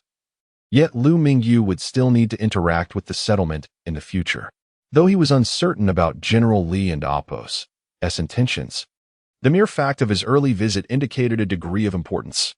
Liu Mingyu arrived at the conference room first. After a while, Liu Haiping entered, followed by two imposing figures, both approximately 6 feet tall and clad in green military uniforms. Leading the way was a stern-looking middle-aged man, accompanied by a younger man who surveyed the surroundings as soon as they entered. Liu Haiping stood to the side and introduced, "Boss, this is Colonel Yi, sent by General Li." He did not introduce the man following Yi, who seemed indifferent. Liu Mingyu rose, extended his right hand to shake Yi and Amp, Oppos, S, and smiled warmly, "Welcome. Colonel Yi, please, have a seat." Colonel Yi, initially wearing a serious expression, struggled to form a smile as he replied, "Thank you for receiving me, Boss Liu." However, his smile was rather awkward, causing Liu Mingyu to suppress a chuckle, as laughing would be impolite. At that moment, Liu Mingyu realized that Colonel Yi was not merely pretending to be serious. It seemed to be his natural demeanor. To elicit a genuine smile from him would be akin to unmasking a facade. He was aware that his smile was not particularly appealing, and if it weren't for Li Haifeng's request for him to come personally, he would have preferred to decline. He shrugged and remarked, "Boss Liu, feel free to laugh. It's just how I am." Finally, Liu Mingyu could no longer hold back his laughter, placing his hands together in apology. "I sincerely apologize." The others who had accompanied Yi joined in the laughter, and Liu Haiping chuckled as well. The conference room, before any business was discussed, was filled with mirth and laughter. Knock, knock, knock. A knock sounded at the conference room door. Liu Haiping went to open it, revealing Yu Xian, who entered carrying 4 cups of brewed tea. After distributing the cups, she exited. Liu Mingyu pointed to the teacup in front of Colonel Yi and said, "Colonel Yi, this is a tea I have cherished for a long time. Please give it a taste." Colonel Yi lifted the cup, bringing it to his nose and inhaling the gentle aroma, closing his eyes as he savored the fragrance. After a moment, he took a sip and opened his eyes, praising, "It is indeed worthy of being Boss Liu and Oppos. As cherished tea, it is exceptionally fragrant." Colonel Yi was not merely flattering, given his position next to Li Haifeng. He had tasted many varieties of tea. The teas auctioned by the Fuyuan Chamber of Commerce were already of exquisite quality, lingering in flavor. However, the tea he was enjoying at Liu Mingyu and Oppos' place was even more aromatic, elevating the experience to an entirely different level. The tea Liu Mingyu presented was the authentic Mingqian Longjing tea brought from the real world. Although it did not compare to specially designated teas, it was still considered excellent. In contrast, the tea given to Liu Fuguwei was merely ordinary Longjing tea. The difference was as stark as day and night. Liu Mingyu raised his cup, finding the tea too hot to sip comfortably. After a gentle taste, he asked, "May I inquire about the purpose of your visit, Colonel Yi?" Colonel Yi fiddled with his cup and replied, "Boss Liu, our general would like to invite you to visit." "I do not believe I have had much interaction with General Li. I wonder what prompts his invitation," Liu Mingyu reflected, recalling his engagements in this post-apocalyptic world. Besides frequent dealings with Liu Fuguwei, he had not interacted much with Li Haifeng. It seemed unlikely for someone to extend an invitation without reason. "I'm not certain. The general simply instructed me to invite you today," Colonel Yi said, shaking his head. The general had not divulged the purpose of the invitation, but he could surmise it without revealing anything. Liu Mingyu contemplated for a moment before saying, "Colonel Yi, please leave me an address. I will make my way there shortly." Though unsure of Li Haifeng and Oppos' intentions, he felt it necessary to honor the invitation. The fact that a high-ranking officer was sent to invite him seemed promising. Having discreetly inquired with Liu Haiping, Liu Mingyu knew that Colonel Yi was Li Haifeng's right-hand man, responsible for many external matters. Since Li Haifeng became engrossed in exploring human potential, he spent most of his time in the laboratory. Thus, Colonel Yi could be regarded as one of the most influential figures in the Jiahong settlement. Relieved by Liu Mingyu's agreement, Colonel Yi said, "Boss Liu, I shall accompany you. The general instructed me to personally invite you, so I cannot let you go alone. We will wait for you outside." Colonel Yi, being astute, understood that Liu Mingyu needed to organize a few matters within the base. "Very well, let us go together then," Liu Mingyu nodded. Feeling little apprehension about accepting Yi and Oppos' invitation to meet Li Haifeng. With his unique abilities, he was not overly concerned about any potential deceptions. Just then, another knock echoed through the conference room. Chapter 145. Assistant Liu Haiping approached and opened the door, revealing Zhao Kuan, whose anxious expression was unmistakable. Liu Haiping promptly inquired, What is the matter? Zhao Kun leaned in to glance inside and quickly replied, a large group has arrived outside, with around 10 modified vehicles heading straight towards us. Most importantly, there are machine guns visible on their vehicles. Lu Haiping furrowed his brow and asked, are you certain they are coming for us? Modified vehicles were standard for search teams. Nearly all of them possessed such equipment. However, the presence of machine guns on these vehicles complicated matters significantly. Crafting modified vehicles was manageable, but acquiring weapons, particularly machine guns, posed a considerable challenge. Could it be the individuals they brought with them? Lu Haiping could think of no one else with such capability. Zhao Kun articulated his suspicion. If they are searching for supplies, they would find none here. Our base is the only one in the vicinity. It is highly likely they are targeting us. Even if we are mistaken, it is prudent to remain vigilant. All right, I will report to the boss. You wait here. Lu Haiping nodded in agreement. With 10 modified vehicles capable of accommodating over 50 individuals, it was conceivable that they could transport 100 or more. Counting everyone at Liu Mingyu and Appos' base, there were only about 300 people, most of whom were elderly, ill, or infirm. Faced with dozens or even hundreds of fully armed adversaries, they would have had no capacity for resistance just days prior. Fortunately, they had procured an ammunition cache yesterday. Still, even with that, the odds of defeating their opponents remained slim. If the attackers were indeed coming for them, they would surely be strong and experienced. One could only hope that their intentions were not hostile. The firearms and ammunition brought back yesterday had been stored in the warehouse by Yi Qingxian. Zhao Kun, still responsible for security at the base, had yet to distribute the weapons, a task that would fall to Liu Mingyu. Liu Mingyu, possessing remarkable hearing, had overheard the conversation between Lu Haiping and Zhao Kun at the door. As Lu Haiping approached, Liu Mingyu interjected before he could explain. Tell Zhao Kun to fetch equipment from Yi Qingxian directly, regardless of whether they are coming for us or not. We must prepare for battle. In this unforgiving world, we must remain perpetually vigilant. If we are mistaken, it will merely result in a waste of energy. But if they are indeed targeting us, resistance will be too late. Understood, Lu Haiping acknowledged, proceeding with the arrangements. Seeing the troubled expression on Lu Haiping's face, Assistant E inquired, Lu boss, is there something urgent? I can wait here a while longer. Liu Mingyu waved his hand dismissively, smiling. Nothing of great concern, just a few ruffians intending to attack us. But don't worry. I've already arranged for personnel to ensure they come and go without success. Liu Mingyu was uncertain who these intruders were, but as Zhao Kun had indicated, their location was merely a small resort. The valuable supplies had long been stripped bare, making it improbable for them to be searching for resources. Not to mention, it was entirely possible they were not even headed for the resort, but rather for Hang City. However, with Jia City nearby, which remained unexplored, it seemed unlikely they would divert to Hang City with such a large convoy. Typically, search teams comprised only 4 or 5 individuals. Even 10 would be considered a sizable group.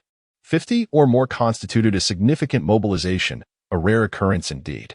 Regardless, it was wise to prepare adequately. Liu Mingyu was not alone. He had hundreds relying on him for sustenance, and there would be even more in the future. Caution was certainly warranted.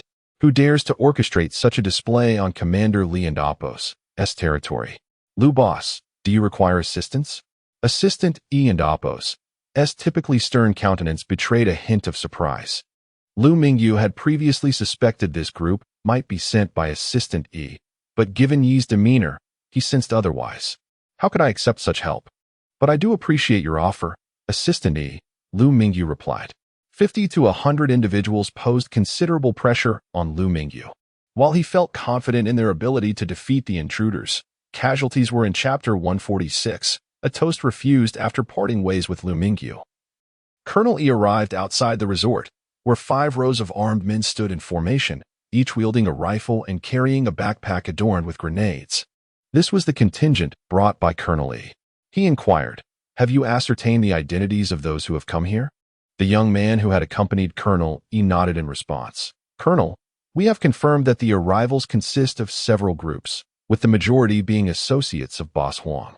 Although the information was clear, he found it perplexing that a hotelier like Boss Huang would be in conflict with Boss Liu. Was he coveting the dream hotel within the resort? Colonel Lee squinted thoughtfully for a moment before stating, it is likely that these individuals were not dispatched by Huang Qingyuan, but rather by his son. Colonel Lee had conducted an investigation into Liu Mingyu, aware of the altercation between Liu Mingyu and Huang Jingxian at the auction. Moreover, he had received reports from Lao Wu indicating that the wolf-hunting squad sent by Huang Jingxian to eliminate Liu Mingyu had been utterly defeated. It seemed today was a day for vengeance. Had Li Haifeng not summoned him to invite others, he would have permitted Huang Jingxian to assault Liu Mingyu. However, that was no longer an option. A confrontation must be avoided. With this in mind, Colonel Lee instructed, "Go and inform them that Boss Liu has been invited by the general for a visit. They should refrain from any rash actions and return to their respective places." As for what transpired afterward, that was a matter for Liu Mingyu to handle. Today, he had to fulfill his mission of inviting Liu Mingyu. The individual nodded in acknowledgement and swiftly departed to communicate with the opposing party. After separating from Colonel Lee, Liu Mingyu immediately summoned Li Hongtao, Yang Zhiyong, Yang Jiqiang, and 2 other proficient marksmen. He handed them the prepared Barrett rifles and instructed, "You 4 ascend to the rooftop, find a suitable vantage point, as there may be a combat mission shortly." These individuals were either veterans or competitive shooters, each possessing exceptional marksmanship, having been rigorously tested. The 5 Barrett rifles in their hands could unleash their full potential. They eagerly accepted the weapons, well acquainted with the Barrett, a century-old firearm. Despite the emergence of newer, high-caliber anti-material sniper rifles in recent years, the classic Barrett M82A1 remains a significant part of history. With a maximum effective range of 1,850 meters and a maximum range of 2,500 meters, Liu Mingyu intended to allow Colonel Yi to negotiate first. Should this yield no results, he was prepared to have Li Hongtao and the others strike at the enemy vehicles from the rooftop. In an unguarded moment, 5 bullets could dispatch half of their adversaries. If not necessary, Liu Mingyu preferred to keep his possession of an anti-material sniper rifle concealed. The community and Apos' personnel were diverse, and with Li Haifeng and Apos' unexpected summons, the situation remained unclear.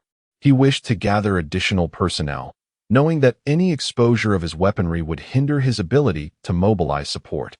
Despite the thriving slave market orchestrated by Kai Gaoming, any involvement from others in this domain would not be tolerated, and they would likely unite against him. This reality rendered Liu Mingyu one of the more substantial forces within the community, aside from the 5 major factions. Desiring not to expose himself did not equate to being unmasked. Should his safety be threatened, he would have to deliver a decisive blow to his adversaries. For failure to do so would lead others to perceive him as easy prey. Aside from ensuring Li Hongtao and the others were prepared for sniping, the remaining personnel began to mobilize, whether they had fought the previous day or had stayed back at the resort. Each individual understood the impending threat and contributed their efforts to safeguard their newfound home, unwilling to lose it so easily. Liu Mingyu stood upon the rooftop, binoculars in hand, observing an intersection several hundred meters from the resort.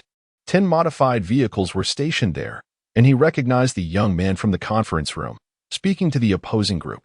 The binoculars allowed him to see their movements, but not to hear their words. However, Liu Mingyu surmised that the young man was likely attempting to persuade them to withdraw. At the intersection, the young man exclaimed in frustration, "Are you certain you wish to oppose us?" The leader of the wolf-hunting squad, displaying a nonchalant demeanor, replied, "We have no intention of confronting you. Our target is Liu Mingyu. Please step aside." This leader was not the original captain, who had been slain by Liu Mingyu on the highway.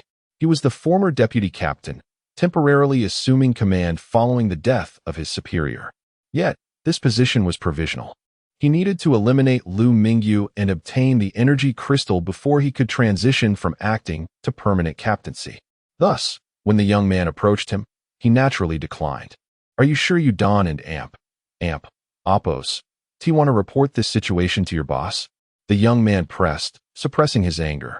Before the leader could respond, one of his men seemed swayed by the young man's words, suggesting, "Captain, should we not inform the boss?"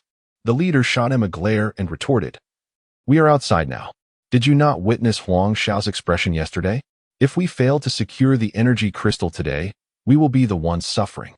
There is no need to trouble Huang Xiao over such trivial matters. Upon recalling Huang Jingxuan's demeanor from the previous day, the man fell silent. The leader gestured dismissively to the young man, saying, "Please leave." The young man retorted angrily, "Humph, I hope you do not regret this decision." At the entrance of the resort, Colonel Yi leaned against the wall, a cigarette dangling from his lips. The guards had received orders from above and paid no mind to the crowd outside, continuing their patrols. The young man returned to Colonel Yi and bowed, reporting, "Colonel, they ignored our warning and insist on confronting Liu Mingyu for the level 2 energy crystal." "Oh, Huang Jingxian is no fool. How audacious of him to disregard the general and Apos' name. Does he possess the audacity of a bear? His own father would not dare to disregard it, yet he does." Colonel Yi remarked coolly. The young man shook his head. "Huang Jingxian does not know that it was the wolf hunting squad leader who refused us." "Colonel, what should we do now? Should we assist Liu Mingyu against Huang Jingxian? Or should we contact Huang Jingxian directly?" Colonel Yi nodded, dismissing the need to inform Huang Jingxian. Since he sent his people here, it is merely his misfortune. Afterward, he activated his smart wristband. Addressing Liu Mingyu W. Chapter 147. Drinking the penalty wine after the young man departed, captain of the wolf hunting team did not immediately proceed to the resort. He had initially intended to stealthily approach the resort and coerce Liu Mingyu into surrendering the energy crystals. However, with the interference of the young man, his plan for a surprise attack was rendered futile. He could only approach the resort openly, hoping that the sight of his formidable weaponry would compel the opposition to willingly hand over the energy crystals. As for the warning issued by the General's representative, he paid it little heed, believing that once the mission was accomplished, Huang Xiao would handle the aftermath. "Brothers, get in the vehicle." The captain commanded with a wave of his hand, and the men boarded the vehicle, preparing to head for the resort. On the rooftop of the Dream Hotel, after receiving a call from Colonel Yi, Liu Mingyu sighed, "Don't blame me for what happens next." He seemed to recall an international treaty in the real world that forbade the use of 50 BMG rounds against personnel. Whether this treaty was genuine or not remained uncertain. In this apocalyptic world, when one was threatened, self-defense was paramount. After the young man left, the wolf hunting team remained stationary for a while longer. It was only after Liu Mingyu received Colonel Yi and Apos' notification that the team began to prepare for departure. High-caliber snipers typically target moving subjects, and now, with the vehicles halted at the intersection, they found their task considerably simplified. Liu Mingyu, peering through his binoculars, waited until most of the personnel were aboard before issuing the command. "Fire." At a signal, 5 men gently squeezed the triggers. Bang! The thunderous sound resonated like a clap of thunder, echoing in the ears of all present. 5 tongues of flame erupted, propelling 5 high-velocity bullets towards their distant target. Before the first bullet could strike, the gunfire erupted again, a relentless barrage. Just over a second after the initial shot rang out, the bullets reached their target. Through Liu Mingyu and Apos' binoculars, he witnessed the modified vehicles being ravaged as if under artillery fire, reduced to mere wreckage amidst a blaze of flames. Despite their enhancements, the armor of the modified vehicles offered no protection against the Barrett anti-material sniper rifle. Before Liu Mingyu could scrutinize further, the gunfire continued unabated. Chapter 148. Li Haifeng. This automobile, even in this apocalyptic world, is considered a luxury vehicle, unmodified in any way. Upon entering, Liu Mingyu discovered the spacious interior and sumptuous leather seats, which offered remarkable comfort. Such a car, even amidst the plethora of vehicles in this dystopian landscape, is a rare find. Liu Mingyu remarked, "Colonel Yi, this car is impressive. Indeed, it is a limited edition from the Walker Company, with only 100 units produced globally. Locating this vehicle in Jia City is quite a rarity. It likely belonged to some affluent heir who met with misfortune during his travels," Colonel Yi acknowledged, nodding in agreement. Liu Mingyu felt somewhat speechless, having anticipated that Colonel Yi might offer him a vehicle like Liu Fuguei did. However, it seemed Colonel Yi was merely providing information about the automobile. Liu Mingyu pondered the nature of the Walker Company. The rifle he currently possessed was also manufactured by them, and now they were producing automobiles. It appeared that the Walker Company was a formidable enterprise prior to the onset of the apocalypse, adept at excelling across various industries. This reminded Liu Mingyu of a peculiar company in the real world, Yamaha. Initially a piano repair business, Yamaha evolved into a manufacturer of musical instruments, seamlessly transitioning into guitars, motorcycles, professional audio equipment, sports goods, kitchen and bathroom supplies, and engines. When Liu Mingyu first learned about this company, he was captivated by their eclectic yet powerful capabilities. The Walker Company seemed to share similarities with Yamaha. Regaining his focus, Liu Mingyu lamented the missed opportunity of not being gifted a limited edition Walker automobile. However, even if he had obtained one, it would merely serve as a means of transportation in this world, with little chance for leisure outings. As they traveled, Liu Mingyu engaged Colonel E in lively conversation, although most of the dialogue consisted of Liu Mingyu posing questions and Colonel E responding. Perhaps the earlier incident had left Colonel E somewhat taken aback, or perhaps he felt a twinge of regret for not offering Liu Mingyu a vehicle. In areas that did not involve confidential matters, Colonel E was forthcoming with information. As the foremost subordinate of General Li, Colonel E possessed knowledge far exceeding that of others, and Liu Mingyu gleaned a wealth of insights from their exchange. The car smoothly traversed the designated entrance, heading directly toward the villa district positioned at the highest point in the inner city. While it was referred to as the highest, it was only slightly elevated, merely 2 or 3 meters higher than the surrounding flat plains of Jia City, which lacked any towering structures. Nevertheless, the location was indeed prime. Situated by the water, upon arriving in front of a villa, 2 guards stood at the entrance. One approached, saluting, "Good morning, Colonel E. Please present your access pass." Despite recognizing Colonel E, the guard still required the pass. Colonel E remained silent, retrieving an electronic chip from his pocket to hand over. The guard processed the chip through a machine, which then projected Colonel E's image along with various details about him. "Welcome, Colonel E." The guard then returned the chip. "This place is rather strict," Liu Mingyu mused. Colonel E explained, "This is the general's residence. Anyone visiting must possess an access pass authorized by the general." Liu Mingyu nodded in understanding. The vehicle entered the premises and came to a halt at the entrance. Under Colonel E and Appo's guidance, they passed through the gate and entered the living room. Liu Mingyu noted that the interior of the villa lacked ostentatious grandeur, instead embodying a minimalist style. An elderly gentleman with white hair sat on the sofa, engrossed in a book. In the pre-apocalyptic world, with the prevalence of virtual reality, few individuals favored tangible books. Most preferred to learn through digital means. This trend was not confined to the apocalyptic realm. Even in the real world, the number of people reading physical books was dwindling. Could this be the legendary Li Haifeng? He appeared somewhat different from Liu Mingyu's expectations. Having heard the name Li Haifeng numerous times since arriving in the apocalyptic world, he had never encountered the man in person. Just as Liu Mingyu began to question whether this white-haired elder was indeed Li Haifeng, Colonel E approached and saluted, "General, Mr. Liu has arrived." It was only after Colonel E spoke that Li Haifeng seemed to regain his focus, lifting his gaze to Liu Mingyu. He set aside the thick book and rose, saying, "Welcome, Mr. Liu." As Li Haifeng raised his head, Liu Mingyu realized that the general did not appear as aged as he had imagined. He seemed to be in his early 40s. And the white hair had given a misleading impression. Liu Mingyu could only attribute Li Haifeng and Appo's white hair to a unique personal preference. After all, it was not uncommon to see individuals dye their hair, albeit rare for them to choose white.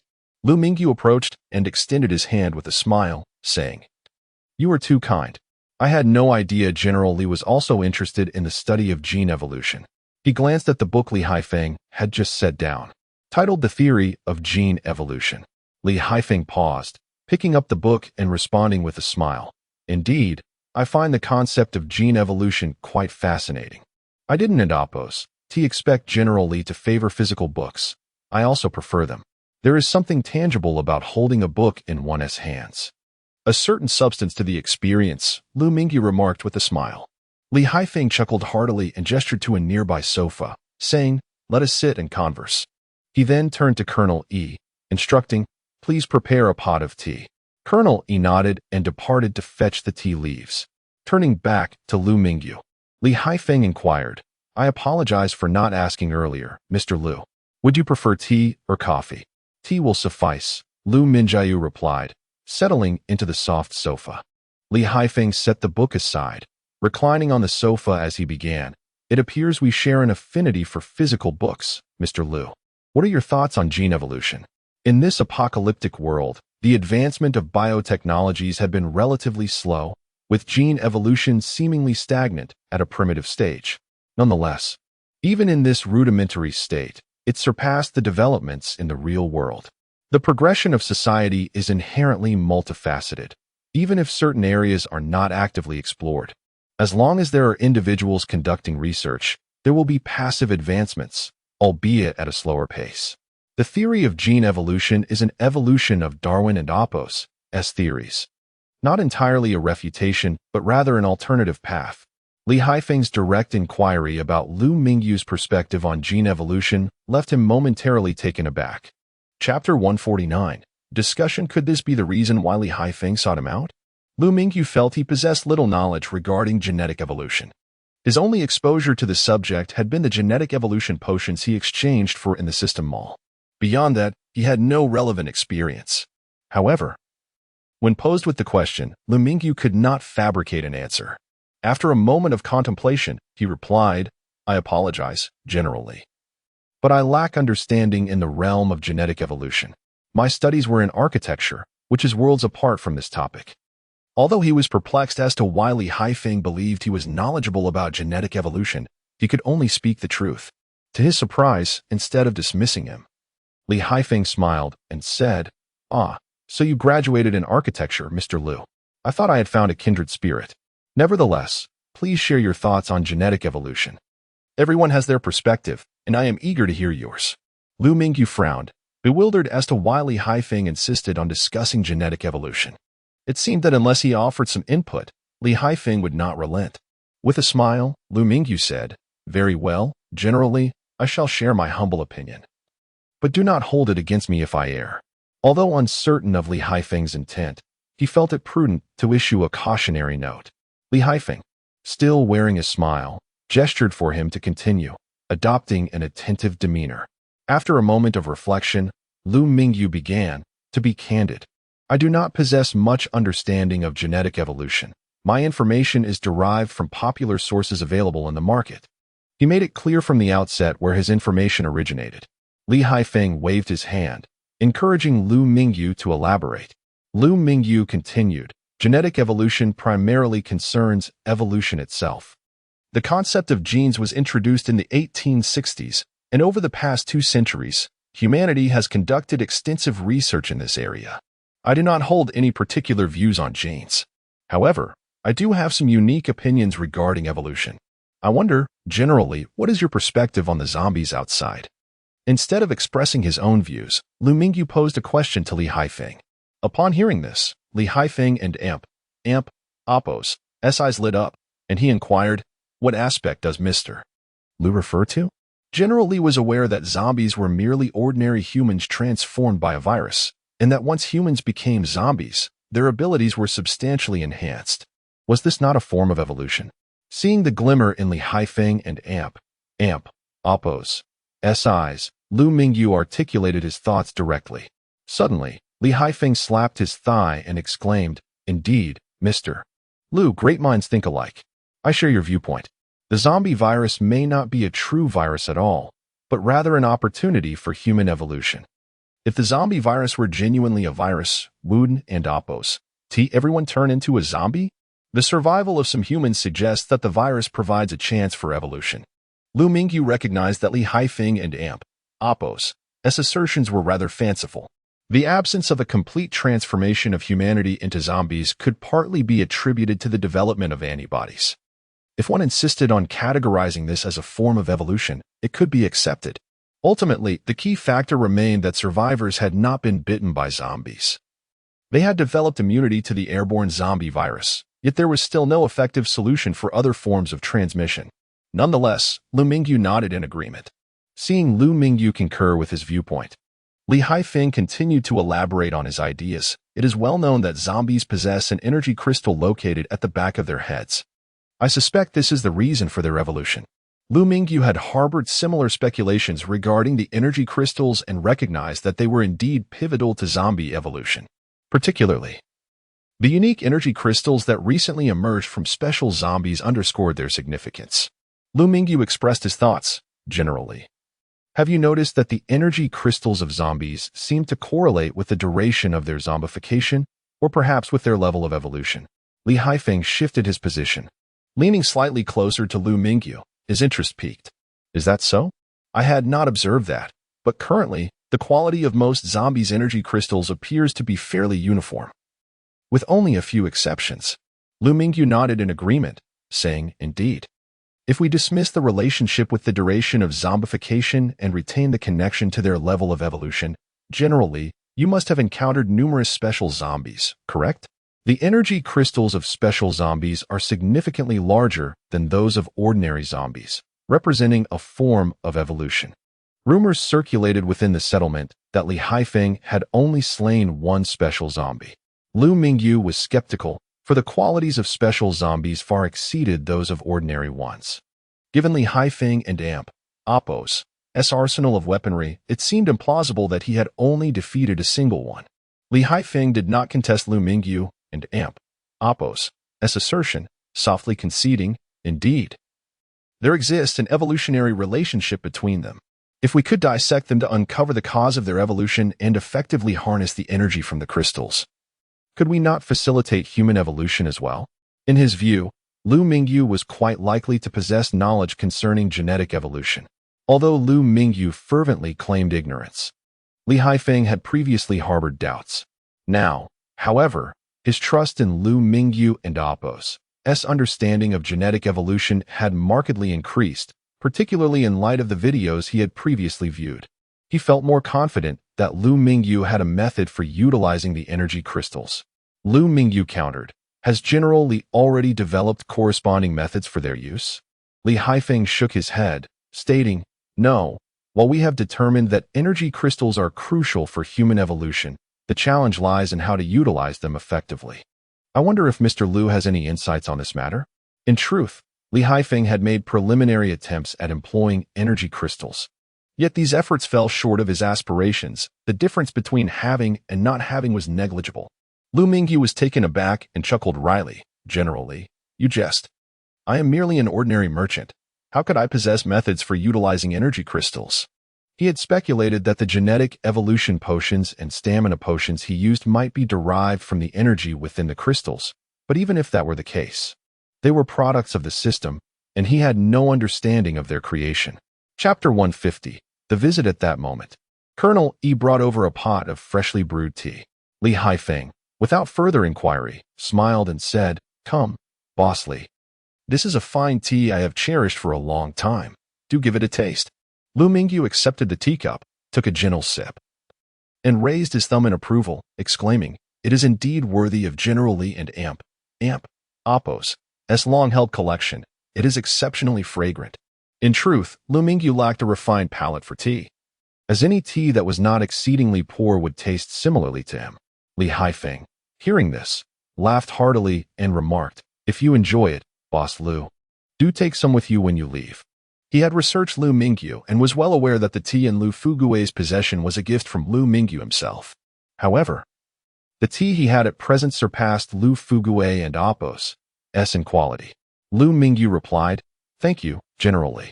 Colonel E also settled down beside them and took a sip from his cup. A tea enthusiast himself, he often consumed the tea available in the General and Appo's household, though it was usually of an ordinary variety. Today, he was fortunate enough to sample the General's long-preserved treasure, a rare tea he had eagerly anticipated. Yet, he could not shake the feeling that the General's treasured tea was not as fragrant as he had imagined. It seemed less aromatic than the usual tea he drank.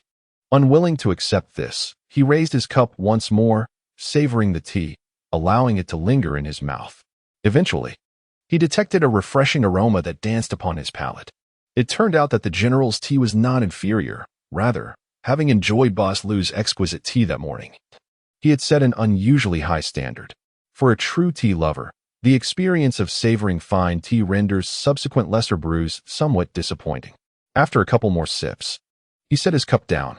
Li Haifeng observed Colonel E with surprise, knowing that the colonel had long coveted his tea.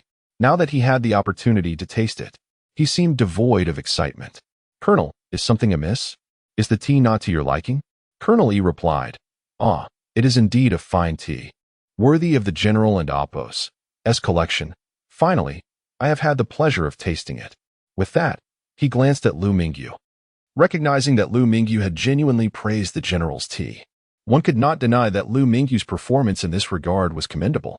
Liu Mingyu, catching the Colonel's gaze, felt somewhat bewildered but still raised his thumb in commendation, saying, "The General and Apos' tea is truly exceptional, and Colonel E and Apos' brewing skills are equally impressive." The three engaged in a light-hearted discussion about tea in the living room.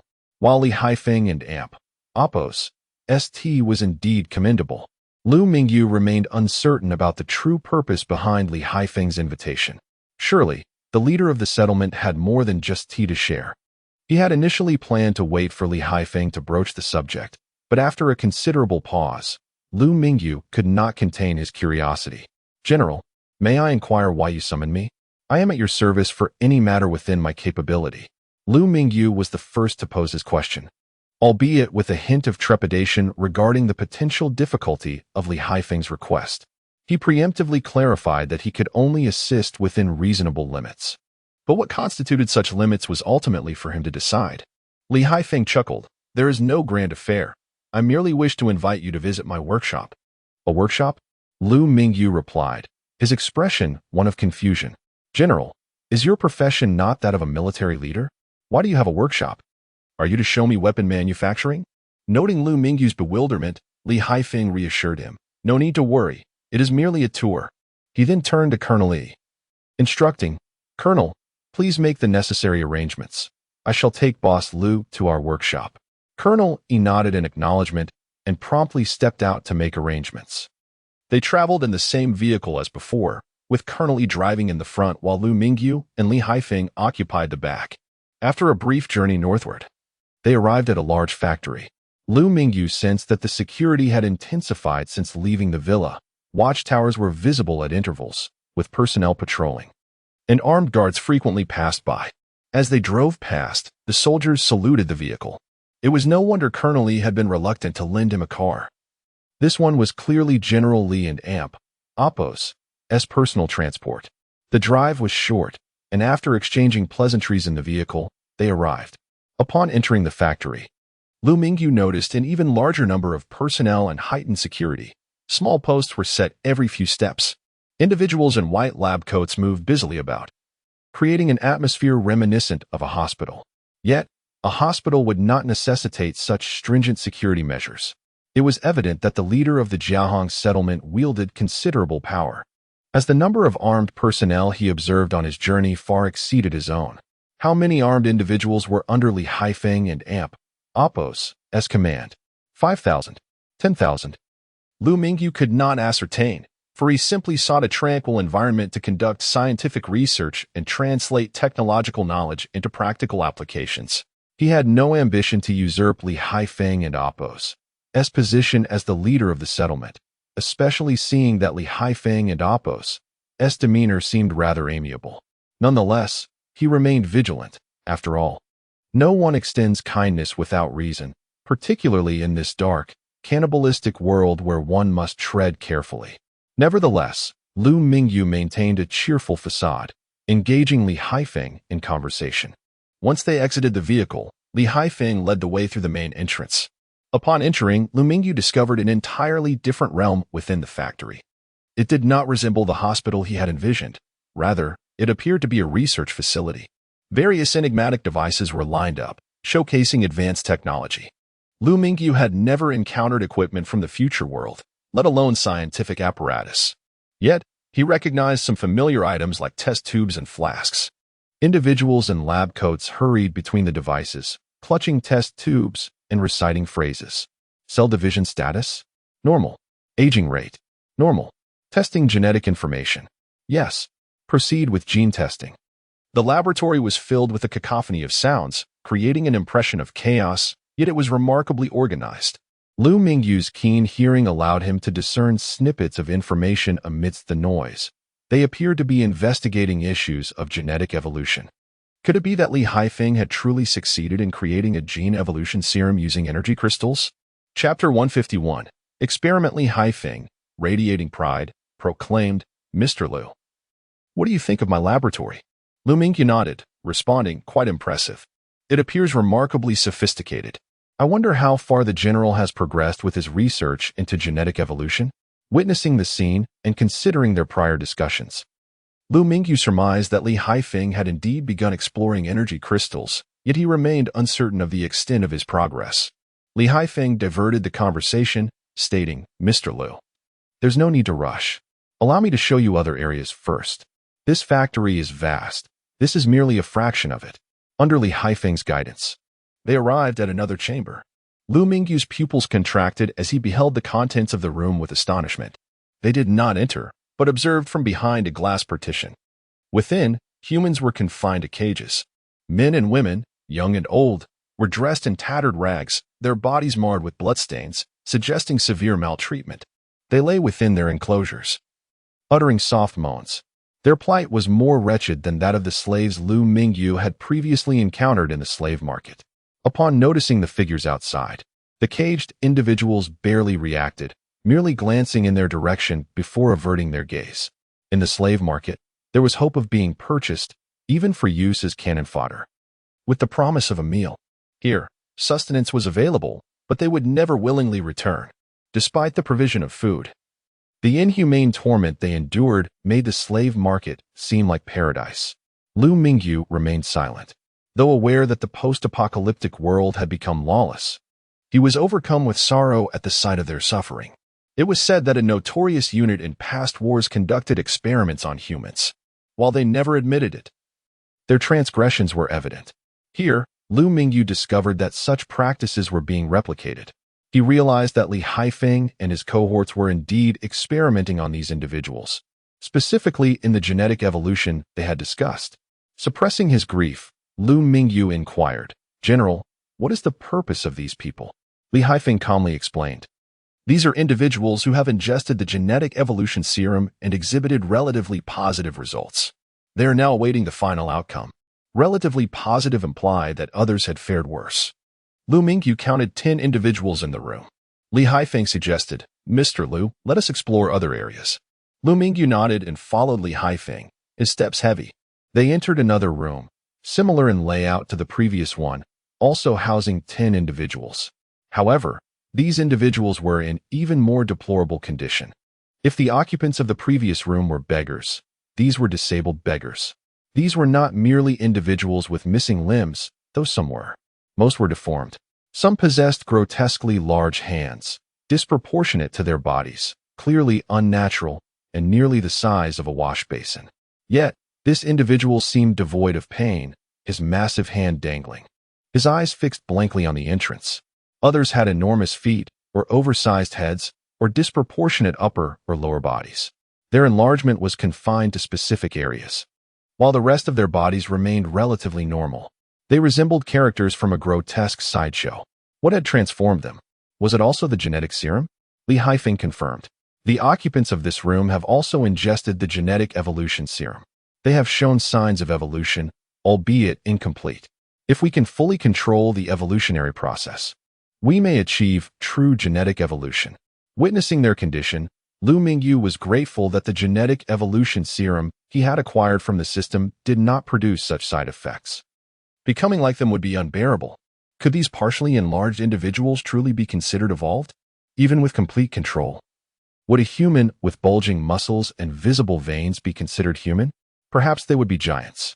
Covered in green, they would resemble the Hulk. Liu Mingyu cast a furtive glance at Li Haifeng, realizing his potential to create a Hulk. Sensing Liu Mingyu's gaze, Li Haifeng turned and asked, Mr. Liu, is something amiss? Do you have any thoughts on these individuals? Liu Mingyu quickly shook his head. No, nothing at all. General, are there other areas to see? Let us explore further. He felt a sense of oppression in this place, a feeling of helplessness. Li Haifeng nodded, leading him through a passage to another room, similar to the others. Upon entering, Liu Mingyu observed creatures that were difficult to identify.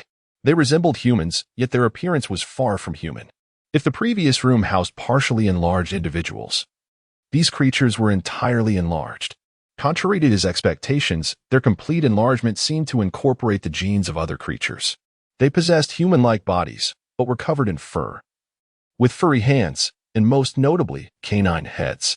A dog-headed humanoid stood in a cage made of special alloy.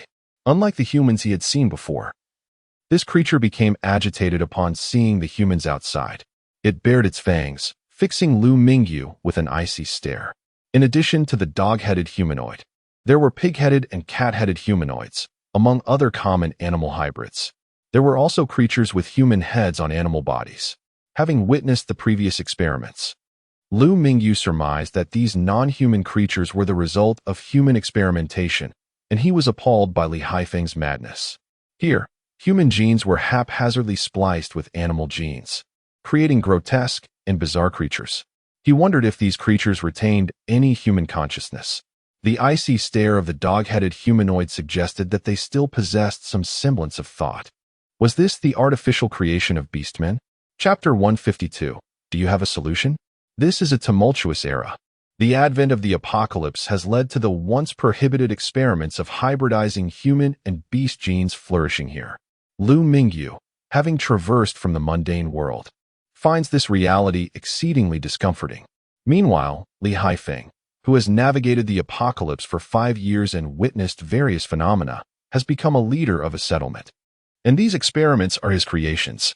With the assistance of energy crystals, genetic experiments that were once deemed too perilous are now being conducted. Though these are not the fruits of his satisfaction, he believes that perseverance will ultimately yield success. Over the course of 5 years in this apocalyptic landscape, zombies have not remained static, they too have evolved. However, humanity appears to be stagnating.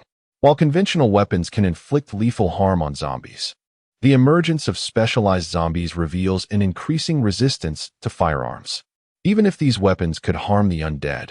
With only around 200,000 inhabitants left in the settlement against the backdrop of countless zombies, the scarcity of manpower to operate these weapons poses a dire predicament. Furthermore, the limited availability of arms compounds the challenge, as there are insufficient weapons for all to wield. As the 5th year of the apocalypse unfolds, the number of newborns is alarmingly scarce. Each encounter with the undead results in casualties, leading to a significant decline in population. How can one even contemplate exterminating zombies under such circumstances? At this juncture, survival itself has become a formidable challenge. Without a transformative change, Li Haifeng fears that while he may not know the fate of humanity elsewhere, the Jiahong settlement may soon vanish from existence. In a bid to alter this fate, or perhaps to reshape his own destiny, Li Haifeng has been developing energy crystals for the past 3 years. This duration has witnessed remarkable advancements in genetic experimentation technology, primarily due to the fortunate recruitment of a cadre of biological laboratory personnel within the settlement, an assemblage that has facilitated the evolution of these experiments. This bears a resemblance to Liu Mingyu and Apos' endeavors. While Li Haifeng gathers biotechnologists, Liu Mingyu amasses experts in artificial intelligence. The factory is replete with numerous experimental subjects, each room meticulously categorized and labeled. Though the use of humans as test subjects is undeniably cruel, it must be acknowledged that Li Haifeng has contributed to the evolution of humanity in this world. Liu Mingyu, initially skeptical about the research potential of energy crystals, soon recognized their immense value within this factory, as it was evident that they harbored a vast reservoir of energy. Having avoided certain restricted areas, Liu Mingyu spent half a day touring the entire facility under Li Haifeng's guidance. They found themselves seated in a modest room within the factory, which served as Li Haifeng and Apos' office. The array of flasks and test tubes scattered about led Liu Mingyu to surmise that this might also function as Li Haifeng and Apos' laboratory. Boss Liu, I apologize for the simplicity of this space. There are no refreshments, only plain boiled water, Li Haifeng remarked, pouring a cup of water for Liu Mingyu. Thank you. Liu Mingyu accepted the cup, but refrained from drinking, wary of potential bacterial or viral contamination. Li Haifeng took a seat beside him and inquired with a smile. What do you think of this laboratory, Boss Liu? Quite impressive indeed. I did not expect the general to delve so deeply into the study of genetic evolution. I believe it won't be long before a genuine genetic enhancement serum is developed, Liu Mingyu candidly responded, acknowledging that aside from the ethical concerns surrounding human experimentation, Li Haifeng's laboratory was commendable given the circumstances of the apocalypse. Pleased with Liu Mingyu's recognition, Li Haifeng nodded in satisfaction, though he soon sighed, as you noticed. The genetic enhancement serum is now in the final stage of human trials. In truth, this step was initiated over a year ago. But the resultant serum has encountered various issues, genetic mutations and subpar efficacy, among others. Ultimately, it stems from humanity and Oppo's inability to adapt to the energy fluctuations introduced by the crystals. I trust you've seen the chapter 153. I am sorry, I cannot in the gaze of expectation from Li Haifeng. Liu Mingyu shrugged his shoulders innocently and said, General, I truly have no solution. I only learned about genetic evolution upon coming here. If it were something within my capabilities, I would certainly assist. But this matter is beyond my power. If the issue were a lack of food, Liu Mingyu could have offered help, as trading with anyone would suffice. Yet, as the foremost figure of the settlement, Li Haifeng was not one to suffer from food shortages. Therefore, Liu Mingyu felt unable to provide any assistance. As for other matters, Liu Mingyu was entirely at a loss. Li Haifeng and Oppo's hopeful expression dimmed instantly, but he quickly regained his composure and said, I was too hasty. It and Oppo's all right. If you come up with a solution, Mr. Liu, feel free to reach out to me. After all, this concern extended beyond himself, impacting the safety of the entire settlement. He had not given up on obtaining the corresponding genetic evolution serum through Liu Mingyu, nor had he abandoned his quest. Liu Mingyu, perplexed, questioned, Aren't you the one pursuing human evolution? How does the safety of the settlement come into play? Are you genuinely concerned about the safety of others here? If that were the case, you would have managed the settlement better, preventing the current chaos with human traffickers and slaves rampant everywhere. However, it was precisely because of such individuals that Liu Mingyu was able to easily gather a team. The two exchanged pleasantries in the office. But the atmosphere felt perilous with various experiments underway. Even though Liu Mingyu knew the place was relatively safe, it was merely a psychological effect, prompting him to decide to bid farewell to Li Haifeng. Li Haifeng did not refuse, instructing Colonel Yi to arrange for personnel to escort Liu Mingyu back to the resort. After Liu Mingyu departed, only Li Haifeng and Colonel Yi remained in the office. Leaning back in his chair, Li Haifeng stretched and inquired, Colonel, do you think the other party possesses the ability to solve this serum issue? Colonel Yi shook his head, replying, I cannot say for certain, but Mr. Liu gives me an impression of extraordinary depth. Beneath his slender exterior lies an astonishing strength. Li Haifeng nodded, acknowledging, indeed, he is more formidable than I had imagined. I feel a sense of suppression in his presence, a powerful pressure. It reminds me of the government and Oppo's new humanity project. Do you think he could be a product of that initiative? Colonel E, being familiar with the new humanity project, recognized its similarities to Li Haifeng's current endeavors. The project aimed to merge animal genes with humans, granting them capabilities akin to those of certain animals, such as the ability of a flea to jump over 100 times its height, or an ant to lift objects 400 times its body weight. However, the challenge lay in merging these genes without altering the essential form of humanity. As of the onset of the apocalypse, Colonel E had yet to hear of a successful outcome from the new humanity project.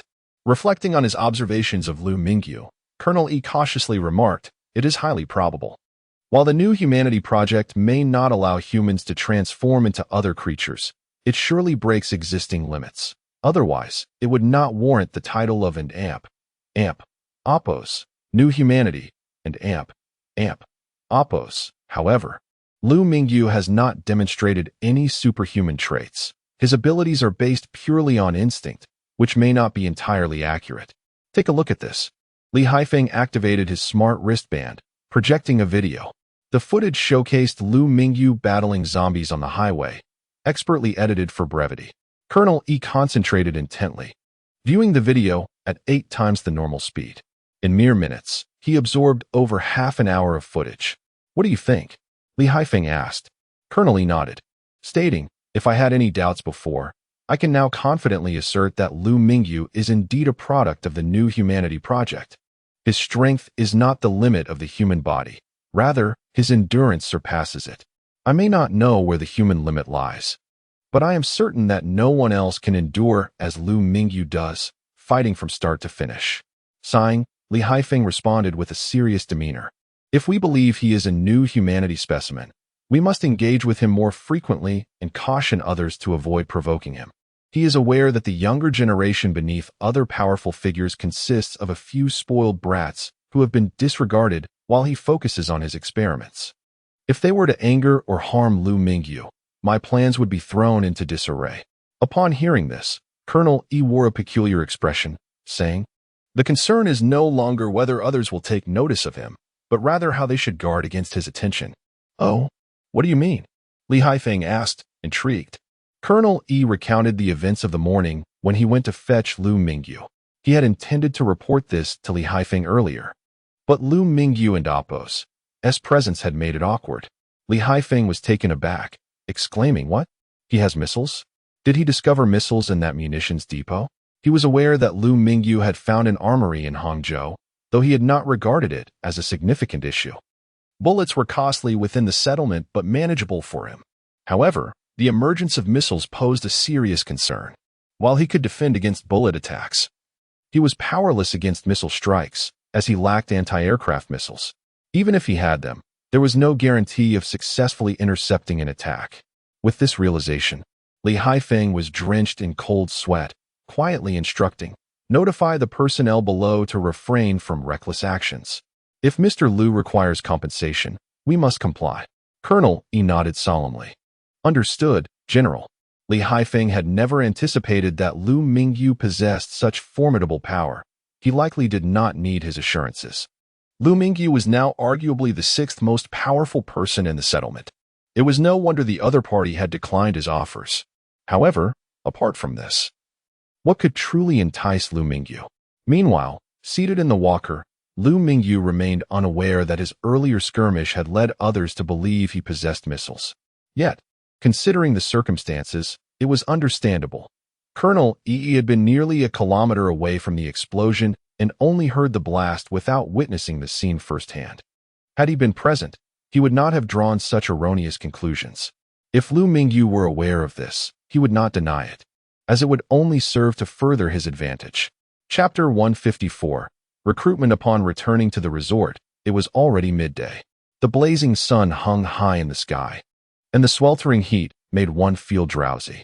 After enjoying a leisurely lunch, the gathering in the conference room commenced, accompanied by a pot of fine tea, making life quite delightful. In the conference room, Liu Mingyu sat at the center, with Yi Qinxian to his left and Liu Haifeng to his right, followed by Zhao Kuan and Wu Juanhao, each occupying their designated seats. The assembly was small, as it was merely a brief meeting with a few key personnel present.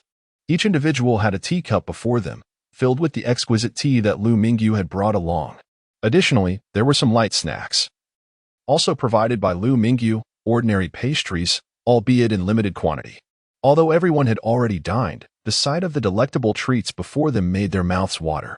Yet, they hesitated to partake, casting glances at Liu Mingyu, who, sensing their desire, playfully chided, "If you wish to eat, feel free to help yourselves. Do you require my invitation?" Knowing that his own actions would prompt theirs, he took a piece of mung bean cake and began to eat. With Liu Mingyu and Apos' initiation, the others quickly reached for their preferred pastries. The combination of fine tea and ordinary snacks seemed peculiar. The tea brewed from premium leaves was far more costly than the humble pastries, yet in the eyes of the attendees, the pastries were significantly more enticing. Drinking tea was an indulgence, while consuming pastries served merely to satiate hunger. After sampling a piece himself, Liu Mingyu refrained from further indulgence. Having anticipated that foreign cuisine might be more palatable, however, he found it rather mediocre. In terms of culinary satisfaction, the homeland and Apos' offerings were undeniably superior. The others savored the pastries, maintaining decorum in Liu Mingyu and Apos' presence. They refrained from devouring them ravenously, yet the platter of pastries was soon emptied. Once the last morsel was consumed, Liu Mingyu finally spoke. I assume the battlefield from this morning has been thoroughly scoured. Now, please report on the specifics. Zhao Kuan, would you elaborate on the situation regarding that group of individuals from this morning? Zhao Kuan, recently appointed as the head of base security, retained his position upon returning, while Lu Haipeng shifted his responsibilities to external communications. Zhao Kuan adjusted his chair, sitting upright as he began. When we arrived this morning, some individuals were still alive. We proceeded with a mercy killing. His tone was calm. In this world, such acts were commonplace. The severely injured, unable to be saved due to the aftermath of the explosion, found their suffering alleviated. After a brief pause, Zhao Kuan continued.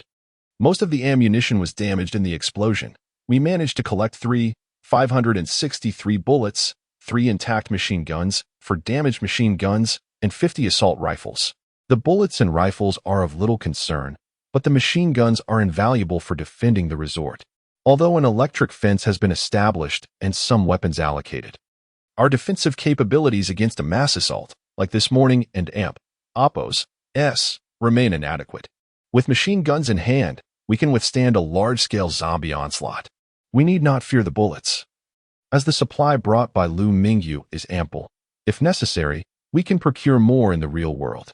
While machine guns are difficult to acquire, bullets are relatively easier to obtain.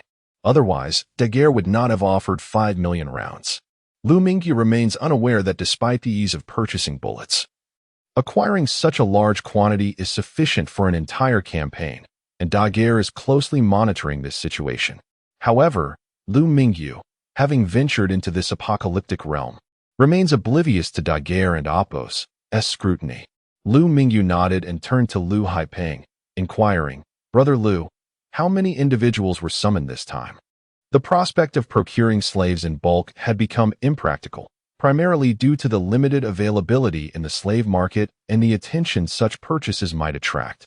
Unbeknownst to Liu Mingyu, he had already drawn the attention of others, but due to uncertainties surrounding his origins and Li Haifeng and Oppos' warnings, they had not yet taken significant action against him. Had it not been for this, Huang Jingxian would have sent more than just a mere handful of subordinates. To avoid arousing suspicion from other factions in the settlement, Liu Mingyu focused his gaze on the slums of the outer city. The Jiahong settlement boasted a population exceeding 200,000, with over 3/4 residing in the outer city. If he could gather these individuals, it would provide substantial assistance, especially as they were physically stronger than the slaves he had acquired. Despite having procured a batch of slaves, only 1/3 were capable of assisting him in combating zombies. Of course, the others were not without merit. The recent abundance of food had allowed them to regain some strength. Lu Haipeng announced, this time, we primarily returned to the villa to conduct recruitment, successfully enlisting a total of 285 individuals. Liu Mingyu nodded, recognizing that the base operated under a corporate model. He had dispatched Lu Haipeng to the outer city specifically for recruitment purposes, granting him the freedom to seek candidates wherever he deemed fit. Having resided in the villa area for an extended period, Lu Haipeng was familiar with the local populace, making it logical to recruit from there first. The number of recruits was significant, but quality was equally paramount. Liu Mingyu gently inquired, what is the demographic distribution of this group? Upon discussing this, Lu Haipeng appeared somewhat embarrassed. The individuals brought over are primarily ordinary citizens, most of whom held mundane jobs before the apocalypse. Some even brought their children along. Seemingly anxious that Liu Mingyu might reject the presence of the children, Lu Haipeng hastily added, rest assured, boss, although they come with children, their ability to handle zombies remains commendable. If necessary, we can allocate a portion of the adults' rations to the children. As a parent himself, he understood the difficulties of raising children in such harsh conditions and empathized with their plight. However, he was aware that Liu Mingyu sought strong individuals for physical labor, as well as personnel with technical expertise. Liu Mingyu chuckled and replied, no need to worry. Do you think I would disregard children? Their presence is acceptable as long as they contribute to the company. The necessary provisions will be ensured. Continue recruiting. The more, the better. And I welcome all kinds of personnel. He was not solely interested in technical experts, with the employees of Panda Corporation and those from other firms. They could barely manage operations. The individuals in the outer city were from various professions before the apocalypse, and there might come a time when their skills would be needed. The only cost Liu Mingyu would incur would be a modest amount of food, an exceedingly cheap form of labor that was hard to come by. Chapter 155. The newcomers Liu Haiping felt a quiet relief upon noticing that Liu Mingyu did not hold him accountable for unilaterally inviting a family with dependents.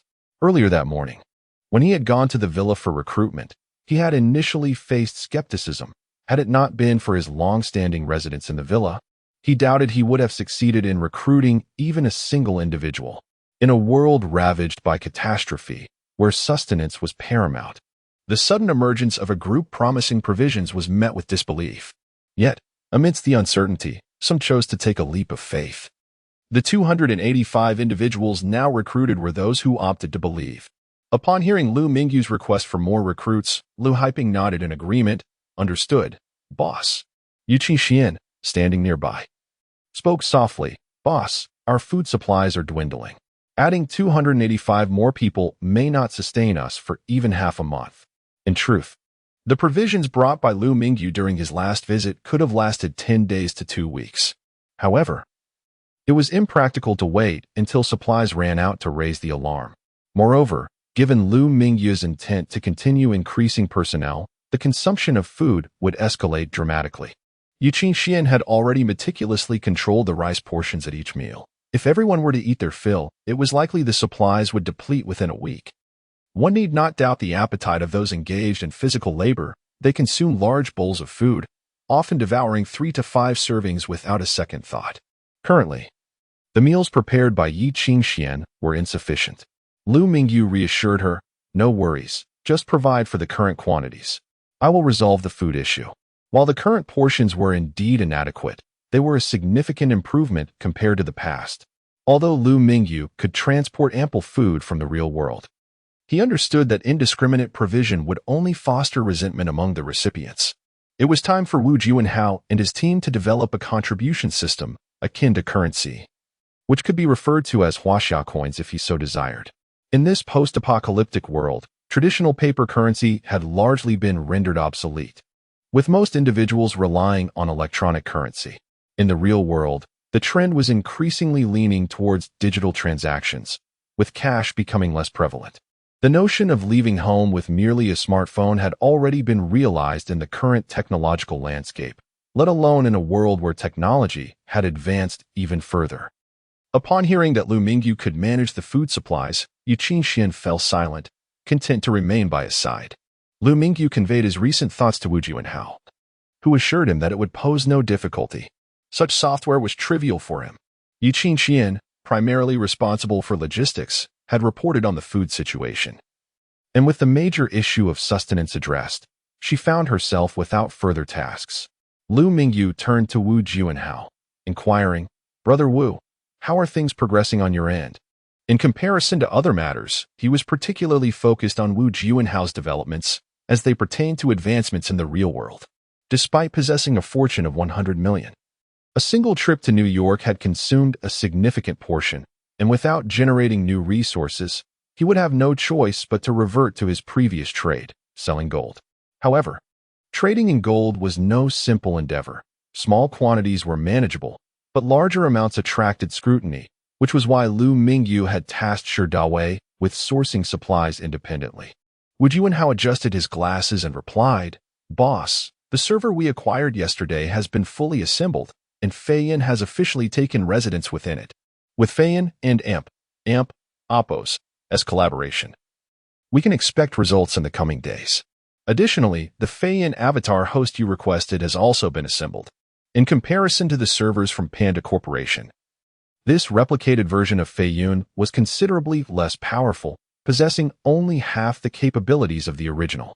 Nevertheless, the avatar and Appos' size was comparable to a standard home computer. Understanding Liu Mingyu's intent to transport a Feiyun for convenience, Wu Juanhao had thoughtfully ensured that the avatar was housed within a compact server. Liu Mingyu nodded in satisfaction, as this avatar was intended for use in the real world.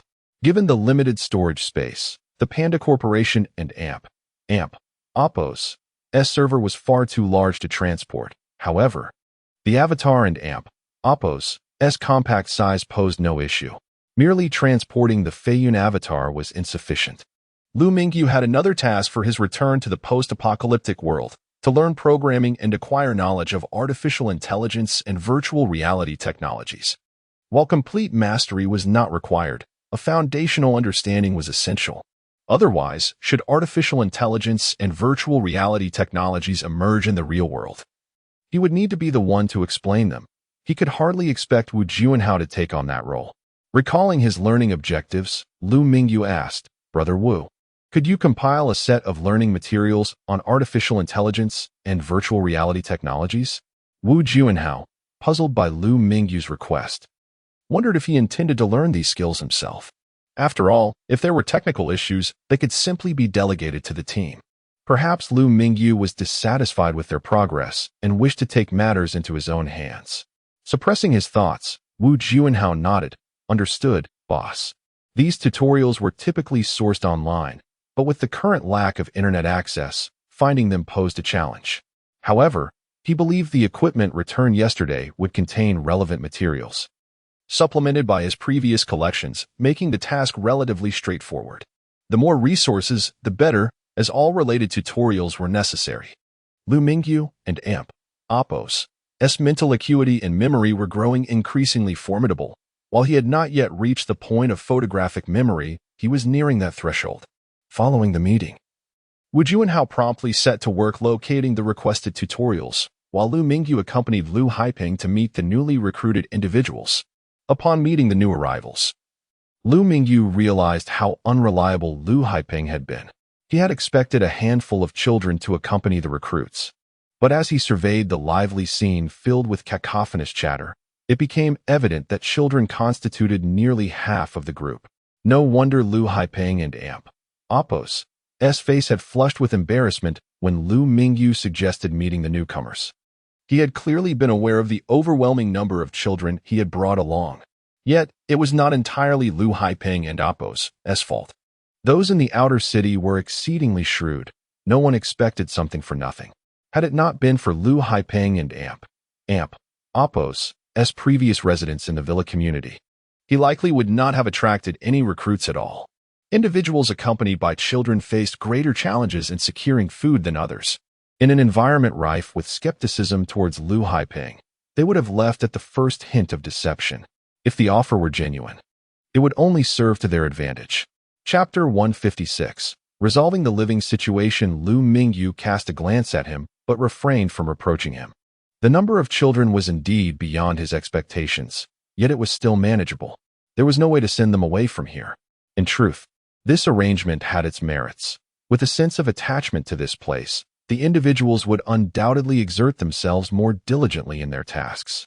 The key factor remained the company one keeps. If they could barely survive in the settlement, how could they fail to thrive under Liu Mingyu's guidance? It was a jest. Although he could not make any guarantees about other matters, there was absolutely no concern regarding food supplies.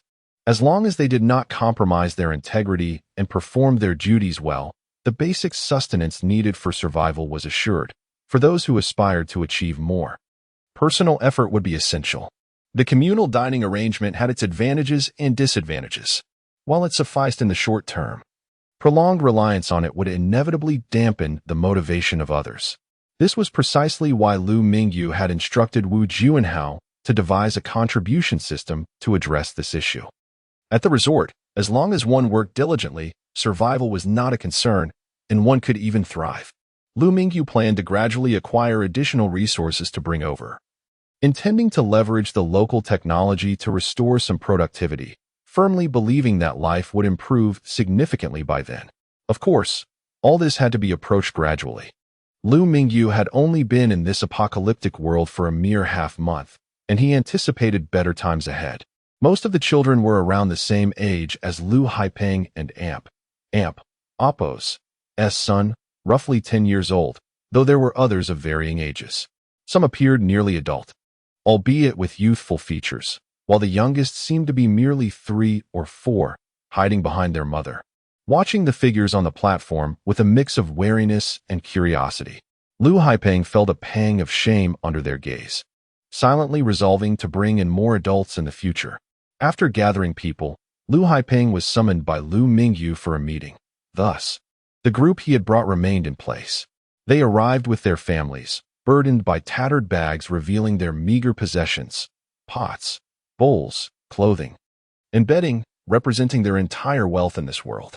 Upon seeing Liu Haipeng, someone from the crowd shouted, "Liu Haipeng, where is the basic food you promised? Why is it absent? Are you trying to deceive us into coming here? If you cannot deliver, just say so instead of leaving us in suspense. Indeed, where is the promised food?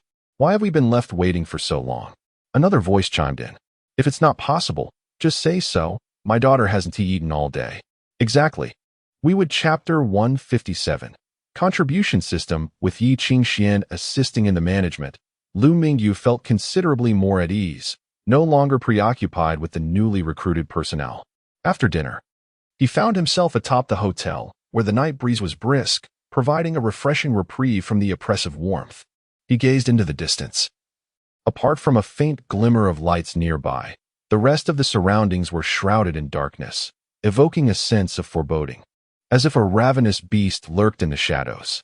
Could humanity ever reclaim its lost civilization? The apocalypse had descended so abruptly, plunging the world into a zombie crisis in mere moments. He pondered whether there were other survivors elsewhere. With over 400,000 survivors managing to endure in the Jiaqing and Hangqing areas, it seemed implausible that all others had perished. Where, then, were the survivors? Liu Mingyu had once inquired of Liu Haipeng, who claimed never to have encountered any other settlements. According to the establishment of the Jiahong settlement, it would stand to reason that survivors from other cities would also be found in the outskirts. After 5 years, why had he never crossed paths with anyone else? Suddenly, a chilling thought struck him. Perhaps it was not that no other survivors existed, but rather that those who ventured into the Jiahong settlement had been captured and enslaved.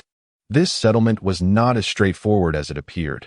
Initially, Liu Haipeng and his associates had insisted that energy crystals served merely as currency, lacking any additional utility. However, after witnessing Li Haifeng's laboratory today, he realized that it was not that no one could harness the power of energy crystals, but that Liu Haipeng simply lacked the requisite knowledge. Liu Mingyu exhaled deeply, resigning himself to the notion that it was not his concern. He needed only to look after himself, indifferent to the existence of other survivors, as he had no interest in reconstructing civilization. Footsteps echoed behind him. He turned to see Wu Juanhao appear at the stairway entrance. Liu Mingyu inquired softly, "What is the matter?" Wu Juanhao replied, "Boss, the contribution system is ready." That quickly?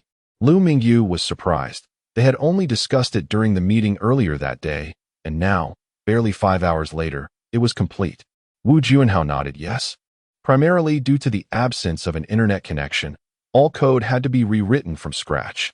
In the past, with templates available, it would have taken less than an hour. Liu Mingyu agreed. "All right, let us head to the conference room, and you can brief me on it." They made their way to the conference room on the upper floor. Wu Juanhao activated his smart wristband, projecting the newly developed contribution system's overview. "Boss," he began, "per your specifications, the system is divided into two main components, the contribution system and the exchange system. Contributions can be earned in two primary ways. First, by fulfilling one and AMP, Oppo's job responsibilities monthly to earn a fixed contribution value. Second, by completing assigned tasks for varying levels of contribution based on the task and Oppo's completion." The contribution system was currently blank, awaiting Liu Mingyu's input. Liu Mingyu nodded, acknowledging this was what he had requested. Regarding the contribution value, once all materials are accounted for, have Feiyun assist in designing a corresponding method for earning contributions. The values must be neither excessive nor insufficient, ideally.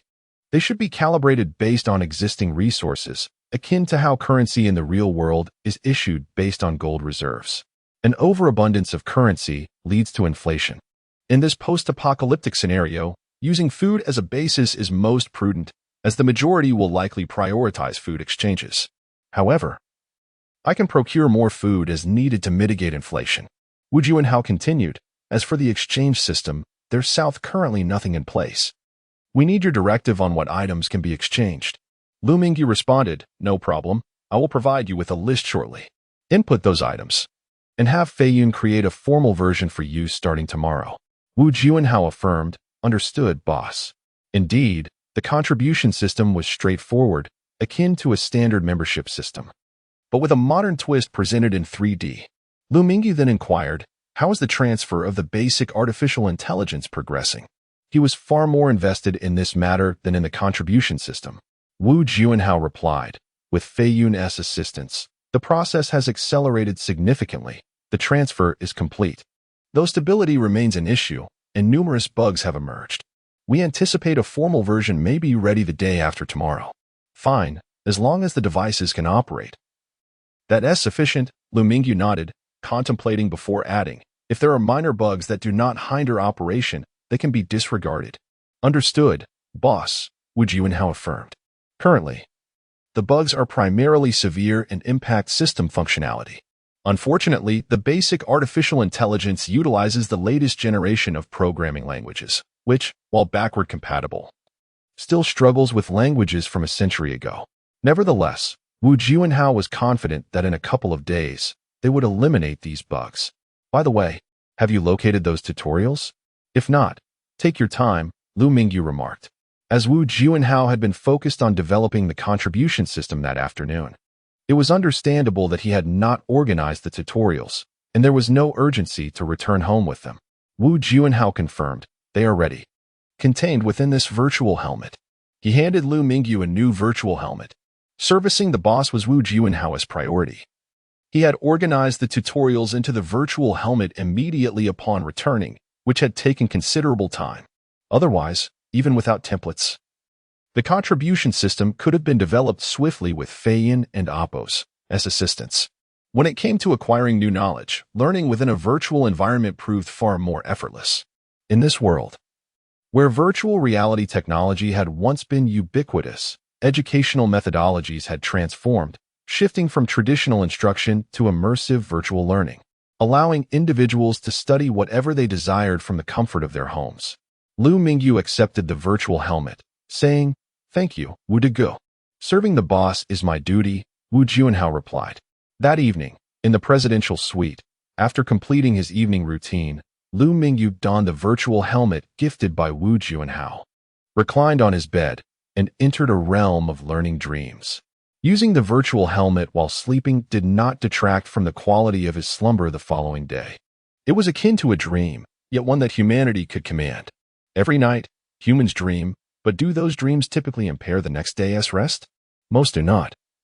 With only nightmares having such an effect, this phenomenon contributes to the soaring popularity of virtual reality technology, effectively granting individuals additional time. Chapter 158. Establishing a company June 10, 2115. The morning weather was rather dismal. The previously clear sky had suddenly opened up to a torrential downpour, bringing a refreshing coolness to the sweltering heat. Breakfast was again enjoyed at the Chinese restaurant, where congee was served with pickled radish. With an influx of over 200 new guests the previous day, the restaurant was brimming with patrons, leaving many to stand and eat with just a bowl in hand. The mere availability of food was a blessing, rendering concerns about seating trivial. The newcomers were particularly astonished, unable to fathom that breakfast could be served in a resort setting. In the settlement, having a single meal a day was a luxury, with many often going hungry.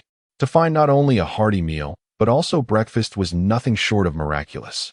Although the meal consisted of only a bowl of congee accompanied by pickled radish, it was undeniably a delightful breakfast.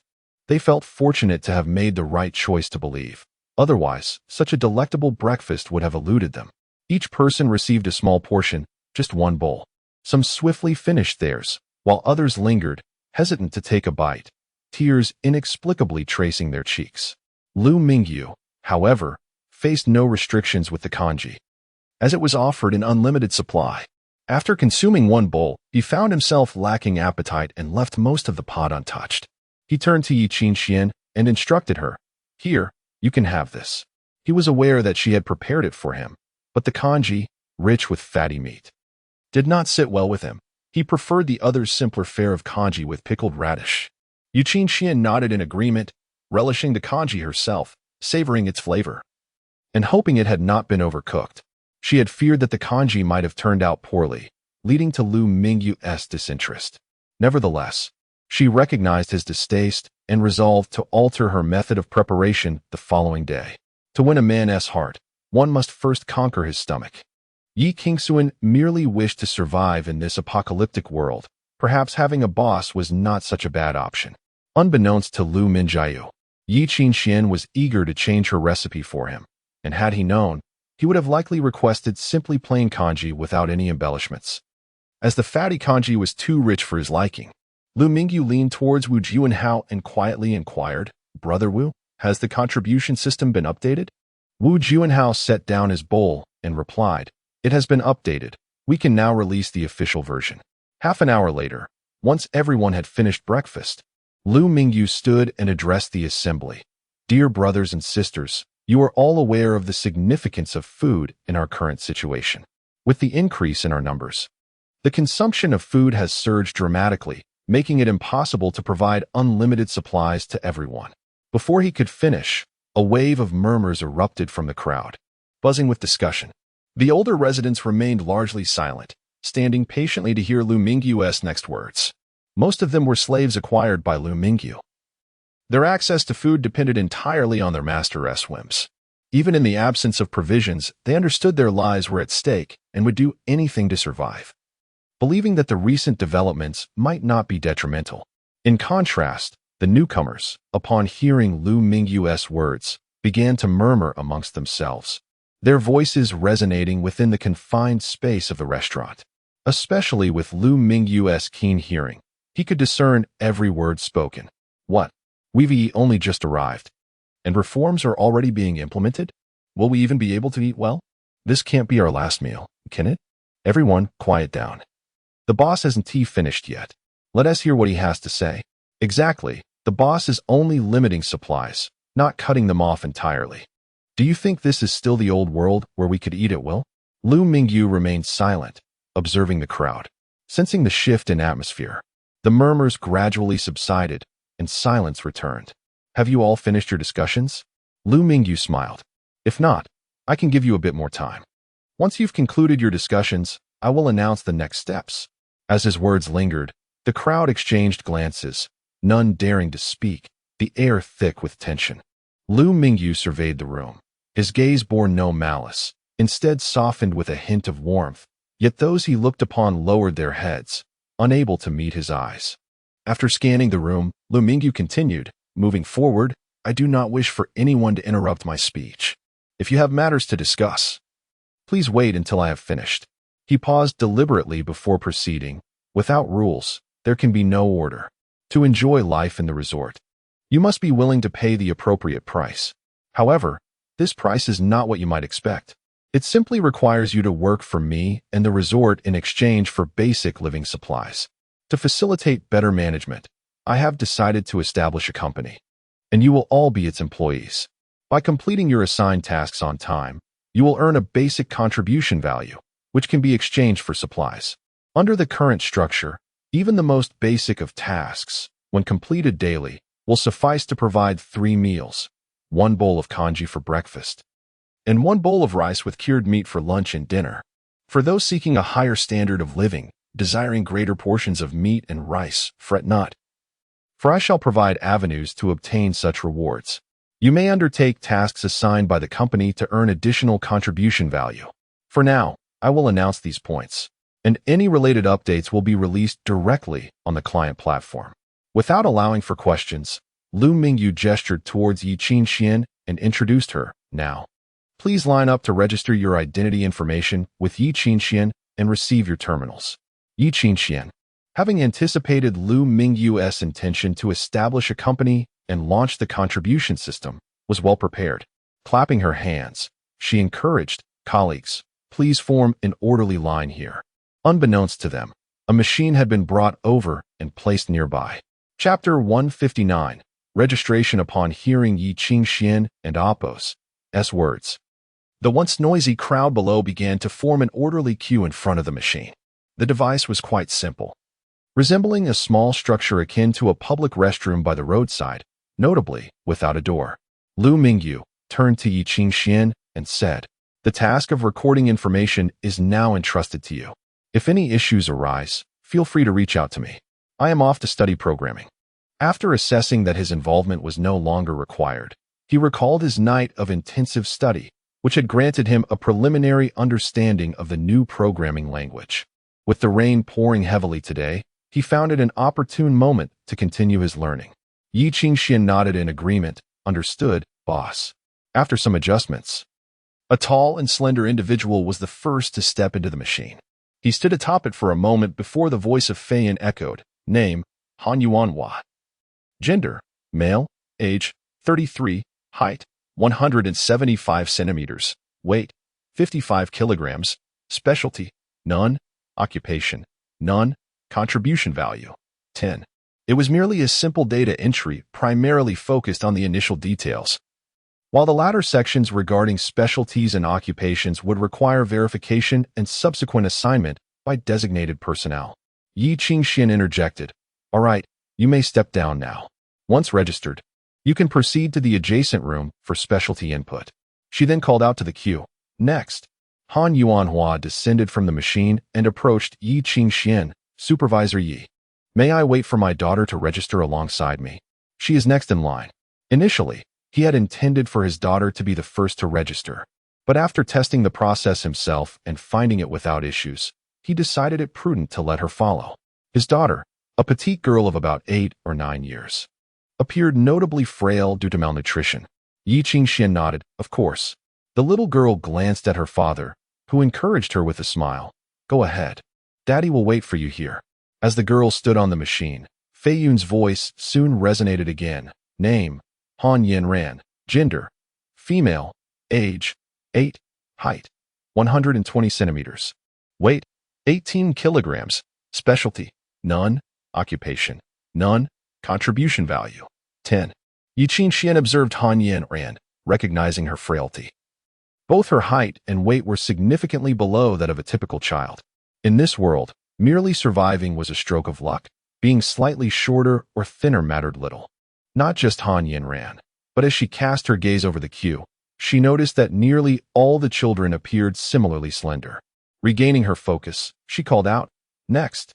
Han Yuanhua lifted his daughter in his arms, guided by others to a nearby room.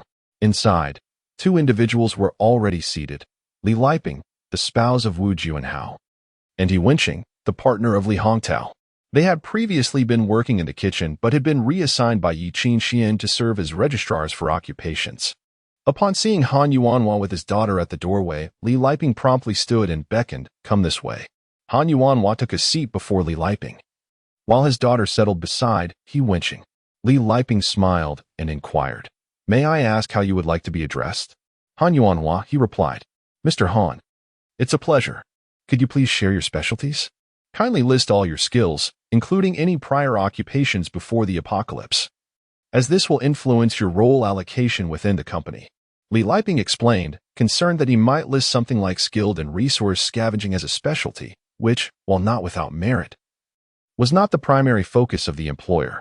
Li Liping understood that the boss sought individuals with diverse capabilities beyond mere resource gathering. For instance, her husband, Wu Juanhao, had been recognized for his technical skills, allowing him to join the core team, as otherwise he would merely be another survivor, struggling against zombies. Opting for a more manageable position was the preferred choice. Han Yuanhua seemed taken aback by the requirement to include pre-apocalypse specialties, and after a moment of contemplation, he tentatively suggested, "Would computer skills count?" Li Liping nodded, her pride evident as she exclaimed, "Certainly. My husband, Wu Juanhao, is the gentleman who worked closely with the boss and was acknowledged for his computer expertise. Currently, the boss is developing software and is in dire need of technical talent.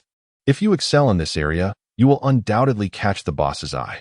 He Wenqing, initially tasked with registering Han Yanran, found herself curious as there was little to document for the 8-year-old. She chimed in, "Indeed, Mr. Han, what was your previous occupation?" "What occupation?" Han Yuanhua pondered. "A researcher in virtual reality technology." In an age where basic sustenance was a struggle, who cared for such advanced fields? After a moment, he clarified. I worked on fifth-generation virtual reality technology. Had it not been for Li Liping's prompt, he might have forgotten his former profession altogether. Li Liping gasped softly, Mr. Han. Your work is impressive. I am sure the boss will find it valuable. Do you possess any other specialties? While she was unaware of the precise applications of fifth-generation virtual reality technology, her admiration for researchers was unwavering. Just as He Wenqing was about to inquire further about Han Yuanhua and Appos' additional skills, a third individual entered the room after completing their registration. Han Yinran hesitantly stepped down from her seat and stood beside her father. Han Yuanhua, cradling his daughter, contemplated for a moment before stating, I possess considerable strength. When armed, I can take on 3 ordinary zombies simultaneously. Ultimately, he revealed his prowess as a zombie hunter. Defeating 3 at once marked him as a formidable opponent. Li Liping recorded Han Yuanhua's specialties in the system, and after a brief interval, presented him with a smart wristband, stating, This is your new smart wristband. All your information can be accessed through it. However, role allocation will occur after all registrations are completed by the boss. She added, if you previously owned a smart wristband, you may opt to exchange it with the company for contribution points. Smart wristbands had become ubiquitous, akin to smartphones in the real world, with nearly everyone possessing one. During the recent resource collection efforts, they had also gathered smart wristbands, sufficient to equip everyone with a standardized device. Most importantly, the software on these wristbands was identifiable via numbering, incorporating a positioning system. Once antennas were established on the hotel rooftop, anyone holding a corresponding smart wristband could be located within a 10-kilometer radius. Chapter 160, Memory Stepping Out of the Room. Han Yuanhua held the newly issued smart wristband as he returned to the wooden cabin with his daughter.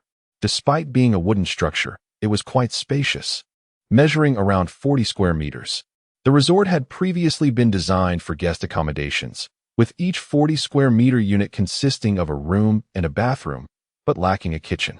According to Yi Qingxian, once all registrations were complete, communal meals would no longer be provided.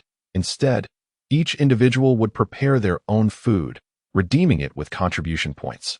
This posed no issue for him, as he had brought sufficient cooking utensils along and had fashioned a stone stove on the former balcony, covering the ground with sand to prevent the wooden cabin from catching fire during cooking.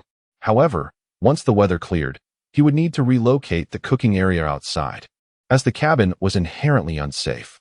Daddy, I want water. Han Yinran tugged at Han Yuanhua and Appos' shirt, having consumed only a bowl of rice porridge for breakfast, which was insufficient to stave off hunger. He understood that there was little food at home, so he could only encourage her to drink more water. Here, my dear. You can have this, Han Yuanhua said, recognizing that his daughter was still hungry as he retrieved a baked pancake from his bag. He had prepared these pancakes before their arrival, and several remained in the bag, a precaution against Liu Haipeng and Appos' potential deceit, ensuring they had provisions for their journey. Judging by the circumstances of the past 2 days, Han Yuanhua found Liu Haipeng's words to be relatively credible. Perhaps they could survive here. However, he harbored a lingering question. How could the company provide sufficient food for so many people? Han Yinran took a bite of the pancake and then handed it back to Han Yuanhua, her voice sweetly urging, Daddy, you eat too. All right, I'll have a little. And the rest is for you, Han Yuanhua replied with a smile, taking a small bite of the pancake, knowing that if he did not eat, his daughter would likely refuse as well. He gently ruffled her hair, and seeing her joyful smile, he couldn't and Appos' help but beam with contentment. Han Yinran was from a single-parent household. Her mother had succumbed to the zombie virus at the moment of outbreak. Upon transformation, her first instinct had been to attack her daughter. At that time, Han Yinran was merely 3 years old. Mistaking her mother's approach, Chapter 161. Price's Han Yuanhua played with his daughter for a while, affectionately stroking her hair before saying, Sweetheart, why don't Appos, you play with Wankai for a bit? Daddy needs to attend to something. Wankai was a beloved stuffed toy, cherished by Han Yinran, who often conversed with it during her leisure time, making it her most steadfast companion. Understanding her father and Apos' need for time, Han Yinran nodded and replied, "Okay, Wang Kai. Let and Apos' play together today." With that, she picked up the doll, which was nearly her size, and began to play joyfully. Han Yuanhua accessed the company and Apos' customized contribution system, which took the whimsical form of a cartoon panda, a clear reflection of Feiyun and Apos' style. Upon opening the system, a cartoon panda appeared, set against a backdrop of a starry sea, with a fleet of spaceships journeying toward an unknown planet. In the center, the name Stellar Technology Company Limited materialized. So this was the company's name. As the introductory animation concluded, the system interface came into focus, displaying his personal information as previously registered. Since registrations for others were still ongoing, job assignments were not yet available. Besides the personal information section, there were also task and exchange interfaces. The task interface currently held no available missions, appearing rather barren. Initially assuming the exchange interface would be similarly empty, he was surprised to find it populated. His purpose for accessing the system was to explore the available exchange options and their respective costs. The exchange interface showcased a wide array of items, encompassing nearly all daily necessities. However, his primary interest lay in the food category. Rice, 1 pound exchange price, 10 contribution points. Exchange requirement, company employee. Maximum exchange of 5 pounds per person daily. 10 points of contribution could procure a pound of rice. He wondered what the base salary might be, as he had yet to be assigned a job and thus had no earnings, only the default 10 contribution points. According to the employer's previous assurances, diligent work and fulfilling his responsibilities would suffice to maintain a basic standard of living. A pound of rice, once cooked, would adequately satiate an adult. Yet, this was merely rice. Additional dishes would be necessary. Still, for him, exchanging for a pound of rice and being frugal would be sufficient to sustain both him and his daughter. He continued to examine other food items. Cured meat, half a pound exchange price, 25 contribution points. Exchange requirement, company employee, maximum exchange of 5 pounds per person daily. At 50 contribution points for a pound of cured meat, it seemed exorbitantly priced, far better to exchange for 5 pounds of rice, which would last considerably longer. Salt, half a pound exchange price, 100 contribution points. Exchange requirement, company employee, maximum exchange of 1 pound per person monthly. What? The company can even exchange salt? In the settlement, salt was a scarce commodity, so he was astonished at the employer and Apos' capability to procure it. Given that salt was offered within the contribution system, Han Yuanhua had no doubt regarding the company's ability to provide it. Although the contribution cost was high compared to other food items, it was understandable considering the dwindling supply of salt. In addition to these 3 food items, there were also 2 types of canned goods available for exchange. Beef canned, 1 can exchange price, 50 contribution points. Exchange requirement, company employee, maximum 1 can per person daily. Fruit canned, 1 can exchange price, 50 contribution points. Exchange requirement, company employee, maximum 1 can per person daily. The prices for these canned goods were steep, akin to that of cured meat, rendering them more of a luxury item. Currently, these 5 food items were all that was available. Looking further, he noted items such as pots, bowls, and smart wristbands, with exchange prices being quite modest, most requiring only 1 or 2 contribution points. He already possessed kitchenware, rendering any need to exchange unnecessary. With 10 contribution points in his possession, Han Yuanhua tentatively exchanged for a pound of rice. Upon completing the exchange, Feiyun and Apos' voice echoed, "Congratulations on a successful exchange, consuming 10 contribution points. Please collect your pound of rice at the first floor exchange counter of the Dream Hotel." Han Yuanhua inquired, "Since I and Apos' exchanged, can I pick it up at any time?" Feiyun replied, "Due to limited food supplies, please collect your exchange within 24 hours of the transaction. If not retrieved in that time frame, the exchange will be cancelled and contribution points will not be refunded." Han Yuanhua acknowledged the importance of retrieving the food to avoid waste, reasoning that no one would be foolish enough to forfeit their exchange, as it would be a tragic waste of provisions. Wait, wasn't it mentioned that resources could be recycled? Why did I not see a recycling interface? Perhaps it was overlooked in the design? Han Yuanhua searched the system thoroughly, but found no sign of the recycling feature as described by Yi Qingxian. He then asked, Fei Yun, where can I recycle items? What are the exchange rates? Fei Yun responded, due to the varying values of physical items, an on-site evaluation is necessary to ascertain their recycling worth. For valuation, please proceed to the identification center on the first floor of the Dream Hotel. Having gathered a few items he deemed unnecessary yet potentially useful, Han Yuanhua took his daughter to the Dream Hotel. Upon arriving at the first floor, he found the registration area, which had previously been bustling, now deserted, with everyone having moved to the specialized registration area. The speed of the specialized registration was markedly slower than the character information registration, as the latter only required a quick scan while the former necessitated manual identification, given the uniqueness of each person and Oppo's skills, particularly in uncovering their latent professions, thereby consuming more time. Ignoring the crowd, he led his daughter to the identification center. The center had been transformed from a warehouse. And in stark contrast to the throngs at the specialized registration, only a handful of individuals were present.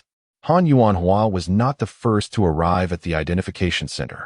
3 or 4 people were already in line ahead of him, indicating he was not alone in seeking to recycle items for additional contribution points.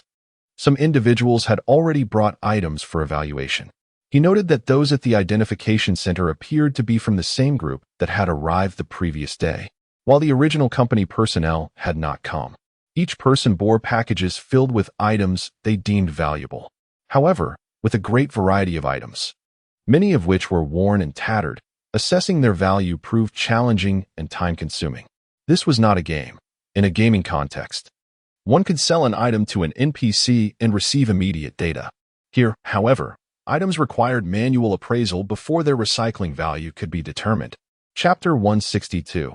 Hope. In the Item Identification Center, 2 staff members were diligently at work. The lines were not particularly long, each comprising only 3 or 4 individuals. However, the pace of the evaluations was exceedingly slow. Han Yuanhua had already waited for 5 minutes without any progress. Despite the delay, he remained unperturbed, taking the opportunity to listen to the appraised values of the items. The workbench was cluttered with materials the employees had brought for exchange. A cursory glance revealed a selection of common smart wristbands, more than one, alongside tablet computers, energy crystals, gold and silver jewelry, and various odds and ends. In the post-apocalyptic world, electronic devices such as smart wristbands were relatively easy to find. Initially, one could stumble upon them anywhere. However, as time progressed, safe zones became limited to the vicinity of settlements, which had already been thoroughly scoured by countless search teams, leaving few useful items behind. The individual currently presenting such a bounty of smart wristbands likely began collecting them when the apocalypse first struck, perhaps anticipating that once the zombies were eradicated and civilization restored, he could sell them for a handsome profit. Yet, 5 years into the apocalypse, not only had civilization not been restored, but there was still no sign of the zombies around. This time, the company required the collection of smart wristbands, prompting him to present his collection. In these dire times, even securing a meal had become a challenge, leaving little room for concern over electronic gadgets. The staff members activated all the smart wristbands for inspection, subsequently placing the evaluated items into a scanning device for recording. The individual seated at the front, grinning broadly, inquired, "Master, how many contribution points can these be exchanged for?" The staff member replied with a smile, "A total of 10 smart wristbands, all in normal condition. According to company regulations, each normal smart wristband can be exchanged for 10 contribution points, so 10 can yield 100 points. 5 tablet computers, in good working order, can provide 75 points. 100 grams of energy crystals can be exchanged for 100 points. 500 grams of gold can fetch 50 points. The remaining items are of little use. If you wish to take them back, feel free. Otherwise, they can be exchanged for 10 contribution points." The man at the front beamed with joy, realizing that the seemingly useless smart wristbands and tablet computers had netted him 175 contribution points, enough to exchange for 17. 5 pounds of rice. Let us do the exchange. Can you calculate my total contribution points? He asked, still smiling. Having brought the items, he had no intention of taking anything back. The staff member glanced at the machine and replied, "You have a total of 335 contribution points, which have been transferred to your account." "Thank you," the man responded. "You and Amp, Oppos, re-welcome." "Next, please," the staff member said, moving the items aside as another staff member began categorizing the collected goods. The second individual stepped forward, presenting a sack of materials. After emptying the contents, the staff conducted another round of evaluations. In truth, the evaluation process was relatively straightforward, despite the apparent abundance of items. It primarily involved checking for damage. Other items adhered to established standards, so it was not solely up to his discretion. The second individual, however, did not fare as well as the first. Despite bringing a similar assortment of items, he ultimately received only 80 contribution points. Nevertheless, amidst a crowd where most received only the base 10 points, 80 points was considered a commendable outcome, allowing for careful usage over an extended period. Subsequently, the remaining individuals placed their goods on the evaluation table for assessment. The contribution points varied, mostly hovering around 100, but no one surpassed the first man and Amp, Oppos' exchange value. Soon, it was Han Yuanhua and Amp, Oppos' turn. Seated in his chair, he retrieved his items from the bag. Compared to others, his offerings appeared quite meager, just a single smart wristband, with the rest consisting of items that seemed largely useless, likely yielding minimal contribution points. A quick inventory revealed that apart from the wristband, nothing else would contribute significantly. A man with a daughter had not managed to stockpile much. He had a few energy crystals, but had not brought them for exchange, which could have netted over 100 points. The staff member did not mock Han Yuanhua. They were all survivors. And seeing his daughter at his side made it clear that their lives had been extremely challenging. After testing the items, the staff member smiled and said, "Mr. Han, these materials can be exchanged for a total of 30 contribution points. May I have your exchange code?" Han Yuanhua was taken aback. Had he not thought he could only exchange for one wristband? Adding in some other trivial items, he believed he would be lucky to reach 20 points. Especially when the first person had exchanged far more for only 10 points. Suddenly, realization dawned upon him, and he replied to the staff member, "Thank you. I confirm the exchange." The staff member beamed. 30 contribution points have been transferred to your account. What a lovely little girl you have. In this company, as long as you work diligently, you will surely be able to provide for her. The additional 10 contribution points awarded were not considered misappropriation of company property. To a certain extent, the staff had the discretion to set prices. Of course, the pricing could not be excessively unreasonable, as only certain key items had fixed prices, while others were subject to the evaluator's judgment. Gratefully, Han Yuanhua thanked her once more and asked, "May I know your name?" The staff member, radiating warmth, replied, "My name is Li Fengjiao, but you can just call me Jiao." The two evaluators were, in fact, the first two slaves purchased by Liu Mingyu, Li Fengjiao and Zhao Yu. Liu Mingyu had temporarily assigned them to key positions, trusting his acquisitions more than others, as their lives were in his hands, dissuading them from dishonesty. Those who dared to deceive had much to lose. Han Yuanhua nodded appreciatively. "I will remember that." After expressing his gratitude to Li Fengjiao again, he led his daughter to the other side of the exchange center. Unlike elsewhere, this center featured only a massive machine before him. Approaching the machine, an invisible light flickered. A voice emanated from the machine. "Han Yuanhua, welcome. You have exchanged for 2 pounds of rice. Do you wish to collect?" Han Yuanhua responded, "Yes, please." After exchanging the smart wristband, he redeemed another pound of rice. Moments later, a bag of rice appeared at the machine's outlet. "Please collect your items promptly." As Han Yuanhua opened the bag of rice, the sight of the pristine grains filled him with overwhelming joy. His family and Oppos' worries about hunger would finally be alleviated, and he could look forward to preparing a fragrant meal. While he had encountered rice before, here, he saw hope. Chapter 163, The Big Shop by midday. All registration tasks had been completed. Most job assignments had been finalized, with only a few crucial positions pending approval from Liu Mingyu. Today marked the first day of abandoning the communal dining system, allowing each household to prepare their own meals. In reality, most of the newly recruited individuals were from the same family, while the original slaves were predominantly solitary. Thus, the company cafeteria remained operational. However, meals were no longer complimentary but required contribution points. Based on calculations by Feiyun, each meal would cost approximately 5 contribution points to maintain a basic standard of living. Aligning with Liu Mingyu and Apos' earlier assertion of not compromising standards during the transition, Liu Mingyu did not dine in the cafeteria. Instead, he enjoyed a meal prepared by Yi Qingxian. Today's lunch consisted of claypot rice. The ingredients were simple, yet under Yi Qingxian and Apos' exceptional culinary skills, it was rendered delectable, igniting one's appetite. Having experienced failure in the morning, Yi Qingxian recognized that Liu Mingyu, unlike others, had a distaste for greasy foods. The inhabitants of the settlement had seldom indulged in rich flavors. For them, the oily preserved meat congee served that morning was a delightful breakfast, but for Liu Mingyu, who could traverse back in time, it was excessively greasy and somewhat intolerable. Yi Qingxian stood at the entrance of the presidential suite, holding the claypot rice. After a brief pause, the door opened automatically. Upon entering, she found Liu Mingyu smiling. "Have we reached lunchtime already? It feels like only a moment has passed." Yi Qingxian placed the claypot rice on the dining table and replied, "Time feels different in the virtual world. Otherwise, so many wouldn't be so enamored by it." Lifting the lid, a fragrant steam wafted upward, prompting Liu Mingyu to exclaim, "It smells amazing."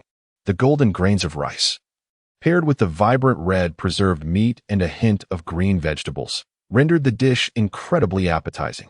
As he stirred the rice, Liu Mingyu inquired, "Have you eaten? Would you like to join me?" The claypot rice was abundant. Liu Mingyu could not finish it alone.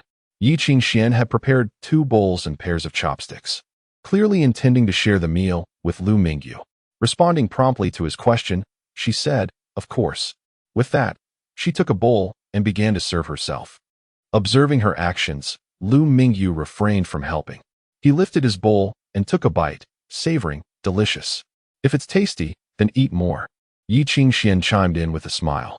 Uncertain if it was merely a figment of his imagination, Liu Mingyu sensed that Yi Qingxian appeared significantly more attractive. Her prolonged nutritional deficiency had rendered her quite slender, yet unlike others who were merely skin and bones, Yi Qingxian and Apos' physique was proportionate. Those striving to lose weight would undoubtedly envy her figure. When had she become so lovely? He couldn't quite recall. He vaguely remembered her first appearance, pale, frail, and emaciated, lacking the allure of a rising star. How could she have transformed so remarkably in just a few days? Yi Qingxian seemed to feel Liu Mingyu's gaze upon her, glancing up only to find him focused on his meal, causing her cheeks to flush. The claypot rice she prepared was delectable, rivaling that of professional chefs in hotels, worthy of meticulous savoring. During their meal, they engaged in light conversation. After finishing, Yi Qingxian tidied up the dishes and returned to Liu Mingyu's room. He had intended to immerse himself again in the virtual world for study, but upon seeing Yi Qingxian, he asked, "What brings you here?" She replied, "All employees have completed their registration, and some key positions require your confirmation." Liu Mingyu had positioned himself as the company leader, and now everyone referred to the entity as a company rather than a base or resort. "So soon? Have you identified any significant individuals?" Liu Mingyu asked as he activated his smart wristband. Yi Qingxian explained, "The newcomers exhibit commendable qualities. Purely in terms of resource collection, they are top-notch. The recent arrivals have brought children, yet their capabilities are impressive. If they weren't skilled, they wouldn't have survived this long. Anyone who has endured 5 years in the apocalypse is far from ordinary. Those lacking merit have already joined the ranks of the undead." Liu Mingyu shook his head. "What about their pre-apocalyptic professions? Are there any industry leaders among them?" Although he valued the ability to combat zombies, he was more inclined to discover elite professionals relevant to the future world. The apocalypse indeed harbored many elements absent in the real world. Almost every sector had its unique offerings, yet converting these into tangible resources necessitated specialized personnel. Yi Qingxian nodded. Indeed, The first person registered is Han Yuanhua, a researcher specializing in fifth-generation virtual reality technology. While his specific capabilities remain unclear, one can trust that individuals engaged in research possess commendable skills. She chose not to elaborate further, knowing Liu Mingyu's current interest in virtual reality technology, thus presenting Han Yuanhua as a candidate. Of course, other elite professionals existed. But compared to Han Yuanhua, there was no necessity for further elaboration. Others could be researched in the system. Oh, a researcher in fifth-generation virtual reality technology? Liu Mingyu queried as he accessed Han Yuanhua's profile. A compact image of Han Yuanhua appeared before him, accompanied by supplementary information, including professional recommendations based on the registry data and the company and Oppos's circumstances. His suggested position read, recommended position, virtual game developer. This role had not existed prior and was a new initiative following Liu Mingyu and Oppos's acquisition of Feiyun. Beyond merely transplanting basic AI into smartphones, the company required a flagship product, an epoch-defining virtual game. Liu Mingyu scrutinized the information but gleaned little from it. After a moment, he instructed, "Please summon Han Yuanhua to the conference room. I would like to assess his capabilities. If he is indeed a virtuoso in virtual reality technology, I have an idea for him to continue developing it." Virtual reality games have reached a mature stage in this dystopian world. The game Liu Mingyu aimed to develop was merely a rudimentary virtual game, easily executable by anyone in the company.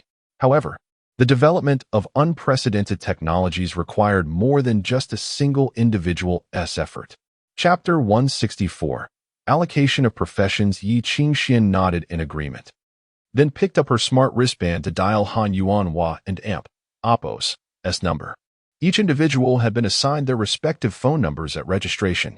In this world, the majority of satellites and communication bases had been damaged, and this number was linked to a newly established base with a range of 5 kilometers, akin to a local area network. In the small cabin, today marked the first day of cooking separately.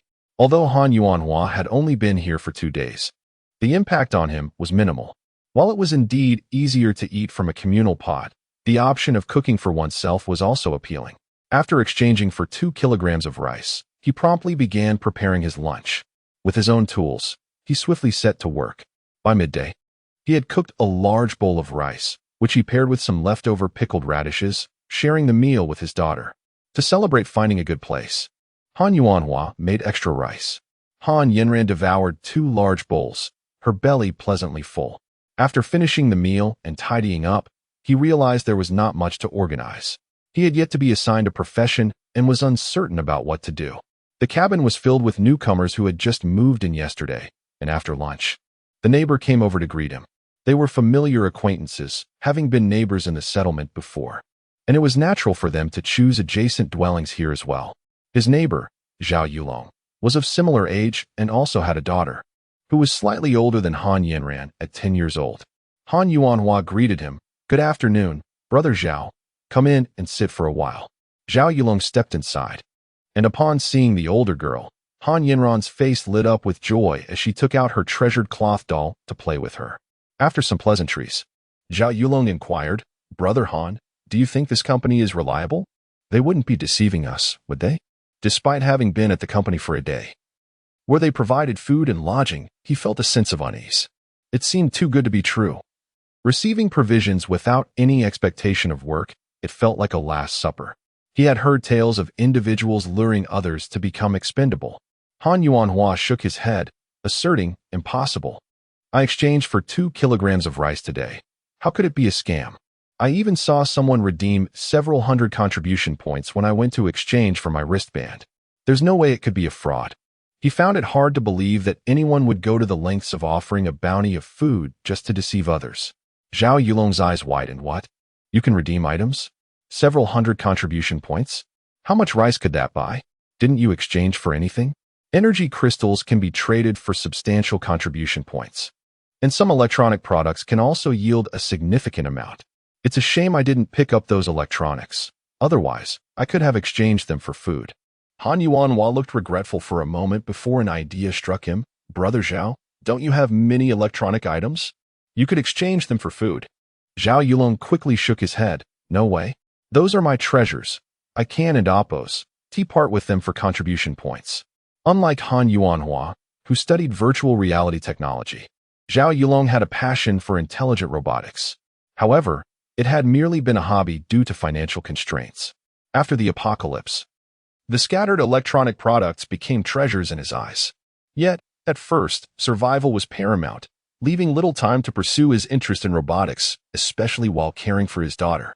In the third year of the apocalypse, Zhao Yulong had managed to carve out some spare time, during which he instinctively began collecting electronic items. However, his skills and time were limited. Even after 3 years, he had yet to create a true intelligent robot, though he had managed to develop a simple one, which he cherished as another prized possession. Your treasure isn't your daughter, but these electronic gadgets? Besides, didn't you already complete that robot? Do you still need these electronics? Han Yuanhua teased. Zhao Yulong shook his head. No, that ISN and AMP. Oppos, a real robot.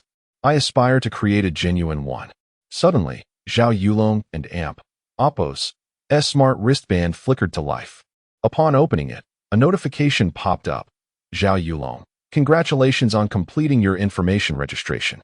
Based on your skills and the company and AMP, Oppos, arrangements, you have been appointed as a daily security personnel with a salary of 15 contribution points per day. Please gather at the Hotel Square at 4 p.m. Han Yuanhua, who had also seen the notification, remarked, congratulations, Brother Zhao. As a daily security personnel, you won't have to venture out and will earn 15 contribution points. If you budget wisely, that should suffice for 2 people. Zhao Yulong nodded. Indeed. 15 contribution points can buy 1.5 kilograms of rice, which is more than enough. If I save a little, I can purchase other necessities as well. He had anticipated receiving only 10 contribution points, which would be adequate for one person's sustenance. But for 2, it was a different matter. With a 10-year-old daughter who couldn't and oppose work, he relied solely on his income, making the 15 points a pleasant surprise. Zhao Yulong, beaming with happiness, asked, Brother Han, what is your position and salary? Han Yuanhua opened his contribution system, but unfortunately, his personal information remained unchanged. It seems you are in for a significant role. Important positions are usually assigned later. Zhao Yulong patted Han Yuanhua and Oppos' shoulder in encouragement. Han Yuanhua nodded. It and Oppos' all right. I expect to receive my information shortly. The two stepped outside the cabin to inquire with other neighbors about their assigned professions. What did you get assigned? Preparatory combat personnel. And you? Chef. Logistics administrator. Mover. Each person shared their assigned role. What is the salary? Isn't it inappropriate to ask about that? What is inappropriate about it? It's not a great secret. Perhaps the official salary list will be released soon. Indeed. Allow me to break the ice. My salary is 20 contribution points per day. Announced the one assigned as preparatory combat personnel. Wow, that is impressive. I only received 12 contribution points. I'll have to be frugal, exclaimed the logistics administrator. That is quite high. Mine is slightly better at 15 contribution points. But the perk is that I get meals included, the chef replied with satisfaction. Meals included? That's like gaining an extra 10 contribution points out of thin air. That puts you ahead by 5 points compared to me. The preparatory combat personnel exclaimed. Chapter 165. Restlessness due to the distribution of occupations, the atmosphere around the wooden house buzzed with lively discussions. Almost everyone had been assigned a profession, each receiving a salary sufficient for self-sustenance. The adults were accompanied by their children, who, unable to work, still benefited from a basic guarantee of 5 contribution points per day. This meant that as long as they diligently performed their duties, survival within the company was assured. A chorus of praise for Liu Mingyu echoed among the crowd, particularly from those who had exchanged their contribution points for essential supplies. The combined income of the adults alongside the children and Oppos' guaranteed points was more than adequate for their living expenses. Whispers of available tasks circulated, igniting desires for delicacies like cured meat. However, despite the lack of task announcements, the basic salary, if managed wisely, would allow for such indulgences. As conversation shifted from salaries to culinary delights, Han Yuanhua felt a twinge of anxiety upon witnessing the array of professions assigned to others. Initially, he had comforted himself with the notion that those receiving information later might attain higher positions. Yet, as the majority had received their assignments while his remained conspicuously vacant, dread began to gnaw at him. Zhao Yulong, noticing Han's pale complexion, approached with concern. "What troubles you, my friend? Are you unwell?" With a dismissive wave, Han replied, "I and Amp, Oppos, am fine. I just need a moment to gather myself." He settled down, yet, despite his effort to focus, his gaze frequently darted to his contribution system. Met only with disappointment. Observing the jubilant expressions of others, Han was increasingly restless. Suddenly, the intelligent wristbands of the crowd chimed with notifications, including Han and Oppos. With bated breath, he checked his contribution system, wondering what profession awaited him. Could it be a janitor? Not that he looked down upon the role. It offered 10 contribution points a day, but he yearned for something more fulfilling. Perhaps a chef? The likelihood of that was slim. Yet the prospect of becoming a combat preparer seemed plausible, given he had previously noted his adeptness in search capabilities. As he read the notification, his face drained of color. "See, I told you the company might release a salary chart," someone remarked. There and Oppos. Essay note below. It states that positions are not fixed and will be reassessed weekly. Failure to adapt will result in elimination. Surely not. I thought we were secure, Han thought, anxiety creeping in. ISN and Oppos. Elimination standard procedure? At least the company is considerate. Even if one is eliminated, they can still take on lighter roles like janitor. Relieved, yet still troubled, Han failed to absorb the ongoing discussions around him. His mind fixated on his character attributes. Why is my status absent? Am I truly unworthy of even the least desirable role? His self-doubt deepened as he questioned whether he had been overlooked or forgotten amidst the assignments. Zhao Yulong, sensing Han and Oppos' unease, reassured him, "Your position might be unique," requiring the boss and Oppos' confirmation. Taking a deep breath, Han attempted to collect his thoughts, mustering a faint smile. "If they don't need me here, I may have to return to the settlement for survival."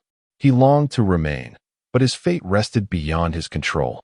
After a moment of contemplation, Zhao suggested, "If all else fails, perhaps inquire with Supervisor Yi. It could be an oversight." "Yes, please keep an eye on my daughter while I speak with her," Han instructed, glancing at his child playing nearby. Just as he spoke, his intelligent wristband emitted a notification. A surge of joy washed over him upon seeing it was a call from Supervisor Yi. How fortuitous, he thought, tidying his appearance before answering. Upon connecting, Yi Qingxian appeared in holographic form. Despite his efforts to present himself well, traces of his earlier pallor still lingered. "Are you all right?" she asked softly, noticing his complexion. Han shook his head, inquiring, "Supervisor Yi, did you need something?" "It's not me. Oppos. The boss who wishes to see you. Please come to the conference room on the top floor of the hotel." "Is this regarding my job assignment?" Han asked cautiously. Unaware of his inner turmoil, Yi confirmed, "Yes. It pertains to your position. Please hurry." "Of course, I'll be right there." Han and Oppos' heart swelled with hope. After ending the call, he turned to Zhao Yulong, saying, "Brother Zhao, please watch over my daughter while I meet with the boss." "Go ahead. I'll keep an eye on her," Zhao teased. "With a meeting like this, it seems your assignment is quite significant. Don't forget about me once you're up there." "Absolutely," Han replied with a smile, then approached his daughter, gently tousling her hair. "Sweetheart, play nicely with your friend. Daddy has to step out for a moment." "Be back soon, Daddy," she responded obediently. This was not the first time he had left her in someone else and Oppos' care while he ventured out for supplies. Typically, he would entrust her to Zhao Yulong, who would reciprocate by looking after Zhao Shaoxian when he was away. Each departure bore the weight of responsibility, and should any misfortune arise, they could only do their best. Managing one child was challenging enough. Adding another would stretch him beyond his limits. This had been their routine for 3 years, and they had been fortunate thus far. This time, however, it was different. In the hotel's presidential suite, Yi Qingxian ended her call and reported to Liu Mingyu, "Boss, I've informed Han Yuan why. He is waiting in the conference room downstairs." "Good.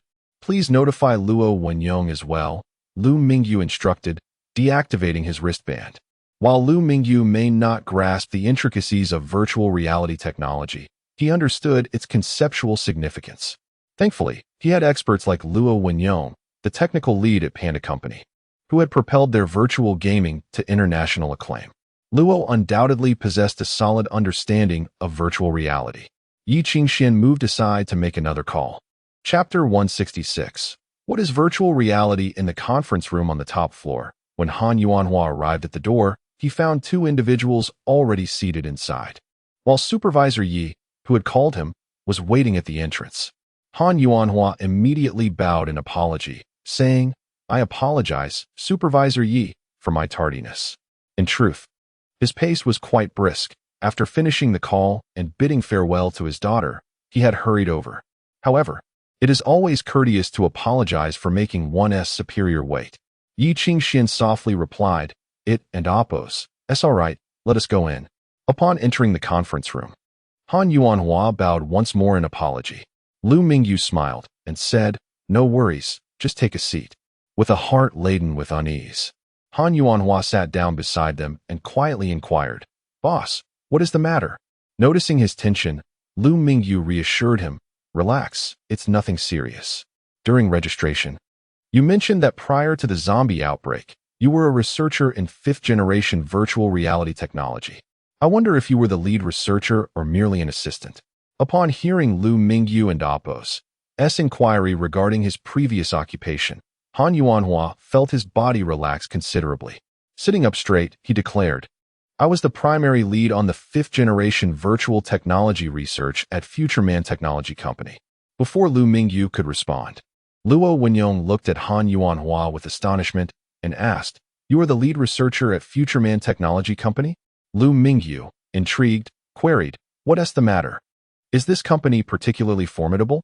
Having traversed from the real world, he was unaware of the notable companies that had previously existed in this world. The most frequently mentioned was the Walker's Company, renowned for its pervasive influence across various industries. Since learning of this company, he had encountered its logo in nearly every sector, an undeniable testament to its might. Now, it appeared there was another contender, FutureMan Technology Company. Luo Wenyong quickly explained, "Boss, the virtual reality technology we utilize is developed by FutureMan Technology Company. To hold the position of lead researcher, there signifies the pinnacle of virtual reality technology on this planet." Liu Mingyu widened his eyes at Han Yuanhua, grinning, impressive. A hidden powerhouse indeed. Given that the zombie virus had ravaged the world for 5 years, in the face of such a highly contagious threat, status mattered little. All were equal.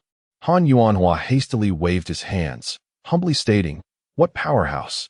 That is merely a relic of the past. Now, I am simply Han Yuanhua, striving to survive."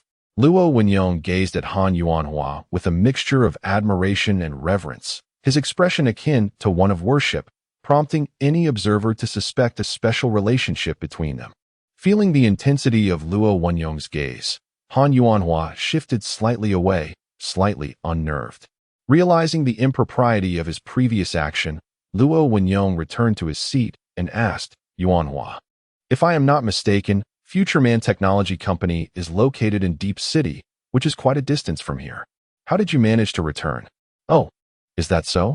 Liu Mingyu sat up straighter, intrigued. Could Han Yuanhua be deceiving them? While he believed Han Yuanhua was truthful, verification was prudent, which was part of the reason for Luo Wenyong's involvement. After all, this was not a settlement, but rather the starry tech company Liu Mingyu had established. Surrounded by his own people, deceiving him here would be tantamount to courting disaster. Han Yuanhua appeared to reminisce about the circumstances, pausing for a moment before replying. "During that period, I was on vacation, and I returned home, unaware of the imminent zombie virus outbreak. My wife succumbed to the infection, transforming into a zombie, and it was only my daughter and I who managed to escape. I apologize for bringing up such painful memories," Luo Wenyong said, offering his regrets. Han Yuanhua responded with a smile, "There is no need for apologies. When the zombie virus struck, no one could evade it. I am not the only one who has suffered." Liu Mingyu waved his hand, sensing the somber atmosphere, and declared, let us not dwell on sorrowful matters. Our primary objective now is survival. As long as you all create value for me and continue to live, even with dignity, that is not a difficult task. Boss, please feel free to assign any work you require, Han Yuanhua said, intuitively understanding Liu Mingyu's intentions. Liu Mingyu did not answer directly. Instead, he posed his own query. You mentioned being the lead developer of fifth-generation virtual reality technology. I wonder how virtual reality technology is classified. Liu Mingyu was not particularly clear on even the first generation, having only experienced the technology in a rudimentary sense over the past few days. Seeing Liu Mingyu and Appos' fundamental question, Han Yuanhua was not particularly surprised. Although virtual reality technology had matured significantly, the general populace was often unaware of its classifications, likely due to a lack of interest in the subject. Luo Wenyong, eager to contribute, interjected, Boss, allow me to explain the classifications of virtual reality technology. Liu Mingyu was indifferent to who provided the answer, as long as he received the information. Han Yuanhua, seeing that Luo Wenyong had taken the lead, chose to remain silent and listen attentively, recognizing Luo Wenyong and Appos' seniority. With Liu Mingyu and Appos' nod of approval, Luo Wenyong began, before discussing the classifications of virtual reality technology. Let me first clarify what virtual reality technology entails. Although I initially hesitated to address this conceptual matter, I have observed your keen interest in virtual reality technology over the past few days. To leave a positive impression, I shall elaborate. Virtual reality, as the name implies, is the fusion of the virtual and the real. Virtual reality technology creates a simulated environment via computer systems, immersing users within this setting. It enables users to experience sensations akin to the real world, encompassing visual, auditory, tactile, gustatory, and olfactory perceptions, alongside exceptional simulation capabilities. This technology truly facilitates human-computer interaction, allowing users to engage freely and receive the most authentic feedback during their operations. Chapter 167. The classification of virtual reality technology. Yi Qinxian exhibited no interest in the concept of virtual reality. Her attention remained firmly fixed on Liu Mingyu. Is virtual reality truly beneficial? Perhaps contemplating ways to augment food supply holds greater significance. During lunchtime, a surge of individuals exchanged rice, further depleting the already scarce resource. At this rate, sustainability would soon become untenable. In her view, imposing a purchase limit of 0.5 kilograms of rice per person per day would prolong their survival. Unfortunately, Liu Mingyu dismissed her proposal.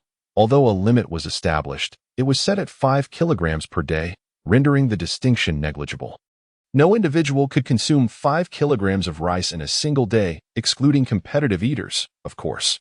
Even those with prodigious appetites would likely have succumbed to their own gluttony by now. Why was no one redeeming cured meat? There was an abundance of it. Yet no one seemed interested in exchanging for it, as it was all utilized within their own restaurant. Yi Qinxian had been appointed by Liu Mingyu as the logistics supervisor, overseeing the company and Appos' resources. Her authority was considerable, yet the limited supplies posed a significant challenge as she struggled to allocate the necessary materials. An adept cook cannot create a meal without rice, and when would the resources promised by the boss arrive? She resolved to inquire with him shortly.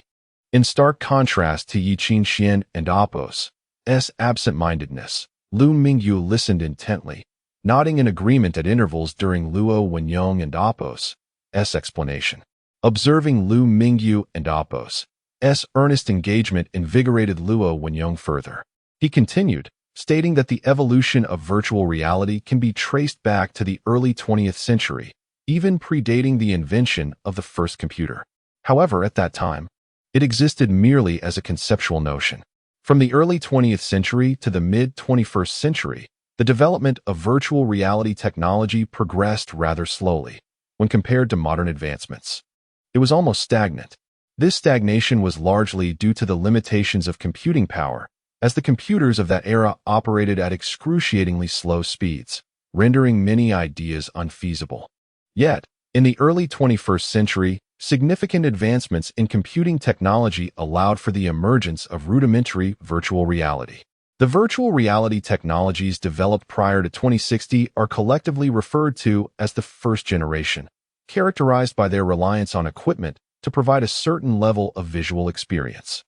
In contemporary terms, such a level of virtual reality scarcely qualifies as genuine virtual reality. Nevertheless, it undeniably laid the groundwork for subsequent advancements, warranting its classification as the first generation. Liu Mingyu paused to quench his thirst before resuming, explaining that the second generation of virtual reality technology commenced in 2060. He directed his gaze toward Han Yuanhua, remarking that during the initial phase of virtual reality technology, nations invested substantial resources into research, resulting in a flourishing landscape of innovation. A plethora of virtual devices emerged in the market, capturing the interest of many enthusiasts. However, by 2060, little had changed. In April 2060, a technology company emerged, unveiling a groundbreaking virtual reality technology. Liu Mingyu inquired with interest, "Is this the company that Han Yuanhua is affiliated with, Futureman Technology?" Liu Mingyu confirmed, "Indeed. That is the very company in question." At the time, some referred to it as a venture from the future, suggesting that such a leap in virtual reality technology could not have occurred without external influence. Liu Mingyu pondered this notion, feeling a sense of resonance with the idea of traversing time, as he himself had experienced a form of temporal displacement. After Wu Juanhao transferred the foundational artificial intelligence technology back to the present, it could be argued that he too had brought back knowledge from the future. Of course, such musings were more jest than reality. The more plausible explanation was that Futureman Technology had diligently developed this revolutionary virtual reality technology. Liu Mingyu continued, expounding on the remarkable advancements of the second generation, particularly the resolution of brainwave transmission, often referred to as thought communication. This pivotal technology rendered virtual headsets a tangible reality. Liu Mingyu interjected softly, "Are the virtual headsets I currently use considered products of the second generation of virtual technology?" Liu Mingyu gently shook his head. "No, boss. What you are using is a fourth-generation virtual headset, far superior to the second generation." "Ah, please continue." Liu Mingyu gestured for him to proceed. Liu Mingyu elaborated. On April 1st, 2060, Futureman Technology announced the official development of a true virtual headset, capable of constructing the first genuine virtual world that one could see, hear, touch, and smell. It remains unclear whether the company intentionally chose this date or if it was a mere coincidence.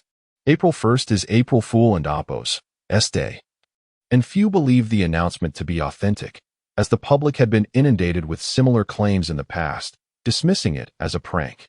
However, within a week, individuals began to realize that the company's assertions were not mere fabrications, and the reality was even more extraordinary than they had advertised.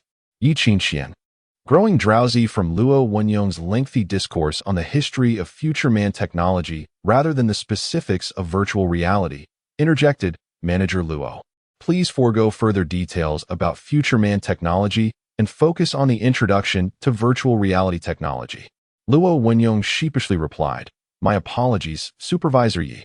I shall now return to the topic at hand. The primary distinction of the second-generation virtual technology lies in brain-computer interaction, where commands can be executed simply by issuing instructions from the mind. At this stage, sensory perception remained quite rudimentary, approximately at 5. The third generation of virtual technology did not exhibit as stark a contrast to the second as the first did. Rather, it began the gradual refinement of virtual reality technology. As previously mentioned, the essence of virtual technology is to allow users to experience the full range of human sensory capabilities in a virtual environment, with the third generation expanding this sensory capacity to 50. Though this may seem modest, achieving it required immense effort. Subsequently, the fourth generation of virtual reality technology, which we frequently utilize today, has elevated human sensory capabilities to an impressive 80. Chapter 168. The fifth generation of virtual reality technology. After discussing the fourth generation of virtual reality technology, Liu Wenyong abruptly ceased his explanations and turned to Han Yuanhua, saying, "Brother Han, it is your turn to elaborate on the fifth generation of virtual technology. My knowledge of this new generation is rather limited." He was certainly aware of the developmental trajectory of the next generation of virtual technology, but felt it was time for others to contribute. Upon hearing Luo Wenyong's respectful address, Han Yuanhua quickly stood up, replying, "I am unworthy of such praise. However, since Manager Luo has chosen to step back, allow me to continue." Although he had not engaged with his field for 5 years, the knowledge remained indelibly inscribed in his memory. After a brief moment of reflection, he stated, "The development of the fifth generation of virtual reality technology is relatively straightforward. It aims to elevate human perceptual capacity to 100 and additionally, to initiate the ability to adjust the temporal ratio between the virtual and the real world. Despite the fact that the third and fourth generations could enhance human perception by 40 to 50 in one fell swoop, the fifth generation only achieves an increase of 20. The challenge posed by this latter 20 is far more formidable than the former 80. When perceptual capacity reaches 100, it signifies that humanity has genuinely attained a virtual realm, which may even transcend the definition of a mere virtual world, evolving into a true reality." As he spoke, Han Yuanhua's voice naturally grew more fervent, his excitement palpable. Luo Wenyong interjected with a question, "Transforming a virtual world into a true reality is still a distant goal. Merely addressing the nutritional needs of a realistic environment poses significant challenges." Han Yuanhua responded confidently, "In regard to this issue, Future Human Company has devised corresponding solutions, one of which is the nutritional chamber that addresses the concerns you raised." Luo Wenyong shook his head, countering, "That is incorrect. To my knowledge, the nutritional chambers currently available on the market can only support sustenance for a maximum of 3 days. Beyond that, one must emerge to replenish their nutrients." Han Yuanhua chuckled. "Those are merely market offerings. The fifth generation of virtual technology has yet to be fully realized. Once it is, a new batch of nutritional chambers will be released, capable of sustaining individuals for a month, or even indefinitely if operated externally. Wouldn't that constitute a new world?" Liu Mingyu, who had been listening intently, inquired, "What progress has been made in researching the fifth generation of virtual reality technology? Has there been any advancement regarding the adjustment of temporal ratios between the virtual and real worlds?"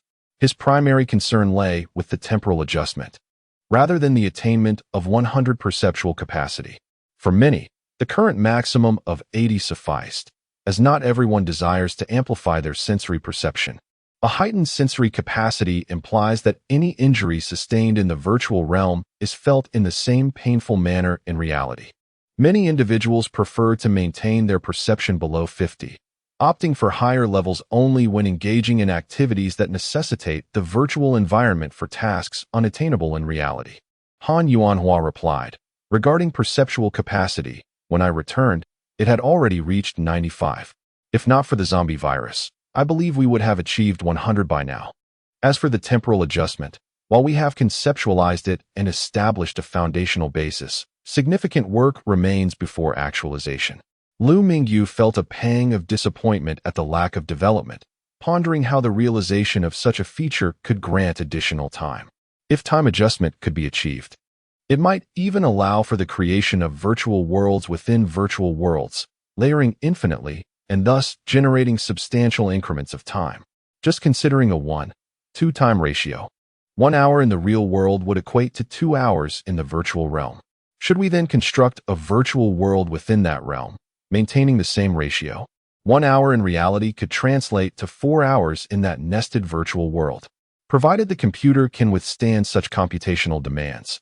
The temporal index of the real world would escalate exponentially, an idea both thrilling and terrifying. However, the prospect of such a world remains elusive. Even with the rapid advancements in computing technology, the requisite processing power is currently unattainable. The notion of constructing virtual worlds within virtual environments parallels the layered dreams depicted in Inception, where mere seconds in the real world could translate into decades, centuries, or even longer within the deepest layers of dreams. Suppressing his musings, Liu Mingyu gently tapped the table with his right hand, asking, If you were to restart the development of the 5th generation of virtual reality technology, do you feel confident in your ability to achieve it? Han Yuanhua shook his head, stating, "My confidence is not overwhelmingly strong. The research timeline would undoubtedly extend. While I am the project leader, much of the documentation resides with the company, and I only retain memory of certain details. Reproducing everything from scratch would not be a simple endeavor."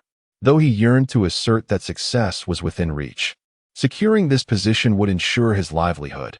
Yet, he could not bring himself to deceive.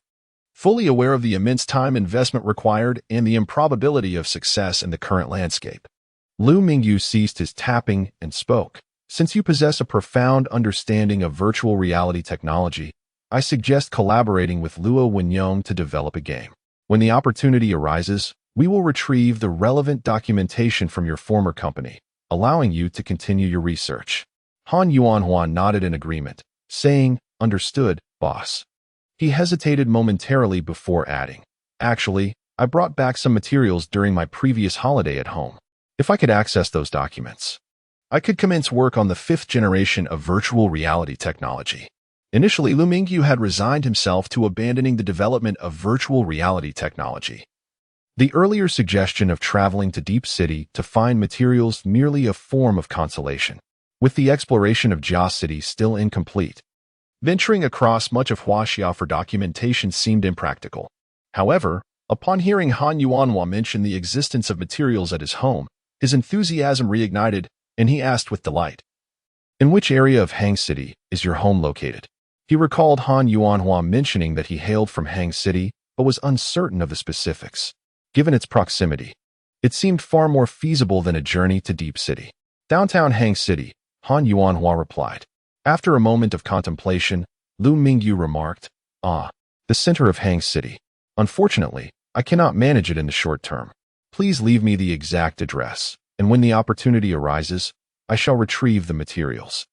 Amidst a forenoon of rainfall, the sun emerged at midday, causing the previously diminished temperatures to ascend once more. Outside Han Yuanhua's humble wooden dwelling, Han Yin and Zhao Shaoxian frolicked beneath a grand tree, while Zhao Yulong tinkered with electronic components, accompanied by his cherished humanoid automaton. Suddenly, Han Yin espied her father's return and darted towards him with youthful exuberance. Han Yuanhua ruffled his daughter's hair and inquired with a smile, "My dear, are you enjoying your time with your sister?" "Yes," Han Yinran replied, revealing a gap where a tooth once resided. Han Yuanhua brandished his acquisitions and called out to Zhao Yulong, "Zhao, join me for a repast at my abode this evening." Zhao Yulong's eyes widened upon beholding Han Yuanhua's acquisitions. "Well, Han, have you struck gold?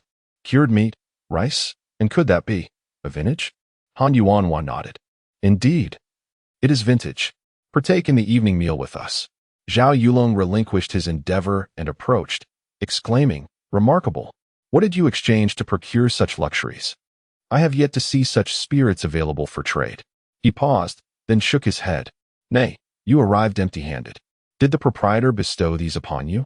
Before Han Yuanhua could respond, Zhao Yulong continued, "It seems the proprietor has favored you. What vocation have you been assigned that warrants such munificence?" Han Yuanhua replied, "Game developer." Zhao Yulong's eyes widened in astonishment. "Game developer? In these times of scarcity, such a profession persists?" "I cannot say," Han Yuanhua responded. "The proprietor seeks development, and I shall follow his lead." In truth, Han Yuanhua harbored his own reservations. His interactions with the proprietor suggested an interest not only in game development, but also in 5th-generation virtual reality technology. "I follow the proprietor," Zhao Yulong affirmed. "Pray tell, what contribution value does your position yield?" "It must be substantial," he jested. "Modest, merely 30 points of contribution per DM," Han Yuanhua replied, his face beaming. "By Jove!" Zhao Yulong exclaimed. "I must partake in this feast of yours." Later that afternoon, at 4 o'clock, in the presidential suite, Yu Qinxian announced, "Sir, all personnel await your presence in the plaza." Yu Qinxian served not only as the company and Oppos, as logistics manager, but also as Liu Mingyu and Oppos, as de facto assistant. While she could have delegated the task of informing Liu Mingyu, she seized the opportunity to interact with him. Despite the demands on her time, She personally attended to matters concerning him, leaving others with little to object to. Liu Mingyu nodded. Very well, let us descend. At the plaza in front of the hotel, save for the requisite security personnel, all employees stood in neat rows, a marked improvement from the previous disarray. Liu Mingyu nodded approvingly, heartened by the sight of his growing workforce. In stark contrast to their previous despondency, the personnel exuded vigor and anticipation. It was Liu Mingyu and Oppo's inaugural address to such a large gathering. Unaccustomed to public speaking, he felt a twinge of unease. He inhaled deeply, bolstering his resolve. What have you to fear? They depend on you. Furthermore, you possess immense power. Having steeled himself, Liu Mingyu spoke in a clear voice. Now that each of you has been assigned a vocation and has acquired some familiarity with it, bear in mind that these assignments are provisional. Should any of you find your assigned vocation unsuitable, you may, after 1 week, submit a request to your supervisor for reassignment. Upon approval, you may assume a new vocation. In exceptional circumstances, the company reserves the right to conscript any employee. I trust you understand. Further details can be found within the contribution system. Liu Mingyu and Oppo's primary objective was to familiarize himself with his workforce. With that, he departed, bringing the assembly to a swift conclusion. For the ensuing 3 days, Liu Mingyu remained sequestered in the presidential suite, engrossed in his studies. Even his meals were delivered to his room by Yi Qingxian. Through immersive study and his remarkable memory, Liu Mingyu acquired a working knowledge of the novel computer languages and artificial intelligence. While he may not have possessed the depth of knowledge of Luo Wenyong and others, it sufficed for his purposes. He sought not to personally develop virtual games or artificial intelligence, but to possess the expertise to commission such programs in the real world. Moreover, it had been merely 3 days. Given more time, his theoretical knowledge would rival that of others, lacking only practical experience. However, as the proprietor, did he require practical skills? Nay, he did not. Others would execute his vision. During his 3 days of seclusion, Liu Mingyu remained vigilant against potential adversaries. He had ascertained the identities of those who had attacked him that morning. He was taken aback to discover that the assailants were a coalition of the settlement's 3 major factions. It seemed that in his brief sojourn in the post-apocalyptic world, he had crossed paths with all 5 of the settlement's prominent powers. He had spent the past few days anticipating further attacks, but his adversaries remained quiescent. As if the casualties from that morning were inconsequential, the settlement remained eerily calm, betraying no sign of the preceding explosion. Perhaps they had been dissuaded or warned by others. Regardless, Liu Mingyu had taken precautions, bolstering the resort's defenses. Patrols were increased, and the hotel's roof, the highest point in the vicinity, was constantly manned. Furthermore, in collaboration with Feiyun, he had established a security system that utilized specialized electronic equipment to monitor personnel within a 1-kilometer radius of the resort. The system's limitation was its inability to distinguish between humans and zombies. However, with an expanded workforce, regular patrols were conducted to clear zombies from the surrounding area, greatly enhancing the system and Oppo's accuracy. Thus, Xingqian Technology, the company of the post-apocalyptic world, gradually found its footing. Chapter 170. Supplies running low. June 14, 2115. Evening, 7 p.m. It was dinner time. Ever since Yi Qingxian prepared a meal for Liu Mingyu, she had taken it upon herself to prepare dinner every day. And Liu Mingyu hadn't dined at the large cafeteria since. Dinner consisted of canned beef, served with white rice and a touch of vegetables. The fare was simple yet left a lasting impression. After the meal, Liu Mingyu brewed a pot of tea. For some reason, he had developed a fondness for the experience of sipping tea, often brewing several pots daily. Once Yi Qingxian finished washing the dishes, she sat down on the adjacent sofa and remarked, "Boss, when will the supplies you promised arrive? The rice will last us no more than 3 days. If we run out of rice." She left her sentence hanging. Despite the company's seemingly prosperous development, it all hinged on the availability of sufficient food. Without adequate sustenance, everything would inevitably fall apart. Liu Mingyu set down his teacup, gazing at Yi Qingxian in surprise. "Didn't we have plenty of grain?" Under normal circumstances, It should last us around 10 days. Yi Qingxian sighed. Initially, it could have lasted more than 10 days. If we were frugal, it could even stretch to a month.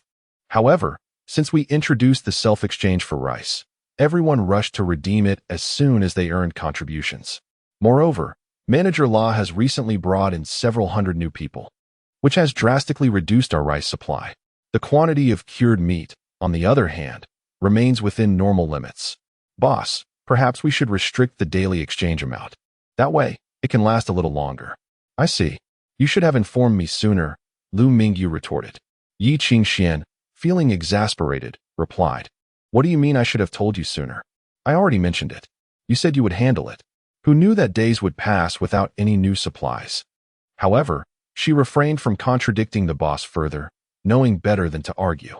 Liu Mingyu merely expressed himself casually and continued. Let us stick to the current exchange rules. Changing them could lead to unforeseen consequences. Yi Qingxian understood that changes could create a ripple effect. Yet controlling the exchange quantity seemed preferable to facing a complete lack of food. It appears we may need to return to the real world, Liu Mingyu contemplated. Issue a task requiring 50 individuals to assist with transporting supplies. Yi Qingxuan's eyes widened. Is there already a supply available, boss? Where did it come from? Is there another team elsewhere? Otherwise, how could there be new supplies so quickly? Given the need for 50 people, it seemed the quantity of supplies would be substantial. As a logistics supervisor, her greatest fear was an empty warehouse. Her mind raced with possibilities, but in an instant, she responded, All right, I'll arrange it immediately. Are there any specific requirements for the personnel? This was the first collective task since the introduction of the contribution system. Tasks were generally categorized into ordinary and collective tasks, and tomorrow's supply transport assignment fell into the latter. Each task had personnel requirements, as not everyone was suited for every role. Liu Mingyu thought for a moment and replied, No personnel requirements necessary. Anyone can sign up. Since it's merely retrieving supplies from a designated location, there's no danger involved. As long as they possess some strength, they'll do. Yi Qingxian nodded and promptly drafted the task requirements. Before long, a new task was prepared. She presented it to Liu Mingyu, asking, Boss, does this look acceptable? Liu Mingyu examined the details she indicated. Task name. Supply transport task description. Assemble at the square on June 15, 2115 at 9 a.m. Task requirements. 50 people. No profession restrictions. Task reward. 500 contribution points. This reward seems a bit low, Liu Mingyu remarked. At 500 contribution points, that averages out to just 10 points per person. Let us double it to 1,000 contribution points. Understood. Yi Qingxian promptly adjusted the task reward and turned back to Liu Mingyu. Boss, is there anything else to amend? None. Go ahead and publish it. Liu Mingyu shook his head. Yi Qingxian selected the option to release the task. A notification chimed as it was dispatched, and the smart wristbands of everyone buzzed with alerts. Upon seeing the announcement, individuals quickly signed up. Some were faster than others, but within the same heartbeat. The required 50 participants were filled. Boss, it's all set, Yi Qingxian reported. The following morning at 9 a.m., as Liu Mingyu arrived at the square outside the hotel, the participants awaited him. In addition to the 50 tasked individuals, there was a large truck and a team of security personnel. The 50 individuals were to serve as laborers. Although it was merely a simple transport task, safety was paramount. After all, they had recently faced threats. The absence of danger didn't guarantee future safety, so caution was essential. Truth be told, Liu Mingyu himself wasn't particularly afraid of assassination attempts, but others certainly were. The individuals who had been surveilling them at the resort had vanished after a few days of investigation. However, he was aware that the surveillance was not limited to personnel. He recalled the drones from earlier. If drones were utilized for surveillance, he had no means of eliminating that threat. To date, he had yet to discover who had been monitoring him with the drone, but he suspected it was one of the 5 prominent figures within the community. Aside from them, he doubted there were others involved. After addressing the crowd in the square, a large truck departed from the resort, heading towards Hangzhou. Previously, supplies had been exchanged within the community, but due to recent conflicts with them, Liu Mingyu sought to project an image of having another team elsewhere as a deterrent against potential adversaries. Which location would be ideal? Certainly. He could not choose the Jiahong community again, as it was situated between Jia City and Hang City, leaning towards Jia City. Logically, selecting Jia City would result in a shorter distance. However, considering that Jia City had been thoroughly searched by many survivors, it was not a preferable option. Instead, Hang City, being further away and less explored, appeared to be a better choice. Having spent time there before, Liu Mingyu decided that the eastern district of Hang City would serve as the optimal site for this transfer of supplies. Chapter 171. Transitory transport. The highway sprawled across the land like a great serpent. Various vehicles lined the road, yet they remained motionless, some overturned. Clearly the aftermath of a significant collision. Amidst the eerie stillness of the highway, a large truck surged forward, the driver deftly maneuvering to evade the stationary cars. This truck belonged to Liu Mingyu and his companions. While the driver remained unfazed, those seated behind were nearly overwhelmed by the driver's exceptional skill, with several weaker individuals succumbing to nausea, having never experienced such a tumultuous ride. Fortunately, the truck was not entirely enclosed. It had gaps that allowed heads to protrude, averting a complete disaster of vomit saturating the cabin. Observing the discomfort of his companions, Liu Mingyu advised the driver, "Please slow down, there's no rush. The others are unaccustomed to such a thrilling ride." Instantly, the truck's speed diminished, bringing relief to the passengers. The highway, recently cleared, was devoid of wandering zombies, save for a scattering of abandoned vehicles. However, the remnants of previously vanquished zombies began to decay, a foul stench wafting through the air. Some passengers, jostled by the truck's movements, could no longer contain themselves and succumbed to nausea. Before long, the truck arrived at a familiar stop. The odor of decay intensified, unmistakable even from a distance. Liu Mingyu, seated in the front, had been shielded from the worst of it by the window, but upon disembarking, the stench assaulted his senses, particularly after his olfactory perception had been heightened post-enhancement. Cursing under his breath, he lamented, "Next time, I must bring a gas mask." He had once prepared masks and even radiation suits, though they had gone unused. While the radiation suit was unnecessary, the gas mask was essential, and he resolved to procure some upon his return. Due to the dense traffic, the truck could advance no further. Fortunately, preparations had been made, and automated carts were deployed. As they progressed, a few zombies appeared on the roadway, though the situation had vastly improved since the previous days. The security team, armed with M4A1 rifles, forged ahead, unburdened by concerns over ammunition. Liu Mingyu, while unconcerned for himself, recognized the importance of conserving bullets for the guards. With the security team clearing the path, Liu Mingyu and his group swiftly approached the supermarket they had previously visited. "Hold on, I'll check things out first," he instructed as they reached the entrance. A young member of the security team stepped forward. "Boss, shall I go first?" Liu Mingyu patted the young man's shoulder. "No need. I'm merely ensuring the supplies have been delivered. If they haven't, we'll need to shift our plans." In truth, Liu Mingyu's intention was not to inspect supplies, but rather to discreetly transfer resources away from prying eyes. Stepping into the supermarket, he murmured a silent incantation, "Transcend." In an instant, a flash of light enveloped him, and he vanished from this world. The next moment, Liu Mingyu found himself in the warehouse of reality. Accustomed to the disorienting transitions of transcendence, he felt little discomfort. The warehouse retained its former appearance, and as Liu Mingyu arrived, it sprang to life once more. He marveled at the sophistication of this system, pondering how far ahead it was compared to Earth. Previously, he had regarded fifth-generation virtual reality technology as extraordinarily powerful. But now he realized the system itself was the true pinnacle of strength. In traversing worlds, the alternate realm remained in stasis. What immense power could achieve such a feat? Perhaps this system was the ultimate form of virtual reality. No, it transcended that definition. Whether transporting items from the real world to the apocalyptic realm or vice versa, it proved effective. This was a tangible reality. Shaking off his thoughts, Liu Mingyu began to store ammunition from the warehouse into his storage space. He had previously transported a shipment of ammunition, yet a considerable quantity remained. Before long, his storage space was once again filled to capacity. Activating his transcendence ability, he reappeared in the apocalyptic world. With a mere thought, the ammunition from his storage was neatly arranged within the supermarket. However, he did not summon others to assist in the transfer, as this trip was merely to temporarily house the ammunition due to a lack of space. The essential supplies, such as rice and other foodstuffs, had yet to be procured and would require several more trips. A truck spanning 20 meters would not be justified unless filled to capacity.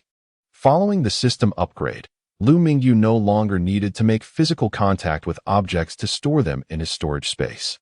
With a mere thought, he could now gather items within his line of sight into his storage. However, there remained limitations. Without constraints, he would be invincible. Through testing, he discovered that the collection range was currently limited to 1 meter. Though not extensive, this range significantly improved efficiency, allowing for swift collection. Another restriction dictated that the dimensions of the items could not exceed those of the storage space. Otherwise, they could not be stored. This limitation had persisted through both the previous method of physical contact and the current mental collection. With this newfound capability, the speed of storage and retrieval was astonishing. In less than a second, the ammunition was neatly arranged in the supermarket. Transcend. The next instant, Liu Mingyu found himself back in the reality warehouse, once more collecting the remaining ammunition into his storage. Having already made 2 full shipments, the remaining ammunition nearly filled the space, though it still fell short. Liu Mingyu shook his head, reflecting that his storage space remained inadequate. Although it boasted a volume of 27 cubic meters, its actual dimensions measured only 3m times 3m times 3m. Checking his points, Liu Mingyu discovered he had 530 points remaining. Initially, he intended to use these for system upgrades. Following previous patterns, leveling from 1 to 2 required 1,000 points, while ascending from level 2 to 3 would likely demand over 1,000 points, possibly reaching 10,000 points. Chapter 172. Surveillance from Dogger Liu Mingyu had previously utilized energy crystal stones to accomplish numerous tasks, elevating his score to nearly 30,000 points. However, this achievement proved to be of little consequence. Initially attributing the lack of progress to insufficient character attributes, he maxed out his attributes to 100, reaching the limit, yet still encountered no results. Perhaps there were other criteria yet to be fulfilled. With points accumulating without purpose, he resolved to invest them in enhancing his storage space instead. Subsequently, he allocated all remaining points to fortify his storage area. In the end, his score dwindled to a mere 230 points. Following the enhancement, the dimensions of his storage space expanded to 6 meters in length, width, and height, culminating in a total volume of 46.7 cubic meters, nearly doubling its capacity. The consumption of points increased, but so did the volume. After this augmentation, Liu Mingyu refrained from further traversing. With the daily and challenge tasks completed in the system, and his food supply still unaddressed, he decided to remain in the United States for a few more days until he fulfilled all tasks before returning to the apocalyptic world. Having resolved the weapons supply issue, Liu Mingyu felt a newfound sense of ease. He emerged from the warehouse, strolling beside the roadside. Habitually, he pulled out his phone to summon a ride, only to remember that he was in the United States, not in Great China, where such services were ineffective. Left with no choice, Liu Mingyu stood by the road, scanning for any passing taxis. Yet the location was rather remote, with scarcely any taxis venturing this way. The few private vehicles that passed by were reluctant to stop. As noon approached, the sun blazed fiercely, causing Liu Mingyu to feel lightheaded. He couldn't help but curse, "Damn. Why are the people in the United States so unsympathetic? Not a single soul willing to give me a ride." However, it was not entirely fair to blame the Americans. The United States differed greatly from China, where firearms were legal. Out in the suburbs, who would dare to stop for a stranger waving for a ride, fearing it might be a trap? Unbeknownst to Liu Mingyu, while he awaited by the roadside, someone was observing him through binoculars from a nearby room. Strange. Do you think Liu is waiting for his accomplices? One person whispered. The other, chewing on a hamburger and with his mouth full, mumbled indistinctly in response, of course.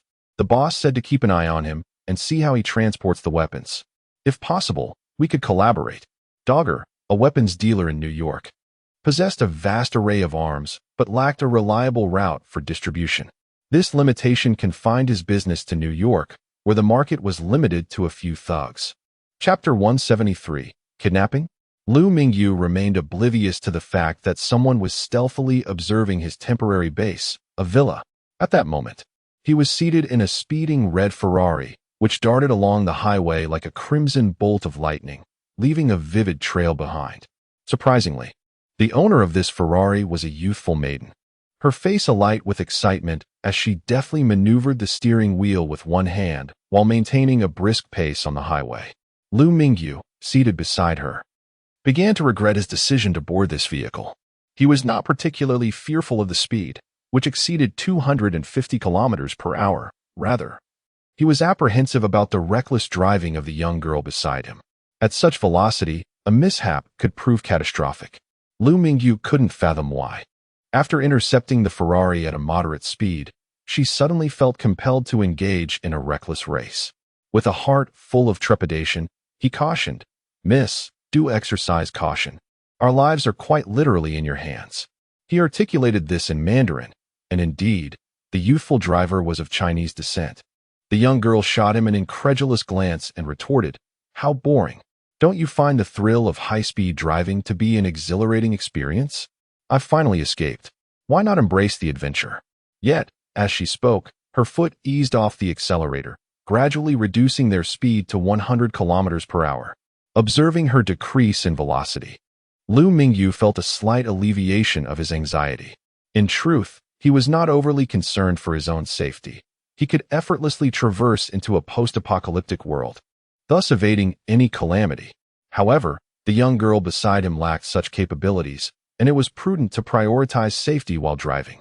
After a prolonged attempt to hail a vehicle, Liu Mingyu had nearly resolved to return to the city on foot when, unexpectedly, he managed to flag down a Ferrari. Upon discovering the driver was a young girl, he relayed his destination, and she readily welcomed him aboard.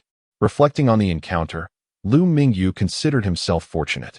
The car was filled with pulsating, raucous music that reverberated through his ears, somewhat dampening his spirits. Nonetheless, he was a mere passenger in this ride, so he had little room for complaints. His primary desire was to return to the city swiftly, rest at the hotel, and indulge in some shopping at various malls. The young girl appeared to revel in the music, swaying her head in rhythm, exuding a palpable excitement. As the speed diminished, Liu Mingyu turned to observe her more closely. She appeared very youthful, reminiscent of a recent high school graduate, with short hair framing her delicate features and a complexion that was fair. She wore little to no makeup, perhaps just a hint to enhance her natural beauty. Seated in the driver and Oppo's seat, her height was indiscernible, but she seemed to stand around 165 centimeters. Her figure was indeed striking, with her fair legs on display, captivating Liu Mingyu and Oppo's attention. It was evident that someone so young driving a luxury car likely hailed from an affluent background, particularly in a nation that upheld white supremacy. Although this country perpetually professes to be free of racial discrimination, the underlying biases persist. As a person of Chinese descent, Liu Mingyu recognized that navigating life here was not any easier for him than for individuals of African descent. The young girl noticed his gaze and, feigning anger, exclaimed, "Hey, you. Staring like that is hardly gentlemanly." Liu Mingyu chuckled, "I am no gentleman, just an ordinary person. By the way, my name is Liu Mingyu, not Hey. I believe I already introduced myself." Though he said this, he redirected his attention forward. "Are those people behind you acquaintances?" he asked, noticing a Buick closely trailing them. Initially, he assumed it was merely a passing vehicle, but after observing for a while, he realized it was persistently following them, neither overtaking nor falling behind.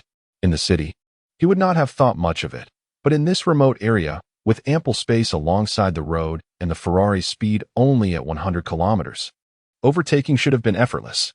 "My name is not Hey, it's Li Wenxuan," she retorted indignantly. Liu Mingyu feigned innocence. "You never told me your name." "Fine. Shall I call you Miss Li or simply Wenxuan?" "Miss Li? You are the one who should be called Mississippi. I'm only 18. How could I be referred to as a miss? She protested. The term miss had gradually morphed into something less flattering, and few preferred to be addressed as such. She pondered whether she should allow him to use her name. After a brief internal struggle, she huffed, "Just call me Wenxuan." Amused by her flustered demeanor, Liu Mingyu smiled. "All right, let us focus on the matter at hand. Do you know that Buick behind us?" Li Wenxuan shot him a glare before checking the rearview mirror, shaking her head. "I'm not certain, but it could be someone my father sent to find me. Try accelerating and see," he suggested. Liu Mingyu had already deduced that the Buick was indeed tailing them for Li Wenxuan, likely not for malevolent purposes, but one could never be too sure. His mind raced with various scenarios: assassinations, kidnappings. Was he inadvertently embroiled in a kidnapping plot? Finally, we should pick up the pace. This snail's pace is unbearable. With that, Li Wenxuan pressed the accelerator, and the Ferrari's speed surged once more, reaching 300 kilometers per hour. Liu Mingyu felt the scenery outside the window blur into indistinct streaks, rendering everything unrecognizable. "All right, slow down and keep a vigilant eye on the Buick," he urged. Gripping the overhead handle tightly, it appeared the Buick had not anticipated the Ferrari's sudden acceleration. Upon witnessing the surge, it too hastened, though its maximum speed was insufficient to catch up. Fortunately, the Ferrari eventually slowed down, and after several minutes, the Buick resumed its position closely behind, akin to a guardian angel, steadfastly protecting the Ferrari ahead. Chapter 174. The Temptation of Gastronomy upon witnessing the situation. Even if someone were to assure Liu Mingyu that it was merely a coincidence and not stalking, he would remain unconvinced. With a solemn expression, he remarked, "It appears that the car behind is indeed tailing you. Have you encountered any trouble? Do you require assistance?" Li Wenxuan also noticed the Buick trailing them, which seemed to be the vehicle used by her father and Apos' bodyguard. However, she quickly shook her head, unable to recall the specific model of the car her bodyguard drove, primarily due to the sheer number of vehicles in her family and Apos' possession. Had she caused any trouble recently? It seemed not. Driving a car out without permission, did that count as trouble? Certainly not. She was 18, an adult now, and driving could hardly be deemed problematic. After contemplating for a while, she concluded, "I don't know." Then, her spirits lifted as she declared, "Why worry? Let us just have fun." As soon as she spoke, the music, which had been lowered due to their conversation, blared loudly, causing the entire cabin to vibrate with the raucous sound. She swayed in her seat, nodding her head to the rhythm. Liu Mingyu was left speechless. Her carefree demeanor seemed rather misplaced given the possibility of a kidnapping. However, as the occupants of the Buick remained indifferent, he chose to redirect his focus to the car behind them. Unbeknownst to Liu Mingyu, the Buick was steadfastly trailing them for a reason. As they entered the city, traffic began to thicken, and the speed of the Ferrari diminished, while the Buick maintained a skillful pace right behind them. At a traffic light, Li Wenxuan turned down the music and asked, "Where are you headed? I can give you a ride." "No need," he replied. "Just find a place to stop. I can take a taxi back." With the increasing number of vehicles around, it wouldn't be difficult to catch a cab. More importantly, Liu Mingyu wished to avoid any complications. He suspected that the Buick and Apos' occupants were not there to kidnap or harm Li Wenxuan, but rather were her parents and Apos' hired protectors. "Don't worry, my friend. I'm quite free at the moment and have no particular destination in mind. It would be no trouble to give you a lift," she insisted. Despite several refusals, Li Wenxuan persisted with her determination to see it through. Eventually, he divulged the name of his hotel. Having a complimentary driver was indeed a convenient option. Before long, they arrived at the hotel entrance. Liu Mingyu extended an invitation. "Would you care to join me for a meal?" "It's on me." "Sure. I happen to be without lunch plans." "I'll reluctantly accept your invitation," Li Wenxuan replied, her expression a mix of pride and playfulness. Liu Mingyu shook his head inwardly. Realizing that Li Wenxuan was likely a child spoiled by her parents, her rebellious emotions evident. Yet, as a wealthy second-generation offspring, a bit of rebellion seemed harmless. As they conversed, Liu Mingyu noticed the Buick and Apos' doors opening, revealing two individuals clad in black suits and sunglasses, who approached and stood beside the Ferrari. Liu Mingyu paid them no mind, stepping out of the car and moving towards the driver's side, stating, "Excuse me, don't block the way." With one hand, he pushed aside the bystanders and opened the car door. Smiling, "Step out, my lady Wenxuan." The two black-clad figures had initially intended to block his path, but Liu Mingyu and Apos' unexpected strength startled them, nearly causing them to stumble. Their expressions turned to one of alarm. One man shifted his hand towards his waist, while the other placed a hand on his companion's arm, shaking his head. Though he surmised that these two were likely bodyguards sent by Li Wenxuan's family, he remained cautious. He observed their movements closely, noting the presence of firearms, which prompted him to instinctively shield Li Wenxuan. Li Wenxuan, oblivious to the bodyguard's actions, exited the car after turning off the ignition. The bodyguard swiftly approached her, bowing slightly, and said, "Miss, your father is waiting at home. It's time to return." "Humph. Today marks my birthday, and my father promised that now that I am an adult, I can make my own decisions.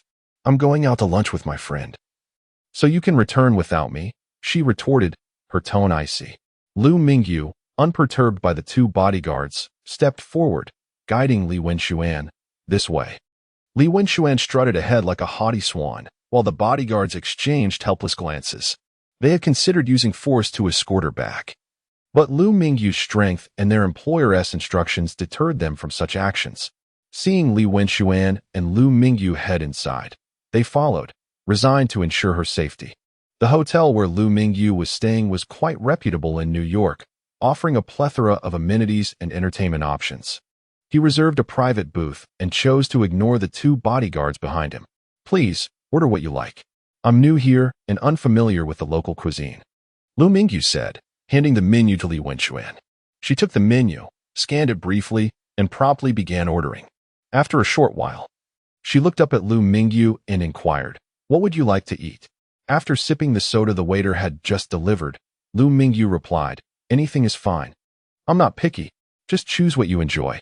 Li Wenxuan raised her voice to the waiter, listing several dishes before adding, "Unfortunately, my favorites aren't on this menu. I prefer traditional Chinese cuisine, but alas, it's hard to find authentic dishes here. I miss the meals my aunt used to prepare." She had noticed some Chinese dishes on the menu, yet they were modified to cater to American tastes, rendering them less authentic for her. Thus, tourists in America often opted for local fare, which was rather limited, primarily burgers, steaks, and pasta pale in comparison to the culinary richness of her homeland. Liu Mingyu chuckled. "If you wish to savor authentic Chinese cuisine, it's best to do so in China. There, you would encounter an abundance of delicacies. If you tried one each day, you likely would finish them all in a lifetime. Next time you visit China, I shall take you to enjoy the finest dishes." At the mention of food, Li Wenxuan's eyes sparkled with excitement. "Really? I've wanted to visit China for ages, but my father won't allow it." Her expression dimmed momentarily before she suddenly brightened. "But now that I'm an adult, I can go wherever I please without my father and Apos' supervision."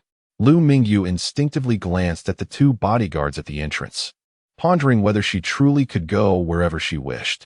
It was uncertain. Chapter 175. The concept of a new smartphone. Li Wenxuan ordered steak and some snacks. But after taking a few bites, she ceased eating. "What's the matter? Is it unpalatable? Or are you on a diet?" Liu Mingyu inquired, savoring a piece of beef that melted in his mouth, pleasantly surprised by its flavor. Li Wenxuan took a bite of a snack and remarked, "The taste is rather lacking. Mostly, it reminds me of the meals prepared by the aunt at home." Suddenly, feigning anger, she exclaimed, "It's all your fault. You've spoken so highly of Huaxiao and Apos' cuisine that now I can't help but crave those delectable dishes." Liu Mingyu chuckled. "How about we head to Chinatown for another meal later?" Li Wenxuan shook her head. "No, I've been there, and the food isn't nearly as good. It pales in comparison to what my aunt cooks."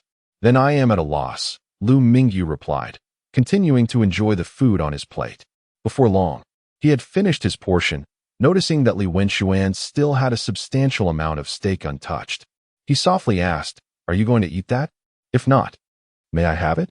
Liu Mingyu possessed a unique ability to convert food into energy stored within his body, allowing him to refrain from eating for extended periods. Having spent considerable time in a post-apocalyptic world, he understood the significance of food and adhered to a principle of not wasting it. It was only when he posed the question that he remembered they were in the real world, not the end times. Seeing Liu Mingyu's intent on consuming her leftover food, Li Wenxuan glared at him in annoyance, quickly picking up her plate and eating hastily, fearing he might indeed take her remaining steak.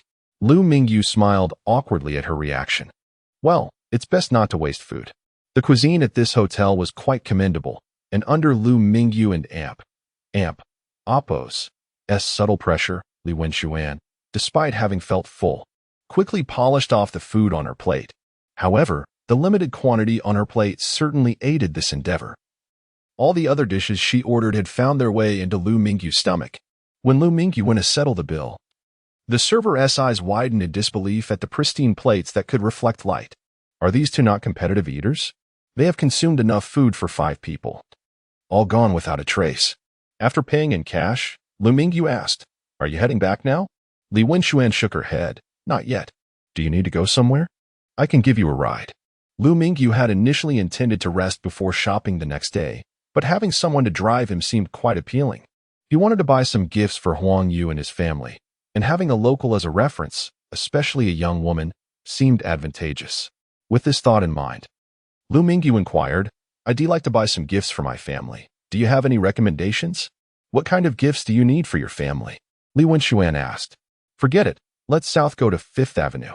They have everything you might desire, and I'm sure you'll find suitable gifts there." Unfamiliar with 5th Avenue, Liu Mingyu figured that since Li Wenxuan, a local, had recommended it, he would take her advice. As he did not possess a driver and Appo's license in the United States, Li Wenxuan remained the driver. The 2 men in black also followed her like loyal bodyguards. While in the car, Liu Mingyu used his phone to look up information about 5th Avenue. To his surprise, he discovered that it was a luxury shopping street in New York City. Known as the Street of Dreams, 5th Avenue boasted numerous high-end boutiques and flagship stores, offering haute couture, jewelry, electronics, and more, radiating opulence and attracting visitors from all over the globe daily. Li Wenxuan noticed the unique smart bracelet on Liu Mingyu's wrist and asked, "What brand is your phone? I've never seen it before. Is it a domestically produced brand from Huaxia? It looks remarkably like a terminal from a sci-fi movie." Huaxia and Appo's imitation capabilities are astonishing. Unbeknownst to her, Liu Mingyu had inadvertently revealed the smart bracelet he had brought from the post-apocalyptic world. Thankfully, he hadn't deactivated the holographic projection, or it might have startled Li Wenxuan. Lifting his arm, Liu Mingyu replied, "It's made in Huaxia, but it's not a knockoff. It's a product of independent development." Indeed, it was not a counterfeit. It had been manufactured in Huaxia, but only 1 unit existed at present. Li Wenxuan beamed, "So it's genuinely developed in Huaxia. It looks so cool. Where can I buy one? I want to get my hands on one." Liu Mingyu smiled. "It hasn't Appo's been officially released yet, but once it is, I'll gift you one." Li Wenxuan suddenly slammed on the brakes, fortunately stopping at a red light. Otherwise, it could have led to a series of traffic accidents. Liu Mingyu quickly interjected, "My lady, please watch the road. My life is in your hands." Even if an accident occurred, it wouldn't affect Liu Mingyu significantly. However, driving on the road required consideration for both his safety and that of others. Li Wenxuan turned to him, astonished, and asked, "This phone is developed by your company? You're quite impressive." "Just average. 3rd in the world," Liu Mingyu modestly replied. Her words made Liu Mingyu realize he had been mistaken in thinking that artificial intelligence must be integrated into current smartphones. If the components were unsuitable, he could simply create a new phone. Once everyone, or at least the majority, used his phone, the application of basic artificial intelligence would no longer be a challenge. Yes, that's it, he decided. With the initial artificial intelligence yet to be officially integrated into smartphones, Liu Mingyu had acquired another task: to develop a smartphone equipped with a basic artificial intelligence system. However, achieving this in one leap was impractical. It would require a phased approach. The prospects for smartphones were indeed promising, particularly because they could host a full version of basic artificial intelligence, as opposed to the truncated version currently in development. Li Wenxuan remained unaware that her inadvertent remark had redirected Liu Mingyu and Appo's development focus. As the traffic light turned green, the red Ferrari followed the flow of vehicles, and Li Wenxuan, beaming with excitement, asked, "How long until this phone is available? Since there is already a prototype. It shouldn't be long, right?" Liu Mingyu nodded. "Soon. Rest assured, before the official product is launched, I will gift you one." In truth, he had several smart bracelets stored in his dimensional space, but those had been brought from the post-apocalyptic world and were unsuitable for direct gifting. "Do you have a contact number? I need a means to reach you. I'm worried you might renege on your promise," Li Wenxuan declared confidently. "I don't have a phone number here. Do you use WeChat?" Liu Mingyu asked, unsure of its prevalence in the United States. Having heard that most people use Twitter and other platforms instead, Li Wenxuan shook her head. "No, but I can download it. You can add me later." "All right."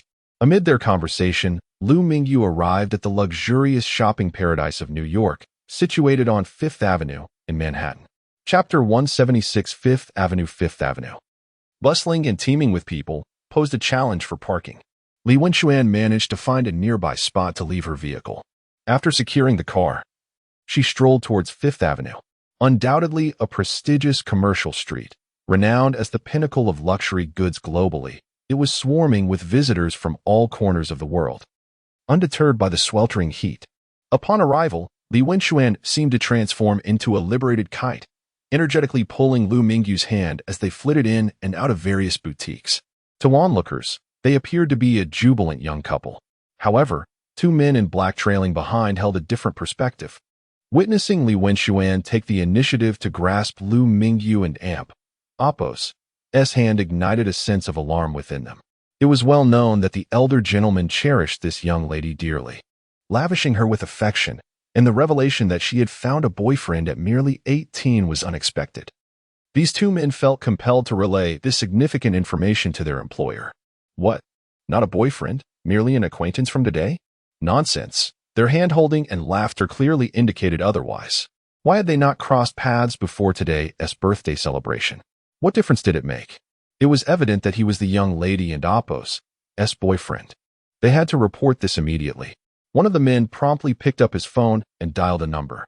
A composed voice answered on the other end. "Hello? Is that Huzi? Have you located the young lady?" Due to the cacophony around him, Huzi raised his voice. "Sir, we have found the young lady, but she is currently shopping on Fifth Avenue with the young master."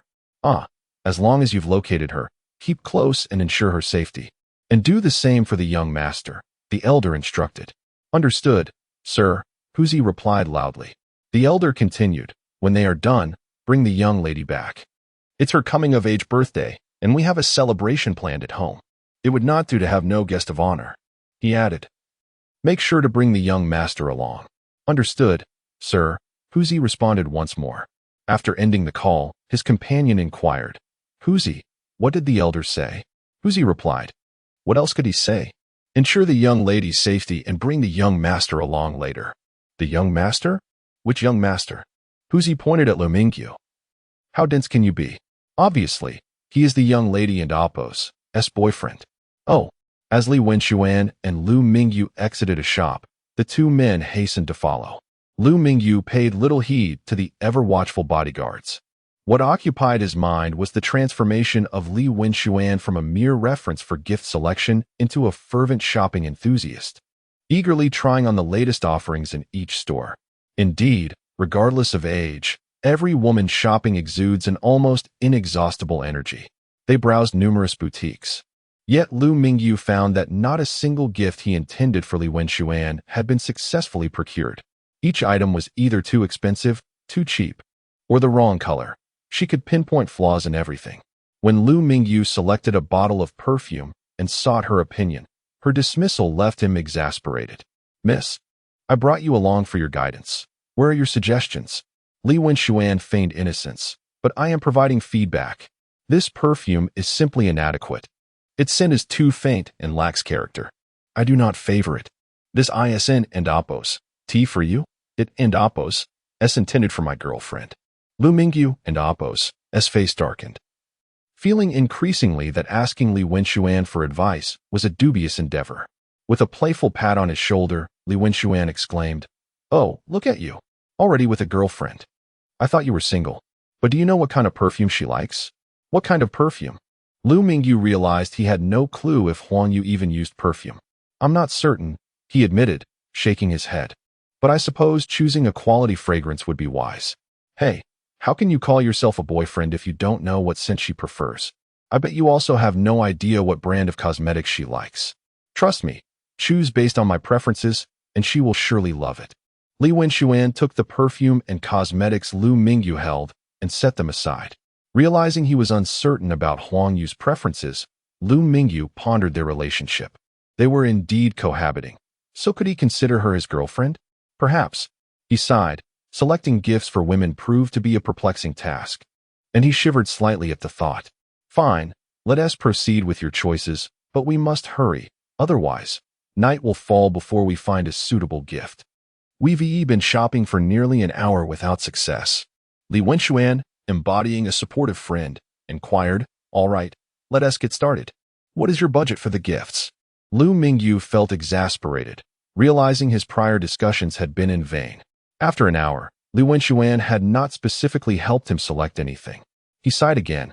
"No more than $500,000 for gifts, which includes those for my girlfriend, my parents, and my sister, along with some less expensive items for friends, both male and female.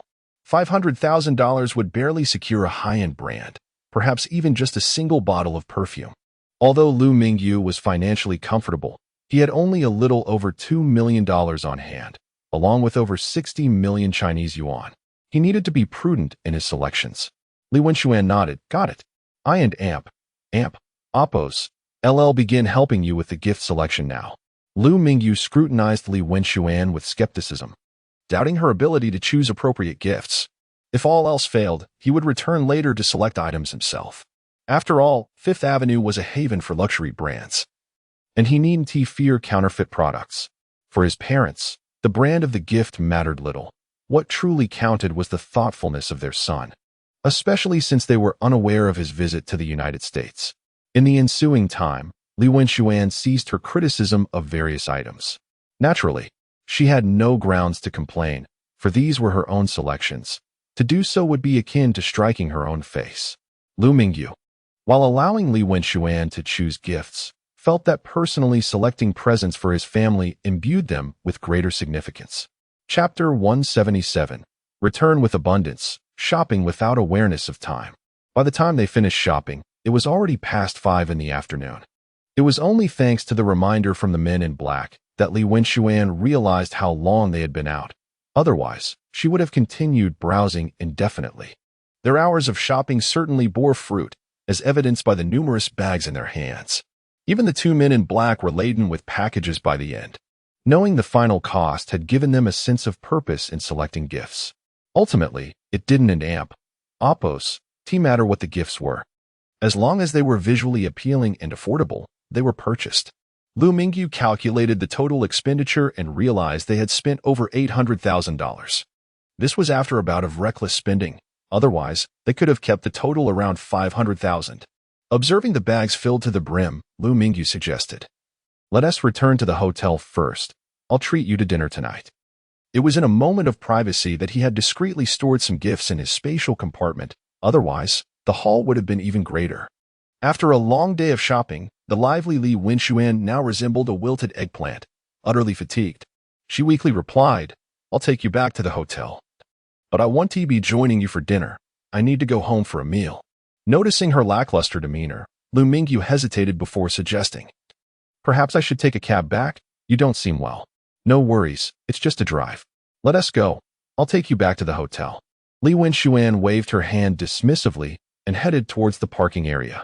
Upon reaching the car, they placed the gifts inside. However, due to the sheer volume, the trunk of her Ferrari was insufficient, and they ended up putting the rest of the gifts in the Buick driven by the men in black. "Here, have a drink. It'll perk you up."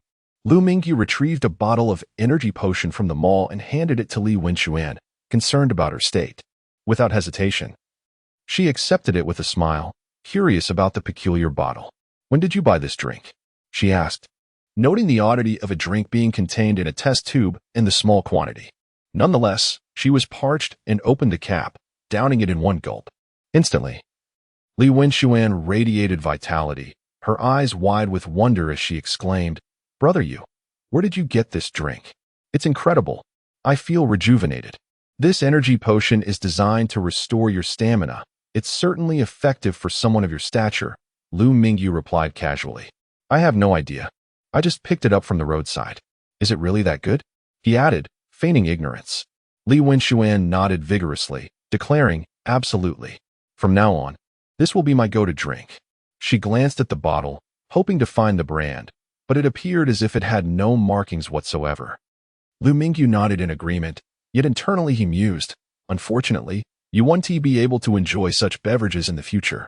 Reinvigorated, Li Wenxuan led the charge, her red Ferrari darting from the parking lot like a small leopard in pursuit of its prey. Upon returning to the hotel, with the assistance of Li Wenxuan and her 2 bodyguards, they successfully transported the gifts to Liu Mingyu's room. The door was ajar, and Liu Mingyu cheerfully asked, "Are you really not joining me for dinner? You've helped me tremendously today. Can I at least have a chance to treat you?" Li Wenxuan firmly declined. "No. I must go home tonight. After such a wild day, I'll be in serious trouble if I don't return." Liu Mingyu didn't press further. Instead, he produced 2 bottles of energy potion from behind him, saying, "Since you're leaving, and judging by your attire, I assume your family isn't lacking in wealth. So, I won't give you any gifts, but here are 2 bottles of this drink. Consider it my present to you." The energy potions were simply 2 small test tubes, their emerald hue shimmering like pure jade. Li Wenxuan teased, "Brother Yu, how stingy. You're sending me off with just 2 roadside drinks?" Though she jested, her heart was lightened. She had received more than enough perfumes and the like, but this was her first time receiving something as unique as an energy potion. Liu Mingyu brushed off her playful remark, advising, "You can mix these drinks with others. Just a little will yield the same effect." Her eyes brightened at the suggestion, and she quickly asked, "Brother Yu, this isn't an ordinary drink, is it? Is it another product from your company? If any product truly had revitalizing effects, it would have been a sensation by now, not lingering in obscurity." Noticing the lack of markings on the bottle, she scrutinized it closely, realizing it bore a striking resemblance to a test tube, further confirming her suspicion that it was not an ordinary roadside purchase. Understanding she had discerned the true nature of the drink, Liu Mingyu smiled and admitted, "Indeed, this is a product of our company, but it hasn't been released to the market yet." Li Wenxuan gasped, "Not yet released? This drink isn't some experimental concoction, is it? I won't have any adverse effects, will I?" As she spoke, she instinctively gagged, as if trying to expel the drink she had just consumed. However, only a dry heave escaped her, and nothing came out. Liu Mingyu was at a loss for words, thinking, if you wanted to gag, you should have done it sooner. Now it's pointless. How could a product from the system be subpar? To prevent her from continuing, he chuckled, "Rest assured, although it hasn't been launched, it's completely safe. If it can restore your stamina, it must be good." Thankful he had intervened, he thought, if she keeps this up, she might not be expelling the drink, but rather the steak she had for lunch. Li Wenxuan, realizing her antics, playfully stuck out her tongue, her radiant smile returning as she said, "Thank you, Brother Yu. When this drink hits the market, be sure to let me know. I'll buy a whole stock." "Of course," Liu Mingyu replied with a grin. While there might be a chance for the smart wristband to be released, the energy potion had no such prospects. He certainly wouldn't redeem it only to blend it with other beverages. The cost and points would be exorbitant and not worth the effort. As Li Wenxuan prepared to leave, she bid farewell, "Brother Yu, I'm off now. I had a wonderful time today. If I come out again and you're still in New York, let us go out again." Liu Mingyu smiled, "Absolutely. If you need anything, feel free to call." As she began to exit the room, a figure named Huzi suddenly stepped forward from the doorway, stating, "Miss, the master has instructed that this young master should return with you as well." Chapter 178. The gift. Li Wenxuan widened her eyes and stared at Huzi, exclaiming, "What did you say? The old man wants you to come back with me? How could he possibly know you go? Could it be?" She fixed Huzi with a piercing gaze. Huzi lowered his head, avoiding her stare, and replied softly, "The old master has commanded it. Huzi dares not disobey." Li Wenxuan regarded Huzi with a frosty expression, coldly stating, "My returning with you is unrelated to you go." Huzi remained silent, resolutely standing his ground as if he would not yield unless she agreed to accompany him. Frustration surged within Li Wenxuan. "I already said it has nothing to do with you go. Aren't you here to find me? If I go back with you now, won't that suffice?" "Huzi, are you truly opposing me?" Huzi was slightly older than her and had been her bodyguard since childhood. However, his feelings for Li Wenxuan were purely protective. He felt genuinely happy for her upon discovering she had a boyfriend, which was why he informed the old master about Liu Mingyu. If Li Wenxuan were to learn that Huzi had considered Liu Mingyu her boyfriend, it would surely infuriate her. She never imagined that a casual outing would result in an unwarranted relationship. It wasn't that she disliked Liu Mingyu, but she certainly did not harbor any romantic feelings for him. He was merely a fellow townsman she connected with on her birthday, more akin to a brother. Meanwhile, Liu Mingyu was somewhat perplexed, pondering the reason for the old man's invitation. Prior to today, he had no acquaintance with Li Wenxuan or her family, yet it seemed the old master had specifically requested his presence. Was there a possibility of mistaken identity? He quickly dismissed the thought.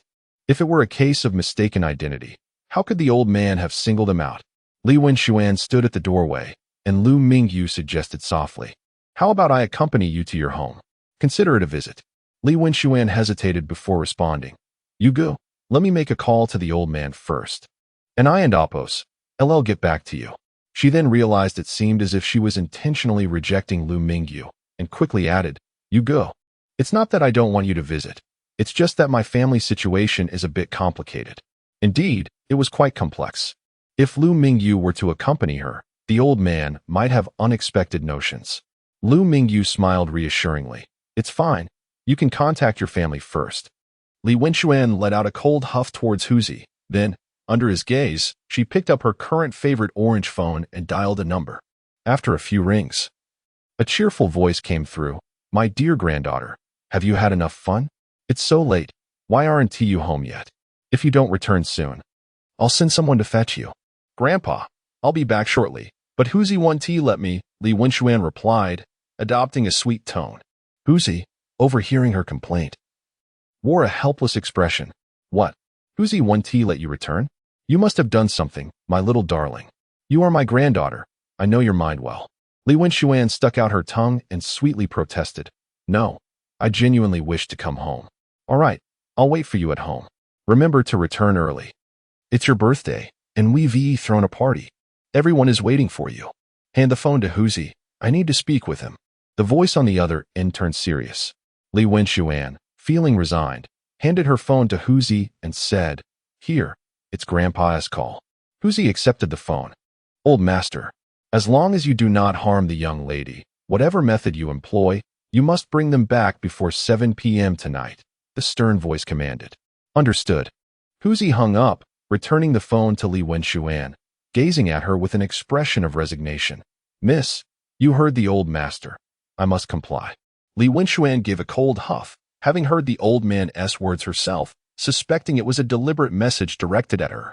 However, she was not one to easily concede, especially when it involved an outsider, an even greater offense in her eyes.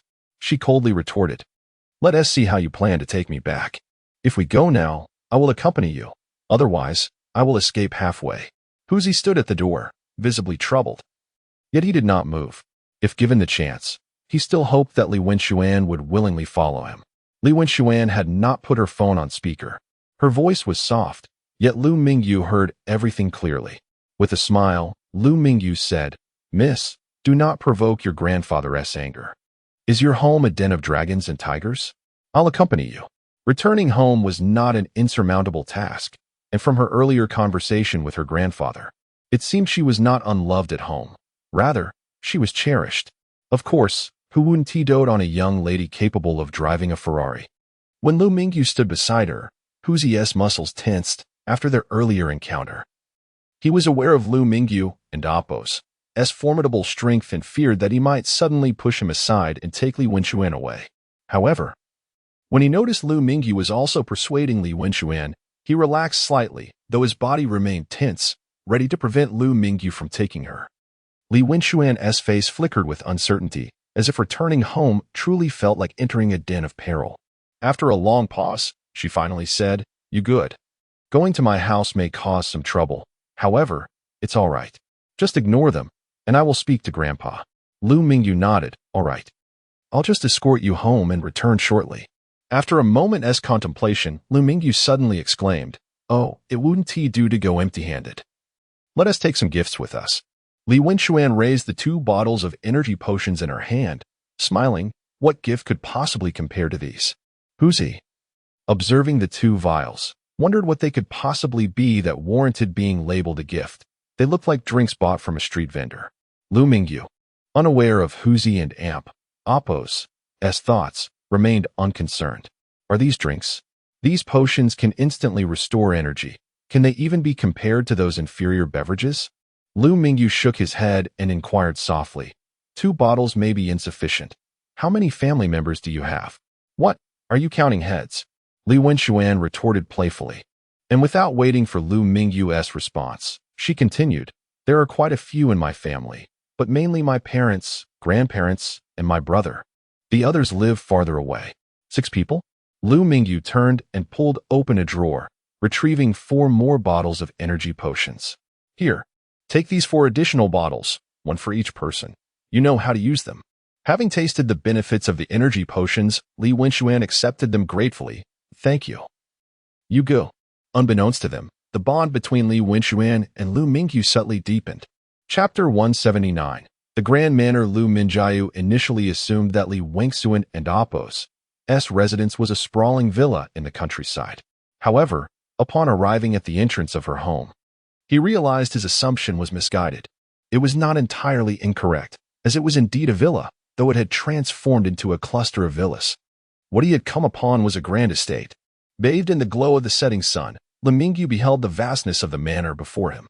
His eyes widened in astonishment as he turned to Li Wenxuan beside him, asking, "My dear miss, what does your family do to reside in such an expansive estate?" Although the United States is known for its vast landscapes and sparse population, and housing prices are not exorbitant in remote areas, this was New York, America's most prominent city. Akin to Shanghai in China, the real estate prices in Shanghai are notoriously steep, and New York, being the foremost city globally, commands even higher prices. To possess a manor in such a metropolis speaks volumes of one and Appo's wealth and status. As the grand gates swung open in anticipation of the young lady and Appo's return, Li Wenxuan replied, "I'm not entirely sure. I think my grandfather runs several companies, but I don't know the specifics." A pang of envy struck Liu Mingyu. Cursed be the rich second generation. He quickly searched for any significant companies associated with the Li family in the United States, but found nothing relevant and promptly abandoned the search. After all, he was merely accompanying someone. The identity of her family was of little concern to him. Yet, deep down, he felt a sense of alertness. Dismissing the connection was merely self-deception. Having agreed to accompany Li Wenxuan to her home, he was already entangled in some relation, whatever that may be. He even regretted giving her the potion. Was it truly wise to have done so? He reassured himself, it should be fine. Shaking off his thoughts, Liu Mingyu took in the surroundings. The estate was expansive. Upon entering through the grand gates, a long pathway lined with an array of vibrant flowers and trees stretched out before him, illuminated beautifully by the evening sun. The path extended approximately 500 meters, culminating in a stunning castle that glowed with lights against the backdrop of the sunset, resembling a picturesque scene of rural America.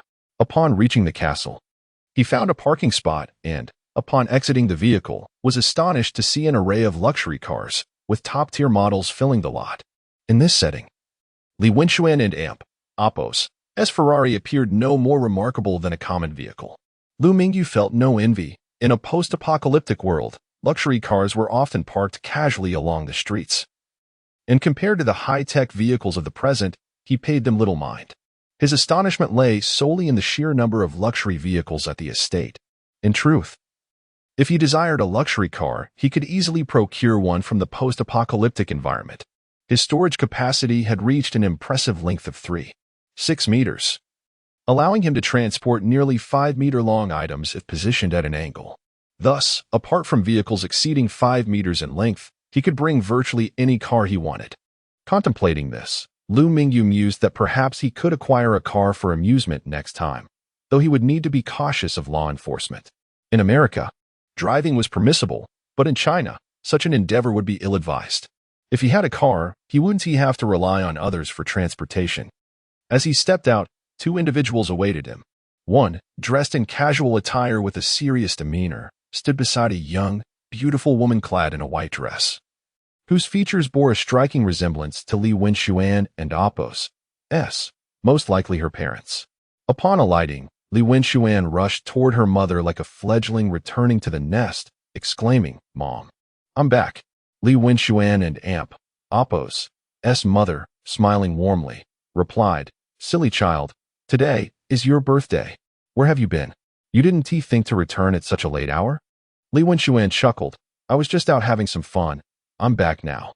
Li Wenxuan's father scrutinized Liu Mingyu with a discerning gaze, seemingly questioning whether this young man had taken his daughter away.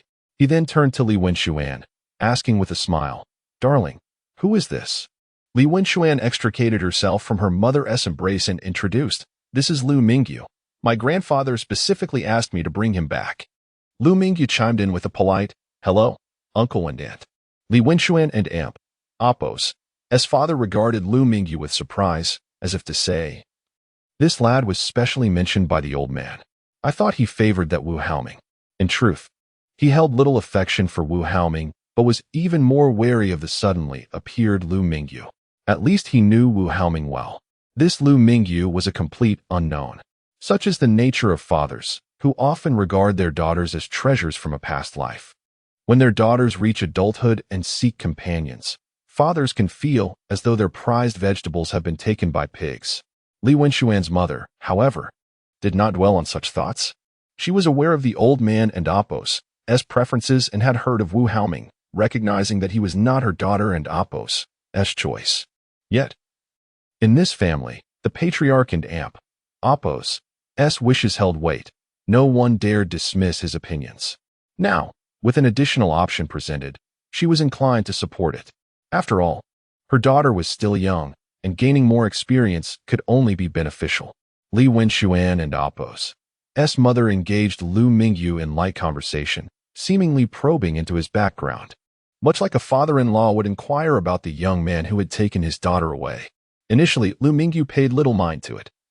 But as the questions grew more intrusive, he became aware and opted to maintain an innocent expression directed at Li Wenxuan. Noticing her mother and Apos' inquiries becoming increasingly outlandish, Li Wenxuan deftly shifted the topic, saying, "Mom, isn't Grandpa inside? Let us hurry in, we don't want him to worry." "You're right, dear. We shouldn't keep Grandpa waiting. He has been thinking about you since you left," her mother replied with a smile, affectionately ruffling Li Wenxuan's hair. Li Wenxuan brushed her mother's hand away, somewhat impatiently remarking, "Mom, I'm no longer a child. Please don't ruffle my hair. I've cut it short." "All right. I want tea," her mother conceded, her expression tinged with nostalgia. "After today, you'll be an adult. It's hard to believe you're already 18. Her father interjected, "Enough talk. Let us head inside." Guided by Li Wenxuan, Liu Mingyu followed her into the castle. Chapter 180. Misunderstanding. Not only does the exterior resemble a castle, but the interior also showcases a castle-like structure reminiscent of medieval architecture. This castle appears to be quite new, likely constructed recently, indicating that its owner possesses a fondness for such designs. It is unlikely that, in a country like Sam, with a history of less than 300 years, one would intentionally build a castle of this nature. Upon entering the castle, one is greeted by a lively atmosphere, akin to being immersed in a grand celebration. Individuals of all ages can be seen throughout the castle, including numerous children joyfully playing nearby. "Let us first visit Grandpa. After that, you can come down to play," Mother advised upon noticing Li Wenxuan and Apos' eagerness to rush ahead. We traversed a long corridor and ascended a spiral staircase, ultimately arriving at the hall on the second floor. This space seemed to be a sanctuary, isolated from the lively commotion below, enveloped in tranquility. The air was infused with an enigmatic fragrance, seemingly possessing a calming effect that gradually soothed our somewhat restless spirits. In the hall, an elderly gentleman sat on a sofa. To call him merely old would be an understatement. His hair remained a deep black, and he was engrossed in a book, seemingly captivated by the world within its pages. Upon Li Wenxuan and Appo's arrival, she joyfully rushed over and embraced her grandfather, exclaiming, "Grandpa, I'm back." The grandfather set his book aside, a gentle smile illuminating his face as he replied, "Ah, my dear granddaughter has returned. How was lunch? Without Aunt Lon's cooking. I bet it must have been unsatisfactory for you." He then pressed a button nearby and spoke into a microphone. "Aunt Lon, the young lady has returned. Please reheat the meal and bring it up." Turning his gaze back to Li Wenxuan, he remarked, "You've lost weight." Liu Mingyu could not help but internally scoff, pondering how one could lose weight after merely missing one meal at home, especially since Li Wenxuan had eaten quite well at noon. With a beaming smile, Li Wenxuan replied, "Not at all, but Aunt Lon's cooking is indeed the best." After sharing a hearty laugh, the grandfather seemed to suddenly notice Liu Mingyu standing to the side and gently inquired, "And who might this young man be?" Li Wenxuan, appearing somewhat exasperated, responded, "Grandpa, didn't you insist over the phone that I bring him with me? Here he is, and you still don't recognize him? His name is Liu Mingyu." Liu Mingyu chimed in, "Hello, Grandpa." The grandfather looked utterly bewildered, recalling that he had instructed Huzi to bring Wu Haoming along. How had it turned into this young man instead? Realizing he might have misheard, he pondered if the boy who had spent the day with Li Wenxuan was indeed not Wu Haoming, but Liu Mingyu. He would have to reprimand Huzi later for providing such erroneous information. Regaining his composure, the grandfather said, "So you're Mingyu. Today is Li Wenxuan's birthday party. Feel free to enjoy yourself downstairs." Liu Mingyu retrieved a small box from his bag and presented it to the grandfather, saying, "Grandpa, as a humble token for my first visit, I hope you won't mind." The box contained a bottle of energy potion, which he had decided to include after unwrapping some gifts originally meant for his family. He had not intended to package it, knowing the vial's sturdiness, but soon regretted the decision, wishing he had left it unwrapped. Upon receiving the box, the grandfather glanced at the label and chuckled, "You are quite thoughtful. Thank you for your gift. It is Li Wenxuan's birthday. You should be giving her a present, not me." He placed the gift aside, considering that at his age, he had no need for cologne, especially one of that particular scent. Li Wenxuan interjected, "Grandpa, I've already received my gift from him. This one is for you." Liu Mingyu then produced 3 more boxes, handing them to Li Wenxuan and Appo's as parents, stating, "Uncle and aunt, these gifts are for you, and one is for Li Wenxuan's brother.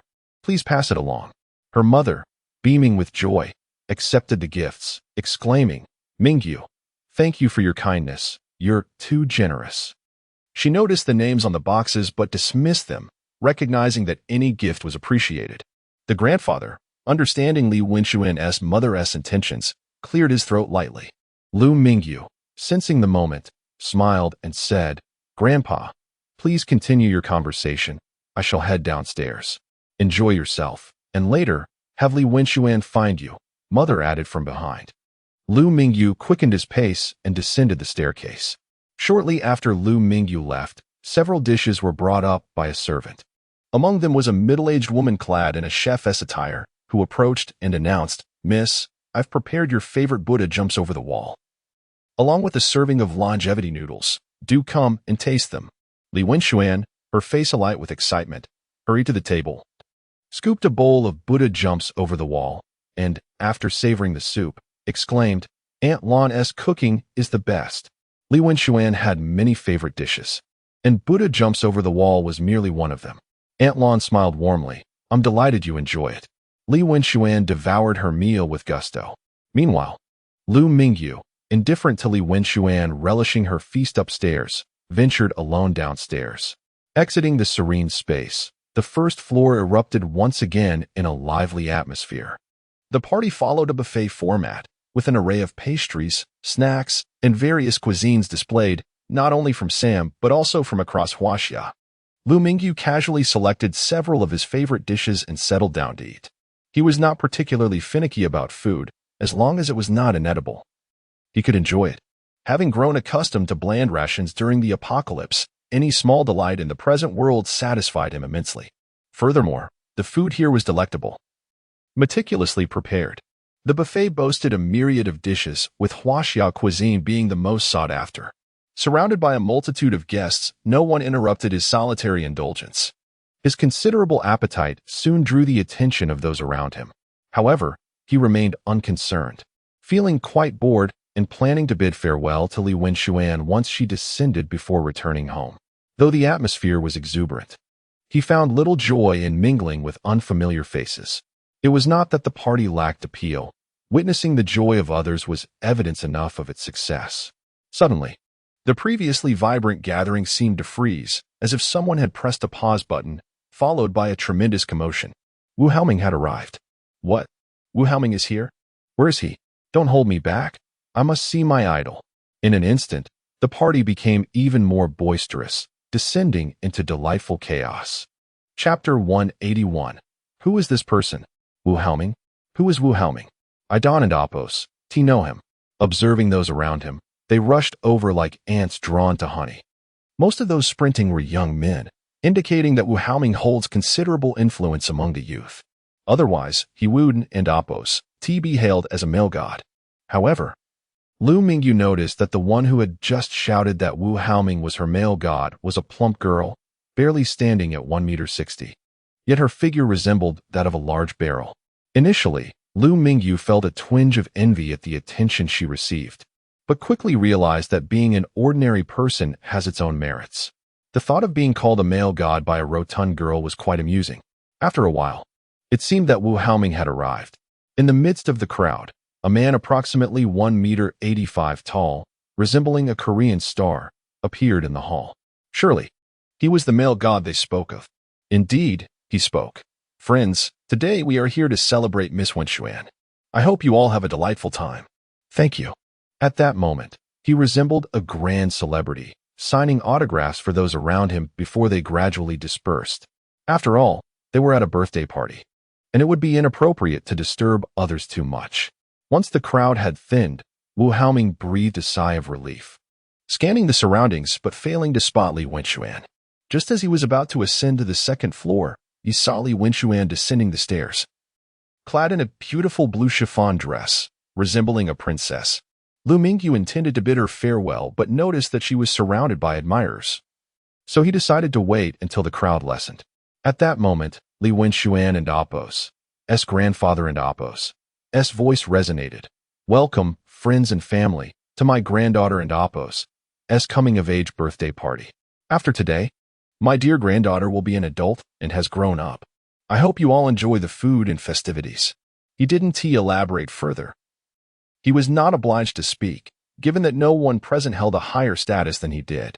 Yet, for the sake of his beloved granddaughter's special day, he felt compelled to say a few words. All right, happy birthday to my Wenxuan.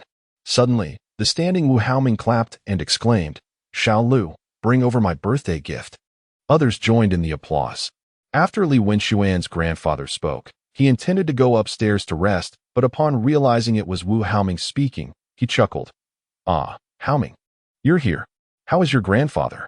Wu Haoming replied, Hello, Grandpa Li. My grandfather is well. Just before I came, he asked me to extend his regards to you. As he spoke, he retrieved a box from someone nearby and handed it to Li Wenxuan's grandfather, saying, Grandpa Li, I know you enjoy tea. This is a cherished Dahong Pao from my grandfather and aunt, Apos' collection, specially brought for you. I hope you like it. Li Wenxuan's grandfather accepted the Dahong Pao with a smile, patting Wu Haoming's arm. Well done, Haoming. You have good taste. This Dahong Pao would be wasted at your grandfather and Apos' place. He doesn't even enjoy tea, yet pretends otherwise. I'll gladly accept this. Wu Haoming replied. I'm glad you like it.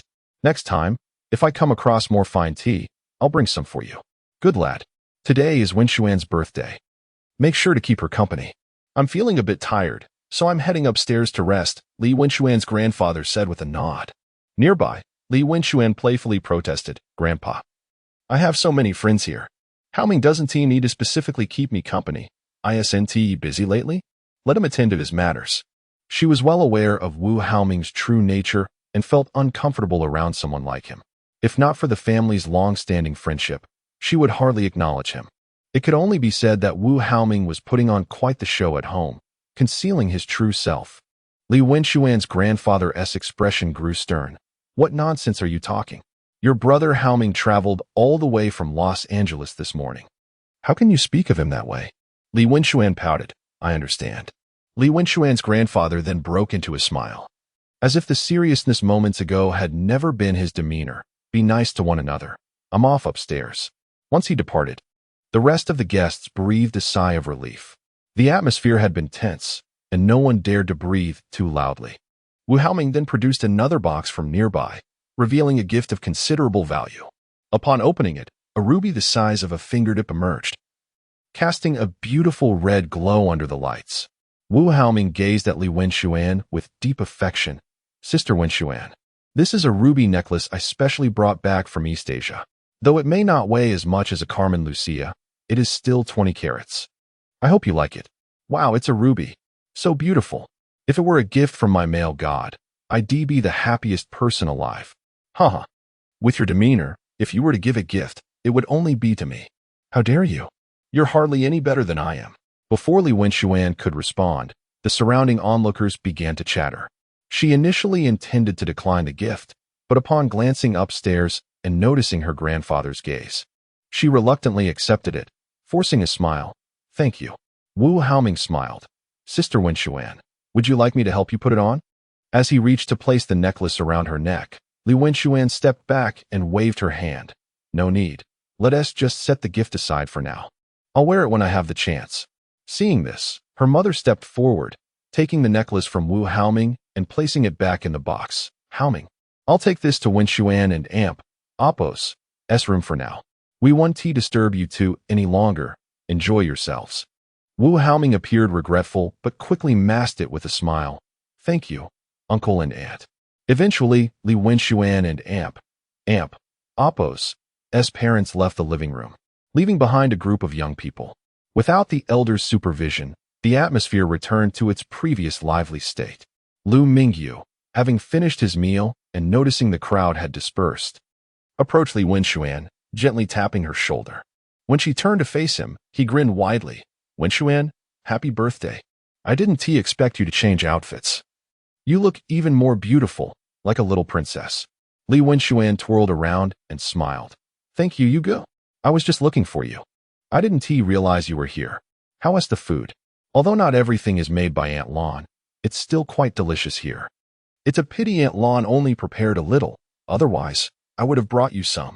Nearby, Wu Haoming's expression darkened upon seeing Li Wenxuan chatting and laughing with a stranger. He quickly composed himself and approached with a smile. Sister Wenxuan, who is this? Chapter 182. Turmoil at the bar interrupted mid-sentence. Li Wenxuan and Amp, Appos, face flushed with anger as she exclaimed, Who are you to meddle in my affairs? What relation do you have to me? Wu Haoming, taken aback by her retort, fell silent and turned to Liu Mingyu, his expression darkening as he inquired, Who are you? State your name. Before Liu Mingyu could respond, Li Wenxuan interjected, What a nuisance. This is my friend. Mind your own business. Wu Haoming remained sullen and speechless. Liu Mingyu, undeterred by Wu Haoming and Amp, Appos, demeanor, addressed Li Wenxuan. Wenxuan, the food here is exquisite. I'm quite full now, and since I came to thank you for your hospitality, I shall take my leave. Apologetically, Li Wenxuan replied, I had planned for you to try Aunt Lon and Amp, Appos, cooking. Let us arrange another meal sometime. She then inquired, How will you return? Perhaps I should ask Brother Huzi to drive you back. Before Liu Mingyu could respond, Li Wenxuan summoned Huzi, instructing, Huzi, please take Brother Yu back to the hotel. Initially, Liu Mingyu contemplated taking a taxi, but considering the remote location and the late hour, he graciously accepted Li Wenxuan's offer. Thank you. Let's keep in touch. Remember, when your company's product launches, you must send me a piece. Li Wenxuan chimed with a smile.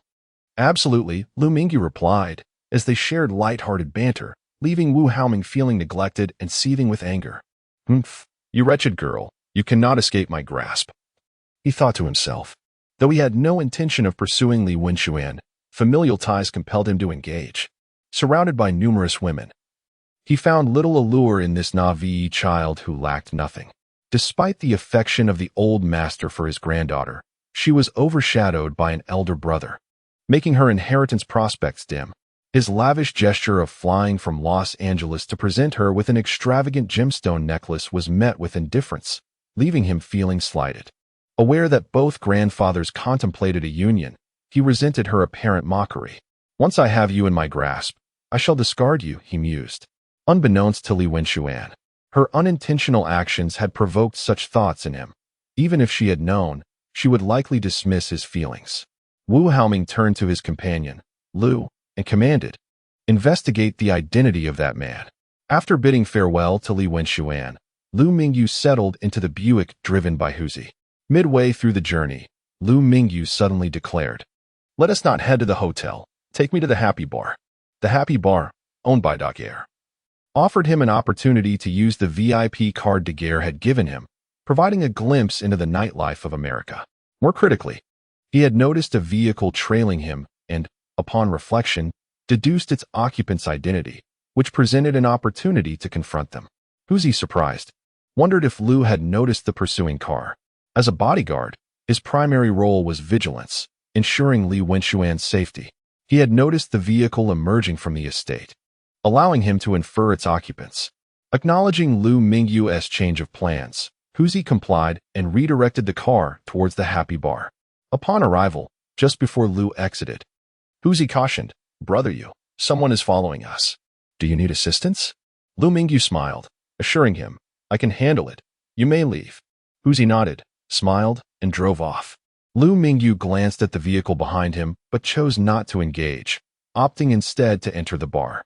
Let them follow. This is reality, not a dystopian nightmare where one eliminates their pursuers, he thought. Inside the bar, the atmosphere was subdued, with soft music playing, a stark contrast to the vibrant nightlife he had experienced the previous evening. "A whiskey, please," he requested at the bar. As the night progressed, patrons began to fill the establishment, the music shifting from a mellow tempo to a lively, energetic beat. Liu Mingyu felt a headache coming on, baffled at why some reveled in such cacophony. Everyone has their preferences, and Liu Mingyu favored quieter settings. His visit to the bar was merely to experience its ambience. Yet he quickly grew disenchanted. Just as he prepared to leave, a voice interrupted him. "I and Appos, am so sorry, I didn't mean to," came a melodious voice tinged with distress. Zhu Fian lamented her recent misfortunes. After finishing a shift at a retail job, she had encountered two ruffians, but fortunately, a kind stranger had come to her aid. Now, seeking a closer workplace, she had unwittingly found herself amidst drunken revelers. Regretting her decision to heed her roommate's advice, she resolved never to return to a bar, preferring the safety of a Chinese restaurant instead. "If it was intentional, then how did this drink end up on me?" protested a middle-aged man, soaked in liquor. "Had you not pulled me, the drink wouldn't have spilled," Zhu Fian replied, her demeanor one of innocence. The truth was that the man had indeed tugged at her, resulting in the mishap, albeit unintentionally. The man, initially trying to draw her closer, had lost his grip due to intoxication, leading to the unfortunate spill. "You've ruined my Armani suit, handcrafted and worth $20,000. How do you intend to compensate me?" he sneered, having sensed her vulnerability. Zhu Fian stood frozen, grappling with the outrageous price of the suit. As a mere student, she had struggled to afford her studies in New York, relying on scholarships to make ends meet. After a moment of hesitation, she meekly suggested, "Sir, perhaps you could let me take your suit for dry cleaning?" "Madam, this is an Armani suit, handcrafted and irreplaceable. You must compensate me," he retorted, revealing his true nature. Chapter 183. "Sir, save me." Zhu Fian stood frozen in place, bewildered. The events unfolding around her had already spread, and a crowd had gathered, intrigued by the spectacle. Such incidents were rare in bars, yet not entirely unheard of. It was not peak hour, so the onlookers were entertained by the scene, particularly given that it involved a girl of Asian descent and a man of Caucasian descent. It seemed inevitable that the young Asian woman would not escape unscathed this evening. Despite the throng of spectators, none dared to step forward. Liu Mingyu noticed the commotion as well. He recognized the girl as someone of Asian heritage, unsure whether she was from Huaxia or elsewhere. He had observed the middle-aged man deliberately tugging at her, causing her drink to spill. Not wanting to interfere, he sipped his drink. Understanding that such occurrences were commonplace in his line of work, he sighed inwardly, resigning himself to the chaos. "Everyone, disperse. What is happening here?" A deep voice called out. Parting the crowd, a tall Caucasian man approached, frowning at the spilled drinks. "What is going on?" "Cole." The crowd greeted him. The bartender, who had been quietly observing from the bar, was well aware of the middle-aged man's antics, but had chosen to remain silent until now. He recognized the man as a regular customer and deemed it unnecessary to offend him over a new waitress. However, when Cole inquired, the bartender felt compelled to explain the situation, omitting the fact that the man had intentionally provoked the girl. Cole had already been in a foul mood. Irritated by the day and Appos' events and seeking solace in the bar, only to be confronted with this debacle. He furrowed his brow and addressed Zhu Fian. "You should compensate him $500. Before Zhu Fian could respond, the middle-aged man scoffed. "Are you joking? This is an Armani handcrafted suit. $500 wouldn't even cover a button. You must pay me $20,000, or I'll settle for a night at that price. You'd make a profit. That amount could hire a minor celebrity." As he spoke, he reached for Zhu Fian, who recoiled in fear, inadvertently retreating toward Liu Mingyu and Appos' position. "Just what do you think you're doing?" Cole barked. "With that ragged outfit, you dare claim it as Armani? $500 is a generous offer. Do you think you can extort my staff?" While he preferred to avoid meddling in disputes among patrons, he could not stand idly by when one of his employees was being victimized. If such behavior went unchecked, who would dare work in his establishment? Ignoring Cole, the middle-aged man staggered closer to Zhu Fian, who had nowhere left to retreat, eventually cornered at the bar and Appos' edge. Desperate, she cast her gaze around, hoping for a savior, but was met only with indifference and curiosity. Even Cole, who had just rebuked the man, made no move to intervene beyond verbal admonishment. Amidst the crowd, Zhu Fian noticed a gentleman seated nearby, quietly nursing a drink. She seized his arm, crying, "Sir, please help me." The man beside her was, in fact, Liu Mingyu, who was caught off guard by her grip. Frowning, he remained still. When Zhu Fian looked up, her eyes widened in recognition, pleading, "Sir, please save me." She realized he was the very person who had rescued her the previous night. Initially reluctant to involve himself, Liu Mingyu felt a pang of sympathy upon seeing her tear-streaked face, reminiscent of the girl he had helped just hours before. At that moment, the middle-aged man stumbled closer, extending a hand towards Zhu Fian. "Come here, darling." In a swift motion, Liu Mingyu grasped the man and Appos' hand, who was taken aback and shouted in anger, "Who the hell is holding my hand? Let go." Struggling to free himself, the middle-aged man found his hand seemingly ensnared, unable to pull away, and bellowed, "Release me." Liu Mingyu, choosing to let go, caught the man off guard. The sudden release sent him tumbling backward, landing on the floor, where he struggled momentarily before regaining his footing. The crowd erupted in laughter. Fuming, the man's already flushed face grew redder from rage and alcohol. "Damn it, you dare strike me." He swung a punch at Liu Mingyu. Given his inebriation, the man was unsteady, his punch lacking strength and direction. Liu Mingyu did not retaliate. The man's momentum sent him crashing into the bar, shattering glasses across the counter. Cole, who had been wavering Chapter 184, the second time the middle-aged man, already inebriated, lacked the strength to retaliate. As Cole seized him, he collapsed once more onto the floor. The man had not come alone. He was accompanied by 3 companions who had merely observed his drunken antics from the sidelines. Upon witnessing the altercation, they instinctively rushed to assist him, only to realize that it was Cole who stood in their way. Being regular patrons of the bar, they were well aware of Cole's reputation. The trio helped the man to his feet, repeatedly apologizing to Cole. "We're sorry, brother, we'll leave at once." They understood that lingering any longer could lead to greater trouble. As the atmosphere shifted dramatically after Cole intervened, onlookers began to gather, ready for a confrontation. The middle-aged man, still dazed, began to shout, "Who they?" But before he could finish, His companions swiftly covered his mouth and dragged him away. It was evident that the bar and Appos, as patrons, were now protective of the woman involved. Though the woman was indeed stunning, the circumstances dictated a need for discretion. Had Cole not intervened, they might have continued their revelry. However, with the situation escalating, their priority shifted to self-preservation. Once the man was escorted away, Cole exhaled a sigh of relief. It was best to avoid any physical confrontation with customers, as the repercussions could be significant. As the crowd dispersed, recognizing the conclusion of the drama, they returned to their merriment. Cole turned to Liu, smiling. "Boss Liu, my apologies for the disturbance." Liu Mingyu observed Cole with interest. If his memory served him correctly, this was the individual who had been beside Dujal earlier that day. It was no surprise that Cole recognized him.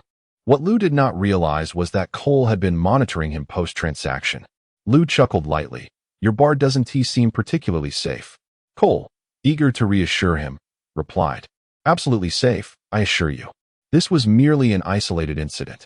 He understood that Liu was still interested in conducting business, and if their establishment was deemed unsafe, potential partners would surely hesitate to engage. Liu chose not to delve deeper. The safety of the bar was irrelevant to him. It was simply a passing remark. "Boss Liu, why not retreat to a private booth?" "I apologize for interrupting your evening. Tonight's drinks are on the house," Cole suggested, grinning. Liu shook his head. "No. I came just to experience the bar, and having done so, I shall take my leave." Upon witnessing the middle-aged man being led away, Zhu Fian felt her tension dissipate. It seemed as though Cole had saved her life, yet she knew the true savior was the man beside her. If Cole truly intended to rescue her, he could have acted sooner. There was no need to wait until now. Nevertheless, she felt gratitude towards Cole, though her appreciation was greater for the man beside her. Had he not appeared, she could only imagine the ordeal she might have faced. Accompanying someone for a night? That would have been a relatively benign outcome. The more likely scenario would have been finding herself in a corner days later. She shook her head, dismissing the troubling thoughts, silently encouraging herself. It was over now. Liu, who had been conversing with Cole, noticed Zhu Fian shaking her head in a daze and wondered, could she be in shock? Realizing her actions appeared foolish, Zhu Fian's cheeks reddened as she expressed her gratitude. "Mr. Liu, thank you for saving me once again." "Once again?" Liu mused, taken aback. He had only been in Sam's state for 2 days, having rescued someone just yesterday and today. What a coincidence. He had not clearly seen the girl he saved yesterday, so he was unsure if she was the same as Zhu Fian. As he scrutinized her, he noticed her makeup, now streaked from tears, which made it difficult to ascertain her features. However, given her words, it seemed she was indeed the same girl. What unfortunate luck she had. Encountering a robber yesterday and now a drunken harasser. Liu smiled. "So it is you." Zhu Fian blushed, trying to wipe the remnants of her tears, only to smudge her face further until she ultimately gave up, lowering her head and saying, "Thank you." Liu nodded, observing her closely. "I'm about to leave. Will you remain here?" He had intended to depart alone but felt compelled to ask her. After experiencing such an ordeal, Zhu Fian dared not stay. She had been lured into this job by her roommate. While it was entirely deceitful, she had simply been unfortunate enough to face such incidents upon her arrival. "Brother, I'll come with you," Zhu Fian insisted, then realized the awkwardness of her phrasing and quickly corrected herself. "I didn't mean it that way. I meant I don't want to work here anymore." Liu chuckled again, waving his hand. "No worries, I understand. Let us go?" "Brother, please wait here. I need to change back into my clothes," Zhu Fian said, her eyes filled with anticipation, fearing he might leave immediately. Liu nodded. "Go ahead, I'll be waiting." Zhu Fian dashed off to the staff lounge, eager to return quickly so as not to keep Liu waiting. Cole, observing the exchange, apologized. "Boss Liu, my sincere apologies. I didn't realize she was with you. We should have intervened sooner." Liu waved his hand dismissively. "Your intervention was indeed appreciated. Had you not stepped in, the night might have unfolded quite differently." As for the outcome, it was undoubtedly the best scenario for the bar, Liu, and Zhu Fian alike. Cole felt fortunate. Although he had not witnessed Liu's skills firsthand, his surveillance during the day suggested that Liu was not someone to be underestimated. Zhu Fian changed quickly, perhaps motivated by Liu's presence or the fear of him leaving without her. In less than 10 minutes, she emerged in casual attire. Having washed her face of the remnants of her earlier distress, though she hadn't applied makeup, her natural beauty shone through. Standing before Liu, she shyly called out, "Brother, thank you for your patience." Liu's eyes brightened at her appearance. While she was not exceptionally beautiful, her fresh-faced complexion was certainly appealing, thanks to her fair skin. The age-old adage, a fair complexion covers a multitude of flaws, held true in her case, enhancing her allure. Standing at 1.6 meters and weighing just over 100 pounds, it was no wonder the middle-aged man had sought to provoke her. Chapter 185. Liu Mingyu gathered his thoughts and said calmly, "Let and amp. Oppos. S go." With that, he rose and strode towards the bar and amp. Oppos. S exit, while Zhu Fian followed closely behind. The others parted to make way, not daring to impede their passage. Outside the bar, the neon lights blazed, and in stark contrast to the raucous atmosphere within. The exterior was much quieter, devoid of the cacophony. Liu Mingyu did not look back. He could hear the girl approaching, softly inquiring, "Where do you live?" "It and amp. Oppos. S quite late." "Allow me to escort you home. One wouldn't want to encounter a robber at this hour, and who knows if anyone would come to your aid." They had entered the bar around 8:00 and amp, Oppos, clock, and after a brief stay, it was now just past 11. For those who frequent bars, this was merely the beginning of the night, yet for most ordinary individuals, it was quite late. The nighttime in America is not as secure as in China. A woman walking alone at night often has to be wary of being followed. The situation in America was markedly different. The dangers were considerable even for an adult male on the streets. Zhu Fian had lived in New York for 2 years and was well aware of its realities. She had returned home late the previous night due to an unforeseen circumstance, and little did she expect to encounter a robbery. Whether it was simply bad luck or a reflection of New York's inherent dangers, she could not tell. With her head down, Zhu Fian replied, "I live at school." "Which school? Is it nearby?" Liu Mingyu was somewhat surprised. He had assumed she was already a staff member, not realizing she was still a student. Her attire did not suggest a student at all. Zhu Fian lifted her head and said, "New York University, just around the corner." Liu Mingyu was taken aback. He had not anticipated she was an academic achiever. Although he was unsure of NYU and amp, Oppos' global ranking, he recognized it as a prestigious institution. It was unlikely that anyone attending such a university was merely ordinary. However, he found it puzzling that someone capable of affording such an education would need to work outside. Perhaps she was simply that type of person, but what did it matter? They were merely strangers sharing a fleeting moment. After tonight, they would part ways. Regaining his composure, Liu Mingyu nodded. "Then let us go. You lead the way." "All right, this way." Zhu Fian pointed towards the road to the north. The two walked side by side at a leisurely pace, maintaining a distance of approximately half a meter. Liu Mingyu had read an article suggesting that interpersonal relationships could be gauged by 8 different distances, primarily categorized into 4 types: intimate distance, personal distance, social distance, and public distance. Their current proximity fell within the personal distance range of 0.45 to 1.2 meters, a distance suitable for holding or embracing one another, allowing clear visibility of each other's expressions, an arrangement typically shared by couples. Liu Mingyu understood that this was not an absolute measure, it merely served as a general guideline. In this instance, it was likely skewed due to the circumstances, as Zhu Fian had come to view Liu Mingyu as a trustworthy figure. The night was deep and tranquil, with few pedestrians on the street and only the occasional vehicle passing by. The atmosphere felt somewhat oppressive. Zhu Fian took a deep breath and quietly expressed her gratitude. "Thank you for saving me, big brother. My name is Zhu Fian, but I don't know how to address you. I can't keep calling you big brother. Can I?" It was rather peculiar that they had already saved each other twice, yet were unaware of one another and Oppos' names.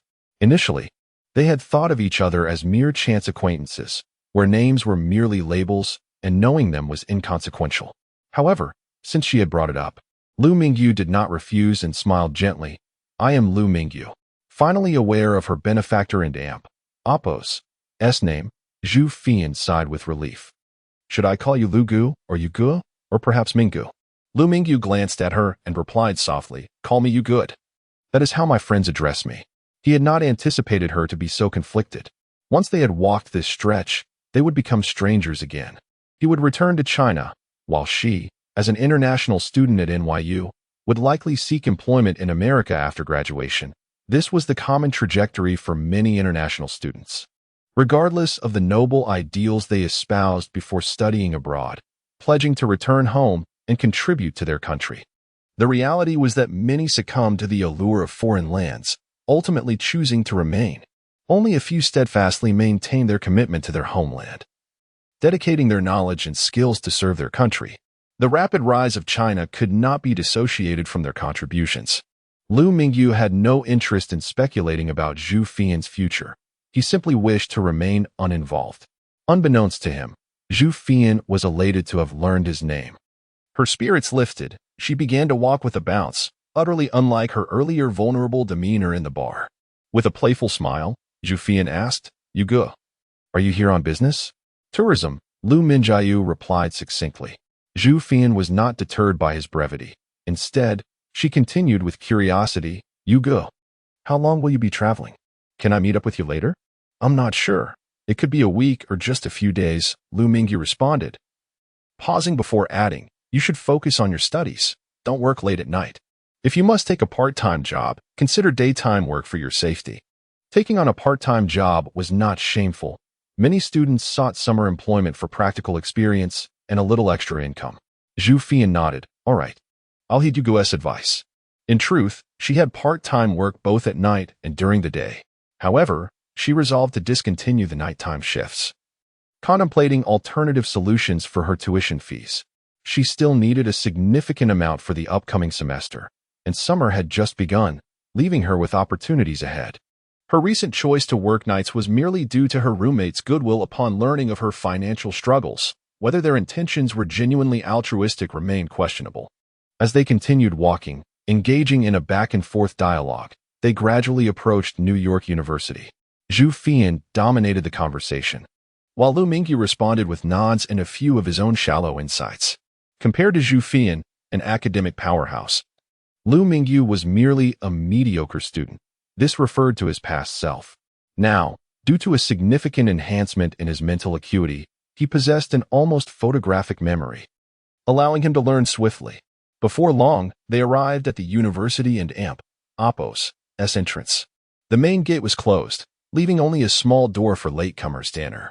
Liu Mingyu had initially hoped to explore the renowned institution, but the late hour dashed those plans. He looked at the sign for NYU and chuckled. Zhu Fian, beaming with delight, extended another invitation. "You go. Next time during the day, I'll take you for a tour. We can explore at leisure." "Absolutely," he agreed. Having shared over half an hour of conversation, their initial awkwardness dissipated and they exchanged laughter. As Zhu Fian entered the campus, Liu Mingyu hailed a cab back to his hotel. Chapter 186. Emotions. Liu Mingyu returned to the hotel in a state of tranquility, having encountered no untoward incidents. Initially, he expected that the individual who had been tailing him might make their presence known. However, whether it was due to his impatience while waiting after entering the bar or some other reason, he failed to notice any sign of their existence when he dropped Zhu Fian off at school. He shook his head inwardly, dismissing such thoughts. As long as it wasn't directed at him, it was of little concern.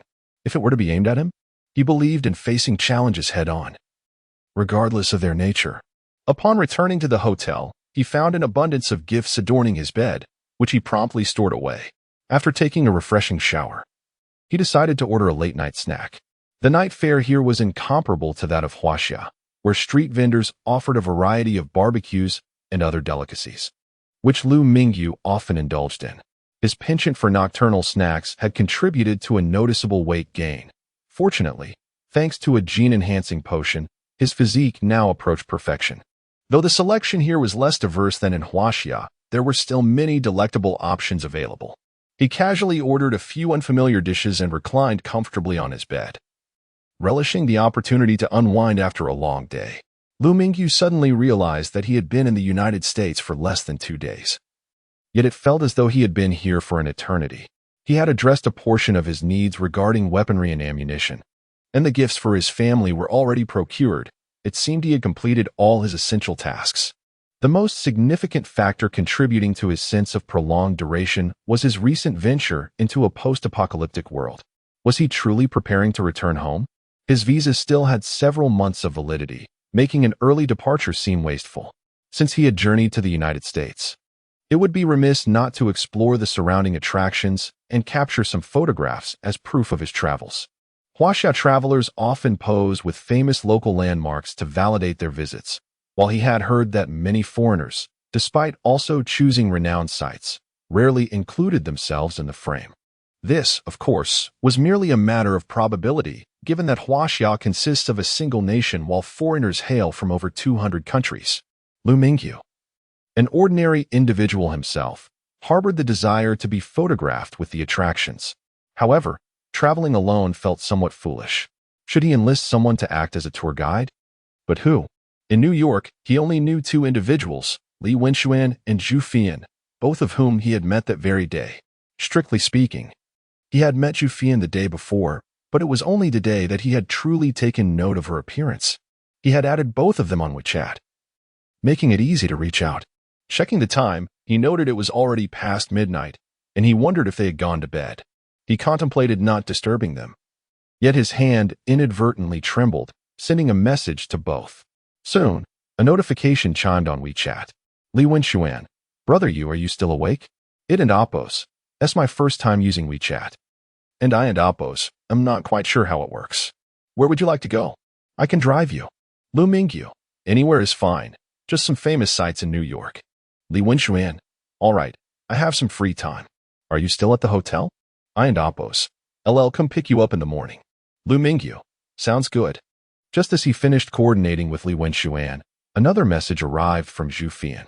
Zhu Fian, I and Amp, Appos, am sorry, brother you. I was in the shower and missed your message. Where would you like to go? I can show you around, although. I and Amp, Appos, VE only lived in New York for 2 years and Haven and Amp, Appos, T visited many places. If you need my help, I'm more than willing. After sending her message, Zhu Fian awaited his response with a mix of anxiety and anticipation.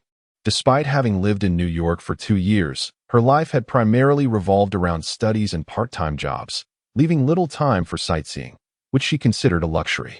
Yet, upon receiving Liu Mingyu's message, she felt an inexplicable urge to accompany him, perhaps due to the sense of security he provided. Liu Mingyu felt somewhat exasperated. Had he known, he would have asked them one at a time. This broad approach seemed ineffective. He contemplated declining one of the offers, but hesitated, as it would be discourteous to dismiss those who had taken the time to respond. How could he arrange for 2 tour guides? Surely, he couldn't and Appos. He spend the morning with one and the afternoon with the other. Perhaps he could combine their efforts. After all, he had no deep ties with either. Merely seeking companionship for his explorations. Liu Mingyu, all right, thank you so much. I'll meet you both at the school gate in the morning.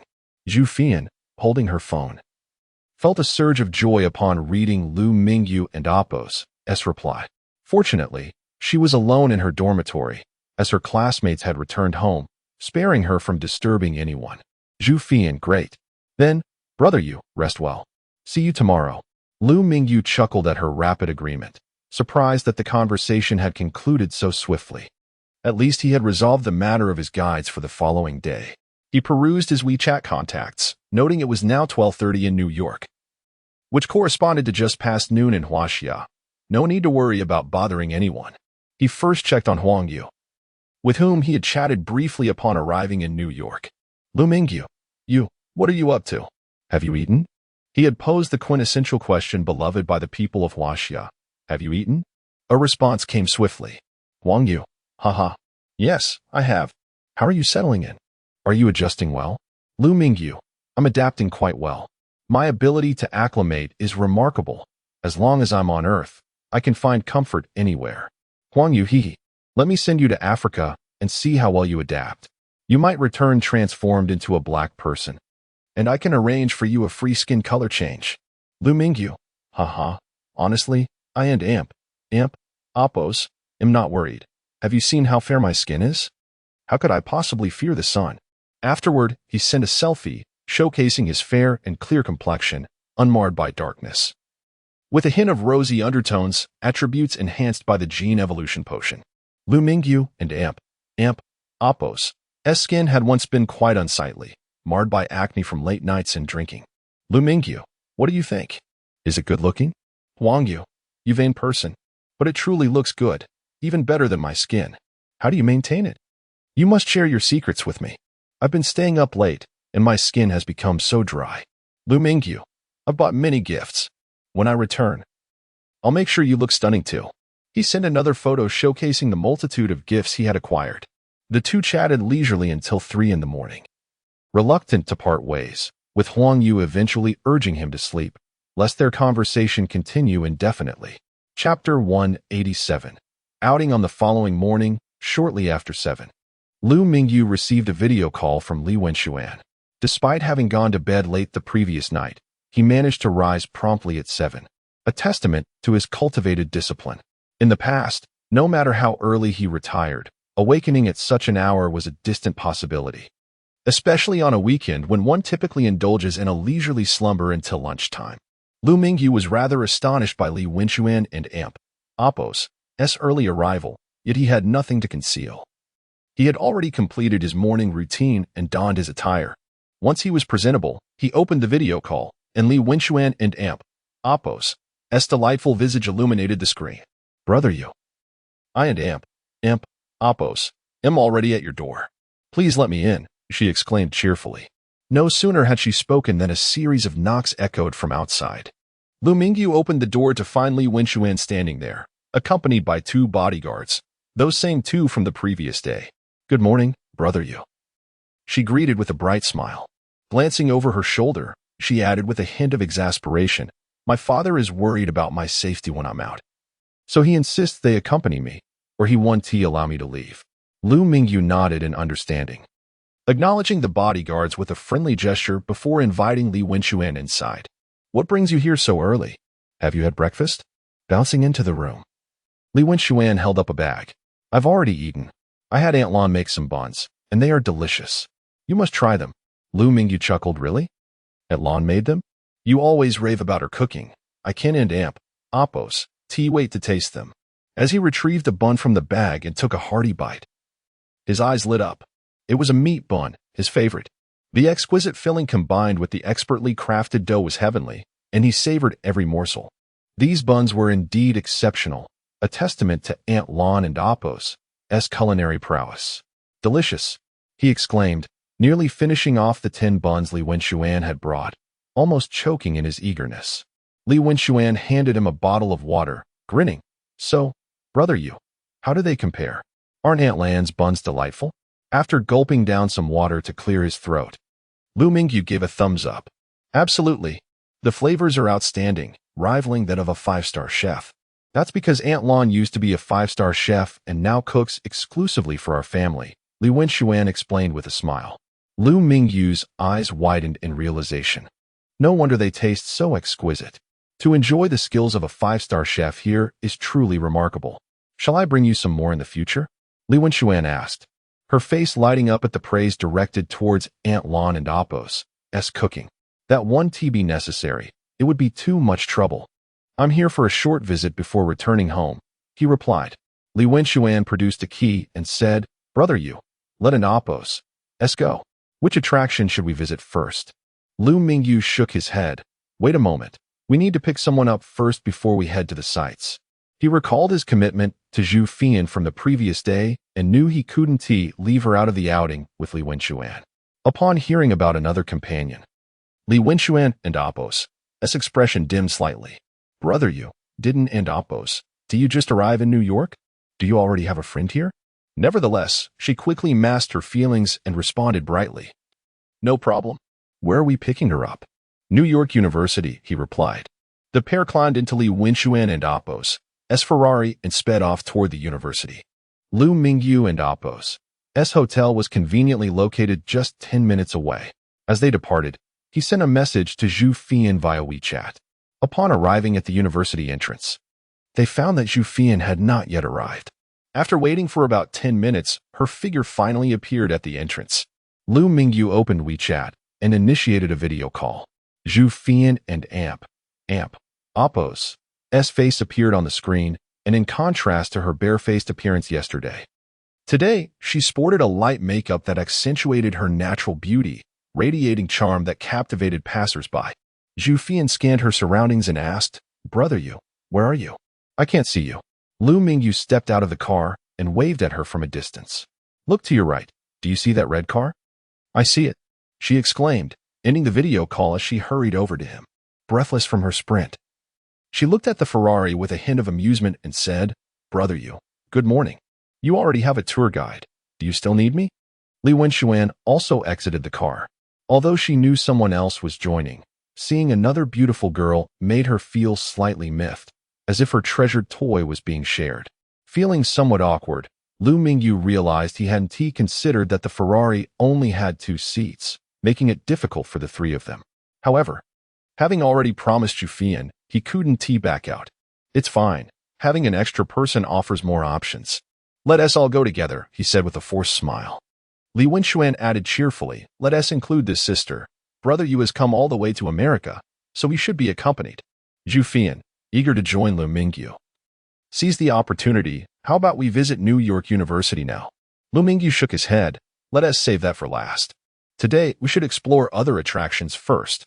Since the Ferrari only accommodated 2 passengers, they were fortunate that the bodyguards were following in a Buick, which had ample space for them. Liu Mingyu and Zhu Fian both lacked driving licenses, so they entrusted Li Wenxuan with the driving duties. Zhu Fian had intended to be the guide, but ultimately, she found herself, like Liu Mingyu, being led by Li Wenxuan as they toured New York's iconic landmarks: Broadway, the Empire State Building, Wall Street, Lincoln Center, Times Square, Central Park, the Statue of Liberty, and Rockefeller Center, each leaving an indelible mark on their memories. However, their explorations were somewhat cursory, should they wish to delve deeper. They would need another day, merely affirming that they had visited these renowned sites. By the end, they realized they had run out of time to visit New York University. At the entrance of New York University, Li Wenxuan asked with a hint of sadness, "Brother Yu, are you returning to China?" Zhu Fian also turned her gaze towards Liu Mingyu, her eyes filled with anticipation. Liu Mingyu nodded. "Yes, I have accomplished my purpose for coming here. It's time to return. When is your flight?" "I can see you off tomorrow," Li Wenxuan offered, aware that Liu Mingyu was resolute in his decision. Given the urgency of their day's itinerary. "Sure, I've already booked my ticket for tomorrow morning at 10, Liu Mingyu replied with a smile. "Can I join you?" "I'd like to see you off as well," Zhu Fian said softly. Li Wenxuan wrapped her arm around Zhu Fian and Apos' shoulder and smiled. "Of course. I'll come by to pick you up tomorrow morning, and we can send Brother Yu back home together." Given their similar ages and the day's enjoyable outings, the 2 girls had bonded remarkably well, akin to longtime friends. Chapter 188, Astonishing Reward on July 4, 2019, at 7 in the morning in New York. Liu Mingyu awoke punctually, as usual, under the influence of his biological clock. After completing his morning routine, he found little to pack since most of his belongings were already stored away. However, considering that Li Wenxuan was coming over later, he decided to prepare 2 suitcases as a semblance of readiness. After all, having bought numerous gifts the day before, it would seem rather unseemly to leave without any luggage. The suitcases were hastily purchased the previous night, and in truth, they were insufficient to contain the abundance of gifts acquired. Nevertheless, it was merely for appearances. He certainly would not be lugging multiple suitcases around. Furthermore, he was aware of customs regulations regarding the importation of goods. The gifts he purchased could very well border on the definition of smuggling, if not outright exceed it. It was no cause for concern, it was all just for show. So he dismissed any worries. Liu Mingyu had arranged with Li Wenxuan to meet at 8:30, so he remained unhurried and leisurely enjoyed breakfast downstairs. The hotel's breakfast was commendable, befitting a 5-star establishment, leaving him quite satisfied. Yet, for reasons he could not quite place, he found himself reminiscing about the meat buns Li Wenxuan had brought the previous day, which seemed to possess a superior flavor. Having finished breakfast, he returned to his room, where the clock struck 8, leaving him with half an hour until their meeting. Liu Mingyu accessed the system interface and noted that in the 2 days since his return, the tasks had refreshed. The previous day's tasks were rather mundane, primarily revolving around the elimination of ordinary zombies. With a commendable reward of 3,000 points for the completion of a mission requiring the defeat of 200 such zombies. While 3,000 points were indeed a generous reward, Liu Mingyu yearned for other types of rewards, such as skill enhancements or item acquisitions. As of now, it appeared that aside from point rewards, skill rewards were the only other option available, with item rewards being conspicuously absent. Was it possible that tasks could only yield these two forms of rewards? Regardless, he thought, more points were still advantageous, as they could be exchanged in the marketplace, potentially surpassing the value of any items awarded. The daily tasks for today were no different from usual, again focusing on the extermination of ordinary zombies, perhaps due to a recent streak of good fortune. The two daily tasks that refreshed today were of a higher caliber. One was a blue-level task demanding the defeat of 50 ordinary zombies for 1250 points, while the other was a purple-level task requiring the defeat of 20 ordinary zombies for 2,500 points. Regrettably, neither task offered the item rewards he had envisioned. It seemed that daily tasks were destined to only present these two varieties. Liu Mingyu felt an unwarranted sense of entitlement, dismissing the prospect of 2,500 points, despite having previously labored for mere hundreds of points. Naturally, he opted to accept the higher point task, the purple-level one, which was indeed a rarity among daily tasks. Liu Mingyu was uncertain if even higher-level tasks existed, but this was the most prestigious task he had encountered thus far. Turning his attention to the challenge tasks, he harbored little hope, merely wishing for a task of similar caliber to the daily ones. Suddenly, Liu Mingyu instinctively straightened in his seat, his gaze fixed on the task list, where he noticed an unusual challenge task. Challenge task, Task 1. Intern pharmacist task level. Green task description. Collect 1,000 grams of energy crystal LV2. Task reward. 1 gene evolution potion LV1 recipe task progress. 0-1,000. Liu Mingyu regarded the task list with a peculiar expression. He had just mentioned to Li Haifeng that he lacked the recipe for the gene evolution potion, and now this task appeared out of nowhere. Could the system be monitoring him? Or was it merely a coincidence? He dismissed the thought, as he had nothing of significant value to attract covetous eyes.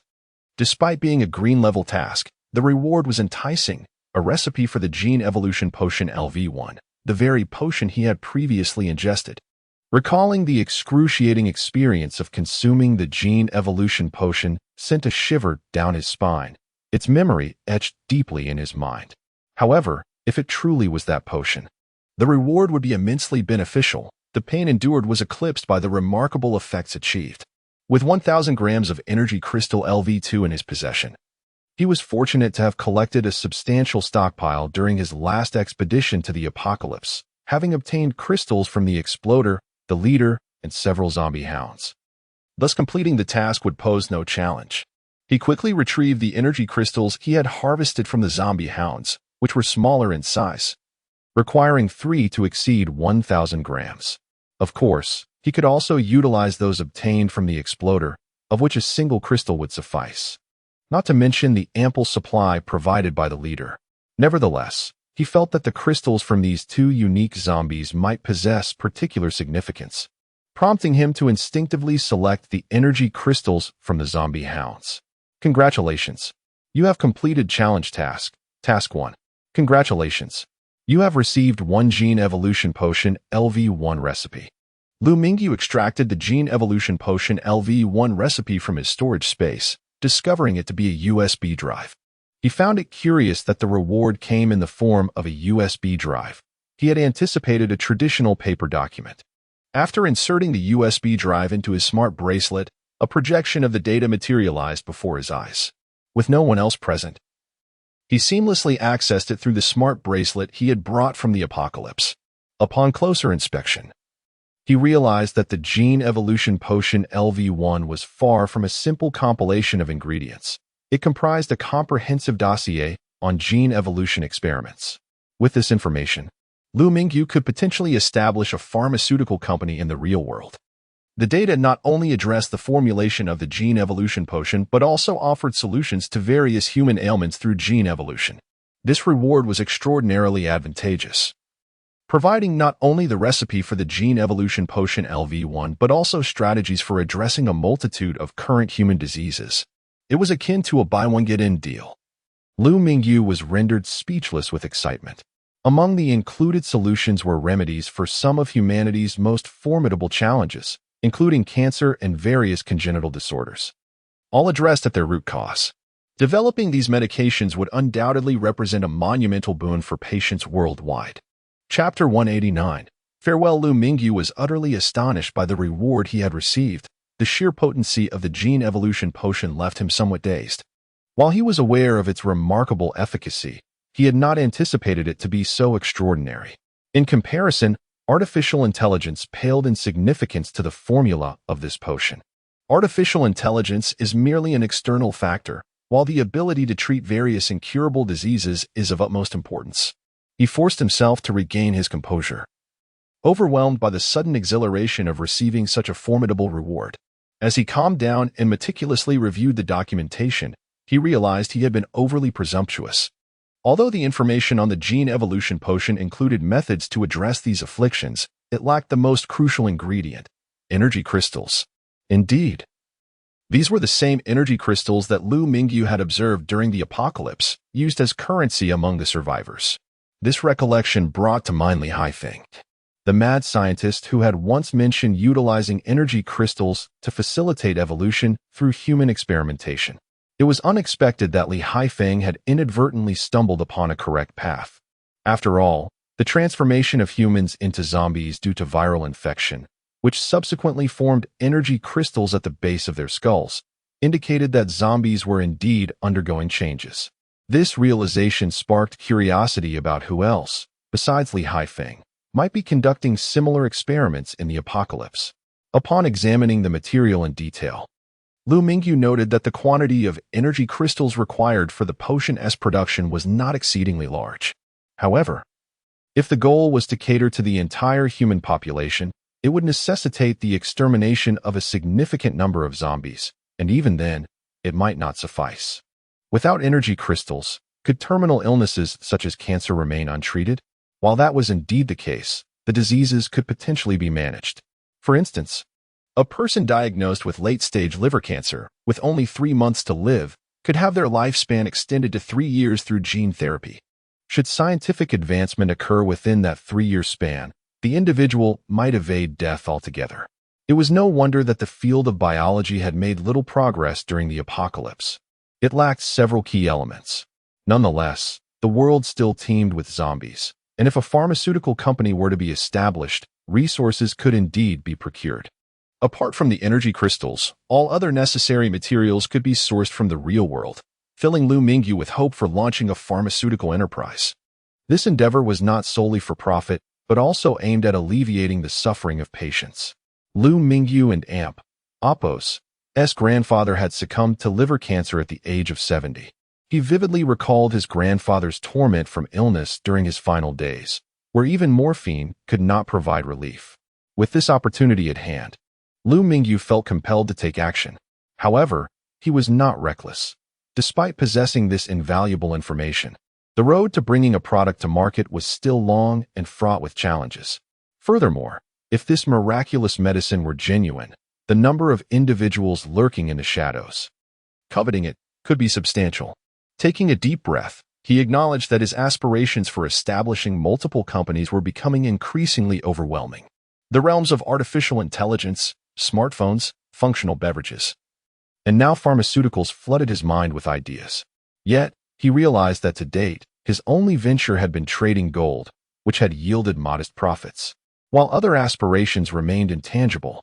Admittedly, since acquiring the Apocalypse system, only about a month had passed, and such endeavors required time to cultivate. They could not be achieved in a single leap. Upon returning home, he resolved to develop the relevant materials thoroughly.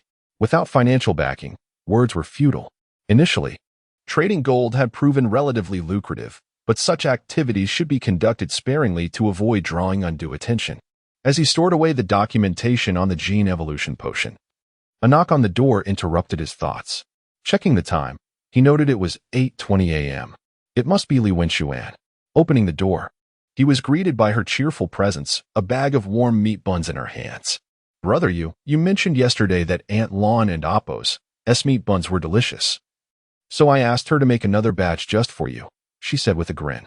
Liu Mingyu accepted the buns, playfully pinching her cheek as he replied, "Thank you." Although he had already had breakfast, the enticing aroma wafting from the bag rekindled his appetite. He took a bun, biting into it and exclaiming, "Delicious. Isn't it? Aunt Lon and Appo's breakfast has been my favorite since childhood. After so many years, I still can't get enough of it," Li Wenxuan stated, her tone nonchalant. To others, her words might have sounded boastful, showcasing her familiarity with such delectable treats.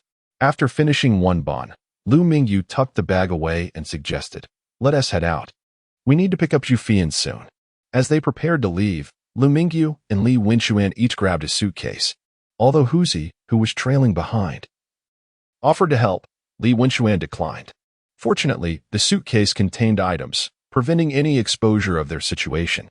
They checked out at the front desk and proceeded to the parking lot. Unlike previous occasions, where Li Wenxuan had driven a striking red Ferrari, today she had opted for a modest Ford. Noticing Liu Mingyu inspecting the vehicle, she explained, "The Ferrari only seats two, and since Sister Fian is joining us today, I had to switch cars." Liu Mingyu nodded, indifferent to the type of vehicle. Having experienced the luxury of a sports car in the apocalypse, he was unbothered by the mundane reality.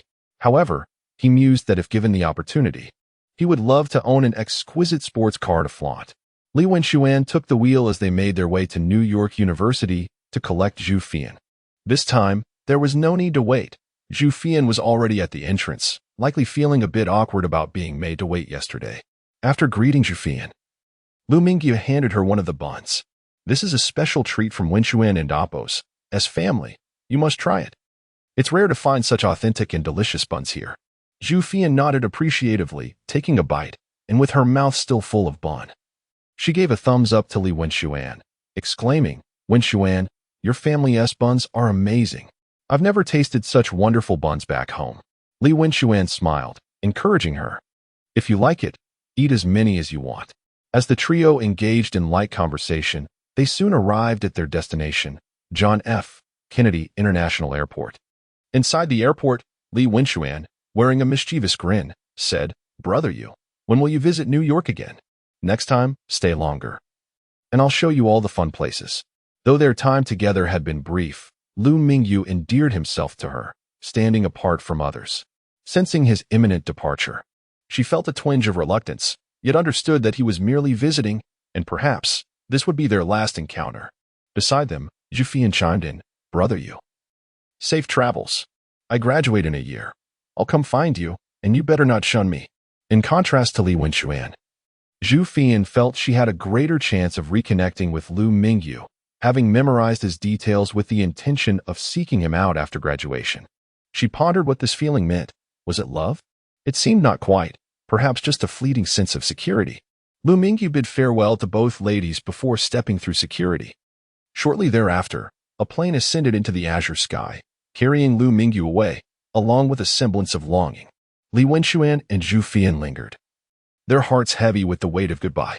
Abruptly, Li Wenxuan clenched her right fist, her countenance resolute, and declared, "I've made up my mind. I shall attend university in China." Zhu Fian gazed at her with admiration, but, recollecting her own imminent return, responded with a radiant smile, "Godspeed." Chapter 190.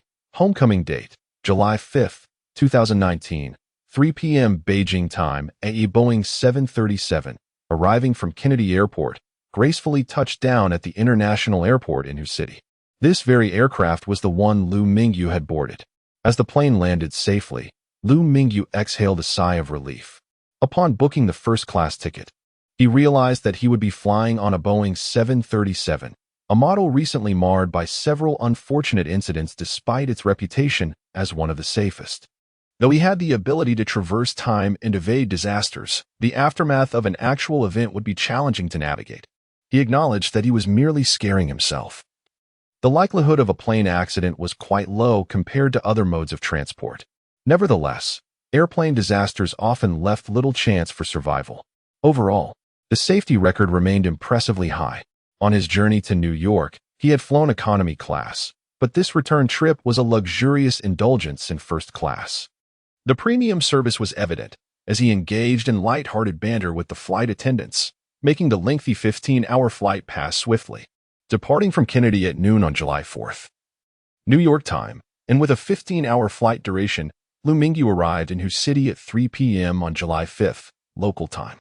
Having coordinated with Huang Yu prior to his departure, he messaged her upon landing while waiting for his luggage. "Dear Yu, I and Amp, Oppos, VE just disembarked. Where are you?" Huang Yu replied. "Charming as ever. I'm already at the arrival's exit." Liu Mingyu responded, "Great.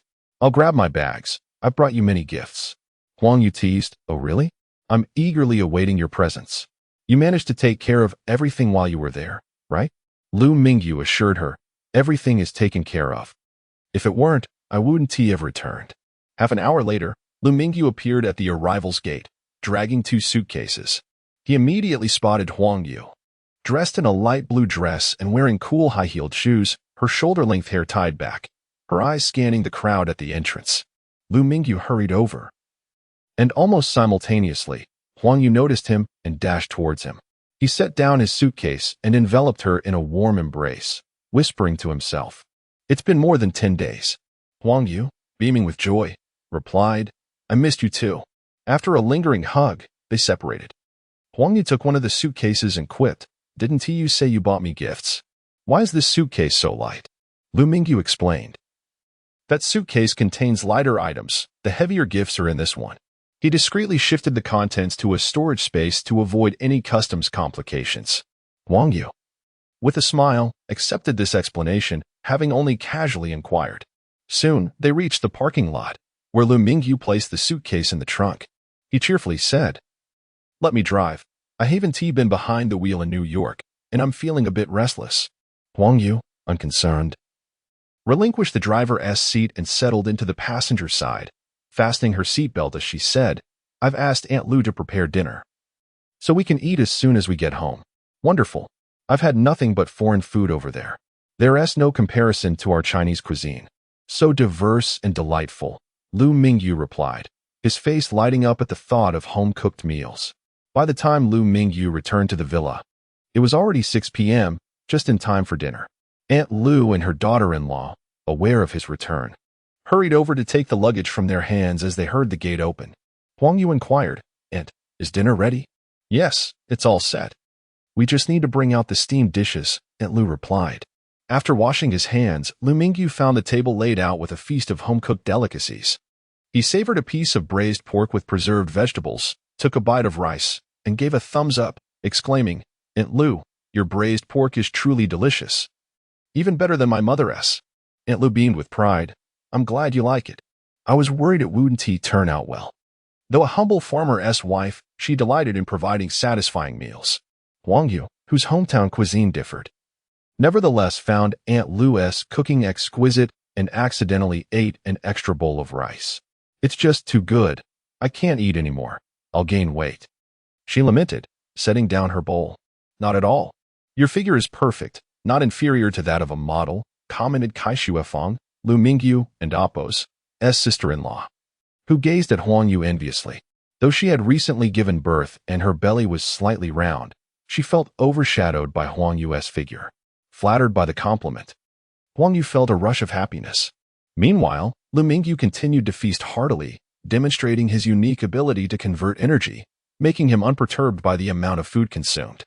The majority of the dishes were devoured by him, and he showed no signs of stopping as others looked on with admiration and curiosity. Is the food in America that poor? The boss returns and eats so much without fear of overindulgence, they thought. Huang Yu, filled with admiration, asked, "Brother Yu, how can you eat so much and not gain weight?" She recalled that Liu Mingyu had been slightly chubby in the past, but now he appeared much fitter, with well-defined muscles. If only she could lift his shirt, she would see his perfect six-pack abs. Liu Mingyu chuckled. "Would you like to know how to eat without gaining weight?" "Yes." Huang Yu and Amp, Appo's curiosity piqued. Aunt Lu and Kai Shuefeng leaned in, eager to hear about this extraordinary ability. They were skeptical about the possibility of anyone truly eating without gaining weight, but they were intrigued nonetheless. Liu Mingyu leaned closer to Huang Yu, startling her. But she remained composed, her gaze locked onto him. "Come to my room tonight, and I'll tell you," he whispered earnestly in her ear. "Go away, you trickster." Huang Yu playfully pushed him away. Liu Mingyu maintained his serious demeanor, insisting, "I'm not joking." "Liars," she retorted, feigning anger. Aunt Liu and Kai Shuefang, initially eavesdropping, sensed the playful exchange and discreetly retreated from the dining table to the living room. Liu Mingyu, adhering to the tradition of not wasting food, polished off the entire spread before him. Chapter 191. To embrace or to reject. That evening, Huang Yu finished her ablutions, her face a tapestry of inner conflict as she paced restlessly within her room. Should she take the initiative to approach him? To do so might portray her as overly eager. Yet, to refrain? Yu Gu had already broached the subject, and by declining, she surely had wounded him.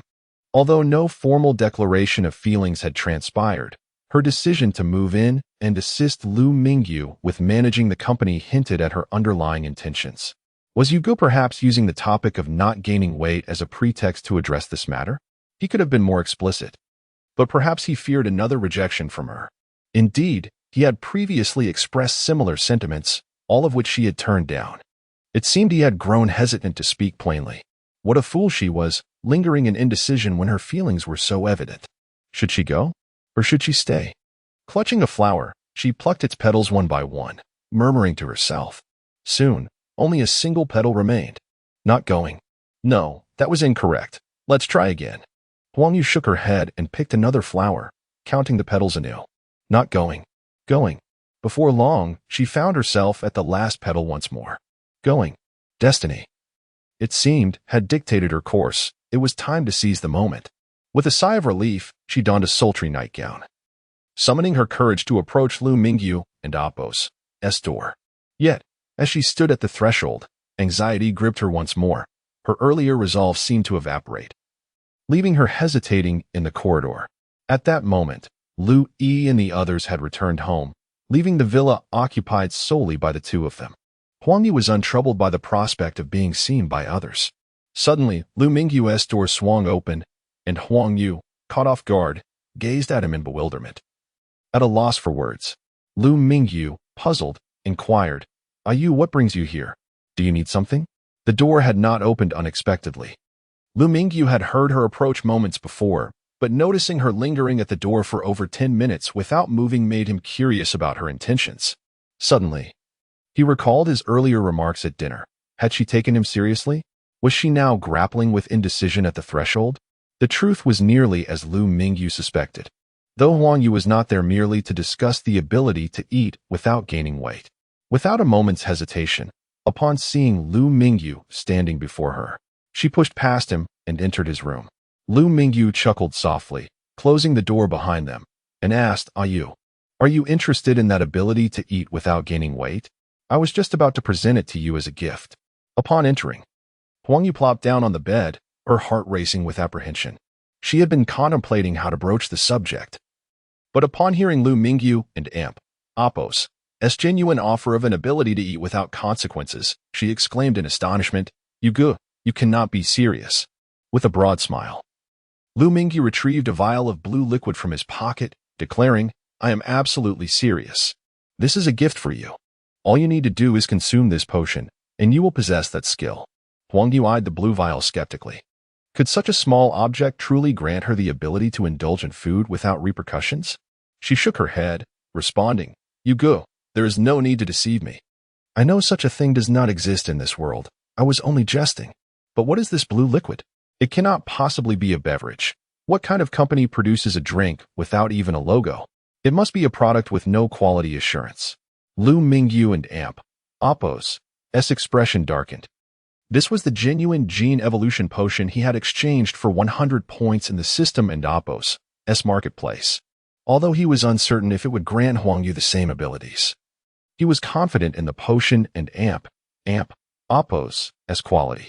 His intention to share something valuable stemmed from his acknowledgement of her, yet she perceived it as a dubious product. Upon closer inspection, the potion did resemble a questionable product, contained within a transparent test tube that seemed hastily filled with an unknown liquid. Had he not already experienced the effects of the gene evolution potion himself, he would have hesitated to offer it to Huang Yu. Gently, he placed his hands on Huang Yu and Amp, Apos, as shoulders, gazing earnestly into her eyes as he insisted, Ayu, this is real. I am not lying to you. This gene evolution potion was developed by my company. Consuming it will significantly enhance your physical capabilities, although the process may be quite painful. Huang Yu regarded Liu Mingyu with suspicion, querying, You go. When did you start a company? Is this gene evolution potion a product of a biotechnology firm?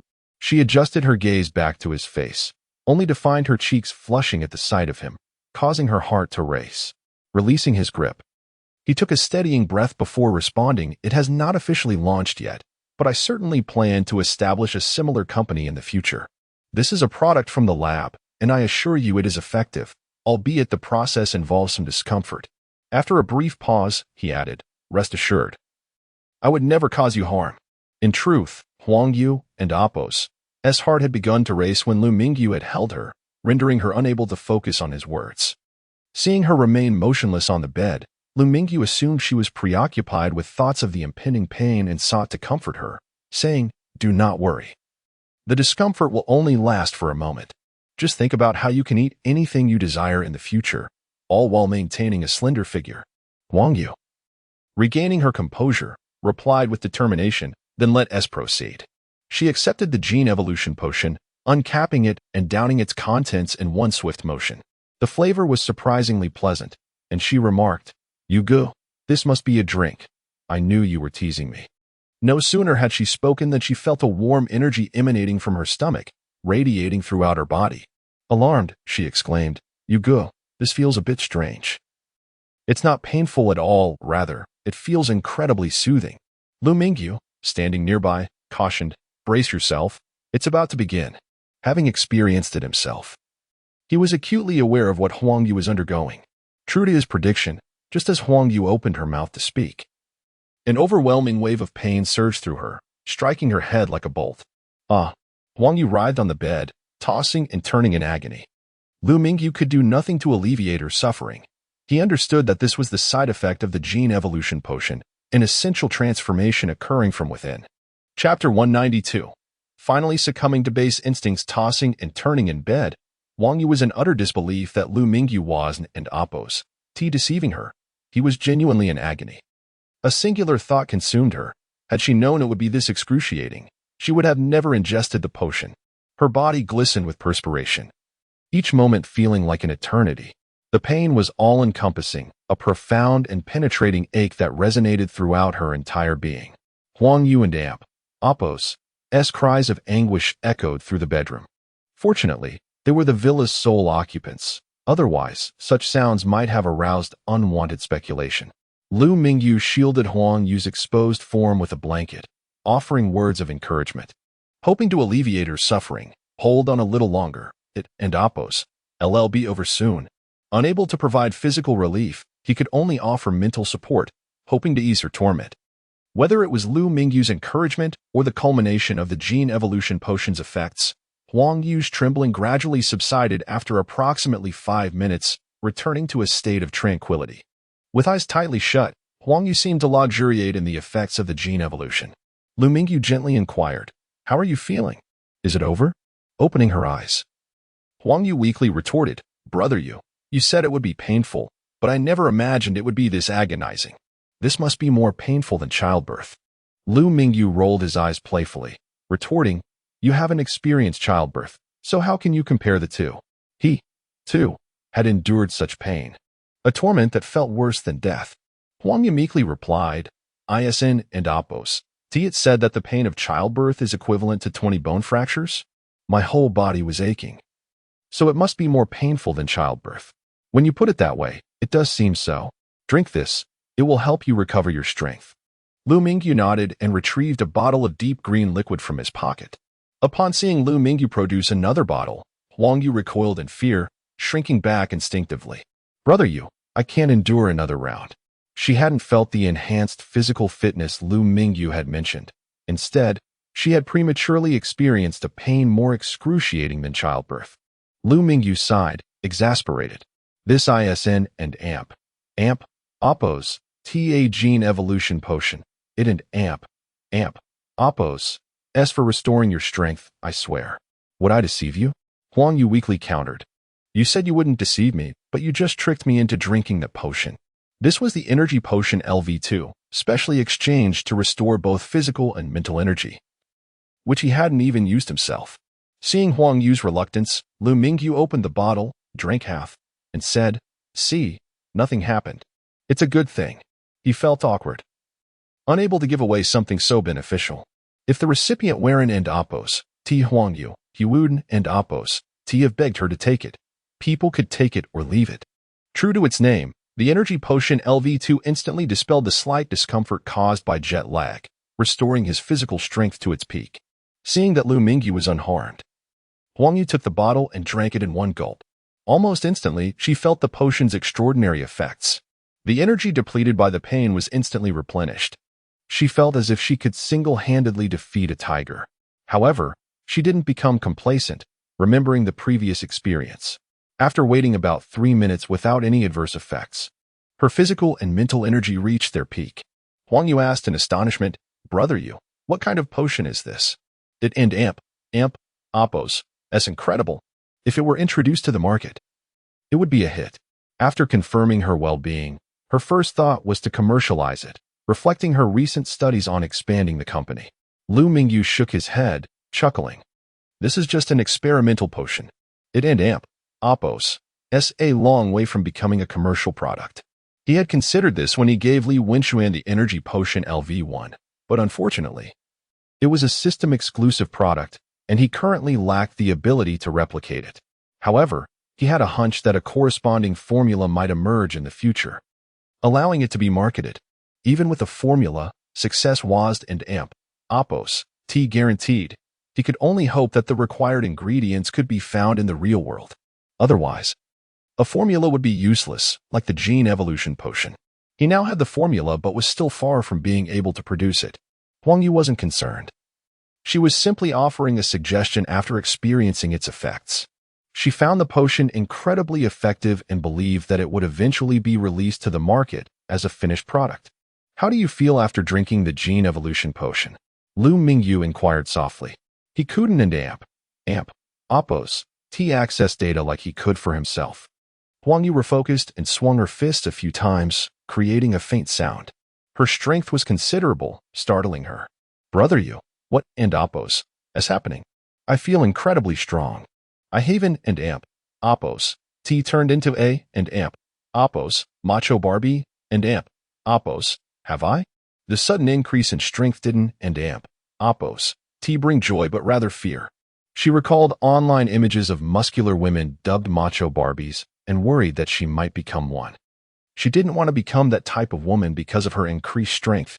Liu Mingyu handed her a mirror, smiling. Don't worry, my Yu is the most beautiful. How could she become A and Appos, Macho Barbie and Appos? Huang Yu quickly took the mirror and examined herself. She didn't and Appos, T see the image she had feared. Except for her face, which was flushed from the pain, nothing seemed to have changed significantly. No, there were changes. She noticed that her skin had become fairer and more radiant. Suddenly, she realized that her pajamas were soaked in sweat from the pain. The pajamas she was wearing were already quite revealing, and the sweat made them even more so. She quickly shielded herself with the blanket. Her face, already flushed from the pain, became even redder. Liu Mingyu couldn't and Appos, help but feel a pang of regret. Seeing Liu Mingyu's disappointed expression, Huang Yu seemed to remember the purpose of her visit, which had been derailed by Liu Mingyu's potion. The courage she had lost returned, and she said shyly, Brother Yu, I and Appos am too dirty. I and Appos am going to take a shower. Liu Mingyu and Appos' eyes lit up, and he nodded vigorously. Chapter 193. I have superpowers too. The relationship between the two has finally been clarified and formally established, bringing them closer together. This morning, Liu Mingyu remarkably did not wake up on time, only opening his eyes at 9:00 and Appos' clock. The first thing he did upon awakening was to glance at the beautiful figure beside him. Fortunately, she was there. It was not a dream.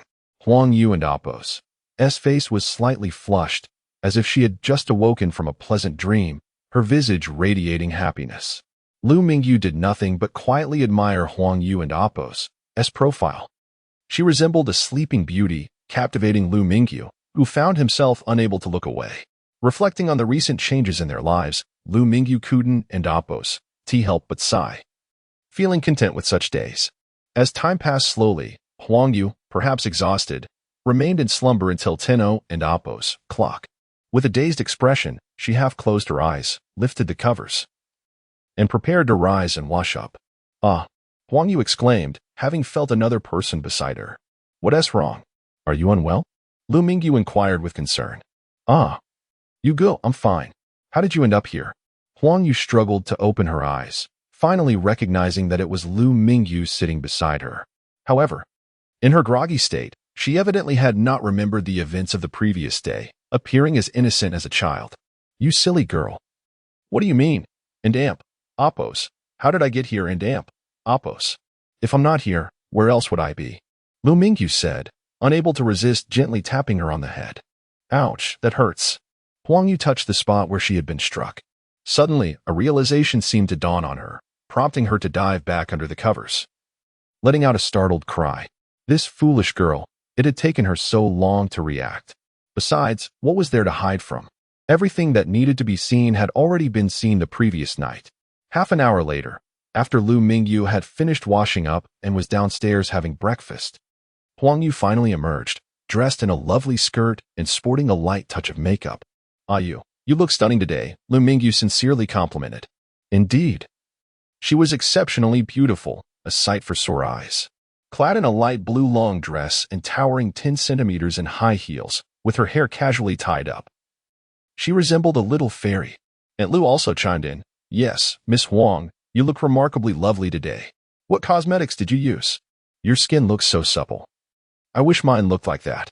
Kai Shuefeng gazed at Huang Yu with envy. Flattered by the praises, Huang Yu smiled and humbly replied, "I didn't use any cosmetics. Perhaps I just rested well today." Aunt Liu playfully admonished, "Exactly. Miss Huang is naturally beautiful. She doesn't need any cosmetics." Yes. Miss Huang is indeed naturally beautiful," Kai Shuefeng quickly added with a smile. "All right, let us eat breakfast," Liu Mingyu interjected. Huang Yu sat down and began to sip the congee. Noticing the congee was running low, Liu Mingyu instructed Aunt Liu, "Aunt Liu, could you please prepare another 4 servings of noodles?" Aunt Liu acknowledged and headed to the kitchen. Huang Yu glanced at the remaining congee, surprised, and asked, "You good? Aren't you full yet? There's still so much. You could have a few more bowls." She knew that the man who had devoured a table full of dishes the previous night would surely need more than just a few bowls of congee. Liu Mingyu shook his head. "I'm full. This is prepared for you." "Prepared for me? This congee is sufficient. I don't need any noodles," Huang Yu replied, shaking her head. Liu Mingyu smiled. "Didn't we say last night that you would gain the ability to eat without gaining weight? Why not give it a try?" Huang Yu took a hearty sip of congee, exclaiming in surprise, "Are you saying that was true last night?"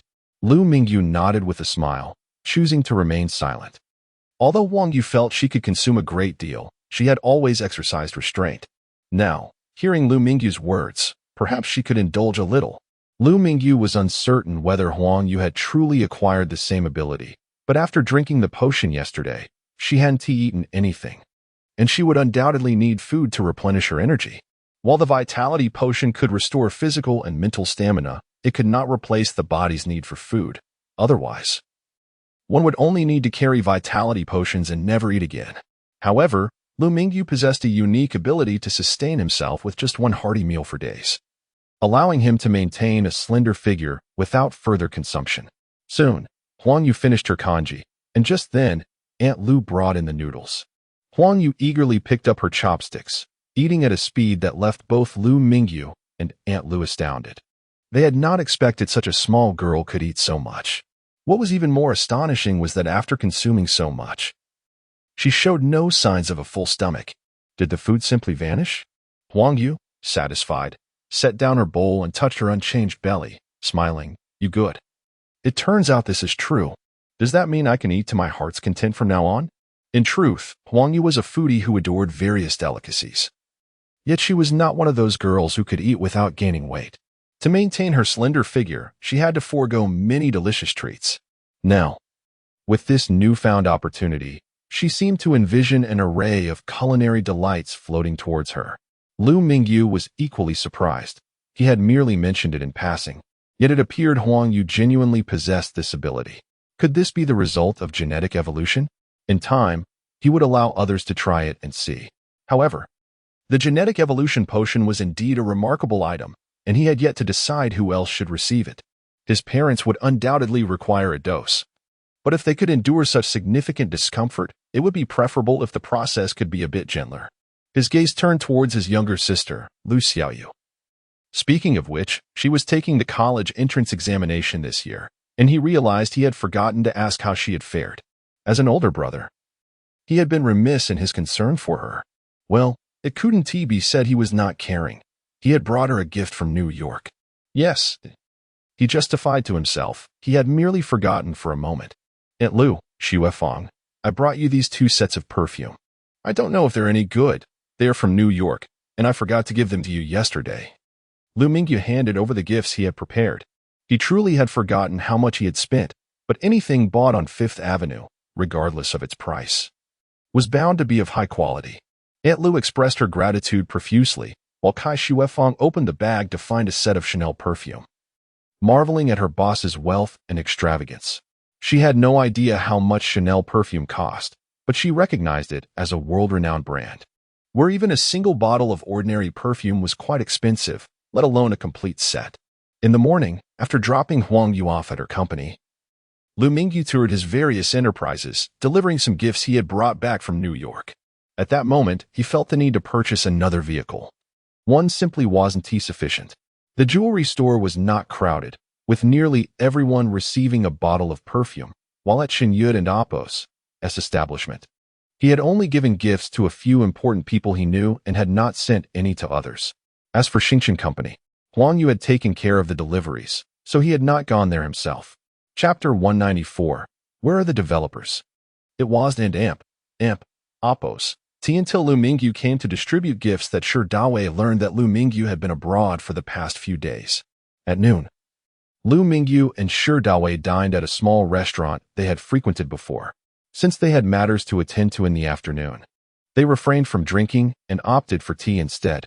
Shi Dawei raised his teacup and said, "Brother Yu, I didn't expect you to sneak off to the land of Sam. How are the ladies there?" Liu Mingyu chuckled. "Sneak off? I was busy acquiring US dollars, which naturally was for my trip abroad. The women in Sam are not as impressive as our Chinese ladies." Indeed, during his brief stay in Sam, most of Liu Mingyu and Appos' as time was spent with Li Wenxuan and Zhu Fian, leaving him little opportunity to explore. Shi Dawei smirked. "Oh, those who have tasted the ocean horse are different. How is it that you returned after just a few days?" Liu Mingyu rolled his eyes. "I finished my business and came back, though I might go again in the future. By the way, have you secured the jewelry supplier you were looking for? Do we have enough other jewelry?" Shi Dawei replied, "I've found the supplier, and the gold shop is officially up and running. We've also secured the second branch in Hangzhou. It's waiting for your confirmation." Liu Mingyu waved his hand. "As long as the supplier is settled, that's fine. If we and Appos re-short on jewelry, let me know. The second branch was found so quickly. Just handle it yourself. I trust you with the gold shop." He needed to focus on the affairs of Xingchen Technology Company and had little time to manage the gold shop. Having entrusted it to Shi Dawei, he had faith in his ability to handle it well. The gold shop's cash flow was decent, but that was mainly in the early stages. Jewelry brought over from the apocalypse could only be mixed with those sold in regular stores and couldn't be heavily promoted like when they first opened. Even so, generating a profit of 1 to 180,000 was entirely feasible. To Liu Mingyu, that amount held little significance. However, in the absence of other income, the gold shop remained his sole source of revenue. After parting ways with Shi Dawei, he visited the warehouse of the trading company to transfer supplies such as the rice needed for the apocalypse. However, he only transferred the supplies and didn't linger, as he had yet to complete all his tasks. Spending time there would be a waste. Perhaps Liu Mingyu's luck had run out, as 2 ordinary tasks had refreshed today. The ordinary tasks, categorized as white level, involved killing 10 ordinary zombies for a reward of 20 points, and both tasks were identical. The challenge task was green level, also requiring the elimination of 10 ordinary zombies, but offering a reward of 100 points. Neither task was appealing, and Liu Mingyu had no intention of accepting them. Undertaking such tasks felt unworthy. Accustomed to earning 1 or 2,000 points from a single task, he found it hard to regard tasks offering only 100 or even tens of points seriously. Huang Yu was managing the affairs at Xingchen Technology Company, but he had inquired about the renovations yesterday due to his busyness. In the afternoon, he returned to Xingchen Technology Company.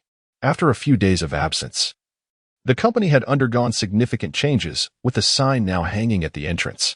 The office was small, only about 300 square feet, but it had been fully renovated and was in the final stages of completion. Upon entering, Liu Mingyu saw Huang Yu directing the arrangement of the office. Liu Mingyu approached Huang Yu and smiled. "Yu, how is it? Is the office ready?" Huang Yu was startled by Liu Mingyu's sudden appearance and exclaimed, "Brother Yu, when did you arrive? Have you finished distributing the gifts?" "Yes, but I'm curious.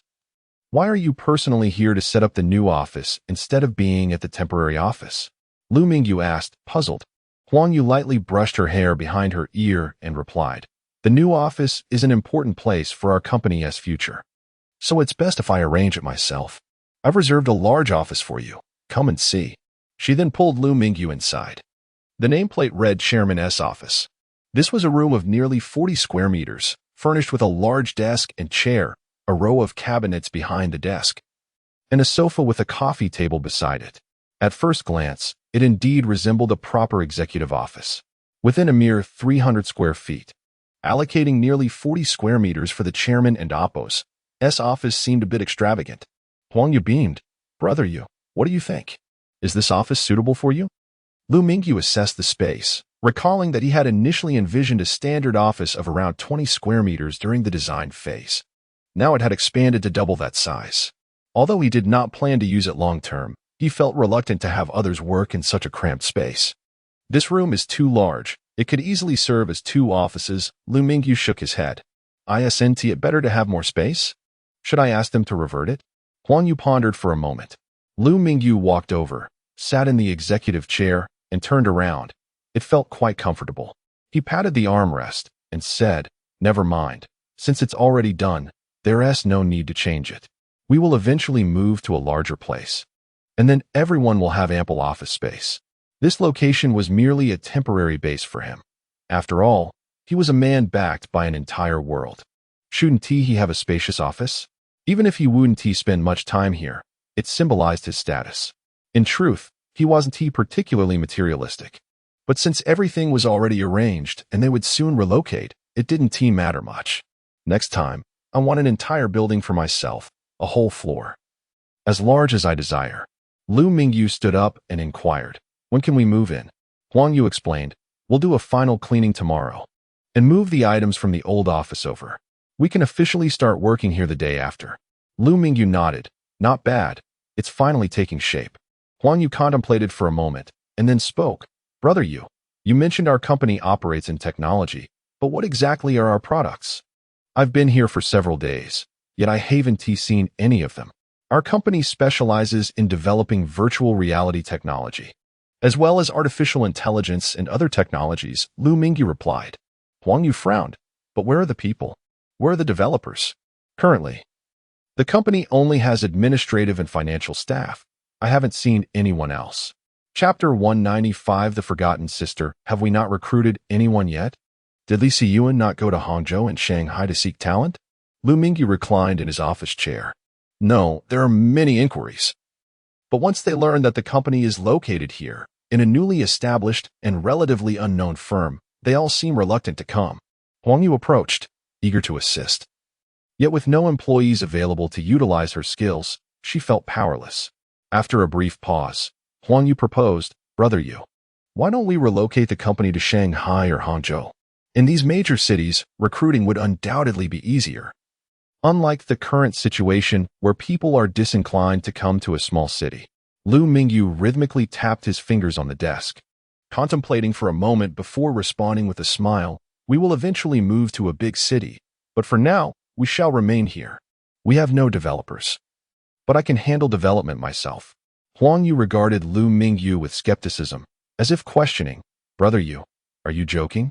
You, a civil engineering graduate, claiming you can develop artificial intelligence and virtual reality technology? Surely, you jest." Noticing Huang Yu and Appo's doubtful expression, Liu Mingyu ceased his tapping and sat up straight. "I assure you, I can manage these tasks. Just give me a few more days, and I will have the app ready. I am confident that people will come seeking us." Liu Mingyu indeed possessed these skills, having dedicated several days to learning during the apocalypse. Although he had yet to reach the technical proficiency of Luo Wenong and his team, he was nonetheless the first in the real world to embrace new technologies and algorithms. However, he did not intend to undertake this alone. His learning was primarily to project an image of capability to potential recruits rather than emerging from thin air. The true developers would still be Wu Jianhao and his team. With Liu Mingyu capable of addressing these challenges, Huang Yu felt reassured. The two proceeded to explore their new office and later inspected the old one. Huang Yu continued to juggle tasks related to the new office, as the company lacked products, leaving them to focus on these matters and recruitment. Nevertheless, the recruitment process was proving to be arduous, with Li Siyuan, the administrative supervisor, still traversing the recruitment scenes in the bustling cities of Hangzhou and Shanghai. In the afternoon, Liu Mingyu took Huang Yu to a 4S dealership, where they acquired a new vehicle. Having two cars would undoubtedly prove more convenient for them. He purchased an Audi A6 for Huang Yu. Although he had initially wished to buy her the latest Audi R8, she declined, emphasizing that during the company's developmental phase, financial prudence was paramount. Ultimately, they compromised with the A6. They also procured two ordinary Buick business vehicles for the company, ensuring that Li Siyuan and the others would have transportation for their recruitment trips without the need to constantly travel to the train station. Huang Yu was left speechless. At the rate Liu Mingyu was spending, no amount of money would suffice. They had yet to earn revenue, yet had already expended a considerable sum. That evening, the pair returned to the villa for dinner. Afterward, they enjoyed a swim in the pool, relishing the intimacy that had blossomed since their relationship deepened. Akin to a honeymooning couple, having their own swimming pool was a luxury. They could swim at their leisure. In the sweltering summer, a refreshing dip was an exquisite delight. After swimming, Liu Mingyu reclined on a lounge chair, gazing up at the starry sky. The weather was splendid, with not a cloud in sight, the stars twinkling brightly, and a crescent moon hanging above. Such clear nights were common in the countryside, but in the bustling cities, they were a rarity, especially in first-tier cities known for severe smog, where even the moon was often obscured, let alone the stars. "This starlight is remarkably beautiful," Liu Mingyu mused from his lounger. "Indeed, it's quite rare. I haven't seen such a sky in ages," Huang Yu replied as she joined him on a neighboring lounge chair. The two sat in silence, quietly admiring the breathtaking view. After a while, Huang Yu suddenly inquired, "Brother Yu, your sister is taking the college entrance examination this year, right? The scores are out. How did she perform?" I believe so. How did you know my sister was taking the exam this year?" Liu Mingyu sat up, curious. "Goodness. You haven't forgotten about your sister's examination, have you? What kind of brother are you? You should promptly ask her how she did," Huang Yu chided, rolling her eyes, clearly aware that Liu Mingyu had overlooked the matter. Liu Mingyu felt a wave of embarrassment wash over him. He had genuinely forgotten. The last time he spoke with his mother, the topic had not arisen. He began to wonder if his parents had also neglected to inquire about his sister's college entrance exam, especially his mother, who was likely to have forgotten. He recalled a joke he had seen online about a person in their sophomore year of college whose father still asked if they were taking the entrance exam that year. He had thought it was merely a joke, yet it seemed to have manifested in his own family. Checking the time, he noted it was only 9:40 p.m. It was still early, and the household had not yet retired for the night. He picked up the phone and dialed. Beep, beep, beep. Liu Mingyu was the first to speak. "Hey, little sister, what were your exam scores? You haven't told your brother yet." His sister, Liu Xiaoi, was taken aback by the sudden call, momentarily stunned by her brother's unexpected inquiry. After a brief pause, she replied, "Big brother, it's you who has been neglecting your sister. You didn't check in during the exam, and now that the results are out, you still haven't asked. I already shared my scores in the family group. You should pay attention." Feeling guilty, Liu Mingyu realized he had been preoccupied with other matters these days and had indeed missed his sister's message in the group chat. He quickly pulled up his phone to review the chat history and discovered her results: Chinese, 128, Mathematics, 132, English, 125, Science Comprehensive, 245, total, 630. Liu Mingyu and Amp. Oppos. S eyes widened in astonishment at his sister and Amp. Oppos. S impressive performance, far exceeding his own scores from when he took the exam. He vaguely recalled scoring just over 500. He excitedly exclaimed, "Little sister, your scores are excellent. You've outperformed your brother.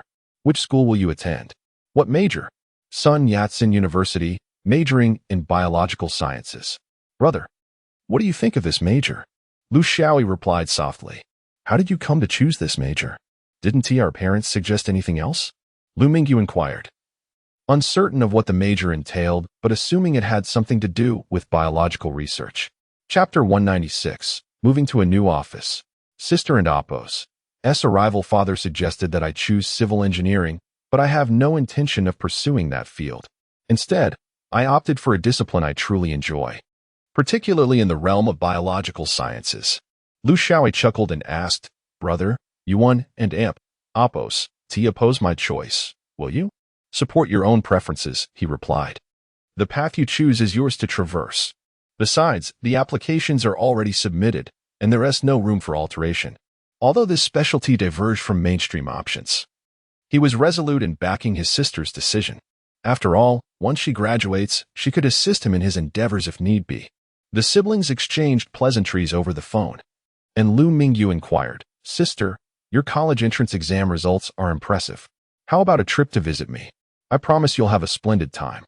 Lu Xiaoyi responded with delight, "Really? Brother, you must keep your word. I'm coming over for food, drink, and fun. Coincidentally, my friend has invited me to travel to Hangzhou."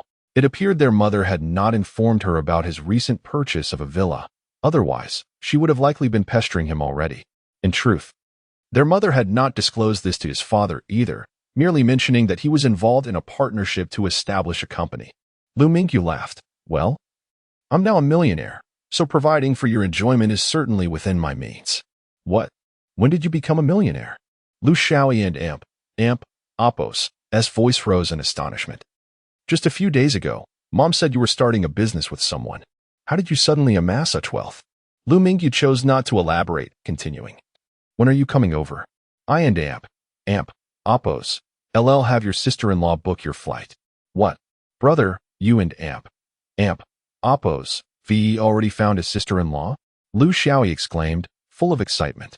"I and Amp, Oppos, am coming over immediately, ready to enjoy life." "All right then, when will your friend arrive? Are you coming together, or will you come first?" Liu Mingyu asked. Lu Xiaoyi pondered for a moment. "I'll ask her shortly. It should be within the next couple of days. Consider it, then. Please send me your ID number, and once everything is confirmed, let me know." After requesting her ID number, the siblings chatted about family matters before ending the call. Beside him, Huang Yu inquired, "So, when is your sister coming? Do you need me to arrange anything?" "I'll handle it. You're busy with company matters, and I have more free time. Besides, she needs to confirm the schedule with her friend first," Liu Mingyu replied with a gentle smile. Indeed, though Liu Mingyu was the actual owner of Xingchen Technology Company, he had little time to manage it, with Huang Yu playing the pivotal role instead. Huang Yu nodded, aware that they needed to relocate to a new office and address various other tasks. She wanted to ensure she had sufficient time to make a good impression for their first meeting. Currently, there was little pressing business for Xingchen Technology, as they had yet to launch any products. Huang Yu, recognizing her lack of management knowledge, was diligently learning and seizing every opportunity to improve. That evening, the two engaged in an intense sparring session. Both had used genetic evolution serum, granting them remarkable stamina, allowing their exertions to last considerably long without the aid of energy potions. On July 7, 2019, at 7 in the morning, Liu Mingyu resumed his daily routine, working out in the gym for an hour. Given his current physical condition, exercise offered him minimal benefit. The hour merely served as a warm-up. At 8, he reviewed his task list but found no particularly appealing assignments. However, There was a collection task that yielded a modest 200 points after gathering some energy crystals, which was a welcome improvement to his dwindling score. During breakfast, Huang Yu received a call informing her that the new office had been thoroughly cleaned and was ready for occupancy. Since it was available, Liu Mingyu, lacking any superstitions about auspicious dates, decided to move in that very day. The relocation of their office was not a significant affair, given that Xingqian technology had been established for less than a month and possessed little to transfer. A truck was summoned, and the move was completed in one trip. With a total of only 10 personnel, including Liu Mingyu and Huang Yu, the task was straightforward. Although Liu Mingyu did not frequent the office often, he was familiar with the original hires. To celebrate the new office, he reserved a lunch at Jingjiang International Hotel with Chunyu's VIP card. Booking a table was now much more convenient, requiring minimal advance notice and ensuring a private dining space. On July 8, 2019, Liu Mingyu did not accept any tasks as none were particularly fruitful. Today marked the arrival of his sister and her friend in Hangzhou for their trip. While Jiaqing lacked an airport, two major cities nearby, Hangzhou and Shanghai, both had airports. Hangzhou's was closer, making it the preferred choice. Initially, Liu Mingyu intended to book a first-class ticket for his sister, but she opted for a standard economy seat to travel with her friend.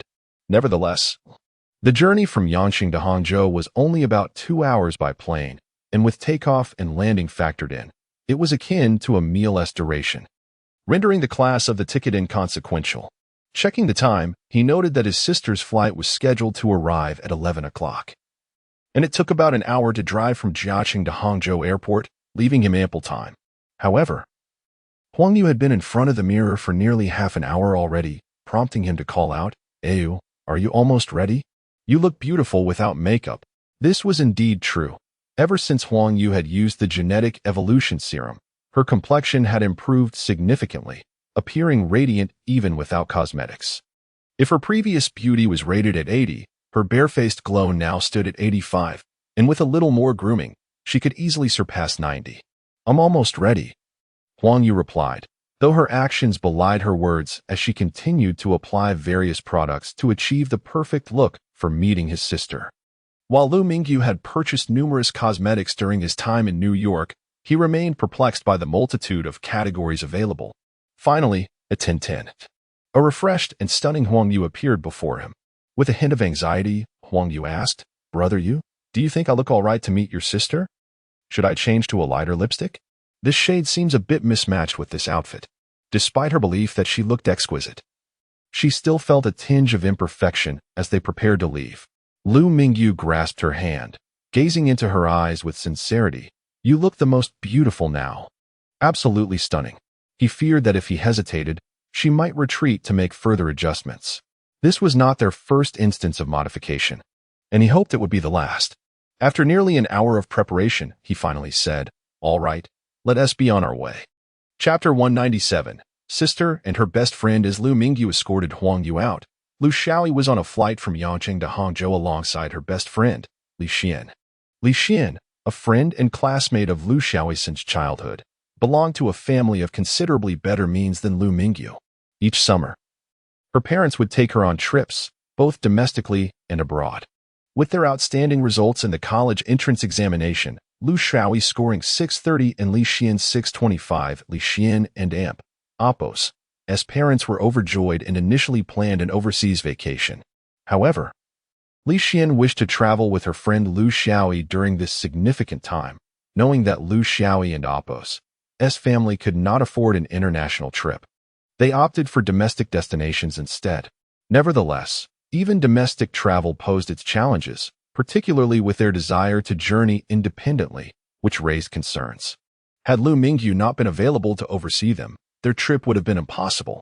Even so, Li Xian and Appos' parents reiterated their advice before allowing them to go. On the airplane, Li Xian, accustomed to traveling during winter and summer vacations, regarded the flight merely as a standard means of transportation. In contrast, it was Liu Shaoyi and Appos' inaugural flight, and she was filled with excitement, seated by the window and gazing curiously outside. Familiar sights, often seen in films and on television, appeared even more captivating through her own experience. Xiaoyi, we owe this trip to your brother. Otherwise, our plans would have fallen through. But why didn't you tell him sooner? We could have left earlier, Li Xian remarked. Lu Xiaoyi, her eyes fixed on the view outside, smiled brightly. It's fine. It's not too late now. We still have a month and a half before school begins, about 40 days, which is ample time to explore every corner of Jiangnan. Time flew by, and after finishing a few drinks, the plane began its descent. The flight attendant and Appo's voice resonated through the cabin. Ladies and gentlemen, we are now beginning our descent. Please secure your belongings. Wow, we're descending already? That was fast, Lu Xiaoyi exclaimed. At Hangzhou Airport, Liu Mingyu and Huang Yu arrived punctually at 11 o'clock at the domestic arrivals exit. Hurry, if my sister comes out and can't find us. It'll be a hassle, Huang Yu said anxiously as she stepped out of the car. Calm down, Yu. It and Appo's, it's only 11. We have plenty of time. They'll need a moment to disembark. Besides, it's the age of communication. If they can't find us, surely they can call. Liu Mingyu replied with a wry smile, bemused that it was Huang Yu, who had been meticulously applying makeup earlier, now fretting. Nevertheless, he quickened his pace to match her urgency. As his phone rang, Liu Mingyu saw it was his sister calling. Brother, I've landed. Which exit are you at? Lu Xiaoyi and Appo's voice came through. Liu Mingyu glanced at the exit sign. T3. We'll be out shortly. Meanwhile, Huang Yu was intently scanning the crowd at the exit, anxious not to miss them. Noticing her nervousness, Liu Mingyu reassured her. Relax, it's just my sister, not the parents. She murmured, her gaze still fixed on the exit. 20 minutes later, Huang Yu suddenly shook Liu Mingyu and Appo's arm and pointed towards the exit. Brother, look. Isn't that Xiaoyi? Upon closer inspection, Liu Mingyu confirmed it was indeed his sister and her friend Li Xian, who were scanning the crowd as they walked. Liu Mingyu waved vigorously and called out, Xiaoyi, over here. His voice was loud enough for Liu Xiaoyi to spot him instantly. They navigated the barrier and emerged into the arrivals area. Brother, is this my sister-in-law? Liu Xiaoyi exclaimed joyfully, then turned to Huang Yu. Hello, sister-in-law? Huang Yu beamed at the affectionate address, replying, Hello, Xiaoyi. And you must be this classmate of hers. Li Xian also greeted Liu Mingyu warmly. Having grown up alongside Liu Xiaoyi, he was quite familiar with her. Liu Mingyu then introduced everyone to each other, establishing their initial acquaintance. All right. Let us head back and chat. We have plenty of time to catch up, Liu Mingyu suggested with a smile. They departed in Liu Mingyu's BMW. Upon arriving at the parking lot, Liu Xiaoyi was taken aback by the rapid ascent of her brother and Appo's fortunes. Brother, when did you buy this car? What company are you running to earn so much? She inquired, astonished. A tech company, he replied. Wow, you're incredible. I thought you were joking. She exclaimed. Oh please. I've even sponsored your trip here, and you still doubt me? Liu Mingyu chided playfully. Well, you have a history of pulling pranks on me. Who knows if this is real? Liu Xiaoyi retorted, casting a skeptical glance at him. What benefit would I gain from fooling you? I'm not that bored. Liu Mingyu replied, a hint of annoyance in his voice. After all, he had only tricked her once as a child over her pocket money to go to an internet CAF. Did she really need to hold on to that memory so tightly? By the time they returned to the villa, it was already 12:30. Liu Xiaoyi and Li Xian were once again in awe.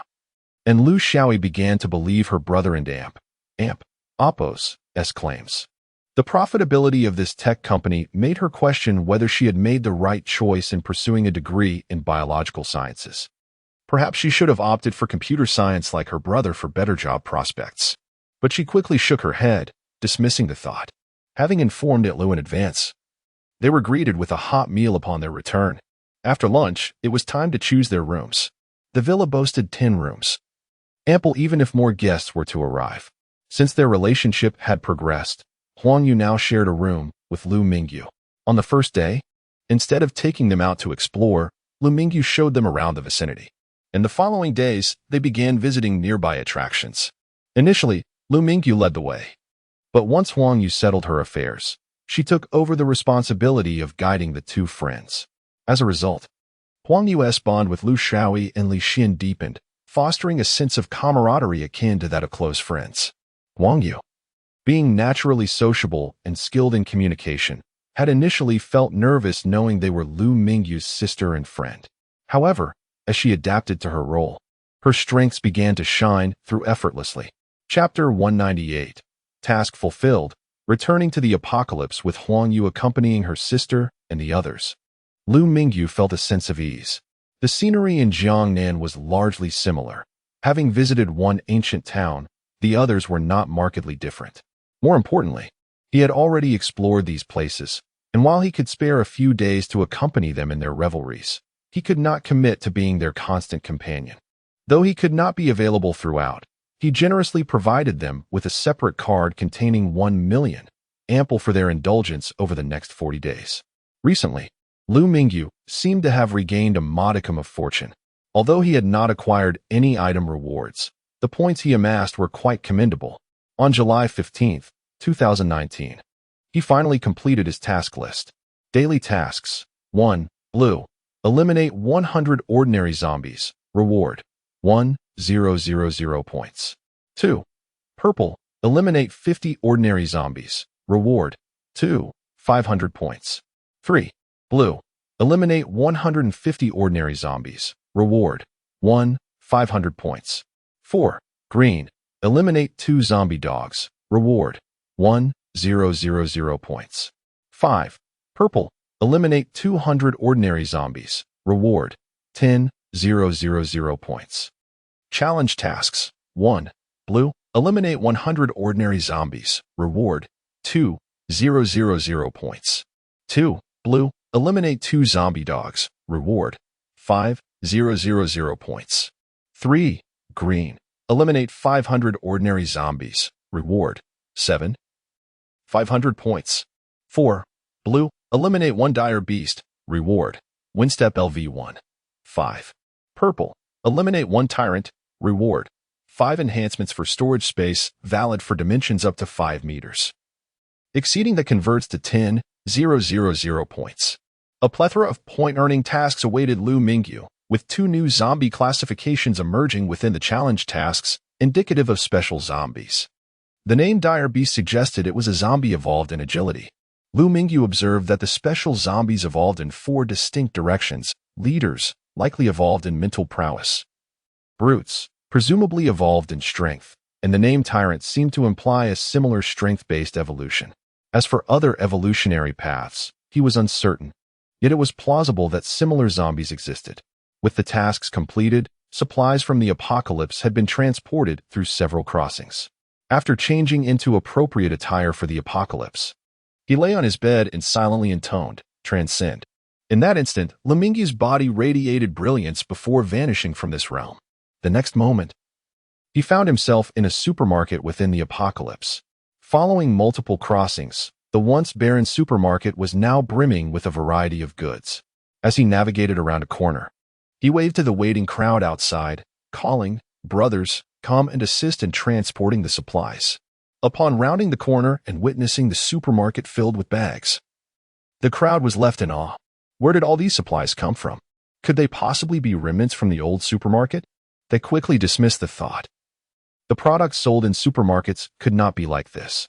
All the rice, salt, and cured meats were encased in plain white bags devoid of logos, as Liu Mingyu had specifically instructed the trading company to package them this way, ensuring no information leakage. Since these goods were not remnants from the old supermarket, they could only be supplies brought in by their boss. The crowd was astonished by their boss and Appo's prowess. To store such a vast quantity of supplies in a zombie-infested area demonstrated immense capability. However, they wondered why he would place the supplies in such a perilous location instead of a secure one. It soon dawned on them that this was a strategic choice. No one would suspect that such an abundant stash was hidden here. Zombies were uninterested in rice, solely drawn to the living, making this location surprisingly secure. Unbeknownst to them, Liu Mingyu and Appo's choice to store the supplies here was merely for show. He could not conjure such resources out of thin air at the resort and had to resort to this elaborate ruse. After a moment of admiration, the crowd immediately set to work transporting the goods. 50 individuals worked swiftly, and within half an hour, all the supplies were loaded onto automatic carts. Let us depart, Liu Mingyu commanded. The security team led the way, with the others closely following. Since they had cleared the area upon arrival, they encountered no zombies on their return. A fortunate turn of events. Upon reaching the parking area for the large truck, there was no need to unload the cargo. They simply drove the automated carts onto the truck. Compared to their initial speed, the return journey was slower, which was a relief for those aboard, allowing them to avoid the dizziness of their earlier trip. This was also due to the substantial cargo in the truck, which required the driver to be cautious, as it pertained to the welfare of every employee in the company. As the large truck returned, it drew a crowd eager to witness the haul. Everyone was aware that the truck had been dispatched by the boss to retrieve supplies. I wonder what he has brought back? I would love to be a porter. Each person stands to earn an average of 20 contribution points. Alas, I was not chosen. With your frail stature, you would likely be the one being carried, not the other way around. Someone like me would be the ideal choice for portering. Why didn't you volunteer then? I simply wasn't selected. Had I been, I would have been there in a heartbeat. Enough chatter, look. A truckload of supplies is being unloaded.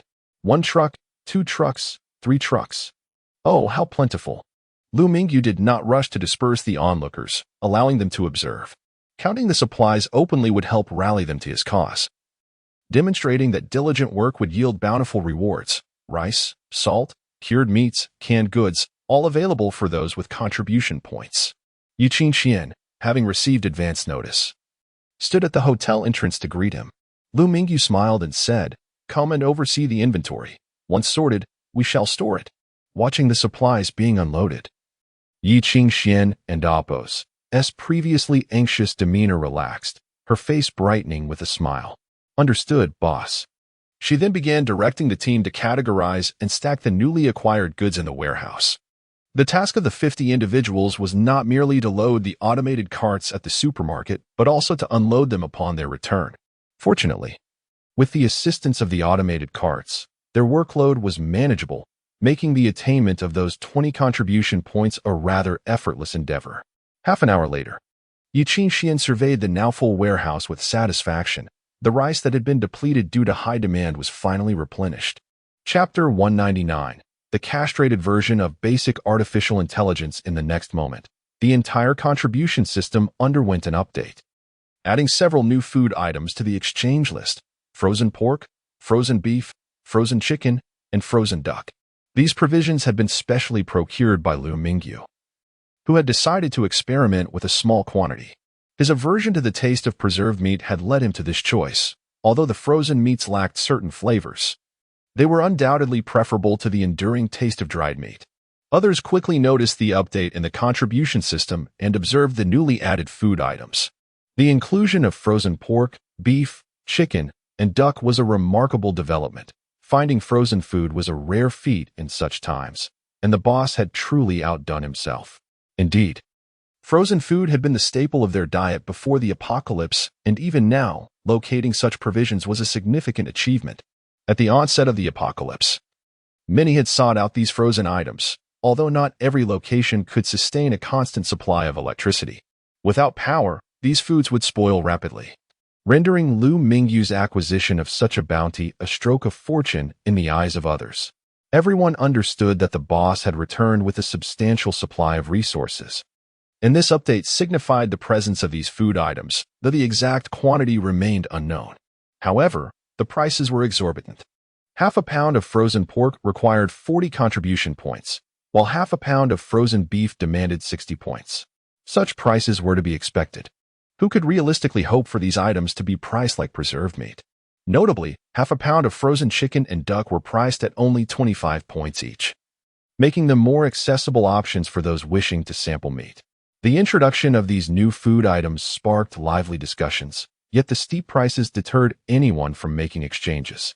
Although some individuals had amassed considerable contribution points through resource recovery, their past experiences of hunger led them to prioritize the exchange of rice when they had the means. The sentiment of having surplus grain brings peace of mind resonated deeply among them. They resolved to wait until they had accrued more contribution points to explore other meat options. Soon, the contribution system issued a new announcement. "Dear employees, we are pleased to announce the addition of pork, beef, chicken, and duck products in the company cafeteria. We welcome everyone to come and savor these delights. Xingshan Corporation not only provides food exchanges but also offers finished products for sale. After all, not everyone enjoys cooking.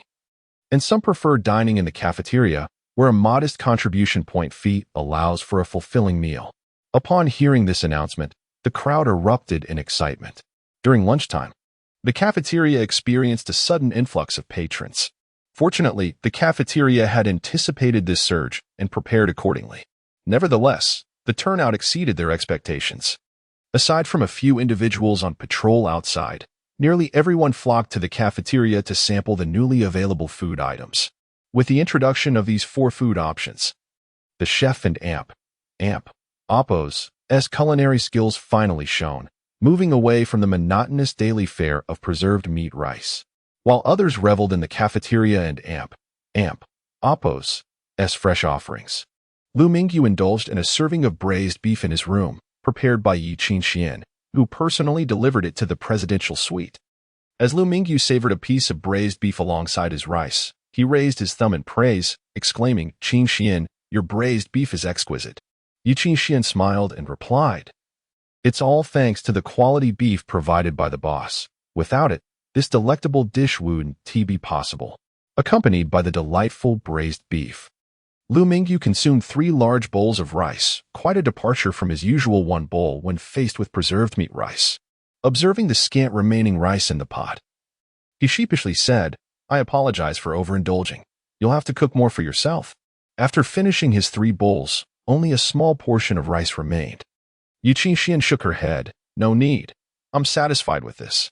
Post-lunch, Liu Mingyu reclined comfortably in a sunlit lounge chair. Suddenly, his smart wristband emitted a series of chimes. Upon opening the video call, Wu Jianhao's face materialized in midair, announcing, "Boss, we did it." "We did what?" Liu Mingyu, still somewhat dazed, suddenly recalled and gasped. "You mean you successfully transferred the basic artificial intelligence to the smartphone?" This was pivotal for his commercial plans in the real world. And Ikuden and Appo's contained his excitement. Wu Jianhao nodded vigorously. "Yes, boss. With Feiyan and Appo's assistance, we have flawlessly integrated the castrated version of the basic artificial intelligence into the smartphone you provided." "Excellent. Very well. Wait for me in the lab. I'll be there shortly." After ending the call, Liu Mingyu hurried towards the laboratory. Upon entering, he strode with purpose, exclaiming, "Where is it? Show me the experimental subject." Wu Jianhao handed him a mid-range smartphone produced by Huawei. Liu Mingyu activated the device, and a charming cartoon panda appeared on the screen, adorably stating, "Who are you? You are not my master.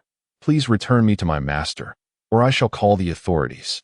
Disregarding the assistant's words, Liu Mingyu attempted to operate the phone. But regardless of his efforts, he was unable to navigate the program, as if the smartphone had transformed into a mere brick. He quickly deduced that the intelligent assistant had taken control of the device. Only the rightful owner or an authorized individual could operate it. The alarming feature was indeed impressive. While other phones boasted similar functionalities, this one possessed the ability to autonomously alert authorities after making a judgment. Returning the phone to Wu Jianhao, Liu Mingyu requested that he unlock the permissions. Once he regained control, he initiated the installation of the app for the artificial assistant, which allowed for a series of configurations, revealing no particularly remarkable features at first glance. However, once installed, the advantages of this intelligent assistant became apparent. Throughout various software applications, the assistant provided exceptional support, enhancing the phone's functionality by over 20. It is important to note that a typical smartphone upgrade only offers a mere 20 improvement, if that. Even minor modifications can lead manufacturers to label a device as the next generation. Now, with the introduction of an intelligent assistant, existing smartphones could achieve this remarkable performance boost, a concept that seemed unfathomable.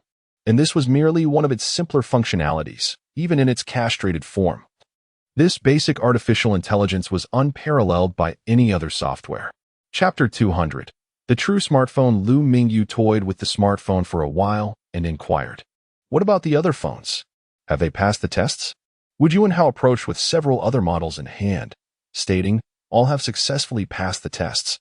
The performance improvements are relatively minor, though some higher-spec smartphones run much smoother and can offer enhanced performance. Liu Mingyu nodded, acknowledging that it was only natural for a superior device to operate more fluidly and yield greater performance. He proceeded to test various smartphones from the same brand as well as others, including Huawei, Xiaomi, and Apple, all of which operated flawlessly. The successful transplantation of the trimmed-down version of the rudimentary artificial intelligence exceeded Liu Mingyu and Oppo's expectations. Even a basic smartphone priced around 1,000 yuan, after installing the intelligent assistant, experienced an overall performance boost of at least 20, while the best-configured models saw enhancements nearing 50. This revelation startled Liu Mingyu. A 50 performance increase was akin to a generational leap, a feat typically reserved for groundbreaking advancements. Initially, Liu Mingyu intended to test the gaming capabilities but realized that the newly acquired phones lacked popular games, containing only pre-installed applications. He recalled having given his previous phone to Wu Jianhao and his team, which served as their first smart device for research. During that process, he had deleted several key pieces of information, ensuring that they would perceive any remnants as belonging to a previous user, oblivious to their true origin.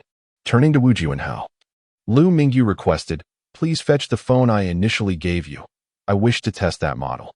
Wu Jianhao nodded and retrieved the Huawei Honor 5, a device Liu Mingyu had purchased 3 years prior.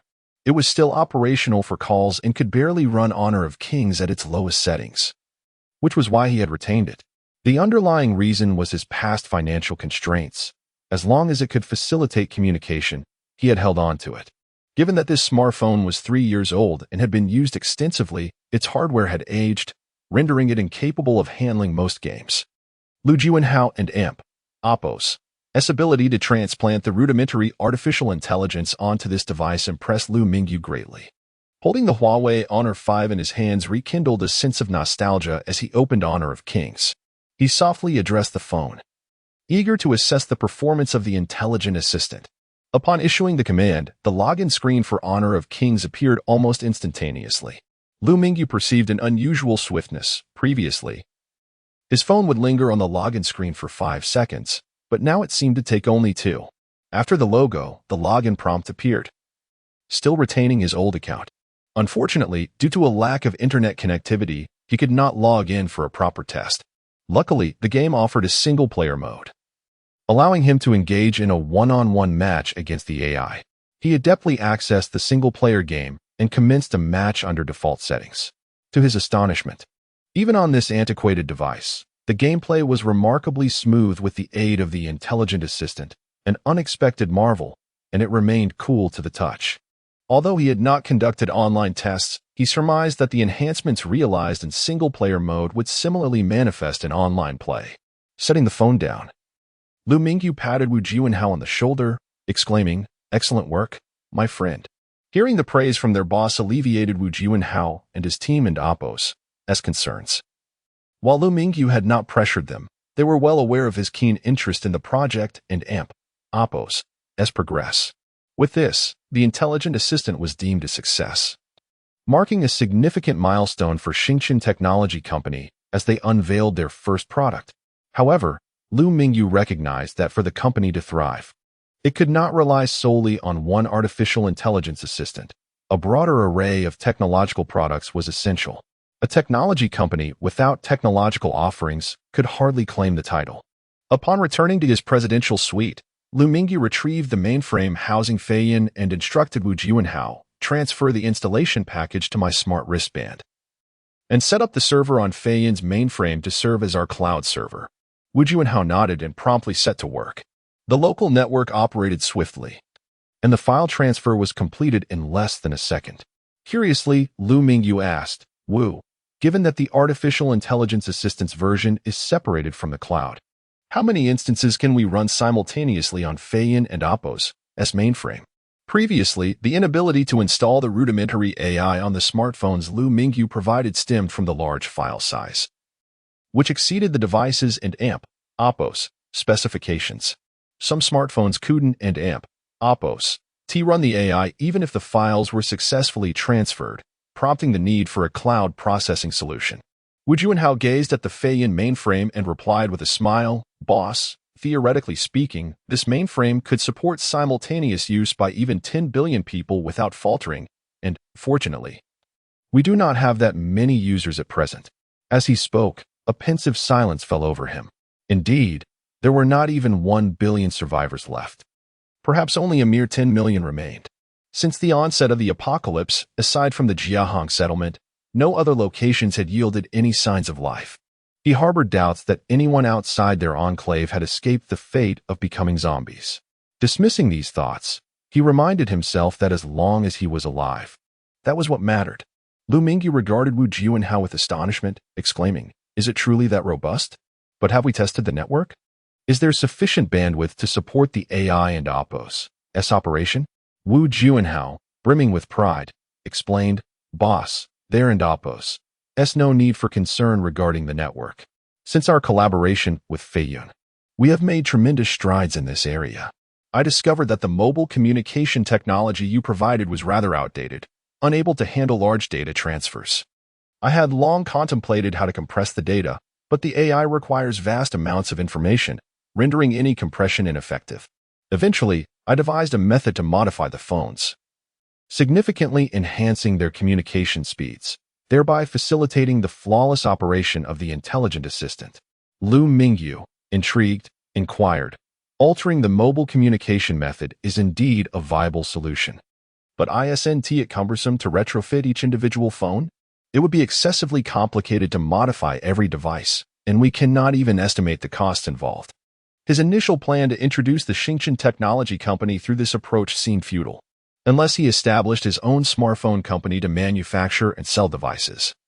He would be unable to address the issue at its source. Chapter 201. Is limiting network speed troublesome?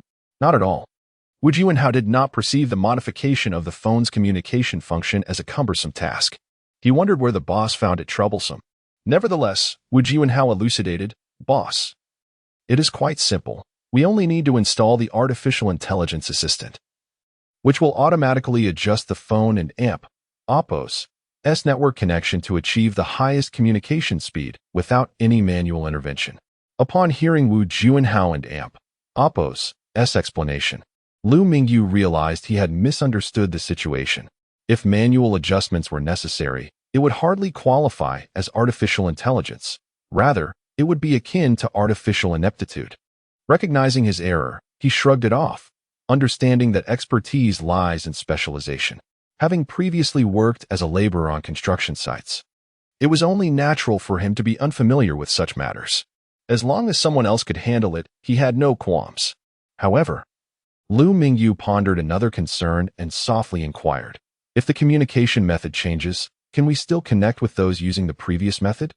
While the idea of changing communication methods was appealing, it would pose significant challenges if communication were only feasible between smartphones equipped with the artificial intelligence assistant. Currently in the initial stages of development, although network speeds had improved, incompatibility would render it largely insignificant. Wu Juanhao chuckled, "Of course, there is no issue. This communication technology is backward compatible. While the speed may not match that of quantum communication, it is at least 10,000 times faster than previous mobile network speeds." He sighed, "Alas, these phones cannot utilize true quantum communication technology. Otherwise, the speed could potentially increase by tens or even hundreds of thousands of times." Liu Mingyu was taken aback by Wu Juanhao and Oppo's words. The prospect of achieving a speed increase of 10,000 times within the existing communication framework was astonishing. He was aware that the technology in this apocalyptic world was formidable, but this was beyond his expectations. Upon reflection, it made sense. The technological advancements in this world surpass those of the real world by a century. Consider the comparison between the technological levels of the early 21st century and the early 20th century. Such a disparity was remarkable, particularly following the invention of computers, which accelerated technological progress exponentially. Moreover, since entering the 21st century, advancements in technology related to daily life had soared to unprecedented heights. Thus, it was unsurprising that Wu Juanhao and his team could drastically enhance ordinary smartphones after their initial modifications. For Wu Juanhao and his peers, Smartphones from the early 21st century seemed like antiquities. Applying new technologies to these old relics was hardly a monumental feat, especially with the assistance of the intermediate artificial intelligence. Feiyun, even if Feiyun was merely a manifestation of the original. For Wu Juanhao, the distinction between Feiyun and its avatar was negligible. The only difference lay in the machine and Oppo's specifications. A 10,000-fold increase in speed represented a leap across an entire era of communication. The speed of 2G networks is approximately 26 times that of 1G, while 3G networks are about 32 times faster than 2G. 4G networks boast speeds roughly 50 times faster than 3G, although 5G networks had yet to be widely adopted in Liu Mingyu's reality. Promotional claims suggested they could achieve speeds 100 times greater than 4G. Astonishingly, the communication method modified by Wu Juanhao utilizing the artificial intelligence assistant could reach speeds 10,000 times greater than 4G, equivalent to a theoretical 5G speed of 100 times, effectively akin to 6G technology. Observations indicated that each generation of communication technology exhibited an increasing speed. While this might not qualify as sixth-generation technology, it was certainly not far off. Most importantly, the communication method Wu Juanhao had developed was based on existing infrastructure, fully compatible with current communication systems, eliminating the need for a complete overhaul of communication lines. This was truly a breathtaking feat of technological prowess. Noticing Liu Mingyu's prolonged silence, Wu Juanhao assumed he was dissatisfied with the speed and quickly apologized. "I apologize, boss. I understand this speed may not be entirely satisfactory. However, without truly modifying the phone, we cannot achieve peak performance in software." Indeed, Wu Juanhao himself harbored some dissatisfaction regarding this speed. Although derived from the latest quantum communication technology, this adaptation did not represent an advancement in quantum communication. Rather, it was a regression. Despite the limitations posed by the antiquated devices, the communication speed had not reached its full potential. Given a bit more time, perhaps it could attain even greater speeds. Yet, that would ultimately prove counterproductive. It would be more beneficial to replace the components, enabling smartphones to utilize true quantum communication technology. However, at that juncture, how would they differ from the current smart wristbands? Presently, smart wristbands employed quantum communication technology, achieving network speeds potentially several 100 million times faster than the antiquated phones provided by Liu Mingyu. At this point, comparing these figures held little significance, analogous to comparing the speeds of 5G and 1G networks, an increase of over 4 million times. Such comparisons lacked relevance. Instead, communication technology should only be assessed in relation to the preceding generation. Although we recognize the comparison was meaningless, Wu Juanhao felt he had not fully demonstrated his capabilities, leaving him somewhat remorseful towards Liu Mingyu. Liu Mingyu hastily waved his hand. "I am satisfied. This speed is more than adequate." He jested, "With this speed, I might even find it too rapid." The speed, being 10,000 times that of 4G, would undoubtedly astonish anyone if revealed. After several explanations, Liu Mingyu finally convinced Wu Juanhao that he was genuinely pleased and not merely being sarcastic. Liu Mingyu added, "Mouse, if we were to reduce the network speed, could the artificial intelligence assistant still operate smoothly? Or rather, to what extent could we decrease it while ensuring the assistant's seamless functionality?" Wu Juanhao found Liu Mingyu's inquiry intriguing. Did he find the speed excessively fast? Without overthinking, he recalled the relevant data and promptly responded, "The assistant can function normally at 2.5 times the speed of 4G. Indeed, this threshold was not as high as one might expect. Even speeds lower than 5G would suffice for smooth operation." This revelation surprised Liu Mingyu, who had anticipated needing speeds several hundred times greater. He had assumed they were working towards a version that surpassed 5G, only to discover that merely 2.5 times the speed of 4G would suffice. Although 2.5 times the speed of 4G was adequate for the artificial intelligence assistant to operate smoothly, achieving such limitations was not feasible. Liu Mingyu inquired, "Is there a way to limit the network speed? Perhaps capping it at 100 times the speed of 4G would be ideal." With the installation of the artificial intelligence assistant, any phone would be able to preemptively enjoy the thrill of 5G speeds. 100 times the speed was neither excessive nor insufficient. matching the theoretical speed of 5G. That is certainly achievable. Although Wu Jianhao was uncertain why the boss desired to impose speed restrictions, he knew that when the boss issued a directive, it had to be executed. While enhancing network speeds was a complex endeavor, imposing limitations was relatively straightforward. After a brief reconfiguration, he would transfer the new client files and other necessary documents to the mainframe brought by Liu Mingyu.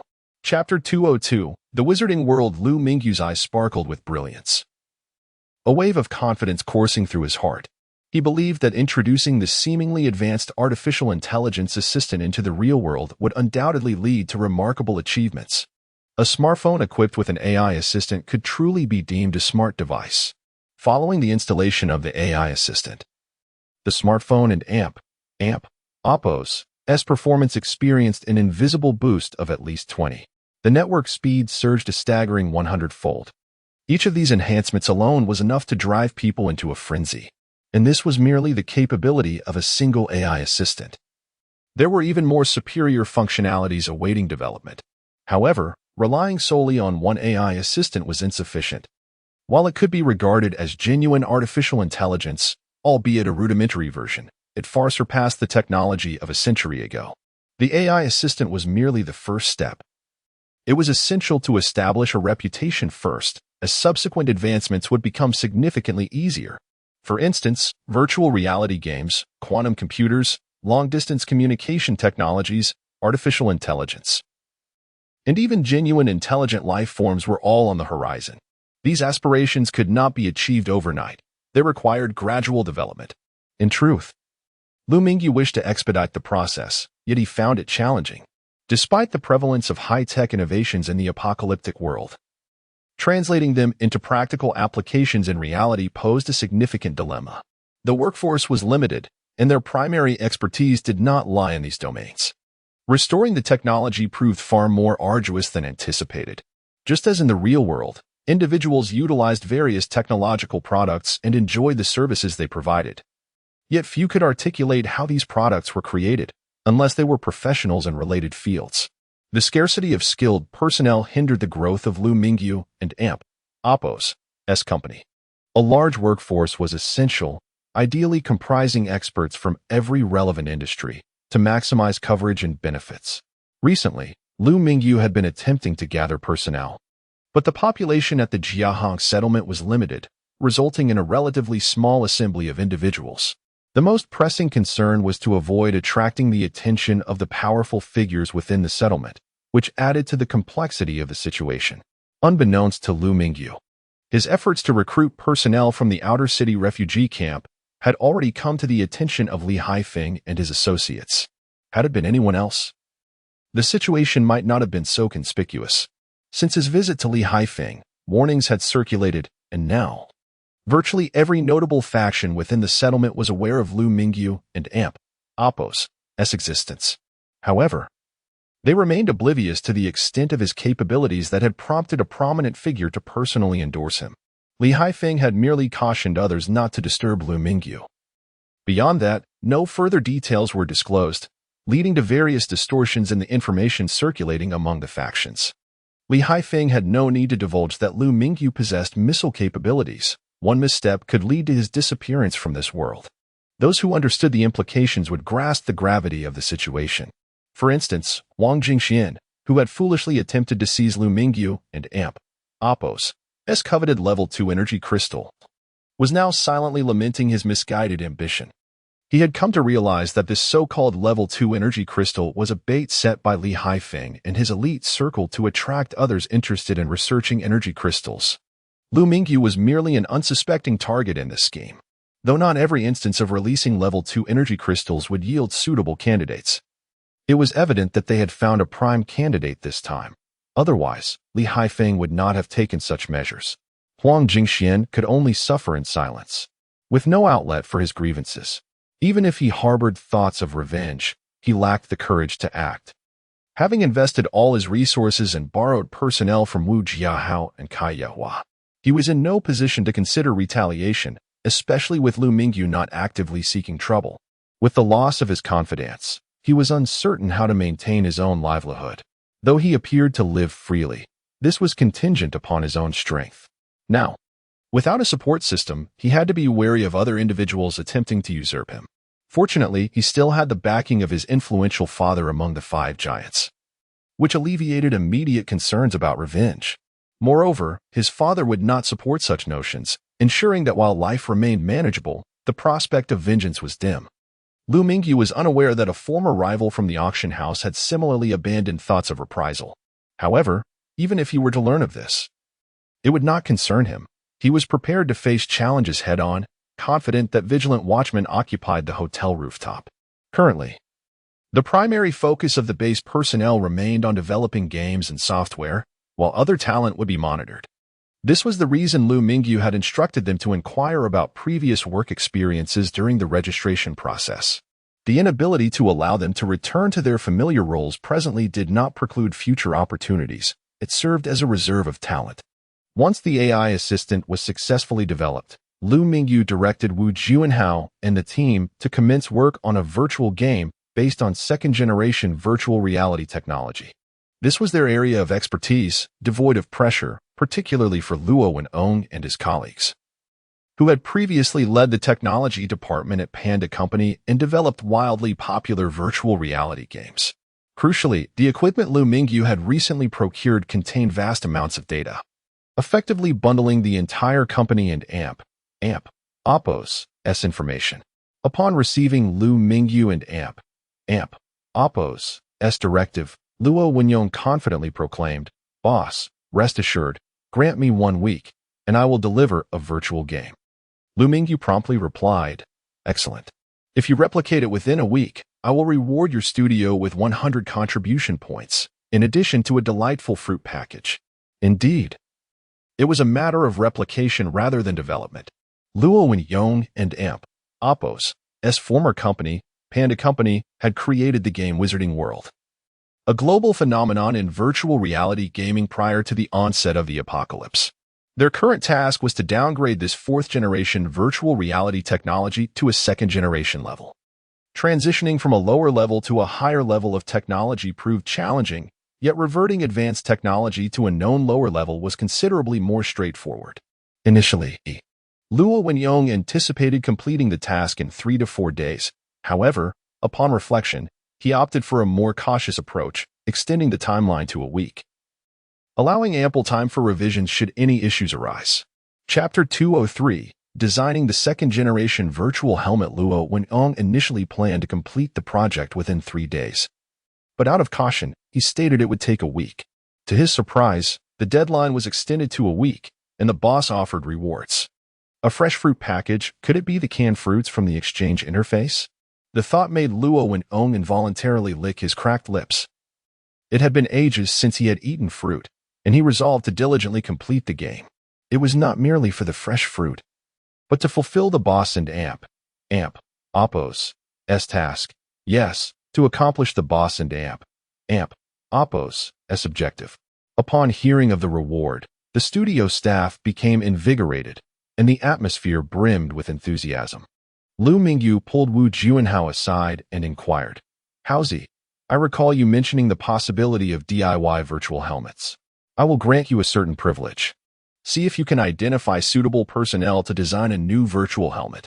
He understood that Wu Juanhao could fabricate a virtual helmet from various components. Yet what he required was a design blueprint for mass production. The inability to manufacture in this apocalyptic world did not imply impossibility in the real world.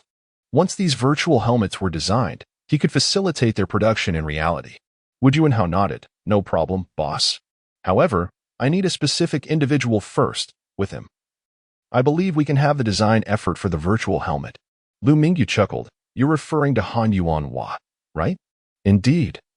With such a luminary and fifth-generation virtual reality technology on board, developing a second-generation virtual helmet should be a breeze. Han and Oppo's expertise in game development is of limited utility. Luo Wenong and his team can handle that, while the expert should return to his original field." Wu Juanhao smiled and agreed, "Yes, boss, with Han here, we should be able to keep pace with the game development timeline."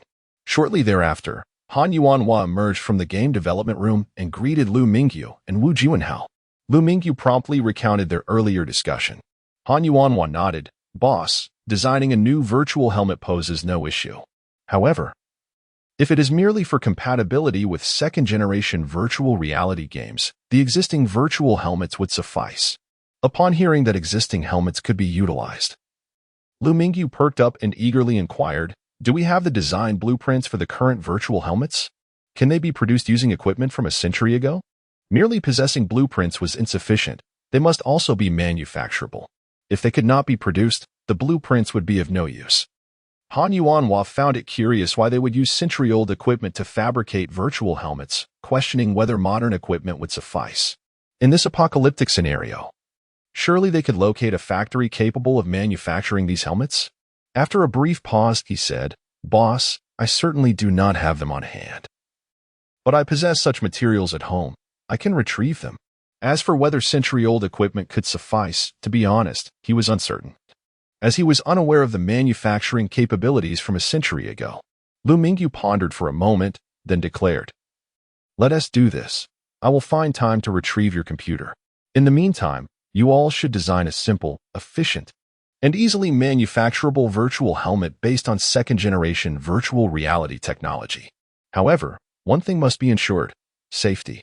Han Yuanhua assured, Rest assured, boss, safety is guaranteed. Although it is a second-generation virtual reality helmet, it is no challenge for our current capabilities. Personal safety will be ensured. Wu Juanhao interjected. You're referring to preventing others from peering into the internal structure, right?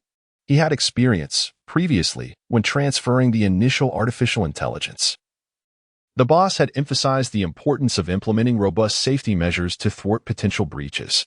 Although Liu Mingyu believed that it would be difficult for anyone in the real world to hack into initial artificial intelligence, he did not underestimate others. For brilliance exists in abundance. A mere spark of insight could lead to breakthroughs. Thus, Liu Mingyu instructed Wu Jian how to enhance the security measures in the artificial intelligence assistant.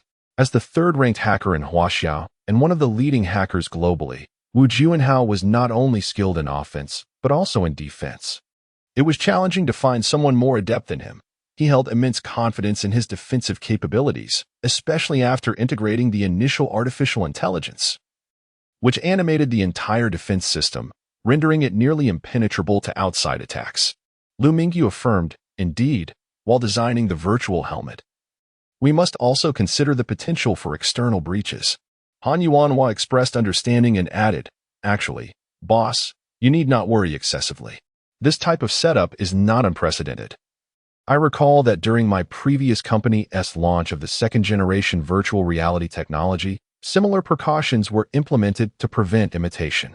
Wu Juanhao further suggested, if you remain concerned, we could add another layer of software defense to the virtual helmet and Oppo's as terminal. This way, even if someone obtains the helmet, they would be unable to replicate it. Moreover, we could incorporate a feature that triggers an electronic explosion if someone attempts to forcibly access the helmet. Though he puzzled over why the boss was so intent on preventing prying eyes, he dutifully offered his suggestion. It mattered not why, only that he knew how to fulfill the boss and Oppo's directives. Liu Mingyu responded, that sounds excellent. No one would be able to discern the internal mechanics. Upon returning to the real world, the virtual helmets would not be produced in a single location but rather assembled from numerous components manufactured separately, much like many smartphone companies. They would source various parts from different factories and handle the assembly before selling to consumers. Some companies even outsource the assembly, merely branding the final product. Of course, these smartphones were indeed designed by them. Other processing factories simply followed the provided blueprints. Liu Mingyu could also adopt a similar approach, delegating all components to other factories, even the assembly, as long as he retained mastery over the crucial core technologies. However, this entire endeavor hinged on Wu Juanhao, Han Yuanhua, and their ability to develop the requisite second-generation virtual reality helmet.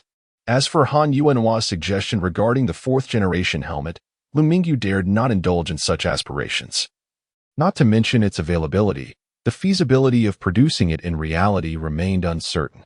Perhaps it was possible to create a few at a laboratory level, but large-scale industrial production was likely beyond current capabilities, relegating it to mere technological reserves.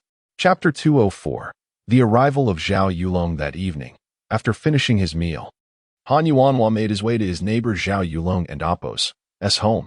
Han Yuanhua and Appo's current work schedule mirrored his previous one, spanning from 8 in the morning until 6 in the evening, with a generous 2-hour lunch break, a notably humane arrangement. However, weekends were non-existent. One could hardly afford to forego their contribution value unless they were indifferent to it. Even with contribution points, one was not permitted to abandon their post without cause. Yet, such abandonments were rare. In this time of limited employment opportunities, few would relinquish their positions. Each role was fixed, and the contributions earned varied according to the nature of the position. If one opted not to fulfill their duties, a multitude awaited in line, particularly for the coveted high-level positions, which were the subject of much envy. This competitive atmosphere intensified, especially after Liu Mingyu returned with an abundance of redeemable provisions. The presence of competition invigorated motivation. Although individuals had registered for specific roles, such designations were merely relative. No one could ascertain that their previous profession rendered them the pinnacle of their industry. Individuals of Han Yuanhua and Appo's caliber were not easily found. And in this era of personnel shortages, no one could afford to falter. However, performing well was a personal responsibility. This was also one of the reasons Liu Mingyu intentionally allowed this competitive spirit to flourish, as healthy competition served as a vital impetus for progress. Presently, with the contribution system in its preliminary trial phase, uncertainty lingered regarding its efficacy. While some had previously doubted the sustainability of the contribution value system, confidence surged following Liu Mingyu's latest procurement of substantial resources. Some even returned to the registration office to amend their submissions, realizing that their initial registrations had not adequately showcased their capabilities. Upon entering Zhao Yulong and Appo's home, Han Yuanhua found Zhao Yulong just returning from the registration office, rinsing rice while a small piece of cured meat and some wild greens lay nearby. Spotting Han Yuanhua, Zhao Yulong smiled and asked, "Han, have you eaten? If not, you could join me. I'm just cooking." Han Yuanhua glanced around the kitchen and replied, "Zhao, I've already had my meal. You carry on, I have something to discuss with you later." Both men had children to care for, and sustaining a single child on their current contribution points was challenging enough. A bowl of plain rice was manageable, but Han Yuanhua was not inclined to impose. Zhao Yulong chuckled, completing the rice preparation and placing it in the pressure cooker. Once everything was ready, he wiped his hands and inquired, "What is on your mind, brother? Is there something you need?" Instead of answering directly, Han Yuanhua asked Zhao, "You just returned from the registration office to enhance your skills, right?" Zhao Yulong responded with a grin, "Indeed. But I didn't see you in line there." Suddenly recalling something, he added with a laugh, "You're working on game development for the boss now, so there is no need to compete with us for positions." While the term compete may not be entirely accurate, as the purpose of the supplementary registrations was merely to bolster their reserves, the necessity of their applications remained uncertain. After all, who could predict that his interest in robotics might one day be needed in the base? Yet, he followed suit and updated his information. For one could never know when the boss might require the creation of intelligent robots. Just as presently, who could foresee that the boss would shift the focus of tasks toward the research of games and artificial intelligence, possibly requiring his expertise in intelligent robotics? Lowering his voice to avoid being overheard, Han Yuanhua said, "Zhao, the boss has assigned me a task to find individuals with relevant skills to collaborate on it. The moment I received the task, you immediately came to mind. Would you be interested?" Zhao Yulong raised his eyebrows, intrigued, and lowered his voice in response, "Of course. What is the task? What is the reward?" "The creation of a virtual helmet compatible with the second-generation virtual game," Han Yuanhua stated. Zhao Yulong looked at him in disbelief, as if to say, "Are you joking? The second-generation virtual game technology is decades old. Does it still require development? Why not utilize the current virtual helmets?" Seeing the disdain in Zhao Yulong and Appo's expression, Han Yuanhua felt at a loss. He too was uncertain why the boss insisted on developing a second-generation virtual helmet. Nevertheless, the boss and Appo's demands were sacrosanct. Regardless of their rationality, the task must be accomplished. Han Yuanhua clarified, "To be precise, We need to design a virtual helmet compatible with the second-generation virtual game, with manufacturing requirements that align with the industrial capabilities of a century ago. Zhao Yulong muttered softly. A century ago's industrial capabilities? That is quite a challenge. Of course it's a challenge. Otherwise, it would have been accomplished long ago. So, do you wish to join this task? The crucial aspect is that you can transition from a routine security role to a design position, significantly increasing your salary. Which would better support your daughter? Han Yuanhua urged quietly, providing further clarification. Zhao Yulong laughed heartily. That's certainly not an issue. Aside from some key technologies, the rest is fairly standard. I have no qualms about the century-old industrial requirements. That and Appos. Reassuring. I'll report this to the boss. Han Yuanhua replied as he activated his smart wristband to request Zhao Yulong and Appos' transfer. Feiyan had already received authorization from Liu Mingyu and was granted certain permissions, allowing them to handle matters internally without constantly troubling Liu Mingyu. Liu Mingyu focused solely on outcomes, not processes. After some operations, Zhao Yulong was officially assigned as a designer for the second-generation virtual helmet, earning a salary of 25 contribution points per day. Upon receiving a notification on his smart wristband, Zhao Yulong opened it and discovered his new position and salary had been updated. He beamed with joy, exclaiming, "Thank you, Han. In a few days, once I've accumulated some contribution points, I'll treat you to braised beef." Han Yuanhua waved his hand dismissively. "No need for thanks. Let us focus on designing the virtual helmet for the boss." Chapter 205. Manager Yi faces pressure after assigning a new task to Wu Juanhao and his team. Liu Mingyu ceased to focus on their affairs. The remainder of his time was dedicated to learning and exploration of every facet of this world. While such pursuits may seem evident to others, for Liu Mingyu, they were profoundly novel. Regrettably, this freshness could only be gleaned from archived videos, images, texts, and other remnants of the past. Initially, he intended merely to acquire a rudimentary understanding of artificial intelligence and virtual reality technologies. However, he soon discovered that the longer he dwelled in this realm, the more treasures awaited his discovery. Particularly, even the simplest of knowledge proved to be anything but trivial for Liu Mingyu. This place was akin to a vast trove, ripe for exploration. The technologies of long-distance communication, artificial intelligence, and virtual reality were merely the tip of the iceberg. Even the batteries found in smart wristbands represented projects worth hundreds of billions, if not trillions. Such matters had previously escaped Liu Mingyu and Appos' attention. While the most advanced battery technologies might remain shrouded in mystery, the battery technologies of decades past had been publicly disclosed. Acquiring this information would undoubtedly yield significant benefits. This principle extended beyond batteries. Various technologies from decades ago had surpassed their protective periods and were now available for public consumption. For those surviving in a post-apocalyptic world, these technologies may seem like mere common knowledge, yet for Liu Mingyu, they represented the forefront of future advancements. Contemplating this, Liu Mingyu felt a surge of excitement at the prospect of prosperity. Indeed, with the advent of artificial intelligence assistance and virtual reality technologies, opportunities for wealth had already presented themselves. Yet, the notion of elevating the technological prowess of Huaxia while pursuing personal gain was a venture he wholeheartedly embraced. As for why he focused on Huaxia rather than the world at large, other countries' affairs held little relevance for him. He simply wished for others to utilize the products crafted by Huaxia. Where could he find such information? The answer was clear: the library, which housed the most comprehensive resources. Initially, he contemplated inquiring with Liu Haiping about the location of the nearest library, but as he glanced at the night sky, he realized that the moon had ascended, prompting him to abandon the thought. The following morning, after completing his morning routine and breakfast, he arrived at Liu Haiping's office. Once seated, Liu Haiping briefed Liu Mingyu on the recent recruitment efforts. Thanks to prior examples, gathering personnel from the refugee camp had become significantly easier, no longer resembling a family affair.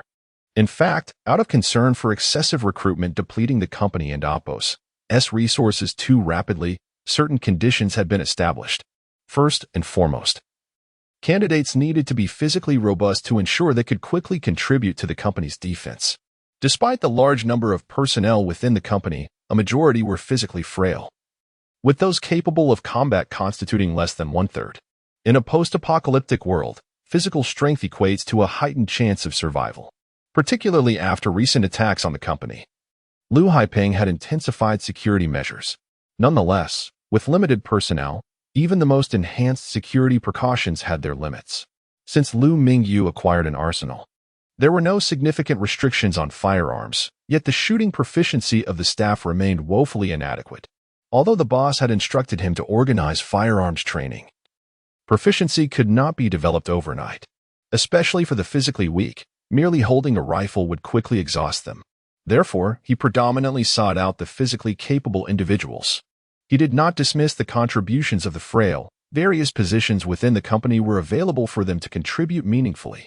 Nevertheless, despite the new criteria, many continued to approach Liu Haiping to enlist, ultimately resulting in the selection of 300 individuals.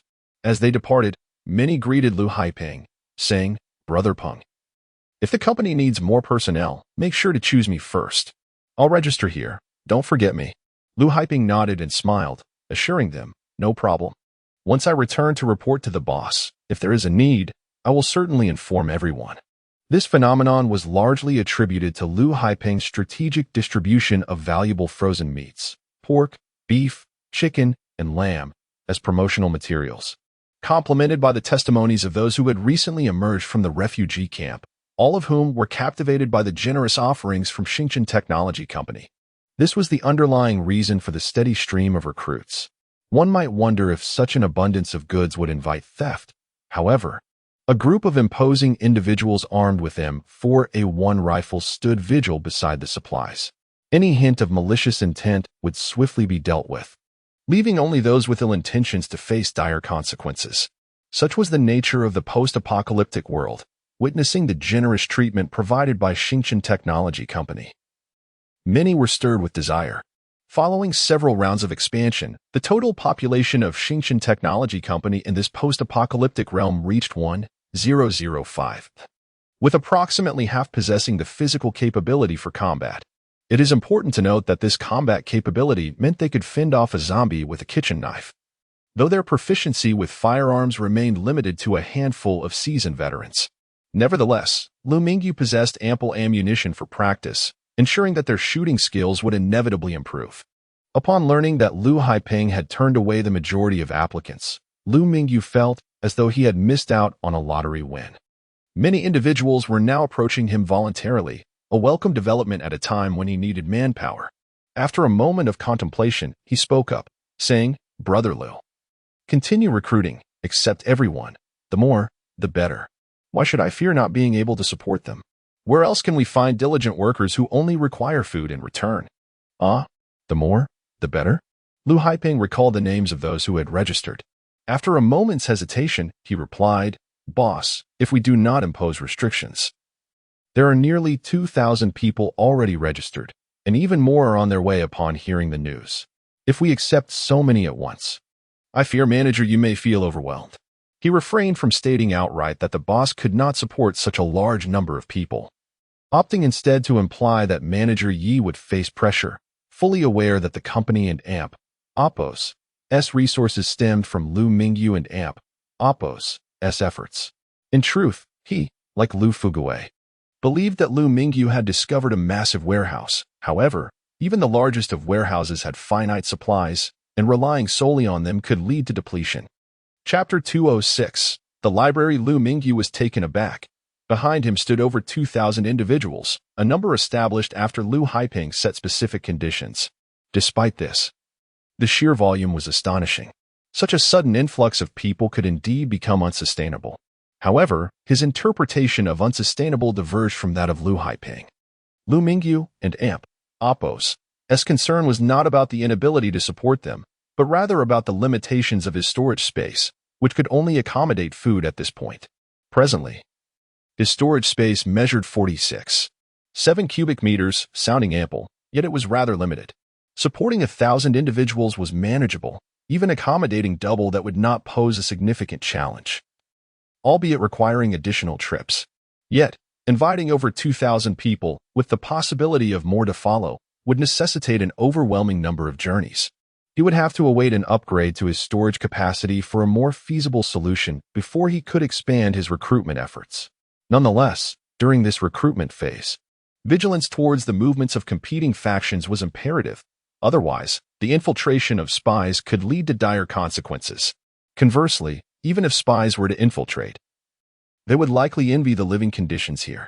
While Liu Mingyu perceived these conditions as subpar, to outsiders they appeared remarkably advantageous. Contemplating this, Liu Mingyu proposed, "Let us proceed this way, recruit an additional 500 individuals, and ensure all those interested in joining our company are duly recorded. We shall reach out to them once we expand." Liu Haiping nodded in agreement. "Understood. I have already begun documenting." With recruitment matters settled, Liu Mingyu shifted the conversation towards training. Starting today, assign personnel to alternate trips into the city to gather supplies and practice marksmanship. Do not fret over ammunition. If it runs low, I will procure more. This was one of the critical tasks for his current visit, serving a dual purpose, training their shooting skills while fulfilling a vital mission. The tasks assigned by the system could be completed as a team, not necessarily requiring his solitary effort for completion, as he had previously tested. However, he remained uncertain about the upper limit of this team task. Did all those accompanying him count as part of his team, or were there specific conditions to meet, such as joining Xingchen Technology Company? This remained a conjecture yet to be validated. Alternatively, it might be necessary for him to be present for the task count to be valid. This time, Liu Mingyu intended for Liu Haiping to lead a team to hunt zombies and collect supplies. Liu Mingyu could provide ample food, yet certain essential materials must be sourced from the city. Liu Haiping responded, "I have already assigned personnel. A group of 100 will rotate to gather supplies." Liu Mingyu remarked, "Is that all? Multiple teams should be organized to depart simultaneously. Do not be concerned about ammunition. Fire at will." He added, "Of course, do not waste it indiscriminately." Liu Haiping chuckled, "If any fool dares to waste ammunition, I shall deal with him first." Liu Mingyu encouraged, "Go ahead and arrange for their departure. The current situation is precarious, and we need trained individuals as soon as possible. A significant task may arise in the coming days." Liu Haiping and Appo's eyes lit up as he inquired, "A major task? Which city center are we targeting? Hangzhou or Jiashan?" His thoughts immediately gravitated towards a major mission. Contemplating whether it involved retrieving equipment or supplies, such considerations were beyond his immediate concern. Only a significant task could highlight his value. Since the company and Appo's establishment, Wu Jianhao had been appointed as the development supervisor, focusing on artificial intelligence, while Liu Haiping felt he had not generated substantial profit for the boss. This was unacceptable. Thus his enthusiasm surged upon hearing Liu Mingyu mention a task. Liu Mingyu reassured, "No worries. We will discuss the major task once you complete your training and refine your shooting skills." Liu Haiping sighed, "Very well, boss. I shall proceed with arranging personnel." After Liu Haiping had taken a few steps, Liu Mingyu called out, "Liu, wait. I have one more question. Do you know where the nearest library is?" Liu Haiping paused, turning with a puzzled expression. "The library? Boss, you can simply check the map on your smart wristband. It contains all the information, even without satellite connectivity." Liu Mingyu felt a wave of self-reproach for neglecting such a simple task. He waved his hand dismissively. "All right, you may go." "Go? Isn't this my office?" Liu Haiping replied, bemused. He decided not to dwell on the trivialities and focused on arranging the training instead. Once Liu Haiping departed, Liu Mingyu sat down and activated his smart wristband to consult the map. It was not that he had forgotten. Previously, the map on his phone depicted the real world, unsuitable for this new environment. He had overlooked the fact that his wristband contained a map of this post-apocalyptic world. Although the map had not been updated in over 5 years, the roads in this world had remained unchanged during that time. Searching for the library on the map revealed its various locations. Due to the lack of satellite connectivity, he could not directly ascertain the nearest library and Appo's distance from him. However, by comparing his position, he quickly identified the closest one, the Jiashan Library, a public facility under the government.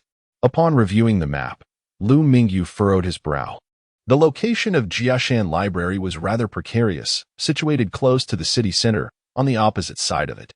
This meant that accessing Jiashan Library would require one of two approaches, either traversing directly through the city center or taking a longer route to enter from the other side.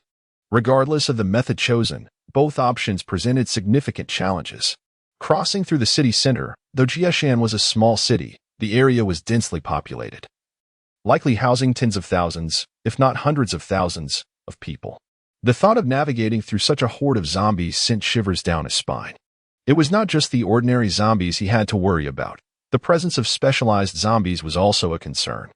Had it not been for the zombies remaining concentrated in the city center, the neighboring Jiashan settlement would have faced dire consequences long ago.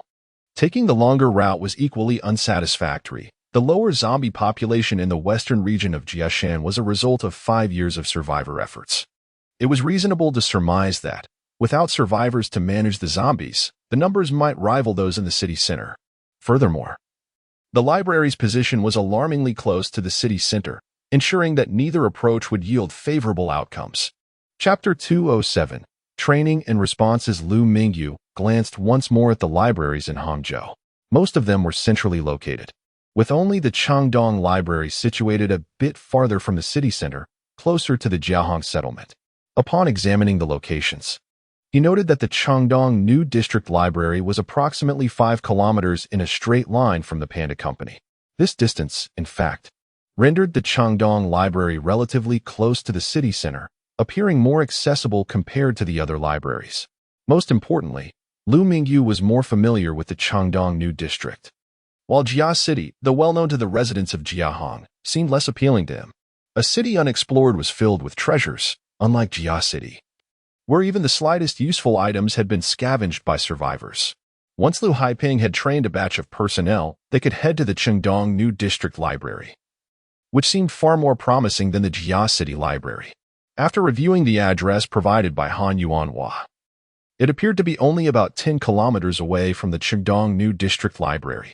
This solidified Liu Mingyu's determination to pursue opportunities in Hangzhou. Both the library and Han Yuanhua's residence held significant value. However, the exploration would need to be postponed until after the training was completed. Additionally, the training could also take place in the Changdong New District, allowing them to familiarize themselves with the battlefield while efficiently clearing a path for trucks to head towards the area. Upon receiving the order, Liu Haiping promptly organized personnel to advance towards the Changdong New District. Initially, he intended to conduct training in Jia City, where he was more acquainted. But with the directive from the boss, they would proceed to Hangzhou. The mobilization of a large contingent from the Dream Resort quickly attracted the attention of other factions. In the inner city of Jiahong, Liu Mingyu had previously visited a laboratory where Li Haifeng held a test tube, dropping a drop of liquid into it, causing the contents to boil vigorously. Li Haifeng's gaze was fixated on the bubbling liquid, which calmed after a few seconds of intense boiling. Another failure, he sighed, frustrated by the persistent lack of success with a crucial element. Nevertheless, he composed himself and meticulously recorded the experimental data. Once finished, Colonel Li approached and reported, "General, Liu Mingyu has dispatched 4 trucks towards Hangzhou today." Li Haifeng furrowed his brow. "Did we ascertain their purpose?" Colonel Li replied, "No." "Should we send Lao to follow them?" After a moment of contemplation, Li Haifeng responded, "Yes, but exercise caution. If they capture you, simply state you are with me. They are unlikely to turn hostile." Colonel Li nodded. "Understood. I will arrange it immediately." After Colonel Li departed, Li Haifeng murmured to himself, "What could possibly be so intriguing over there? They have visited that location multiple times."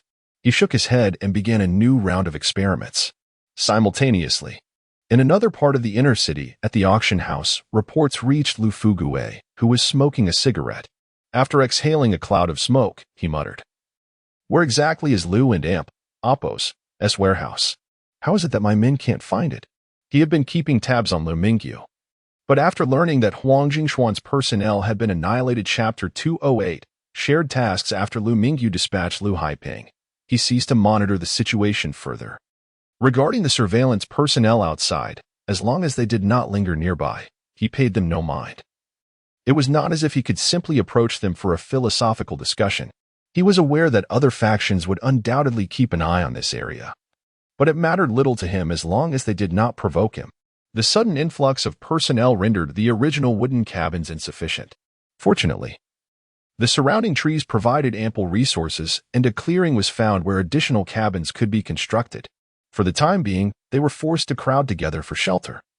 Many cabins were filled to capacity, transforming what were once individual households into shared rooms, with bunk beds accommodating multiple occupants. Under the constrained conditions, they had to make do. However, the arrival of new supplies alleviated any significant pressure regarding food. While the situation was still in its infancy, a vibrant atmosphere of industriousness enveloped the area. Everywhere, people toiled with fervor. Liu Mingyu, meanwhile, sat in the presidential suite adorned with a virtual reality headset, immersing himself in the study of virtual reality and artificial intelligence technologies. This comprehensive tutorial, meticulously compiled by Wu Jianhao for beginners, had finally been completed after several days of diligent viewing. At noon, Yuqin Xian personally prepared lunch for him. With the arrival of new food supplies, her culinary repertoire expanded significantly. Yesterday, they had enjoyed braised beef, and today, a delectable roast chicken. The aroma was tantalizing, inciting his appetite, and he devoured an entire chicken by himself. After finishing, he noticed that Yuqin Xian had yet to touch her meal. Embarrassed, he remarked, "I apologize. It was simply too delicious. Perhaps you could roast another?" With a smile illuminating her face, Yuqin Xian replied, "If you enjoyed it, then please indulge a bit more. There is still another here." Miraculously, she produced yet another roast chicken from the side. Naturally, Liu Mingyu could not consume an entire second chicken. After nibbling on a chicken wing, he declared, "I am full. You should eat now." Yuqin Xian nodded but did not continue eating. Instead, she retrieved a teapot and brewed a cup of Longjing tea for him before savoring her roast chicken at a leisurely pace. After a hearty meal, the tea served to cleanse the palate, providing a sense of comfort. The Longjing tea, a premium gift from Chen Yud, was something Liu Mingyu had not previously favored. Yet he found this Westlake Longjing surprisingly delightful. Sipping tea while observing the beautiful woman eat was an experience in itself, particularly with the sunlight streaming in. Life felt blissfully serene. Suddenly, Liu Mingyu received a system notification. "Congratulations on killing 100 ordinary zombies. Completing daily task 1. You have earned 1,000 points. Remaining points, 1020. His eyes lit up. The effective range for completing tasks extended to approximately 40 kilometers from Hangqing, far exceeding his initial expectations of just 1 or 2 kilometers. At that moment, he felt as if fortune had smiled upon him from the heavens. Observing the task progress bar, he delighted in the numbers that danced before him. The sensation was indescribably pleasurable, akin to savoring a chilled watermelon on a sweltering summer day, prompting an involuntary smile to grace his lips. Yuqin Xian, seated opposite him, found his sudden grin perplexing. Did she perhaps misalign her attire? Or was there something amiss upon her face? Surely not. Prior to his arrival, she had taken care to present herself well, cleansing her visage to enhance her appeal. Checking her portable mirror, she found no trace of dirt. Yet Liu Mingyu continued to smile, lost in his reverie. Yuqin Xian, puzzled, inquired, "Boss, is there something wrong with me that makes you laugh so?" He remained unresponsive, still caught in his moment of joy, as if time itself had halted. "Boss," Yuqin Xian called repeatedly, growing increasingly anxious. What if he were unwell? Illness posed a significant dilemma. Medicine was more precious than food and could not be procured even with wealth. It appeared as though he were possessed. "I must check on him." She set down her utensils and approached, but Liu Mingyu remained oblivious, his mind absorbed in the taskbar. Seeing his state, Yuqin Xian grew frantic, waving her hand before his eyes with no response, calling out several times to no avail. At that moment, true panic set in. Leaning in closer to examine him, Liu Mingyu suddenly snapped back to reality, startling her. She froze in place, caught mid-motion, realizing her face was nearly within reach. He noticed her anxious expression and slightly flushed cheeks. Maintaining his composure, he distanced himself and asked, "What is it? Is there something wrong?" This awkward encounter led to an uncomfortable moment. To an outsider, it might have appeared as if Yuqin Xian were attempting to steal a kiss, only to be caught in the act. The very thought made her cheeks flush crimson, and she stammered, "It's nothing. I saw you staring blankly and thought something might be wrong, so I came to check." Returning to her seat, she resumed eating the remaining roast chicken.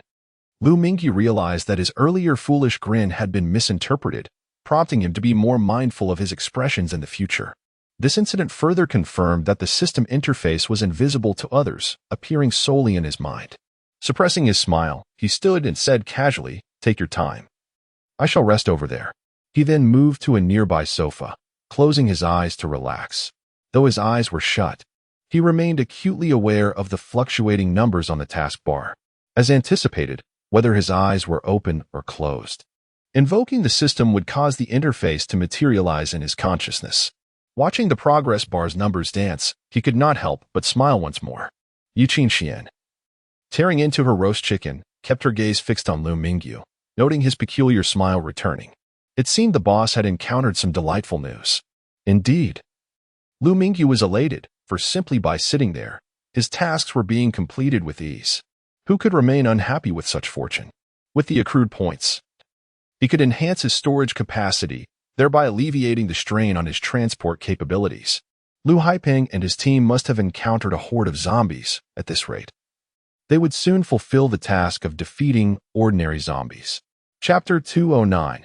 Return to reality once the task-sharing feature was unlocked. The mission of eliminating ordinary zombies posed little challenge. Even the task involving zombie dogs was manageable, as encounters with them, though infrequent, occurred regularly. However, the challenge of the rapid beasts and tyrants within the missions presented a significant dilemma. Whether one would encounter them was uncertain, and if faced, the question of whether they could be defeated remained. Among the unique zombies met thus far, aside from the relatively easy zombie dogs, the others proved exceptionally troublesome. Yet, following the system and Oppos's patterns, since this task was issued, it was likely that these two specific types of zombies would soon appear. The only mystery lay in their exact location. Would one need to venture out to find them, or would the zombies from the task come to attack? Additionally, how was the required number of kills for the task quantified? After integrating individuals into his team, the kills they made counted towards his task quota. But how did one formally incorporate someone into the team? Liu Mingyu speculated that perhaps only individuals joining his star technology company were automatically considered part of his team by the system. However, he recalled that when the company was first established, during the initial sweep of the Dream Resort, it was discovered that kills made by companions were also counted towards the task, even before the formation of the Star Technology Company. Was there another criterion involved? Currently, as Liu Haiping led personnel in training outside, there were no conditions to test. Upon Liu Haiping and Oppos's return that evening, Liu Mingyu discovered that, aside from the zombie dog task, the other 4 daily missions had been completed. After accomplishing 4 tasks, Liu Mingyu and Oppos's points surged significantly to 15,020. The exhilaration of having tasks assigned and completed by others was palpable. The points remained stable, and there was no immediate need to utilize the storage space.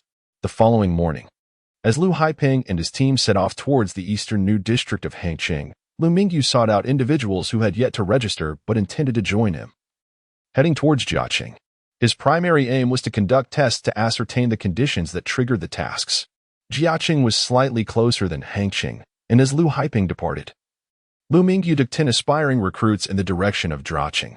After a series of tests, Liu Mingyu discerned that regardless of whether individuals were registered, as long as they expressed a desire to join him, they were considered teammates by the system and could fulfill tasks. In the second round of testing, he refrained from accompanying them, allowing them to independently eliminate zombies. This time, he noted that the task progress did not increase. Overall, 2 main conditions emerged. One must be officially registered as an employee of Star Technology Company, ensuring that kills, regardless of intent, counted towards the task quota. Alternatively, if there was an express desire to join the company and Liu Mingyu was present, the kills would also be counted. For those unregistered, even with a desire to join, it was futile. Thus, Liu Mingyu instructed all who wished to join Star Technology Company to register before pursuing other activities. Fortunately, this had been an ongoing process without his explicit instruction. In the subsequent days, Liu Haiping led the team in training at Hangqing, and as days passed, Liu Mingyu and Oppos's tasks were nearly completed, excluding the challenges posed by the rapid beasts and tyrants. Remarkably, even the zombie dogs were accounted for. Upon completing the tasks, Liu Mingyu's points soared to 30,520. This was a coveted score. However, the system remained silent, leaving him perplexed about any potential missteps that prevented him from leveling up. Historically, one would level up with just 1,000 points. And now, having surpassed 30,000, you should have met the requirements. With all character attributes maxed out at 100 points. What more was needed? Despite his best efforts to unravel this mystery, Liu Mingyu could not ascertain the answer. He could only continue to allocate excess points towards upgrading the storage space, which, at least, yielded benefits. Upon examining the challenge task rewards, he noted that killing a tyrant granted 5 upgrades to the storage space, with effectiveness up to 5 meters. Any excess would convert to 10,000 points.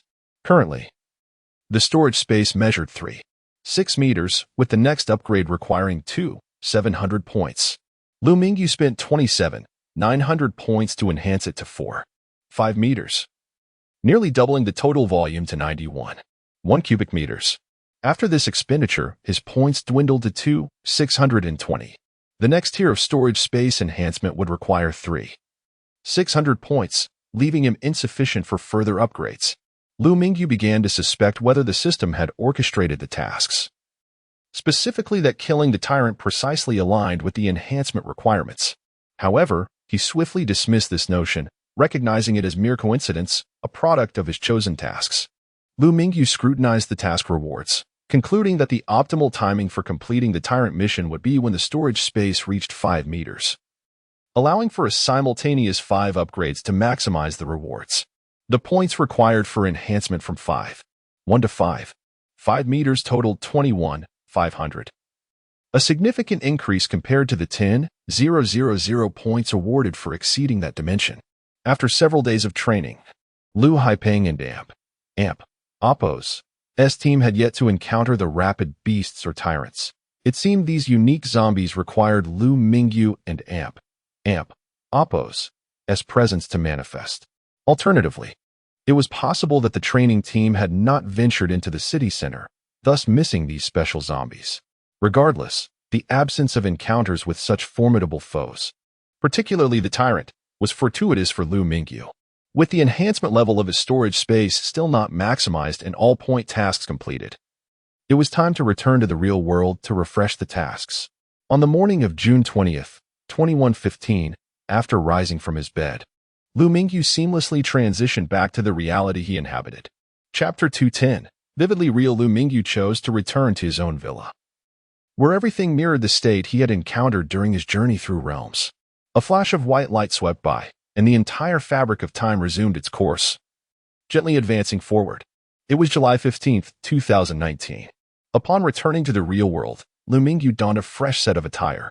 This posed a slight inconvenience, as one had to remember what they were wearing during their travels. Otherwise, a discerning observer might quickly unveil their secret. Fortunately, during his adventures, he had typically worn various inconspicuous garments, all conveniently stored within his spatial compartment, allowing for a swift change of clothes. Upon his return to reality, Huang Yu had already departed for her company. Liu Mingyu followed suit, swiftly arriving at Xingchen Technology Company. As he stepped inside, greetings resonated around him. Good morning, boss. Just days prior, they had celebrated their relocation, so it was no surprise that no one claimed ignorance of their superior. Instead of heading to his office, Liu Mingyu made his way directly to Huang Yu and Appo's office. As she settled into her chair, Huang Yu was taken aback upon seeing Liu Mingyu enter. She rose with a smile and inquired, "Didn't you just say you needed to rest? Why are you back so soon?" Liu Mingyu gazed into her eyes and replied, "I simply missed you." Huang Yu rolled her eyes playfully. "You're such a charmer." Liu Mingyu sprawled comfortably on the nearby sofa, grinning, "I truly do miss you. It's been several days since we last saw each other." To Liu Mingyu, it felt like an eternity since he had last been in Huang Yu's presence. Though for her, it had only been a brief hour. Isn't there a saying that a day apart feels like 3 years? He chuckled. "Well, if you consider this hour, it's nearly a month." Huang Yu laughed. "All right, you have a point. What brings you here today? I haven't seen you around in a while. Did our products finally launch?" Her laughter was as radiant as blooming peach blossoms, stirring Liu Mingyu's emotions. He quickly suppressed his excitement. There would be time for that later, as they were in the office. Actually, a change of scenery feels quite refreshing, he thought. But he reminded himself to focus on the task at hand. Lazily reclining on the sofa, he observed her with a hint of curiosity. Strange, can you read fortunes? He teased. Really? Our products are finally here? What are they? Show me. Huang Yu exclaimed, her enthusiasm causing her to leap up. Unfortunately, in her exuberance, she accidentally collided with the newly renovated ceiling, leaving a substantial dent. In recent days, she had been diligently learning how to manage and expand the company, yet without products. Her efforts felt somewhat futile. Thus, upon hearing Liu Mingyu mention the launch of their products, her joy was overwhelming, albeit perhaps a tad excessive. Liu Mingyu stared in astonishment at the scene before him. Before he could utter a word, Huang Yu's face flushed crimson as she covered her cheeks and stamped her feet. Don't laugh. Yet, in her excitement, she lost control once more, creating a small pit in the floor with her high heels. Following the gene evolution serum, Huang Yu's physical capabilities had significantly enhanced. But the sudden increase in strength often led to amusing mishaps. She had been managing her newfound power well until today's exuberance got the better of her. With her hands now free, she revealed her flushed face, observing Liu Mingyu's struggle to contain his laughter. Go ahead and laugh. It's your fault. If it weren't for that serum of yours, I wouldn't be like this, she retorted. Liu Mingyu pulled Huang Yu onto the sofa and, after smoothing his expression, reassured her, it's all right. We can have someone come to repair the damage later. Cheer up. This isn't a disaster. Just a matter of controlling your strength. Once you're home, consider hitting the gym to help master your abilities. The gene evolution serum significantly boosts one's physical prowess, leading to occasional loss of control. Huang Yu was already quite adept at managing her capabilities. With a bit of training, she could become even more proficient. While she might not fully master her strength, everyday activities would pose no issue. With wide eyes, Huang Yu asked, Really? Then I'll start working out as soon as I get home. Such occurrences had become commonplace since taking the serum, and the prospect of control was immensely appealing. Liu Mingyu nodded emphatically, Absolutely. That's how I managed it. I was even worse off than you at the start. To convince Huang Yu, he humorously self-deprecated, and the effect was immediate. Her face brightened with a smile. Is that true? Then I feel much better, she replied, before inquiring, by the way, what are the products? Where are they? Liu Mingyu retrieved a smart bracelet and handed it to Huang Yu. It's right here. Taking the bracelet, she examined it closely, noting its resemblance to a plastic band. Upon discovering a button, she pressed it, and immediately, a beam of light projected a small sprite into the air. The sprite fluttered its tiny wings and, upon noticing Liu Mingyu was not its owner, issued a warning. Miss, you are not the rightful owner of this smart bracelet. If you found it on the street, please return it to Villa District Number 4 at Happy Home, and a reward will be provided. Astonished, Huang Yu gazed at the lifelike sprite, instinctively reaching out to grasp it. However, her hands merely passed through its ethereal form. The sprite, seemingly startled, vanished momentarily before reappearing. Clenching its tiny fists, it huffed. You wicked person! Return me to my owner at once, or I shall report you. Ignoring the sprite, Huang Yu turned to Liu Mingyu, her expression one of awe. Brother Yu, is this our product? It looks incredibly real. Is it the latest virtual projection technology? Not quite. We aren't unveiling that technology just yet. The product we intend to sell is something entirely different, Liu Mingyu replied, waving his hand dismissively. He then addressed the sprite. I'm here. And the smart bracelet has been lost. Chapter 211. How about an office scenario? Upon hearing that it was not what she expected, Huang Yu felt a tinge of disappointment. Such a delightful little sprite would surely have made for an extraordinary new product for the company. She believed it could instantly captivate the world. Ever since she learned that Liu Mingyu owned a technology company and received some guidance from him, she had gained a deeper understanding of the field. Technologies akin to this one certainly existed in the world, with Japan's Hatsune Miku standing as a prominent example. Similarly, China had its own representation in the form of Luo Tianyi, who even pioneered the concept of virtual idols, singing and dancing with a considerable fan base domestically. However, after witnessing the enchanting sprite before her, she felt that neither of the aforementioned characters could be compared to it. The sprite, aside from its diminutive size, appeared strikingly lifelike. If the sprite were to be enlarged and its appearance slightly altered, standing alongside a real person, one would be hard-pressed to believe it was not genuine. What truly instilled this sense of realism in Huang Yu was the sprite and amp, Appos, as conversational ability, which felt remarkably human-like, unlike other virtual personas that often came across as rather stiff. Observing Huang Yu's crestfallen expression, Liu Mingyu chuckled. Don't worry. Even if it doesn't debut now, it will in the future. In a moment. I will gift you a smart bracelet, and you can customize your beloved pet. He then inquired, by the way, have you prepared the room I asked you to? Huang Yu, cautious not to make any sudden movements for fear of causing further damage, instinctively grasped Liu Mingyu and amp, Appos, as hands and exclaimed, really? Liu Mingyu nodded. Pulling a new smart bracelet from his pocket and handing it to her. Indeed, here it is. His space contained a plethora of smart bracelets, all collected from Panda Company. And in terms of quality, they surpassed the current model he owned. As Huang Yu activated the smart bracelet, a representation of a national treasure panda appeared. Reminiscent of the Kung Fu Panda character, adorably clumsy and exceedingly charming. It seemed that the people at Panda Company favored depicting their intelligent assistants in the guise of flying clouds. With pandas being a national treasure of China and one of the most beloved pets worldwide. Before the national treasure panda could speak, Liu Mingyu preemptively pressed a button nearby, causing the panda to freeze mid-air, unable to move. Liu Mingyu inquired with a smile, what kind of appearance do you prefer? You can customize it. He had already mastered the method of altering permissions. Huang Yu, puzzled, asked, can we really change its appearance? What about keeping this panda? I find it so adorably clumsy. As a national treasure, pandas enjoyed universal adoration, and Huang Yu was no exception. She found the flying cloud representation to be irresistibly cute. If you like it. That and amp, Appos, that's what matters, Liu Mingyu replied, and he proceeded to grant her the necessary permissions based on her preferences. Before long, a brand new image materialized before Huang Yu. Unlike the flying cloud, this cartoon panda was adorned with various outfits and accessories. If the flying cloud were to see its transformed likeness, it might not even recognize itself. In that moment, Huang Yu became utterly enamored, engaging in conversation with her intelligent assistant. The longer they interacted, the more she cherished it.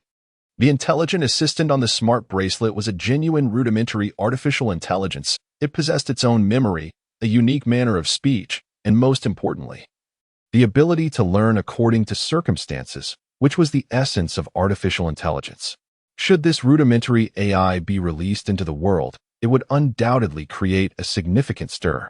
However, Liu Mingyu had an even more advanced intermediate AI, the Panda Flying Cloud, which was among the rarest of its kind, providing him with a sense of security against external scrutiny.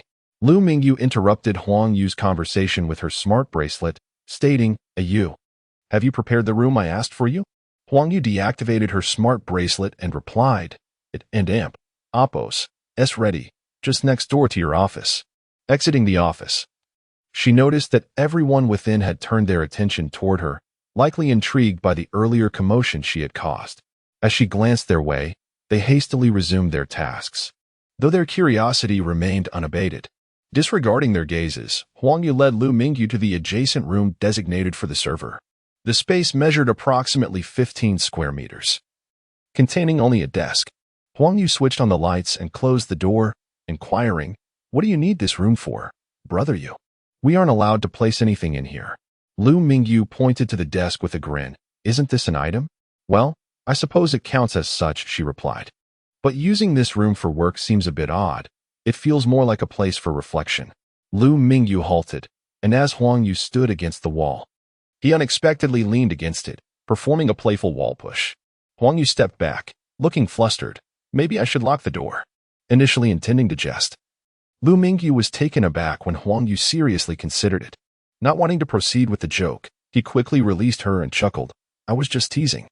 Huang Yu had mustered her courage, but Liu Mingyu's remark made her cheeks flush crimson once more as she playfully punched his chest. Suddenly, Liu Mingyu clutched his chest and fell to the ground.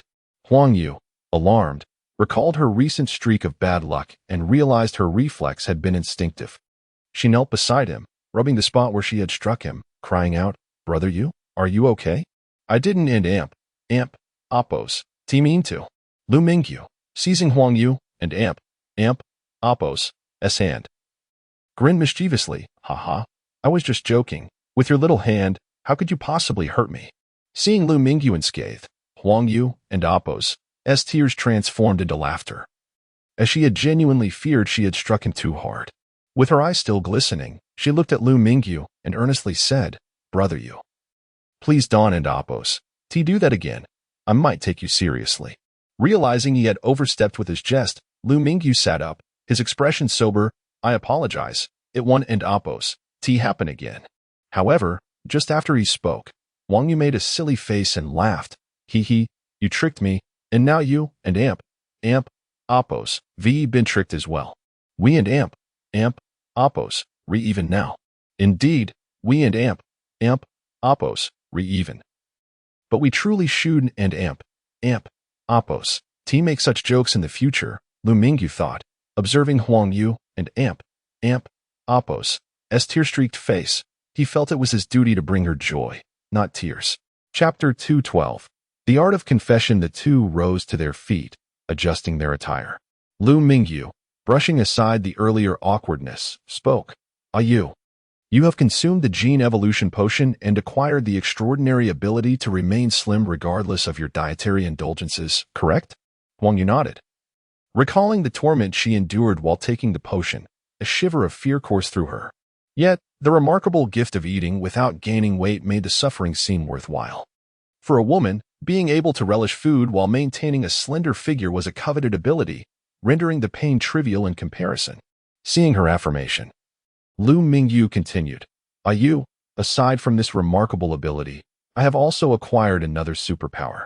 Huang Yu and Apos' eyes widened in astonishment.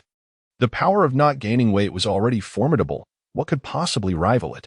Curiosity piqued, she inquired, Brother Yu, what other power have you gained? I have obtained a storage space, capable of holding any non-living items, like this. As he spoke, Liu Mingyu directed his hand toward a nearby table, and in an instant, it vanished from sight. This marked the first instance Liu Mingyu demonstrated his storage ability in front of another person. As his girlfriend, Huang Yu would inevitably discover this secret. So he intended to reveal the results of the gene evolution potion as bestowal. After all, Huang Yu was also a beneficiary of the potion, making this explanation more palatable. He had no intention of disclosing the alternate reality he traversed. A table measuring over a meter in length vanished before her eyes, leaving Huang Yu in a state of shock. She approached the spot where the table once stood, sweeping her hand through the air to ascertain whether it was a mere illusion. Her hand glided effortlessly, encountering no obstruction. Liu Mingyu had indeed transferred the table into the storage space, rendering it beyond her reach. Astonishment etched on her face, Huang Yu exclaimed, Brother Yu, your superpower is truly incredible. Why don't I possess such an ability? Liu Mingyu shrugged, his palms raised in a gesture of uncertainty. Who knows? Perhaps it is a matter of talent. After a moment of contemplation, Huang Yu dismissed her concerns. After all, she had already secured the most vital ability, remaining slim. As for other superpowers, whether they existed or not was inconsequential. Noticing her swift return to composure, Liu Mingyu retrieved the table and, in a flourish, produced a host computer. Indeed, this was the host where Fei Yin resided. Huang Yu, spotting the sudden appearance of the computer, asked, Brother Yu, is this what you had stored in the storage space? Just how vast is this storage? Yes, the storage space is approximately 4.5 meters cubed, Liu Mingyu affirmed. Wow, that and Apos, that's larger than I imagined. But, Brother Yu, what exactly is this? If I'm not mistaken, it appears to be a computer, right? Huang Yu, easily identifying the structure, recognized it as a computer host. Akin to the desktop models commonly seen today, this is a computer host, but also a server, Liu Mingyu confirmed. Huang Yu approached the host and pressed a button. Yet nothing happened. Puzzled, she queried, Brother Yu, could this host be malfunctioning? Why is there no response? Liu Mingyu stepped forward and pressed the button himself. In the next moment, a window appeared on the front of the host, followed by a beam of light that materialized into a national treasure panda hovering in midair.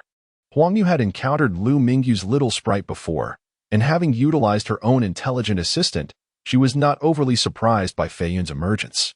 Fei Yin performed a somersault, mimicking a gesture of wiping sweat from its brow, and grumbled, Brother Yu, Why did it take so long to release me? I was about to suffocate in there. Liu Mingyu was taken aback. He had thought Fei Yin was simply stored away. How could it perceive the passage of time? Was this the distinction between advanced and basic artificial intelligence? Previously, the AI on his smart band had not exhibited such behavior. He had tested it and found that time seemed to halt within the storage space. Even the time displayed on his smart devices was frozen. The smartphone would automatically connect to the network to update the time, whereas the smart band, disconnected from the real-world network, retained an inaccurate time that progressed only incrementally. Liu Mingyu periodically adjusted the time to maintain its accuracy. However, after Wu Jiwenhao designed an AI assistant compatible with smartphones, Liu Mingyu had his smart band modified to connect to the real-world network, eliminating the need for constant adjustments. In truth, he could have utilized a real-world smartphone in the contemporary setting and the smart band in the apocalyptic realm to avoid temporal confusion. Yet, having acquired the smart band, he had no desire to revert to a basic smartphone. As he pondered Fei Yin's unusual perception of time, he soon realized his miscalculations. Fei Yin's awareness of time was merely a reflection of its playful nature. No matter how long it had been, its quirky personality would always express a longing for Liu Mingyu. Fei Yin understood that its fate lay firmly in Liu Mingyu and Appos' hands. To avoid being confined again, it had to endear itself to him. Soaring beside Liu Mingyu, Fei Yin adopted a solicitous demeanor, vowing to be diligent and truthful in its tasks. Observing Fei Yin's endearing antics, Huang Yu found it utterly charming and remarked with a smile, "Brother Yu, is this the product you plan to unveil? It seems even more advanced than the intelligent assistant I possess." In truth, she did not discern any significant differences between Fei Yin and her own assistant. However, Fei Yin's delightful, almost human-like gestures and expressions made her feel that this national treasure was exceptional. Liu Mingyu shook his head. "Of course not. But it is a crucial component of our product. It will oversee our company and safeguard it." With that, he retrieved a network cable from behind the table and connected it to Fei Yin's host. Despite its advanced technology, the host retained the familiar crystal head wiring method, eliminating the need to adapt to different networking configurations.